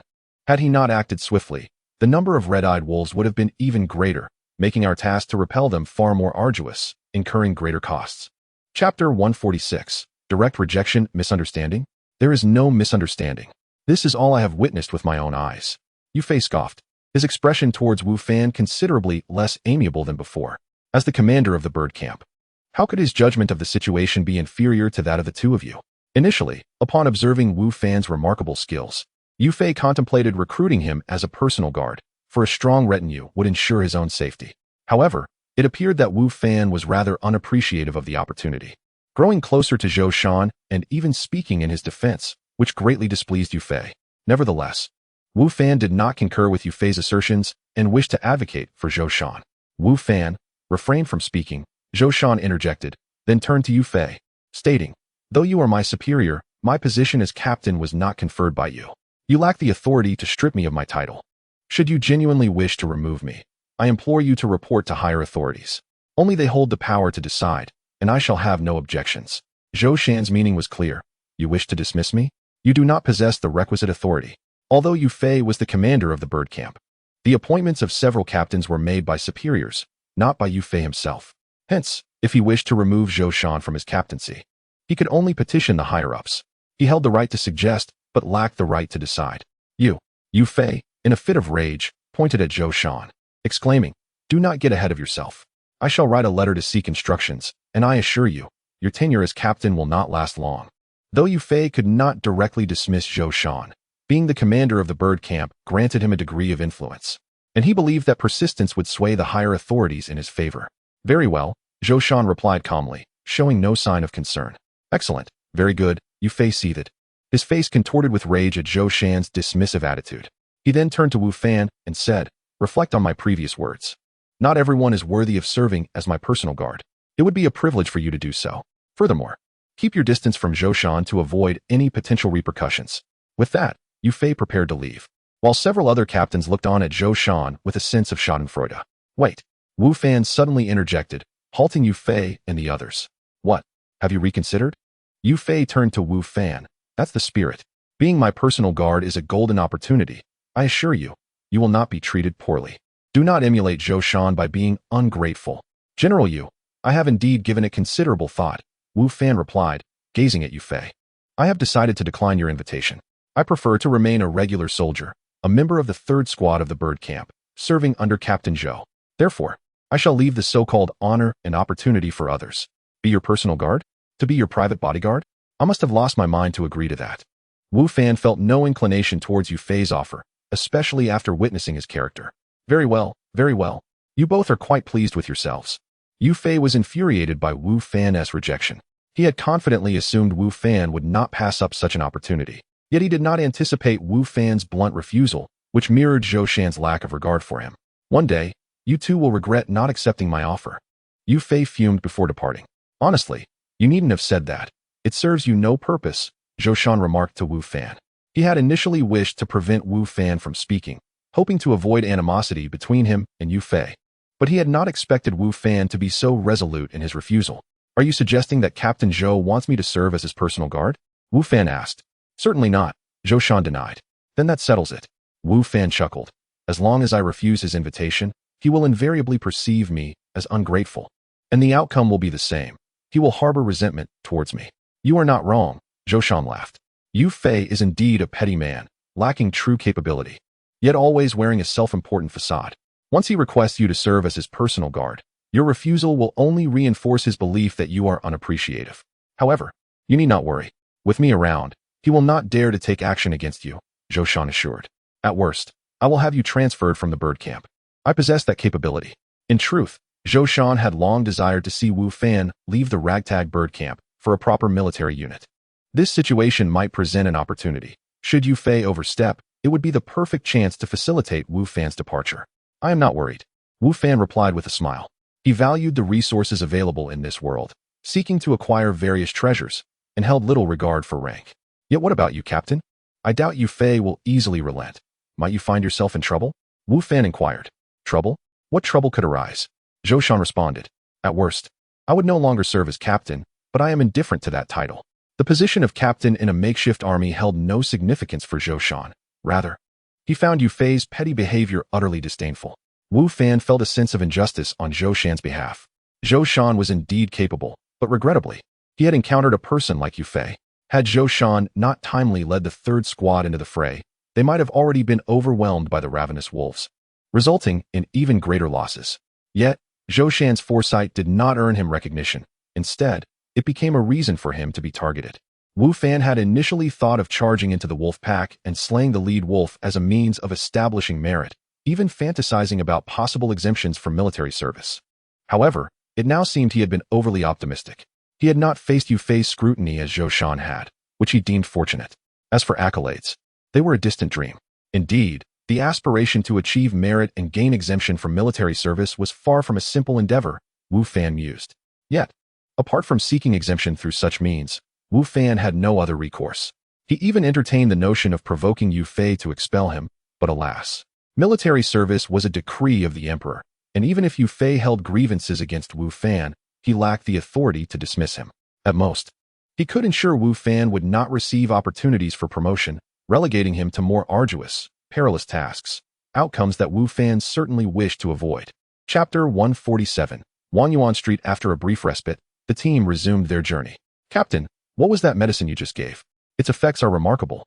Neo Air whispered to Wu Fan, cautious of eavesdroppers. It's merely a healing potion, Wu Fan replied. How are the wounds of those two individuals? Have they been treated? Yes. The medicine works wonders, Neo Air said. Captain, you are truly impressive.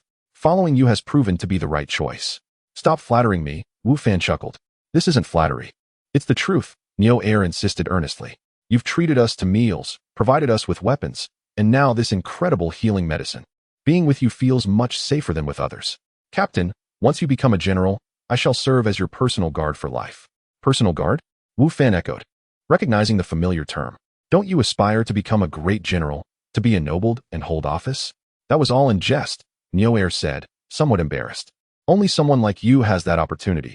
People like us could never achieve such heights. Don't be disheartened, Wu Fan encouraged. Perhaps one day you will indeed have that chance. But serving me as a personal guard will be out of reach. Besides, I'm merely a foot soldier, unworthy of such privileges. Captain, you will surely become a general. Neo Air asserted confidently. Even the prospect of nobility is quite possible. Nobility? That was not Wu Fan's dream. He merely wished to earn enough to lead a comfortable life. Due to the presence of the injured, The supply convoy's pace had slowed. Yu Fei, initially unconcerned, began to worry that they might miss their deadline at this rate. Thus, he ordered the team to increase their speed, which caused discontent among many of the wounded. Consequently, numerous complaints arose within the ranks of the Fenyang. In the morning, after completing his workout, Wu Fan did not return home. Instead, he took a taxi to Wanyuan Street. To the average person, Wanyuan Street might seem unfamiliar, and Wu Fan had been unaware of its existence in Jiangzhou. However, within the antique community of Jiangzhou, it was renowned. Every shop and stall along this street dealt with antiquities, a fact Wu Fan had learned from Wang Ziming. Previously, when Wu Fan was troubled about how to finance his store, he pondered ways to earn money quickly. The gaming world could not provide much assistance for the time being, so he had to seek solutions in reality. However, in the real world, Wu Fan had few means to earn money. It was only after attending an auction with Wang Ziming that he finally conceived a profitable idea. Since he could utilize his appraisal skills to uncover hidden treasures within seemingly mediocre artworks, might he not also discover similar opportunities elsewhere? While such instances might be rare. What if? With this hopeful mindset, Wu Fan ventured to Wanyuan Street, the famed antique thoroughfare of Jiangzhou. Wanyuan Street bustled with activity.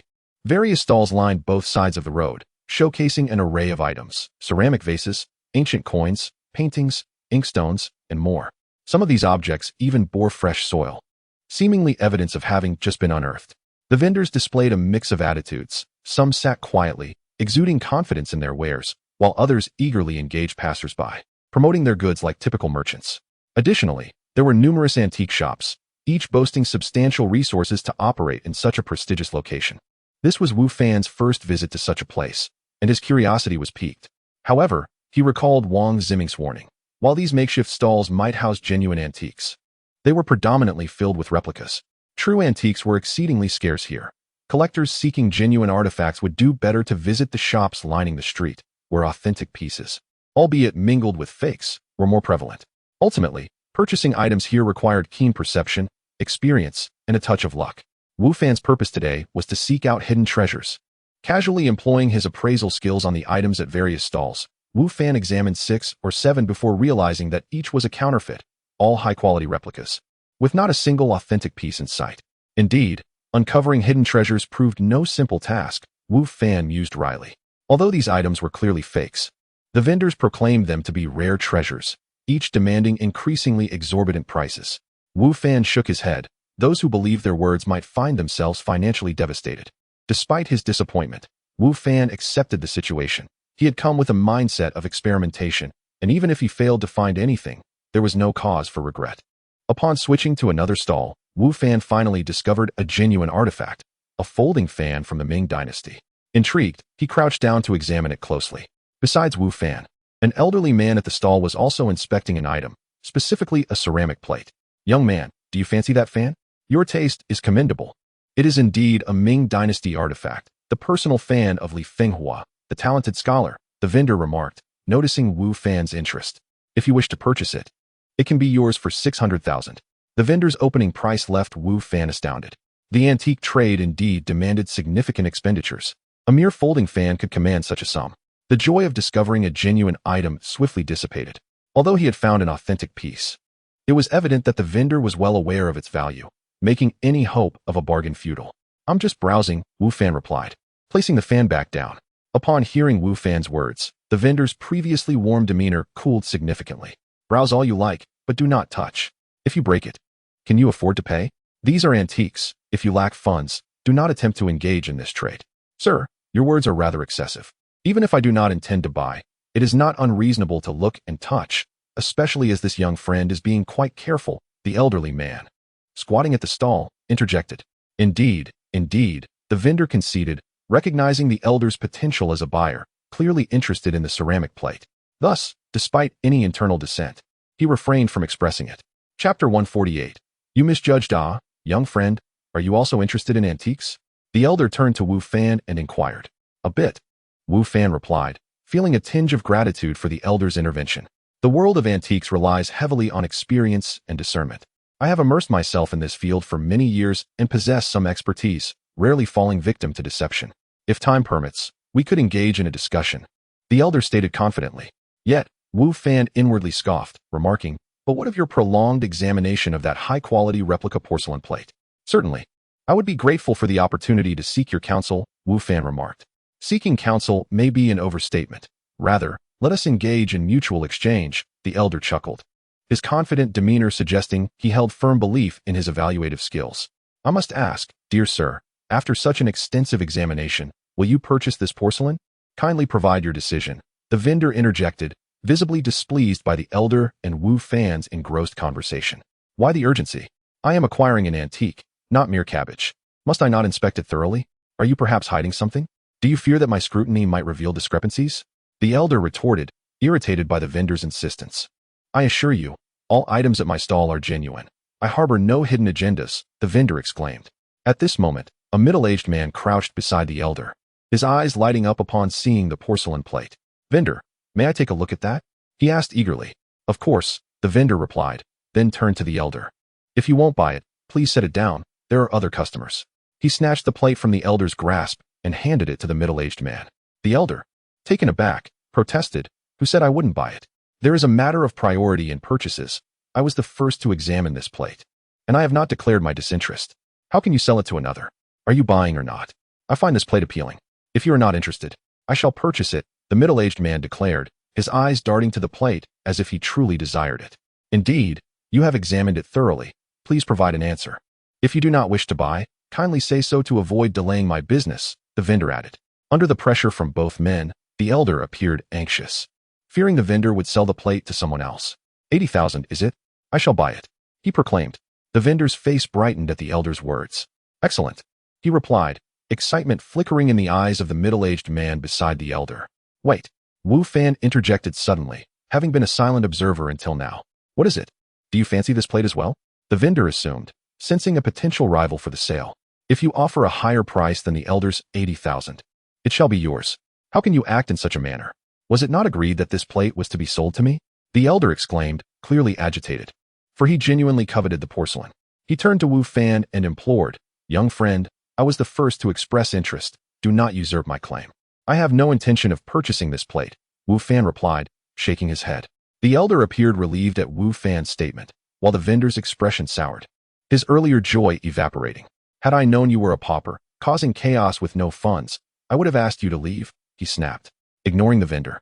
Wu Fan addressed the elder, esteemed elder, not only do I refrain from purchasing, but you also should not. Why is that? The elder inquired, puzzled. Because it is a fake, Wu Fan declared. You insolent child. I warn you, refrain from such baseless accusations. This is an authentic Qing dynasty blue and white porcelain.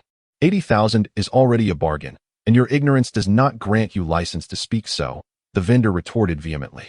Indeed, young friend, I have verified its authenticity. You have misjudged, the elder chimed in, confidence brimming in his tone. The one who misjudged is you, Wu Fan replied with a faint smile. This is not a piece from the Qing dynasty. It was crafted just last month in a small workshop in Jiangli. The artisan's name is Li Gufei, and he has produced no less than 100 replicas to date. Although they are counterfeit, their craftsmanship is exquisite, often deceiving the untrained eye. Wu Fan paused, then continued. Unfortunately for you, I am among the select few capable of discerning the truth. His words, though understated, resonated with unwavering confidence. You speak nonsense, the vendor retorted, his composure beginning to falter. Though unaware of the artisan's name, he recognized the plate's origins from elixirs in Zhejiang, freshly crafted only a week prior, and certainly not an antique from the Qing era. Few were privy to this information. Aside from himself, very few knew the plate's true provenance. How could Wu Fan possibly know? Had someone betrayed his secret? Or had Wu Fan encountered similar porcelain before? The notion that Wu Fan had discerned the truth through genuine expertise was implausible to him. The replicas from the workshop boasted remarkable authenticity. Even seasoned antique appraisers often failed to identify them.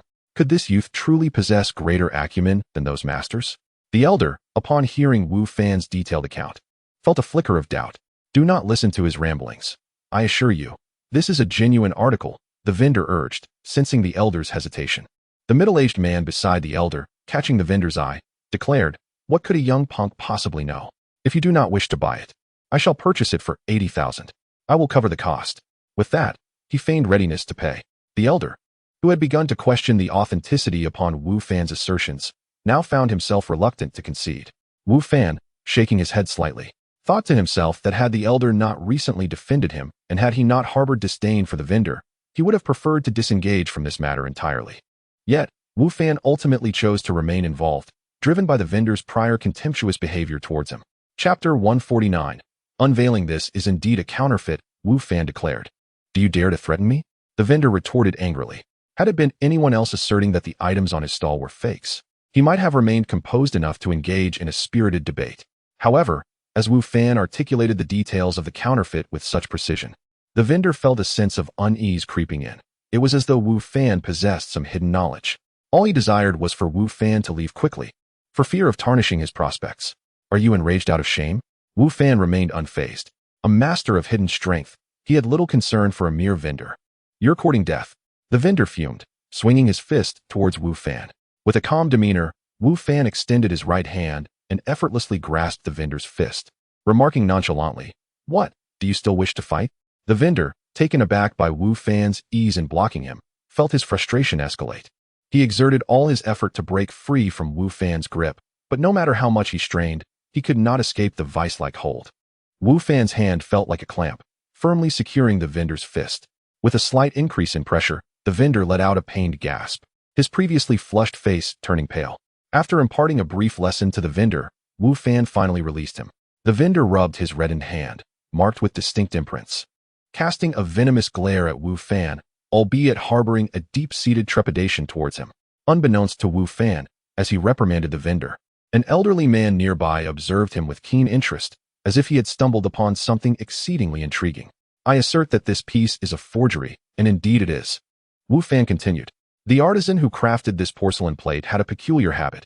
He would inscribe a diminutive characterly within the intricate patterns at the base, signifying it as his creation. This character is minuscule and cleverly concealed within the design, rendering it nearly invisible to the untrained eye. Of course, this was also a means of boasting, showcasing his exquisite skills while ensuring that buyers could not discern authenticity. An inscription?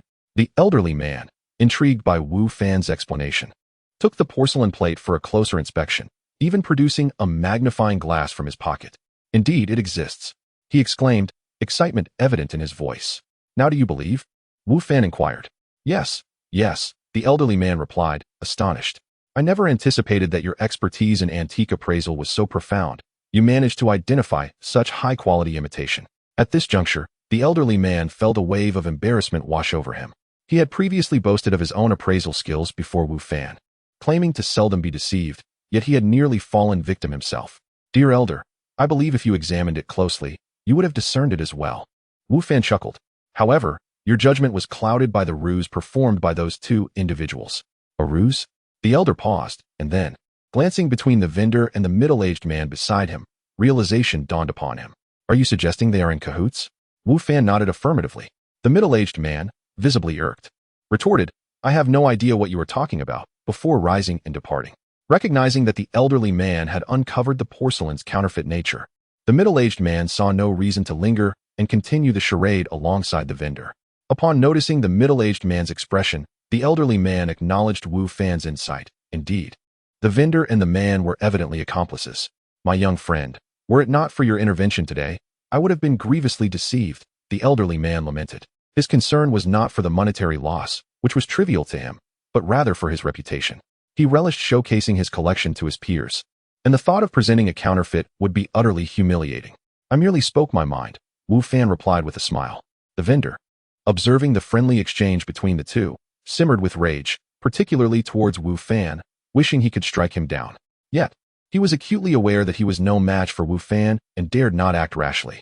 My young friend, we seem to have established a rapport. Why not find a place to enjoy some tea and converse further? The elderly man proposed. Certainly, Wu Fan replied, not inclined to decline the invitation. Initially, Wu Fan had come with the intention of uncovering a hidden treasure, only to realize that finding such opportunities was far from simple. Unless one encountered a unique situation akin to that night, those selling antiques were exceedingly shrewd and discerning. Naturally, Wu Fan had approached the venture with a sense of hope. So despite his lack of success, he felt no deep disappointment. As they departed together, the vendor seethed internally, lamenting the loss of a lucrative sale, harboring intense resentment towards Wu Fan. Wu Fan and the elderly man arrived at a tea house outside Wanyuan Street. After exchanging introductions, Wu Fan learned that the elder's surname was Fong, hailing from the imperial capital and a fervent antique enthusiast. He had come to Jiangzhou to attend the upcoming Jiahua summer auction the following evening. What a coincidence. I too shall be attending that auction tomorrow night. It seems we shall meet again, Wu Fan remarked with a grin. You, young friend, will be there as well? The elderly man's eyes lit up at Wu Fan's words. Naturally, with your discerning eye, it is only fitting that you would not miss such a grand event. We can exchange insights on site. It was evident that Elder Fong held great trust in Wu Fan's appraisal abilities and was eager to engage in further discussions on the subject. I should be the one seeking your wisdom, dear Elder, Wu Fan stated. Seeking wisdom? I hardly think so, Elder Fong replied. Had you not been present today, I would surely have fallen victim to deception. What would my friends say if they learned of my folly? I would never hear the end of it. Wu Fan chuckled, appreciating Elder Fong's concern for his reputation. The two engaged in conversation at the tea house for quite some time, primarily discussing antiquities. Wu Fan, not possessing extensive knowledge in this area, mostly listened as Elder Fong shared his insights. It was clear that Elder Fong had immersed himself in the world of antiques for many years, effortlessly recounting various knowledge and anecdotes, far surpassing Wu Fan, who was relatively new to the field. Wu Fan believed that had it not been for the duplicitous act of those two, Elder Fong would have likely recognized the truth as well. Chapter 150. Is he a Superman? After leaving the tea house, Old Master Fong did not immediately depart. Instead, he remained seated, gazing contemplatively in the direction Wu Fan had taken. The jovial expression that had adorned his face during their conversation had vanished, replaced by a contemplative demeanor.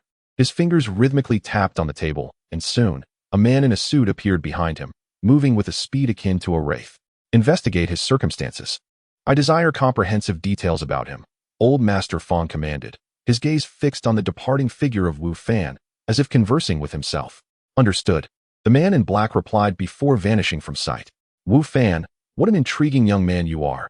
Who exactly are you? Old Master Fong mused softly. The reason Old Master Fong had invited Wu Fan for tea was not merely due to the assistance Wu Fan had rendered, but also because of his exceptional skills. Wu Fan's seemingly ordinary action of thwarting the street vendor's punch had revealed to Old Master Fong a remarkable proficiency, piquing his interest and prompting him to invite Wu Fan for tea.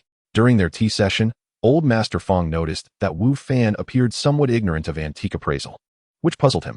How could someone lacking knowledge of antiquities discern that the porcelain plate was a counterfeit? This contradiction led him to suspect that Wu Fan and the street vendor were in cahoots, orchestrating a performance with the intent of approaching him. This suspicion was not unfounded.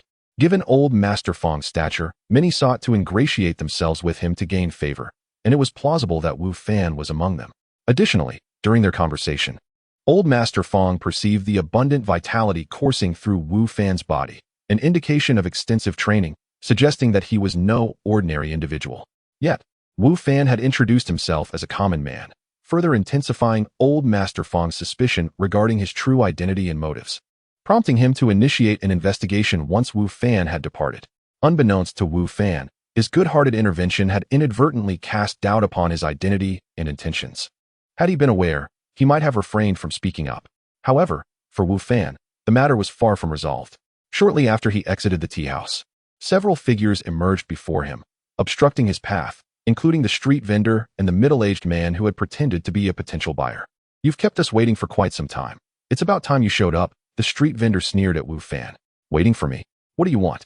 Wu Fan inquired, maintaining a calm demeanor, devoid of the anticipated fear or pleading for mercy that the vendor had envisioned. What do I want? The vendor retorted angrily. You ruined my plans, and you dare to ask. If I don't break your legs today, you won't realize how many eyes the King of Hell has. The vendor was indeed incensed. His lucrative opportunity had been thwarted by Wu Fan's interjection.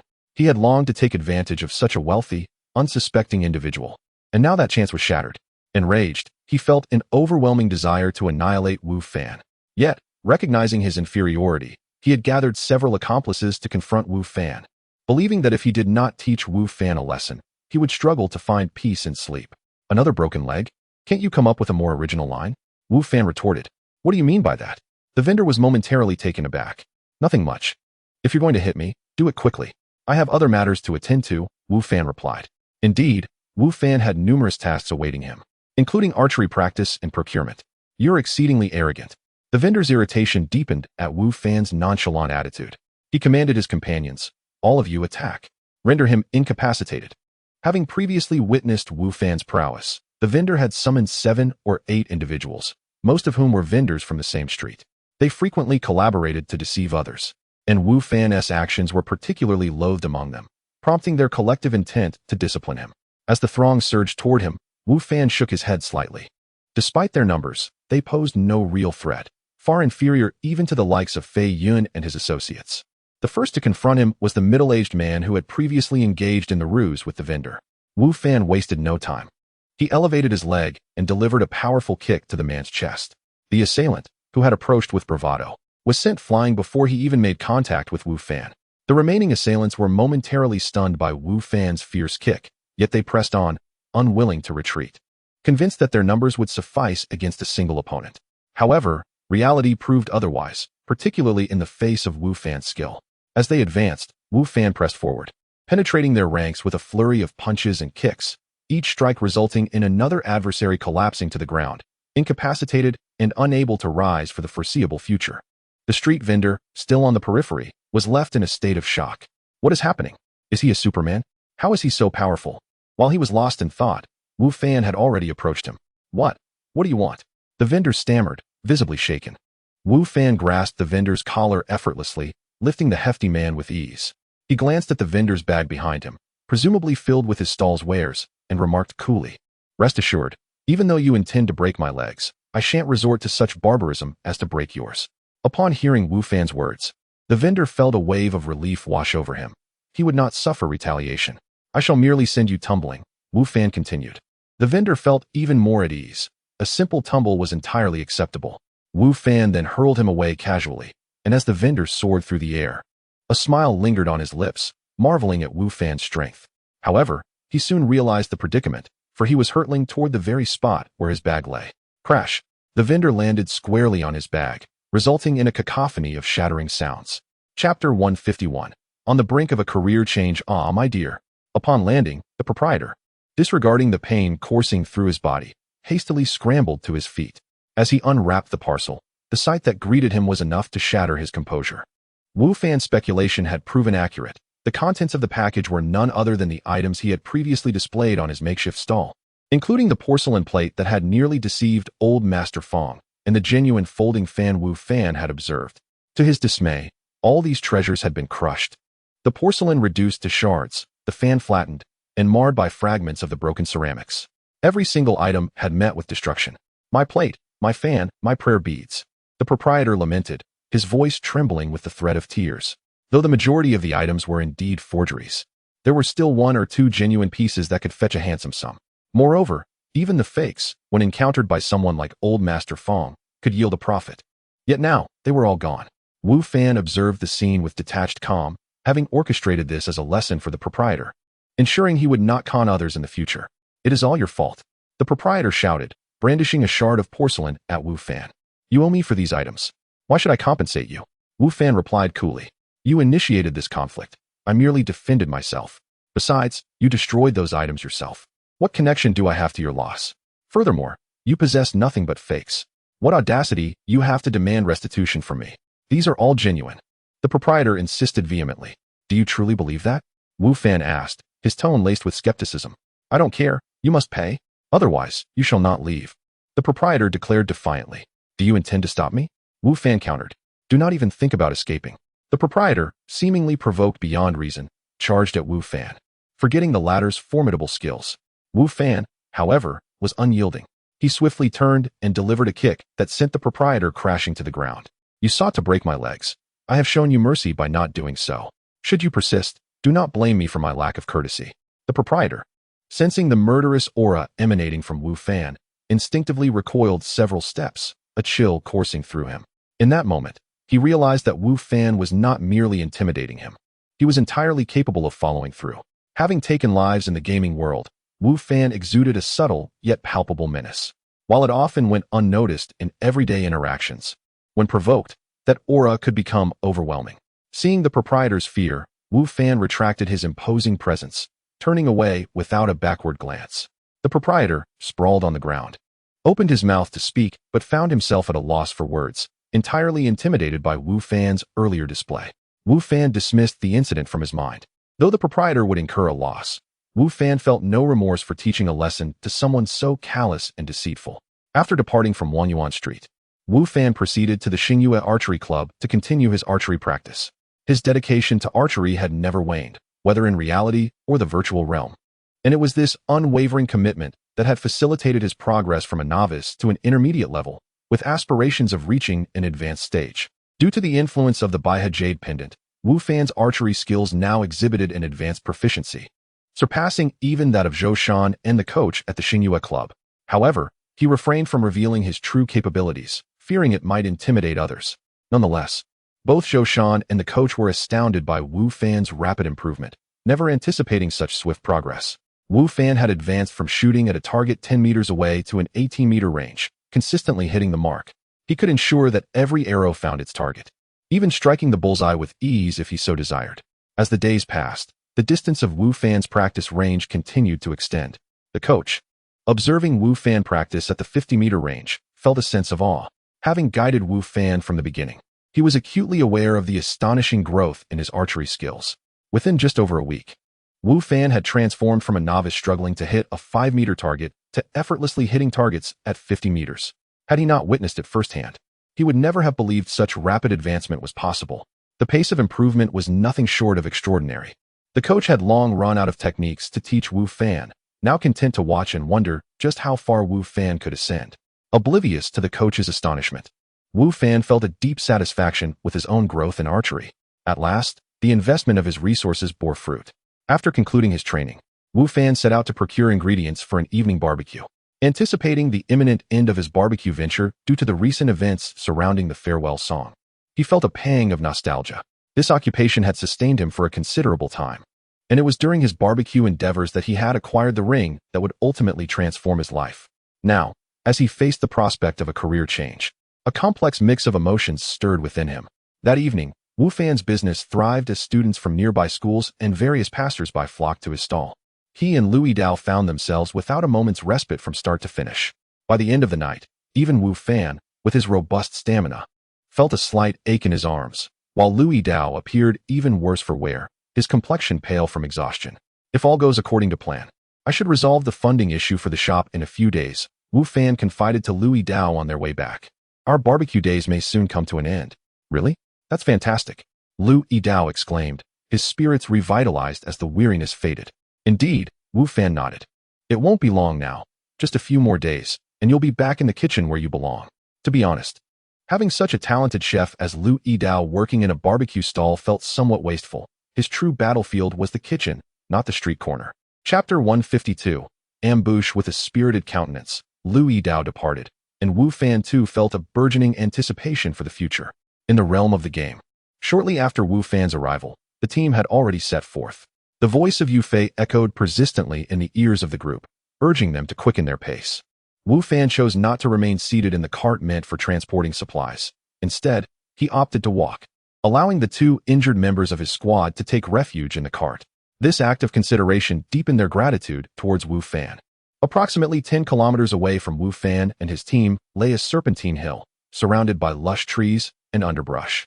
Concealed within were a group of ragged, emaciated individuals, some wielding swords, while others were armed with hoes and cleavers, their gazes fixated on the winding road just ahead.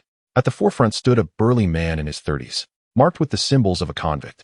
His intense, brooding stare contrasted sharply with the vacant expressions of his companions. This formidable figure was Yang Jihu. A year prior, he had been an ne'er-do-well, but as the political landscape in the kingdom of Yanfeng deteriorated, numerous uprisings erupted, including one in his locality.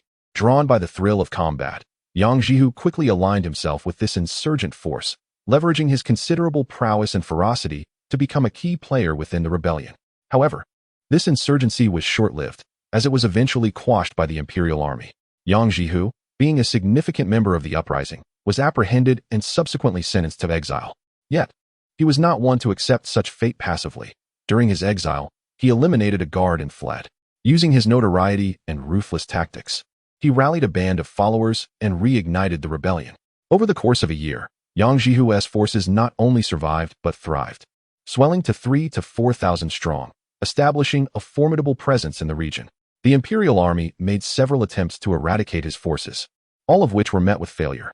Ironically, his status on the wanted list did not instill fear. Rather, it augmented his reputation within the ranks of the insurgents, hastening his rise. Yet, as his ranks swelled, so did the challenges. The influx of new recruits, desperate individuals driven by hunger, placed immense pressure on their resources. Yang Jihu faced the daunting task of securing sustenance, as the nearby villages had either been plundered or hoarded their supplies in the county, which was heavily fortified with imperial troops. Despite his considerable numbers, his forces lacked the combat capability to contend with the regular army, especially against the towering walls of the county. In this moment of desperation, news reached him of an impending transport of grain to the wild plains to support the front lines.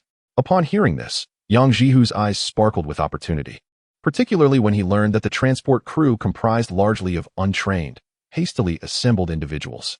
Without a moment's hesitation, he resolved to ambush them, meticulously plotting the route of the supply convoy and choosing the vicinity of the hill for their trap. "Leader, do you really think the supply convoy will pass this way?" inquired a scraggly man beside him. "It will undoubtedly come this way, without a doubt," Yang Jihu proclaimed with confidence. "The convoy, burdened with carts, will surely take the main road rather than the treacherous paths. There is but one main road from the starting point to the wild plains, and it lies directly before us. Where else would they go? Are there truly ample supplies on those carts?" Another asked, his eyes gleaming with desire at the mention of food, his tongue instinctively licking his lips. "Indeed, there is a bounty," Yang Jihu declared with fervor, turning to his followers. "The convoy bears enough provisions that even if you were to feast for 3 days and nights, you would not exhaust them. Those of you yearning to satiate your hunger, when the battle commences, do not falter. Charge forward, vanquish them, and seize the supplies. Should I find anyone cowardly enough to hesitate, once we claim the provisions, they shall not taste a single grain." "Understood." The crowd responded in unison, though a thread of anxiety lingered in their hearts. The prospect of filling their bellies alleviated their fears. To fight might lead to death, but the alternative, starvation, was equally fatal. Faced with such dire choices, why not take the risk? They had already embraced the path of rebellion, which was fraught with peril. Observing the resolute expressions of his men, Yang Jihu felt a surge of satisfaction. This was precisely the fervor he sought. His ambitions soared far beyond that of a mere insurgent leader. He yearned for power and influence. Thus, he aimed to expand his ranks, knowing that sustenance was indispensable. Other resources paled in comparison. Even without weapons, they could rely on their hands and teeth to fight, as long as he ensured his followers did not starve. Consequently, while they believed that seizing the grain would guarantee their sustenance, Yang Jihu contemplated a different strategy, distributing just enough to keep them from starvation, while hoarding the bulk to attract even more recruits to his cause. In this era, possessing food was tantamount to wielding power. Many would flock to him for the promise of sustenance. In such circumstances, how could Yang Jihu willingly permit them to feast to their heart's content? As he pondered the utilization of the grain, figures began to emerge in the distance. The supply convoy approaches. Chapter 153. Personal vendetta. Move faster, all of you. Did you not have enough to eat this morning?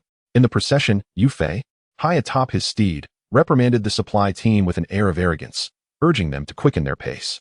The recent encounter with a pack of red-eyed wolves, coupled with the treacherous terrain, had delayed their journey, transforming Yu Fei's initial impatience into a growing anxiety. He aspired to be the first to reach the wild plains, hoping to leave a favorable impression on the commanding officer there, which might one day lead to recognition and promotion. "Indeed, we haven't had our fill," muttered Nyoer softly. Although they were part of the supply team with a cart full of provisions, those supplies were meant for the frontline soldiers, and they themselves were only permitted to consume their meager rations and a single steamed bun provided by the team. One bun was hardly sufficient for someone of Nyoer's stature, let alone an average person. "Keep your voice down. Don't let him hear you." Wu Fan chuckled as he nudged Nyoer beside him. Unfortunately, while Wu Fan had the ability to transport items from this realm back to reality, he was unable to bring anything from the real world into this one. If he could, he would bring flour and rice to share, which would be quite beneficial for both himself and Nyoer. "No need to worry about him," Nyoer replied defiantly. Given Wu Fan and Zhou Shan's poor impression of Yu Fei, their team had developed a similarly unfavorable view. Yu Fei's relentless push forward, disregarding the team's feelings, only exacerbated their disdain. "What are you muttering about?" At that moment, Yu Fei rode over, demanding an explanation from Nyoer. "General Yu." He was just recounting his experiences before enlisting. Wu Fan quickly interjected. Wu Fan himself was indifferent to the notion of military service or even death, as he was not of this world. However, for Nyoer and the others, who were natives with only one life to lose, any misstep could lead to dire consequences. "Humph, If you have the energy to talk, use it to move faster. At this rate, when will we ever reach the wild plains? Yu Fei said coldly. He had not heard what Niu Air had said. He merely sought to harass Wu Fan and his team. Yes, General Yu is correct, Wu Fan replied, maintaining an agreeable demeanor. If it were only him, he would not care about Yu Fei's words. However, he needed to consider Niu Air and the others. He did not wish to offend Yu Fei and endanger his team. Yet, despite Wu Fan's courteous attitude, it did not earn him any favor with Yu Fei, who still brooded over Wu Fan's previous rejection. You're not to dawdle here. Go to the back and assist with the cart, Yu Fei ordered. Why should our team leader help another squad push their cart? Niu Air protested. Each team had its assigned vehicles, and Wu Fan's squad was currently pushing their own cart. While Niu Air had been rotated out, the rest of the members held Wu Fan in high esteem and were reluctant to have him perform such laborious tasks. As team leader, Wu Fan was indeed justified in refusing to push the cart. Because I say so, and I am the commander of the Flying Bird Battalion. My word is law here. Enraged at being contradicted by a mere soldier, Yu Fei snapped. Both of you go to the back and push the cart. General, that seems rather inappropriate, Wu Fan interjected. Initially, he wished to avoid causing trouble for his team. But it was evident that Yu Fei was intent on creating difficulties for them. Even if he attempted to placate the situation, it would likely prove futile. Those are the vehicles of other squads. Naturally, their respective teams should tend to them. We are only responsible for our own cart. If we leave and something happens to it, who will be accountable? Wu Fan articulated. You will go because I command it. Stop your excessive chatter. Yu Fei had not anticipated Wu Fan's retort, which further infuriated him. Keep talking, and I won't hesitate to use my whip. As Yu Fei spoke, he swung the whip toward Wu Fan. Having contemplated punishing Wu Fan since the previous day's rejection, he was eager to seize this opportunity. However, just as the whip sliced through the air, Wu Fan caught it with a firm grip. You have some nerve to resist. Yu Fei's anger intensified as he attempted to wrench the whip away, eager to punish Wu Fan. Yet, no matter how hard he pulled, the whip remained firmly in Wu Fan's grasp, leaving Yu Fei both furious and embarrassed, his countenance darkening. Are you courting death? Let go, Yu Fei shouted. Wu Fan met his gaze calmly. General Yu, this is nothing more than a personal vendetta. If I were to report this incident, I suspect it would not bode well for you. You, a mere soldier, think you can just go to the higher-ups? Yu Fei scoffed. I may lack that ability, but I have faith in Captain Zhou. He certainly has the connections to expose your actions, Wu Fan replied coolly. Yu Fei's face flushed with rage. However, doubt began to creep into his mind. Zhou Shan had been with the Flying Eagle Army for many years. He likely had considerable influence. If Zhou were to report Yu Fei's misconduct, it could severely tarnish Yu Fei's reputation. It was unwise to jeopardize his future over a lowly soldier. Unless you continuously evade my grasp. Yu Fei retreated a step. Though Wu Fan was under his command, Yu Fei believed that while he could not exact revenge now, Wu Fan would inevitably make a mistake. When that day came, he would seize the opportunity to punish him without fear of repercussions. That day will never come, Wu Fan stated, releasing Yu Fei with a composed demeanor. Chapter 154. In a flurry humph. Yu Fei scoffed coldly and stormed off, his face contorted with anger. Captain, will there be any trouble? Niu Air asked, a hint of concern in his voice. He was not worried for himself, but for Wu Fan, who had just publicly defied Yu Fei once more. Given Yu Fei's demeanor, it was clear he was not a magnanimous individual. There will be no trouble, don't worry, Wu Fan replied, though uncertainty gnawed at his insides. Despite his earlier composure, he was acutely aware of his precarious position within the Flying Bird camp, under Yu Fei's command. If Yu Fei wished to make his life difficult, it would not be a challenge, unless he managed to extricate himself from the camp, which would then offer him some semblance of safety. However, such thoughts were not something he would share with Niu Air. There was no point in burdening him with worry, and it would serve no purpose. At that moment, a cacophony of battle cries erupted from both sides of the road, sending the supply team into a panic. They were horrified to see numerous figures emerging from the underbrush, their faces etched with malice, their eyes glinting with a predatory hunger directed at the supplies on their carts. We're ambushed. The realization struck everyone like a thunderbolt. In their haste to travel, and due to the nature of their mission as a supply team, no scouts had been deployed to survey the path ahead. Although Zhou Shan, a veteran from the regular army, had suggested such a precaution to Yu Fei, his advice had been summarily dismissed. Yu Fei, eager to press forward, had deemed it a waste of time, convinced that a supply convoy would face no danger in the heart of the empire. Moreover, had he taken Zhou Shan's advice and then later arranged for scouts, it would have reflected poorly on his military acumen, making him seem less competent than Zhou Shan. Thus, Yu Fei resolutely rejected the notion of reconnaissance. The consequence of this refusal was the ambush they now faced. This scoundrel! Zhou Shan muttered under his breath as he barked orders to the third squad to brace for defense. Had Yu Fei heeded his counsel, they would not find themselves in this predicament. Regret was futile now. Their immediate priority was to navigate through this crisis. Everyone in the third squad, form a circle with the supply carts. Protect the people inside, Zhou Shan commanded loudly. Initially, the members of the third squad, like their counterparts in other squads, were momentarily stunned and panicked. However, after several urgent shouts from Zhou Shan, they sprang into action, responding to his directives. The value of their prior training became evident.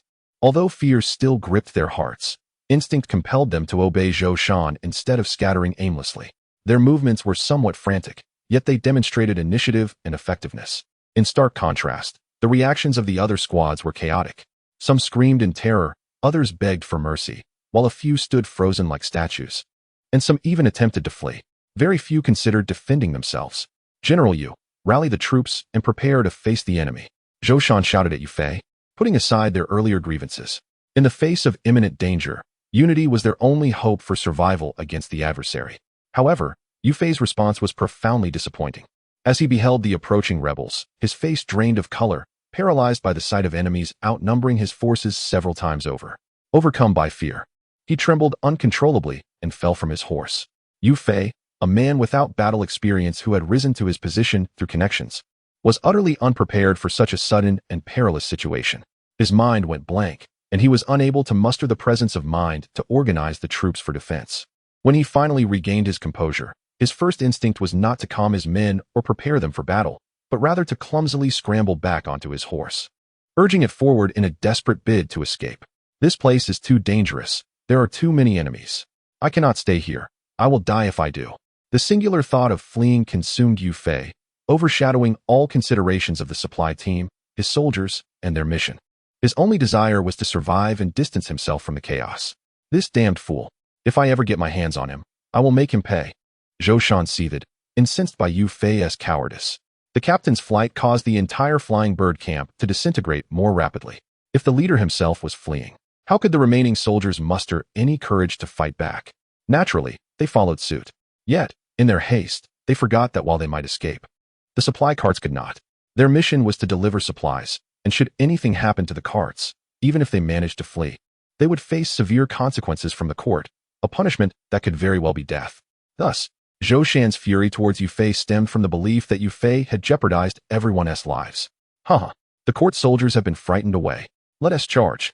Yang Ji who exclaimed, reveling in the disarray of the supply team. It appeared that their ambush had been a resounding success, and the provisions were within their grasp. As he beheld the carts filled with supplies, Yang Ji who envisioned his forces swelling in number, his excitement mounting. Those who had initially feared the imperial troops were emboldened by witnessing their retreat, and their assault grew fiercer.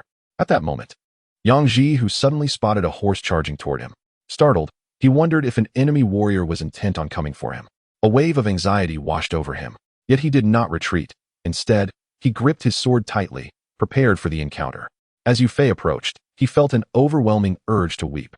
The horse racing towards Yang Ji, who was none other than his own. However, Yu Fei had no intention of confronting Yang Ji who, in his panic, his horse had bolted, and in his own fear, he had inadvertently veered toward Yang Ji who in his frantic escape. Chapter 155. Yu Fei's demise. Stop! Stop! Yu Fei shouted desperately, gripping the reins with all his might in an effort to halt the horse. The startled steed, under his full control, gradually reduced its speed and began to come to a stop. However, Yang Ji who stood frozen, bewildered by the scene before him. What did this mean? Shouldn't his adversary, intent on slaying him, be urging the horse to accelerate, utilizing its momentum against him? Why then, had the speed decreased as it approached him? What sort of trickery was this? While Yang Ji who remained momentarily dazed, Yu Fei finally managed to bring the horse to a halt, swiftly turning it around to flee in another direction. At this moment, Yang Ji who comprehended the situation. His opponent was not there to execute him, but had merely taken a wrong turn. You fool! Since you have come, do not think of escaping. Yang Ji who bellowed, spurring his mount to pursue. As the leader of a rebellion comprising thousands, he was indeed mounted. Upon witnessing Yang Ji who's menacing advance, Yu Fei was struck with terror. Zhou Shan, Wu Fan, save me. In this critical moment, he recalled Zhou Shan and Wu Fan, who had previously distinguished themselves in battle against the red-eyed wolves. Both Zhou Shan and Wu Fan observed the unfolding chaos. Despite their grievances towards Yu Fei, they could not stand idly by and watch him perish. After all, Yu Fei was the commander of the bird camp, and his death would severely dampen the morale of their forces, making it all the more challenging to repel the insurgent soldiers. Yet, despite their intention to rescue Yu Fei, both Wu Fan and Zhou Shan found themselves somewhat incapacitated, as numerous insurgent soldiers had already surged forward, obstructing their path. Furthermore, Yu Fei's earlier abandonment of them to flee had created a considerable distance between them. Time was of the essence for Wu Fan and Zhou Shan to reach him. Wu Fan had already drawn his bow, intent on eliminating the opposing leader. If he could successfully strike Yang Jihu, the morale of the insurgents would undoubtedly falter, and without a commander, their combat effectiveness would diminish significantly. This would not only allow him to save Yu Fei, but also potentially repel the insurgents. However, as more insurgent soldiers encroached upon his position, blocking his line of sight, and with Yu Fei inadvertently obstructing his shot, Wu Fan found it increasingly difficult to target Yang Jihu. Think you can escape? Not so easily. Yang Jihu shouted as he observed Yu Fei attempting to blend into the crowd. With a swift motion, he hurled his long knife through the air. Horses were precious commodities, and those who could ride them held a notable status. Although Yang Jihu did not recognize Yu Fei, he surmised that his ability to ride indicated a high standing, and he could not allow him to flee. Engrossed in his escape, Yu Fei remained oblivious to Yang Jihu's actions until the knife was perilously close. Thud! Yang Jihu, a formidable leader among the insurgents, wielded his weapon with both power and precision, driving it through Yu Fei's body. In that fateful moment, Yu Fei jolted awake, yet it was too late for any reaction. The knife pierced him without resistance, and his eyes widened in shock. His body stiffened momentarily on the horse before he fell lifelessly to the ground. Yu Fei was dead, stabbed by Yang Jihu. In death, Yu Fei's eyes remained wide open, reflecting pain, longing, and disbelief. Wu Fan and Zhou Shan had been closely monitoring Yu Fei's plight. Upon witnessing his fall, they realized the gravity of the situation. Yang Jihu rode swiftly to Yu Fei's corpse, seizing the knife's hilt and lifting his lifeless body, laughing triumphantly. "Those who stand against me shall die. Behold the might of our leader." The insurgents, emboldened by Yang Jihu's display, surged with renewed vigor. The supply team, witnessing the demise of their commander, was overwhelmed by panic. What an opportune moment. Wu Fan, disregarding any sorrow for Yu Fei's death, was solely focused on finding an opportunity to eliminate the opposing leader. With a swift release, Wu Fan's arrow shot forth, empowered by the white crane jade pendant, granting him remarkable archery skills. The arrow flew with great speed, slicing through the air towards Yang Jihu's chest. Yang Jihu, reveling in his victory, suddenly felt a chill grip his heart as he spotted a dark projectile hurtling towards him. Realizing the imminent danger, he instinctively attempted to evade. However, his reaction was a fraction too slow. While he narrowly avoided a fatal hit, the arrow struck his arm with tremendous force, causing him to sway unsteadily in the saddle. Yang Jihu, propelled by the impact, dismounted and melted into the crowd. Just moments after his descent, another arrow whizzed past overhead. Had he not dismounted, he might have suffered yet another injury. An expert archer, Yang Jihu discerned Wu Fan's position and identity through the trajectory of the arrows. Fixing a piercing gaze upon him, Wu Fan also met his gaze, the air crackling with tension. What a pity, Wu Fan lamented silently, recognizing that had Yang Jihu reacted just a moment later, he would have been a corpse. Yet, the enemy's battle experience had allowed him to evade 2 deadly strikes. "I will kill you." Yang Jihu's eyes burned with ferocity as he glared at Wu Fan. Though Wu Fan could not hear his words, he understood the intent behind his gaze. "Come then, if you dare." Wu Fan responded with a defiant look, igniting an even fiercer animosity between them. Chapter 156. At the forefront, kill them. Yang Jihu roared, akin to a furious tiger. "Slay them, annihilate them all, and seize their provisions." The soldiers of the rebel army, under Yang Jihu's command, echoed his fervor, their cries resonating with fierce determination. In stark contrast, the supply team appeared increasingly flustered and helpless. In truth, the combat prowess of the supply team was not necessarily superior to that of the famished rebel soldiers. Merely a week prior, they had toiled as farmers in the fields, sharing little distinction with their adversaries. However, following the demise of Yu Fei, the morale disparity between the two sides had grown immense. Coupled with the rebels' overwhelming numbers, the battlefield was decidedly tilted against the supply team. Were it not for the presence of the 3rd Battalion, a massacre might have already ensued. "Stay calm. Those with weapons, step forward." Everyone else, gather closely. Those without weapons, take refuge behind the grain carts. No scattering, Zhou Shan bellowed, striving to instill order amidst the chaos. It was imperative to quell the rising panic. Aimless fleeing would only lead to annihilation. With Yu Fei's death, the entire Flying Bird camp was devoid of leadership, leaving the soldiers uncertain.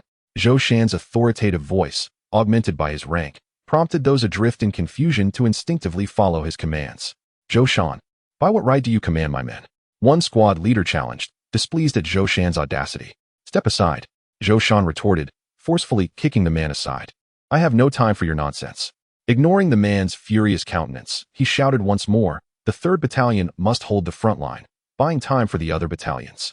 While the 3rd Battalion exhibited some trepidation, they maintained a greater composure than the other groups. Their formation had remained intact from the outset. At Zhou Shan's command, those armed emerged from behind the grain carts, ready to clash with the advancing rebel soldiers. The other battalions seized this opportunity to retreat behind the 3rd Battalion.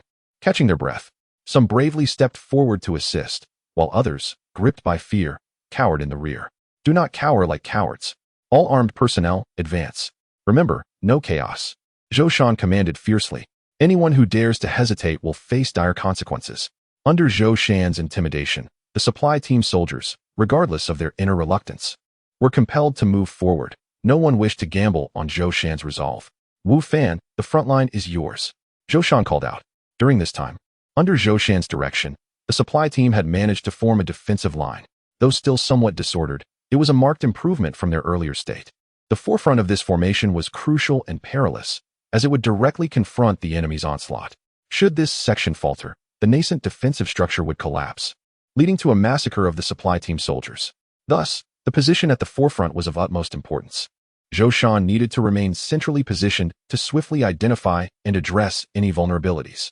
Consequently, he entrusted this vital role to his most trusted individual, Wu Fan.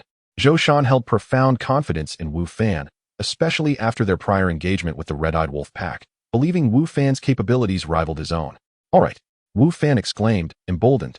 Faced with the enemy's attack, he felt not a shred of anxiety. Rather, a rush of fervor coursed through him. With the weight of responsibility came pressure, but more so, a sense of valor. Wu Fan wielded his sword like a blade, swiftly dispatching a rebel soldier who charged at him. Since the battle commenced, he had slain no fewer than 10 foes and was gradually acclimating to the grim reality. Initially, he had hesitated, but soon recognized that in this brutal scenario, if he did not eliminate his adversaries, they would surely extinguish his life. Though Wu Fan understood that many of these men might have once been impoverished individuals driven to desperation, he could not afford the luxury of persuasion. To them, he was merely an enemy, one they sought to eliminate. To avoid a grim fate, he had no choice but to resist. Flanking Wu Fan were his squad members, Niu Er and Zheng Xiaolu, standing resolutely at his sides like 3 steadfast boulders, bracing against the enemy's advance. Among them, Wu Fan was undeniably the strongest. Few could withstand the force of his strike, and the bodies before him had begun to accumulate. Niu Er, slightly less powerful but wielding a heavy broadsword with tremendous force, struck with authority, instilling fear in the rebel soldiers even before the clash began. In contrast, Zheng Xiaolu was somewhat weaker, perhaps even inferior to some of Wu Fan's other teammates. However, his agility and keen mind made him suitable for reconnaissance rather than direct confrontation. Xiaolu, fall back. Lu Bin, step forward, Wu Fan commanded upon noticing Zheng Xiaolu's struggle in battle. Yes, Lu Bin replied. Captain, I. Zheng Xiaolu hesitated, reluctant to retreat, fearing it would label him a coward. Enough. Obey orders. Wu Fan had no time for debate, his tone leaving no room for defiance. Understood. Zheng Xiaolu acquiesced, promptly switching positions with Lu Bin. Chapter 157. One strike to defeat Wu Fan's squad member, El Bin, now 30 years old, was the eldest among them. Typically taciturn, he rarely spoke but consistently executed Wu Fan's commands with unwavering diligence.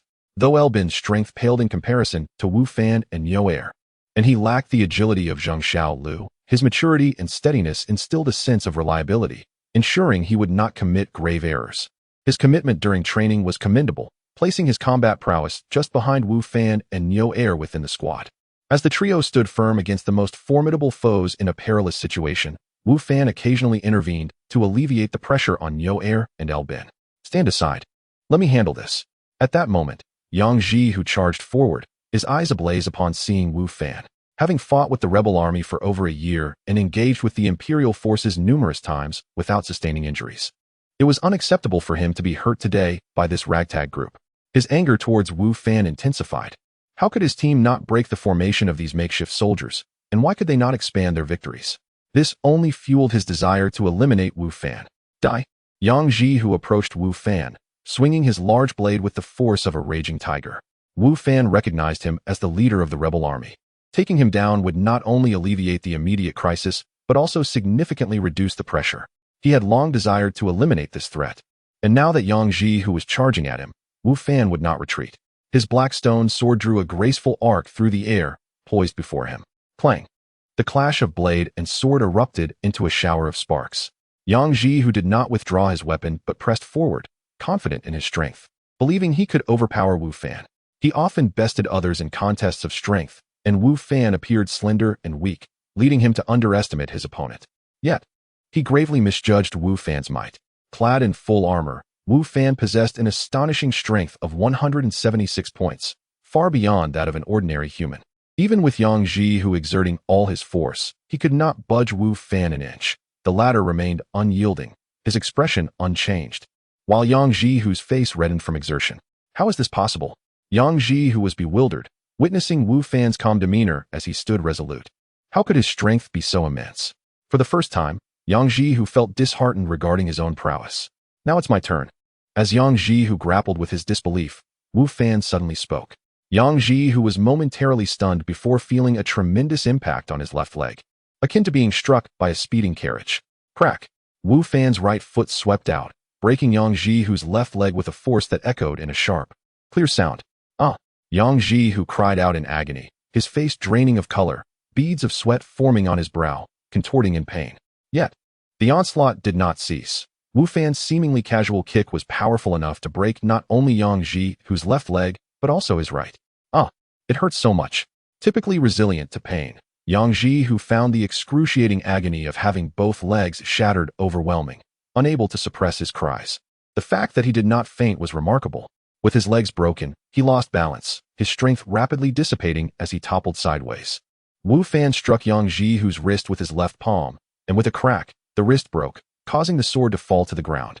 Still wish to kill me? Wu Fan placed his sword against Yang Ji, whose neck, inquiring coolly. At this point, Yang Ji, who sat on the ground, pale and devoid of spirit. He never anticipated that a mere encounter would lead to his swift and humiliating defeat, leaving him utterly incapacitated. Even if he escaped death today, he would forever remain a cripple, a fate often worse than death. Seeing Yang Ji, who in a daze, Wu Fan bent slightly, grasping the collar of his garment and lifting him. Your leader has been captured. Those who wish to live, lay down your weapons, Wu Fan declared to the rebel soldiers. His demeanor composed and unyielding in the face of thousands. Some rebel soldiers continued to engage in battle, while others stood transfixed, unable to comprehend the sight of the now defeated Yang Ji, who in Wu Fan's grasp. Just moments ago, Yang Ji, who had been a formidable presence. Yet now he was vanquished. The rapid shift was too immense for the previously spirited soldiers to absorb. Your leader has been captured. Those who wish to live, lay down your weapons, Wu Fan reiterated. This time, more soldiers grasped the gravity of the situation. The once tumultuous battlefield fell eerily silent, as one by one, combatants ceased their actions. Even those far from Wu Fan, unable to hear his words, were struck dumb by the sight of Yang Ji, who, frozen in disbelief. What is happening? How could the leader be captured? It appears he didn't even resist. What could have transpired? Panic spread among the rebel soldiers as they beheld Yang Ji, who in Wu Fan's grip. Chapter 158. The astounding starting price. The soldiers of the rebel army, who had come to pillage, exhibited a lamentable lack of discipline, far inferior to the 3rd Battalion of the Flying Bird Camp. They had never undergone any training, and, during battles, they would rush forward in a chaotic frenzy. While they might fare well in favorable conditions, they were utterly at a loss when faced with adversities. Previously, under the command of Yang Ji, they had some semblance of direction on the battlefield. However, with Yang Ji captured, confusion reigned among them. As the rebel soldiers began to comprehend the dire situation, some discarded their weapons and surrendered, others knelt in supplication, while a few fled in all directions, desperately seeking an escape. A scene reminiscent of earlier chaos unfolded, albeit with a different cast of characters. The majority of the rebel soldiers opted to flee, fully aware that their insurrection was a capital offense. Surrendering would likely lead to severe punishment, making escape a preferable choice, allowing them to regroup and continue their rebellion elsewhere. For these famished individuals, the notion of loyalty was a luxury they could ill afford. Their sole desire was survival, and they believed that rebellion could be pursued elsewhere. Thus, few dared to risk their lives to rescue Yang Jihu.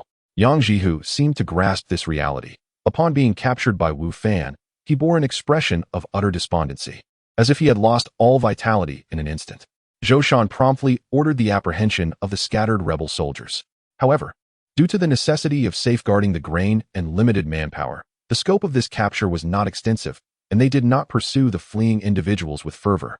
"Well done," Zhou Shan remarked, approaching Wu Fan and glancing at the dejected Yang Jihu beside him. Although Zhou Shan was aware of Wu Fan's remarkable abilities, he had not anticipated that Wu Fan would not only withstand the enemy's onslaught, but also capture their leader, which exceeded his expectations. Wu Fan's actions directly precipitated the collapse of the enemy forces. After losing Yu Fei, the Flying Bird camp had nearly succumbed to despair. But thanks to Wu Fan and Zhou Shan's timely intervention, they managed to hold their ground. In contrast, the rebel army lacked similar leadership, and their disorganization led to their swift disintegration upon the capture of their leader. "Mission accomplished," Wu Fan said with a smile, feeling a measure of relief. Just moments ago, had Yang Jihu not insisted on a contest of strength, Wu Fan would have found it exceedingly challenging to defeat him or even capture him, as he had yet to master many techniques. His greatest advantage lay in his strength, and facing Yang Jihu in a contest of strength would yield no favorable outcome for the latter. Had Yang Jihu chosen a different strategy, Wu Fan might have been the one to face defeat. After the battlefield was cleared, Wu Fan and his comrades did not set off immediately, but took a moment to regroup. Although the battle had not been lengthy and concluded with the victory of the Flying Bird camp, the lack of leadership at the outset, particularly with Yu Fei's premature retreat, had inflicted significant losses, leading to injuries and fatalities. Consequently, the team needed to pause to tend to the wounded and honor the fallen. The 3rd Battalion had sustained the fewest casualties within the Flying Bird camp, and those who had previously harbored doubts about Zhou Shan's training now silently expressed gratitude for his foresight. Without it, they might have faced losses akin to the other battalions. It was not until the afternoon that the Flying Bird camp resumed its journey.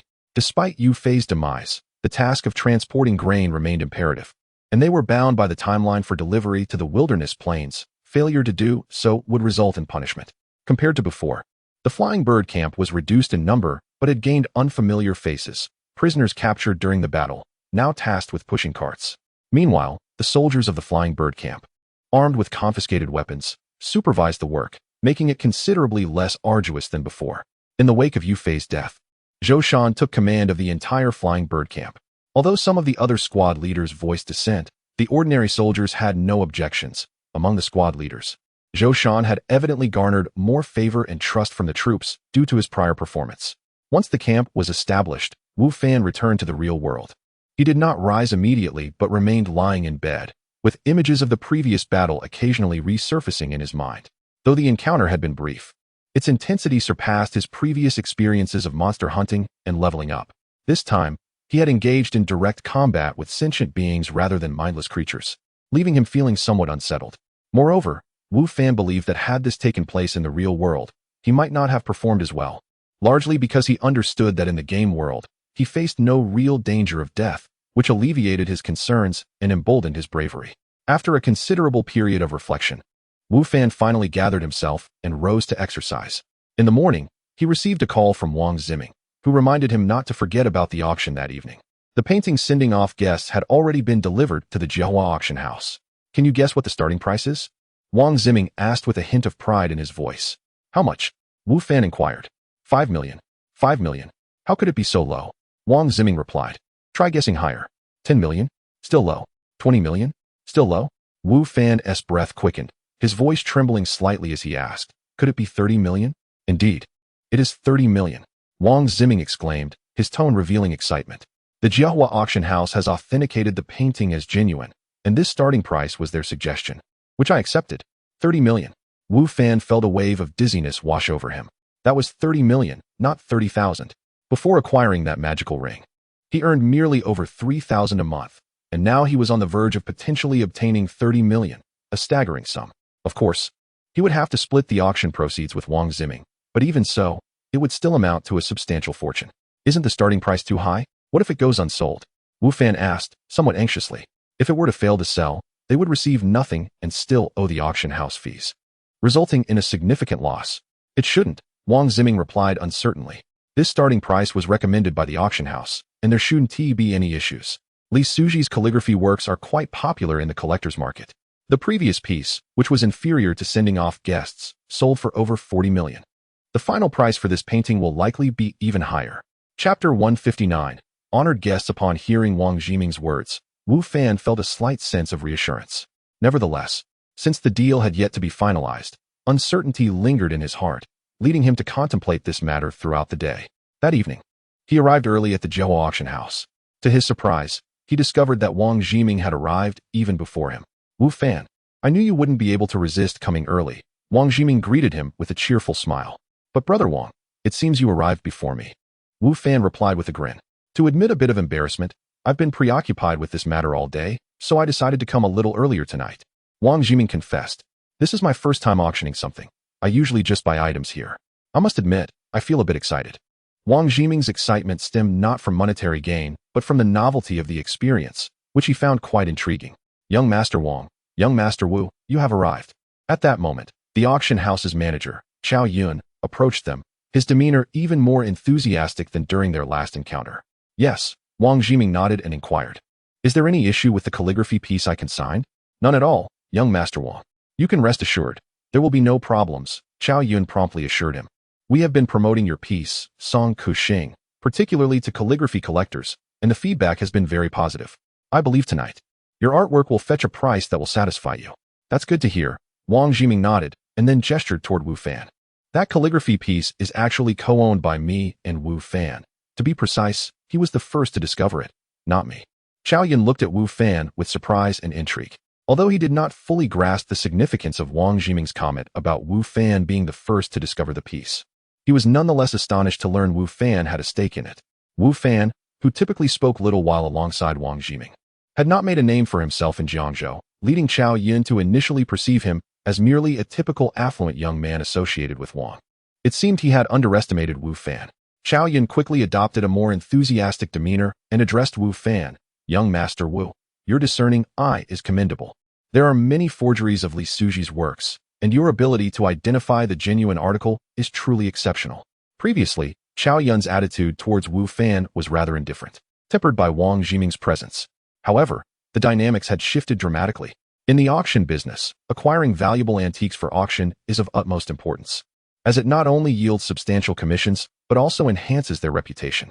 A higher profile attracts more exquisite items, creating a beneficial cycle. Thus, exceptional antiques, particularly rare and authentic pieces, hold immense significance for their auction house, making those who can provide such treasures esteemed guests deserving of utmost respect. Wu Fan's ability to identify and authenticate Song Kuxing positioned him as a valued patron in Chao Yun's eyes. Chao Yun retrieved a business card from his pocket and handed it to Wu Fan, saying, should you have anything to auction in the future, please do not hesitate to contact me. I can offer you a 10% discount on commissions, and I assure you that if the items are exceptional, we will promote them effectively to achieve a price that will satisfy you. Wu Fan accepted Chao Yun's card and replied, such fine items are not something one encounters frequently, but perhaps I may indeed require Manager Chao's assistance with other items in the future. Having acquired expertise in appraisal, Wu Fan would not let it go to waste. Although stumbling upon hidden treasures is challenging, with time and persistence, he was confident he would uncover a few, at which point, Zhihua Auction House would be invaluable in facilitating their sale. Absolutely, absolutely, Chao Yun beamed with delight, pleased at the prospect of securing a potential client. Well then, it's getting late. Shall we proceed inside? Wang Ziming suggested. Please, enjoy yourselves tonight. Chao Yun bid farewell as they left. Wu Fan, your standing in Chao Yun's eyes has certainly surpassed mine, Wang Ziming remarked with a smile after parting from Chao Yun. Wang Ziming understood the reason behind Chao Yun's regard for Wu Fan. The potential for profit and prestige naturally warranted such attention, and it was hardly surprising. Brother Wang, you jest. How could I possibly compare to you? Wu Fan replied. Wu Fan was somewhat aware of Wang Ziming's esteemed background, as his family was prominent in Jiangzhou. Not necessarily, Wang Ziming countered. Your talent for discerning antiques and providing auctionable items is of great importance to them. The competition among the major auction houses in the country has intensified in recent years, and Zhihua faces considerable pressure. Thus, obtaining a few rare treasures, especially something as exceptional as concocted, is crucial for them. Naturally, they will seek to curry favor with you. Wang Jiming had some understanding of the competitive dynamics among auction houses. Alas, such exceptional pieces are not easily encountered, and even if they were, I might not have the opportunity to acquire them, Wu Fan sighed. Such treasures are inherently rare, and the chances of serendipitously finding them are even slimmer. If the price is exorbitant, even if Wu Fan were to identify a piece, he would not purchase it. It would serve no purpose. As they conversed, they made their way to the auction hall for the evening's event. Tonight's auction, being a summer special at Jiehua, was significantly grander than the small-scale event 3 days prior, both in terms of the items up for bid and the attendees. Consequently, the venue had shifted from the previous modest chamber to a much larger and more luxurious hall. The hall was already populated with individuals who gathered in small groups, engaged in discussions primarily centered around antiques. Those attending tonight's auction were seasoned collectors, with Wu Fan being the exception. Wang Jiming was well acquainted with many present, and soon a few approached him to exchange greetings. Meanwhile, Wu Fan wandered around alone. "Young friend Wu, you've come as well?" While exploring, Wu Fan recognized the familiar voice of the esteemed elder from the capital, Old Master Fong, whom he had met the previous day. Chapter 160, The auction begins indeed, Wu Fan replied. "I thoroughly enjoyed our conversation yesterday. Shall we continue our discussion after the auction concludes?" Elder Fong inquired. "Of course, it would bring me great joy to converse with you," Wu Fan responded.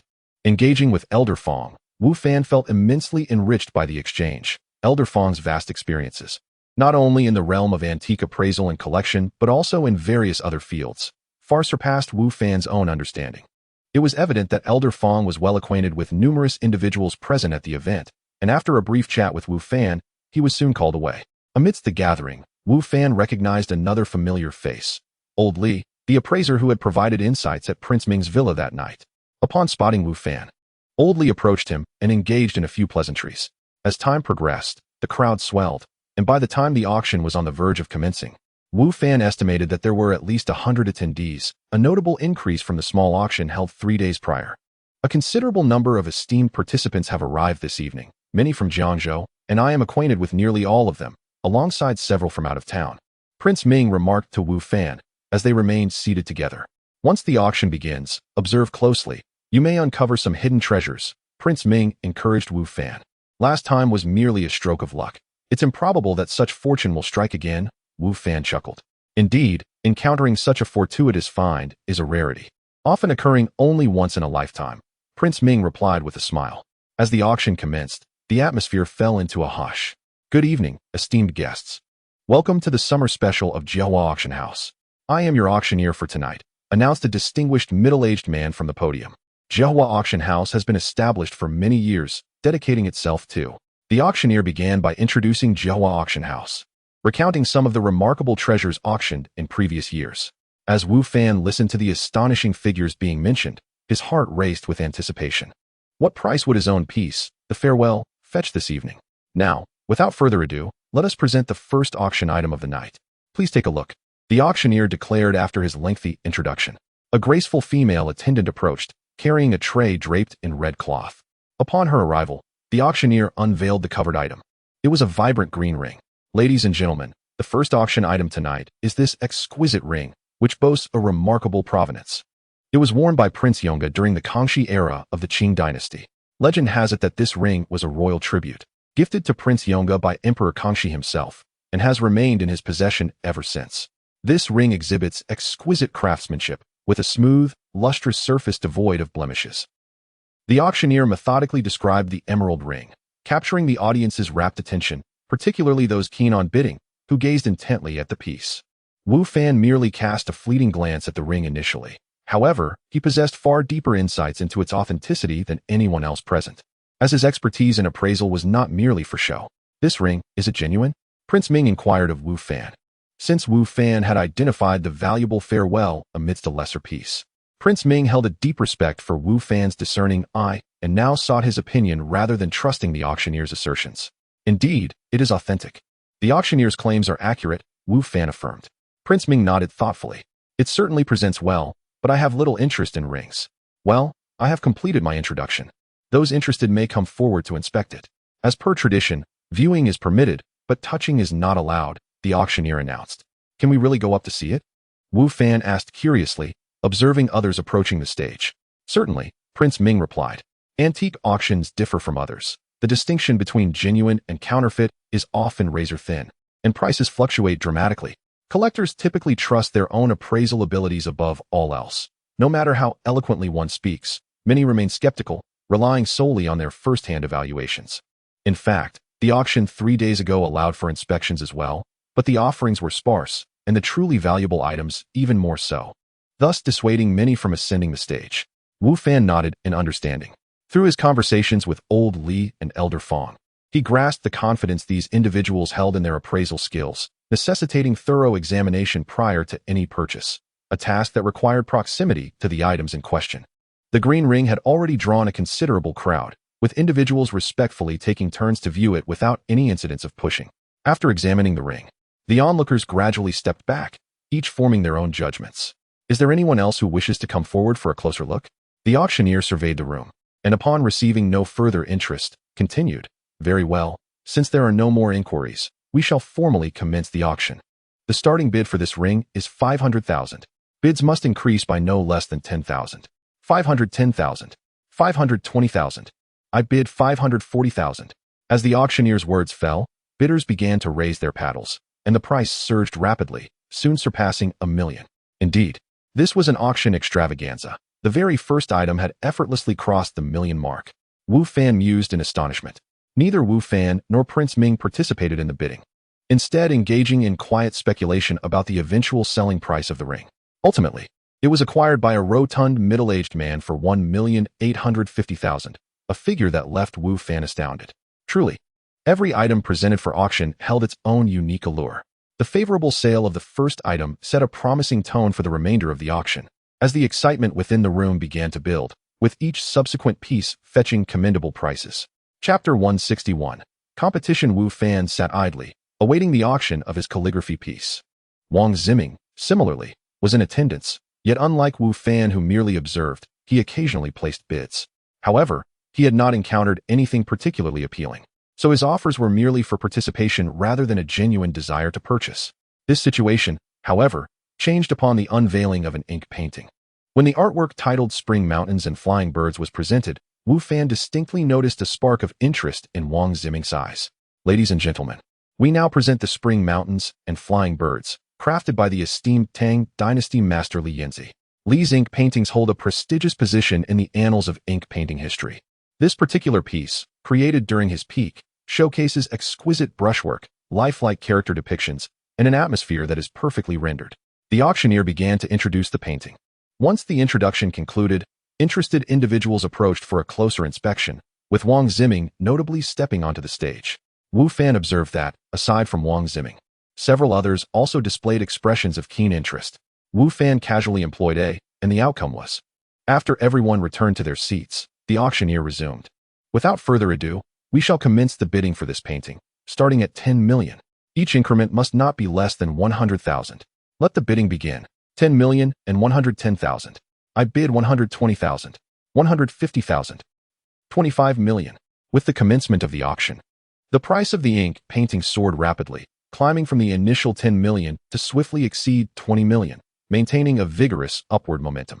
Unlike his previous casual bids, Wang Ziming appeared considerably more serious this time, his focus unwavering as he raised his bidding paddle again and again. My father has a deep appreciation for ink paintings, Wang Ziming remarked, seemingly aware of Wu Fan's scrutiny, especially those by Li Yanzi. He cherishes them dearly and cannot afford to let this opportunity slip by. Though engaged in conversation with Wu Fan, Wang Ziming's gaze remained fixated on the ink painting held by the auctioneer, revealing his earnest regard for the artwork. Wu Fan understood the significance of the painting to Wang Ziming, but, just as Wu Fan was about to voice his thoughts, a rather audacious voice rang out. I bid 25 million. At that moment, silence enveloped the room. Many turned their attention to the bidder, including Wang Ziming and Wu Fan, who were not surprised. It was known that the previous bid was 22 million, and this newcomer had jumped the increment by 3 million, a considerable leap compared to the earlier bids. This bidding style indicated not only a lack of financial constraint, but also a strong determination to acquire the painting. Moreover, the individual who had previously bid 22 million was none other than Wang Ziming himself. Who is it? Wu Fan inquired curiously. having caught a glimpse of the individual but not recognizing him. Jiang Yu, the heir of the Jiang family, Wang Ziming replied, his tone laced with disdain and aversion. Upon witnessing Wang Ziming's reaction, Wu Fan deduced that their relationship was likely strained. After Jiang Yu placed his bid, he glanced over at Wang Ziming, his expression one of arrogance and animosity. I am aware that young Master Wang's father has an affinity for Li Yanzi's ink paintings. Ordinarily, I would refrain from competing with you. However, it seems my father also shares a liking for Master Li's works. Thus, I must unfortunately intrude on your territory. I hope you can understand. While feigning a desire for Wang Ziming's understanding, Jiang Yu's demeanor bore no hint of remorse, but rather a provocative edge. Wang Ziming's expression darkened slightly as he retorted, Jiang, has your father's taste changed? Has he developed an appreciation for such refined art? Was he not always fond of gambling? I heard he lost several million last week at sea, nearly losing everything. Does he still have the means to purchase this painting?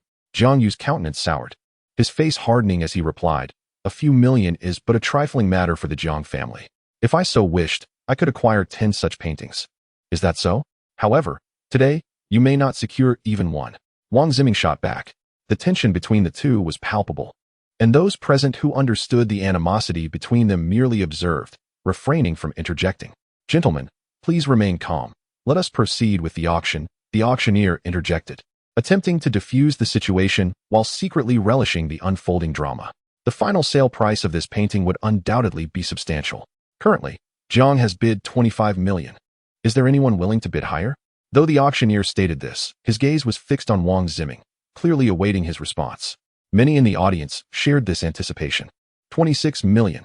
Wang Ziming promptly countered, raising the stakes by 1 million. 28 million. Jiang Yu's bid followed swiftly, exceeding Wang Ziming's by 2 million. Witnessing the palpable tension, many astute observers withdrew from the competition, yet some remained, equally enamored with the painting. Under the fierce rivalry, the price surged to 40 million. At this juncture, aside from Wang Ziming and Jiang Yu, all other bidders had conceded. Even those who adored the piece chose not to bid, recognizing that the price had reached its psychological threshold. With neither Wang Ziming nor Jiang Yu showing signs of retreat, the rest understood they had no chance. 41 million. Wang Ziming declared, Young Master Wang, a bid of merely 100,000 seems rather stingy. Are you running low on funds? If so, I could lend you some. Jiang Yu taunted, subsequently announcing his next bid, 45 million. 45 million. This figure eclipsed the intrinsic value of the painting itself. The onlookers understood that regardless of who ultimately won the bid, it would be at a premium price. Chapter 162, Sudden Withdrawal. Wang Ge, this painting it. Wu Fan quietly addressed Wang Ziming. I understand, it is not worth the current price, but even if I have to spend a bit more, I will acquire it. Wang Ziming interjected, then boldly declared, 46 million. The bidding continued, and it was evident that Wang Ziming's temper was flaring. Despite knowing the price had already surpassed the painting's intrinsic value, he persisted in the bidding. It was all about saving face. 50 million. Jiang Yu provocatively gazed at Wang Ziming. A murmur of hushed discussions arose among the crowd.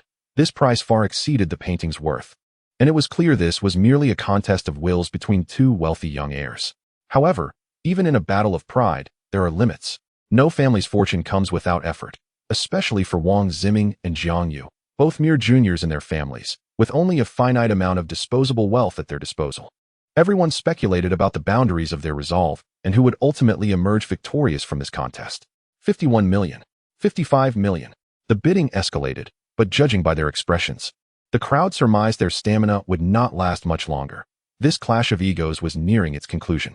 Wang Ge, this painting, it has issues.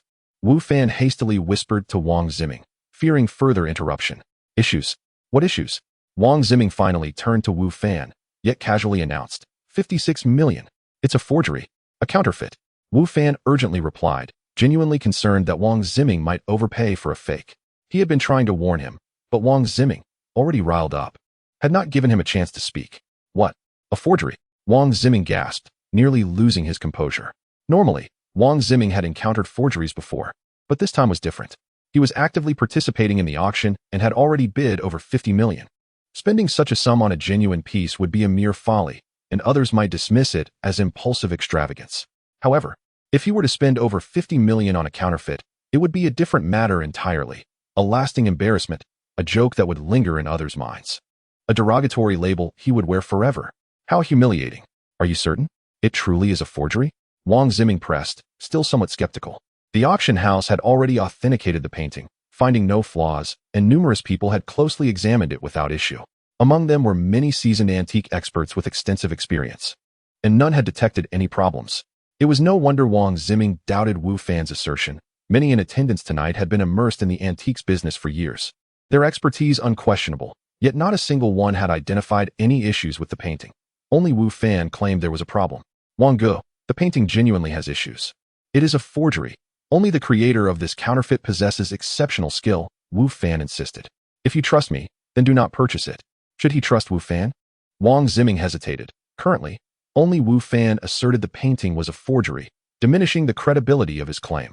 Yet, he recalled the incident from earlier that evening regarding the concocted painting, where no one else had detected the anomaly except Wu Fan, who had seized the opportunity.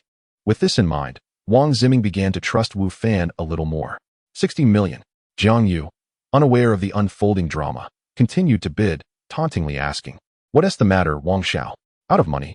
Are you considering borrowing?" Ignoring Jiang Yu's remarks, Wang Ziming turned to Wu Fan and quietly inquired, "Are you certain?" "Absolutely certain," Wu Fan replied with utmost seriousness.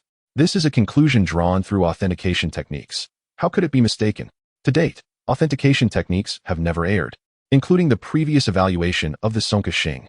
Wang Ziming's expression shifted multiple times before he finally declared, "All right, I believe you." Convincing Wang Ziming to make this decision was no easy feat. Among their circle, reputation mattered immensely. Jiang Yu had provoked him multiple times, and despite their prior back and forth, suddenly withdrawing would undoubtedly lead others to think he was intimidated by Jiang Yu, a rumor that would be utterly disgraceful. Nevertheless, Wang Ziming chose to trust Wu Fan, convinced that Wu Fan would not deceive him. If he were not entirely certain, he would not have spoken so boldly. Having made his decision, Wang Ziming no longer hesitated. He turned to Jiang Yu and said, "Since you desire this painting so much, I shall let you have it. I hope you do not come to regret it." Wang Ziming is withdrawing. The attendees, including Jiang Yu, were momentarily stunned. Although Wang Ziming had only incrementally raised the bid by 1 million each time, he exuded confidence, bidding without hesitation, showing no sign of uncertainty or intent to concede. How could he suddenly withdraw? This was utterly unexpected. Jiang Yu felt a flicker of skepticism. In truth, Jiang Yu was aware that this price was indeed excessive. He had been contemplating continuing to bid against Wang Ziming for a few more rounds before ultimately conceding, relinquishing the painting to Wang Ziming. Though he would lose the auction, Wang Ziming would earn the title of a fool, and the outcome would hardly favor him.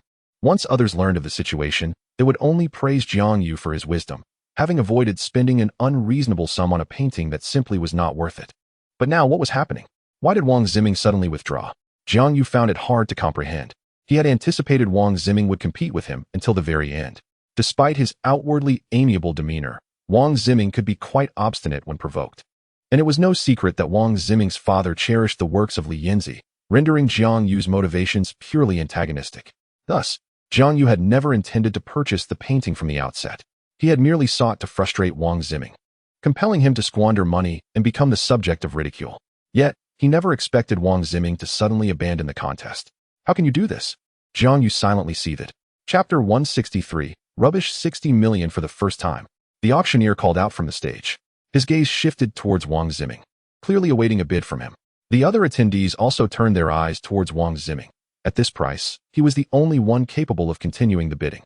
The others were not incapable of matching the price, but deemed it unnecessary. Yet, Wang Ziming remained seated, his expression calm, as if oblivious to the scrutiny of those around him. He occasionally whispered to Wu Fan, not casting even a glance at the painting he had previously vied for with fervor. Why had he suddenly relinquished his interest? Observing Wang Ziming's demeanor, the crowd understood that he had indeed decided to forego further bidding. However, they were baffled by the suddenness of his decision. "Young Master Wang, have you truly run out of funds? Is your family really in such dire straits? Would you like me to lend you some?" Jiang Yu attempted to provoke Wang Ziming's temper. "I appreciate your kind offer, Jiang Xiao," Wang Ziming replied coolly, his previous grim countenance replaced by a more composed demeanor. "I am not lacking in funds, nor is my family. However, I refuse to waste money." "Refuse to waste money? Then what was with your incessant bidding earlier?" Jiang Yu retorted, incredulous. "You had already exceeded the painting's actual worth, yet you continued to raise the stakes. How does that align with your desire to avoid frivolous expenditures?" The crowd found it hard to believe Wang Ziming's words, yet his intentions remained inscrutable to them. Old Master Fong was also observing the situation. but his focus diverged from the rest. While others speculated on Wang Ziming's abrupt withdrawal, Old Master Fong scrutinized Wu Fan. He had clearly witnessed the exchange between Wang Ziming and Wu Fan, noting a change in Wang Ziming's expression during their conversation, leading to his sudden decision to abandon the bidding. A man of keen insight, Old Master Fong surmised that Wang Ziming's unexpected withdrawal was likely linked to Wu Fan. Recalling Wu Fan's warning from the previous day to avoid falling for tricks, Old Master Fong pondered whether Wu Fan had discerned something significant, prompting him to caution Wang Ziming, thus influencing his decision to withdraw from a bidding war he had seemed determined to win. Wu Fan, who exactly are you? Old Master Fong murmured to himself. Following Wu Fan's departure yesterday, he had arranged for inquiries into Wu Fan's background. The findings were rather straightforward, revealing no remarkable lineage, and thus the investigation concluded swiftly. However, upon reviewing Wu Fan's profile, Old Master Fong's curiosity deepened. The origins of Wu Fan's culinary skills, the nature of the purple sandalwood, and his displayed expertise in appraisal all appeared inexplicable. Wu Fan, seemingly an ordinary individual, exuded an aura of mystery. Although Old Master Fong had initially suspected Wu Fan of harboring ulterior motives, the simplicity of Wu Fan's background led him to dismiss such doubts, as it seemed improbable for someone so unremarkable to possess any connections to the world of cultivation. Yet, how could one devoid of such connections exhibit such a vigorous energy within? This too remained an enigma. The numerous inexplicable aspects surrounding Wu Fan only heightened Old Master Fong's intrigue, prompting him to seek a more in-depth discussion post-auction. 60 million for the second time. The auctioneer, perceiving Wang Ziming's disinterest in bidding, continued calling out. Jiang Yu's expression darkened. Was the painting about to fall into his hands when he had not intended to purchase it? 60 million was no trifling sum for him, an affluent heir with limited influence. His family's provisions covered his daily expenses, leaving him without sufficient savings to afford such a price. Should he win the painting, he would need to request additional funds from his family. Nevertheless, besting Wang Ziming and seizing what he cherished would still fulfill part of his purpose. Jiang Yu reassured himself. 60 million for the third time. Sold. The gavel struck, sealing the deal. The ink-wash painting, rich in conversation, was finally acquired by Jiang Yu for 60 million. Congratulations. The surrounding crowd offered their felicitations, while Jiang Yu felt a pang of bitterness within, masking it with a facade of delight as he engaged with those around him, all the while casting a taunting glance at Wang Ziming. Young Master Wang, I regret to inform you that the painting you desired has been claimed by me. I wonder how you will explain this to your esteemed father tonight, haha. Jiang Yu laughed boisterously. His motivation for bidding on the painting had been to humiliate Wang Ziming. Although the outcome had deviated from his initial expectations, it did not hinder his ability to mock Wang Ziming. If you like it, take it, Wang Ziming replied coolly. However, I hope you won't come to regret your decision. Regret? Why would I regret? Jiang Yu questioned, incredulous. 60 million is considerable, yet I can manage it. Do you think that I, a prominent heir of the Jiang family, would regret such a sum? But you, young Master Wang, unable to muster 60 million, raises my doubts about your family's strength. There were rumors of your family's troubles, but I dismissed them, yet now it seems they may hold some truth. Concerns about my family are unnecessary for you. Focus on your own affairs. What you acquired for 60 million may well turn out to be not a treasure, but rubbish. Wang Ziming retorted. Rubbish? Jiang Yu chuckled, genuinely amused. Young Master Wang, isn't it rather petty to voice such sentiments when you couldn't afford to purchase it yourself? With a smile directed at Jiang Yu, Wang Ziming chose silence over further discourse. The auction continued. Though the spirited rivalry between Wang Ziming and Jiang Yu had rendered the subsequent proceedings somewhat lackluster, it was not until Wu Fan's piece, the farewell, was presented that the atmosphere regained its vibrancy. Now, we shall auction the next item, the highlight of this evening. The auctioneer raised his voice, unfolding the calligraphy work amid the eager gazes of the audience. Wu Fan's heart raced. The resolution of his financial dilemma hinged upon this moment. Chapter 164. The auction of the farewell. This masterpiece, undoubtedly familiar to many, had been previously promoted by our auction house. The auctioneer addressed the audience. This work is created by the esteemed Li Suji, and it stands as his magnum opus, his most renowned piece. It was believed that this artwork had been lost to time, causing great disappointment among many, a significant loss for both the literary and collecting communities. Fortunately, it has not been destroyed and is now presented for auction. For those who appreciate calligraphic works, this is an exceptional piece not to be missed. As the auctioneer extolled the virtues of the artwork, the crowd's gaze was fixated upon it, as if they sought to gaze deeply into its essence. If anyone is interested, you may come up for a closer view, the auctioneer invited. Wu Fan observed that at least half of the attendees had left their seats and approached the stage, marking the highest number of people drawn to the stage thus far in the auction.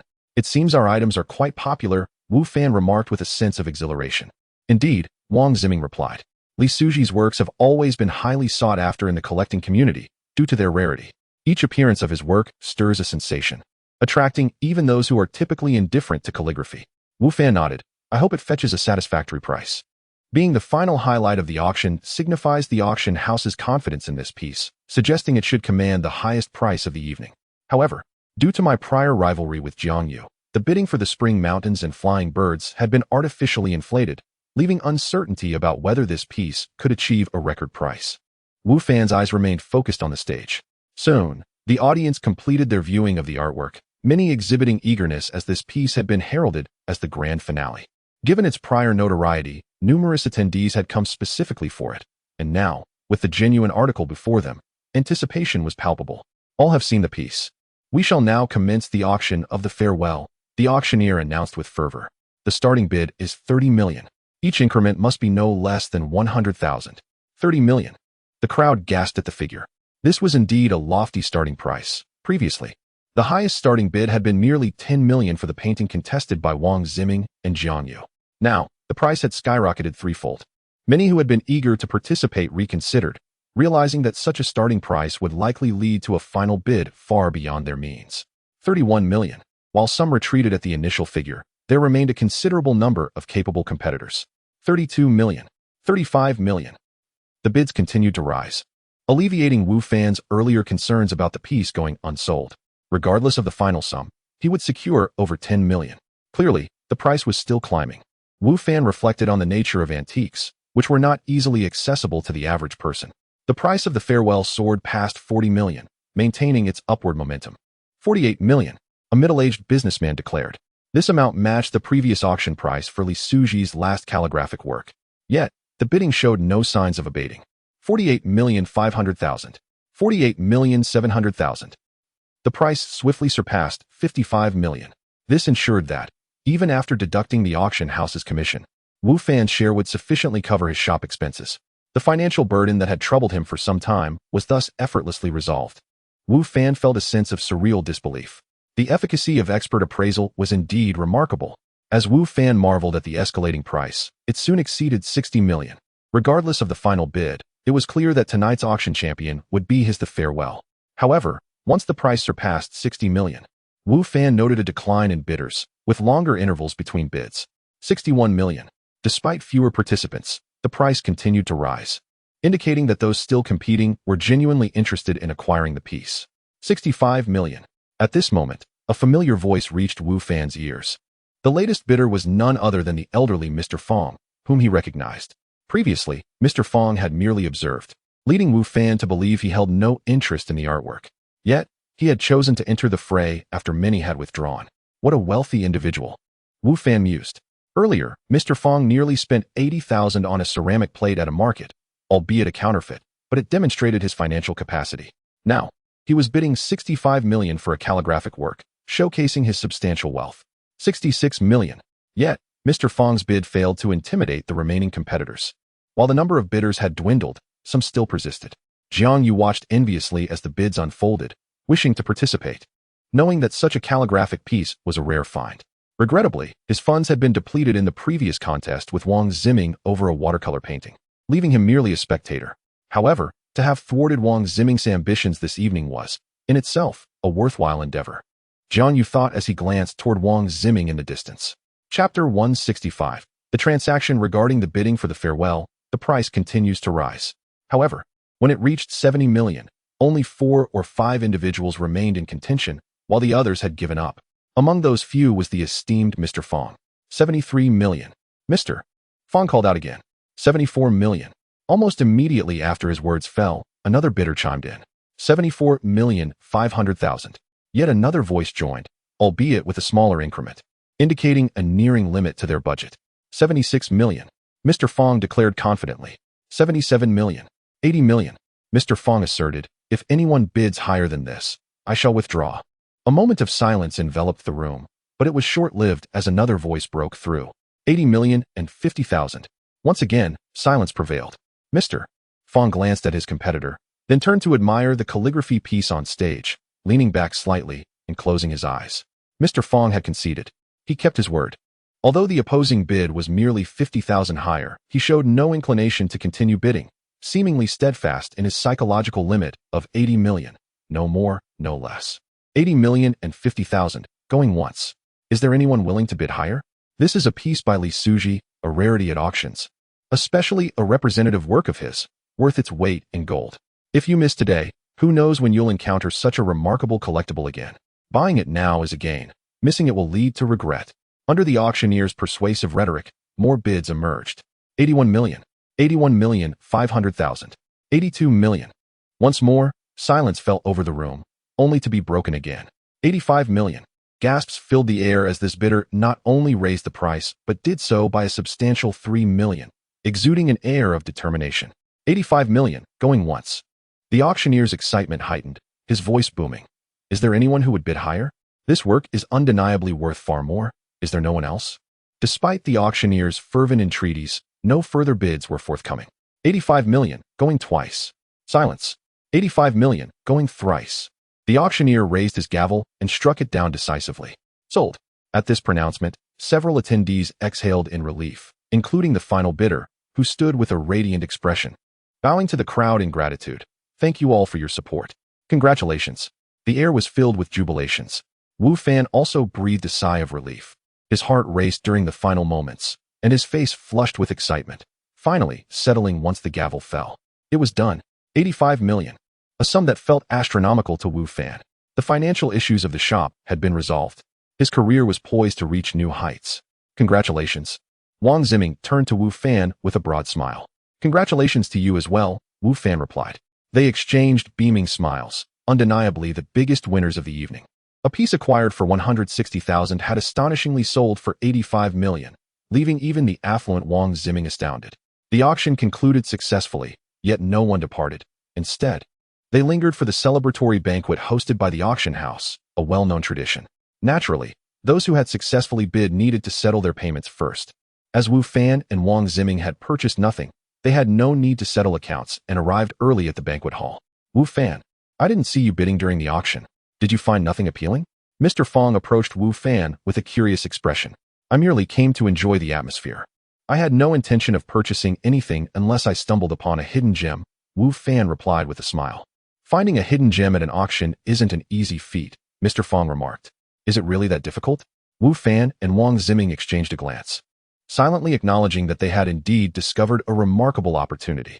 Wu Fan introduced Mr. Fong to Wang Ziming, though he was not deeply familiar with either, especially Mr. Fong, of whom he only knew the surname and that he hailed from the capital. The young master of the Wang family.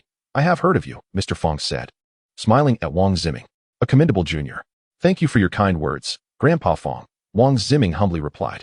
Although Wang Ziming was unaware of Mr. Fong's full background, he sensed an air of authority about him, confirming that Mr. Fong was no ordinary individual.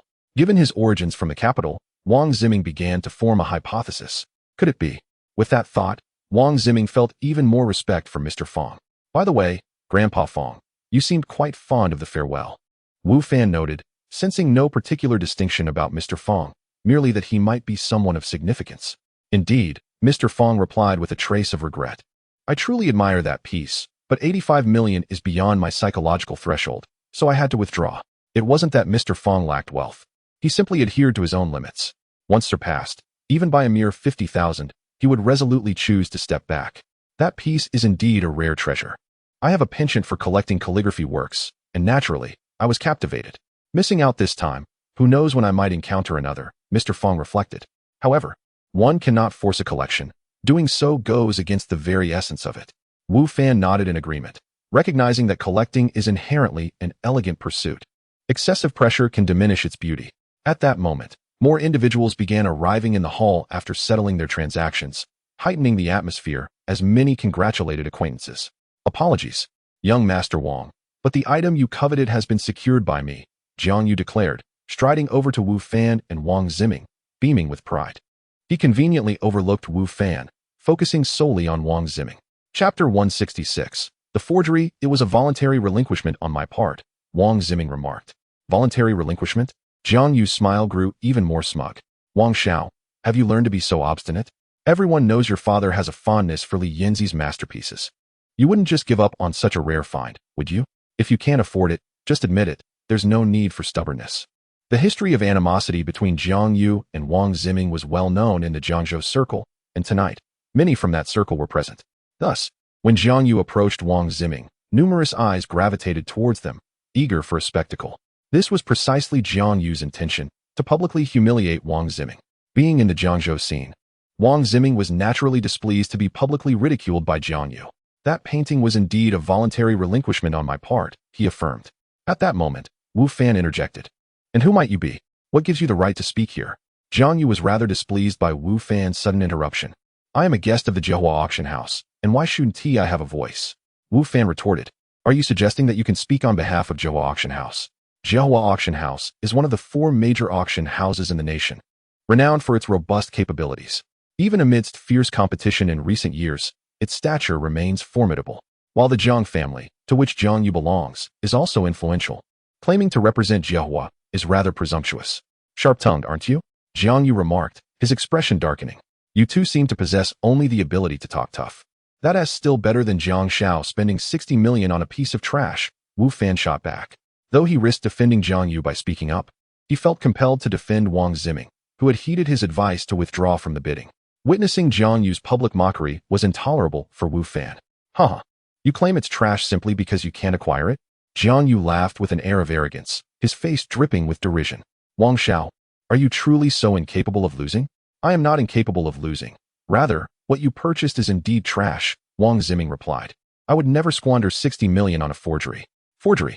The mere utterance of those words from Wang Ziming captured the attention of many present. The ongoing feud between him and Jiang Yu had already drawn considerable interest, and now Wang Ziming had the audacity to assert that Jiang Yu had spent 60 million on a forgery, causing an even greater stir. Ha ha, Wang Ziming. I had thought you a worthy opponent, but it seems you are merely a sore loser, Jiang Yu laughed heartily. This painting has been authenticated by Jihua Auction House, and many here have examined it without finding any fault. You dare to call it a forgery? Are you trying to make me laugh? Do you believe your judgment surpasses that of so many others? Pray, enlighten us on how this painting is a forgery. Wang Ziming found himself momentarily at a loss for words, instinctively glancing at Wu Fan, the source of his assertion regarding the painting's authenticity. As he had not observed any flaws himself, he was unable to point out any discrepancies at this moment. This painting is indeed a forgery, Wu Fan announced, recognizing that it was time for him to speak. If Jiang Xiao and the esteemed guests do not believe me, I can elucidate. Very well. I am keen to hear what you have to say, Jiang Yu responded with a mocking tone, unfurling the painting he held. He had little faith in Wu Fan and Wang Ziming, viewing their claims as mere bluster. Now he had the perfect opportunity to publicly discredit them, further solidifying his own standing. In doing so, the 60 million spent would seem all the more justified.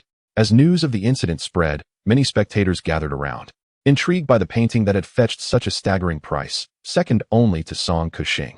However, most believed Wu Fan's assertion to be baseless, as many among them had personally authenticated the painting and found no issues. Surely, it was implausible that only Wu Fan had discovered flaws.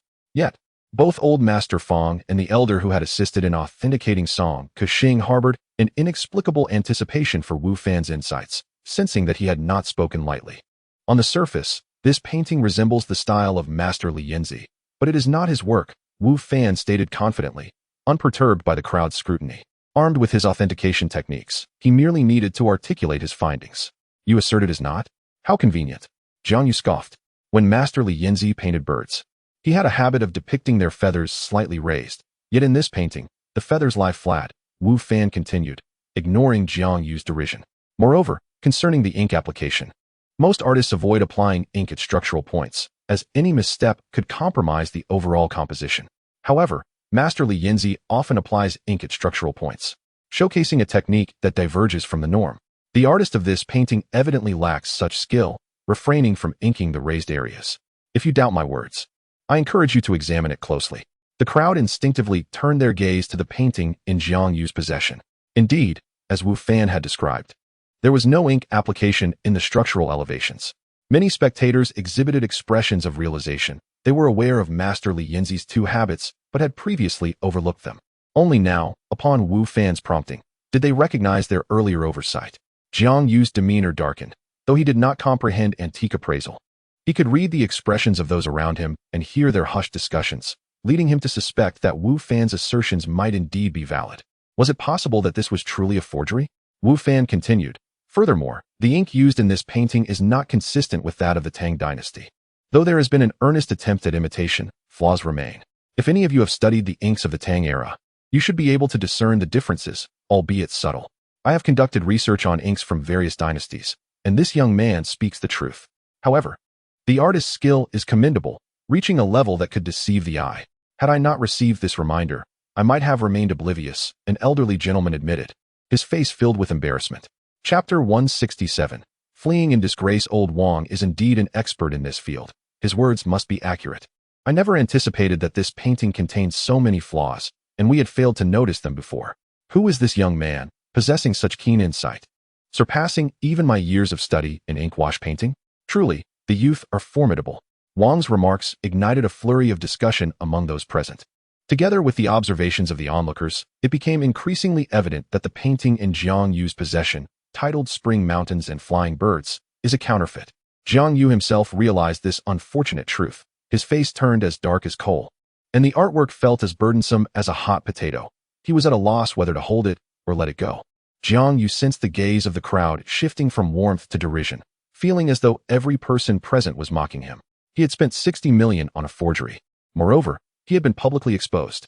Were he an onlooker, he would undoubtedly join in the laughter at the expense of the one who purchased a counterfeit. Especially if that person were Wang Ziming, for then his scorn would be unabashed. However, he was not an onlooker. He was the one embroiled in this disgrace. The very individual who had bought the counterfeit was him. At this moment, he had no mind to mock anyone else. He wished only to vanish into the ground. Particularly upon witnessing Wang Ziming's mocking expression, Jiang Yu felt that today marked the darkest hour of his life. Jiang Xiao, how about it? I wasn't deceiving you, was I? I had mentioned that what you purchased might very well be garbage. Wang Ziming seized the opportunity to taunt Jiang Yu, their long-standing rivalry igniting his delight in Jiang's misfortune. But I must thank you, Jiang Xiao. If not for you, I might have been the one to acquire this rubbish. Your selfless act of spending 60 million to secure this counterfeit is truly exemplary, a model for us all. I am humbled. Jiang Yu's complexion darkened further. Akin to ink, each of Wang Ziming's words striking him like slaps to the face, nearly rendering him unconscious. Jiang Yu knew that after this evening, the tale of his 60 million purchase of a counterfeit would inevitably spread through the circles he frequented, transforming him into a figure of ridicule. The thought nearly overwhelmed him. How humiliating. Embarrassment and fury etched across his face. He hastily concealed the painting and halted Wu Fan's commentary, exclaiming, "Who do you think you are? Just because you claim it as a counterfeit, it makes it so? Utter nonsense." With a fierce glare at Wu Fan, he turned to leave. He could not remain any longer. To do so would mean becoming the butt of everyone's jokes. Aside from his loathing for Wang Ziming, Jiang Yu harbored an even deeper resentment for Wu Fan. This interloper had publicly exposed his shame, while many had overlooked the painting's true nature. Wu Fan had effortlessly unveiled its flaws. Because of him, Jiang Yu would be mocked and become a laughingstock in social circles. He believed that had Wu Fan not spoken, Wang Ziming and others would have remained oblivious to his misfortune, and he would not have lost the chance to mock Wang in return. Yet, due to this sudden revelation, the tables had turned. Instead of striking back at Wang, he had become the subject of ridicule. "Jiang Xiao, are you leaving already?" "I haven't finished." Wu Fan called after him. He noted the disdainful glances Jiang Yu cast his way, but dismissed them. He had anticipated that Jiang would harbor a grudge. If he were truly afraid, he would not have spoken out. Jiang Yu quickened his pace, nearly slipping as he moved. "Jiang Xiao, hold on to that. After all, you spent 60 million on it. A 60 million counterfeit is certainly extraordinary and deserves proper collection." Wang Ziming laughed heartily. Jiang Yu barely managed to steady himself. His face flushed with anger, and he dared not linger any longer, hastily exiting the hall. He could not bear to remain in such a place. As Jiang Yu departed, the crowd of onlookers gradually dispersed, yet the impact of the incident would not easily fade. Those who remained gathered in small groups, their conversations predominantly revolving around the painting. After all, it was a counterfeit valued at 60 million. Such a sum spent on a forgery was indeed rare. Naturally, Wu Fan, who had publicly identified the painting as a counterfeit, became the focal point of many discussions. The attendees, knowledgeable in the field of antiquities to varying degrees, some with decades of experience, were astonished that they had failed to detect the painting's flaws, while a young man like Wu Fan had effortlessly pointed out multiple discrepancies. His discerning eye surpassed that of all others. Wu Fan, my young friend, I was right not to underestimate you. Your expertise in antiquities is truly remarkable, Old Fong remarked with a smile. Although he still harbored some doubts about the origins of Wu Fan's expertise, after witnessing his ability on 2 occasions, he had no reason to question it further. Such skill was not common, and even he could not claim to possess Wu Fan's level of discernment. You flatter me, Old Fong. I have merely perused a few books, Wu Fan humbly replied. Many individuals read books on appraisal, yet few reach the level you have achieved. Old Fong observed meaningfully. To be precise, you are the only one I have encountered thus far. Is that so? I'm quite honored, Wu Fan responded. Wu Fan could not adequately explain the origins of his appraisal abilities and could only resort to this excuse. Had it not been for his desire to prevent Wang Ziming from suffering a loss with the counterfeit, he would have preferred to remain silent. Fortunately, Old Fong did not press the matter further and quickly redirected the conversation to amusing anecdotes about antiquities. At this juncture, it was Wu Fan's turn to listen. In truth, his knowledge of antique appraisal was limited. While he could utilize authentication techniques for specific items, engaging in broader discussions proved challenging for him. Chapter 168. Intentions. I sincerely appreciate your assistance with the previous matters. After the banquet, Wang Ziming expressed his gratitude to Wu Fan, saying, had it not been for you, I might have been the one to purchase the counterfeit. In such a case, I would not only have become a laughingstock within our circle, but also faced reprimand from my father. Wang Ziming had indeed been intent on acquiring that painting, even at a higher price, due to his father's admiration for the works of Master Li Yinzi. Fortunately, Wu Fan intervened just in time, sparing him from such a significant loss. I merely noticed it by chance, Wu Fan replied modestly. Your so-called chance is far superior to that of many present, Wang Ziming remarked with a smile.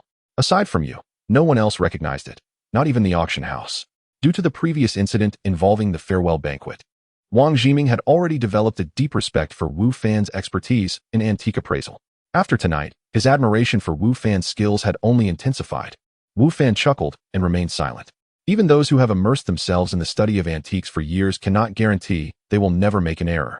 However, possessing appraisal skills sets one apart. With them, one can achieve absolute accuracy, a feat beyond the capabilities of many. You have offended Jiangyu tonight, and this is related to me. If he troubles you, just let me know, and I shall assist you, Wang Ziming stated. Wu Fan's public revelation of the painting's true nature would surely have left Jiangyu harboring resentment. Given Wang Ziming's understanding of Jiangyu, he was confident that Jiangyu would not let this matter rest without seeking revenge. Wu Fan nodded and inquired, do you have any grievances with Jiangyu? It was evident to any discerning observer that Wang Ziming and Jiangyu were at odds, and Wu Fan was curious about the nature of their relationship. Wang Ziming acknowledged, there are indeed some grievances. However, it is not significant. We are all part of the same circle. Yet, within a larger circle, there are bound to be smaller factions. And we belong to different ones, leading to some mutual disdain. Wu Fan nodded in understanding. Individuals like Wang Ziming and Jiangyu, both hailing from prominent families, naturally possess a sense of pride, and, being in Jiangzhou, they aspire to outshine one another, which has fostered their conflict. Wu Fan, initially unqualified to engage in such rivalries, found himself drawn into the fray after defending Wang Ziming that night. Wang Ziming accompanied Wu Fan to his residence. Just before Wu Fan exited the vehicle, Wang Ziming, with a smile, remarked, the auction house will transfer the funds tomorrow. You will soon be a millionaire.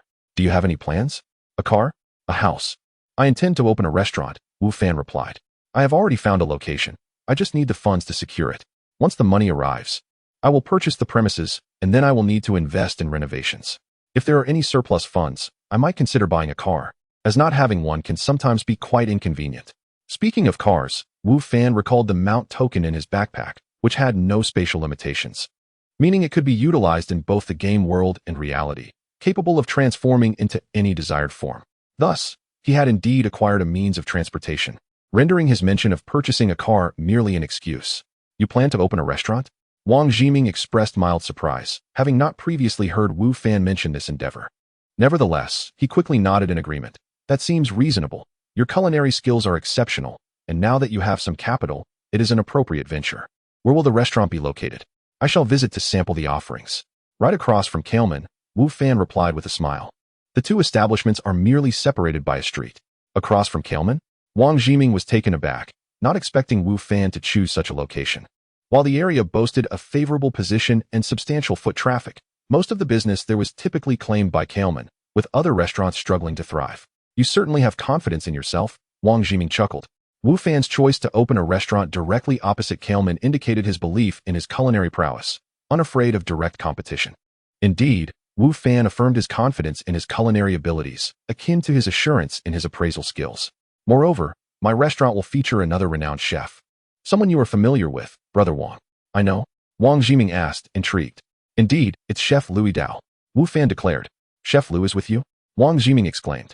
He was well aware of Louis Dao's culinary expertise and had mourned his departure from Kailman, believing he would never again savor Liu's dishes. Little did he know that Liu had chosen to join forces with Wu Fan. Yes, Wu Fan smiled. I have taken him on as my apprentice. Once the restaurant opens, I will diligently teach him the culinary arts, and he shall be the head chef, not I. Wu Fan had not envisioned himself confined to the kitchen. He had numerous other ambitions to pursue. With resources from another realm at his disposal, he sought to achieve more than merely operating a single restaurant. You've taken Chef Liu as your apprentice? Wang Jiming noted that he had been astonished several times that evening, as Wu Fan's revelations continued to surprise him. Indeed, Wu Fan confirmed.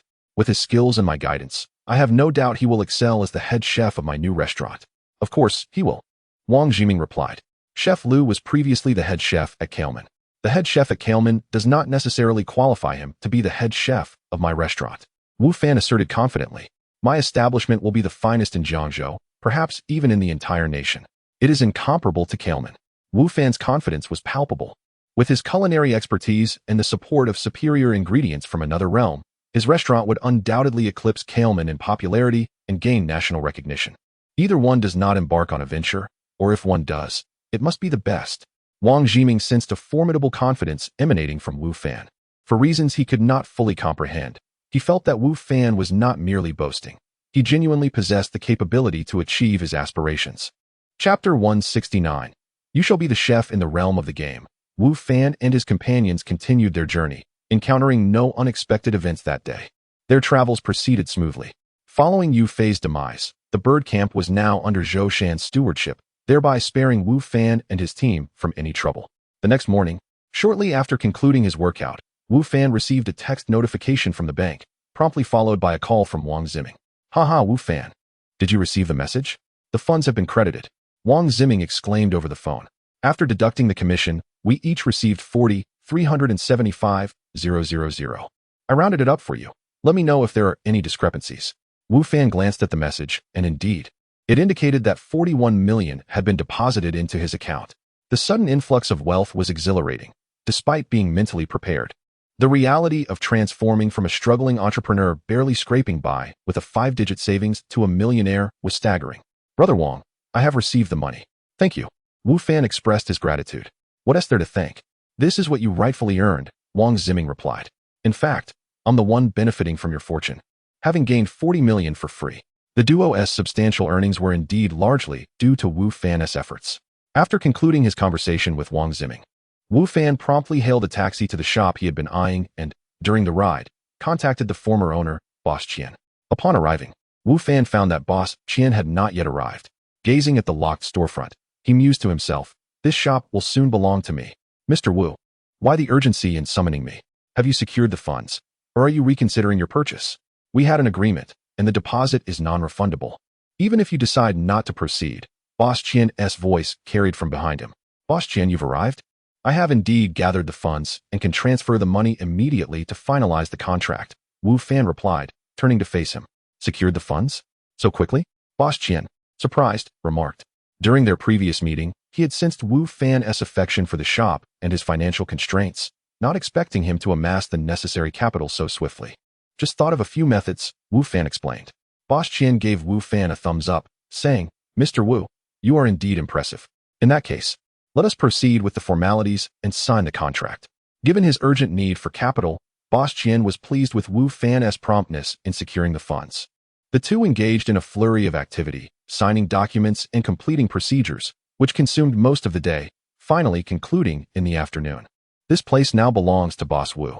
Wishing you prosperous business and abundant wealth in the future, Boss Qian said, addressing Wu Fan with a newfound respect.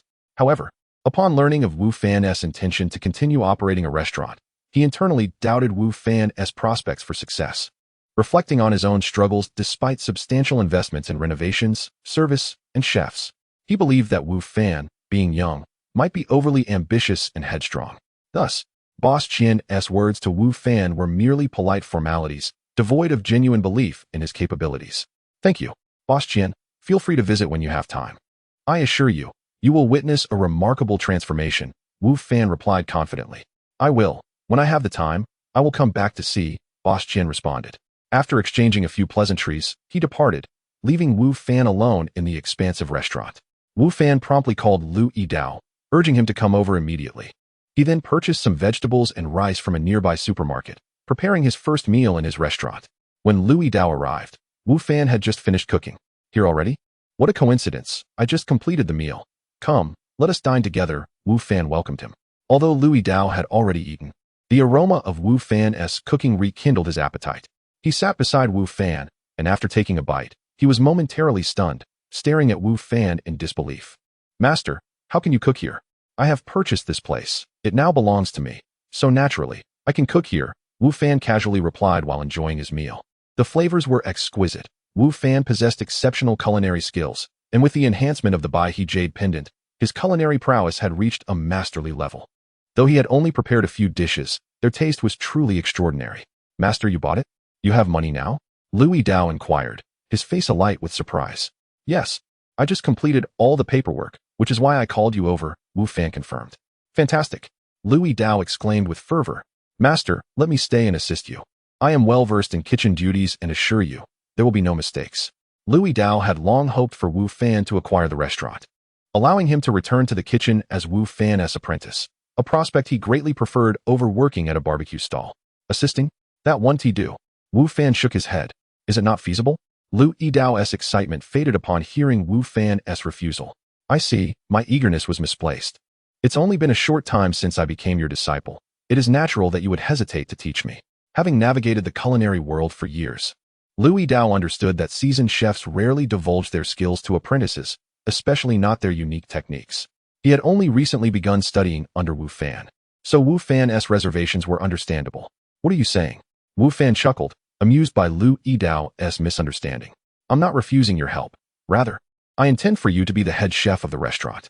Chapter 170. Recruitment me as the head chef? Lu Yidao was taken aback. What about you, master? In Lu Yidao's mind, this restaurant was owned by Wu Fan, who possessed extraordinary culinary skills. Therefore, it was only natural that Wu Fan would be the head chef. This was precisely why Lu Yidao had intended to assist Wu Fan and learn the art of cooking in the process. However, he never anticipated that Wu Fan would propose making him the head chef. What about Wu Fan himself? I have other matters to attend to. Wu Fan replied with a smile. What's the matter? Are you unwilling to take on the role of head chef for this establishment? Not at all. That's not what I meant, Lu Yidao quickly clarified. I'm just afraid I won't do it well. My culinary skills pale in comparison to yours. How could you possibly fail? Wu Fan reassured him.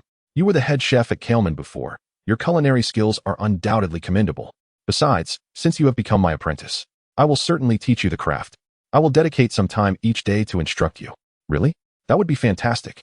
Lu Yidao exclaimed, elated by Wu Fan's words. Of course, Wu Fan continued with a smile. I genuinely hope to see your culinary skills flourish. That way, the restaurant's business will thrive. Master, rest assured. I will study diligently and not disappoint your expectations, Lu Yidao promised. Ever since he learned of Wu Fan's culinary prowess, he had yearned to learn from him. However, due to previous limitations, they could only manage a barbecue stall together. Although Wu Fan did provide some instruction, it was rather limited. Now that they were returning to the kitchen, Lu Yidao was determined not to miss this opportunity to learn earnestly from Wu Fan. Wu Fan nodded, feeling quite pleased with Lu Yidao's attitude. However, before we begin, we must recruit servers and additional chefs, and the restaurant requires some minor renovations, Wu Fan stated. Previously, when Boss Qian planned to sell the establishment, all the staff had been dismissed. Consequently, it was just Wu Fan and Lu Yidao, a rather meager team. I know a few chefs, Lu Yidao replied. Master, if you trust me, I can try inviting them. Wu Fan was a novice in the culinary world, but Lu Yidao had spent years in the industry, having reached the position of head chef at Ailments, and naturally knew many chefs. I certainly trust you. You can take charge of the chefs, while I will focus on recruiting servers, Wu Fan said, delighted that Lu Yidao had taken the initiative. After all, Wu Fan intended for Lu Yidao to eventually manage the kitchen, so it was essential to hire chefs that he would work well with. After their meal, the two parted ways.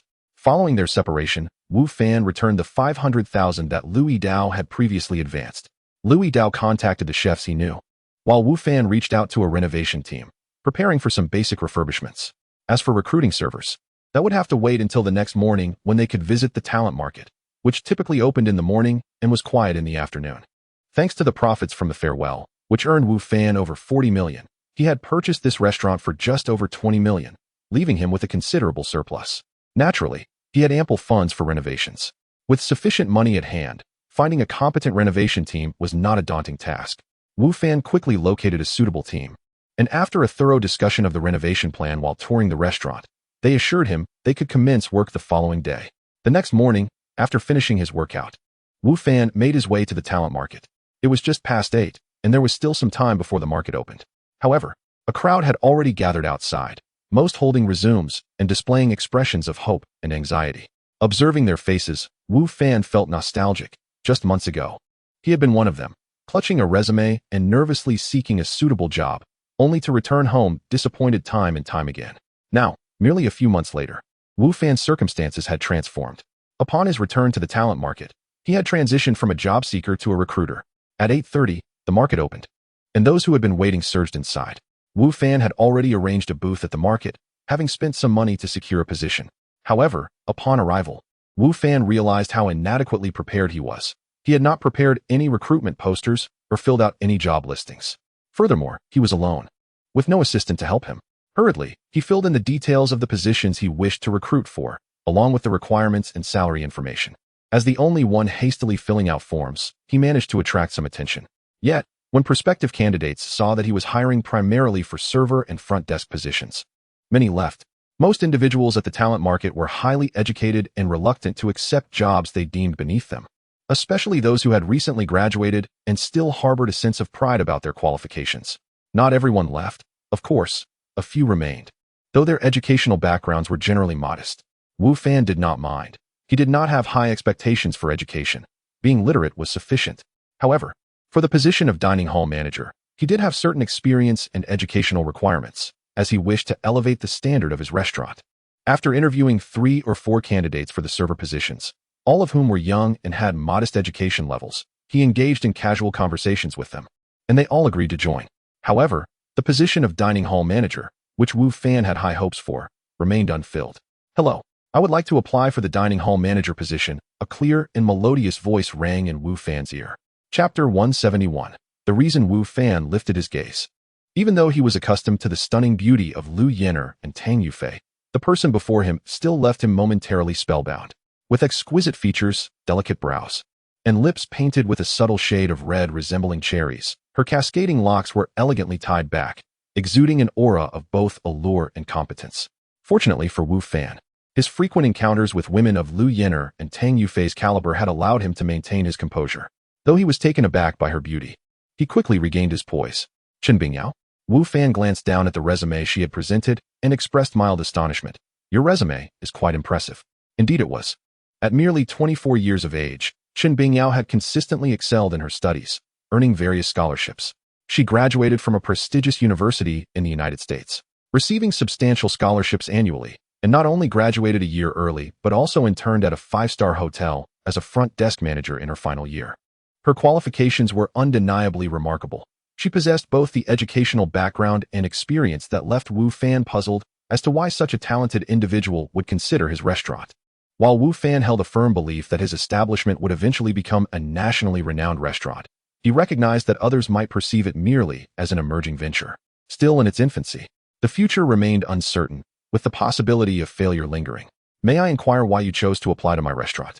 Wu Fan asked, not believing that Chen Bingyao had discerned the extraordinary potential of his establishment or was drawn to his personal charm. "Because I intend to start from scratch," Chen Bingyao replied confidently. "My dream is to craft a top-tier restaurant renowned across the nation, perhaps even the world. Your restaurant is just beginning its operations, and based on the introduction, the foundational conditions are quite promising, which aligns with my essential criteria, hence my application."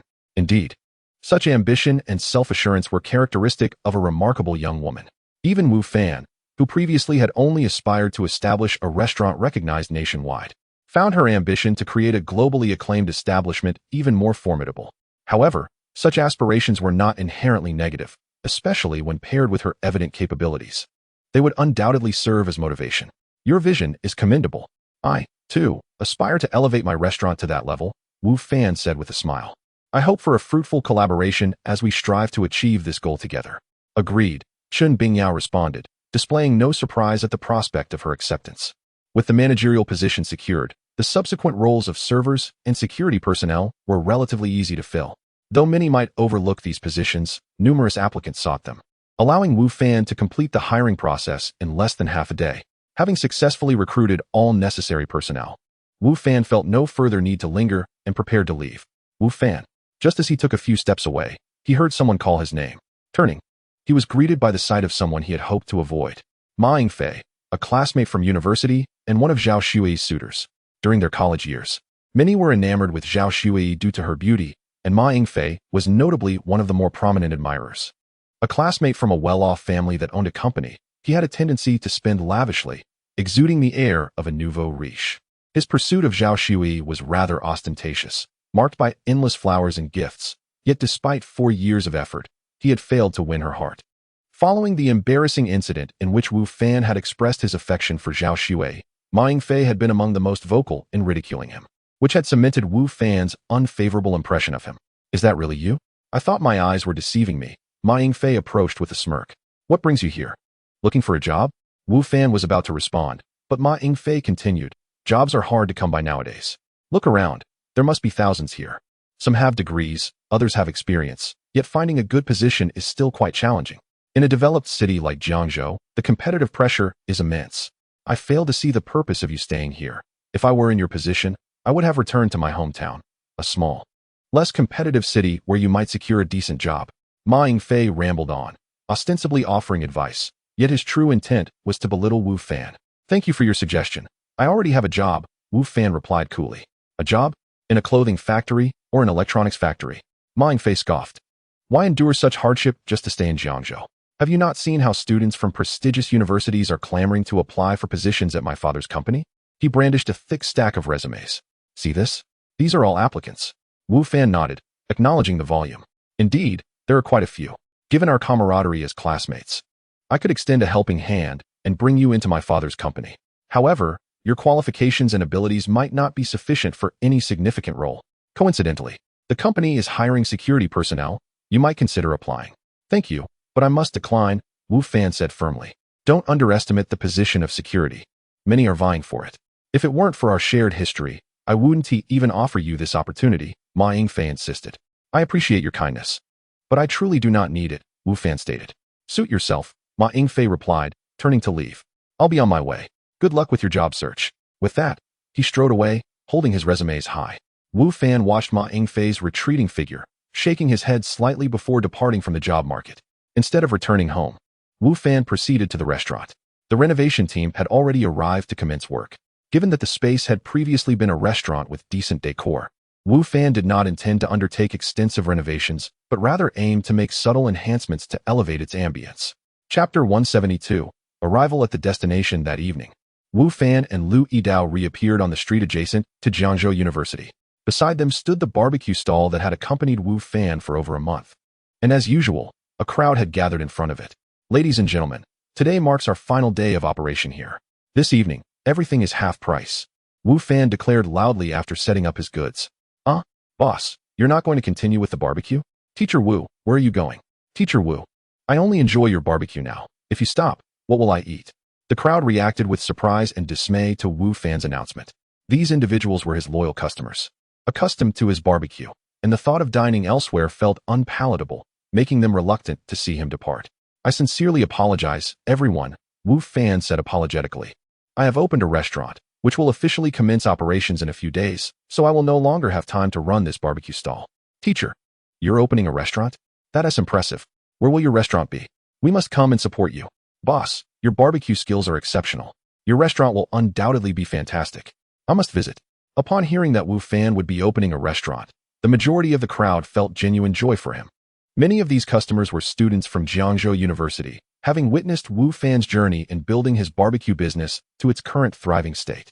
Now, Seeing him take a significant step forward in his career, they couldn't help but feel elated for him. That night, Wu Fan's business was exceptionally bustling, not only due to the enticing discounts, but also because everyone knew this was the last chance to savor his barbecue. Many who hadn't initially planned to indulge changed their minds and stayed. Wu Fan and Louis Dao worked tirelessly until late, finally selling out all their prepared ingredients before they could leave. Later that night, in the gaming world, Wu Fan reclined atop a cart laden with provisions, idly gazing at the sky. The sky here was a brilliant blue, and the air was fresh, in the absence of danger. One could find complete mental solace in the vastness above. However, this leisurely phase was about to conclude, for they were nearing their destination. By midday, as Wu Fan sat atop the cart, he could discern a multitude of white tents in the distance, clustered together like a patch of snow on the grass. "We have finally arrived," Wu Fan exclaimed as he leapt off the cart. They had delivered the provisions within the allotted time, thus fulfilling their mission. As they approached the encampment, a group of soldiers intercepted them. Dressed in standard military attire and wielding long rifles, the soldiers stood in precise formation, their expressions stern. A stark contrast to Wu Fan's unit, the Flying Bird Camp. It was evident to any discerning observer who comprised the regular army and who were the irregulars. "We are from the Flying Bird Camp, tasked with escorting these provisions," Zhou Shan informed the soldiers. The leading soldier nodded and glanced behind him. Subsequently, the men behind him began inspecting Wu Fan's cart, while the commanding soldier took the identity token handed to him by Zhou Shan. "Captain of the Flying Bird Camp? Where is your commander?" The leading soldier, despite his modest rank, exuded a sense of superiority as a regular army officer facing an irregular unit. "An accident occurred on the road. Our commander perished. I will provide a detailed account to General Li," Zhou Shan replied. Seeing that his men found no issues with the cart, the captain allowed the Flying Bird Camp to proceed. Wu Fan and the main contingent then officially entered the encampment. Inside the camp, soldiers patrolled in formation, their demeanor serious. Wu Fan could sense palpable tension in the air. The contrast between the regulars and the irregulars was indeed striking. He mused. Although their 3rd Battalion had undergone basic training before departing from Qingyuan County, the disparity in training volume compared to the regular army was unmistakable. The 3rd Battalion bore little resemblance to these disciplined soldiers. As Wu Fan contemplated the remarkable nature of the regular army, a group of individuals approached, prompting the soldiers to halt and salute. "A significant figure is arriving." The group moved swiftly towards Wu Fan and his companions. "Have the provisions arrived? How many have you brought? From where did you transport them?" The foremost individual inquired eagerly upon reaching Wu Fan. To General Li, "We have transported 120 carts of provisions from Qingyuan County, all intact," Zhou Shan answered. "That is all." The man's face fell in disappointment. He then turned to Zhou Shan and asked, "Do you recognize me?" "I had the honor of meeting General Li while serving in the Flying Eagle Army," Zhou Shan replied. "Oh, I remember you. You were that officer from the Flying Eagle Army. What brings you here to escort provisions?" General Li responded. General Li was the commanding officer of this encampment, Li Deming. He had been anxiously concerned about the dwindling supplies, watching as the provisions within the camp diminished day by day. With no transport teams having arrived yet, he was deeply troubled. If the supplies ran out before the transport teams arrived, they would collapse without even the threat of an attack from the demon realm. Now, finally, one transport team had successfully arrived, prompting Li Deming to rush over personally to assess the situation. He did not expect to find a familiar face among the escorting team. "Actually, I am no longer an officer of the Flying Eagle Army. I am now the captain of the 3rd Battalion of the Flying Bird Camp," Zhou Shan clarified. Li Deming nodded and then turned his attention to the ragtag soldiers accompanying them, inquiring, "What is their situation?" "General, I was just about to report this matter to you," Zhou Shan replied. He then proceeded to recount the events that transpired on the road in detail. Chapter 173. Confusion. Are you Wu Fan? After listening to Zhou Shan's report, Li Deming turned his gaze toward Wu Fan. Zhou Shan's account highlighted Wu Fan's remarkable performance during the 2 perilous encounters with the grain transport team, which piqued Li Deming's interest in him. "I am," Wu Fan nodded in response. "Would you be interested in joining my team?" Li Deming inquired. The surrounding soldiers looked at Wu Fan with envy. In their eyes, joining Li Deming's ranks meant becoming part of a regular army, a significant improvement over their previous status as irregular troops. Moreover, with Li Deming's recognition, Wu Fan's prospects for promotion would surely accelerate. Everyone assumed Wu Fan would accept. However, to their astonishment, he shook his head and declined, saying, "Thank you for your kindness, General Li, but I have no desire to serve in the military. After my service ends, I wish to return to farming." The soldiers around him were taken aback, particularly those beside Li Deming, who regarded Wu Fan with incredulous expressions. How could he turn down an invitation from Li Deming, a privilege that many would covet? Even Li Deming himself was slightly surprised. Yet, his interest in Wu Fan was merely casual, and he had no intention of insisting. He merely nodded in acknowledgement, then shifted his attention to Zhou Shan, stating, "Those captives will remain as laborers. As for their leader, Yang Jihu, I will dispatch someone to escort him back. Your contributions will be duly recognized by the court." "Thank you, General Li," Zhou Shan replied gratefully. Subsequently, Li Deming departed with his entourage. The captives began to transport the grain for them. Remaining as laborers was not an entirely unfavorable fate, as it ensured they would have food to eat and avoid starvation. Meanwhile, the Flying Birds camp would linger here for a day before setting off for home the following morning. Once Li Deming and his party left, Zhou Shan instructed the members of the Flying Birds camp to disperse and retain Wu Fan for a private conversation. "Wu Fan, why did you decline General Li's offer? He is not someone to be compared with the likes of Yu Fei. By aligning with General Li, you would not only integrate into the regular army, but your future prospects would undoubtedly flourish," Zhou Shan urged, visibly anxious about Wu Fan's decision. Zhou Shan genuinely hoped Wu Fan could join the regular army, believing that his talents deserved a platform for true expression. Returning to farming seemed a tremendous waste of potential. In response, Wu Fan smiled. "My aspirations lie elsewhere. Farming is what suits me best." The restaurant he envisioned was set to open soon. Although he could use ordinary ingredients, Wu Fan desired to elevate his establishment to national, even global, fame. It was evident that relying solely on commonplace ingredients would not suffice. Thus, he needed access to the unique ingredients of this world. Of course, he could purchase them, but he currently lacked funds and owed a substantial sum to the village elder, leaving him no choice but to cultivate his own crops. Additionally, joining the regular army would entail relinquishing much of his freedom. Most of his time would undoubtedly be consumed by training within the camp, making it challenging to venture out for exploration and treasure hunting, which greatly intrigued Wu Fan. "Oh, you," Zhou Shan sighed, realizing that Wu Fan was indeed determined to return to farming rather than remain in the military. Wu Fan chuckled, unconcerned. He initially intended to explore the camp, but it appeared that their ragtag group was somewhat unwelcome. The soldiers within the camp explicitly instructed them not to wander about, indicating that they would be staying in the back of the camp for the night. "Captain, is that the city built by the denizens of the demon realm?" Neo queried Wu Fan. "I've never seen a demon realm inhabitant in my life. The elders in the village say they stand 8 feet tall, with blood-red skin, fearsome faces, and 3 heads with 6 arms. I wonder if it's true."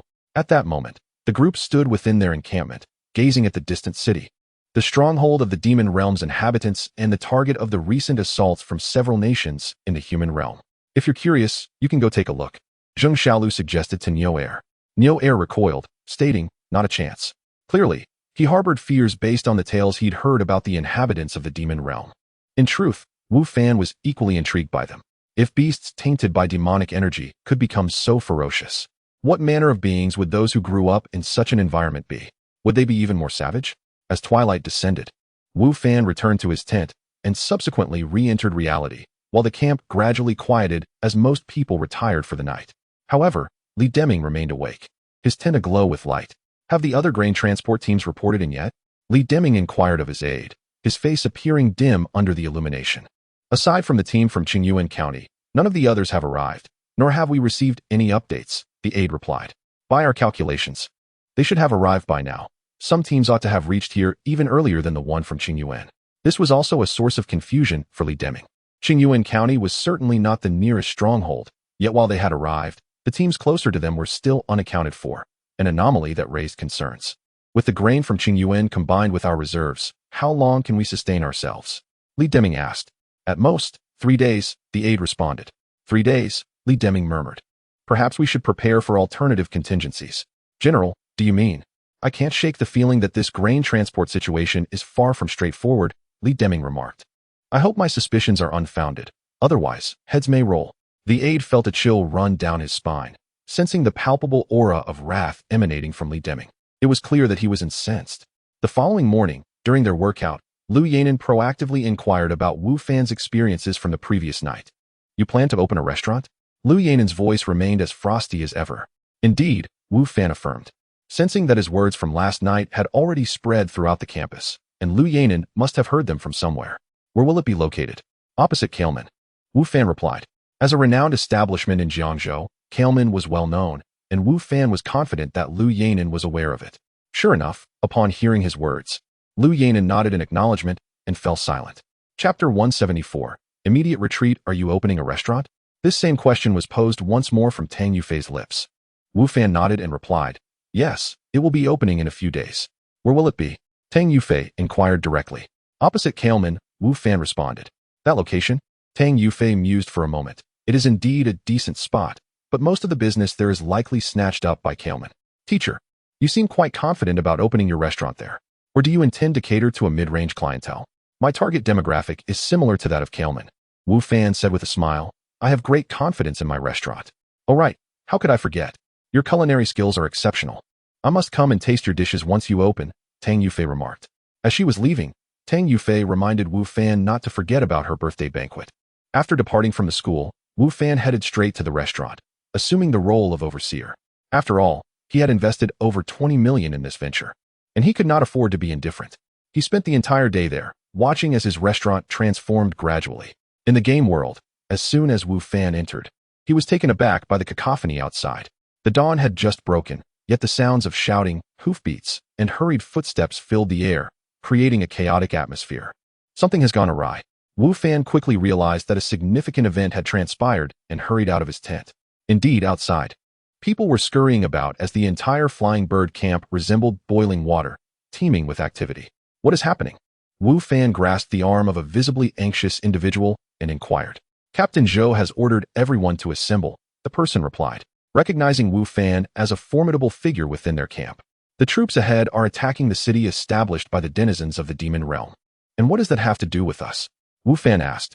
The regular army is assaulting the city built by the inhabitants of the demon realm. We are merely a ragtag militia, tasked with transporting supplies. This battle does not concern us. I'm not sure, the individual admitted. Wu Fan released him and swiftly advanced to locate his squad members. Captain, you're here? Neo Air exclaimed upon seeing Wu Fan. I just went to your tent, but couldn't find you. Captain Zhou has ordered an emergency assembly. Do you know what the situation is? Wu Fan asked. It seems the battle ahead is not going well. Captain Zhou has instructed us to gather immediately and prepare for evacuation, Zheng Xiaolu interjected. Initially, they were indeed scheduled to retreat that morning, but it was not intended to be such a frantic and disordered departure. Clearly, something significant had occurred. Wu Fan nodded. And at that moment, Zhou Shan approached, fully armored and wearing a grave expression. Upon seeing Wu Fan, he called him over immediately. Wu Fan, the situation is rather dire. We need to evacuate immediately, Zhou Shan informed him. What is going on? Wasn't everything fine yesterday? Wu Fan queried. General Li and his troops launched an attack on the city established by the denizens of the demon realm early this morning. However, the enemy was well prepared, and General Li's forces fell into an ambush, suffering heavy losses.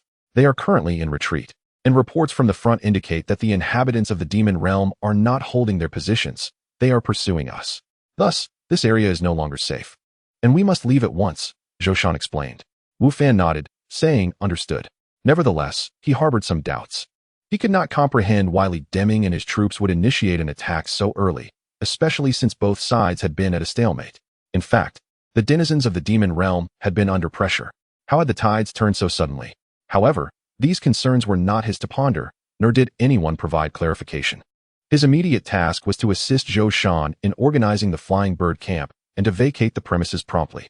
Given that the camp comprised mainly temporary conscripts, who had received little training, the discipline among most squads was lacking, apart from the third squad.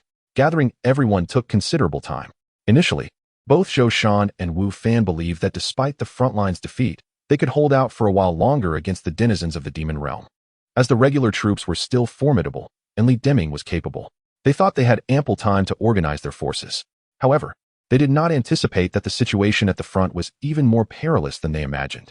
Before they could fully regroup their troops, the sounds of chaos from the front lines became apparent, and in the distance, countless figures could be seen swiftly approaching. Everyone, evacuate immediately.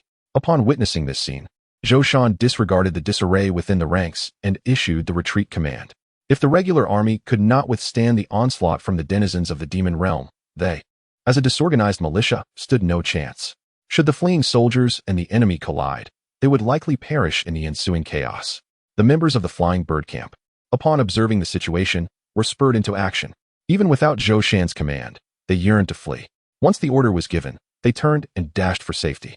These conscripts, most of whom were farmers, might have struggled with combat, but escaping posed no significant challenge. Wu Fan followed his squad members as they retreated, repeatedly urging them to stay together to avoid danger. Although the retreat had commenced, Wu Fan remained pessimistic. Most of them were running on foot. While there were supply wagons in the camp, few could ride horses, and even fewer could handle the wagons.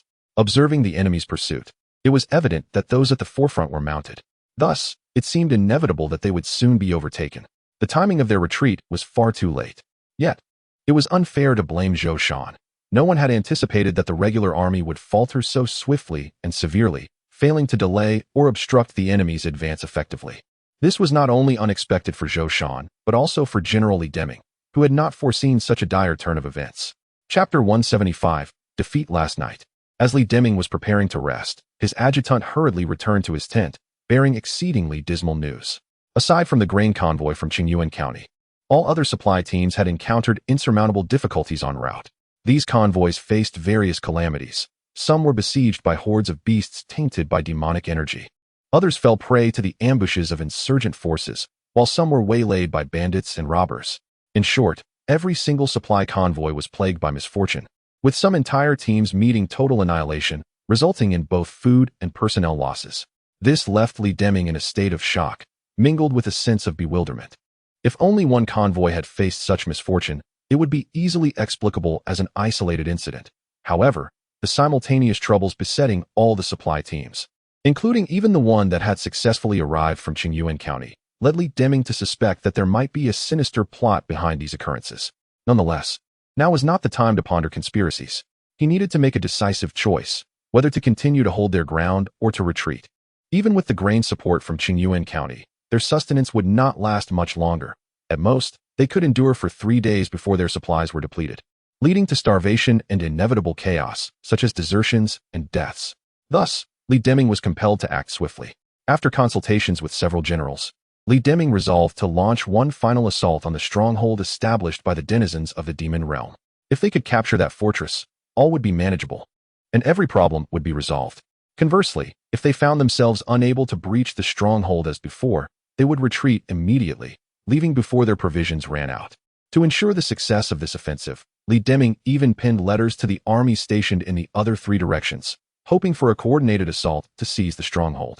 Upon receiving Li Deming's missives, the commanders of the 3 allied nations agreed to the endeavor, which instilled a measure of hope within Li Deming. However, he could not foresee that what awaited him was not victory, but a catastrophic defeat. This realization was difficult for him to accept, and confusion clouded his thoughts. The offensive was meant to be a surprise. They had struck early, catching the enemy unprepared. Yet, the reality was that the enemy had long been ready and had laid extensive ambushes around them. As his forces pressed forward, the hidden enemies launched a devastating counterattack, resulting in a calamitous rout of Li Deming's troops. Li Deming had not anticipated ambushes on both flanks due to the presence of the armies from Maple Leaf and Heavenly Machine nations. It seemed implausible that the denizens of the demon realm could stealthily navigate through their defenses. However, he had still fallen into the trap. General, the armies of those 3 nations did not engage as previously agreed.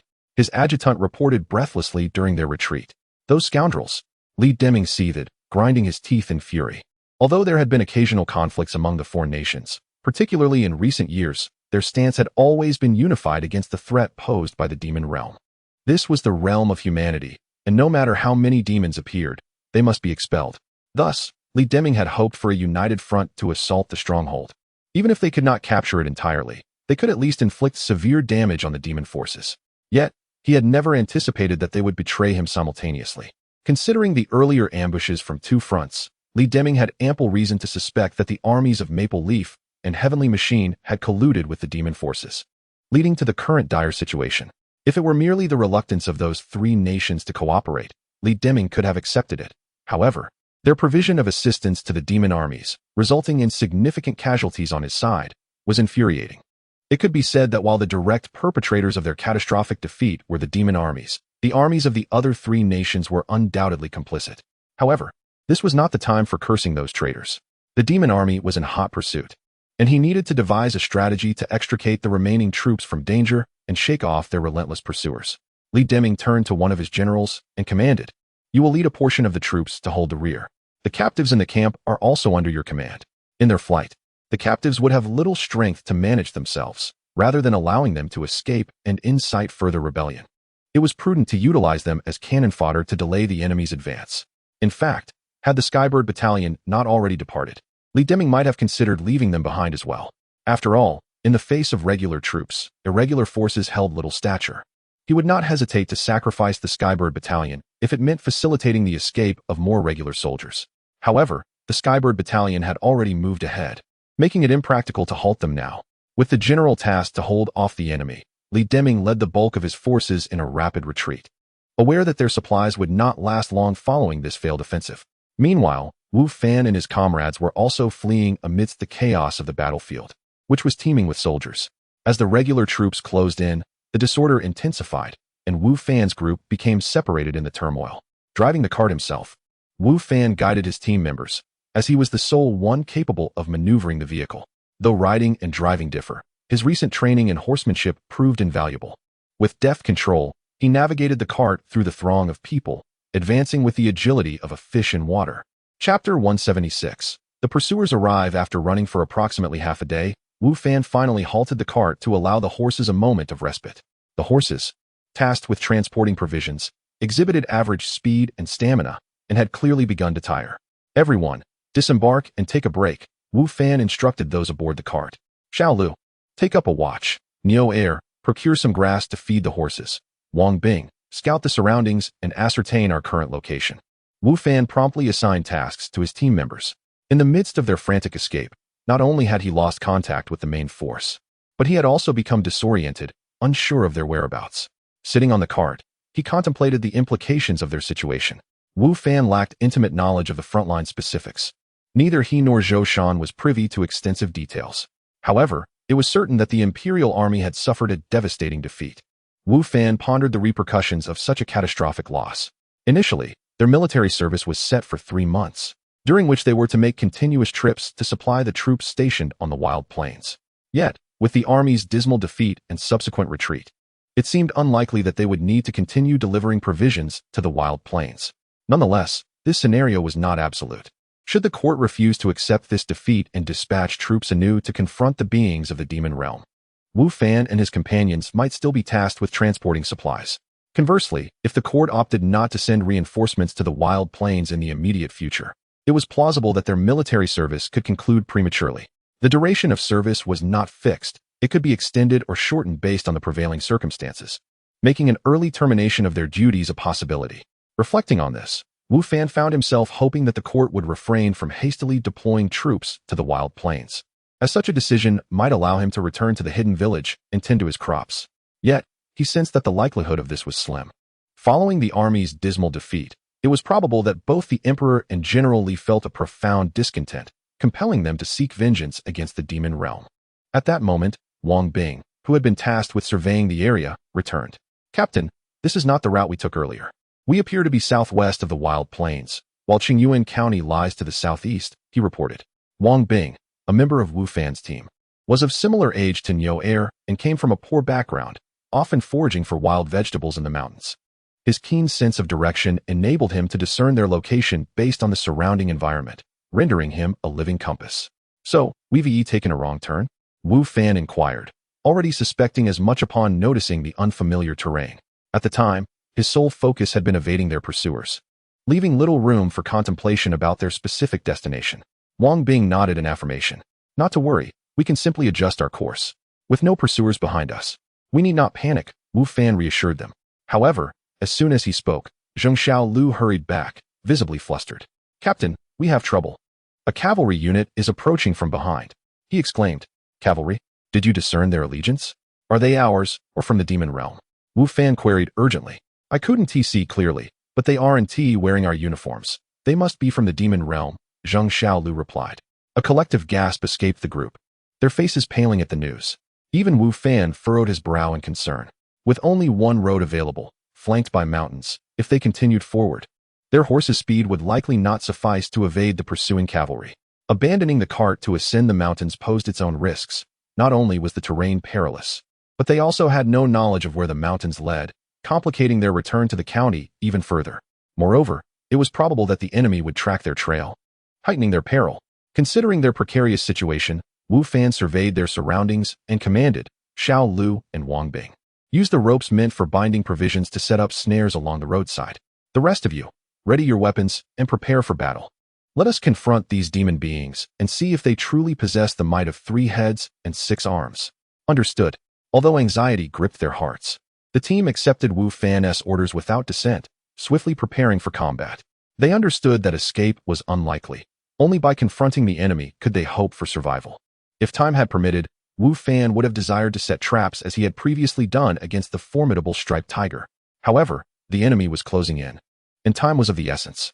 Indeed, just as they completed their preparations, the sound of galloping hooves echoed ominously in the air. "The enemy is upon us." Before their eyes, a dozen mounts appeared, each more fearsome than the last. While some were mere horses, others resembled massive lizards, centipedes, or lions, all boasting imposing sizes and an aura of ferocity. Riding these formidable beasts were individuals clad in black, their towering and muscular forms radiating a palpable killing intent. Even from a distance, "Is this the demon realm kin?" Wu Fan mused.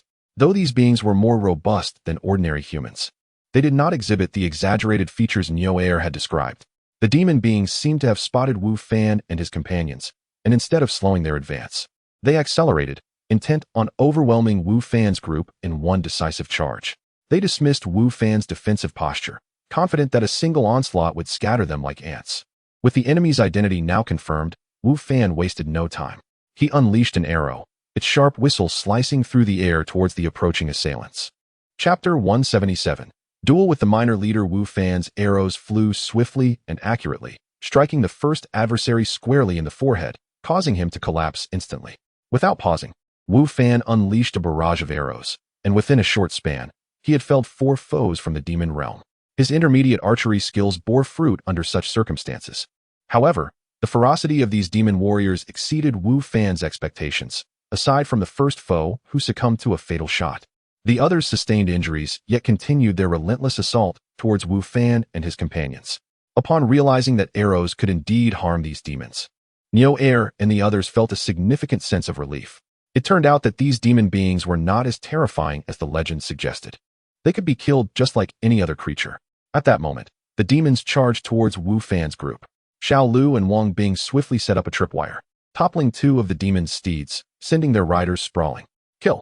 Wu Fan bellowed, swinging his long sword down with ferocity, cleaving both rider and mount to the ground. Wu Fan's formidable strength was on full display. While he dispatched one enemy in an instant, the other members of his team struggled against the onslaught of the charging cavalry. 2 of his team were directly knocked aside, lying on the ground, their fates uncertain. "Die!" Niu snarled as he swung his massive blade, unseating one of the riders with a powerful strike. Though not as formidable as Wu Fan, he was significantly stronger than the others. Lu Bin remained calm, avoiding direct confrontation by sidestepping the enemy's charge, then crouching low to strike the steed's leg, causing its rider to tumble heavily to the ground, where Lu Bin quickly subdued him.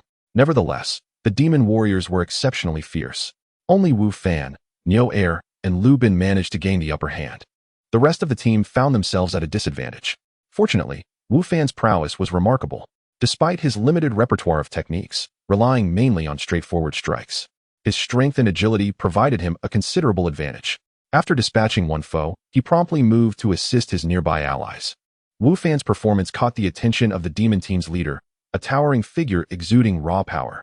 He was the one who had previously sent Wu Fan's companions flying. Upon witnessing Wu Fan's impressive skills, he swiftly turned his mount towards him, charging fiercely. The leader closed in on Wu Fan, his steed rearing up as he brandished a long spear over 2 meters in length, thrusting it towards Wu Fan with blinding speed, the spearhead glowing like a spark, piercing through the air towards Wu Fan's chest. Startled, Wu Fan raised his sword to block. Clang! The spear collided with the sword, producing a shower of sparks, and Wu Fan noticed a small hole had formed in his obsidian blade, a testament to the opponent's might and the weapon's sharpness. However, Wu Fan was not without strength. Though his response was instinctive, the rebound from the impact sent the enemy's steed staggering back several paces, ultimately toppling heavily to the ground. The leader, agile as a cat, leaped from his mount just before it fell, landing gracefully as he twirled his spear in a dazzling display, now aimed directly at Wu Fan with lethal intent. "Come on!" Wu Fan shouted, advancing rather than retreating. He unleashed a flurry of sword strikes, creating the illusion of multiple blades attacking simultaneously against the spear. Clang, clang, clang. The sounds of their fierce skirmish echoed as they clashed rapidly. Wu Fan, limited in technique, found himself somewhat beleaguered, struggling to keep pace. Yet his strength allowed him to repel his opponent, preventing any significant advantage from being gained. The battle intensified, and Wu Fan felt urgency creeping in. While he was faring relatively well, his teammates faced dire threats, with several already injured. Even Niuer had sustained a wound on his arm, though not fatal. It hampered his movements. Wu Fan knew he needed to swiftly overcome his opponent to assist his comrades. Otherwise, they would be in grave danger. In that moment of realization, Wu Fan's movements momentarily faltered, and his adversary seized the opportunity, thrusting the spear towards Wu Fan's chest, intent on delivering a fatal blow. Confident in his strike, the distance seemed too short for Wu Fan to evade. Yet, just as the spear was about to pierce him, Wu Fan subtly shifted his position, redirecting the spear's trajectory away from his chest and invoking the skill of his armor, damage absorption. Damage absorption. When struck, it reduces damage by 50%. Usable once per hour and cannot stack. This powerful skill had remained in reserve, but now it was a necessity. With a thrust, the spear pierced through Wu Fan's armor and into his flesh. Thanks to the skill, however, it did not penetrate deeply, merely grazing him. Yet that slight wound was enough to nearly incapacitate Wu Fan with pain. He knew this was not the time to falter. Gritting his teeth against the agony, he lunged with his obsidian sword towards his opponent's chest. The leader was unprepared for such a desperate counterattack, having believed his strike would surely end Wu Fan. Unbeknownst to him, Wu Fan had a hidden card to play. With a thrust, Wu Fan's sword, fueled by his immense strength, easily pierced the leader's heart. Chapter 178. A fortunate harvest. With a resounding thud, the little leader collapsed to the ground, his expression one of disbelief.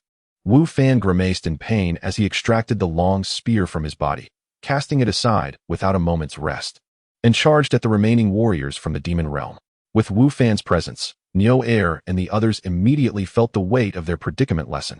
The enemy, having lost their leader, faltered in morale and quickly found themselves at a disadvantage.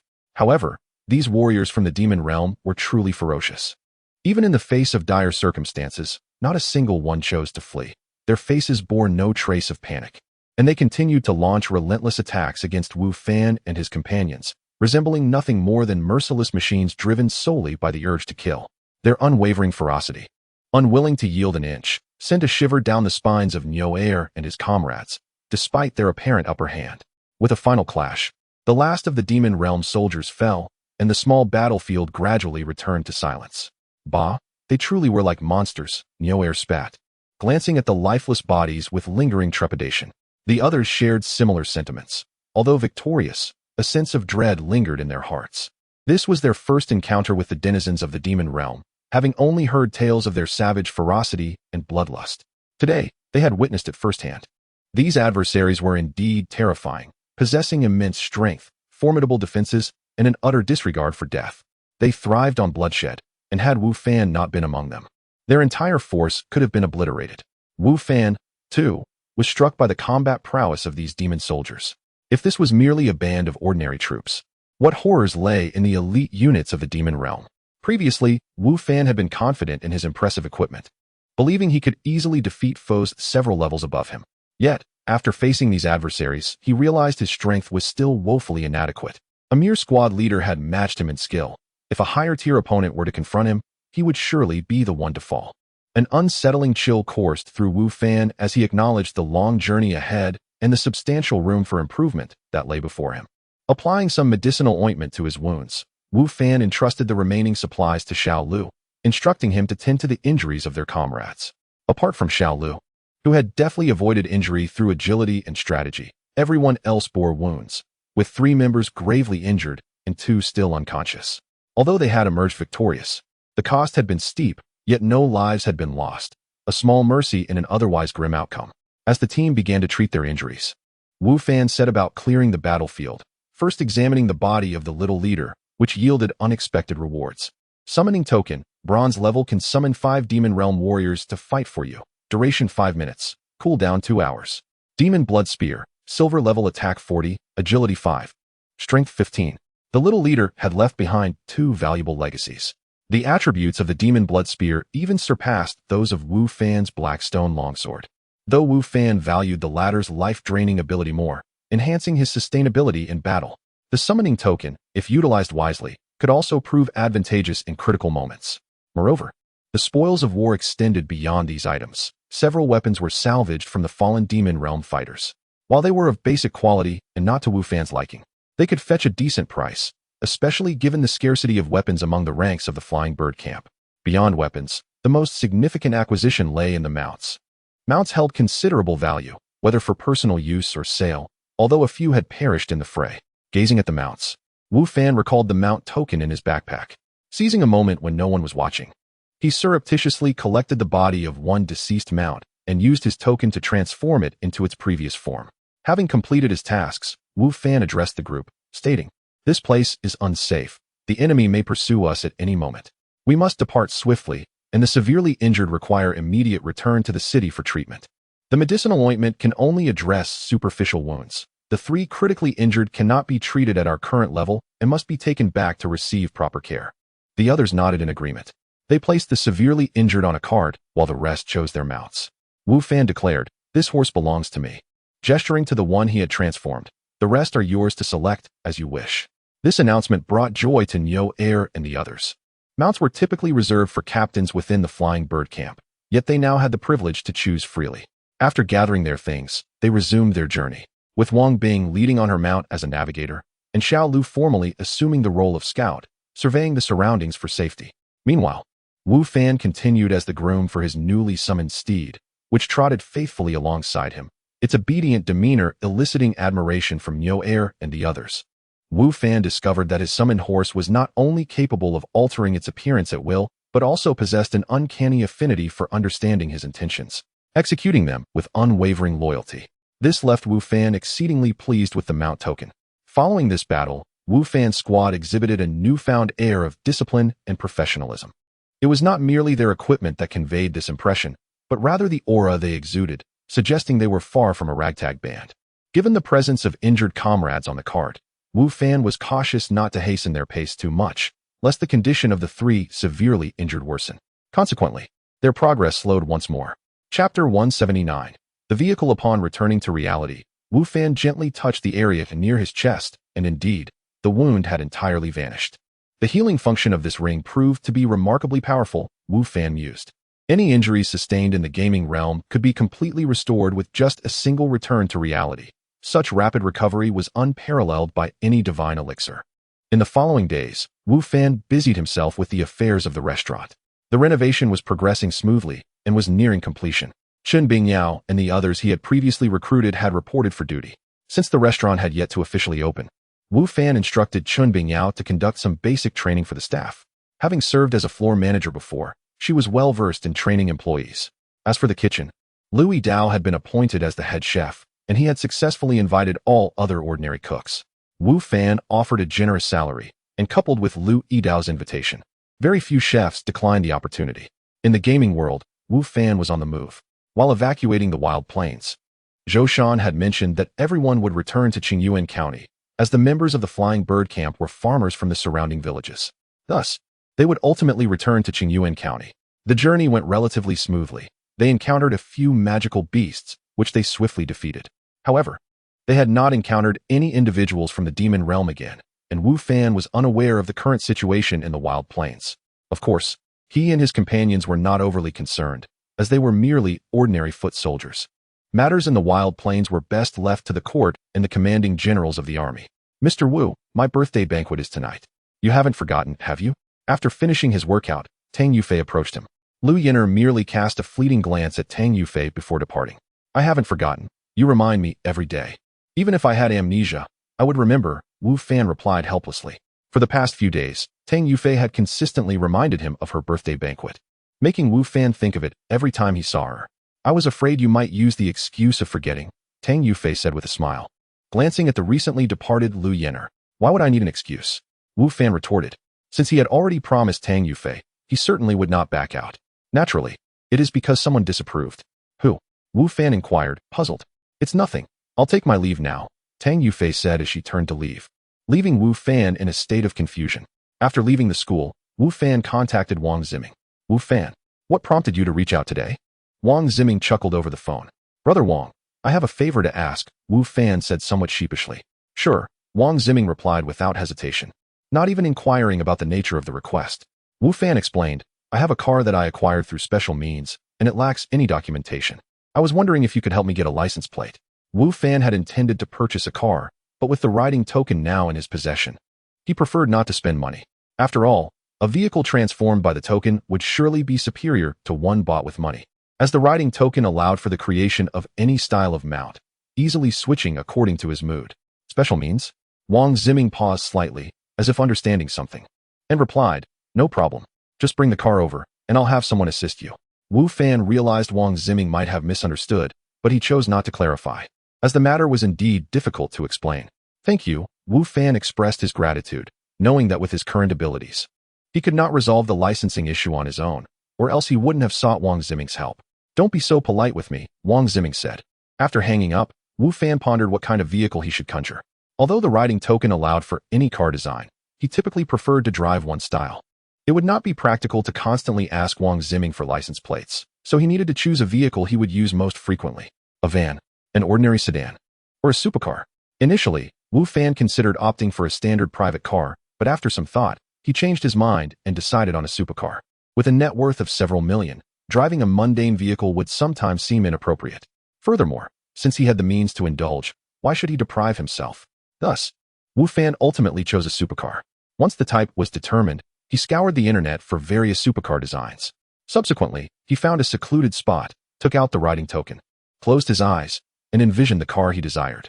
In no time, a sleek, jet-black supercar with a metallic sheen and streamlined design materialized before him. Wu Fan caressed the vehicle's surface, his eyes gleaming with admiration. The glossy black exterior was akin to a black hole, effortlessly capturing the gaze of onlookers. The front of the car bore a ring-like emblem, a design Wu Fan had conceived, rendering his vehicle even more unique. As for performance, it was needless to say that Wu Fan had set the specifications to the highest standards. Some features were unattainable with current technology in reality. Yet thanks to the riding token, he could effortlessly achieve them. His design prowess had surpassed that of any automotive designer in the world, owing to the token's ability to materialize his thoughts. This was the advantage of not purchasing a vehicle but utilizing the riding token. When Wu Fan drove this car through the streets, it undeniably attracted the attention of nearly everyone around. Men gazed with envy and jealousy, while many women sparkled with interest, eager to sit in the passenger seat, willing to pay any special price for the privilege. Is this your car? Upon seeing Wu Fan's vehicle, Wang Ziming couldn't help but exclaim in astonishment, where did you buy this? I want one too. Wang Ziming had a collection of fine cars in his garage, yet he now realized that those he once deemed impressive paled in comparison to Wu Fan's vehicle. It seemed as though Wu Fan's car possessed an enchanting allure, effortlessly drawing the attention of all. Chapter 180. Invitation. Wang Gu is likely to be disappointed. Wu Fan alighted from his vehicle and remarked, this car is a one-of-a-kind handcrafted masterpiece, the only one of its kind in the world. The factory that produced it has since closed down, rendering it utterly irreplaceable. Indeed, it is truly a handcrafted creation rather than an assembly line product. However, it was Wu Fan himself who crafted this vehicle, not anyone else. Oh, how unfortunate. Wang Ziming responded. Wang Ziming has a particular fondness for automobiles and has collected several of his preferred models in his garage. Seeing Wu Fan's car stirred his interest once more, but regrettably, he realized it was unattainable. With Wang Ziming's assistance, the process of licensing Wu Fan's vehicle proceeded smoothly. Taking less than an hour, it truly is beneficial to have capable allies. By the way, when will your restaurant open? Wang Ziming inquired as they prepared to part ways. In 3 days, Wu Fan replied. I hope Brother Wang can come to support us. The renovation was nearing completion, and the staff had already been hired, prompting Wu Fan to select 3 days hence as the grand opening date. I will definitely attend, Wang Ziming assured him. After bidding farewell to Wang Ziming, Wu Fan drove to the shopping mall. Today marks Tang Yufei's birthday, and her repeated reminders left him with no choice but to attend. Naturally, he could not arrive empty-handed. Consequently, he felt compelled to purchase a birthday gift. However, this was Wu Fan's first experience in gifting a woman, and he found himself uncertain about what to buy. After much deliberation, he finally settled on a necklace, neither too extravagant nor too trivial. At the entrance of Kailman, Huang Tingfeng stood, gazing at the restaurant across the street that was nearing completion, a sardonic expression adorning his face. This restaurant belonged to Wu Fan. And with the grand opening just 3 days away, promotional activities had already commenced. As a direct competitor situated in such proximity, it was impossible for the manager of Kailman, Huang Tingfeng, to remain oblivious. Yet, Huang Tingfeng did not regard the impending opening with concern. Rather, he was filled with scorn. The previous establishment at that location had also been a restaurant, boasting a grand opening with even more publicity than Wu Fan's current endeavor.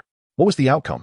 Within a mere few months, that restaurant had succumbed to defeat in the competition against Kailman, leading its owner to sell the establishment and exit the culinary industry entirely. Initially, Huang Tingfeng had presumed that the new owner would pursue a different business venture after acquiring the premises. To his surprise, however, the new proprietor chose to continue in the restaurant business, positioning it to directly compete with Kailman. Was this audacity born from ignorance? Did the new owner truly believe they could succeed where others had failed? I shall see how long you can endure, Huang Tingfeng muttered to himself, clearly skeptical of the rival restaurant's potential for survival. The only question was how long the new establishment could last, perhaps even shorter than its predecessor. However, had Huang Tingfeng known that the restaurant's owner was Wu Fan and its head chef was Louis Dao, his confidence might have wavered. Around 6 o'clock in the evening, Wu Fan drove towards Tang Yufei's residence to attend her birthday celebration, with the gift he had prepared resting in the passenger seat. This is indeed the location. I never expected Tang Yufei to reside here, Wu Fan mused. It was a villa area featuring both Chinese and European architectural styles, with considerable space between each villa, ensuring ample privacy. Good evening, sir. May I see your invitation? Upon alighting, Wu Fan was intercepted by a security guard as he approached Tang Yufei's villa. The guard's tone and demeanor were respectful, likely due to Wu Fan's arrival in the luxurious sports car. Wu Fan was momentarily taken aback, realizing he had been so preoccupied with his surroundings that he had left the invitation in the vehicle. I apologize, I left my invitation in the car. Allow me to retrieve it, he explained. Wu Fan. At that moment, a familiar voice echoed in his ears. Turning around, Wu Fan was surprised to see Li Bing. It truly is you, Li Bing approached, saying, I thought I was seeing things. I never expected you to show up in a place like this. And you? You're here too? Wu Fan replied. Of course I am, Li Bing retorted. But what gives you the right to be here? Just a penniless loser. And yet you think you belong in such an establishment? Are you hoping to mingle with the affluent? I can see through your intentions, Wu Fan. Li Bing then directed his gaze at the security guard who had stopped Wu Fan, saying, You need to be vigilant. Today is the birthday of the Tang family's daughter. Don't let anyone without an invitation in. He doesn't have one. Claiming it's in the car is merely an excuse. He doesn't even own a car. Evidently, Li Bing had overheard Wu Fan's previous comment, but had not noticed him exiting the vehicle. He then brandished his own invitation in front of Wu Fan, saying, Do you see this? This is an invitation. Do you have one? And if I do? Wu Fan countered. Then I shall eat this invitation. Li Bing scoffed. Bragging in front of me. Aren't you afraid the wind will blow your tongue away? That was your promise. Don't forget to fulfill it later. Wu Fan smiled at Li Bing. You speak as if it were true. If you have an invitation, prove it, Li Bing jeered, doubting Wu Fan's ability to possess one. After all, tonight was the birthday celebration of the Tang family's daughter, and even the Li family barely qualified to attend. What right did Wu Fan have to an invitation? Wait here, Wu Fan said before turning back towards his car. You're not planning to make a run for it, are you? Huh. Li Bing laughed behind him, convinced Wu Fan was attempting to slip away. Ignoring him, Wu Fan continued towards his vehicle. When Li Bing saw Wu Fan approaching the very car that had previously captivated him, his laughter grew more derisive. Wu Fan, if you're going to put on a show, at least make it believable. That kind of car isn't yours.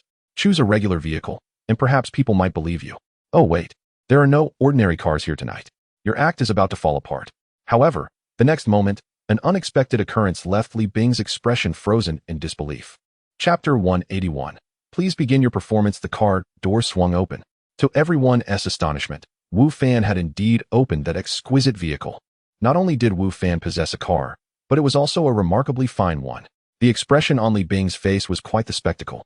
A blend of earlier mockery, shock, and disbelief, all contorted into a singular, almost comical visage. The security guard beside Li Bing, witnessing this transformation, struggled to suppress his laughter, enduring considerable discomfort. Earlier, when Wu Fan had descended from the car, the security guard had taken note. After all, Wu Fan's vehicle exuded a certain allure that captivated attention. Thus, the guard was fully aware that someone capable of driving such an impressive car could hardly be the poor loser Li Bing had derided.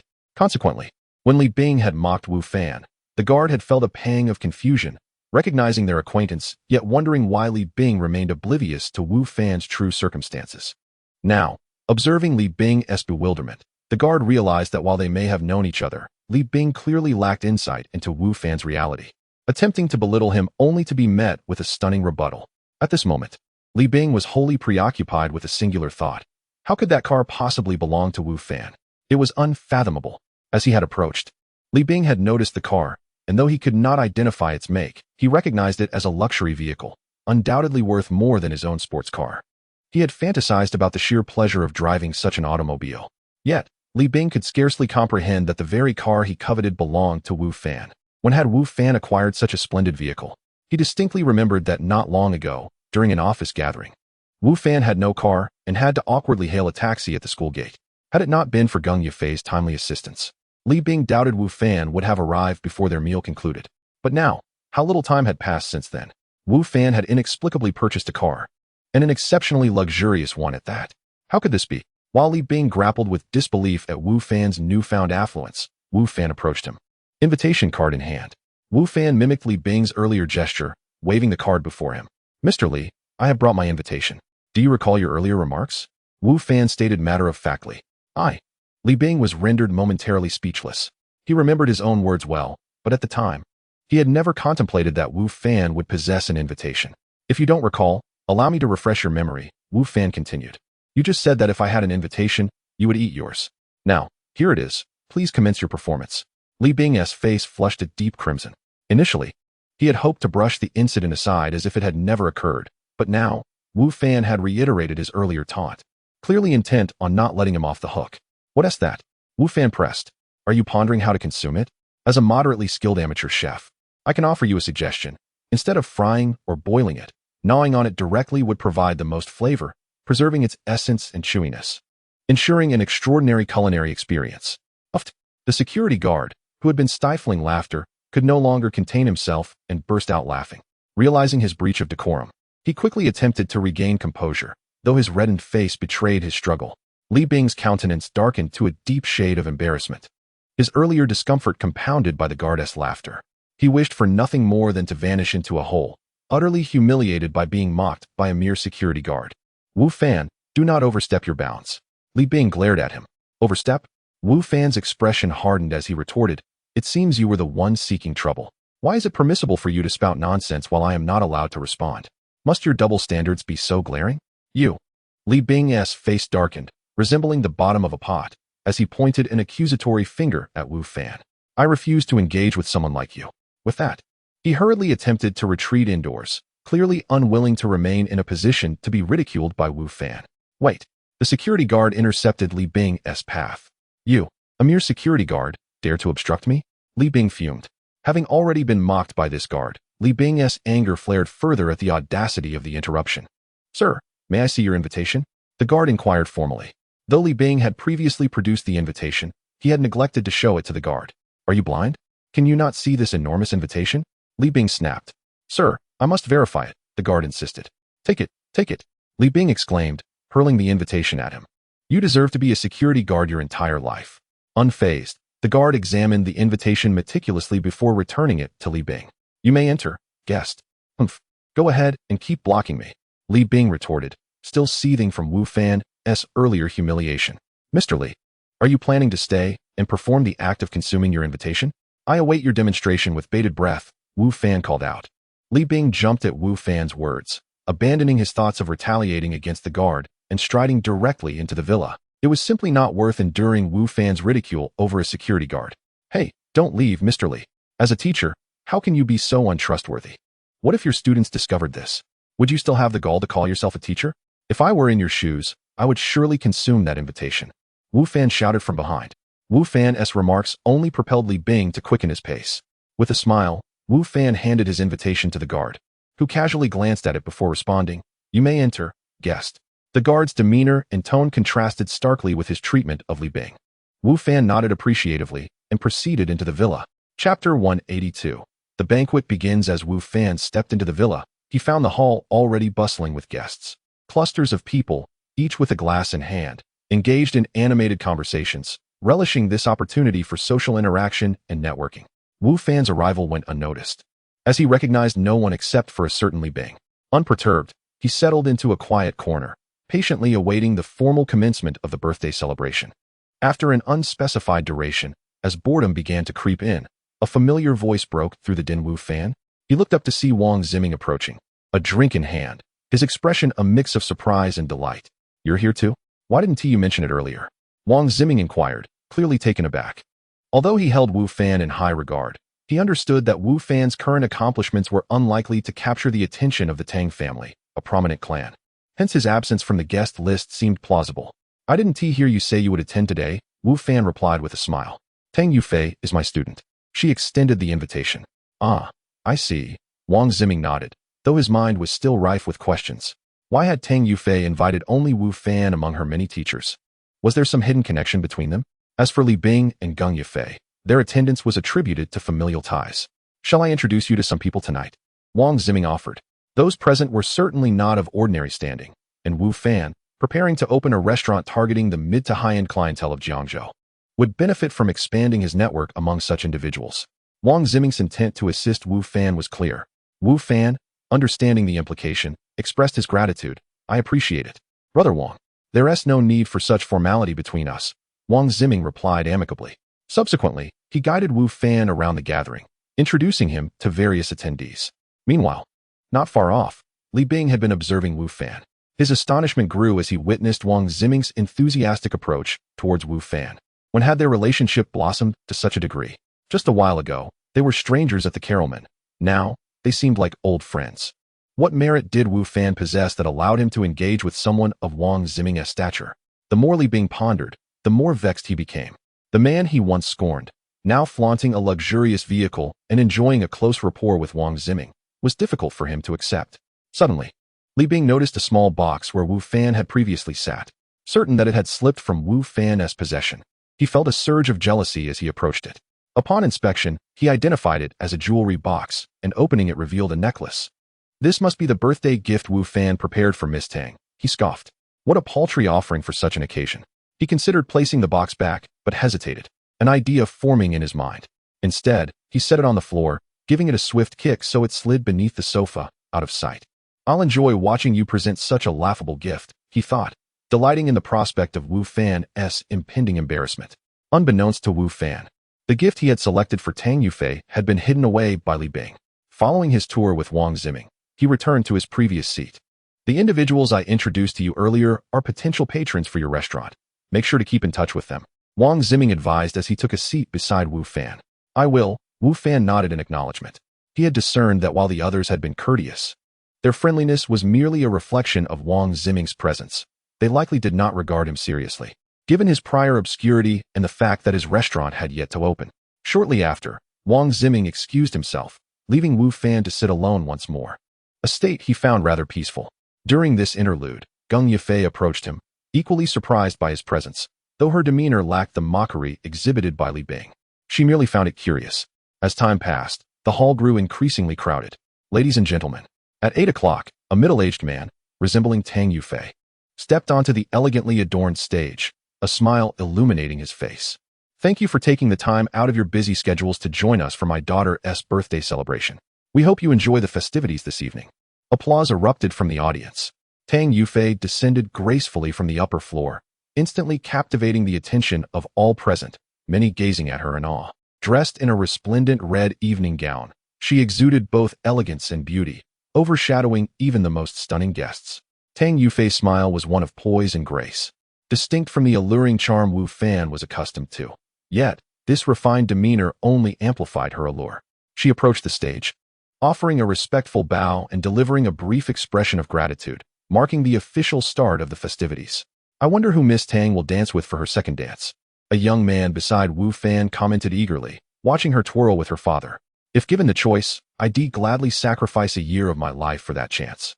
Typically, the first dance is shared with one's father, but the identity of her second dance partner was a matter of great curiosity and anticipation for many. Chapter 183. Dance with me, I still hope she will choose me, one of the companions beside him remarked.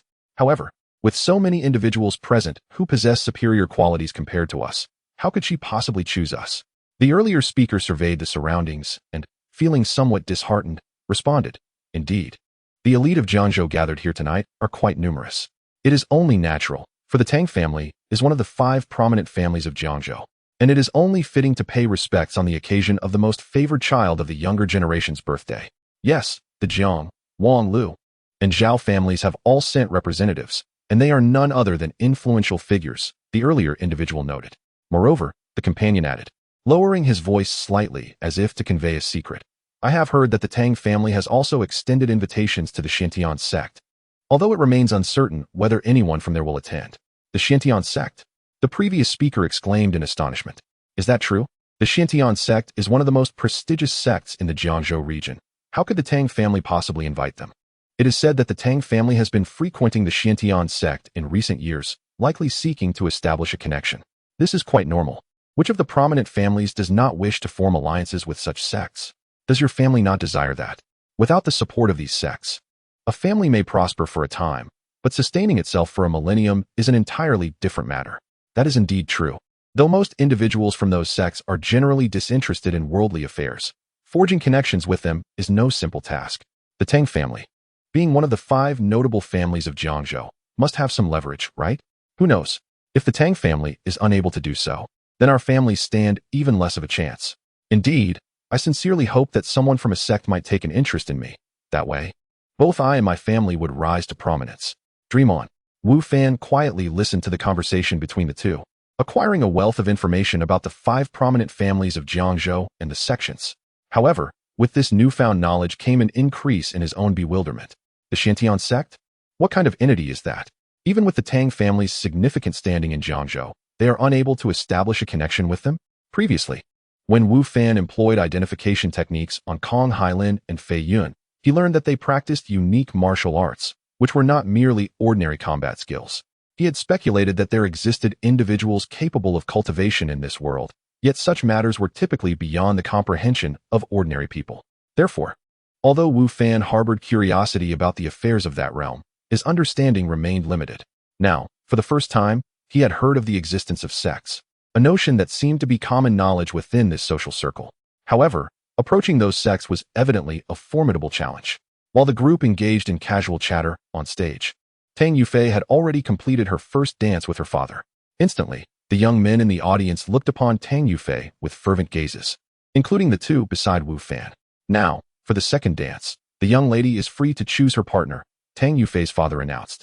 His own curiosity piqued regarding whom his daughter would select for this dance. Tang Yufei wore a captivating smile as she scanned the crowd.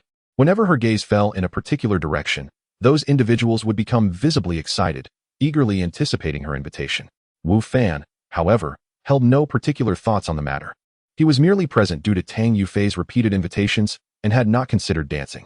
At that moment, it appeared that Tang Yufei had made her choice. Instead of calling someone directly to the stage, she gracefully descended, evidently intending to extend a personal invitation, which was a considerable gesture of respect. As Tang Yufei moved forward, the crowd's attention followed her, some with eagerness, others with disappointment. Wu Fan, however, began to feel an unsettling premonition, for Tang Yufei was approaching his direction. She is coming. She is truly coming. Beside Wu Fan, the youth who had been fervently hoping to dance with Tang Yufei felt his face flush with excitement upon seeing her approach. His companion, who had previously asserted that it was impossible for them to be chosen by Tang Yufei, now found his breath quickening in anticipation. This was the second dance at Tang Yufei's birthday celebration, a privilege not afforded to just anyone. To be invited to dance with her signified a high standing in her heart. It implied that she at least held some affection for the individual. In such circumstances, with a little effort, one could potentially become a son-in-law of the Tang family. That is the Tang family, one of the 5 prominent families of Jiangzhou.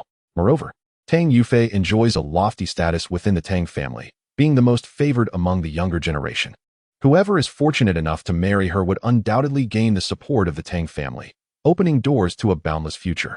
This is why so many individuals yearn to dance with Tang Yufei.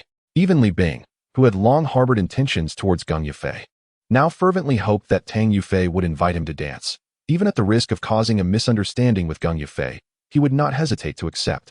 Unfortunately, Tang Yufei's path did not lead to Li Bing, leaving him disheartened. In his moment of disappointment, he suddenly noticed that Wu Fan was indeed in the direction Tang Yufei was heading. It cannot be with Wu Fan, that impoverished fool, although he somehow acquired an invitation. remains a pauper. There is no way Tang Yufei would have any connection with him, Li Bing thought to himself. Meanwhile, Wu Fan's sense of unease intensified as he realized that Tang Yufei's gaze remained fixed upon him. Indeed, under the watchful eyes of the crowd. Tang Yufei approached Wu Fan and stood before him, her smile radiant as she said, "Teacher Wu, would you accompany me for a dance?"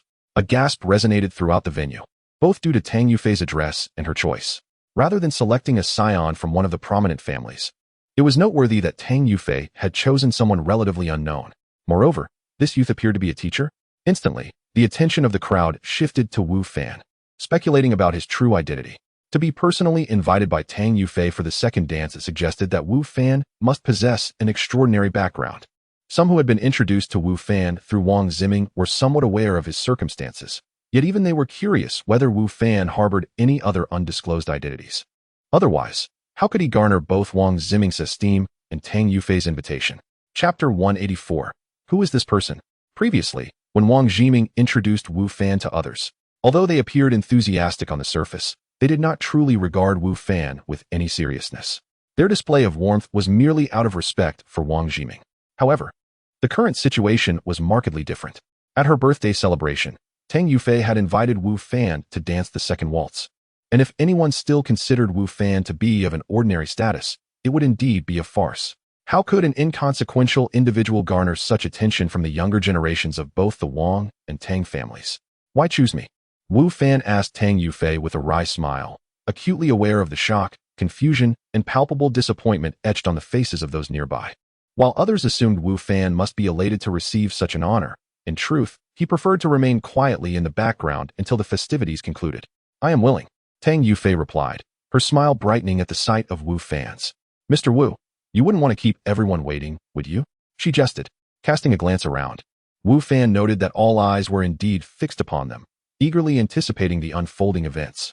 After all, as the guest of honor, Tang Yufei's choice of dance partner was bound to attract attention, especially for the significant second waltz. Reluctantly, Wu Fan acquiesced to her invitation. It would be inappropriate to refuse the birthday girl. Nevertheless, he reminded her, "I am not very skilled at dancing. If I perform poorly, do not blame me." "Not to worry, I shall teach you," Tang Yufei replied nonchalantly, under the watchful gaze of the crowd.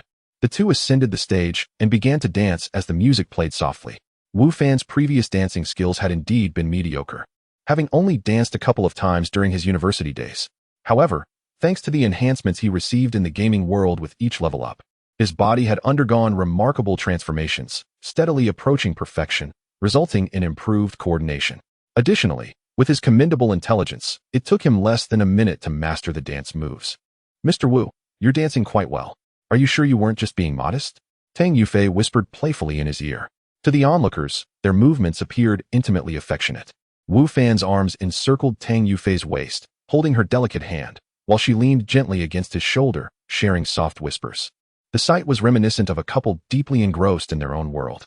Feeling the weight of the spectators' gaze, Wu Fan felt a twinge of embarrassment. "I just learned," he stated truthfully, yet Tang Yufei remained unconvinced, thinking it improbable for someone to learn so rapidly and proficiently. She believed Wu Fan to be merely modest. "This fellow hides his talents quite well," Wang Ziming mused to himself, observing Wu Fan dancing with Tang Yufei. Previously, he had inquired whether Wu Fan's relationship with Tang Yufei was special, to which Wu Fan had denied, but now it was evident that he had been less than honest. If their relationship were mundane, how could Tang Yufei have invited him? And for such an important dance? However, Wang Ziming bore no resentment towards Wu Fan for his deception, believing it merely an expression of his shyness in acknowledging the truth. Not far from Wang Ziming, Jiang Yu stared intently at Wu Fan and Tang Yufei. Ever since Wu Fan had publicly exposed the counterfeit artwork, Jiang Yu had harbored a grudge against him, seeking an opportunity for revenge, yet had found no suitable moment until now. Witnessing Wu Fan's close relationship with Tang Yufei made him hesitate. Could it be that Wu Fan's background was more extraordinary than he had assumed? After all, why would both Wang Ziming and Tang Yufei be so closely associated with him? With these thoughts swirling in his mind, Jiang Yu did not abandon his desire for revenge, yet his suspicions had deepened. "Mingjia, who is that young man? Is he your daughter's boyfriend?" In proximity to the stage, Tang Yufei's father, Tang Mingjia, stood with several peers, their attention drawn to Wu Fan and Tang Yufei. "I brought my son today in hopes of matchmaking him with your daughter, but it seems someone has already gotten ahead of us," remarked a middle-aged man beside him. That is not my daughter's boyfriend. I haven't heard of her dating anyone, Tang Mingjie replied, shaking his head. He then added, addressing the previous speaker, Brother Wang. Please do not jest. My daughter has known that young man for many years. If they were meant to be, it would have happened long ago. The man who had spoken was indeed Wang Jiming's father. That is not necessarily the case, Wang Jiming's father countered. Feelings can be unpredictable. Perhaps one day my son and your daughter will realize their affections for one another. Tang Mingjie chuckled, shaking his head. Let the younger generation handle their own affairs. As elders, we should refrain from interfering. However, that young man on stage seems to have a close relationship with your son. I heard just now that your son was introducing him around the hall. Is that so? Wang Jiming's father turned his gaze towards Wu Fan, having missed the earlier introductions. Upon closer inspection, he realized he did not recognize Wu Fan, nor had he heard of any family in Jiangzhou that included such a young man.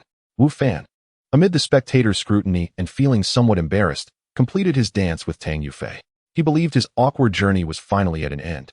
But as soon as they descended from the stage, Tang Yufei declined other dance invitations, following closely behind Wu Fan as if she were his devoted shadow. Why aren't you dancing? Wu Fan remarked, noticing the lingering gazes from others. You are the star of the evening. I'm sure many would like to invite you for a dance. Indeed, as Tang Yufei had just stepped off the stage, at least 7 or 8 individuals had approached her for a dance, with many others eagerly watching, ready to seize the moment. Do you wish for me to dance with other men? Tang Yufei inquired playfully, a hint of flirtation glimmering in her eyes as she leaned closer to Wu Fan. Chapter 185. Visitors from the Xiantian sect. Wu Fan slightly retracted his neck and, feeling somewhat awkward, remarked, This is your birthday banquet. Wouldn't it be inappropriate to refuse everyone? What could be inappropriate? Tang Yufei stood tall and replied, It is precisely because it is my birthday that I choose to disregard others' opinions. My own happiness is what matters. Indeed, thereafter, regardless of who approached with an invitation, Tang Yufei declined directly. She showed no interest in other gatherings, remaining steadfastly by Wu Fan's side, almost as if she were his companion. This led to many curious glances from the attendees, making Wu Fan feel increasingly uncomfortable. Soon, it was time for the gift-giving segment. Guests presented Tang Yufei with an array of meticulously prepared gifts. At that moment, Wu Fan realized that the gifts from others were quite extravagant, rendering his own modestly chosen necklace somewhat paltry in comparison. Where's my necklace? Wu Fan suddenly remembered the birthday gift he had prepared for Tang Yufei. However, he soon discovered that the necklace seemed to have vanished. Wasn't it just here? Where could it have gone? Wu Fan hastily searched the sofa, inspecting every corner, yet found no trace of his jewelry box. He contemplated checking beneath the sofa, but with Tang Yufei beside him and numerous attendees watching, he felt too embarrassed to kneel on the floor in such a public setting. At that moment, Li Bing, having finished presenting his gift, did not leave immediately. Instead, he turned to Wu Fan and asked, Teacher Wu, what gift did you prepare for Miss Tang? Please show us.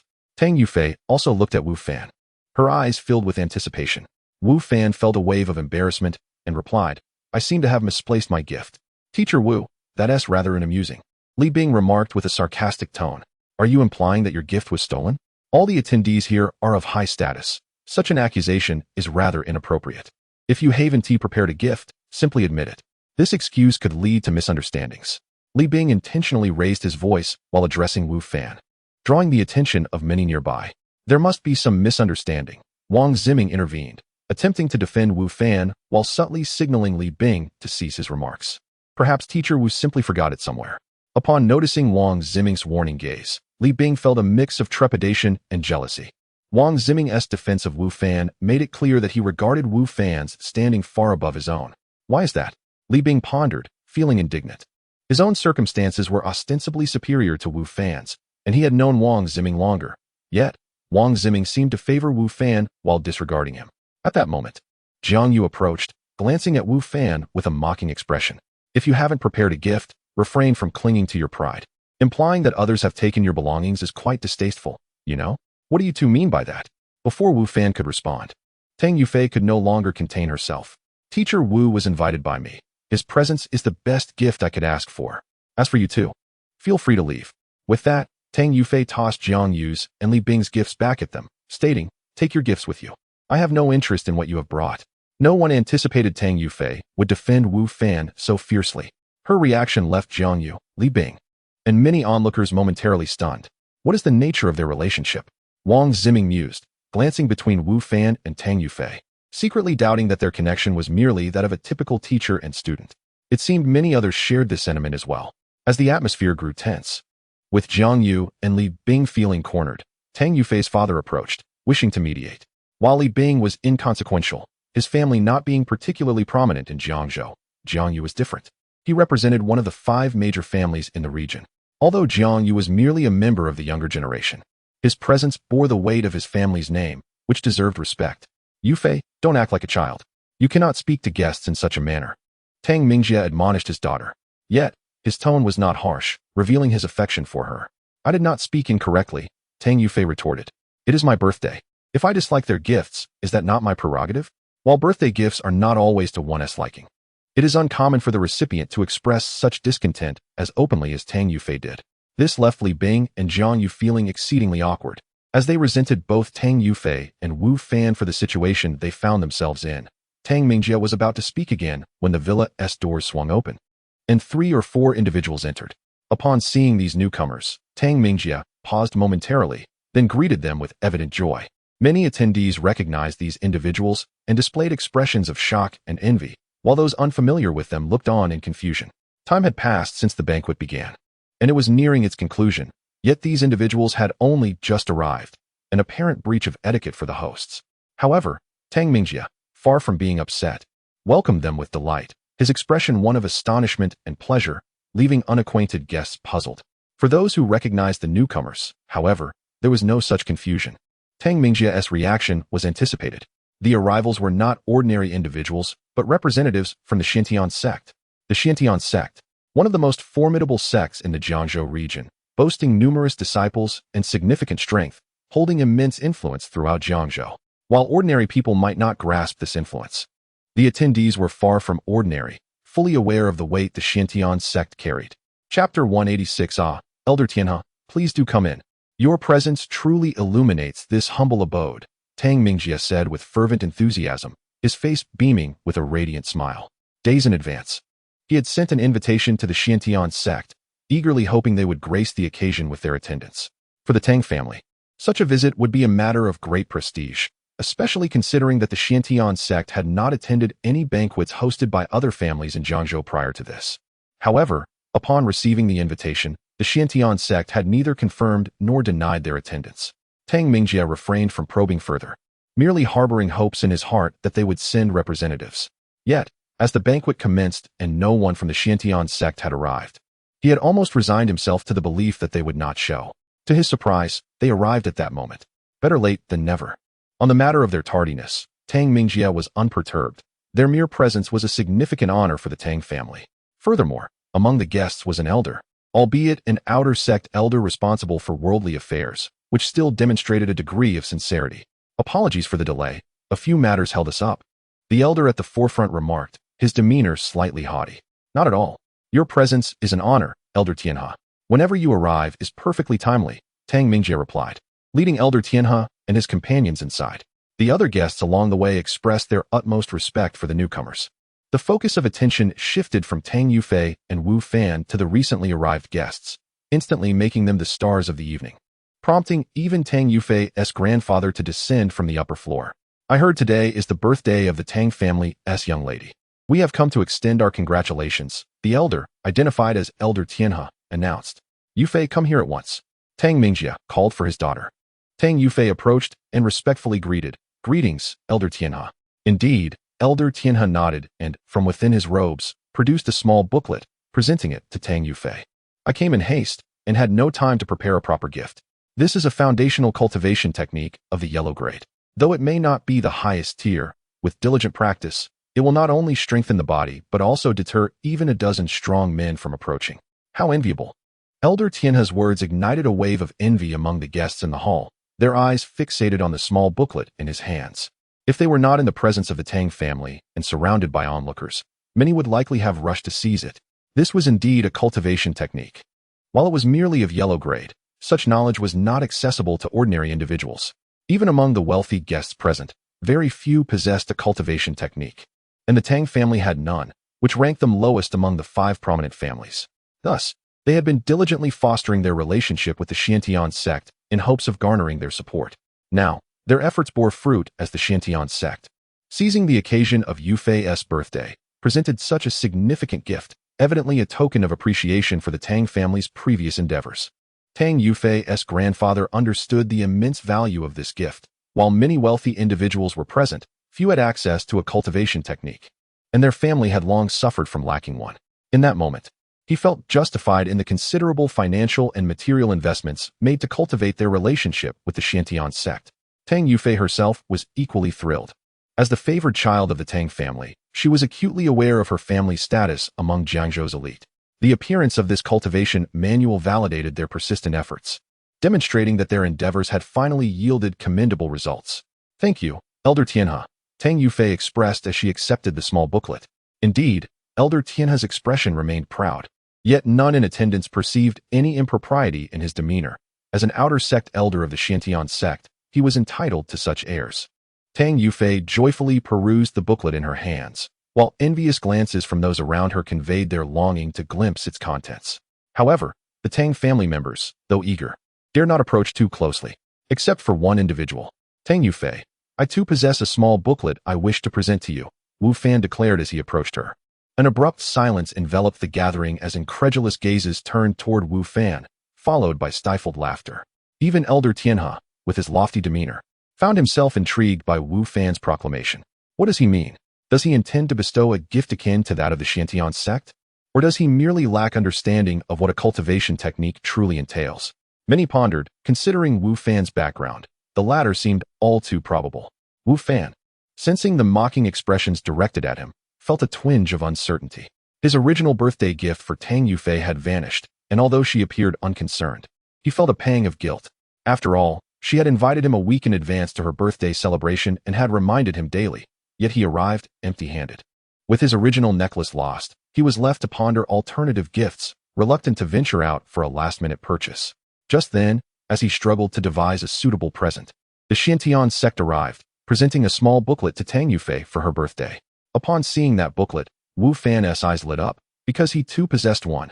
Chapter 187 Storybook Teacher Wu, please don't joke around, Tang Yufei murmured to Wu Fan.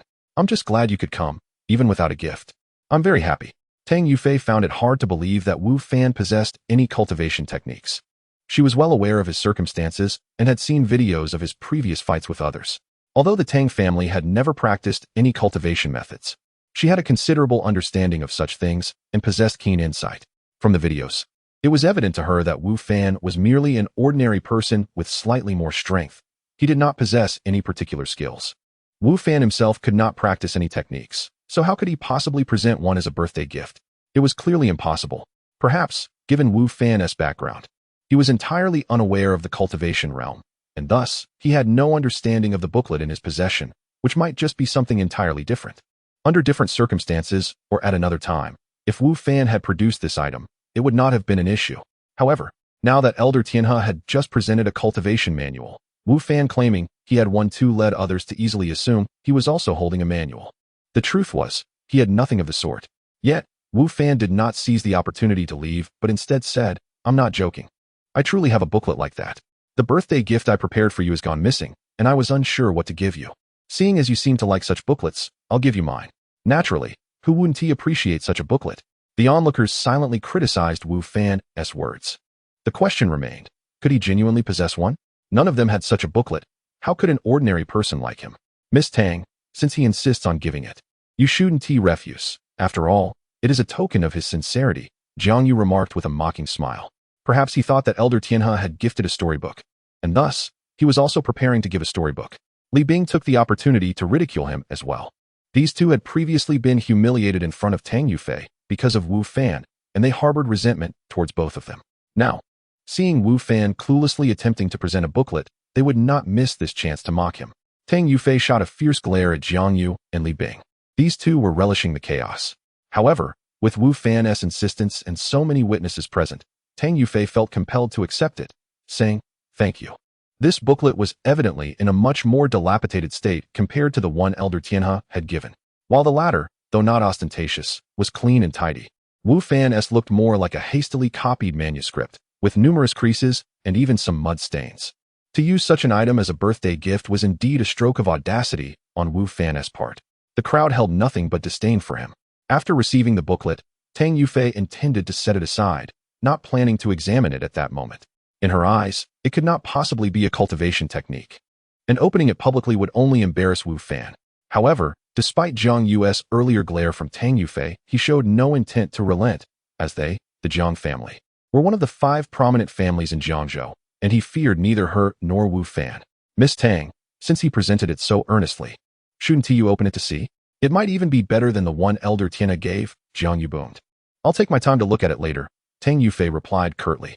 Do take a look. I'm curious about what this booklet contains. Elder Tianhe interjected at that moment. Elder Tianhe was also displeased with Wu Fan's actions, after he had presented a cultivation manual to Tang Yufei. Wu Fan immediately produced one of his own. Was he trying to compete over whose was better? Although what he offered was merely a yellow-level cultivation technique, it was not something an ordinary person could access. Did this youth think his gift was mere trinkets? Did he genuinely believe his technique was worthless? Thus, Elder Tianhe was also eager to see what kind of booklet Wu Fan had offered. Originally, Tang Yufei had no intention of opening Wu Fan's booklet at that moment. She did not want to embarrass him in public. However, with Elder Tianhe's inquiry, she could not ignore it any longer. Yufei, you should open it, Tang Mingjie suggested, as Elder Tianhe wished to see it, and it was only right to grant him that courtesy. Tang Yufei felt torn. On one hand, she did not want to see Wu Fan humiliated, but on the other hand, she could not afford to offend Elder Tianhe. After all, the Tang family had already made significant sacrifices to align themselves with the Xiantian sect, and provoking them could lead to dire consequences. Classmate Tang, since everyone is eager to see, you should just open it, Wu Fan urged. Tang Yufei glared at Wu Fan, annoyed by his lack of awareness. She was trying to think of him, yet he was ungrateful. Nonetheless, given the current situation, not opening it seemed impossible.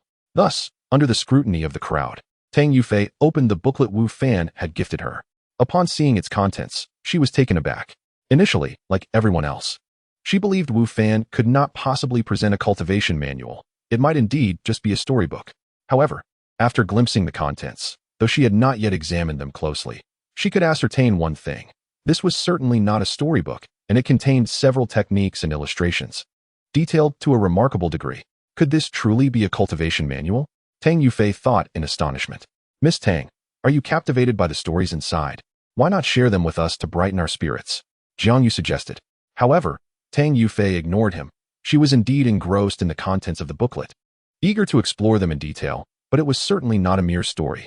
Elder Tianhe, standing beside Tang Yufei, noticed her reaction and leaned over to glimpse the contents. His response mirrored Tang Yufei's. He was first taken aback, then quickly drawn in by the material. As the crowd observed the reactions of these two, they began to murmur among themselves, curiosity clawing at them as they longed to see what lay within. Chapter 188. Misunderstanding. As the crowd pondered what Tang Yufei and Elder Tianhe had discovered, Elder Tianhe grew increasingly impatient, urging Tang Yufei to hurry. The onlookers were taken aback by Elder Tianhe's eagerness, and even Tang Yufei was startled by his words. She had been engrossed in the booklet presented by Wu Fan and was unaware that Elder Tianhe was also observing its contents from behind her. Noticing Tang Yufei's momentary daze, Elder Tianhe became somewhat irritable. He was eager to delve into the subsequent contents. Thus, he stepped forward and snatched the booklet from her hands, intent on flipping through the rest. Wait. At that moment, Wu Fan interjected, addressing Elder Tianhe. Sir, this item was a gift for Tang Yufei. Such behavior seems rather impolite, don't you think? Elder Tianhe halted, incredulous as he turned to Wu Fan. He had not anticipated that someone would dare to speak to him in such a manner. However, upon observing Wu Fan's earnest expression, Elder Tianhe suddenly came to his senses, and with a hint of embarrassment, returned the booklet to Tang Yufei, explaining, I was merely anxious to see the following content. It was not my intention to seize it. Tang Yufei accepted the booklet, bewildered that the proud Elder Tianhe had yielded, and even offered an explanation to Wu Fan, treating him with far greater respect than he had shown them. Indeed, this booklet is a gift I have presented to Tang Yufei. It belongs to her. I believe that viewing such materials without her consent would be somewhat inappropriate. Wu Fan continued. The crowd stared at Wu Fan in astonishment, shocked that he had the audacity to speak so to Elder Tianhe. Was this not a case of overstepping boundaries? However, what surprised them even more was that Wu Fan's words did not provoke Elder Tianhe's ire. Rather, the elder appeared somewhat abashed, acknowledging his impatience. As he spoke, he shifted his gaze from the booklet, though his reluctance was palpable. Initially, he had not considered that the booklet gifted by Wu Fan to Tang Yufei could be a manual for cultivation. which is why he had peered at it without restraint and had been captivated. Now, with Wu Fan's reminder, he recognized that his actions were indeed improper. Such manuals are secrets of various sects. Without the consent of the individual or the sect, it is inappropriate for others to pry. Suppressing her shock, Tang Yufei addressed Elder Tianhe. I would appreciate it if you could assist me in understanding this. I am not very knowledgeable about it. Although Tang Yufei had some understanding of cultivation, she was far from the level of someone like Elder Tianhe, and she did not wish to put him in an awkward position. Elder Tianhe cast a grateful glance at Tang Yufei before eagerly accepting the booklet from her hands. Meanwhile, Tang Yufei shot a glance of apology at Wu Fan. Wu Fan, however, was unfazed. As he had stated earlier, the booklet was a gift to Tang Yufei, and thus she was free to decide how to utilize it, including whom she chose to show it to. Elder Tianhe studied the booklet with great seriousness, while the others watched with curiosity and astonishment. Zhang Yu and Li Bing whispered among themselves, speculating whether Wu Fan's birthday gift to Tang Yufei was truly a cultivation manual. But how could that be? Wu Fan was merely an ordinary person. He likely knew little of cultivation prior to this. How could he possibly present such a remarkable item to Tang Yufei? It was simply too difficult to accept. You've been hiding quite a bit, haven't you? Wang Ziming approached Wu Fan and whispered. What do you mean? Wu Fan replied, somewhat puzzled. I am referring to that booklet, Wang Ziming clarified. I doubt it is merely a storybook. Judging by Elder Tianhe's reaction, it must be a valuable cultivation manual. You simply handed it over as a gift and still claim you are not hiding anything? Such items are common among affluent families, are they not? Wu Fan inquired. How could that be? Wang Ziming exclaimed. Did you not see how delighted the Tang family was when they received Elder Tianhe's booklet? Such materials, even among families like ours, are exceedingly rare. Among the 5 great families of Jiangzhou, only 4 possess such manuals. Now that the Tang family has one, all 5 families do, but for others, such items are virtually non-existent. Wu Fan then understood why the guests had reacted with such shock when he mentioned gifting the booklet. It was all a misunderstanding on his part. Initially, seeing Kong Hailin, Lu Yener, and Fei Yun engaged in cultivation, and observing Wang Ziming and Tang Yufei's familiarity with the subject, Wu Fan had believed that cultivation was a common practice among wealthy families, only inaccessible to ordinary individuals. However, he now realized that while they were aware of cultivation, they had no opportunity to engage in it because they lacked access to such manuals. Having come to this realization, Wu Fan felt a pang of regret for gifting the manual to Tang Yufei, not out of reluctance, but rather because he perceived his actions as excessively ostentatious. He had assumed such items were commonplace among these individuals, but it seemed he had misjudged the situation. Nonetheless, the gift was already given, and it was too late for regrets. Meanwhile, Elder Tianhe had finished perusing the booklet and handed it back to Tang Yufei, stating, You must keep this carefully. It is of a higher caliber than the cultivation method I presented to you. Elder Tianhe's words left the audience in even greater astonishment. A manual superior to his own? Was it not a profound-level technique? Who exactly was Wu Fan? To casually offer a profound-level manual as a birthday gift was simply unfathomable. It is known that each profound-level manual is worth its weight in gold, even in sects like the Shantian sect. Such manuals are not mere trinkets, but are reserved for core disciples. Other sects follow a similar practice. And now, Wu Fan had nonchalantly produced one and gifted it. Chapter 189. The tattered at the scene. Whether familiar with Wu Fan or not, everyone was speculating about his identity. Even those who had previously known him began to feel that he was far more complex than they had initially perceived. Tang Yufei held the small booklet, her emotions a mix of excitement and hesitation. After a moment's contemplation, she handed the booklet back to Wu Fan, saying, Mr. Wu, this gift is far too precious for me to accept. Indeed, even the elder from the Tianhe sect placed great importance on this booklet, underscoring its significance. Had it been a mere trinket, Tang Yufei would have joyfully accepted it, but such a weighty gift made her feel overwhelmed and unworthy. Upon seeing Tang Yufei return the booklet to Wu Fan, the assembled crowd looked on with envy, many wishing they could snatch it away for themselves.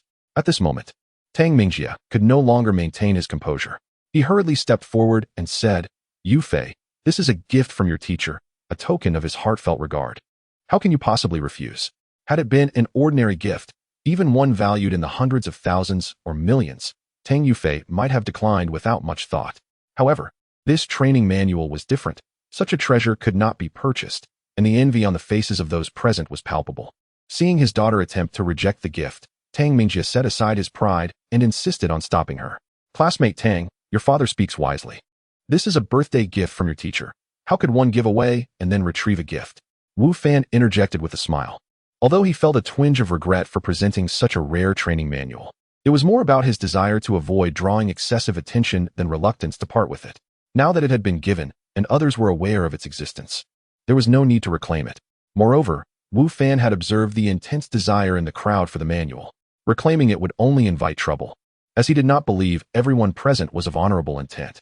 At least, Li Bing and Jiang Yu were certainly not paragons of virtue. Should the manual return to his possession, they would undoubtedly devise various schemes to seize it. Thus, it made more sense for him to give it to Tang Yufei, where it would be safer. Yet, the gift felt too extravagant for Tang Yufei to accept. What extravagance are you speaking of? It is merely a handwritten manuscript, rather tattered.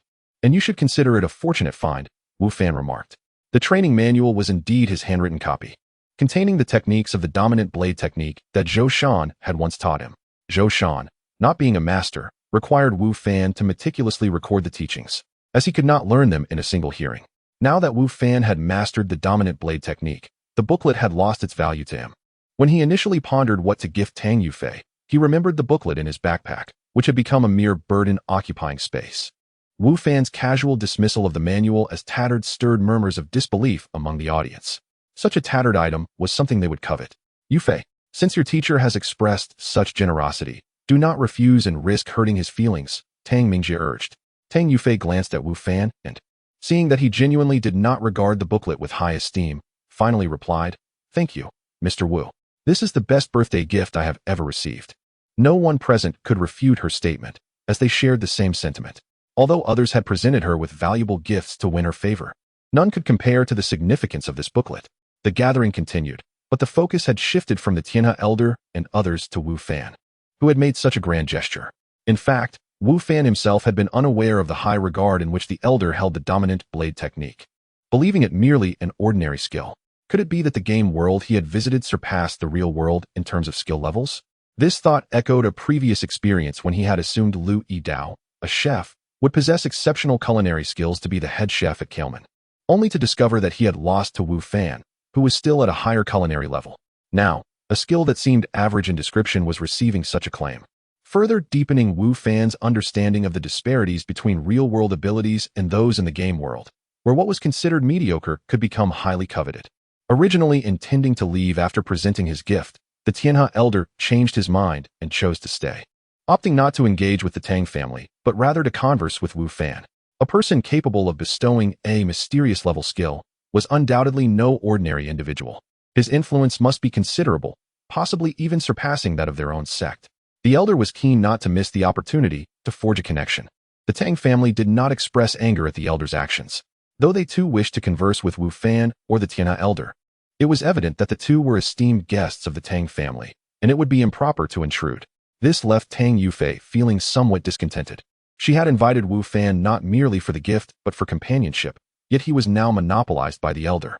Thankfully, she had already shared a dance with Wu Fan earlier, which eased her heart somewhat. Chapter 190 Inquiry. After the banquet concluded, Tang Yufei personally escorted Wu Fan to the door, leaving others to gaze upon them with envious eyes. "Is this your car?" Tang Yufei inquired, standing beside Wu Fan's vehicle. Astonished, "When did you purchase a car?" Tang Yufei was well aware of Wu Fan's circumstances during their last shopping trip. He had no car and was relying on her vehicle. She had not anticipated that he would acquire one so swiftly, and such a fine one at that. Wu Fan, who had been selling barbecue at the market, seemed an unlikely candidate for such an indulgence. "Just bought it," Wu Fan replied. "This car is impressive," Tang Yufei remarked, glancing at the vehicle, unable to identify its make and model, yet still offering her compliment. "Thank you for attending my birthday banquet today. It brought me great joy," Tang Yufei expressed warmly. "If you remind me daily, I fear you might tear me apart if I fail to show up," Wu Fan joked. "Am I that terrifying?" Tang Yufei shot him a playful glare. "Do you view me as a fierce tigress?" Gazing at the enchanting Tang Yufei, Wu Fan instinctively retorted, "You are not a tigress, but rather a seductive vixen." The moniker vixen was frequently employed by many students to describe Tang Yufei, both male and female, owing to her irresistible allure. Upon hearing Wu Fan's words, Tang Yufei's cheeks flushed with a rare blush. However, she bore him no ill will. Instead, she licked her crimson lips and leaned slightly closer to Wu Fan, asking, "So, have you been enchanted by this vixen of mine? Be honest." Coughing lightly, Wu Fan averted his gaze and said, "It's getting late. I should head back. Is your family that strict? Does she keep such a close watch on you?" Tang Yufei queried, somewhat displeased at Wu Fan's inclination to leave. What do you mean? Wu Fan asked, puzzled by her insinuation. Lu Yin'er, Tang Yufei clarified. Does she exert much control over you? Are you afraid of her? Only then did Wu Fan realize that Tang Yufei had misconstrued his relationship with Lu Yin'er, and he hastily explained, You've misunderstood. Lu Yin'er and I share no such connection. Is that so? Tang Yufei appeared skeptical. Then, in your opinion, who is more beautiful, me or her? As she spoke, Tang Yufei tossed her hair slightly, her locks flowing gracefully, biting her lip playfully while gazing at Wu Fan with a teasing glint in her eyes. Wu Fan felt his heart race, internally acknowledging, she truly is a vixen, and a dangerously captivating one at that. Who could possibly resist such temptation? Ahem, both of you are beautiful, Wu Fan stated diplomatically. Since you and Lu Yin'er have no connection, how about I become your girlfriend? Tang Yufei stepped forward, standing mere centimeters from Wu Fan. In this proximity, he could discern every detail of her flawless visage. The warmth of her presence made his heart race, prompting him to instinctively step back. Classmate Tang, please, don't jest. Wu Fan responded. How do you know I am joking? Perhaps I am speaking the truth. Why not give it a try? Tang Yufei moved closer, insisting, and please. Just call me Yufei. I have matters to attend to. I must take my leave, Wu Fan stammered, feeling overwhelmed by Tang Yufei's advances and quickly seeking an excuse to escape. Tang Yufei, observing Wu Fan's flustered expression, smirked with satisfaction. Watching his car gradually disappear, she mused aloud, what should I do? I seem to have genuinely developed feelings for him. Unbeknownst to Wu Fan, he perceived Tang Yufei as a perilous allure. Although Lu Yin'er was equally beautiful, he felt no such stirring when confronted with her. After bidding farewell to Wu Fan, Tang Yufei returned to the villa, only to find her father, mother, grandfather, and several uncles waiting for her in the hall, all eyes turned in her direction. What is it? Tang Yufei asked, puzzled. She checked her attire, relieved to find nothing amiss. The last thing she wanted was to embarrass herself in front of Wu Fan. Yufei, come sit, her father beckoned. With a hint of confusion, Tang Yufei approached and settled onto the sofa, sensing that her family had gathered for a serious discussion. Did Wu Fan leave? Tang Mingjie inquired. Given that Tang Yufei had been responsible for Wu Fan's departure while the rest of the Tang family attended to the other guests, it was a logical question. Yes, Tang Yufei confirmed with a nod. Who exactly is Wu Fan? Tang Mingjie pressed. What is your relationship with him? Wu Fan. He is a teacher at Jiangzhou University. Naturally, our relationship is that of teacher and student, Tang Yufei explained. Then why did you invite him to your birthday banquet? And why did he present such a valuable gift? Tang Mingjie probed, as the other family members awaited her clarification. He is my teacher. Inviting him to my birthday banquet is quite normal, isn't it? Tang Yufei replied. As for the gift, I am uncertain. Are you truly just teacher and student? Is he genuinely an ordinary teacher? Tang Mingjie remained unconvinced. We are indeed teacher and student, Tang Yufei insisted. However, aside from teaching, he has other ventures. It seems he is opening a restaurant soon. A restaurant? He is venturing into the culinary world? Tang Mingjie appeared taken aback, a sentiment echoed by the other family members. The Tang family shared similar thoughts with Elder Tiana, believing that Wu Fan's generous gift indicated he was no ordinary individual. Perhaps he hailed from a significant sect. Yet they were surprised to learn he was merely a teacher with aspirations of opening a restaurant. Indeed, Tang Yufei affirmed. Yufei, we suspect that Wu Fan's identity may be quite extraordinary. Otherwise, he would not have so readily gifted a profound martial arts text. Since your relationship with him appears favorable, it would be prudent to maintain this connection, as it would be advantageous for both you and the Tang family, Tang Mingjie advised.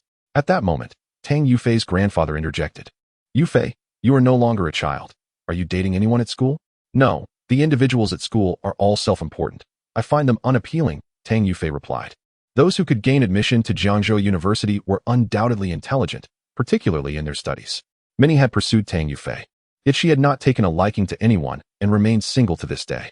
Chapter 191. The intent of Old Master Tang. What do you think of Wu Fan? Tang Yufei's grandfather suddenly inquired. Dad, isn't this a bit? Tang Mingjie realized his father's implication. What of it? Wu Fan and Yufei are of similar age, and their relationship seems quite amicable. If Yufei has feelings for him, he could indeed be a suitable match, replied Tang Yufei's grandfather. However, all present understood that the old gentleman's remarks stemmed not from the rapport between Tang Yufei and Wu Fan, but rather from Wu Fan's background. Although Wu Fan appeared quite ordinary under Tang Yufei's introduction, nearly everyone in the hall suspected that his background was far from simple. They believed that Tang Yufei's understanding of Wu Fan was insufficient, or that he was deliberately concealing his true origins. After all, an ordinary individual could not casually present a profound martial arts manual as a birthday gift. Hearing her grandfather's words, Tang Yufei's face flushed instantly. Despite having teased Wu Fan numerous times and harboring some curiosity and affection for him, the prospect of engaging in a romantic relationship with him felt unexpected and overwhelming, inducing a sense of shyness. "Grandfather, Wu Fan is my teacher," Tang Yufei stated. "And what of that? You will graduate in less than 2 years. By then, you will no longer be teacher and student," her grandfather replied with an open-minded tone. "I am not an antiquated fossil, nor am I so rigid in my thinking." For Tang Yufei's grandfather, the interests of the family were paramount, with everything else relegated to secondary importance. Since Wu Fan was single and possessed an impressive background, he naturally did not wish to miss this opportunity. With the support of a formidable sect, the Tang family could elevate their status and secure their position for centuries to come, no longer a mere fantasy. "Dad, I feel we should not rush into this," Tang Mingjie pondered before addressing his father. "Yufei is grown. Let her decide such matters for herself." Though Tang Mingjie aspired for the Tang family to ascend, he cherished his daughter's happiness even more and was reluctant to sacrifice it for familial ambitions. In this regard, he exhibited a degree of open-mindedness that many from prominent families, including Tang Yufei's grandfather, lacked. For them, familial interests outweighed all else, and they would readily sacrifice anything, even a descendant's happiness, or even their own lives, without hesitation. Short-sighted, Tang Yufei's grandfather scoffed. "Everything that transpires here tonight will soon circulate among the elite circles of Jiangzhou. Countless individuals will express interest in Wu Fan. The connection between Yufei and him offers us a strategic advantage, yet this bond remains precarious. We must fortify it, and what could be more fitting than a marriage alliance?" It was we, the Tang family, who approached Wu Fan first. If he ends up being snatched away by another family, we would become the laughingstock of Jiangzhou, forever overshadowed by other clans. It must be said that Tang Yufei's grandfather possessed a broader vision and insight than Tang Mingjie, able to perceive further and more deeply. At a loss for words, Tang Mingjie wished for the Tang family to become the foremost clan in Jiangzhou, yet the happiness of his daughter weighed heavily on his mind, leaving him in a quandary. "Yufei, you have always been clever. You should understand the intricate web of interests at play. As a member of the Tang family, it is your duty to consider the family's welfare, not solely your own feelings. Besides, I see that Wu Fan possesses commendable character, should you two succeed. Happiness may well be within your grasp," Tang Yufei's grandfather remarked, gazing at his beloved granddaughter. Though he had always cherished Tang Yufei, this affection paled in comparison to the demands of family interests. "Grandfather, I understand what I must do," Tang Yufei replied, having been spoiled since childhood. It seemed now was the time for her to contribute to the family. Moreover, she did not harbor any aversion toward Wu Fan. In fact, she had some fondness for him, making her grandfather's words and decisions less objectionable. "However, if Wu Fan's background is indeed as formidable as you suggest, he may not regard me or our family with interest," Tang Yufei voiced her concern. Indeed, while the Tang family appeared powerful and almost unattainable in the eyes of ordinary people, they were insignificant in the eyes of ancient sects, especially those that had existed for millennia. Take the Xiantian sect, for instance. It was merely a nascent sect, having been founded less than 2 centuries ago and wielding considerable influence in Jiangzhou, yet it was nothing outside that region. Nonetheless, such sects still looked down upon the Tang family, as evidenced by the high-handed demeanor of Elder Tianhe, an outer sect elder, during his visit to the Tang residence. Thus, Tang Yufei's apprehensions were not unfounded. If Wu Fan's sect was even more powerful than the Xiantian sect, he might indeed overlook their family. Upon hearing Tang Yufei's concerns, the members of the Tang family concurred, recognizing the truth in her words. They had engaged with such sects frequently enough to understand their arrogance. "Do your utmost. The entire Tang family stands as your support," declared Tang Yufei's grandfather, his seriousness evident. "You have always been exceptional. There is no reason you cannot win Wu Fan's heart. And if it ultimately proves unfeasible, there would be no loss to our family." In conclusion, the Tang family resolved to pursue both the Xiantian sect and Wu Fan, ensuring they did not forfeit either opportunity. Tang Mingjie would maintain relations with the Xiantian sect, striving to deepen their ties. Meanwhile, the task of nurturing a relationship with Wu Fan fell to Tang Yufei, who was encouraged by her grandfather to pursue a romantic connection with him. This would be the most advantageous outcome for the Tang family. Even if their efforts did not culminate in success, it was imperative to sustain their relationship with Wu Fan, thereby securing a foothold and avoiding being eclipsed by other families. Tang Yufei's thoughts were complex regarding the task entrusted to her by her family, Yet this arrangement would allow her to openly flirt with or pursue Wu Fan. Unbeknownst to her, Wu Fan had inadvertently sent forth a manual he deemed unremarkable, which had garnered significant attention from the Tang family and caused quite a stir among the affluent and influential circles in Jiangzhou. Chapter 192. The situation of the Flying Bird Camp at last. The moment had arrived. Shortly after returning from the Tang family villa, Wu Fan entered the realm of the game. After several arduous days of travel within this fantastical world, the city of Qingyuan finally came into view. Compared to the time of his departure, the atmosphere of Qingyuan now bore a palpable air of solemnity. The soldiers at the city gate appeared far more vigilant than during Wu Fan's initial visit. Had something transpired? With a heart full of questions, Wu Fan and his team ventured into the city. Upon arrival at the training grounds where they had previously gathered, Wu Fan observed a number of tents had been erected, although, in comparison to before, their quantity had significantly diminished. Particularly concerning was the evident reduction in the encampments of other divisions. Something had indeed gone awry. If there had been mere suspicion before, Wu Fan was now convinced that Qingyuan City, or rather, the Flying Bird Camp, had encountered genuine trouble. "Where is Captain Zhou?" Wu Fan inquired, grasping the arm of a dejected soldier from the 3rd Division. This soldier recognized Wu Fan and, upon seeing him, displayed a flicker of excitement. "Captain Zhou is resting in the tent ahead." "Resting?" Wu Fan replied, momentarily taken aback. He then instructed Niuer and the others to set up camp before proceeding towards the tent where Zhou Shan was located. Inside the tent, Wu Fan found Zhou Shan, whom he had not seen for several days. However, unlike their last parting, Zhou Shan's complexion appeared pallid, and he seemed somewhat frail, with bandages wrapped around his arm. "Captain Zhou, what happened to you?" Wu Fan rushed to ask. "Wu Fan, you've returned. That's wonderful." Zhou Shan's face brightened upon seeing Wu Fan, his previously ashen features gaining a hint of color. "I sustained some injuries." After inviting Wu Fan inside, he eagerly queried, "Did you have a smooth journey? Why did it take you so long to return?" In comparison to other regions, Qingyuan City was relatively close to the wilderness plains. In distant locales, supply convoys might take over a month to reach the wilderness plains, yet Wu Fan and his team had only taken a few days. "When we retreated from the wilderness plains, we got separated from the main force and lost our way, ultimately taking a longer route to return," Wu Fan explained.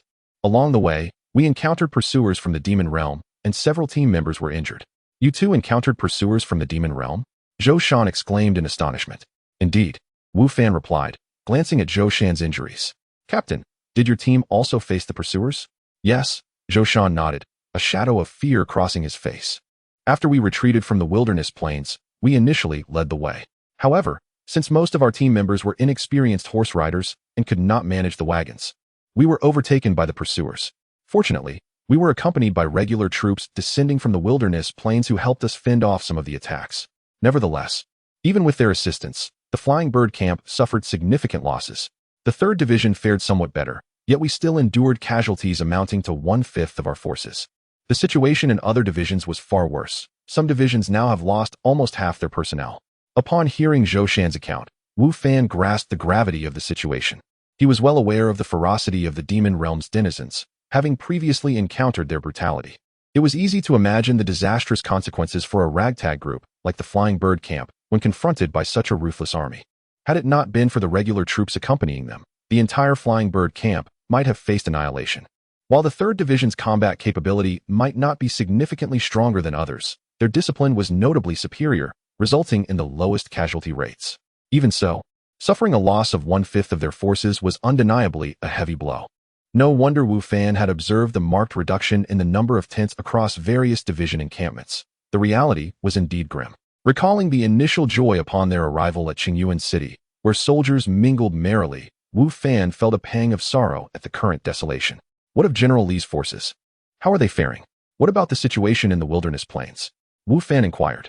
General Li's forces have also sustained heavy losses. It can be said that his army was betrayed by the other 3 nations. These nations not only failed to launch their attacks as agreed upon with General Li, but they also provided intelligence to the demon realm and even relinquished their positions, allowing the demon army to set up ambushes, resulting in General Li's disastrous defeat. Zhou Shan replied, his face contorted with anger. Had it not been for the betrayal of those 3 nations, General Li's army would not have suffered such a calamitous defeat, nor would the Flying Bird Camp have been drawn into this calamity. The devastation faced by the Flying Bird Camp is inseparable from the treachery of those 3 nations. However, Those three nations also faced the repercussions of their actions, Zhou Shan continued. After defeating our Yanfeng nation's army, the demon forces did not cease their assault. Instead, they seized the opportunity to launch surprise attacks on the armies of the other three nations nearby. Unbeknownst to them, while they were occupied with our conflict, the demon army divided its forces to strike against them. Caught off guard, those nations suffered heavy losses as well. In the wake of this battle, all four major nations in the human realm have endured substantial casualties. The denizens of the demon realm have firmly established their foothold in the human realm, and many more will undoubtedly arrive in a continuous stream. It will be exceedingly difficult to expel them, and certainly not something that can be accomplished in the short term. As Zhou Shan spoke, a deep concern etched itself upon his face. They had already experienced the ferocity of the demon realm's inhabitants. They were far more formidable than the adversaries posed by the other four nations. If the demons were allowed to solidify their position in the human realm, it would spell disaster for the nations therein. Will the court still send troops to confront the demon army? Should we continue transporting supplies there? Wu Fan asked, his concern evident. This was the matter that weighed heavily on Wu Fan's mind. He harbored little interest in military service, especially after learning of the demon army's ferocity. He was even less inclined to engage in battle with such brutal foes. Isn't it far more appealing to cultivate the land and earn a living? Chapter 193. Abundant rewards. Certainly, conflict is inevitable. The wild plains borders our Yan-Wen nation, and now that the inhabitants of the demon realm have breached our world, it is unlikely they will be content with merely occupying the wild plains. They will inevitably seek to expand their territory, posing a threat to the safety of our Yan-Wen nation, Zhou Shan stated. Thus, the demons must be expelled. However, I am uncertain when the court will mobilize its forces. General Li's recent defeat has not only cost us soldiers, but has also severely impacted morale. It will be challenging to launch another campaign in the near future. Furthermore, the insurrectionist forces within the court's territory are becoming increasingly rampant, complicating the court's military deployment. Therefore, I anticipate that in the short term, the court will refrain from launching another offensive against the demons, focusing instead on the defense of surrounding cities. Whether it be our nation or others, none would wish to see the demons establish a firm foothold here, expanding their influence. Previously, three nations conspired against Li Deming, hoping to weaken the Yan-Wen nation's power by pitting our forces against the demons, resulting in mutual destruction, thereby allowing them to reap the benefits. Yet, they did not foresee that the demons would launch a surprise attack against them at that juncture. In light of this recent military setback, it is certain that various nations will still seek to confront the demon forces.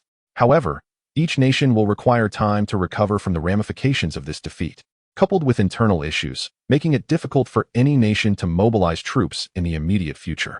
It is no wonder that Wu Fan observed the soldiers at the gate of Qingyuan County displaying increased vigilance compared to before.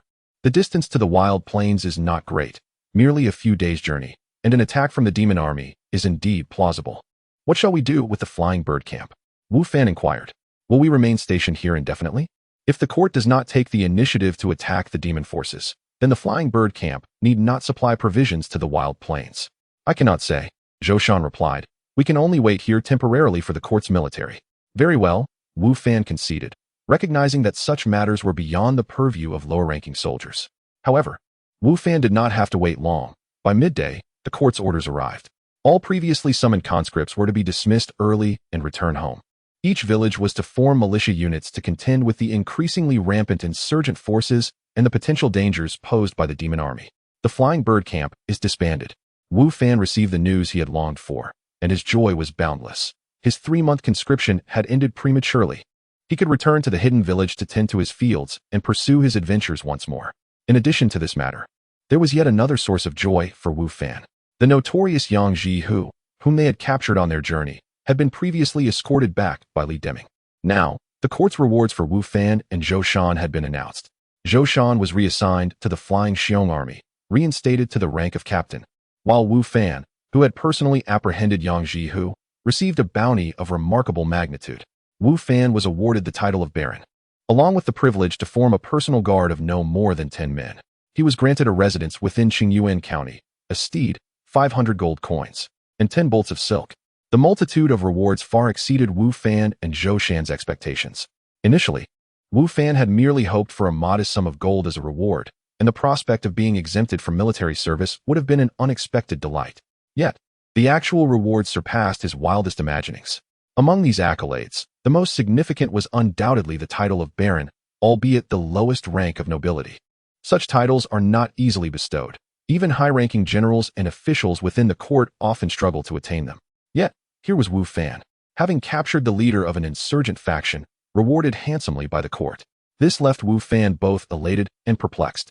It may be due to the recent audacity of the insurgents, Zhou Shan suggested. The court is incentivizing the eradication of these forces, hence the generous rewards to galvanize public morale. That seems plausible. Wu Fan nodded in agreement. It was evident that the court intended to elevate Wu Fan as a paragon of virtue, showcasing its generosity to encourage others to actively combat the insurgents. Nonetheless, this development was undoubtedly advantageous for Wu Fan. With the title of baron, he would no longer be subject to military service. Possessing a noble title inherently exempts one from such obligations. Thus, his long-held desire to evade conscription had come to fruition, albeit in an unexpected manner. Wu Fan, as we part today, I wonder when we shall meet again, Zhou Shan remarked. With your talents and now your noble title, you are bound to achieve great success in the regular army. It would be easy for you to enlist, and your standing will surely afford you a superior starting position compared to others. Have you truly considered this? Captain Zhou, or rather, Captain Zhou, Wu Fan replied. I currently have no such intentions. Should that change in the future, I will certainly seek you out. Zhou Shan laughed. With your title of baron, you could join any unit without issue. You need not rely on my influence. Your status now surpasses mine significantly, and I may find myself in need of your support in the future. Zhou Shan's words were not mere jest. Wu Fan's new title would undoubtedly facilitate many endeavors, and his future prospects appeared far brighter than those of a mere captain. After a heartfelt farewell, Zhou Shan set forth with his seasoned soldiers, departing Qingyuan County for the station of the Flying Xiong Army. Wu Fan, on the other hand, felt no urgency. His military service had been revoked, allowing him the freedom to leave whenever he pleased. Even if he chose to remain, he now held the status of a noble with property in Qingyuan County, rendering him immune to any objections from the county magistrate. Chapter 194. The Personal Guards. Congratulations, Captain.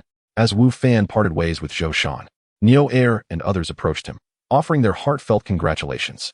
News of Wu Fan's reward from the court had spread throughout the camp, and as members of Wu Fan's squad, they felt a sense of shared pride and joy. Have you all heard? Wu Fan smiled and inquired. Yes, the news has circulated throughout the camp, Niu Air responded. Captain, you are now a noble, no longer required to kneel before the county magistrate, and he must bow to you. Moreover, you are exempt from military service and taxation. Indeed, being a noble comes with numerous privileges. Otherwise, many would not aspire to such a status. I intend to visit the residence I have been awarded. If you have no other matters to attend to, feel free to join me, Wu Fan suggested. Of course, Niu Air and the others readily agreed. After approximately 10 minutes of walking, they arrived before an expansive residence. At the entrance stood a man resembling a steward. Wu Fan approached him, presenting the newly acquired baronial token. I am Wu Fan, here to claim the residence. The steward examined the token and promptly bowed. My Lord Baron, I am the steward of the county magistrate. Following his instructions, I have been awaiting your arrival. Please, allow me to show you around the residence. Wu Fan nodded in acknowledgement. Guided by the steward, they entered the estate. It's quite spacious, one remarked, though it does show signs of wear. Not to worry. Another chimed in. With a bit of cleaning, it will be a splendid mansion, larger than the residence of Mr. Li from our village. How can Mr. Li's house compare to the captain's? Niu Air interjected. This is a reward from the court. Such privileges are not for the average person. As they explored the estate, the members of Wu Fan's squad, all hailing from humble backgrounds, were captivated by the grandeur of the place, filled with envy and admiration. My Lord Baron, this residence has been unoccupied for quite some time, hence the dust accumulation. However, with a little tidying up, it will be ready for habitation, the steward explained somewhat awkwardly. That is quite all right. I will take care of it, Wu Fan assured him. In truth, the residence required more than just cleaning. Certain areas appeared rather dilapidated, indicative of its long neglect. Nevertheless, its vastness was undeniable, complete with a garden, a small lake, and ornamental rocks, suggesting it was once a luxurious abode. With some effort, it could indeed become a comfortable home. I trust the Baron will not hold this against me, the steward said. Given the size of the estate, I see you are alone, which may make cleaning rather inconvenient. Perhaps you could visit the market in town and procure some servants to assist you. Wu Fan nodded. Acquiring help was essential. Managing such a large estate alone would be cumbersome, especially since he intended to spend most of his time in the hidden village. It was prudent to have someone to oversee the property. The steward led Wu Fan and his companions on a brief tour, leaving the property deed behind before taking his leave. The estate was undeniably vast. Their exploration had consumed over half an hour. Wu Fan gazed at the deed in his hand, amused by the irony that he had yet to own a home in reality. Yet here he was, the recipient of a grand estate in this world. As Wu Fan pondered this, he noticed Niu Air and the others huddled together, whispering amongst themselves. Soon, they pushed Niu Air forward to stand before Wu Fan. What is it? Do you have something to share? Wu Fan inquired. Captain, we have a few things we wish to discuss. Niu Air stammered, unusually nervous. Speak freely. Do not hesitate, Wu Fan encouraged. Captain, now that you have been granted the title of Baron, can you recruit personal guards? Niu Air asked, gathering his courage. Wu Fan surmised their intentions and replied, Indeed. What do you think of us? Niu Air pressed on. We wish to serve as your personal guards. We understand we may not yet measure up to the seasoned veterans of the battlefield, but we are committed to training hard and ensuring we do not bring shame upon you. On the battlefield, we will serve as your shield. The enemy must defeat us all before they can harm you. We will train diligently and protect you in times of danger, Zheng Xiaolu added. Wu Fan surveyed the group. Aside from 3 severely injured members, everyone looked at him with hopeful expressions. It was clear that Niu Air's words reflected a collective decision, with him chosen as the spokesperson. Have you all considered this carefully? Wu Fan asked. Becoming my personal guards means you will no longer tend to the fields. You will be by my side for life. The distinction between personal guards and regular soldiers was significant. While ordinary soldiers maintained a hierarchical relationship with their leaders, which could shift at any moment, personal guards held a bond akin to that of a master and his loyal retainers. In their hearts, the commands of their leader would often take precedence over those from the emperor, and under normal circumstances, they could not leave their leader's side. Should the leader commit an offense, all personal guards would face consequences. Yes, we have made our decision. They chorused. Very well. The 6 of you shall be my personal guards. I assure you, I will not treat you poorly, but you must also remain diligent in your training, Wu Fan declared. Personal guards served as the final bastion of defense for their leader, much like bodyguards in reality. Wu Fan naturally hoped for their skills to flourish. Rest assured, Captain. We will not slack off, Niu Air vowed, thumping his chest.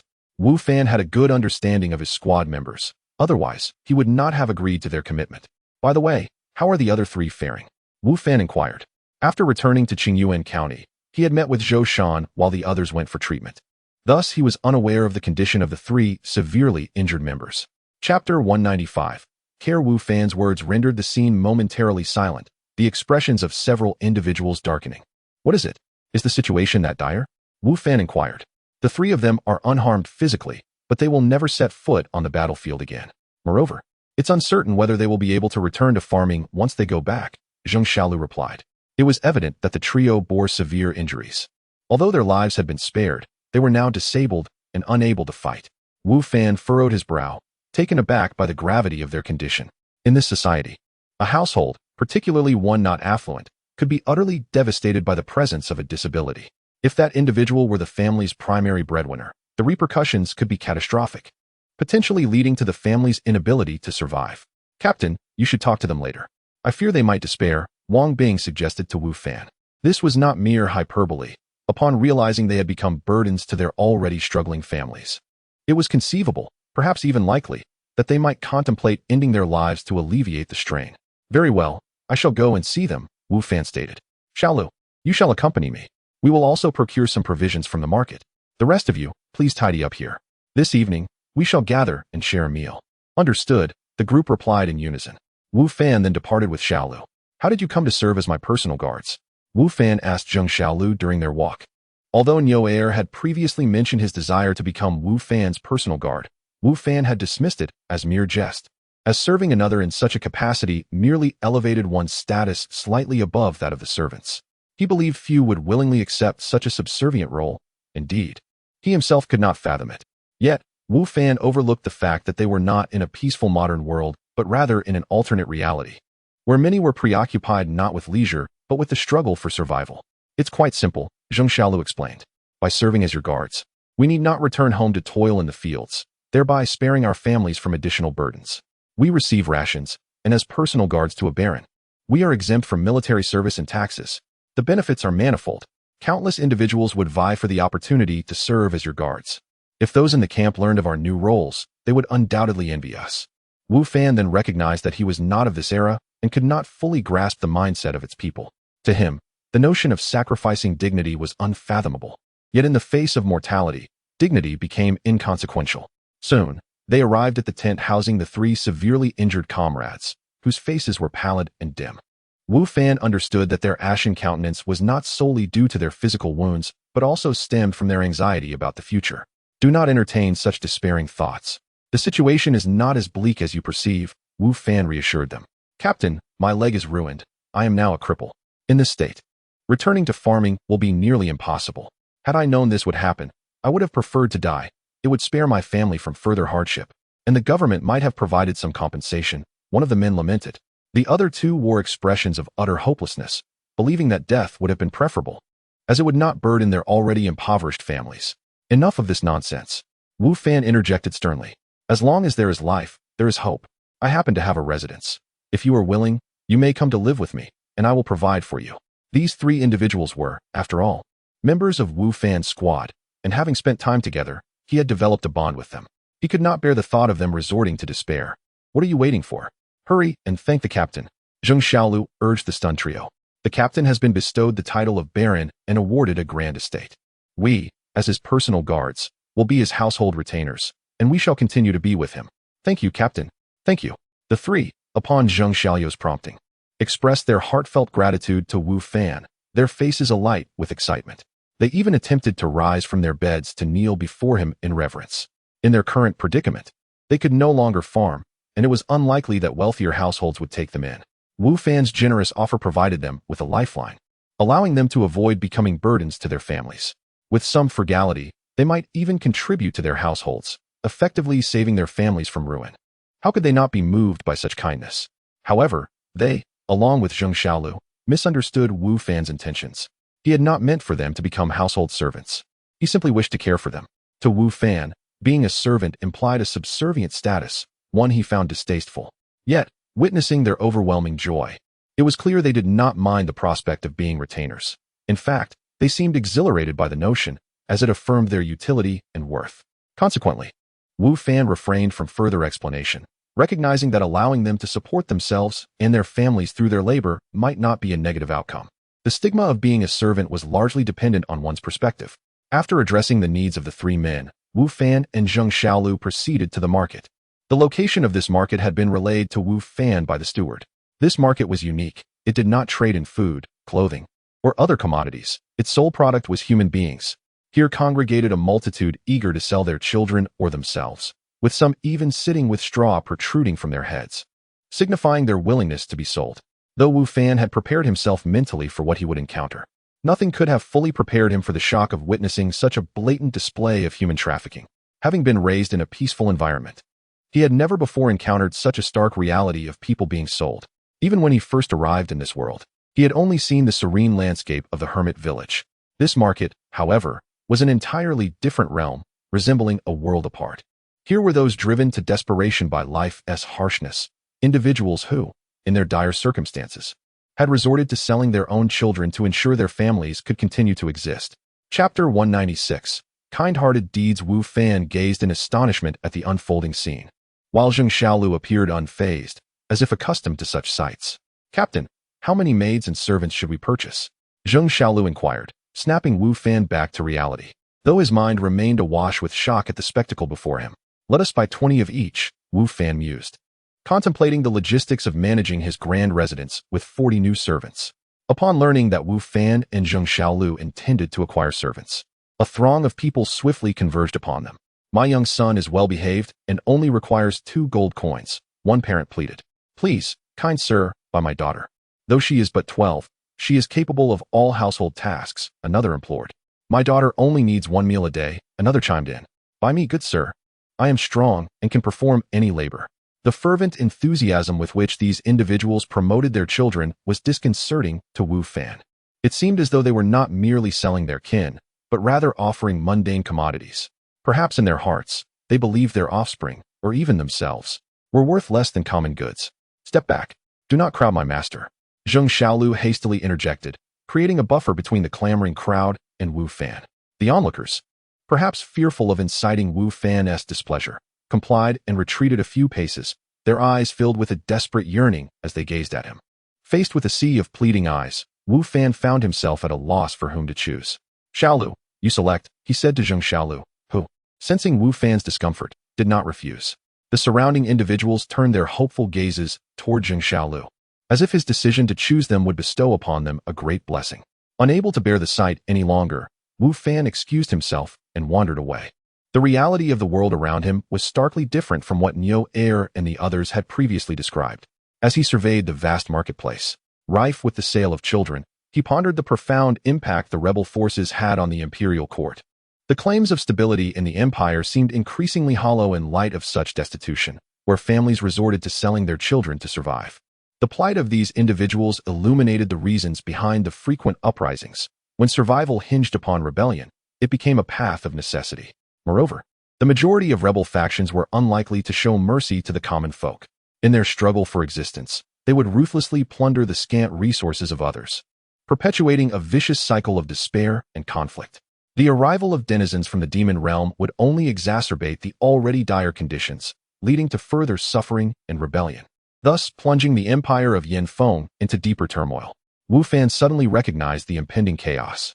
Initially, he merely sought to cultivate the land and earn a modest living, but it appeared that such aspirations might soon be unattainable. I hope the officials in the court can discern this situation and address the crisis, allowing me to farm in peace, he mused. As he walked and contemplated, Wu Fan inadvertently found himself in a secluded corner of the market. He intended to turn and leave, but his peripheral vision caught sight of several figures in the shadows. On the ground lay a person on a mat, eyes closed and utterly still, emanating a foul odor that was unbearable. In the corner sat two children, a boy and a girl, the girl slightly older, tightly embracing the small boy. Both appeared gaunt, a stark indication of malnutrition. "Sir, do you wish to buy us?" the timid boy asked as Wu Fan lingered. The girl, with a cold expression, nevertheless harbored a glimmer of hope and caution in her eyes. "What has happened to your parents?" Wu Fan inquired, crouching down to their level. "Our father was devoured by wolves when we were very young," the boy replied, his courage bolstered by Wu Fan's gentle demeanor. "Now our mother has also passed away." Wu Fan's gaze fell upon the decaying body on the mat. Clearly, their mother had succumbed to her fate. It dawned on him that these two children, so young, had been orphaned. "Please, kind sir, buy us. We need money to bury our mother," the boy pleaded. "We have not eaten for 2 days. If we can eat, we will be able to work for you." Moved by the plight of these unfortunate children, Wu Fan's heart softened. "Very well, come with me," he affirmed. "Thank you, sir. Thank you," the boy exclaimed, his excitement palpable. "Thank you," the girl added, her voice crisp yet edged with an icy quality, colder than even Lu Yenner's demeanor. At that moment, Zheng Xiaolu returned, having completed the purchase of the required maids and servants. "Xiaolu, please assist these children with their mother's funeral arrangements, and then bring them to my residence," Wu Fan instructed. "Understood, Captain," Zheng Xiaolu replied, promptly setting off to aid the children. Wu Fan then led the newly acquired servants back to his abode. The servants approached Wu Fan with a mix of caution and gratitude, as though his act of purchasing them was an extraordinary kindness. Wu Fan felt a surge of emotion. Having gained a deeper understanding of the world, he began to comprehend their sentiments. By buying them, he not only alleviated their family's burdens, but also provided them with a means of survival, sparing them from starvation. Thus, it was only natural for them to express their heartfelt appreciation. Chapter 197. Magistrate, will please tidy up this place first. Wu Fan instructed the group upon returning to his residence. The newly acquired servants, hearing Wu Fan's command, promptly set to work, their diligence evident as they busied themselves with the chores.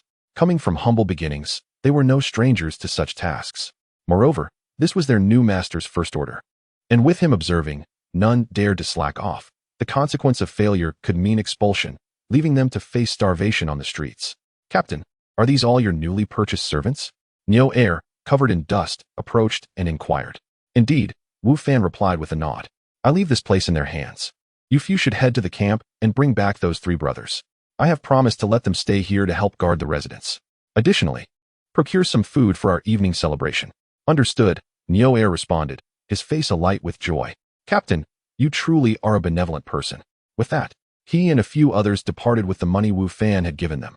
Wu Fan smiled, saying nothing further. In the county seat of Qingyuan, within the magistrate's office, Guo Ziming set down his brush, admiring the calligraphy he had just crafted, a satisfied expression gracing his face. "Your calligraphy has improved greatly," sir," the steward, who had been standing nearby, praised. "In my humble opinion, even the illustrious Wang Yun from the previous dynasty would pale in comparison. I am nowhere near Wang the calligrapher's level. It cannot be compared."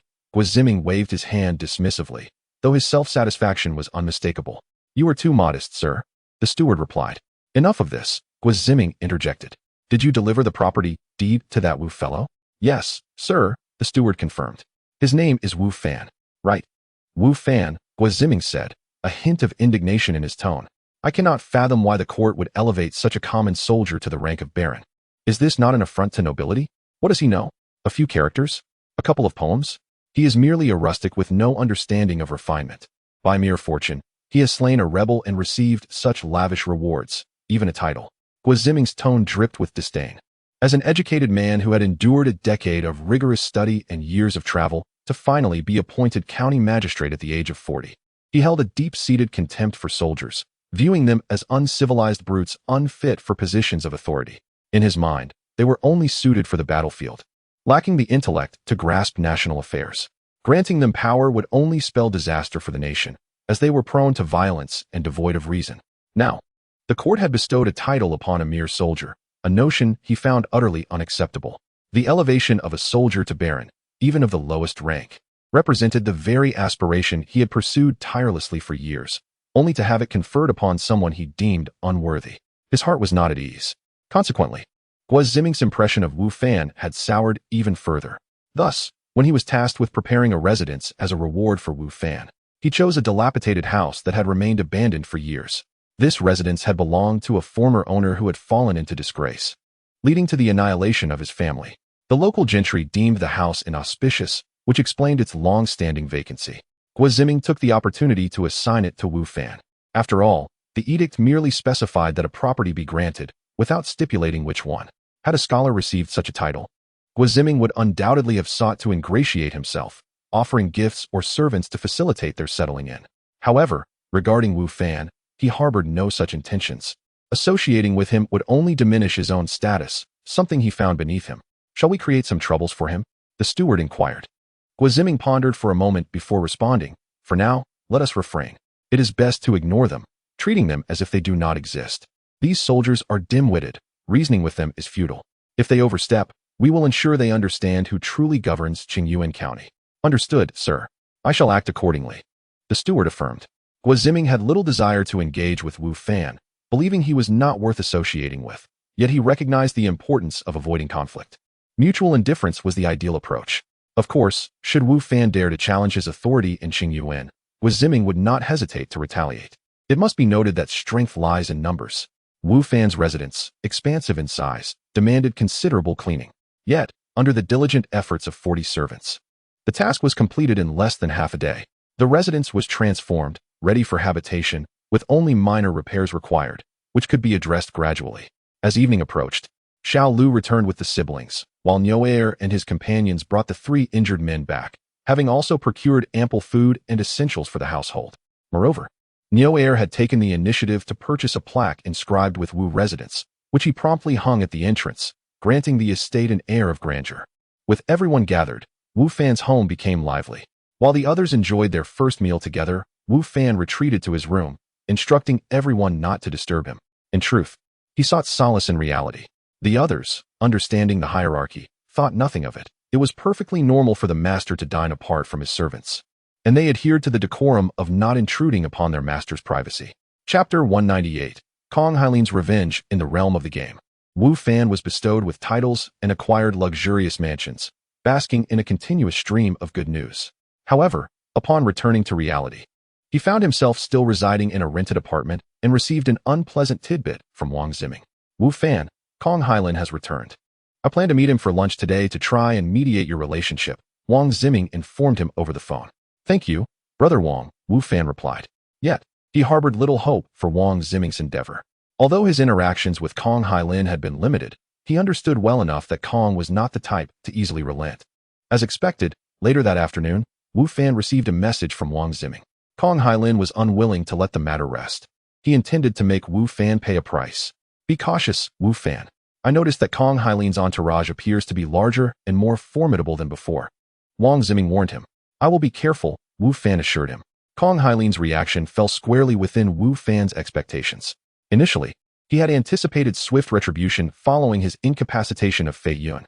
Yet, he had not expected Kong Hailin to delay his revenge for so long. Clearly, even as a member of the younger generation of the Kong family, mobilizing considerable power was not a trivial task. With Wang Ziming's warning in mind, Wu Fan remained vigilant. Kong Hailin's retaliation soon manifested. While returning from the Xinghua Archery Club, he found himself confronted by 4 imposing figures, their demeanor suggesting they were not ordinary individuals. Most likely Kong Hailin's henchmen. Feeling a surge of anxiety, Wu Fan muttered to himself inside the car, "They truly waste no time." The 4 individuals blocking his vehicle exuded a menacing aura, rivaling that of Fei Yun from earlier. One of them approached and knocked on Wu Fan's car window, signaling for him to roll it down. However, Wu Fan remained unperturbed, feigning ignorance. "Get out of the car," the assailant demanded, his expression darkening when met with Wu Fan's indifference. "Why don't you open the door yourself?" Wu Fan replied coolly. "Do you think a mere car door could pose a challenge for me?" The man retorted coldly. He gripped the car door handle and exerted force, yet to his astonishment, the door remained immovable. His expression soured further. Despite being a master of the dark energy, he could not comprehend why he was unable to open the door. Humiliated, he redoubled his efforts, straining with all his might, his face reddening. But still, the door would not budge. "How is this possible? What kind of car is this? Li Yuan, what are you doing? Can't you even open a car door?" A companion beside him expressed his dissatisfaction with the delay. "Let me try?" Li Yuan snapped back, but his attempt yielded the same fruitless result, leaving him in an awkward predicament. Frustrated, he struck the window with a fist, hoping to shatter it and drag Wu Fan out. To his shock, not only did the window not break, but it bore no marks whatsoever. The atmosphere grew increasingly uncomfortable. "Are you done? If so, I shall take my leave," Wu Fan addressed the men outside. This vehicle was conjured from a Mount Token, not an ordinary car. Wu Fan could effortlessly transform it at will, making it easy to create a highly fortified vehicle. Clearly, the assailants were ineffectual against its defenses. Wu Fan's remarks only served to infuriate the group further, yet they found themselves powerless against him. "I refuse to believe you can stay in this car forever. We know your residence and workplace. You cannot escape." Li Yuan glared menacingly at Wu Fan. Wu Fan frowned, feeling a surge of disdain towards them.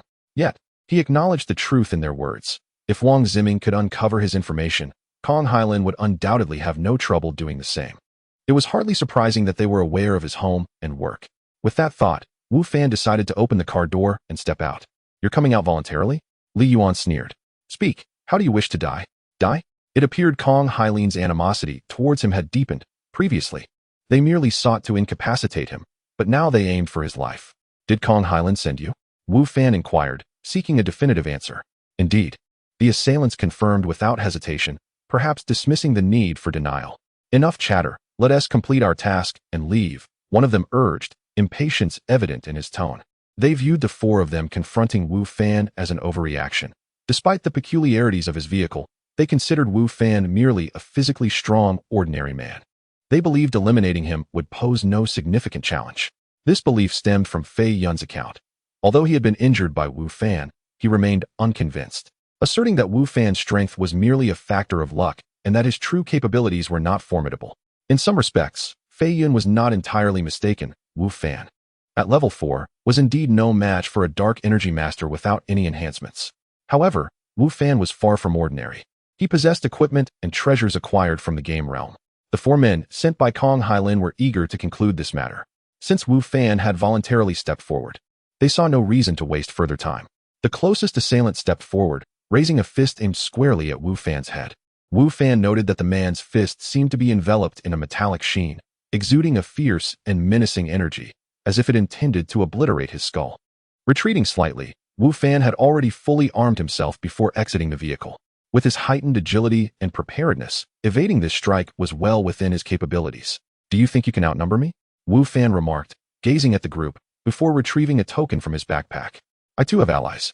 Chapter 199, Counterattack Summoning Token. Bronze level. This token allows the user to summon 5 warriors from the demon realm to fight on their behalf.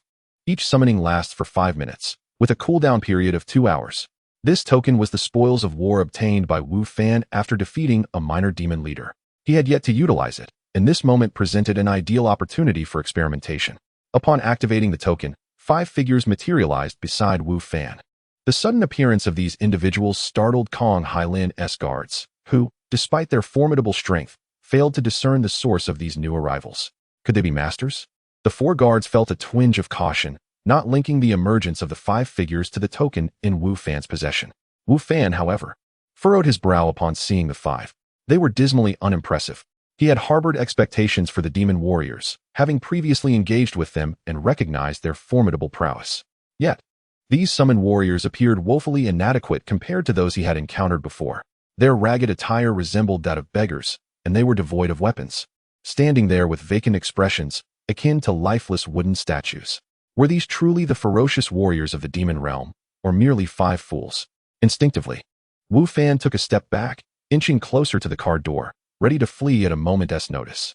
He had dared to exit the vehicle, confident in his ability to summon demon warriors. However, if they proved ineffective, he would have no choice but to escape. He certainly did not believe he could contend with four adept opponents alone. What a farce. Initially, Li Yuan and the others had regarded the five sudden figures with suspicion, but upon witnessing their foolish demeanor and ragged appearance, they dismissed them as threats. The warriors stood there, seemingly dazed and unresponsive, and did not initiate an attack, further solidifying their perception that these were no true masters. Masters would not exhibit such foolishness. Feeling deceived, the four guards' indignation flared, and their collective aura intensified. They were about to strike. Wu Fan, sensing the shift in their momentum, urgently commanded the five ragged demon warriors, "Protect me and defeat them." Upon hearing Wu Fan's order, a faint glimmer of red ignited in the eyes of the five demon warriors, their previously vacant gazes now radiating an unsettling and bloodthirsty light.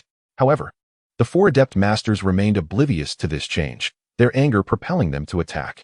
Simultaneously, they directed their blows at the five figures obstructing Wu Fan, intent on driving them away or even slaying them. Thud, thud, thud, thud. The sound of impact resounded as the four adept masters struck the demon warriors. Yet the anticipated result of staggering or even dislodging them never materialized.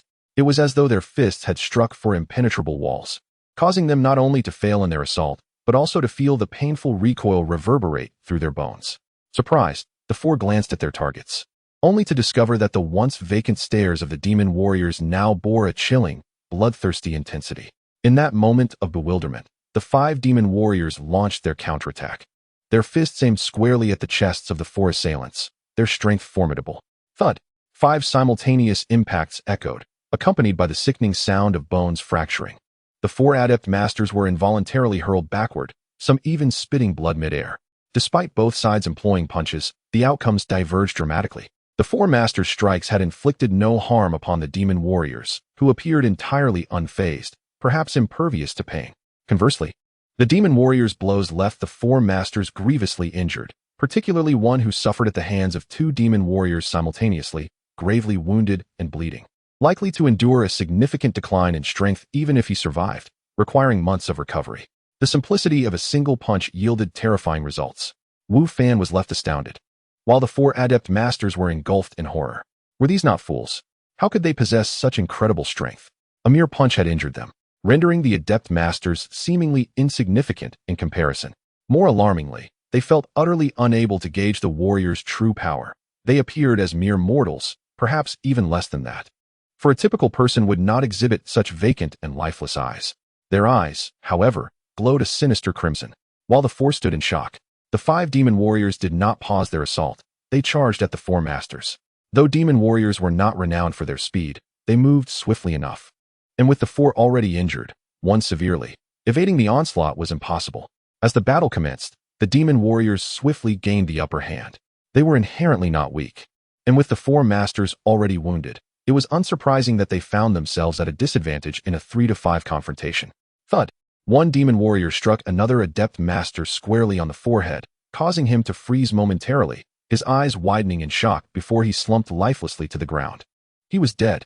The death of their comrade instilled panic among the remaining 3, who sought to flee. Yet, the demon warriors had them firmly ensnared, rendering escape impossible. "Stop!" Wu Fan exclaimed, horrified at the sight of death. He wished to intervene. This was reality, not a game. He could not bear the thought of wanton killing. However, his plea came too late, as the 5 demon warriors swiftly dispatched the remaining adept masters. The formidable quartet, initially intent on assassinating Wu Fan, had not even managed to lay a finger on him before being slain by his 5 summoned guardians. Until their last breath, they remained oblivious to the true identities of these 5 figures. Chapter 200. The hidden card after vanquishing the 4 masters of the dark energy. The 5 demonic warriors reverted to their previous dazed state, standing beside Wu Fan, their crimson gaze significantly dimmed. Wu Fan glanced at the 5 figures and then at the 4 corpses strewn on the ground, rendered momentarily speechless. The lives had been extinguished, and at this juncture, words held no value. Moreover, these 4 had initially come to take his life. Thus, Wu Fan felt no remorse for retaliating against them, though a hint of concern lingered regarding potential repercussions. Yet, with the event having transpired, acceptance was his only recourse. Through the recent battle, Wu Fan gleaned several insights.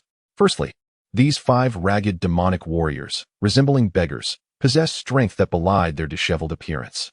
Despite lacking weapons and armor, their combat prowess was formidable, capable of holding their own against any adept of the dark energy realm. Furthermore, it appeared that these summoned warriors lacked cognitive abilities, functioning more like automatons that only moved upon receiving Wu Fan's commands.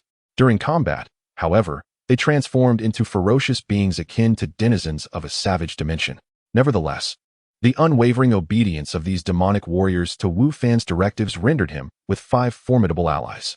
Moments later, as abruptly as they had appeared, the 5 demonic warriors vanished before Wu Fan's eyes.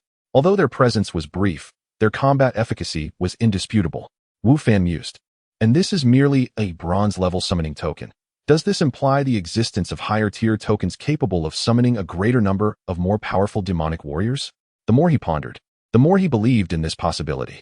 If there were only one type of summoning token, there would be no need to designate its tier. This token had materialized after Wu Fan defeated a minor demonic team leader. Therefore, if he were to eliminate higher-ranking, more potent demonic beings, might he not then acquire a token of even greater caliber? The likelihood seemed substantial. As a family with a lineage spanning millennia, the Kong family undoubtedly possessed profound roots and formidable power. Even Kong Hailin, a figure of limited authority within his clan, could summon adept dark energy practitioners. And the fact that he had called forth 5 indicated the Kong family's strength. Given that Wu Fan had slain 4 of their adept practitioners, the prospect of retaliation from the Kong family loomed large. Thus, the more hidden cards Wu Fan held, the greater his safety.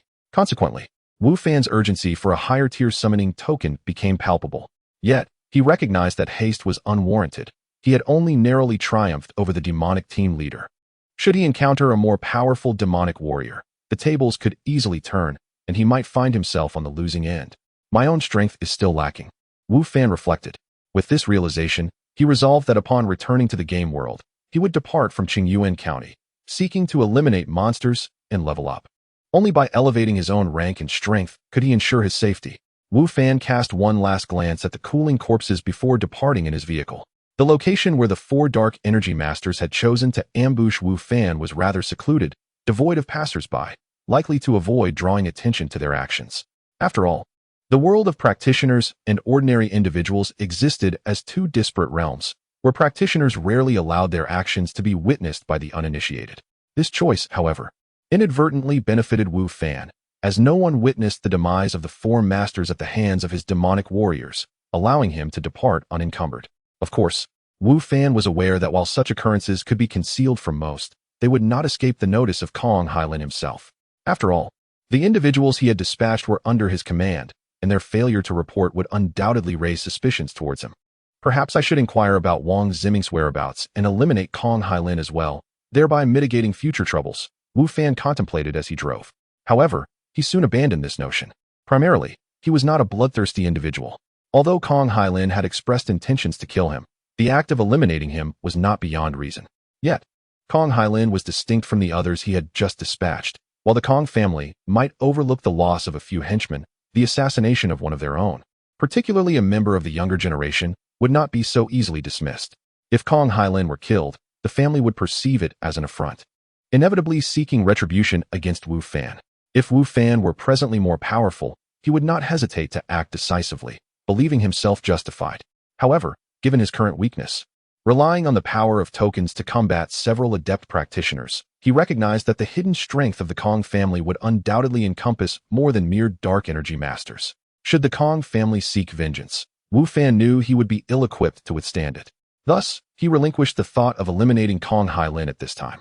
Let us hope he does not court his own demise. My patience has its limits, Wu Fan muttered to himself. Kong Hailin had already exhibited murderous intent towards him, and Wu Fan could not simply await his fate. Were it not for the formidable presence of the Kong family looming behind Kong Hailin, he would have acted without hesitation. However, should Kong Hailin persist in his pursuit, Wu Fan's resolve might waver, as he too had his boundaries.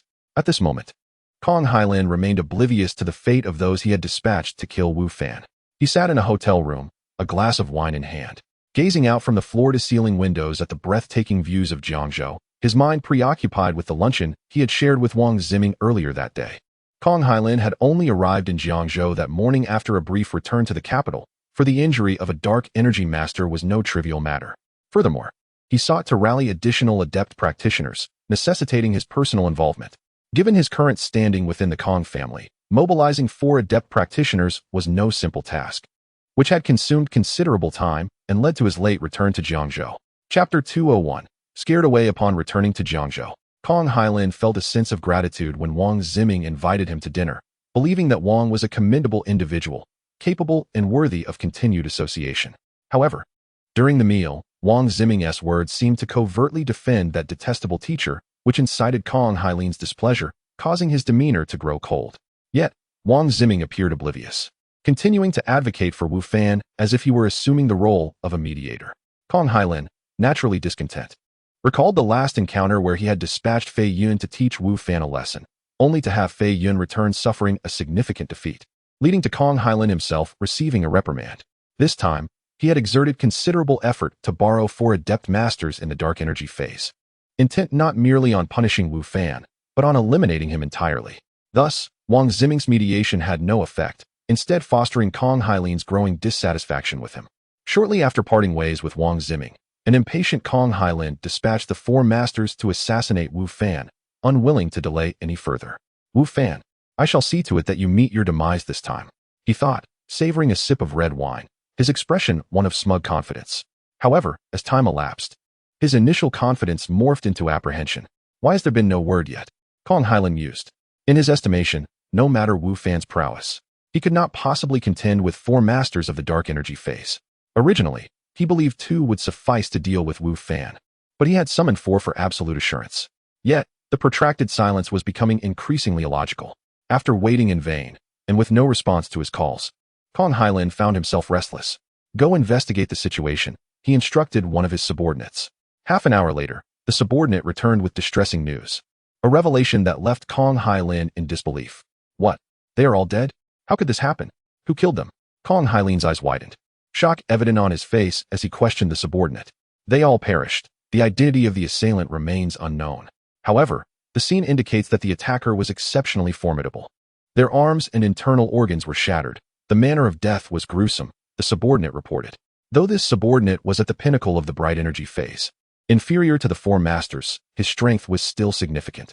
Upon arriving at the scene, he quickly discerned the cause of death. The subordinate's account caused Kong Hailin's eyelids to twitch erratically, his shock gradually transforming into fear. He was acutely aware of the strength possessed by masters of the dark energy phase, and now, the fact that they had been stealthily slain sent chills through him. Could it have been Wu Fan? The thought flickered in his mind, only to be dismissed. Wu Fan was far too young. Few of such age attained the dark energy level, let alone someone more powerful. Based on Fei Yun's previous descriptions, Kong Hailin was certain that Wu Fan's capabilities did not reach the dark energy phase. If it was not Wu Fan, then who could it be? Kong Hailin pondered, considering the possibility of Wu Fan being protected by a powerful ally. However, he found that implausible. Having previously investigated Wu Fan's circumstances and discovering him to be an ordinary individual, akin to an insignificant insect in his eyes. How could someone of such humble origins have a protector surpassing the dark energy phase? Kong Hailin ruminated for an extended period, yet could not identify the assailant, lacking even a single suspect. Fear began to grip him. He was a man who valued his life, evidenced by his immediate retreat to the capital upon hearing of Wu Fan's strength. Now, with his rescuers dead and an unknown adversary lurking, it was clear that the intent was not benevolent. What would happen if they learned of his presence here? The thought sent a shiver down his spine, intensifying his terror. Pack your belongings. We must leave at once, Kong Hailin commanded his subordinate. Jiangzhou was too perilous. He could not linger any longer, and yearned to return to the capital. The subordinate appeared unsurprised by Kong Hailin's reaction, nodding in agreement. Thus, after arriving in Jiangzhou that morning, Kong Hailin hastily departed by afternoon. When Wu Fan received this news from Wang Ziming, he was momentarily stunned. What is the situation? Wu Fan mused, initially expecting Kong Hailin to seek vengeance following the demise of his men. Instead, Kong Hailin had fled, with even greater resolve than before. It seems the guards he brought with him have all been killed. Perhaps their deaths prompted his hasty departure, Wang Ziming remarked, being well informed and closely monitoring the developments. Wu Fan contemplated Wang Ziming's words. Could he truly have been scared away? This notion was plausible. Yet Wu Fan found it hard to believe that someone from the Kong family would be so faint-hearted. Could a mere handful of henchmen's deaths have driven him to flee? However, aside from this explanation, Wu Fan couldn't conjure any other reasons. Did Kong Hailin report this? Wu Fan inquired, his concern evident. No, Wang Ziming replied. Not only did he refrain from reporting, but he will also suppress the incident. Why? Wu Fan was puzzled. Was Kong Hailin not only timid but also irrational? Generally, disputes among practitioners were not meant for public interference. Such matters were to be resolved internally, a tacit understanding within their community. That is how it works, Wang Ziming explained. Understanding dawned upon Wu Fan, and he felt a sense of relief.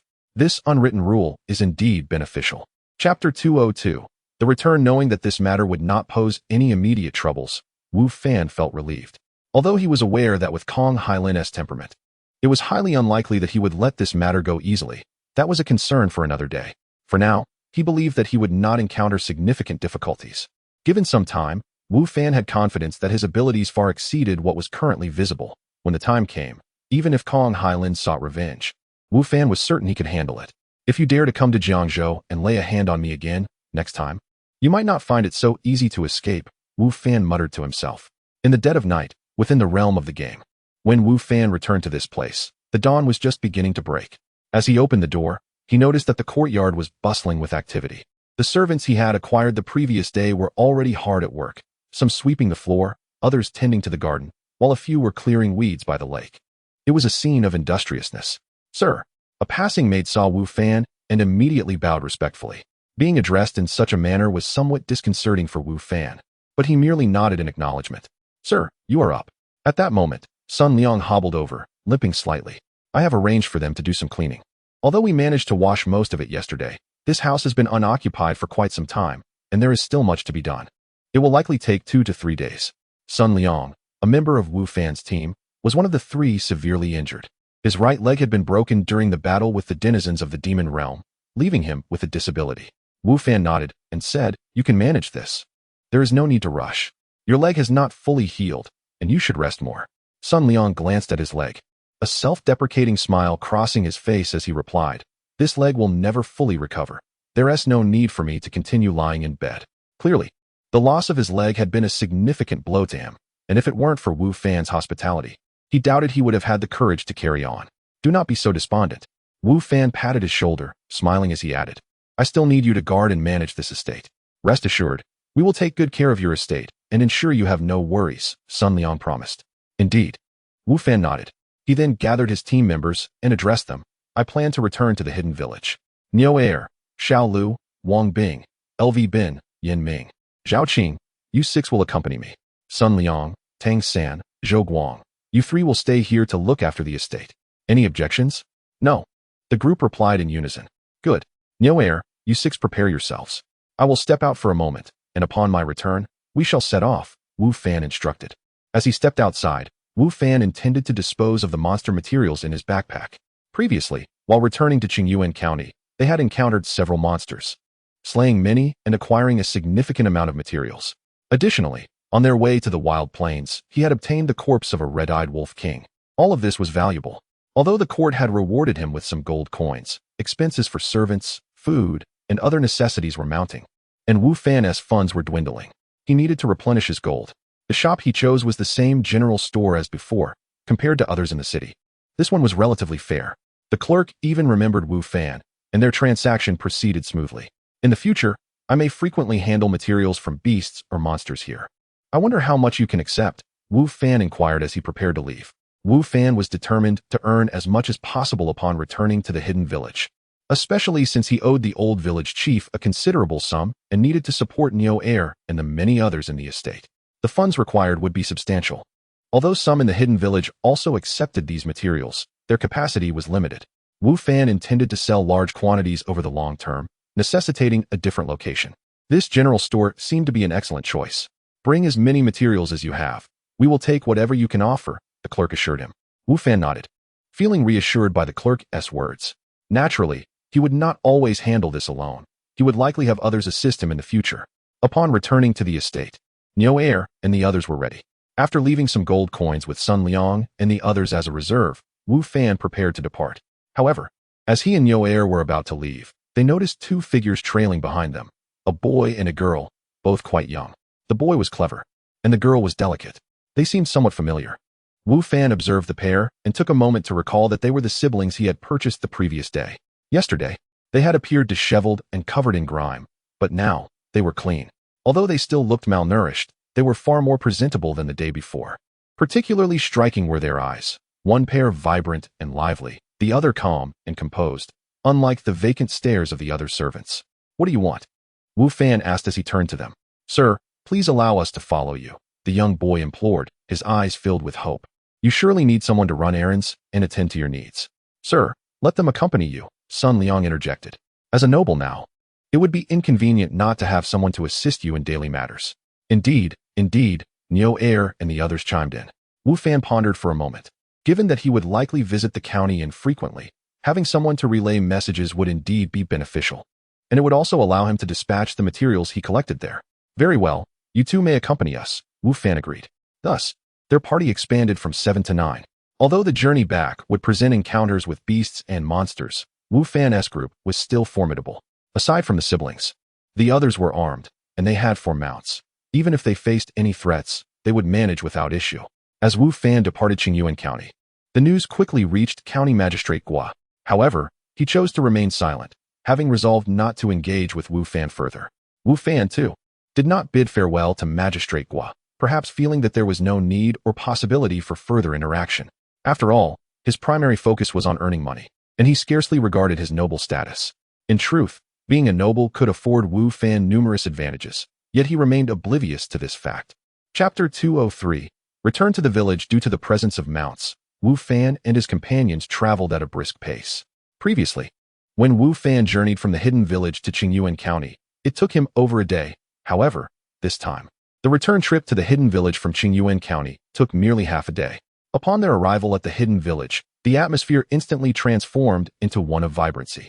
Originally home to only 10 residents, the sudden influx of newcomers invigorated the entire village. "Go ahead and gather some timber from the nearby forest to construct rudimentary shelters," Wu Fan instructed Neo Heir and the others. "Be cautious, as there are wild beasts nearby. It should be relatively safe on the outskirts." Neo Heir and his companions were not particularly strong, merely slightly more capable than ordinary farmers. However, armed with weapons for protection and situated at the forest's edge, they faced minimal danger. The decision to send them to the front woods rather than the rear hills stemmed from Wu Fan's desire to preserve the resources of his private property. Neo Heir and the others complied, and even the younger brother from the sibling duo joined them, while the sister remained behind. Wu Fan considered that tree felling was indeed not suitable work for a girl. Thus, he took her to meet the village chief, as it was only polite to inform him of the numerous newcomers. "By the way, I haven't asked your names." Wu Fan turned to the girl. "I am Luo Yu, and my brother is Luo Yang," she replied. "Where are you from?" Wu Fan inquired. Throughout their journey, Wu Fan endeavored to engage Luo Yu in conversation. As orphans at such a young age, he feared they might develop a reclusive demeanor, so he sought to connect with them. Yet, Luo Yu's demeanor appeared even more aloof than Lu Yenner's. She responded to questions with one-word answers, never initiating conversation. And even her replies were often limited to a single word. Before long, they arrived at the old village chief's residence, prompting Wu Fan to cease his conversation with Luo Yu. The village chief remained comfortably reclined on a chair at the entrance, leisurely rocking back and forth with his eyes slightly closed. "Grandfather village chief, I have returned," Wu Fan greeted warmly. The old chief opened his eyes and regarded Wu Fan. "Wu Fan, how is it that you've returned so soon? Have you turned coward? This is unacceptable. Serving in the military represents the honor of our hidden village. If others discover that someone from our village has fled, where would that leave my reputation as the village chief?" Return at once. The old village chief launched into a tirade. I am not a coward. The court has concluded military service early, Wu Fan explained succinctly. Recounting the events that transpired in the wild plains, it appears the court has adopted a defensive stance against the denizens of the demon realm, and therefore, will not be engaging them for the time being. As those responsible for transporting provisions, we have been disbanded ahead of schedule.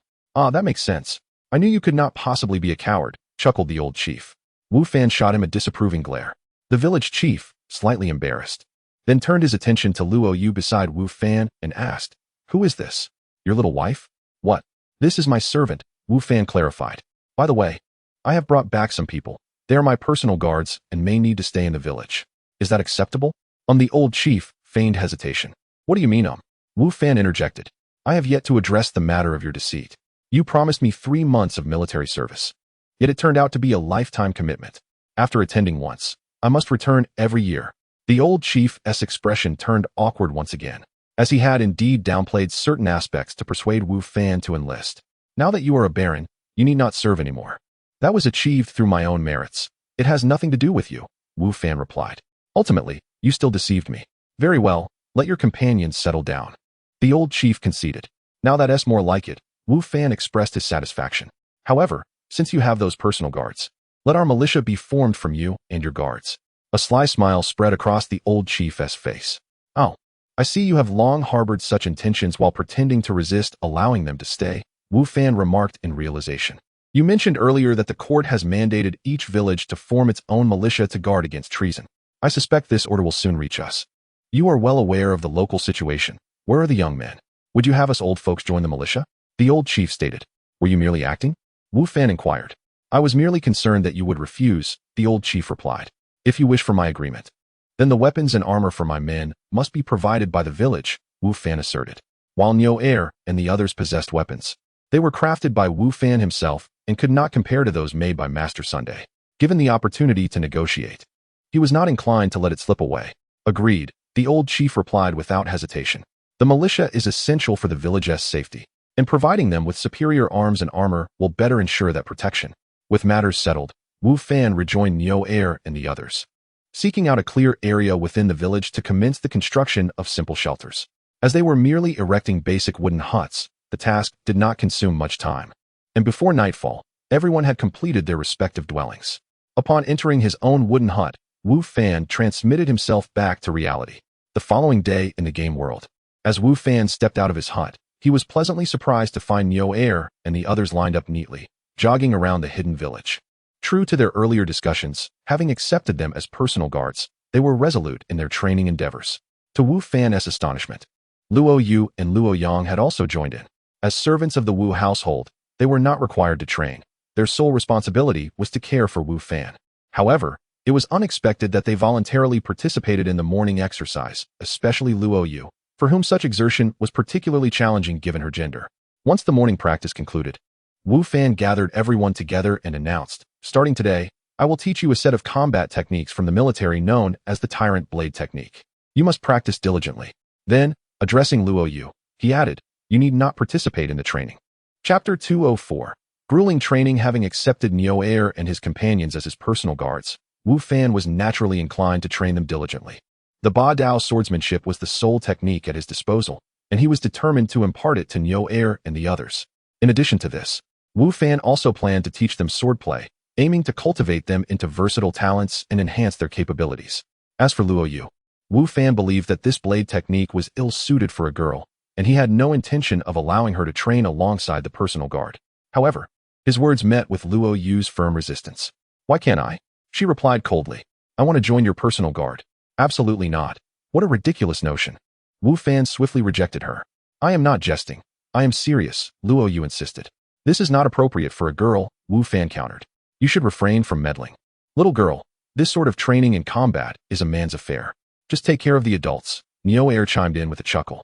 Luo Yu remained silent, her gaze fixed intently on Wu Fan, her eyes unwavering and resolute, resembling a statue. Yet, Wu Fan could perceive the determination reflected in her gaze. Very well. You may train with us, Wu Fan relented, unable to withstand her penetrating stare. Nevertheless, he believed that such intense training would prove overwhelming for even Niu Air and the others, let alone a young girl like Luo Yu, who he suspected would likely not endure beyond a day. Wu Fan anticipated that she would ultimately succumb to exhaustion and withdraw. Upon hearing Wu Fan's acquiescence, Luo Yu's demeanor softened considerably. Niuer, however, muttered under his breath about the foolishness of a girl intruding into their affairs. Luo Yu paid him no heed, as though she had not heard. Subsequently, Wu Fan began to impart the Ba Dao swordsmanship he had learned from Zhou Shan to the group. This technique was relatively simple, consisting of only a few moves, yet its essence lay in the commanding presence it exuded. When executing the strikes, one must embody a fearless and relentless spirit, delivering powerful blows with an air of dominance.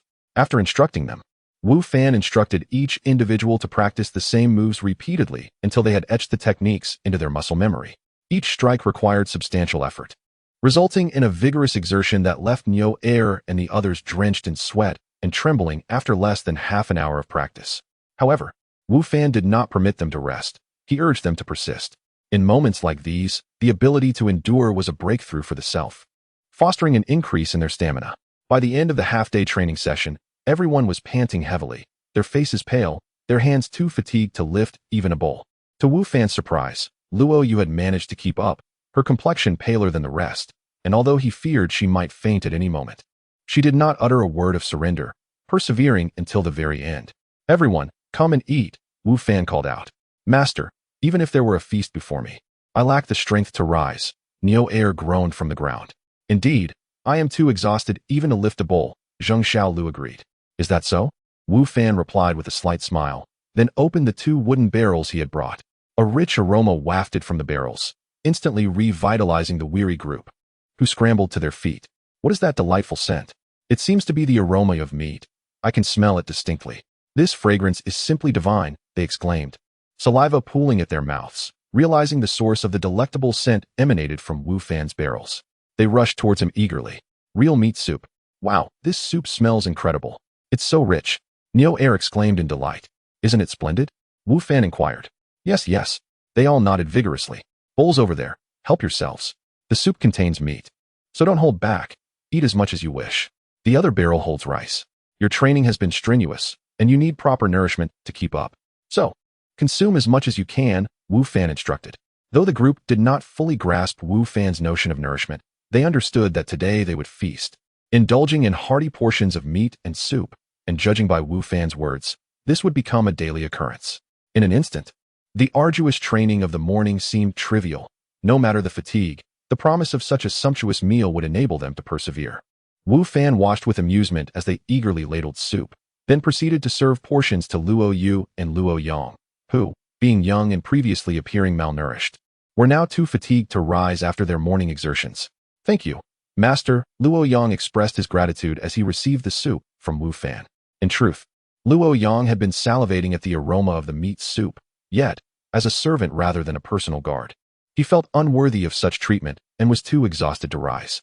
Now that Wu Fan had served him, he was immensely grateful. "Eat up," Wu Fan said, ruffling his hair. "Make sure to eat plenty, you're far too thin." Yes, yes, Luo Yang nodded vigorously as he savored the soup. It had been years since he had enjoyed such a dish. "And you," Wu Fan directed his attention to Luo Yu. "Be sure to eat well. Both you and your brother are too frail." "Yes," Luo Yu nodded, her voice barely above a whisper. "Thank you, Master. If you feel you cannot continue, do not hesitate to tell me. Do not overexert yourself," Wu Fan advised. "No, I can endure," Luo Yu declared resolutely. "I want to become the sharpest blade by your side. I will eliminate anyone who dares to harm you." In that moment, Wu Fan was taken aback by the palpable aura of determination emanating from Luo Yu. At that instant, she appeared less like a young girl and more akin to a cold-hearted assassin. "Do not fret, I am perfectly fine. Who would dare to harm me?" Wu Fan chuckled. Luo Yu remained silent, her resolve unwavering, particularly as she observed her brother relishing the soup, his face alight with joy, further solidifying her determination. Chapter 205. The Provocation of Li Bing After Lunch. Everyone seemed to regain their strength and continued their training, while Wu Fan ventured alone to the back mountain. He had long been contemplating the ingredients hidden there, as the restaurant was about to open, and he aspired to make it a resounding success in the real world. Naturally, he needed to prepare thoroughly, and the ingredients from the back mountain were a crucial part of his plan. As anticipated, the crops in the back mountain had matured completely, with an abundance of fruits and vegetables sprawling across the fields. The sight was indeed gratifying. In order to bring these items back to reality, Wu Fan had deliberately emptied his backpack, leaving all 10 compartments vacant. Each compartment could accommodate a single type of ingredient, regardless of their varying sizes and shapes. However, even with this arrangement, Wu Fan's backpack could only hold 10 types of ingredients, which was evidently insufficient. He mused to himself about the limitations of his backpack's small capacity. It had sufficed in the beginning, but he increasingly felt its inadequacy. Regrettably, he had no means to expand the space of his backpack, nor any inkling on how to do so, leaving him to voice his frustrations silently. Collecting the ingredients proved to be as convenient and swift as cultivating them. And soon enough, Wu Fan's 10 compartments were brimming with produce. Upon returning from the back mountain, he found that Neo Air and the others were still training, including Luo Yu, who had not given up. This newfound determination in her sparked a different kind of admiration in Wu Fan. Back in reality, Wu Fan rented a warehouse near the suburbs, procuring some ingredients to obscure his activities. He then placed the ingredients he had retrieved from the game world into the warehouse, instantly filling it to a significant degree. Subsequently, he contacted Chun Bingyao, requesting her to arrange for the transportation of these ingredients to the restaurant. Although the process seemed rather cumbersome, Wu Fan felt compelled to take these precautions to safeguard his secret. Having organized these matters, Wu Fan recalled that he possessed a fitness card, which he had scarcely used since obtaining it. With some free time on his hands, he decided to pay a visit to the gym. To his surprise, he encountered a familiar face there, Li Bing. Wu Fan had not anticipated that Li Bing would also be a member of this gym, nor that they would cross paths so fortuitously. Li Bing, upon seeing Wu Fan, appeared equally astonished, though his expression quickly morphed into one of disdain and hostility. At Tang Yufei's birthday banquet, Li Bing had hoped to witness Wu Fan's embarrassment, only to have the situation backfire, resulting in Wu Fan garnering the Tang family's attention and receiving warm greetings from the elders of the Tianqian sect. This turn of events left Li Bing feeling quite out of sorts. Li Bing was aware of Wu Fan's background, perceiving him merely as a rural bumpkin who had somehow risen to prominence, and this had led to his public humiliation at the hands of Tang Yufei. In Li Bing's eyes, all of this misfortune stemmed from Wu Fan's existence. Thus, upon encountering him now, Li Bing was filled with animosity and resentment. As he glanced at the boxing gloves on his fists, a thought crossed his mind. Wu Fan, would you care to spar a bit? Li Bing taunted, cracking his knuckles as he stared provocatively at Wu Fan.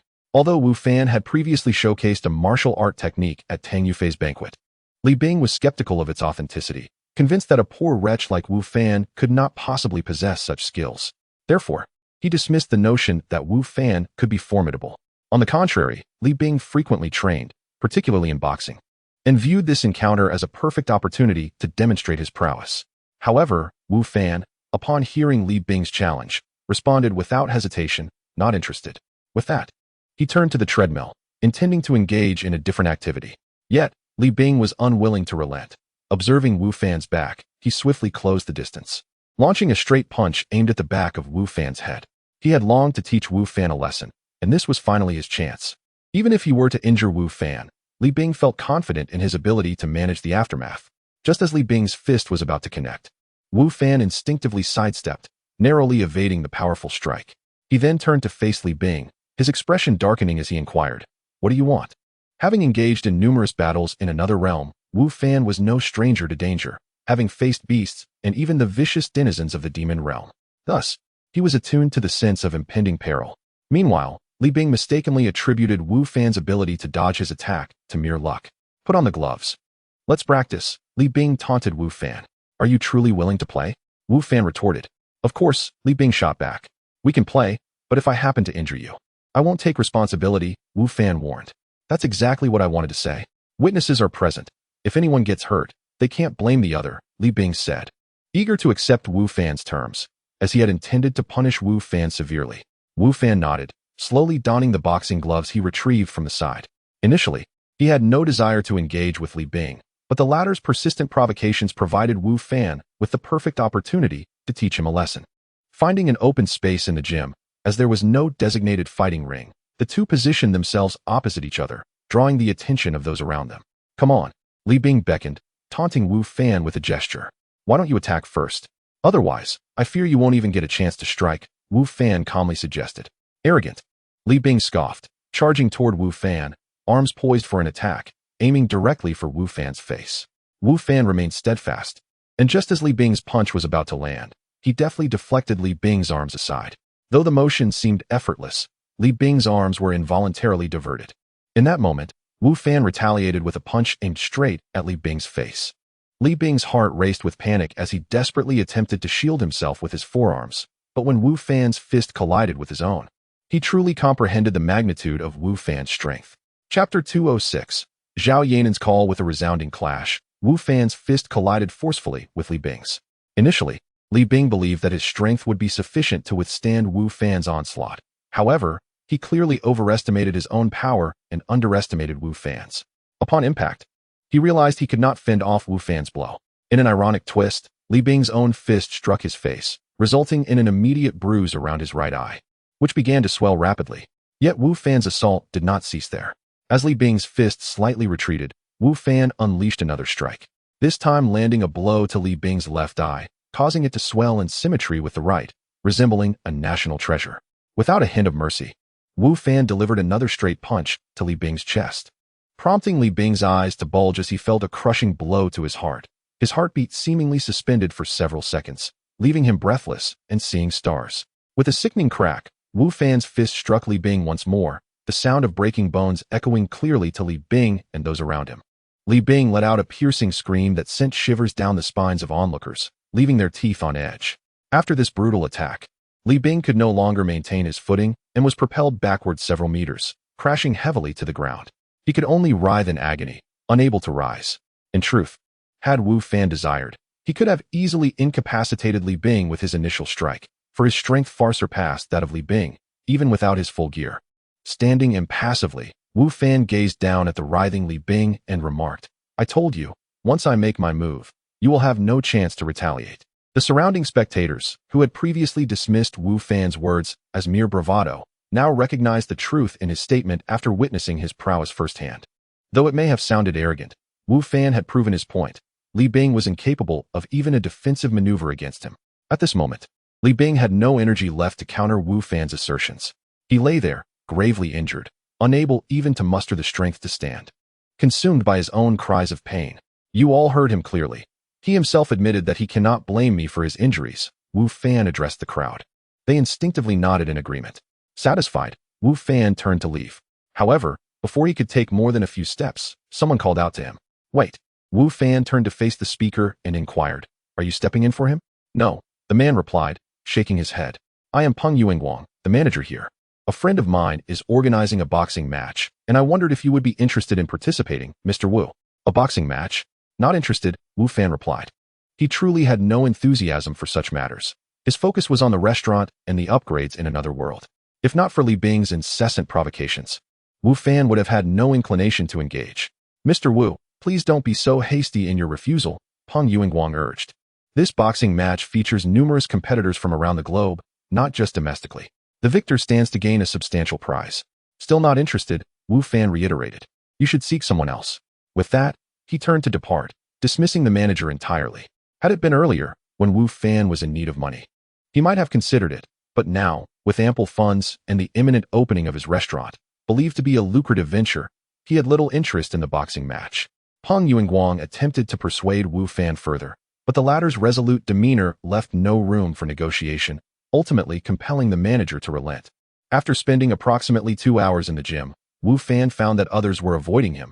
Having witnessed his formidable capabilities firsthand, no one dared to provoke him. As for Li Bing, he had been rushed to the hospital. Wu Fan was aware of his own strength. He had not exerted himself to the fullest. Yet Li Bing would likely be bettered in for 10 days to 2 weeks, if not longer. Upon leaving the gym, Wu Fan made his way to the restaurant.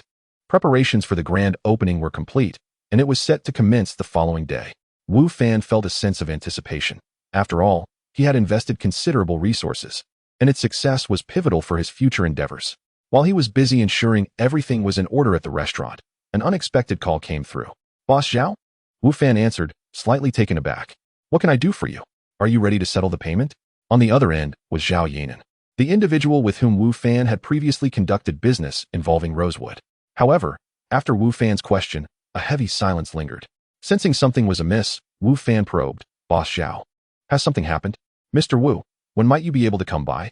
We need to discuss the matter of the shop transfer." Zhao Yanan's voice came through, laced with a somber tone. "A shop transfer? It seems something has indeed gone awry. During their prior transaction, They had established a gentleman's agreement. If Zhao Yanan could not fulfill the payment within 2 months, the shop would serve as collateral to be transferred to Wu Fan. Now, Zhao Yanan's mention of the transfer indicated that she was unable to meet the agreed-upon terms. Boss Zhao, there is still some time left before the 2 months are up. Isn't it a bit premature to discuss this now? Wu Fan replied. It was not that Wu Fan was uninterested in acquiring the shop. Having access to a vast resource of timber in the forest behind the hidden village made owning a timber shop quite necessary.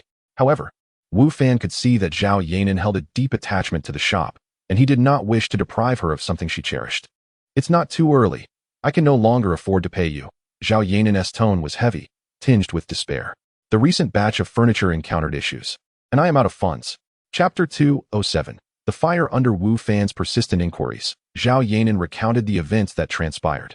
Ever since she procured the rosewood from Wu Fan, she had been diligently crafting furniture, aiming to fulfill the order expeditiously and alleviate her troubles. Initially, everything progressed smoothly. However, just as Zhao Yanan was nearing the completion of the furniture, her factory unexpectedly caught fire one night, destroying the majority of the premises and leaving no furniture intact. Upon receiving the distressing news, Zhao Yanan fainted. This conflagration not only obliterated her factory and its contents, but also incinerated her hopes and future. To fulfill that order, she had depleted her savings to purchase raw materials and even owed Wu Fan nearly 10 million. Now, everything was gone. She faced the daunting task of repaying Wu Fan while also being liable for tens of millions in compensation for the order. Zhao Yanan realized she could not possibly muster such funds, leaving her with no choice but to sell her lumber and furniture factories. Yet, even with such sales, she might not have enough to cover her debts and compensations.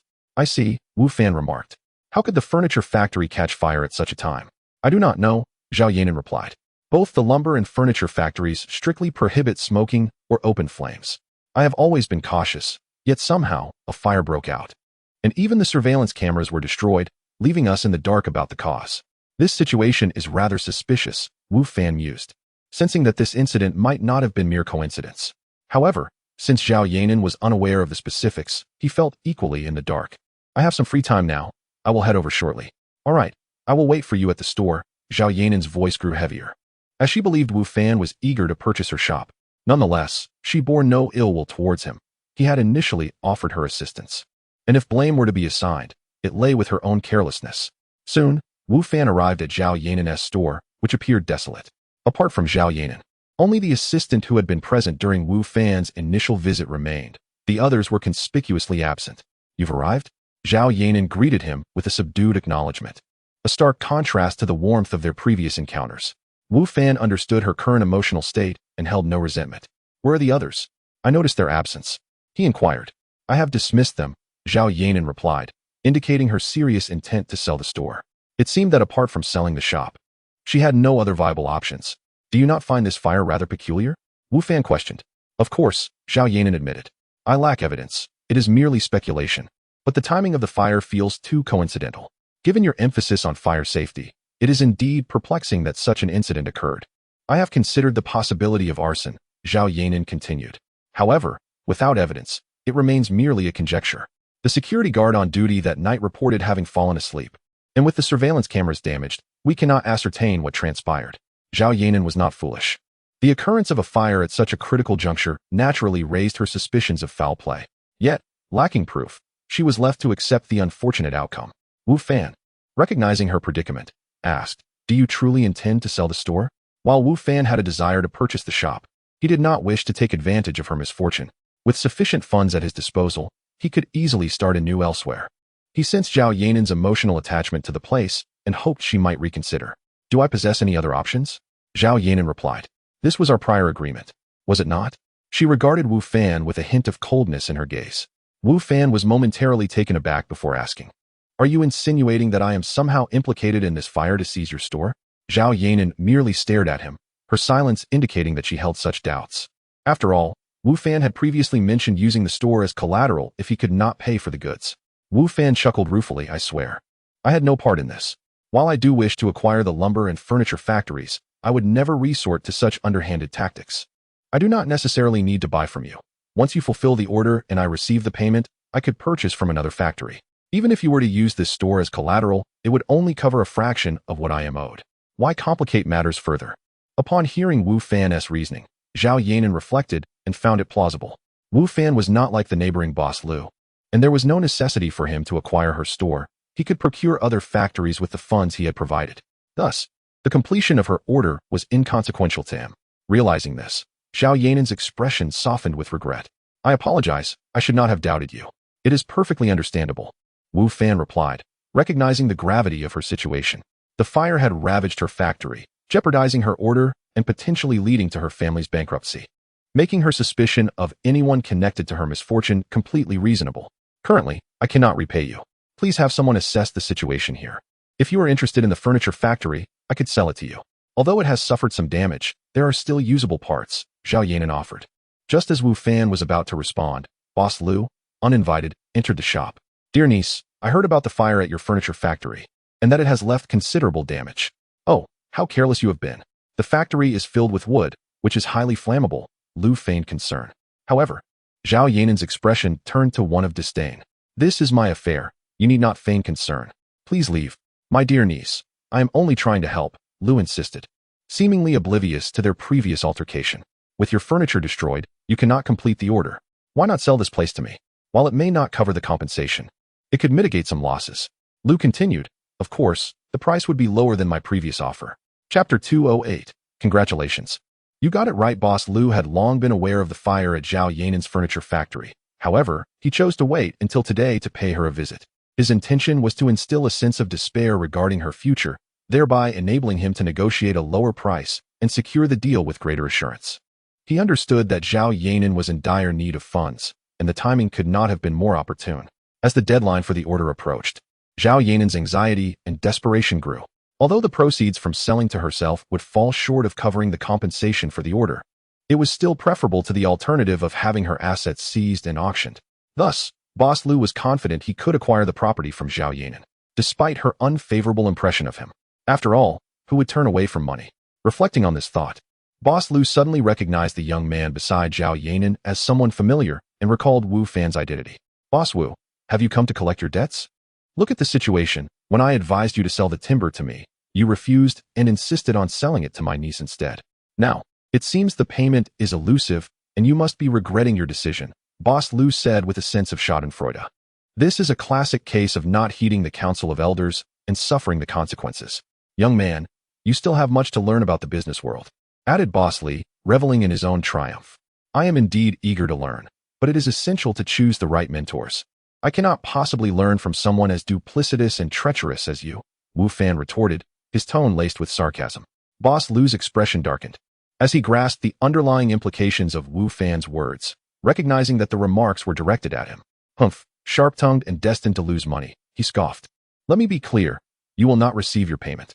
Even if she sells all her properties, it will not be enough to cover those compensation fees. As for your payment, she simply has no means to settle it. Prepare to be scolded by your benefactor. Boss Lu remained skeptical, convinced that Wu Fan, a clearly inexperienced young man, could not possibly have the connections to procure that rare rosewood. Wu Fan was merely an intermediary, and he would undoubtedly face reprimand from his powerful backer for this failed transaction. His status as a middleman might even be at risk. You need not concern yourself. It is merely a matter of rosewood. I have not taken it to heart. Should I wish, I could easily procure tenfold or even 100-fold, Wu Fan declared confidently. Bluster on, young man. Your abilities may be limited, but your arrogance is boundless. Do you think rosewood grows on trees in your backyard? Boss Lu sneered, utterly dismissive of Wu Fan's claims. You're right. All that rosewood truly belongs to me, Wu Fan replied with a knowing smile. He had indeed contracted the forest behind the hermit's village, and the rosewood within it was his to claim. However, not only did Boss Lu doubt Wu Fan's assertion, but Zhao Yanan also regarded it with skepticism. She believed Wu Fan was merely putting on a brave front. Having spent some time in the industry, and due to the circumstances surrounding the order, she was acutely aware of the rarity of rosewood. Boss Lu, please leave. I will not sell this place to you, Zhao Yanan stated coldly. Niece, please reconsider. Do not let emotions cloud your judgment. Selling to me is your most prudent option. Given the fire at your factory, you cannot fulfill the order. I am well aware of your financial situation. You have already depleted your resources, and your remaining asset is the property itself. Even if you sell it, it will not be sufficient to cover the compensation. Rather than allow the court to seize it or sell it at a discount to creditors, why not sell it to me? My offer may be lower than before, but it is still better than those alternatives. Boss Lu was genuinely concerned that Zhao Yanan, in a fit of frustration, might sell the property to someone else at a lower price. Thus, he maintained a facade of reasonableness, pretending to offer sage advice. I have already made my decision. I will not sell to you. You may as well give up, Zhao Yanan replied, her demeanor resolute. As she had previously told Wu Fan, she was determined not to sell to Boss Lu under any circumstances. Niece, you are in urgent need of funds, and the other party will certainly try to lowball you. If you sell to me, you could secure a better price, Boss Lu persisted. Rest assured, I will not engage in any underhanded dealings. I do not wish to emulate someone who takes advantage of others' misfortune, Wu Fan interjected from the sidelines. What business is it of yours? Boss Lu retorted. But then he seemed to grasp the implication of Wu Fan's words. Shocked, he turned to Wu Fan and asked, did she sell this property to you? Congratulations, Boss Lu. You are correct, but unfortunately, there is no reward, Wu Fan replied with a smile. I don't want a damned reward. Boss Lu shouted inwardly. He had not anticipated that his efforts would inadvertently benefit Wu Fan, as Zhao Yanan had indeed transferred the property to him. All of Boss Lu's machinations had merely served to clothe Wu Fan in success. Boss Lu, we shall be colleagues and neighbors from now on. I look forward to your guidance. However, I must decline to learn from your treacherous, opportunistic ways, Wu Fan said, his tone laced with mockery. Boss Lu's face turned a deep shade of crimson, his anger palpable. Chapter 209 Cooperation. Boss Lu, we won't keep you for dinner. You can go about your business. Wu Fan said to Boss Lu. What business do I have? My most pressing matter is to acquire this place. Boss Lu seethed inwardly. However, he understood that now was not the time for impulsive decisions. Being no longer young, he recognized the necessity of patience. I never anticipated that you, Boss Wu, would take an interest in the timber processing industry. It is indeed a realm apart, and you have no prior experience in this field. Are you not concerned about potential losses? Boss Lu remarked. Losses? I am unperturbed, Wu Fan replied. Moreover, I may lack knowledge, but others possess it, such as Boss Zhao. What do you mean? Boss Lu inquired, his brow furrowing in confusion. Even Zhao Yanan looked at Wu Fan, puzzled by his words. I intend to partner with Boss Zhao in operating this factory and the furniture factory. I wonder what Boss Zhao thinks of this, Wu Fan said, directing his gaze toward Zhao Yanan. Though Boss Lu was somewhat inept, his words held a grain of truth. It was indeed a different world. Wu Fan's desire to enter this industry stemmed from the substantial amount of timber he possessed, including various rare woods. It would be a waste not to engage in this business, as merely selling raw materials yields little profit. However, Wu Fan was aware of his lack of understanding in this area, thus requiring someone knowledgeable to assist him, and Zhao Yanan was an excellent choice. Firstly, both Zhao Yanan and her father had extensive experience in this field. Additionally, Zhao Yanan had an emotional connection to this establishment. Her dedication to its operation would alleviate Wu Fan's concerns. As Wu Fan's ventures expanded, it would be impractical for him to devote excessive energy to a single industry. Finding a trustworthy and knowledgeable partner was imperative. Just as Chun Bingyao and Lu Yidao managed the restaurant, a competent and reliable individual was needed for the timber factory, such as Zhao Yanan. Of course, these were merely Wu Fan's thoughts, and he required Zhao Yanan's consent. Zhao Yanan hesitated, uncertain how to respond, as Wu Fan had not previously discussed this with her, leaving her unprepared.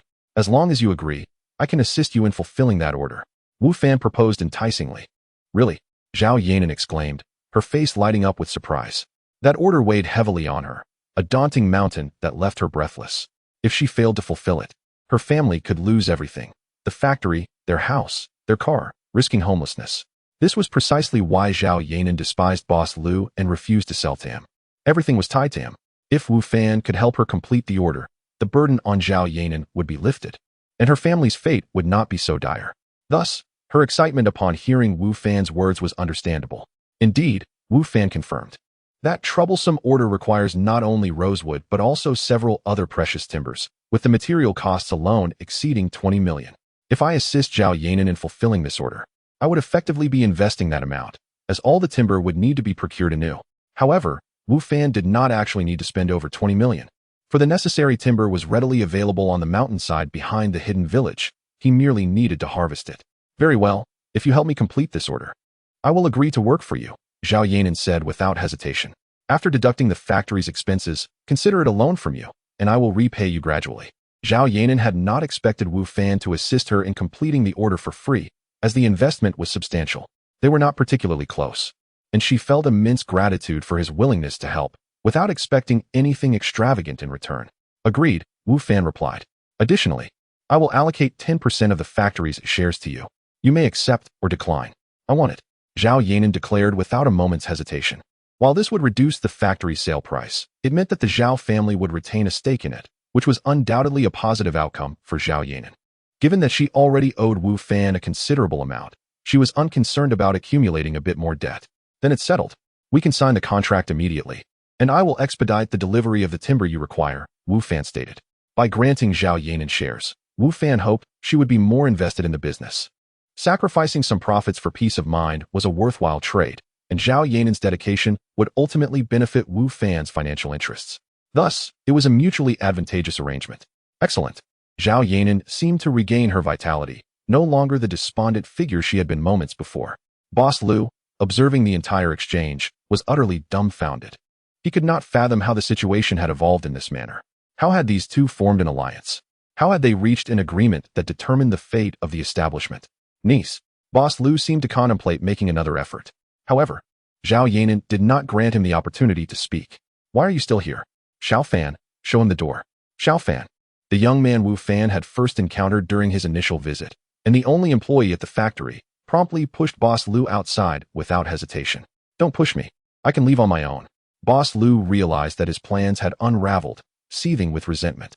Remaining here would only render him a subject of ridicule. Before exiting, Boss Liu glanced back at Wu Fan and Zhao Yanan, a cold smile playing on his lips. You think you can fulfill that order? Not a chance. If the order remained unfulfilled, their investment of over 20 million would go to waste, and they would incur further losses in compensation. Boss Liu doubted Wu Fan possessed the financial means to continue investing. Eventually, the factory would need to be sold, and he would have another opportunity. This establishment will eventually be mine. With this thought, Boss Liu departed. Chapter 210. The object of suspicion after reaching a consensus. Wu Fan and Zhao Yanan swiftly entered into a contract. Wu Fan transitioned from the role of a buyer to that of Zhao Yanan's superior and partner. Nonetheless, neither found this shift inappropriate. Wu Fan had long harbored such intentions, though he had not anticipated Zhao Yanan's predicament. Without such a crisis, acquiring this place and collaborating with Zhao Yanan would have been exceedingly difficult. Zhao Yanan, too, saw no issue with their changed relationship. In her moment of despair, Wu Fan had extended a helping hand, and she felt nothing but gratitude towards him. I will deliver the timber you need by tomorrow, Wu Fan assured Zhao Yanan. Is it really that quick? Zhao Yanan replied, astonished. Her understanding of Wu Fan's capabilities deepened, realizing she had previously underestimated him. It was worth noting that many of the required timbers were rare, often inaccessible even to the affluent. Zhao Yanan assumed that even if Wu Fan had the means to procure such materials, it would still take him several days to arrange. Could it be that Wu Fan had foreseen the fire at her furniture factory and had prepared the timber in advance? However, she quickly dismissed this notion. She and Wu Fan were not previously acquainted, and there was no reason for him to scheme against her. Her shop was not particularly special compared to others, nor was it the largest. If Wu Fan intended to enter this industry, there was no need for such theatrics. The timber he provided could easily be sold elsewhere without any concern. Thus, Wu Fan had no motivation to engage in such a ruse. The fact that he could prepare the timber within a day, despite being unaware of the situation beforehand, spoke volumes about his formidable resources and connections. This realization led Zhao Yanan, who had already regarded Wu Fan as exceptional, to acknowledge that she had indeed underestimated his abilities. The sooner the timber arrives, the sooner you can begin crafting, Wu Fan remarked. Having committed to assisting Zhao Yanan with the order, he was determined to lend his full support. All right, I will inform the workers to return tomorrow. As soon as the timber arrives, I will commence the work, Zhao Yanan responded. In truth, the delivery deadline was fast approaching, and she was eager to save time. Wu Fan's ability to deliver the timber the next day would significantly expedite her progress. Yes, Wu Fan nodded. You can manage these matters yourself. I will leave everything here in your capable hands. You truly intend to be a hands-off manager? Zhao Yanan feigned complaint, yet she felt a deep sense of appreciation for Wu Fan's trust. Those capable of more should indeed do more, Wu Fan smiled. I am quite unfamiliar with this industry. Meddling clumsily would only complicate matters. It is better left to the professionals. I am no professional either. I have only recently entered this field. Are you truly confident in trusting this to me? Zhao Yanan, while grateful for Wu Fan's faith, felt the weight of pressure. If she were to let him down, it would be a grave disservice to his trust. Do not worry, I believe in you, Wu Fan reassured her. In truth, Wu Fan's trust in Zhao Yanan stemmed from a prior discreet assessment he conducted. The results indicated that Zhao Yanan possessed a remarkable talent for business, particularly in timber processing and furniture crafting, far exceeding Wu Fan's own abilities. Otherwise, he would not have so readily invested in her. All right, I will strive to meet your expectations, Zhao Yanan promised earnestly. By the way, do you know why I discussed our collaboration in front of Boss Liu and mentioned my intention to assist you with the order? Wu Fan inquired. Why? Zhao Yanan asked, having not considered it before. Because he is quite suspicious, don't you think? Wu Fan replied. He is indeed the one I suspect the most. Zhao Yanan acknowledged. He covets my shop, and I am well aware of it. Thus, he would be eager for my order to fail. It is entirely plausible that he set fire to my furniture. Unfortunately, I have no evidence. Lacking evidence does not hinder us from compelling him to provide it. Wu Fan said with a smile. If he indeed started that fire, he will unwittingly deliver the proof to us. Deliver the evidence? He wouldn't be foolish enough to do that, Zhao Yanan retorted. He wouldn't be that foolish, Wu Fan agreed. That is precisely why we must employ a strategy. This is also why I mentioned my intent to assist you with the order in his presence. If he indeed set the fire, he will not take kindly to the prospect of you completing the order and will likely make another move. At that point, we can observe the furniture factory to gather the evidence we seek. Wu Fan had previously suspected Boss Liu, given his motive, but without evidence from Zhao Yanan, he had been unable to act. Thus, he devised a plan to lure the culprit out, regardless of who instigated the fire. The goal remained to obstruct Zhao Yanan from fulfilling her order. Now, with her continuing production, the likelihood of the adversary acting again was high. They merely needed to wait for the right moment. Zhao Yanan quickly grasped Wu Fan's intentions, feeling an even deeper admiration and gratitude towards him. After all, the fire had cost her dearly, even leading to a change in ownership of her factory. Although Wu Fan treated her well, the fact that the establishment was no longer entirely hers weighed heavily on her heart, and she longed to see the perpetrator punished for the devastation caused. Wu Fan's plan indeed offered the best chance to catch the mastermind behind the scenes. Once the timber arrives tomorrow, immediately arrange for the workers to begin crafting and create a larger spectacle. Regardless of whether the culprit is Boss Liu or not, we must draw them out, Wu Fan instructed. Understood. I know what to do. Zhao Yanan nodded, grateful for Wu Fan's guidance. With him having illuminated the path forward, it was now up to her to execute the plan. Chapter 211. Preparing for the grand opening. After discussing some details with Zhao Yanan, Wu Fan drove away, while Zhao Yanan remained inside the shop, her expression somewhat distant. She was lost in thought, pondering why Wu Fan would choose to assist her. The issue of the orders had weighed heavily on her mind, causing her considerable distress. The thought of the enormous compensation amount left her feeling despondent. Yet, at this moment, Wu Fan had chosen to extend his help. If they had shared a prior friendship, it would have been more understandable. However, they were hardly familiar, having only met twice, strangers, yet Wu Fan was willing to offer such substantial aid. Although she would still need to repay the money, not everyone has the means to lend over 20 million to a stranger. What, then, was Wu Fan's motivation? The shop? That seemed plausible, yet in this market, Wu Fan had numerous options if he had the funds, making it unnecessary to purchase her establishment. He was not like Boss Liu, who had to acquire her shop for expansion. If it wasn't for the shop, what could it be? A personal interest? As this thought crossed her mind, Zhao Yanan felt her cheeks flush, a bit shy, which left the attendant standing nearby in a daze. Previously, when Wu Fan declined Boss Liu's higher offer and chose to sell the rosewood to her, Zhao Yanan had speculated whether he had ulterior motives regarding her.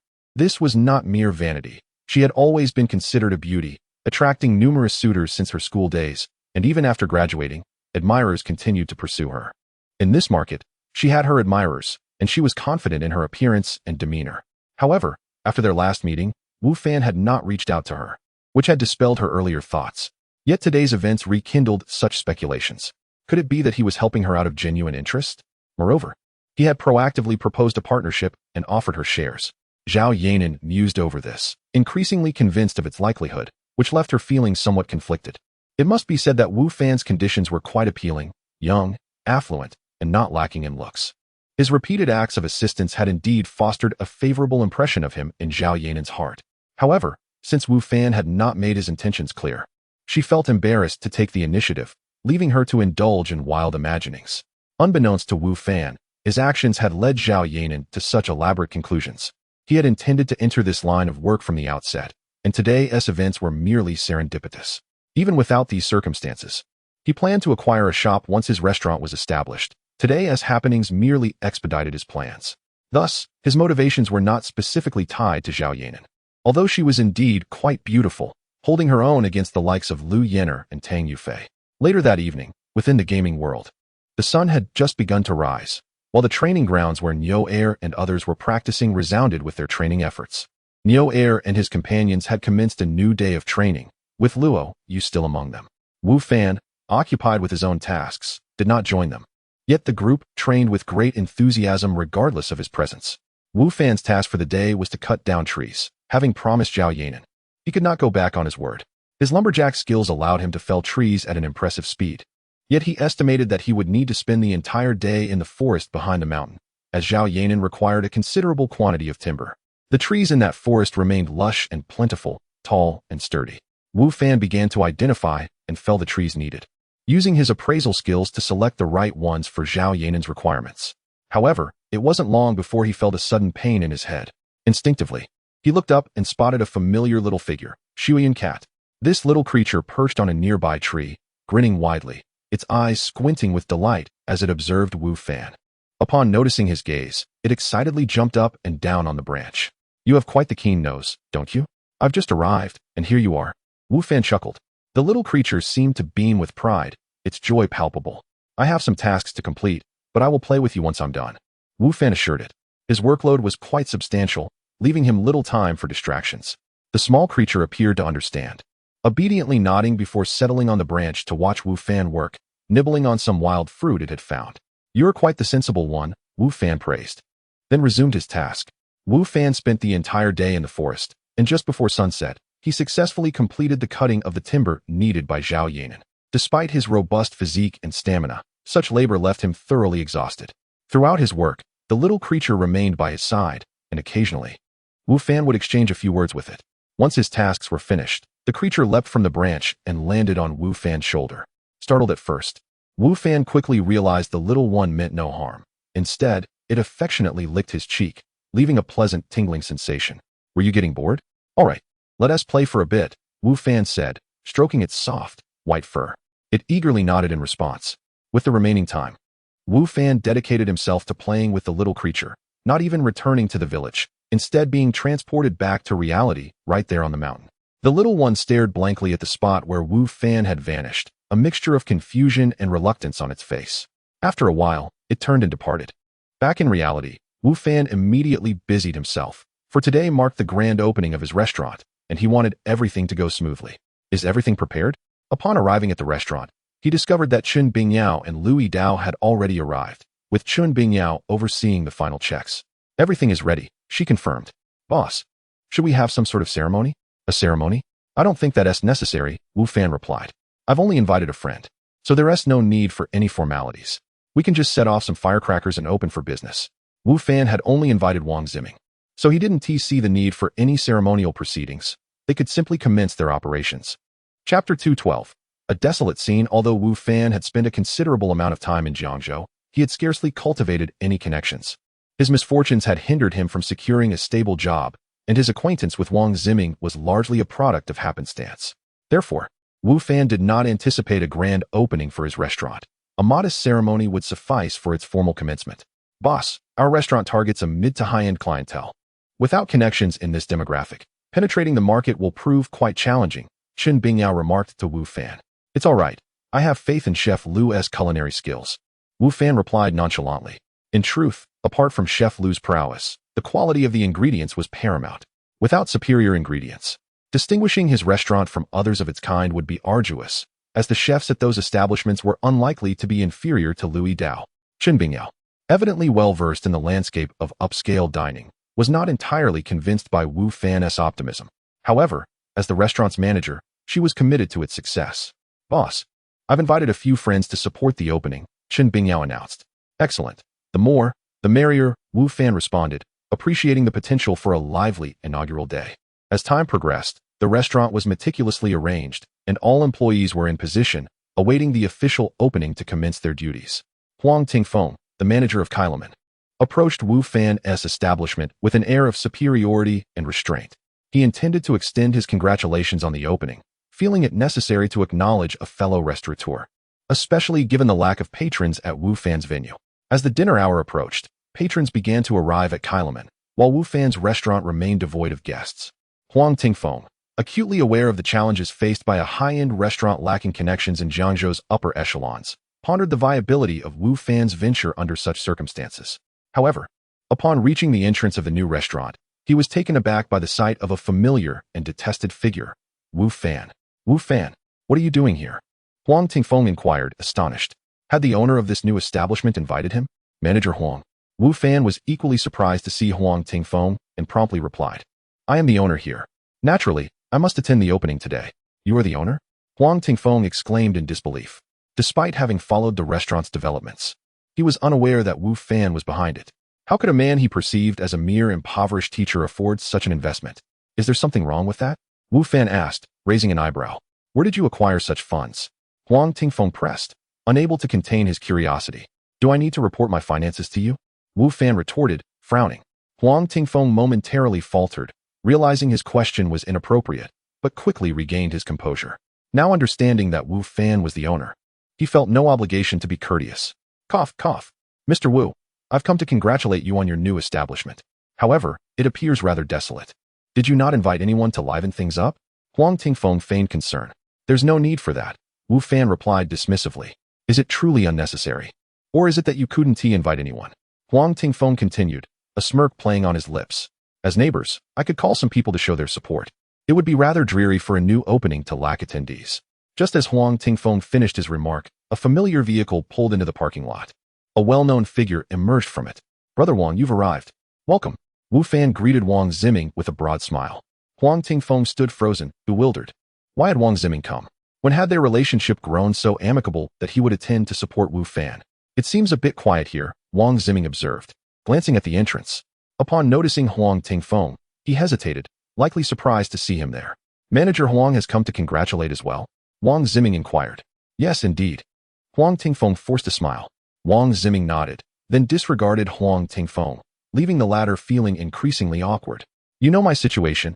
I'm not a significant figure in Jiangzhou. I could only invite Brother Wang to lend some support, Wu Fan remarked, unconcerned about Wang Ziming's comment. I'd be upset if you didn't invite me, Wang Ziming replied. Would you like me to bring a few people over to create some excitement? The individuals Wang Ziming could summon were certainly not ordinary, but rather prominent within his circle, precisely the clientele Wu Fan's restaurant needed. Huang Tingfeng seethed with jealousy. There's no need for such trouble, it's getting late. And it would be too late to call anyone now. If you're willing, Brother Wang, please bring friends over in the future, Wu Fan suggested. Certainly, no problem. Wang Ziming agreed. Even with Huang Tingfeng present, Wang Ziming felt no need for discretion, further intensifying Huang Tingfeng's embarrassment. Wu Fan then introduced Chun Bingyao to Wang Ziming. Recognizing the importance of fostering their acquaintance for the restaurant's future. Wu Fan, where did you find such a stunning manager? Wang Ziming joked. Manager Chun came to us voluntarily. Haha, Wu Fan laughed. But do not underestimate her. Her beauty is matched by her exceptional capabilities. In the days leading up to the opening, Wu Fan had observed Chun Bingyao's adept management of the restaurant, leaving him thoroughly impressed. Indeed, you've struck gold, Wang Ziming chuckled. Absolutely, Wu Fan beamed with pride. Wang Ziming chatted with Wu Fan at the entrance for a while before being guided inside by a server, leaving Huang Tingfeng to stand awkwardly in silence. Boss, you're friends with young Master Wang? Chun Bingyao exclaimed after Wang Ziming departed. You know him? Yes, Chun Bingyao nodded. He is the heir of one of the 5 prominent families in Jiangzhou. He knows many people here. I've encountered him before, though he likely doesn't recognize me. It seems that your identity is quite remarkable as well, Wu Fan remarked with a smile. After all, not everyone is acquainted with him. Wang Ziming's reputation is substantial within the upper echelons of Jiangzhou, yet the common populace may not recognize him. However, since Chun Bingyao is familiar with Wang Ziming, it stands to reason that her family possesses some influence. Of course, her assertion that Wang Ziming does not know her suggests that while Chun Bingyao has connections, they are not exceedingly profound. What complexity is there, really? Chun Bingyao stated, although my family has a bit of wealth, we are certainly not prominent in Jiangzhou. As a first-tier city, Jiangzhou is home to numerous affluent individuals. The 5 prominent families are merely the tip of the iceberg.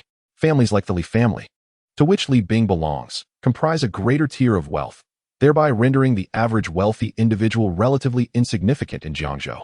While the two were engaged in light conversation, several impressive vehicles arrived, from which 4 or 5 youthful and radiant girls emerged. Upon spotting Chun Bingyao, they approached with cheerful smiles. My friends have arrived. Chen Bingyao informed Wu Fan. The moment the girls appeared, Wu Fan felt a noticeable uplift in his surroundings. Although they might not quite match Chen Bingyao's allure, they certainly belonged to the realm of beauty, and their collective presence captured the attention of many onlookers. Chapter 213. The arrival of guest Bingyao. We have arrived. Bingyao, how could you be so inconsiderate? You returned to the country without even informing us, and only remembered us today. As several girls approached Chen Bingyao, their chatter filled the air, their faces adorned with smiles that reflected the warmth of their camaraderie. Chen Bingyao reciprocated with a smile, assuring them, I will make sure to treat you all well today. Now that's more like it, one of the girls remarked. At that moment, the girls' attention shifted to Wu Fan, who stood beside Chen Bingyao. One girl, with a curious glint in her eyes, asked, Bingyao, who is this? Your boyfriend? When did that happen? Why didn't you tell us? Indeed, how could you keep such a handsome and charming boyfriend a secret from us? Where did you find him? Introduce us.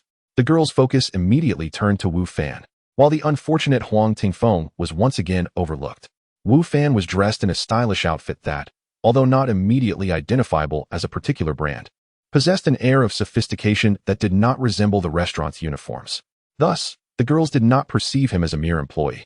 His demeanor further suggested he was far from a server.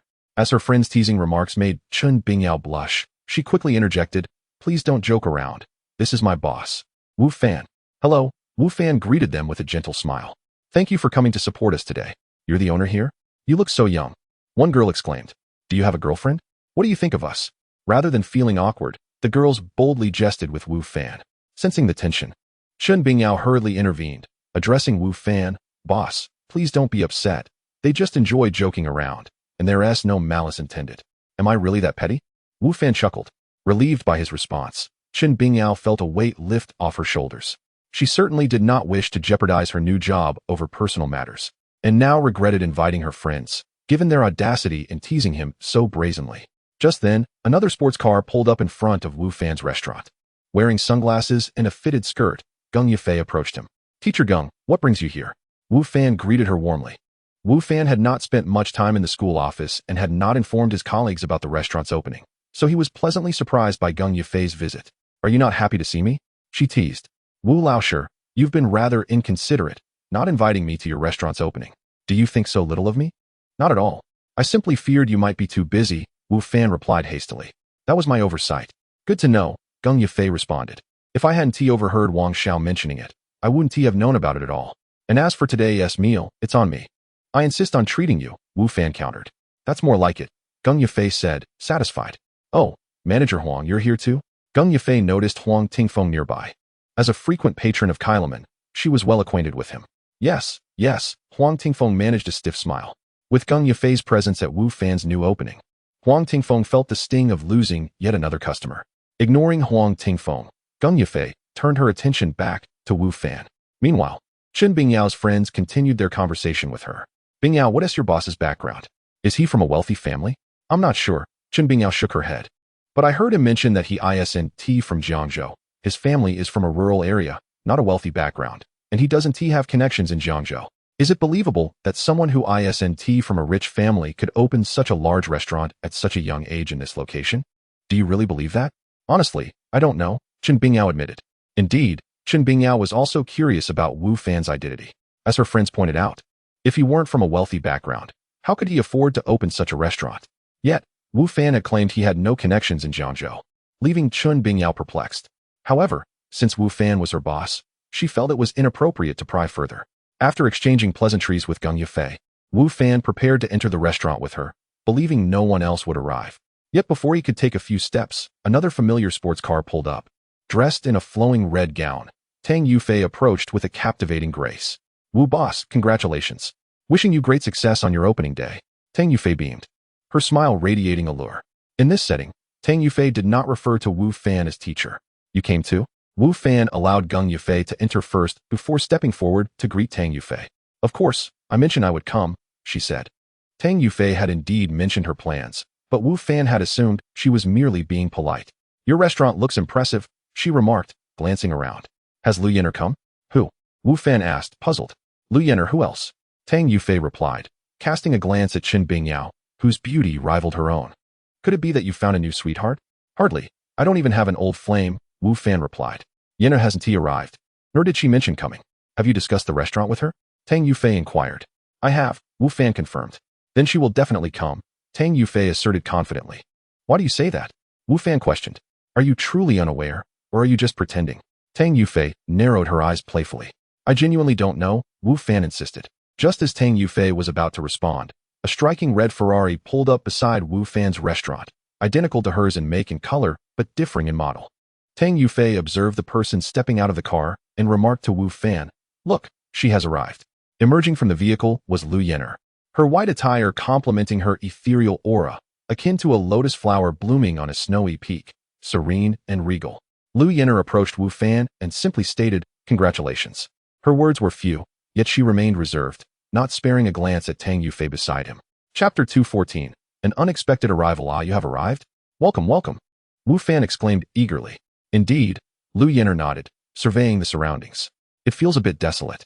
Aside from you all, I scarcely know anyone in Jiangzhou. It's only natural that no one else has come to support, Wu Fan replied. No one to support? That is hardly the case, Tang Yufei remarked with an inscrutable smile. What do you mean? Wu Fan inquired, puzzled. At that moment, a procession of luxury cars began to appear, Ferraris, Porsches, Bentleys, Lamborghinis, and more. Every vehicle that anyone could name converged into a convoy.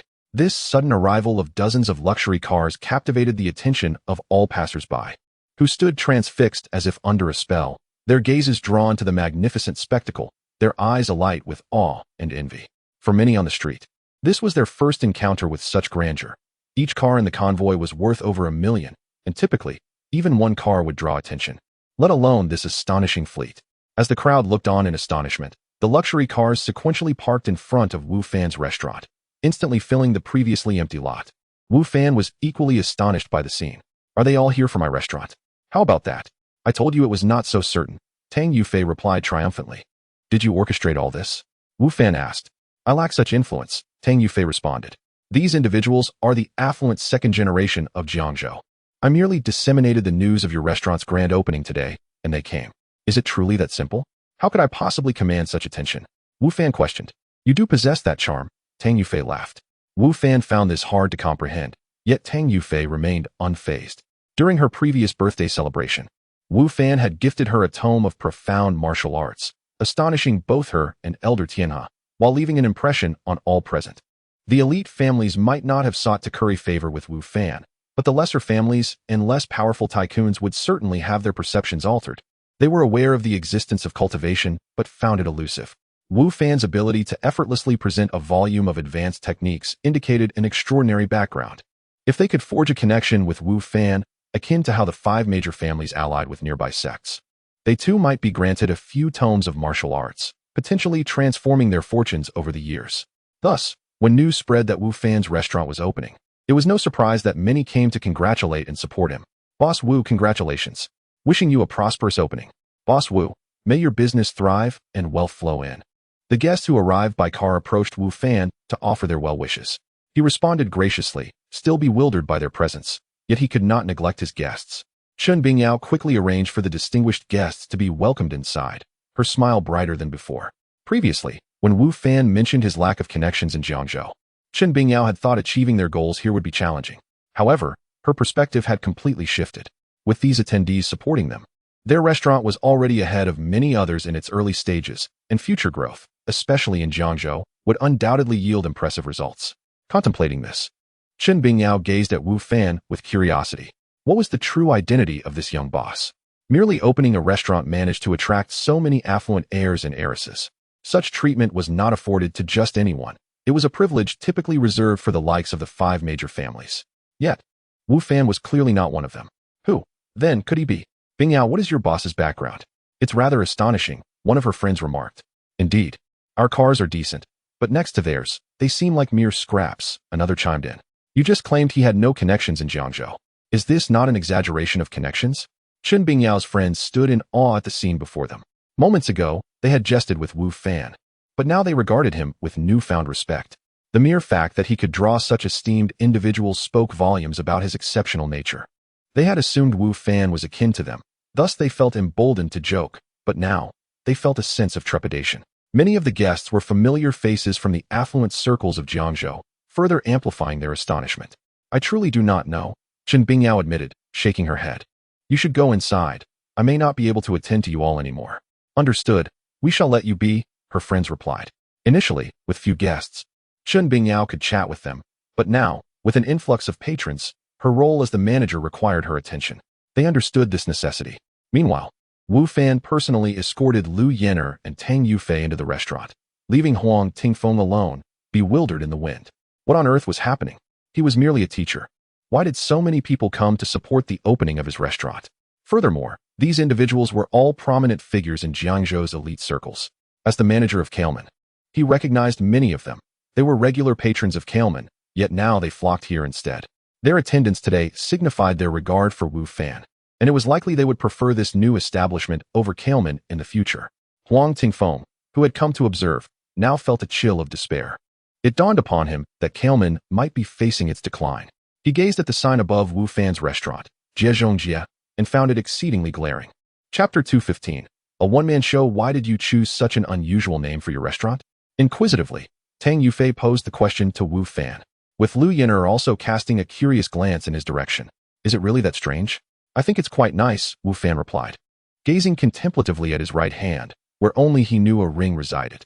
It was this invisible ring that transformed his life and brought about his current changes, thus inspiring him to christen the restaurant as the realm within the ring, a name rich with symbolism, representing another world encapsulated within the ring.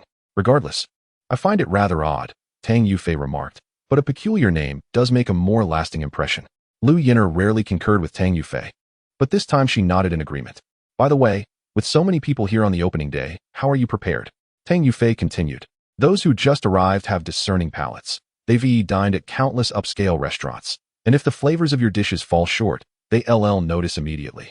Yet, Tang Yufei understood well that even if the food were subpar, those patrons would likely return, as they came for Wu Fan himself rather than the cuisine. However, if the food was delectable, their visits would surely increase. There's no need to worry about the flavors.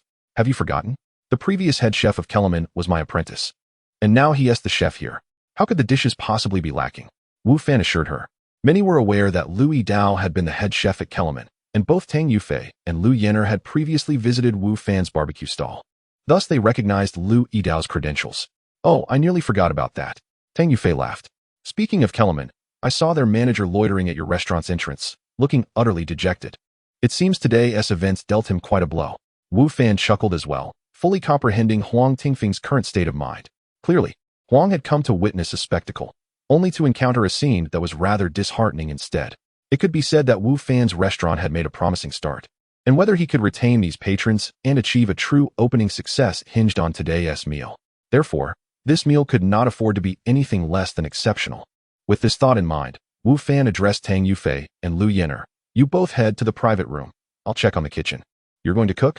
Lu Yener, who had remained silent, suddenly interjected. Yes, Wu Fan affirmed with a nod. Today is particularly significant, so I intend to personally oversee the cooking. Wonderful. I've heard your skills are impressive, but aside from your barbecue, I haven't tasted your other dishes. I look forward to it, Tang Yufei exclaimed. With so many guests, do you think you can manage? Lu Yener inquired. Absolutely, Wu Fan replied confidently. It was essential to note that with the white crane jade pendant at his disposal, Wu Fan's culinary expertise was at a masterful level, far exceeding Lu Yidao's skills. And this mastery not only enhanced the quality of his dishes, but also expedited his cooking process. Upon entering the kitchen, Wu Fan found it already bustling with activity. With Lu Yidao sporting a serious expression, Wu Fan donned his attire and approached Lu Yidao, stating, I'll handle today's meal. You assist me. And everyone else should do the same. Master, with so many customers, can you truly manage alone? Lu Yidao asked, concern etching his features. Lu Yidao had always aspired to work alongside Wu Fan and learn from him, but the sheer volume of patrons and the steadily arriving orders made him worry that if Wu Fan took on all the cooking by himself, they might fall behind. Trust me, it will be fine, Wu Fan assured him. With Wu Fan's confidence, Lu Yidao had no objections. Wu Fan glanced at the orders and began his preparations. He did not limit himself to a single pot. Rather, he simultaneously poured oil into 6 pots, astonishing everyone. Was he planning to prepare 6 dishes at once? While it was not uncommon for a skilled chef to multitask, the challenge of maintaining the quality of multiple dishes increased with the number of pots. Could Wu Fan truly ensure the excellence of 6 dishes at once? To their astonishment, Wu Fan did not stop there. After filling 6 pots with oil, He proceeded to fill 6 more. Was he really attempting to prepare 12 dishes simultaneously? Even Louis Dao was taken aback by this feat. As Wu Fan continued his rapid movements, he filled oil into 20 pots before returning to the first one. Shredded meat. Wu Fan called out, jolting Louis Dao from his astonishment. He quickly retrieved the shredded meat from a nearby chef and handed it to Wu Fan.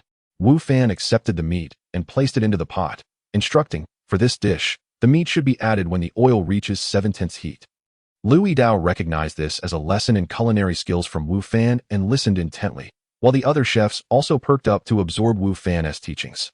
No one anticipated that Wu Fan could not only manage to prepare 20 dishes at once, but also have the energy to instruct Louis Dao. This level of mastery was indeed breathtaking. Crucian carp. Wu Fan called out again, moving to the second pot. Louis Dao presented a cleaned Crucian carp, which Wu Fan placed into the pot. Bird's eye chili, lotus slices, shiitake mushrooms, shrimp meat. Wu Fan moved deftly between the 20 pots, continuously requesting the necessary ingredients. Louis Dao and the other chefs promptly supplied everything he needed. At times, the order of ingredients varied. Yet Wu Fan demonstrated an uncanny ability to recall precisely what to add to each pot and at the optimal moment. The kitchen resonated with the sounds of cooking, punctuated only by Wu Fan's commands, as everyone else listened intently, their expressions reflecting their astonishment. At that moment, the chefs, excluding Louis Dao, silently rejoiced in their decision to work at the realm within the ring, where not only were the conditions favorable, but they also had the extraordinary opportunity to learn from such a master chef, an opportunity that wealth alone could not procure. Chapter 216. The Alluring Aroma. Station 1, ready. Station 3, ready. Station 7, ready. Amidst the astonished and serious expressions of the crowd, Wu Fan had already completed the preparation of the dishes. Upon hearing Wu Fan's commands, Louis Dao promptly began to bring the corresponding dishes to the stove, while other chefs assisted with serving and washing pots. Wu Fan continued to pour oil and cook with unwavering focus. One dish after another emerged from the kitchen, delivered to various private rooms. At this moment, the early patrons had already settled into their respective rooms, while the hall remained populated by curious onlookers. The extravagant convoy of wealthy young gentlemen had drawn considerable attention, piquing the interest of many in this newly opened restaurant. Chen Bingyao was fully immersed in her responsibilities. The restaurant staff commenced their tasks with efficiency, thanks to the training she had provided in the days leading up to the grand opening. However, she remained uncertain about the performance of the owner. Observing the nearly half-filled hall and the almost full private rooms, Chen Bingyao felt a mixture of exhilaration and anxiety. The first day of business, attracting such a flow of customers, was indeed a promising start. The subsequent challenge lay in retaining these patrons and leveraging the positive word of mouth generated by the first batch of guests to draw in even more customers. Thus, today was of utmost importance. Chen Bingyao was aware that Wu Fan intended to cook personally today. While she had no first-hand knowledge of his culinary skills, Louis Dao's frequent mentions of Wu Fan's artistry, filled with admiration, had sparked her curiosity. Nonetheless, she had never witnessed Wu Fan's culinary prowess, and her apprehensions lingered. Suddenly, an intense and captivating aroma wafted through the air. Just then, a server passed by with a platter of dishes. Could the fragrance emanate from those dishes? Indeed, it resembled the scent of exquisite cuisine, though it seemed overwhelmingly rich. The mere whiff of it caused Chen Bingyao's throat to involuntarily respond. Wait. Driven by curiosity, Chen Bingyao called out to the server. The server, puzzled, halted and looked at her. Ignoring his confusion, she leaned closer to the dishes he carried, and the aroma intensified. Astonished, she realized that the scent truly originated from the food. Do you know who prepared this dish? She inquired. It's made by the owner himself, the server replied. Today, all the dishes are prepared by him, with other chefs assisting. All by himself. Chen Bingyao exclaimed in shock. Although she knew Wu Fan would be cooking today, she hadn't anticipated that he would take on the entire menu. With over 100 diners in the restaurant, could he manage it all alone? Yes, the server confirmed with a nod. All right, you may go now. Don't keep the guests waiting, Chen Bingyao instructed. As the server departed, another came forth from the kitchen, carrying more dishes, followed closely by yet another server with additional platters. The stream of dishes flowed from the kitchen like an unbroken current. Chen Bingyao felt an insatiable itch of curiosity, akin to ants crawling in her mind. If not for her responsibility to oversee the hall and prevent any mishaps, she would have rushed into the kitchen to witness how Wu Fan could manage to prepare so many dishes with such speed and flavor. Meanwhile, the patrons in the private rooms were not preoccupied with the food, but rather with Wu Fan himself. As Tang Yufei had remarked, These individuals had indulged in countless culinary delights and had not anticipated extraordinary fare here. They were merely supporting Wu Fan, drawn by his reputation rather than the promise of exceptional food. To them, Wu Fan's venture into the restaurant business seemed like a whimsical endeavor or a means for his influential background to generate profit, much like the Tianxian sect, which operated businesses in the mundane world, with Elder Tianhe overseeing earthly affairs. However, their skepticism was soon overshadowed by the alluring aroma. What is that scent? It seems to be the fragrance of a dish. Impossible. What kind of dish could smell so divine? Numerous guests began to chatter, and at that moment, the doors to the private rooms swung open as servers entered, bearing the dishes. The patrons gasped. Could it really be the scent of the food? Indeed. Once the dishes were placed on the tables, the fragrance intensified. Is it truly the aroma of the dishes? They exchanged incredulous glances, still harboring doubts. As more dishes arrived, the delightful fragrance permeated each room, causing many to unconsciously swallow in anticipation. It was a sensation they had never experienced before. Shall we dig in? Someone proposed. The others readily nodded in agreement. Almost in unison, they grasped their chopsticks and began to eat. Upon taking the first bite, every motion froze momentarily. Delicious. So incredibly delicious. Some patrons instinctively closed their eyes, lost in ecstasy. These were the scions of prominent families in Jiangzhou, accustomed to the finest of delicacies, and by all accounts, their palates should have been discerning. Rarely did food astonish them. Yet today, in this newly opened restaurant, they were utterly captivated by the flavors, never imagining that a simple dish could be crafted with such exquisite aroma. The culinary artistry was nothing short of extraordinary. Subsequently, they devoured the food as if they had never encountered such delights, their praises flowing for the restaurant that had exceeded their modest expectations, providing a sensational experience that delighted their taste buds. This visit was undoubtedly worth every moment. At that moment, all who savored the dishes were mentally awarding full marks to the culinary creations. And neither the patrons in the private rooms nor those in the hall expressed any dissatisfaction with the food. Chapter 217. How did you do it? Was it really Wu Fan? In the private room, Tang Yufei exclaimed in shock, her hands clutching chopsticks, having just swallowed a piece of fish. Her expression was a mixture of astonishment and delight. Also present was Lu Yener, who sat quietly, savoring her meal without the slightest reaction to Tang Yufei's words. Have you eaten his food before? Otherwise, how could you be so composed? Tang Yufei asked, eyeing Lu Yener with suspicion. Despite their distinguished backgrounds and having indulged in numerous delicacies, Tang Yufei was certain she had never tasted anything as exquisite as this. She believed Lu Yener must feel the same. However, Lu Yener's calm demeanor led Tang Yufei to wonder if she had previously sampled Wu Fan's culinary skills. Lu Yener, who had remained silent until now, nodded slightly and replied, yes. In truth, she was equally astonished. For the dishes prepared by Wu Fan today surpassed those he had made for her in his rented apartment. Although the previous meal had been commendable, it had not left her in awe, as she had experienced equally remarkable cuisine before. Today, however, Wu Fan's culinary creations were on a distinctly higher level. Had his skills improved so dramatically in such a short time? How unfair! Tang Yufei exclaimed. Why did he cook for you? But I didn't get to taste it. Lu Yener merely glanced at her and continued her meal, ignoring her. Tang Yufei simmered with indignation, muttering under her breath. Meanwhile, Huang Tingfeng had returned to Kailman and stood on the second floor, surveying the sparsely populated dining hall and the half-empty private rooms, his expression grim. At this hour, Kailman would typically be bustling with patrons, its private rooms fully occupied, and the ground floor abuzz with activity. This was normally the peak time for the establishment. However, today was different. The clientele at Kailman had dwindled to less than a third of its usual count, leaving many tables vacant, even those that typically required reservations days in advance. Huang Tingfeng instinctively glanced towards the newly opened Jiezhongjia, understanding the reason behind this decline. Many of Kailman's patrons had been lured away by the allure of Jiezhongjia. He had witnessed firsthand the influx of affluent young men flocking to support the new venture.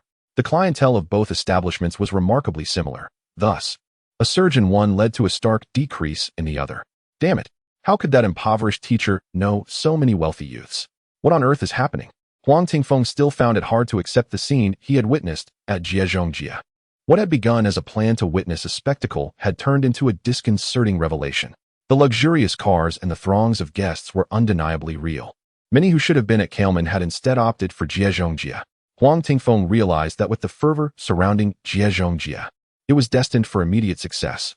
The scene outside the restaurant resembled a car exhibition, sure to attract considerable attention and rapidly raise its profile. As long as the culinary skills of Jiezhongjia's chef were not subpar, they would likely establish a firm foothold in Jiangzhou. And could the chef at Jiezhongjie be lacking in skill? Although Huang Tingfeng did not know the identity of their chef, he was certain that a restaurant of that magnitude would not employ a second-rate cook, and he had not forgotten Wu Fan's exceptional culinary prowess.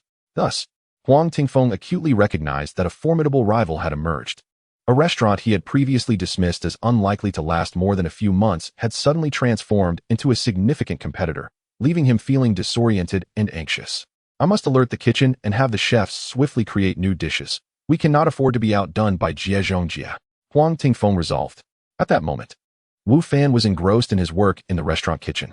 For nearly 2 to 3 hours, he had been diligently preparing dish after dish, while the chefs, including Lu Yidao, observed with eager and serious intent. Those chefs who had not fully grasped Wu Fan's culinary talents were now utterly in awe.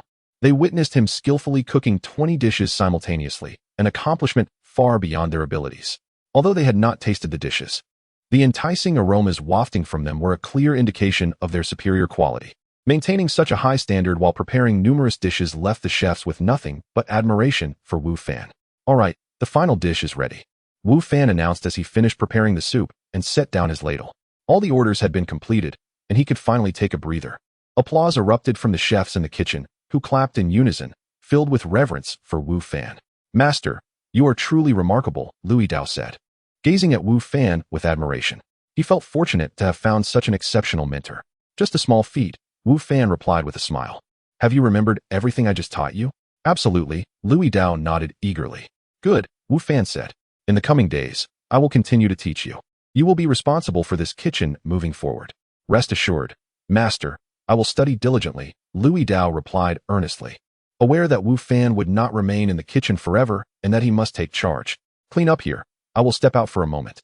Wu Fan instructed Lu Yidao and the others before removing his apron and leaving the kitchen. The guests in the hall and private rooms had largely finished their meals and departed. Wu Fan called for Chen Bingyao and inquired, how did the guests respond? Wu Fan aimed to win by reputation, so he naturally valued the patron's feedback. However, Chen Bingyao did not answer his question. Instead, she regarded him with curious eyes. What is it? Why are you looking at me like that?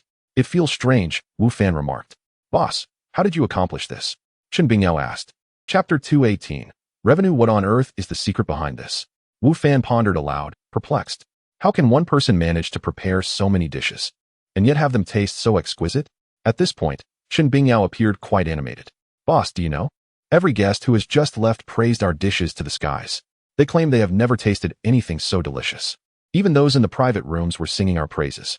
Chen Bingyao was well aware of the clientele in those private rooms. They were notoriously discerning gourmets, whose standards were notoriously high. Ordinary fare would never satisfy their refined palates. Yet today, all of them lauded the flavor of the restaurant's offerings. And Chen Bingyao could tell their compliments were sincere, not mere pleasantries. Such a feat was truly remarkable. Everyone satisfied? That's splendid, Wu Fan replied, recognizing the significance of the first day's success. As for how I accomplished this, it's quite simple. I prepared each dish one by one. Simple? Chen Bingyao thought, her mind swirling with questions. It hardly seemed feasible for one individual to oversee the entire restaurant's menu and still achieve such culinary excellence. Nevertheless, while she silently critiqued, she felt a newfound admiration for Wu Fan. Initially, she had assumed he was just an ordinary rich heir, but now she realized he possessed considerable talent. When Wu Fan arrived at the private room occupied by Tang Yufei and Lu Yin'er, the two had yet to depart. Mr. Wu, why does she get to enjoy your specially prepared dishes? I want to partake as well, Tang Yufei exclaimed, wrapping her arms around Wu Fan's arm and pouting playfully. Entirely unreserved about their relationship, regardless of Lu Yin'er's presence. Lu Yin'er raised an eyebrow at this display, her expression remaining composed. All right, let go of him, Wu Fan said, though he couldn't help but notice the silky smoothness of Tang Yufei's arm. However, he dared not indulge, especially with Lu Yin'er present. It's all right. There are no outsiders here, Tang Yufei insisted, refusing to release him easily. She turned to Lu Yin'er and said, what do you think? Want to come over and join in? Mr. Wu has another arm to spare. Wu Fan felt exasperated. This is rather tedious, Lu Yin'er replied coolly. You brought this upon yourself, Tang Yufei retorted triumphantly. Do let go. We can discuss matters once we're seated, Wu Fan suggested. Why have you been turning down my invitations these past few days? Tang Yufei continued to cling to him, inching closer. Unless you promise to accompany me, I want to let go. The family had encouraged Tang Yufei to pursue Wu Fan, and she felt a genuine attraction toward him. Combined with her competitive spirit with Lu Yenner, she was eager to chase after Wu Fan, especially after feeling frustrated by his previous refusals to meet her. Today, she seized the opportunity without hesitation. Fine, I concede, Wu Fan relented. Now that's more like it, Tang Yufei beamed, finally releasing him. Tomorrow, take me shopping. Just as Wu Fan sighed in relief, Lu Yenner's icy voice cut through the air. What about me? Wu Fan blinked in surprise. Meanwhile, Tang Yufei grinned mischievously and remarked to Lu Yenner, someone seems eager. I thought you didn't take care. Lu Yenner remained silent, her gaze fixed on Wu Fan, making him somewhat uncomfortable. All right, he acquiesced, and Lu Yenner finally shifted her gaze away. Once the two ladies departed, Wu Fan exhaled deeply, feeling a sense of relief. There seems to be something off between them, he muttered, though he couldn't quite grasp the situation. After all the guests had left, Chen Bingyao calculated the revenue, presenting a figure that left Wu Fan astounded. 380,000. She exclaimed. This was just for a single meal, and considering the restaurant had just opened, many patrons were still unaware of its existence. The private rooms and dining hall were not even fully occupied yet, but with the word of mouth spreading, Wu Fan was confident that customer numbers would only increase. He couldn't help but wonder what the revenue would be then. The thought alone filled him with excitement. Most of this revenue had come from the guests in the private rooms, wealthy young elites from Jiangzhou who were accustomed to spending liberally without concern for costs. No wonder that manager Huang had looked so dismayed upon seeing those affluent patrons at his restaurant. These individuals were nothing short of walking ATMs, Wu Fan mused. Even though the 380,000 represented revenue, not net profit, Wu Fan estimated that his restaurant's profit margin would not be less than 40%. Hence, within the span of a single meal, he had earned over 100,000. The restaurant business truly was a lucrative industry, he reflected, recalling his previous days spent laboring at a street stall grilling skewers for 6 or 7 hours, earning a fraction of this amount. Wu Fan felt his decision to open a restaurant was exceptionally astute. While Wu Fan reveled in his success, Huang Tingfeng was mired in frustration. His own revenue had seen a significant decline, and this was merely the first day. If he failed to implement any countermeasures, the situation would likely worsen. Should the revenue continue to drop, he would be held primarily accountable, and his position as manager could very well be jeopardized. Given that he was merely a manager at Kailman, not the owner, a profound sense of crisis began to take root within Huang Tingfeng. After departing from the restaurant, Wu Fan drove to the outskirts, arriving at a warehouse he had rented. He unloaded the wood from his backpack and arranged for a truck to transport it to the lumber market. Upon his arrival, Zhao Yanan was already waiting, her surprise evident as she saw Wu Fan had indeed delivered several truckloads of wood. Wu Fan had assured her the day before that he could bring the necessary materials today, and while she had harbored some doubts, considering the substantial quantity and rarity of the wood, she had held on to a glimmer of hope that he might manage to procure them within 3 to 5 days. She certainly hadn't expected him to accomplish it all in just one day. Wu Fan's connections and resources were truly remarkable. Chapter 219. The Furniture Factory. As Wu Fan's vehicle came to a halt, Zhao Yanan promptly called upon those who had just returned to work to assist in unloading the cargo. The timber required a brief processing here before it could be transported to the furniture factory for crafting. Boss, your efficiency is astonishing. Have you truly prepared everything so swiftly? Zhao Yanan exclaimed, her face radiating delight as she observed the logs being unloaded. These were precisely the batch of which she needed, with not a single piece missing. I assure you, my word is my bond, Wu Fan replied with a smile. And please, just call me by my name. We are partners in this venture, not merely employer and employee. Examine these materials closely for any discrepancies or substandard quality. If there are issues, I can procure a replacement batch for you, Wu Fan continued. The timber sourced from the mountains behind the hermit village was plentiful, and Wu Fan had merely sought out the right names yesterday, paying little attention to the quality. These logs are flawless, and in fact, superior to those I previously purchased. Although Zhao Yanan was relatively new to this industry, and her identification skills were not on par with seasoned experts, her early exposure to the field and her diligent study since taking over had endowed her with some ability to discern quality. She immediately recognized that this batch of timber surpassed her earlier acquisitions. As long as they meet the requirements, Wu Fan nodded in agreement. The commotion attracted the attention of Boss Lu next door, who was astonished to see Wu Fan manage to procure all the timber within a single day. It seemed that Wu Fan's connections were even more extensive than those of the Zhao father-daughter duo. If he established a foothold here, It was likely that he could not only absorb their store, but potentially encroach upon Lu's business as well, given their proximity. Wu Fan's success would inevitably impact Lu's operations. No, I must not allow him to gain a stronghold. Lu thought resolutely. If they fail to fulfill that order, the losses will amount to tens of millions. Beyond the compensation, they would be unable to recoup their current investments, a burden they simply cannot bear. Lu's determination only solidified. He seems quite interested in our operations, Wu Fan remarked, noting Lu's gaze directed towards them. He must be hoping we fail to procure the timber, ensuring my order remains unfulfilled so he can enjoy the spectacle. Zhao Yanan scoffed. She harbored no fondness for Boss Lu. Be vigilant at the furniture factory. We cannot afford any further mishaps, Wu Fan advised. Understood, Zhao Yanan replied. She recognized that thanks to Wu Fan, her order still held a glimmer of hope for completion. However, if any issues arose at the furniture factory, her chances of fulfilling the order would vanish, potentially dragging Wu Fan down with her.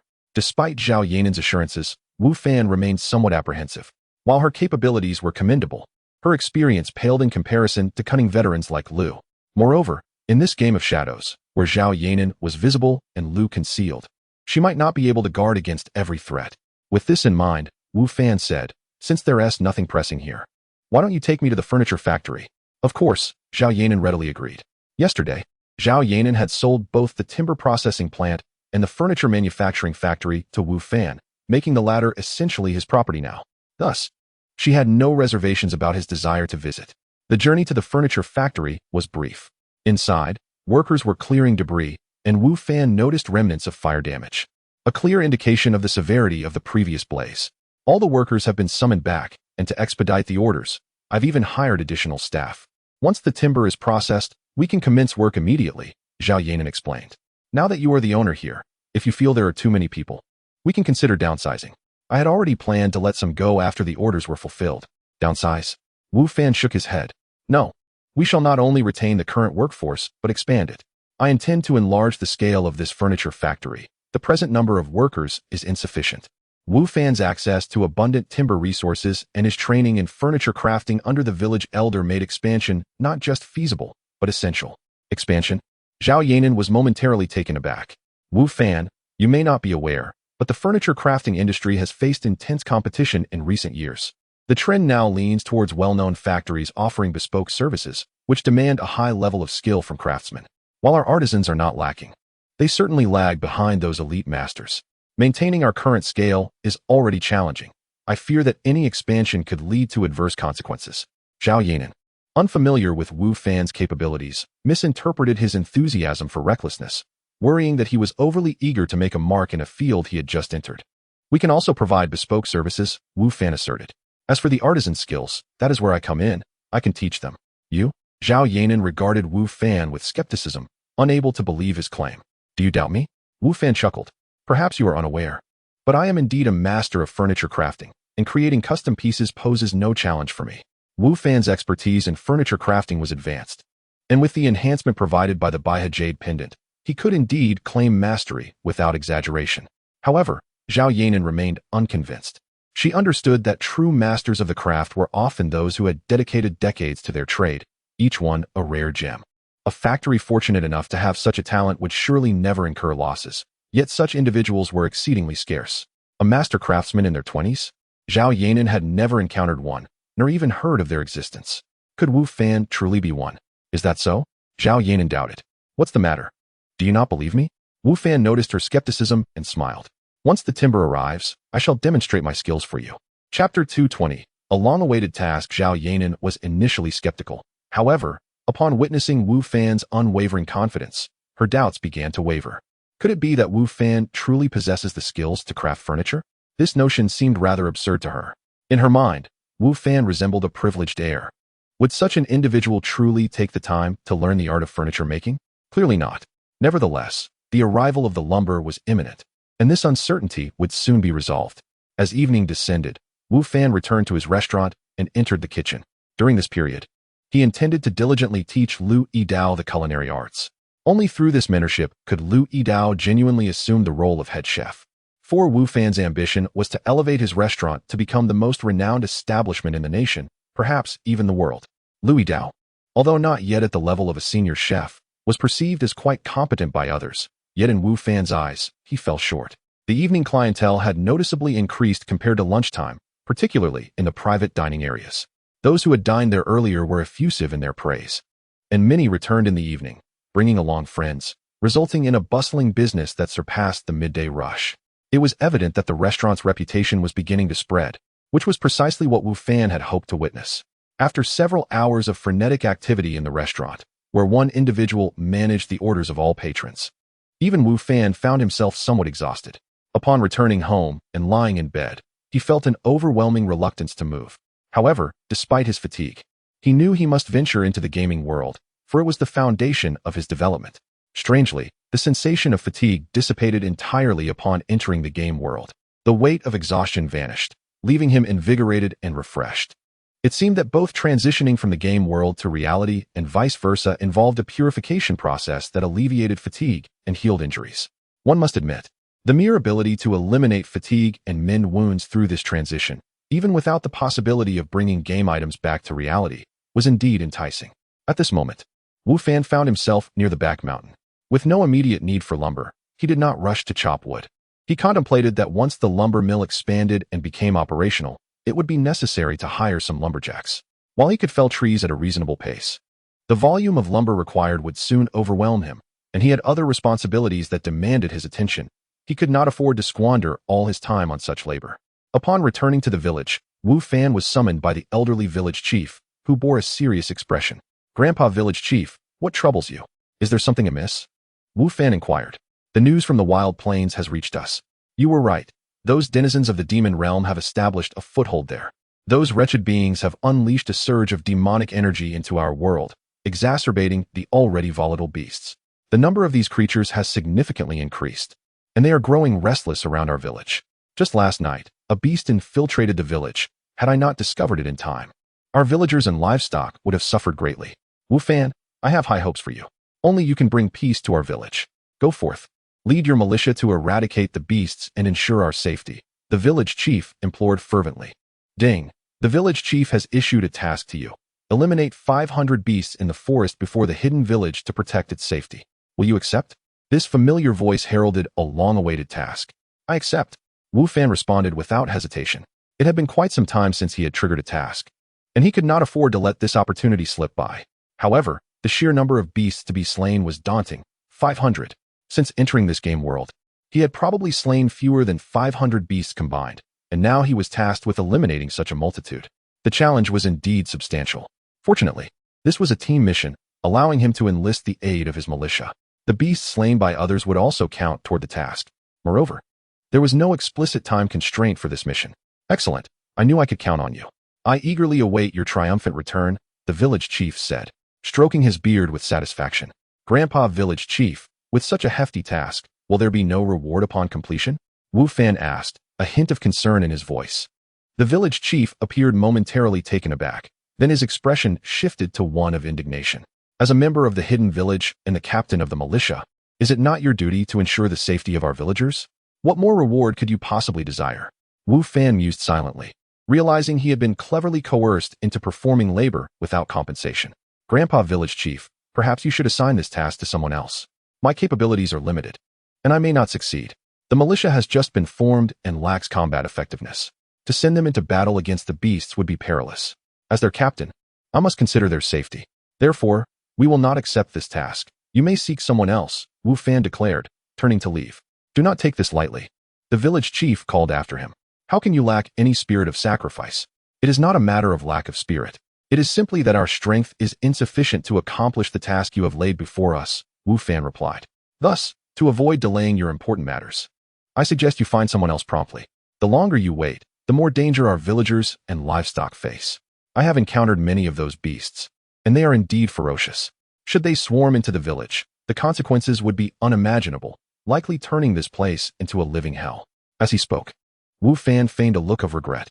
The village chief's expression shifted, recalling the savagery of those beasts, and finally, he resignedly stated, "If you complete the task, the reward will be yours." "Grandpa Village Chief, it is not that I do not wish to fulfill the task. It is simply that we are too weak. Going would be akin to courting death," Wu Fan lamented. "Do not push your luck, young man," the village chief retorted, showing signs of irritation. "I assure you, I am genuinely powerless, Wu Fan said. Perhaps, Grandpa Village Chief, you could provide us with some initial rewards to bolster the combat strength of our militia. That way, we might be able to take on this challenge.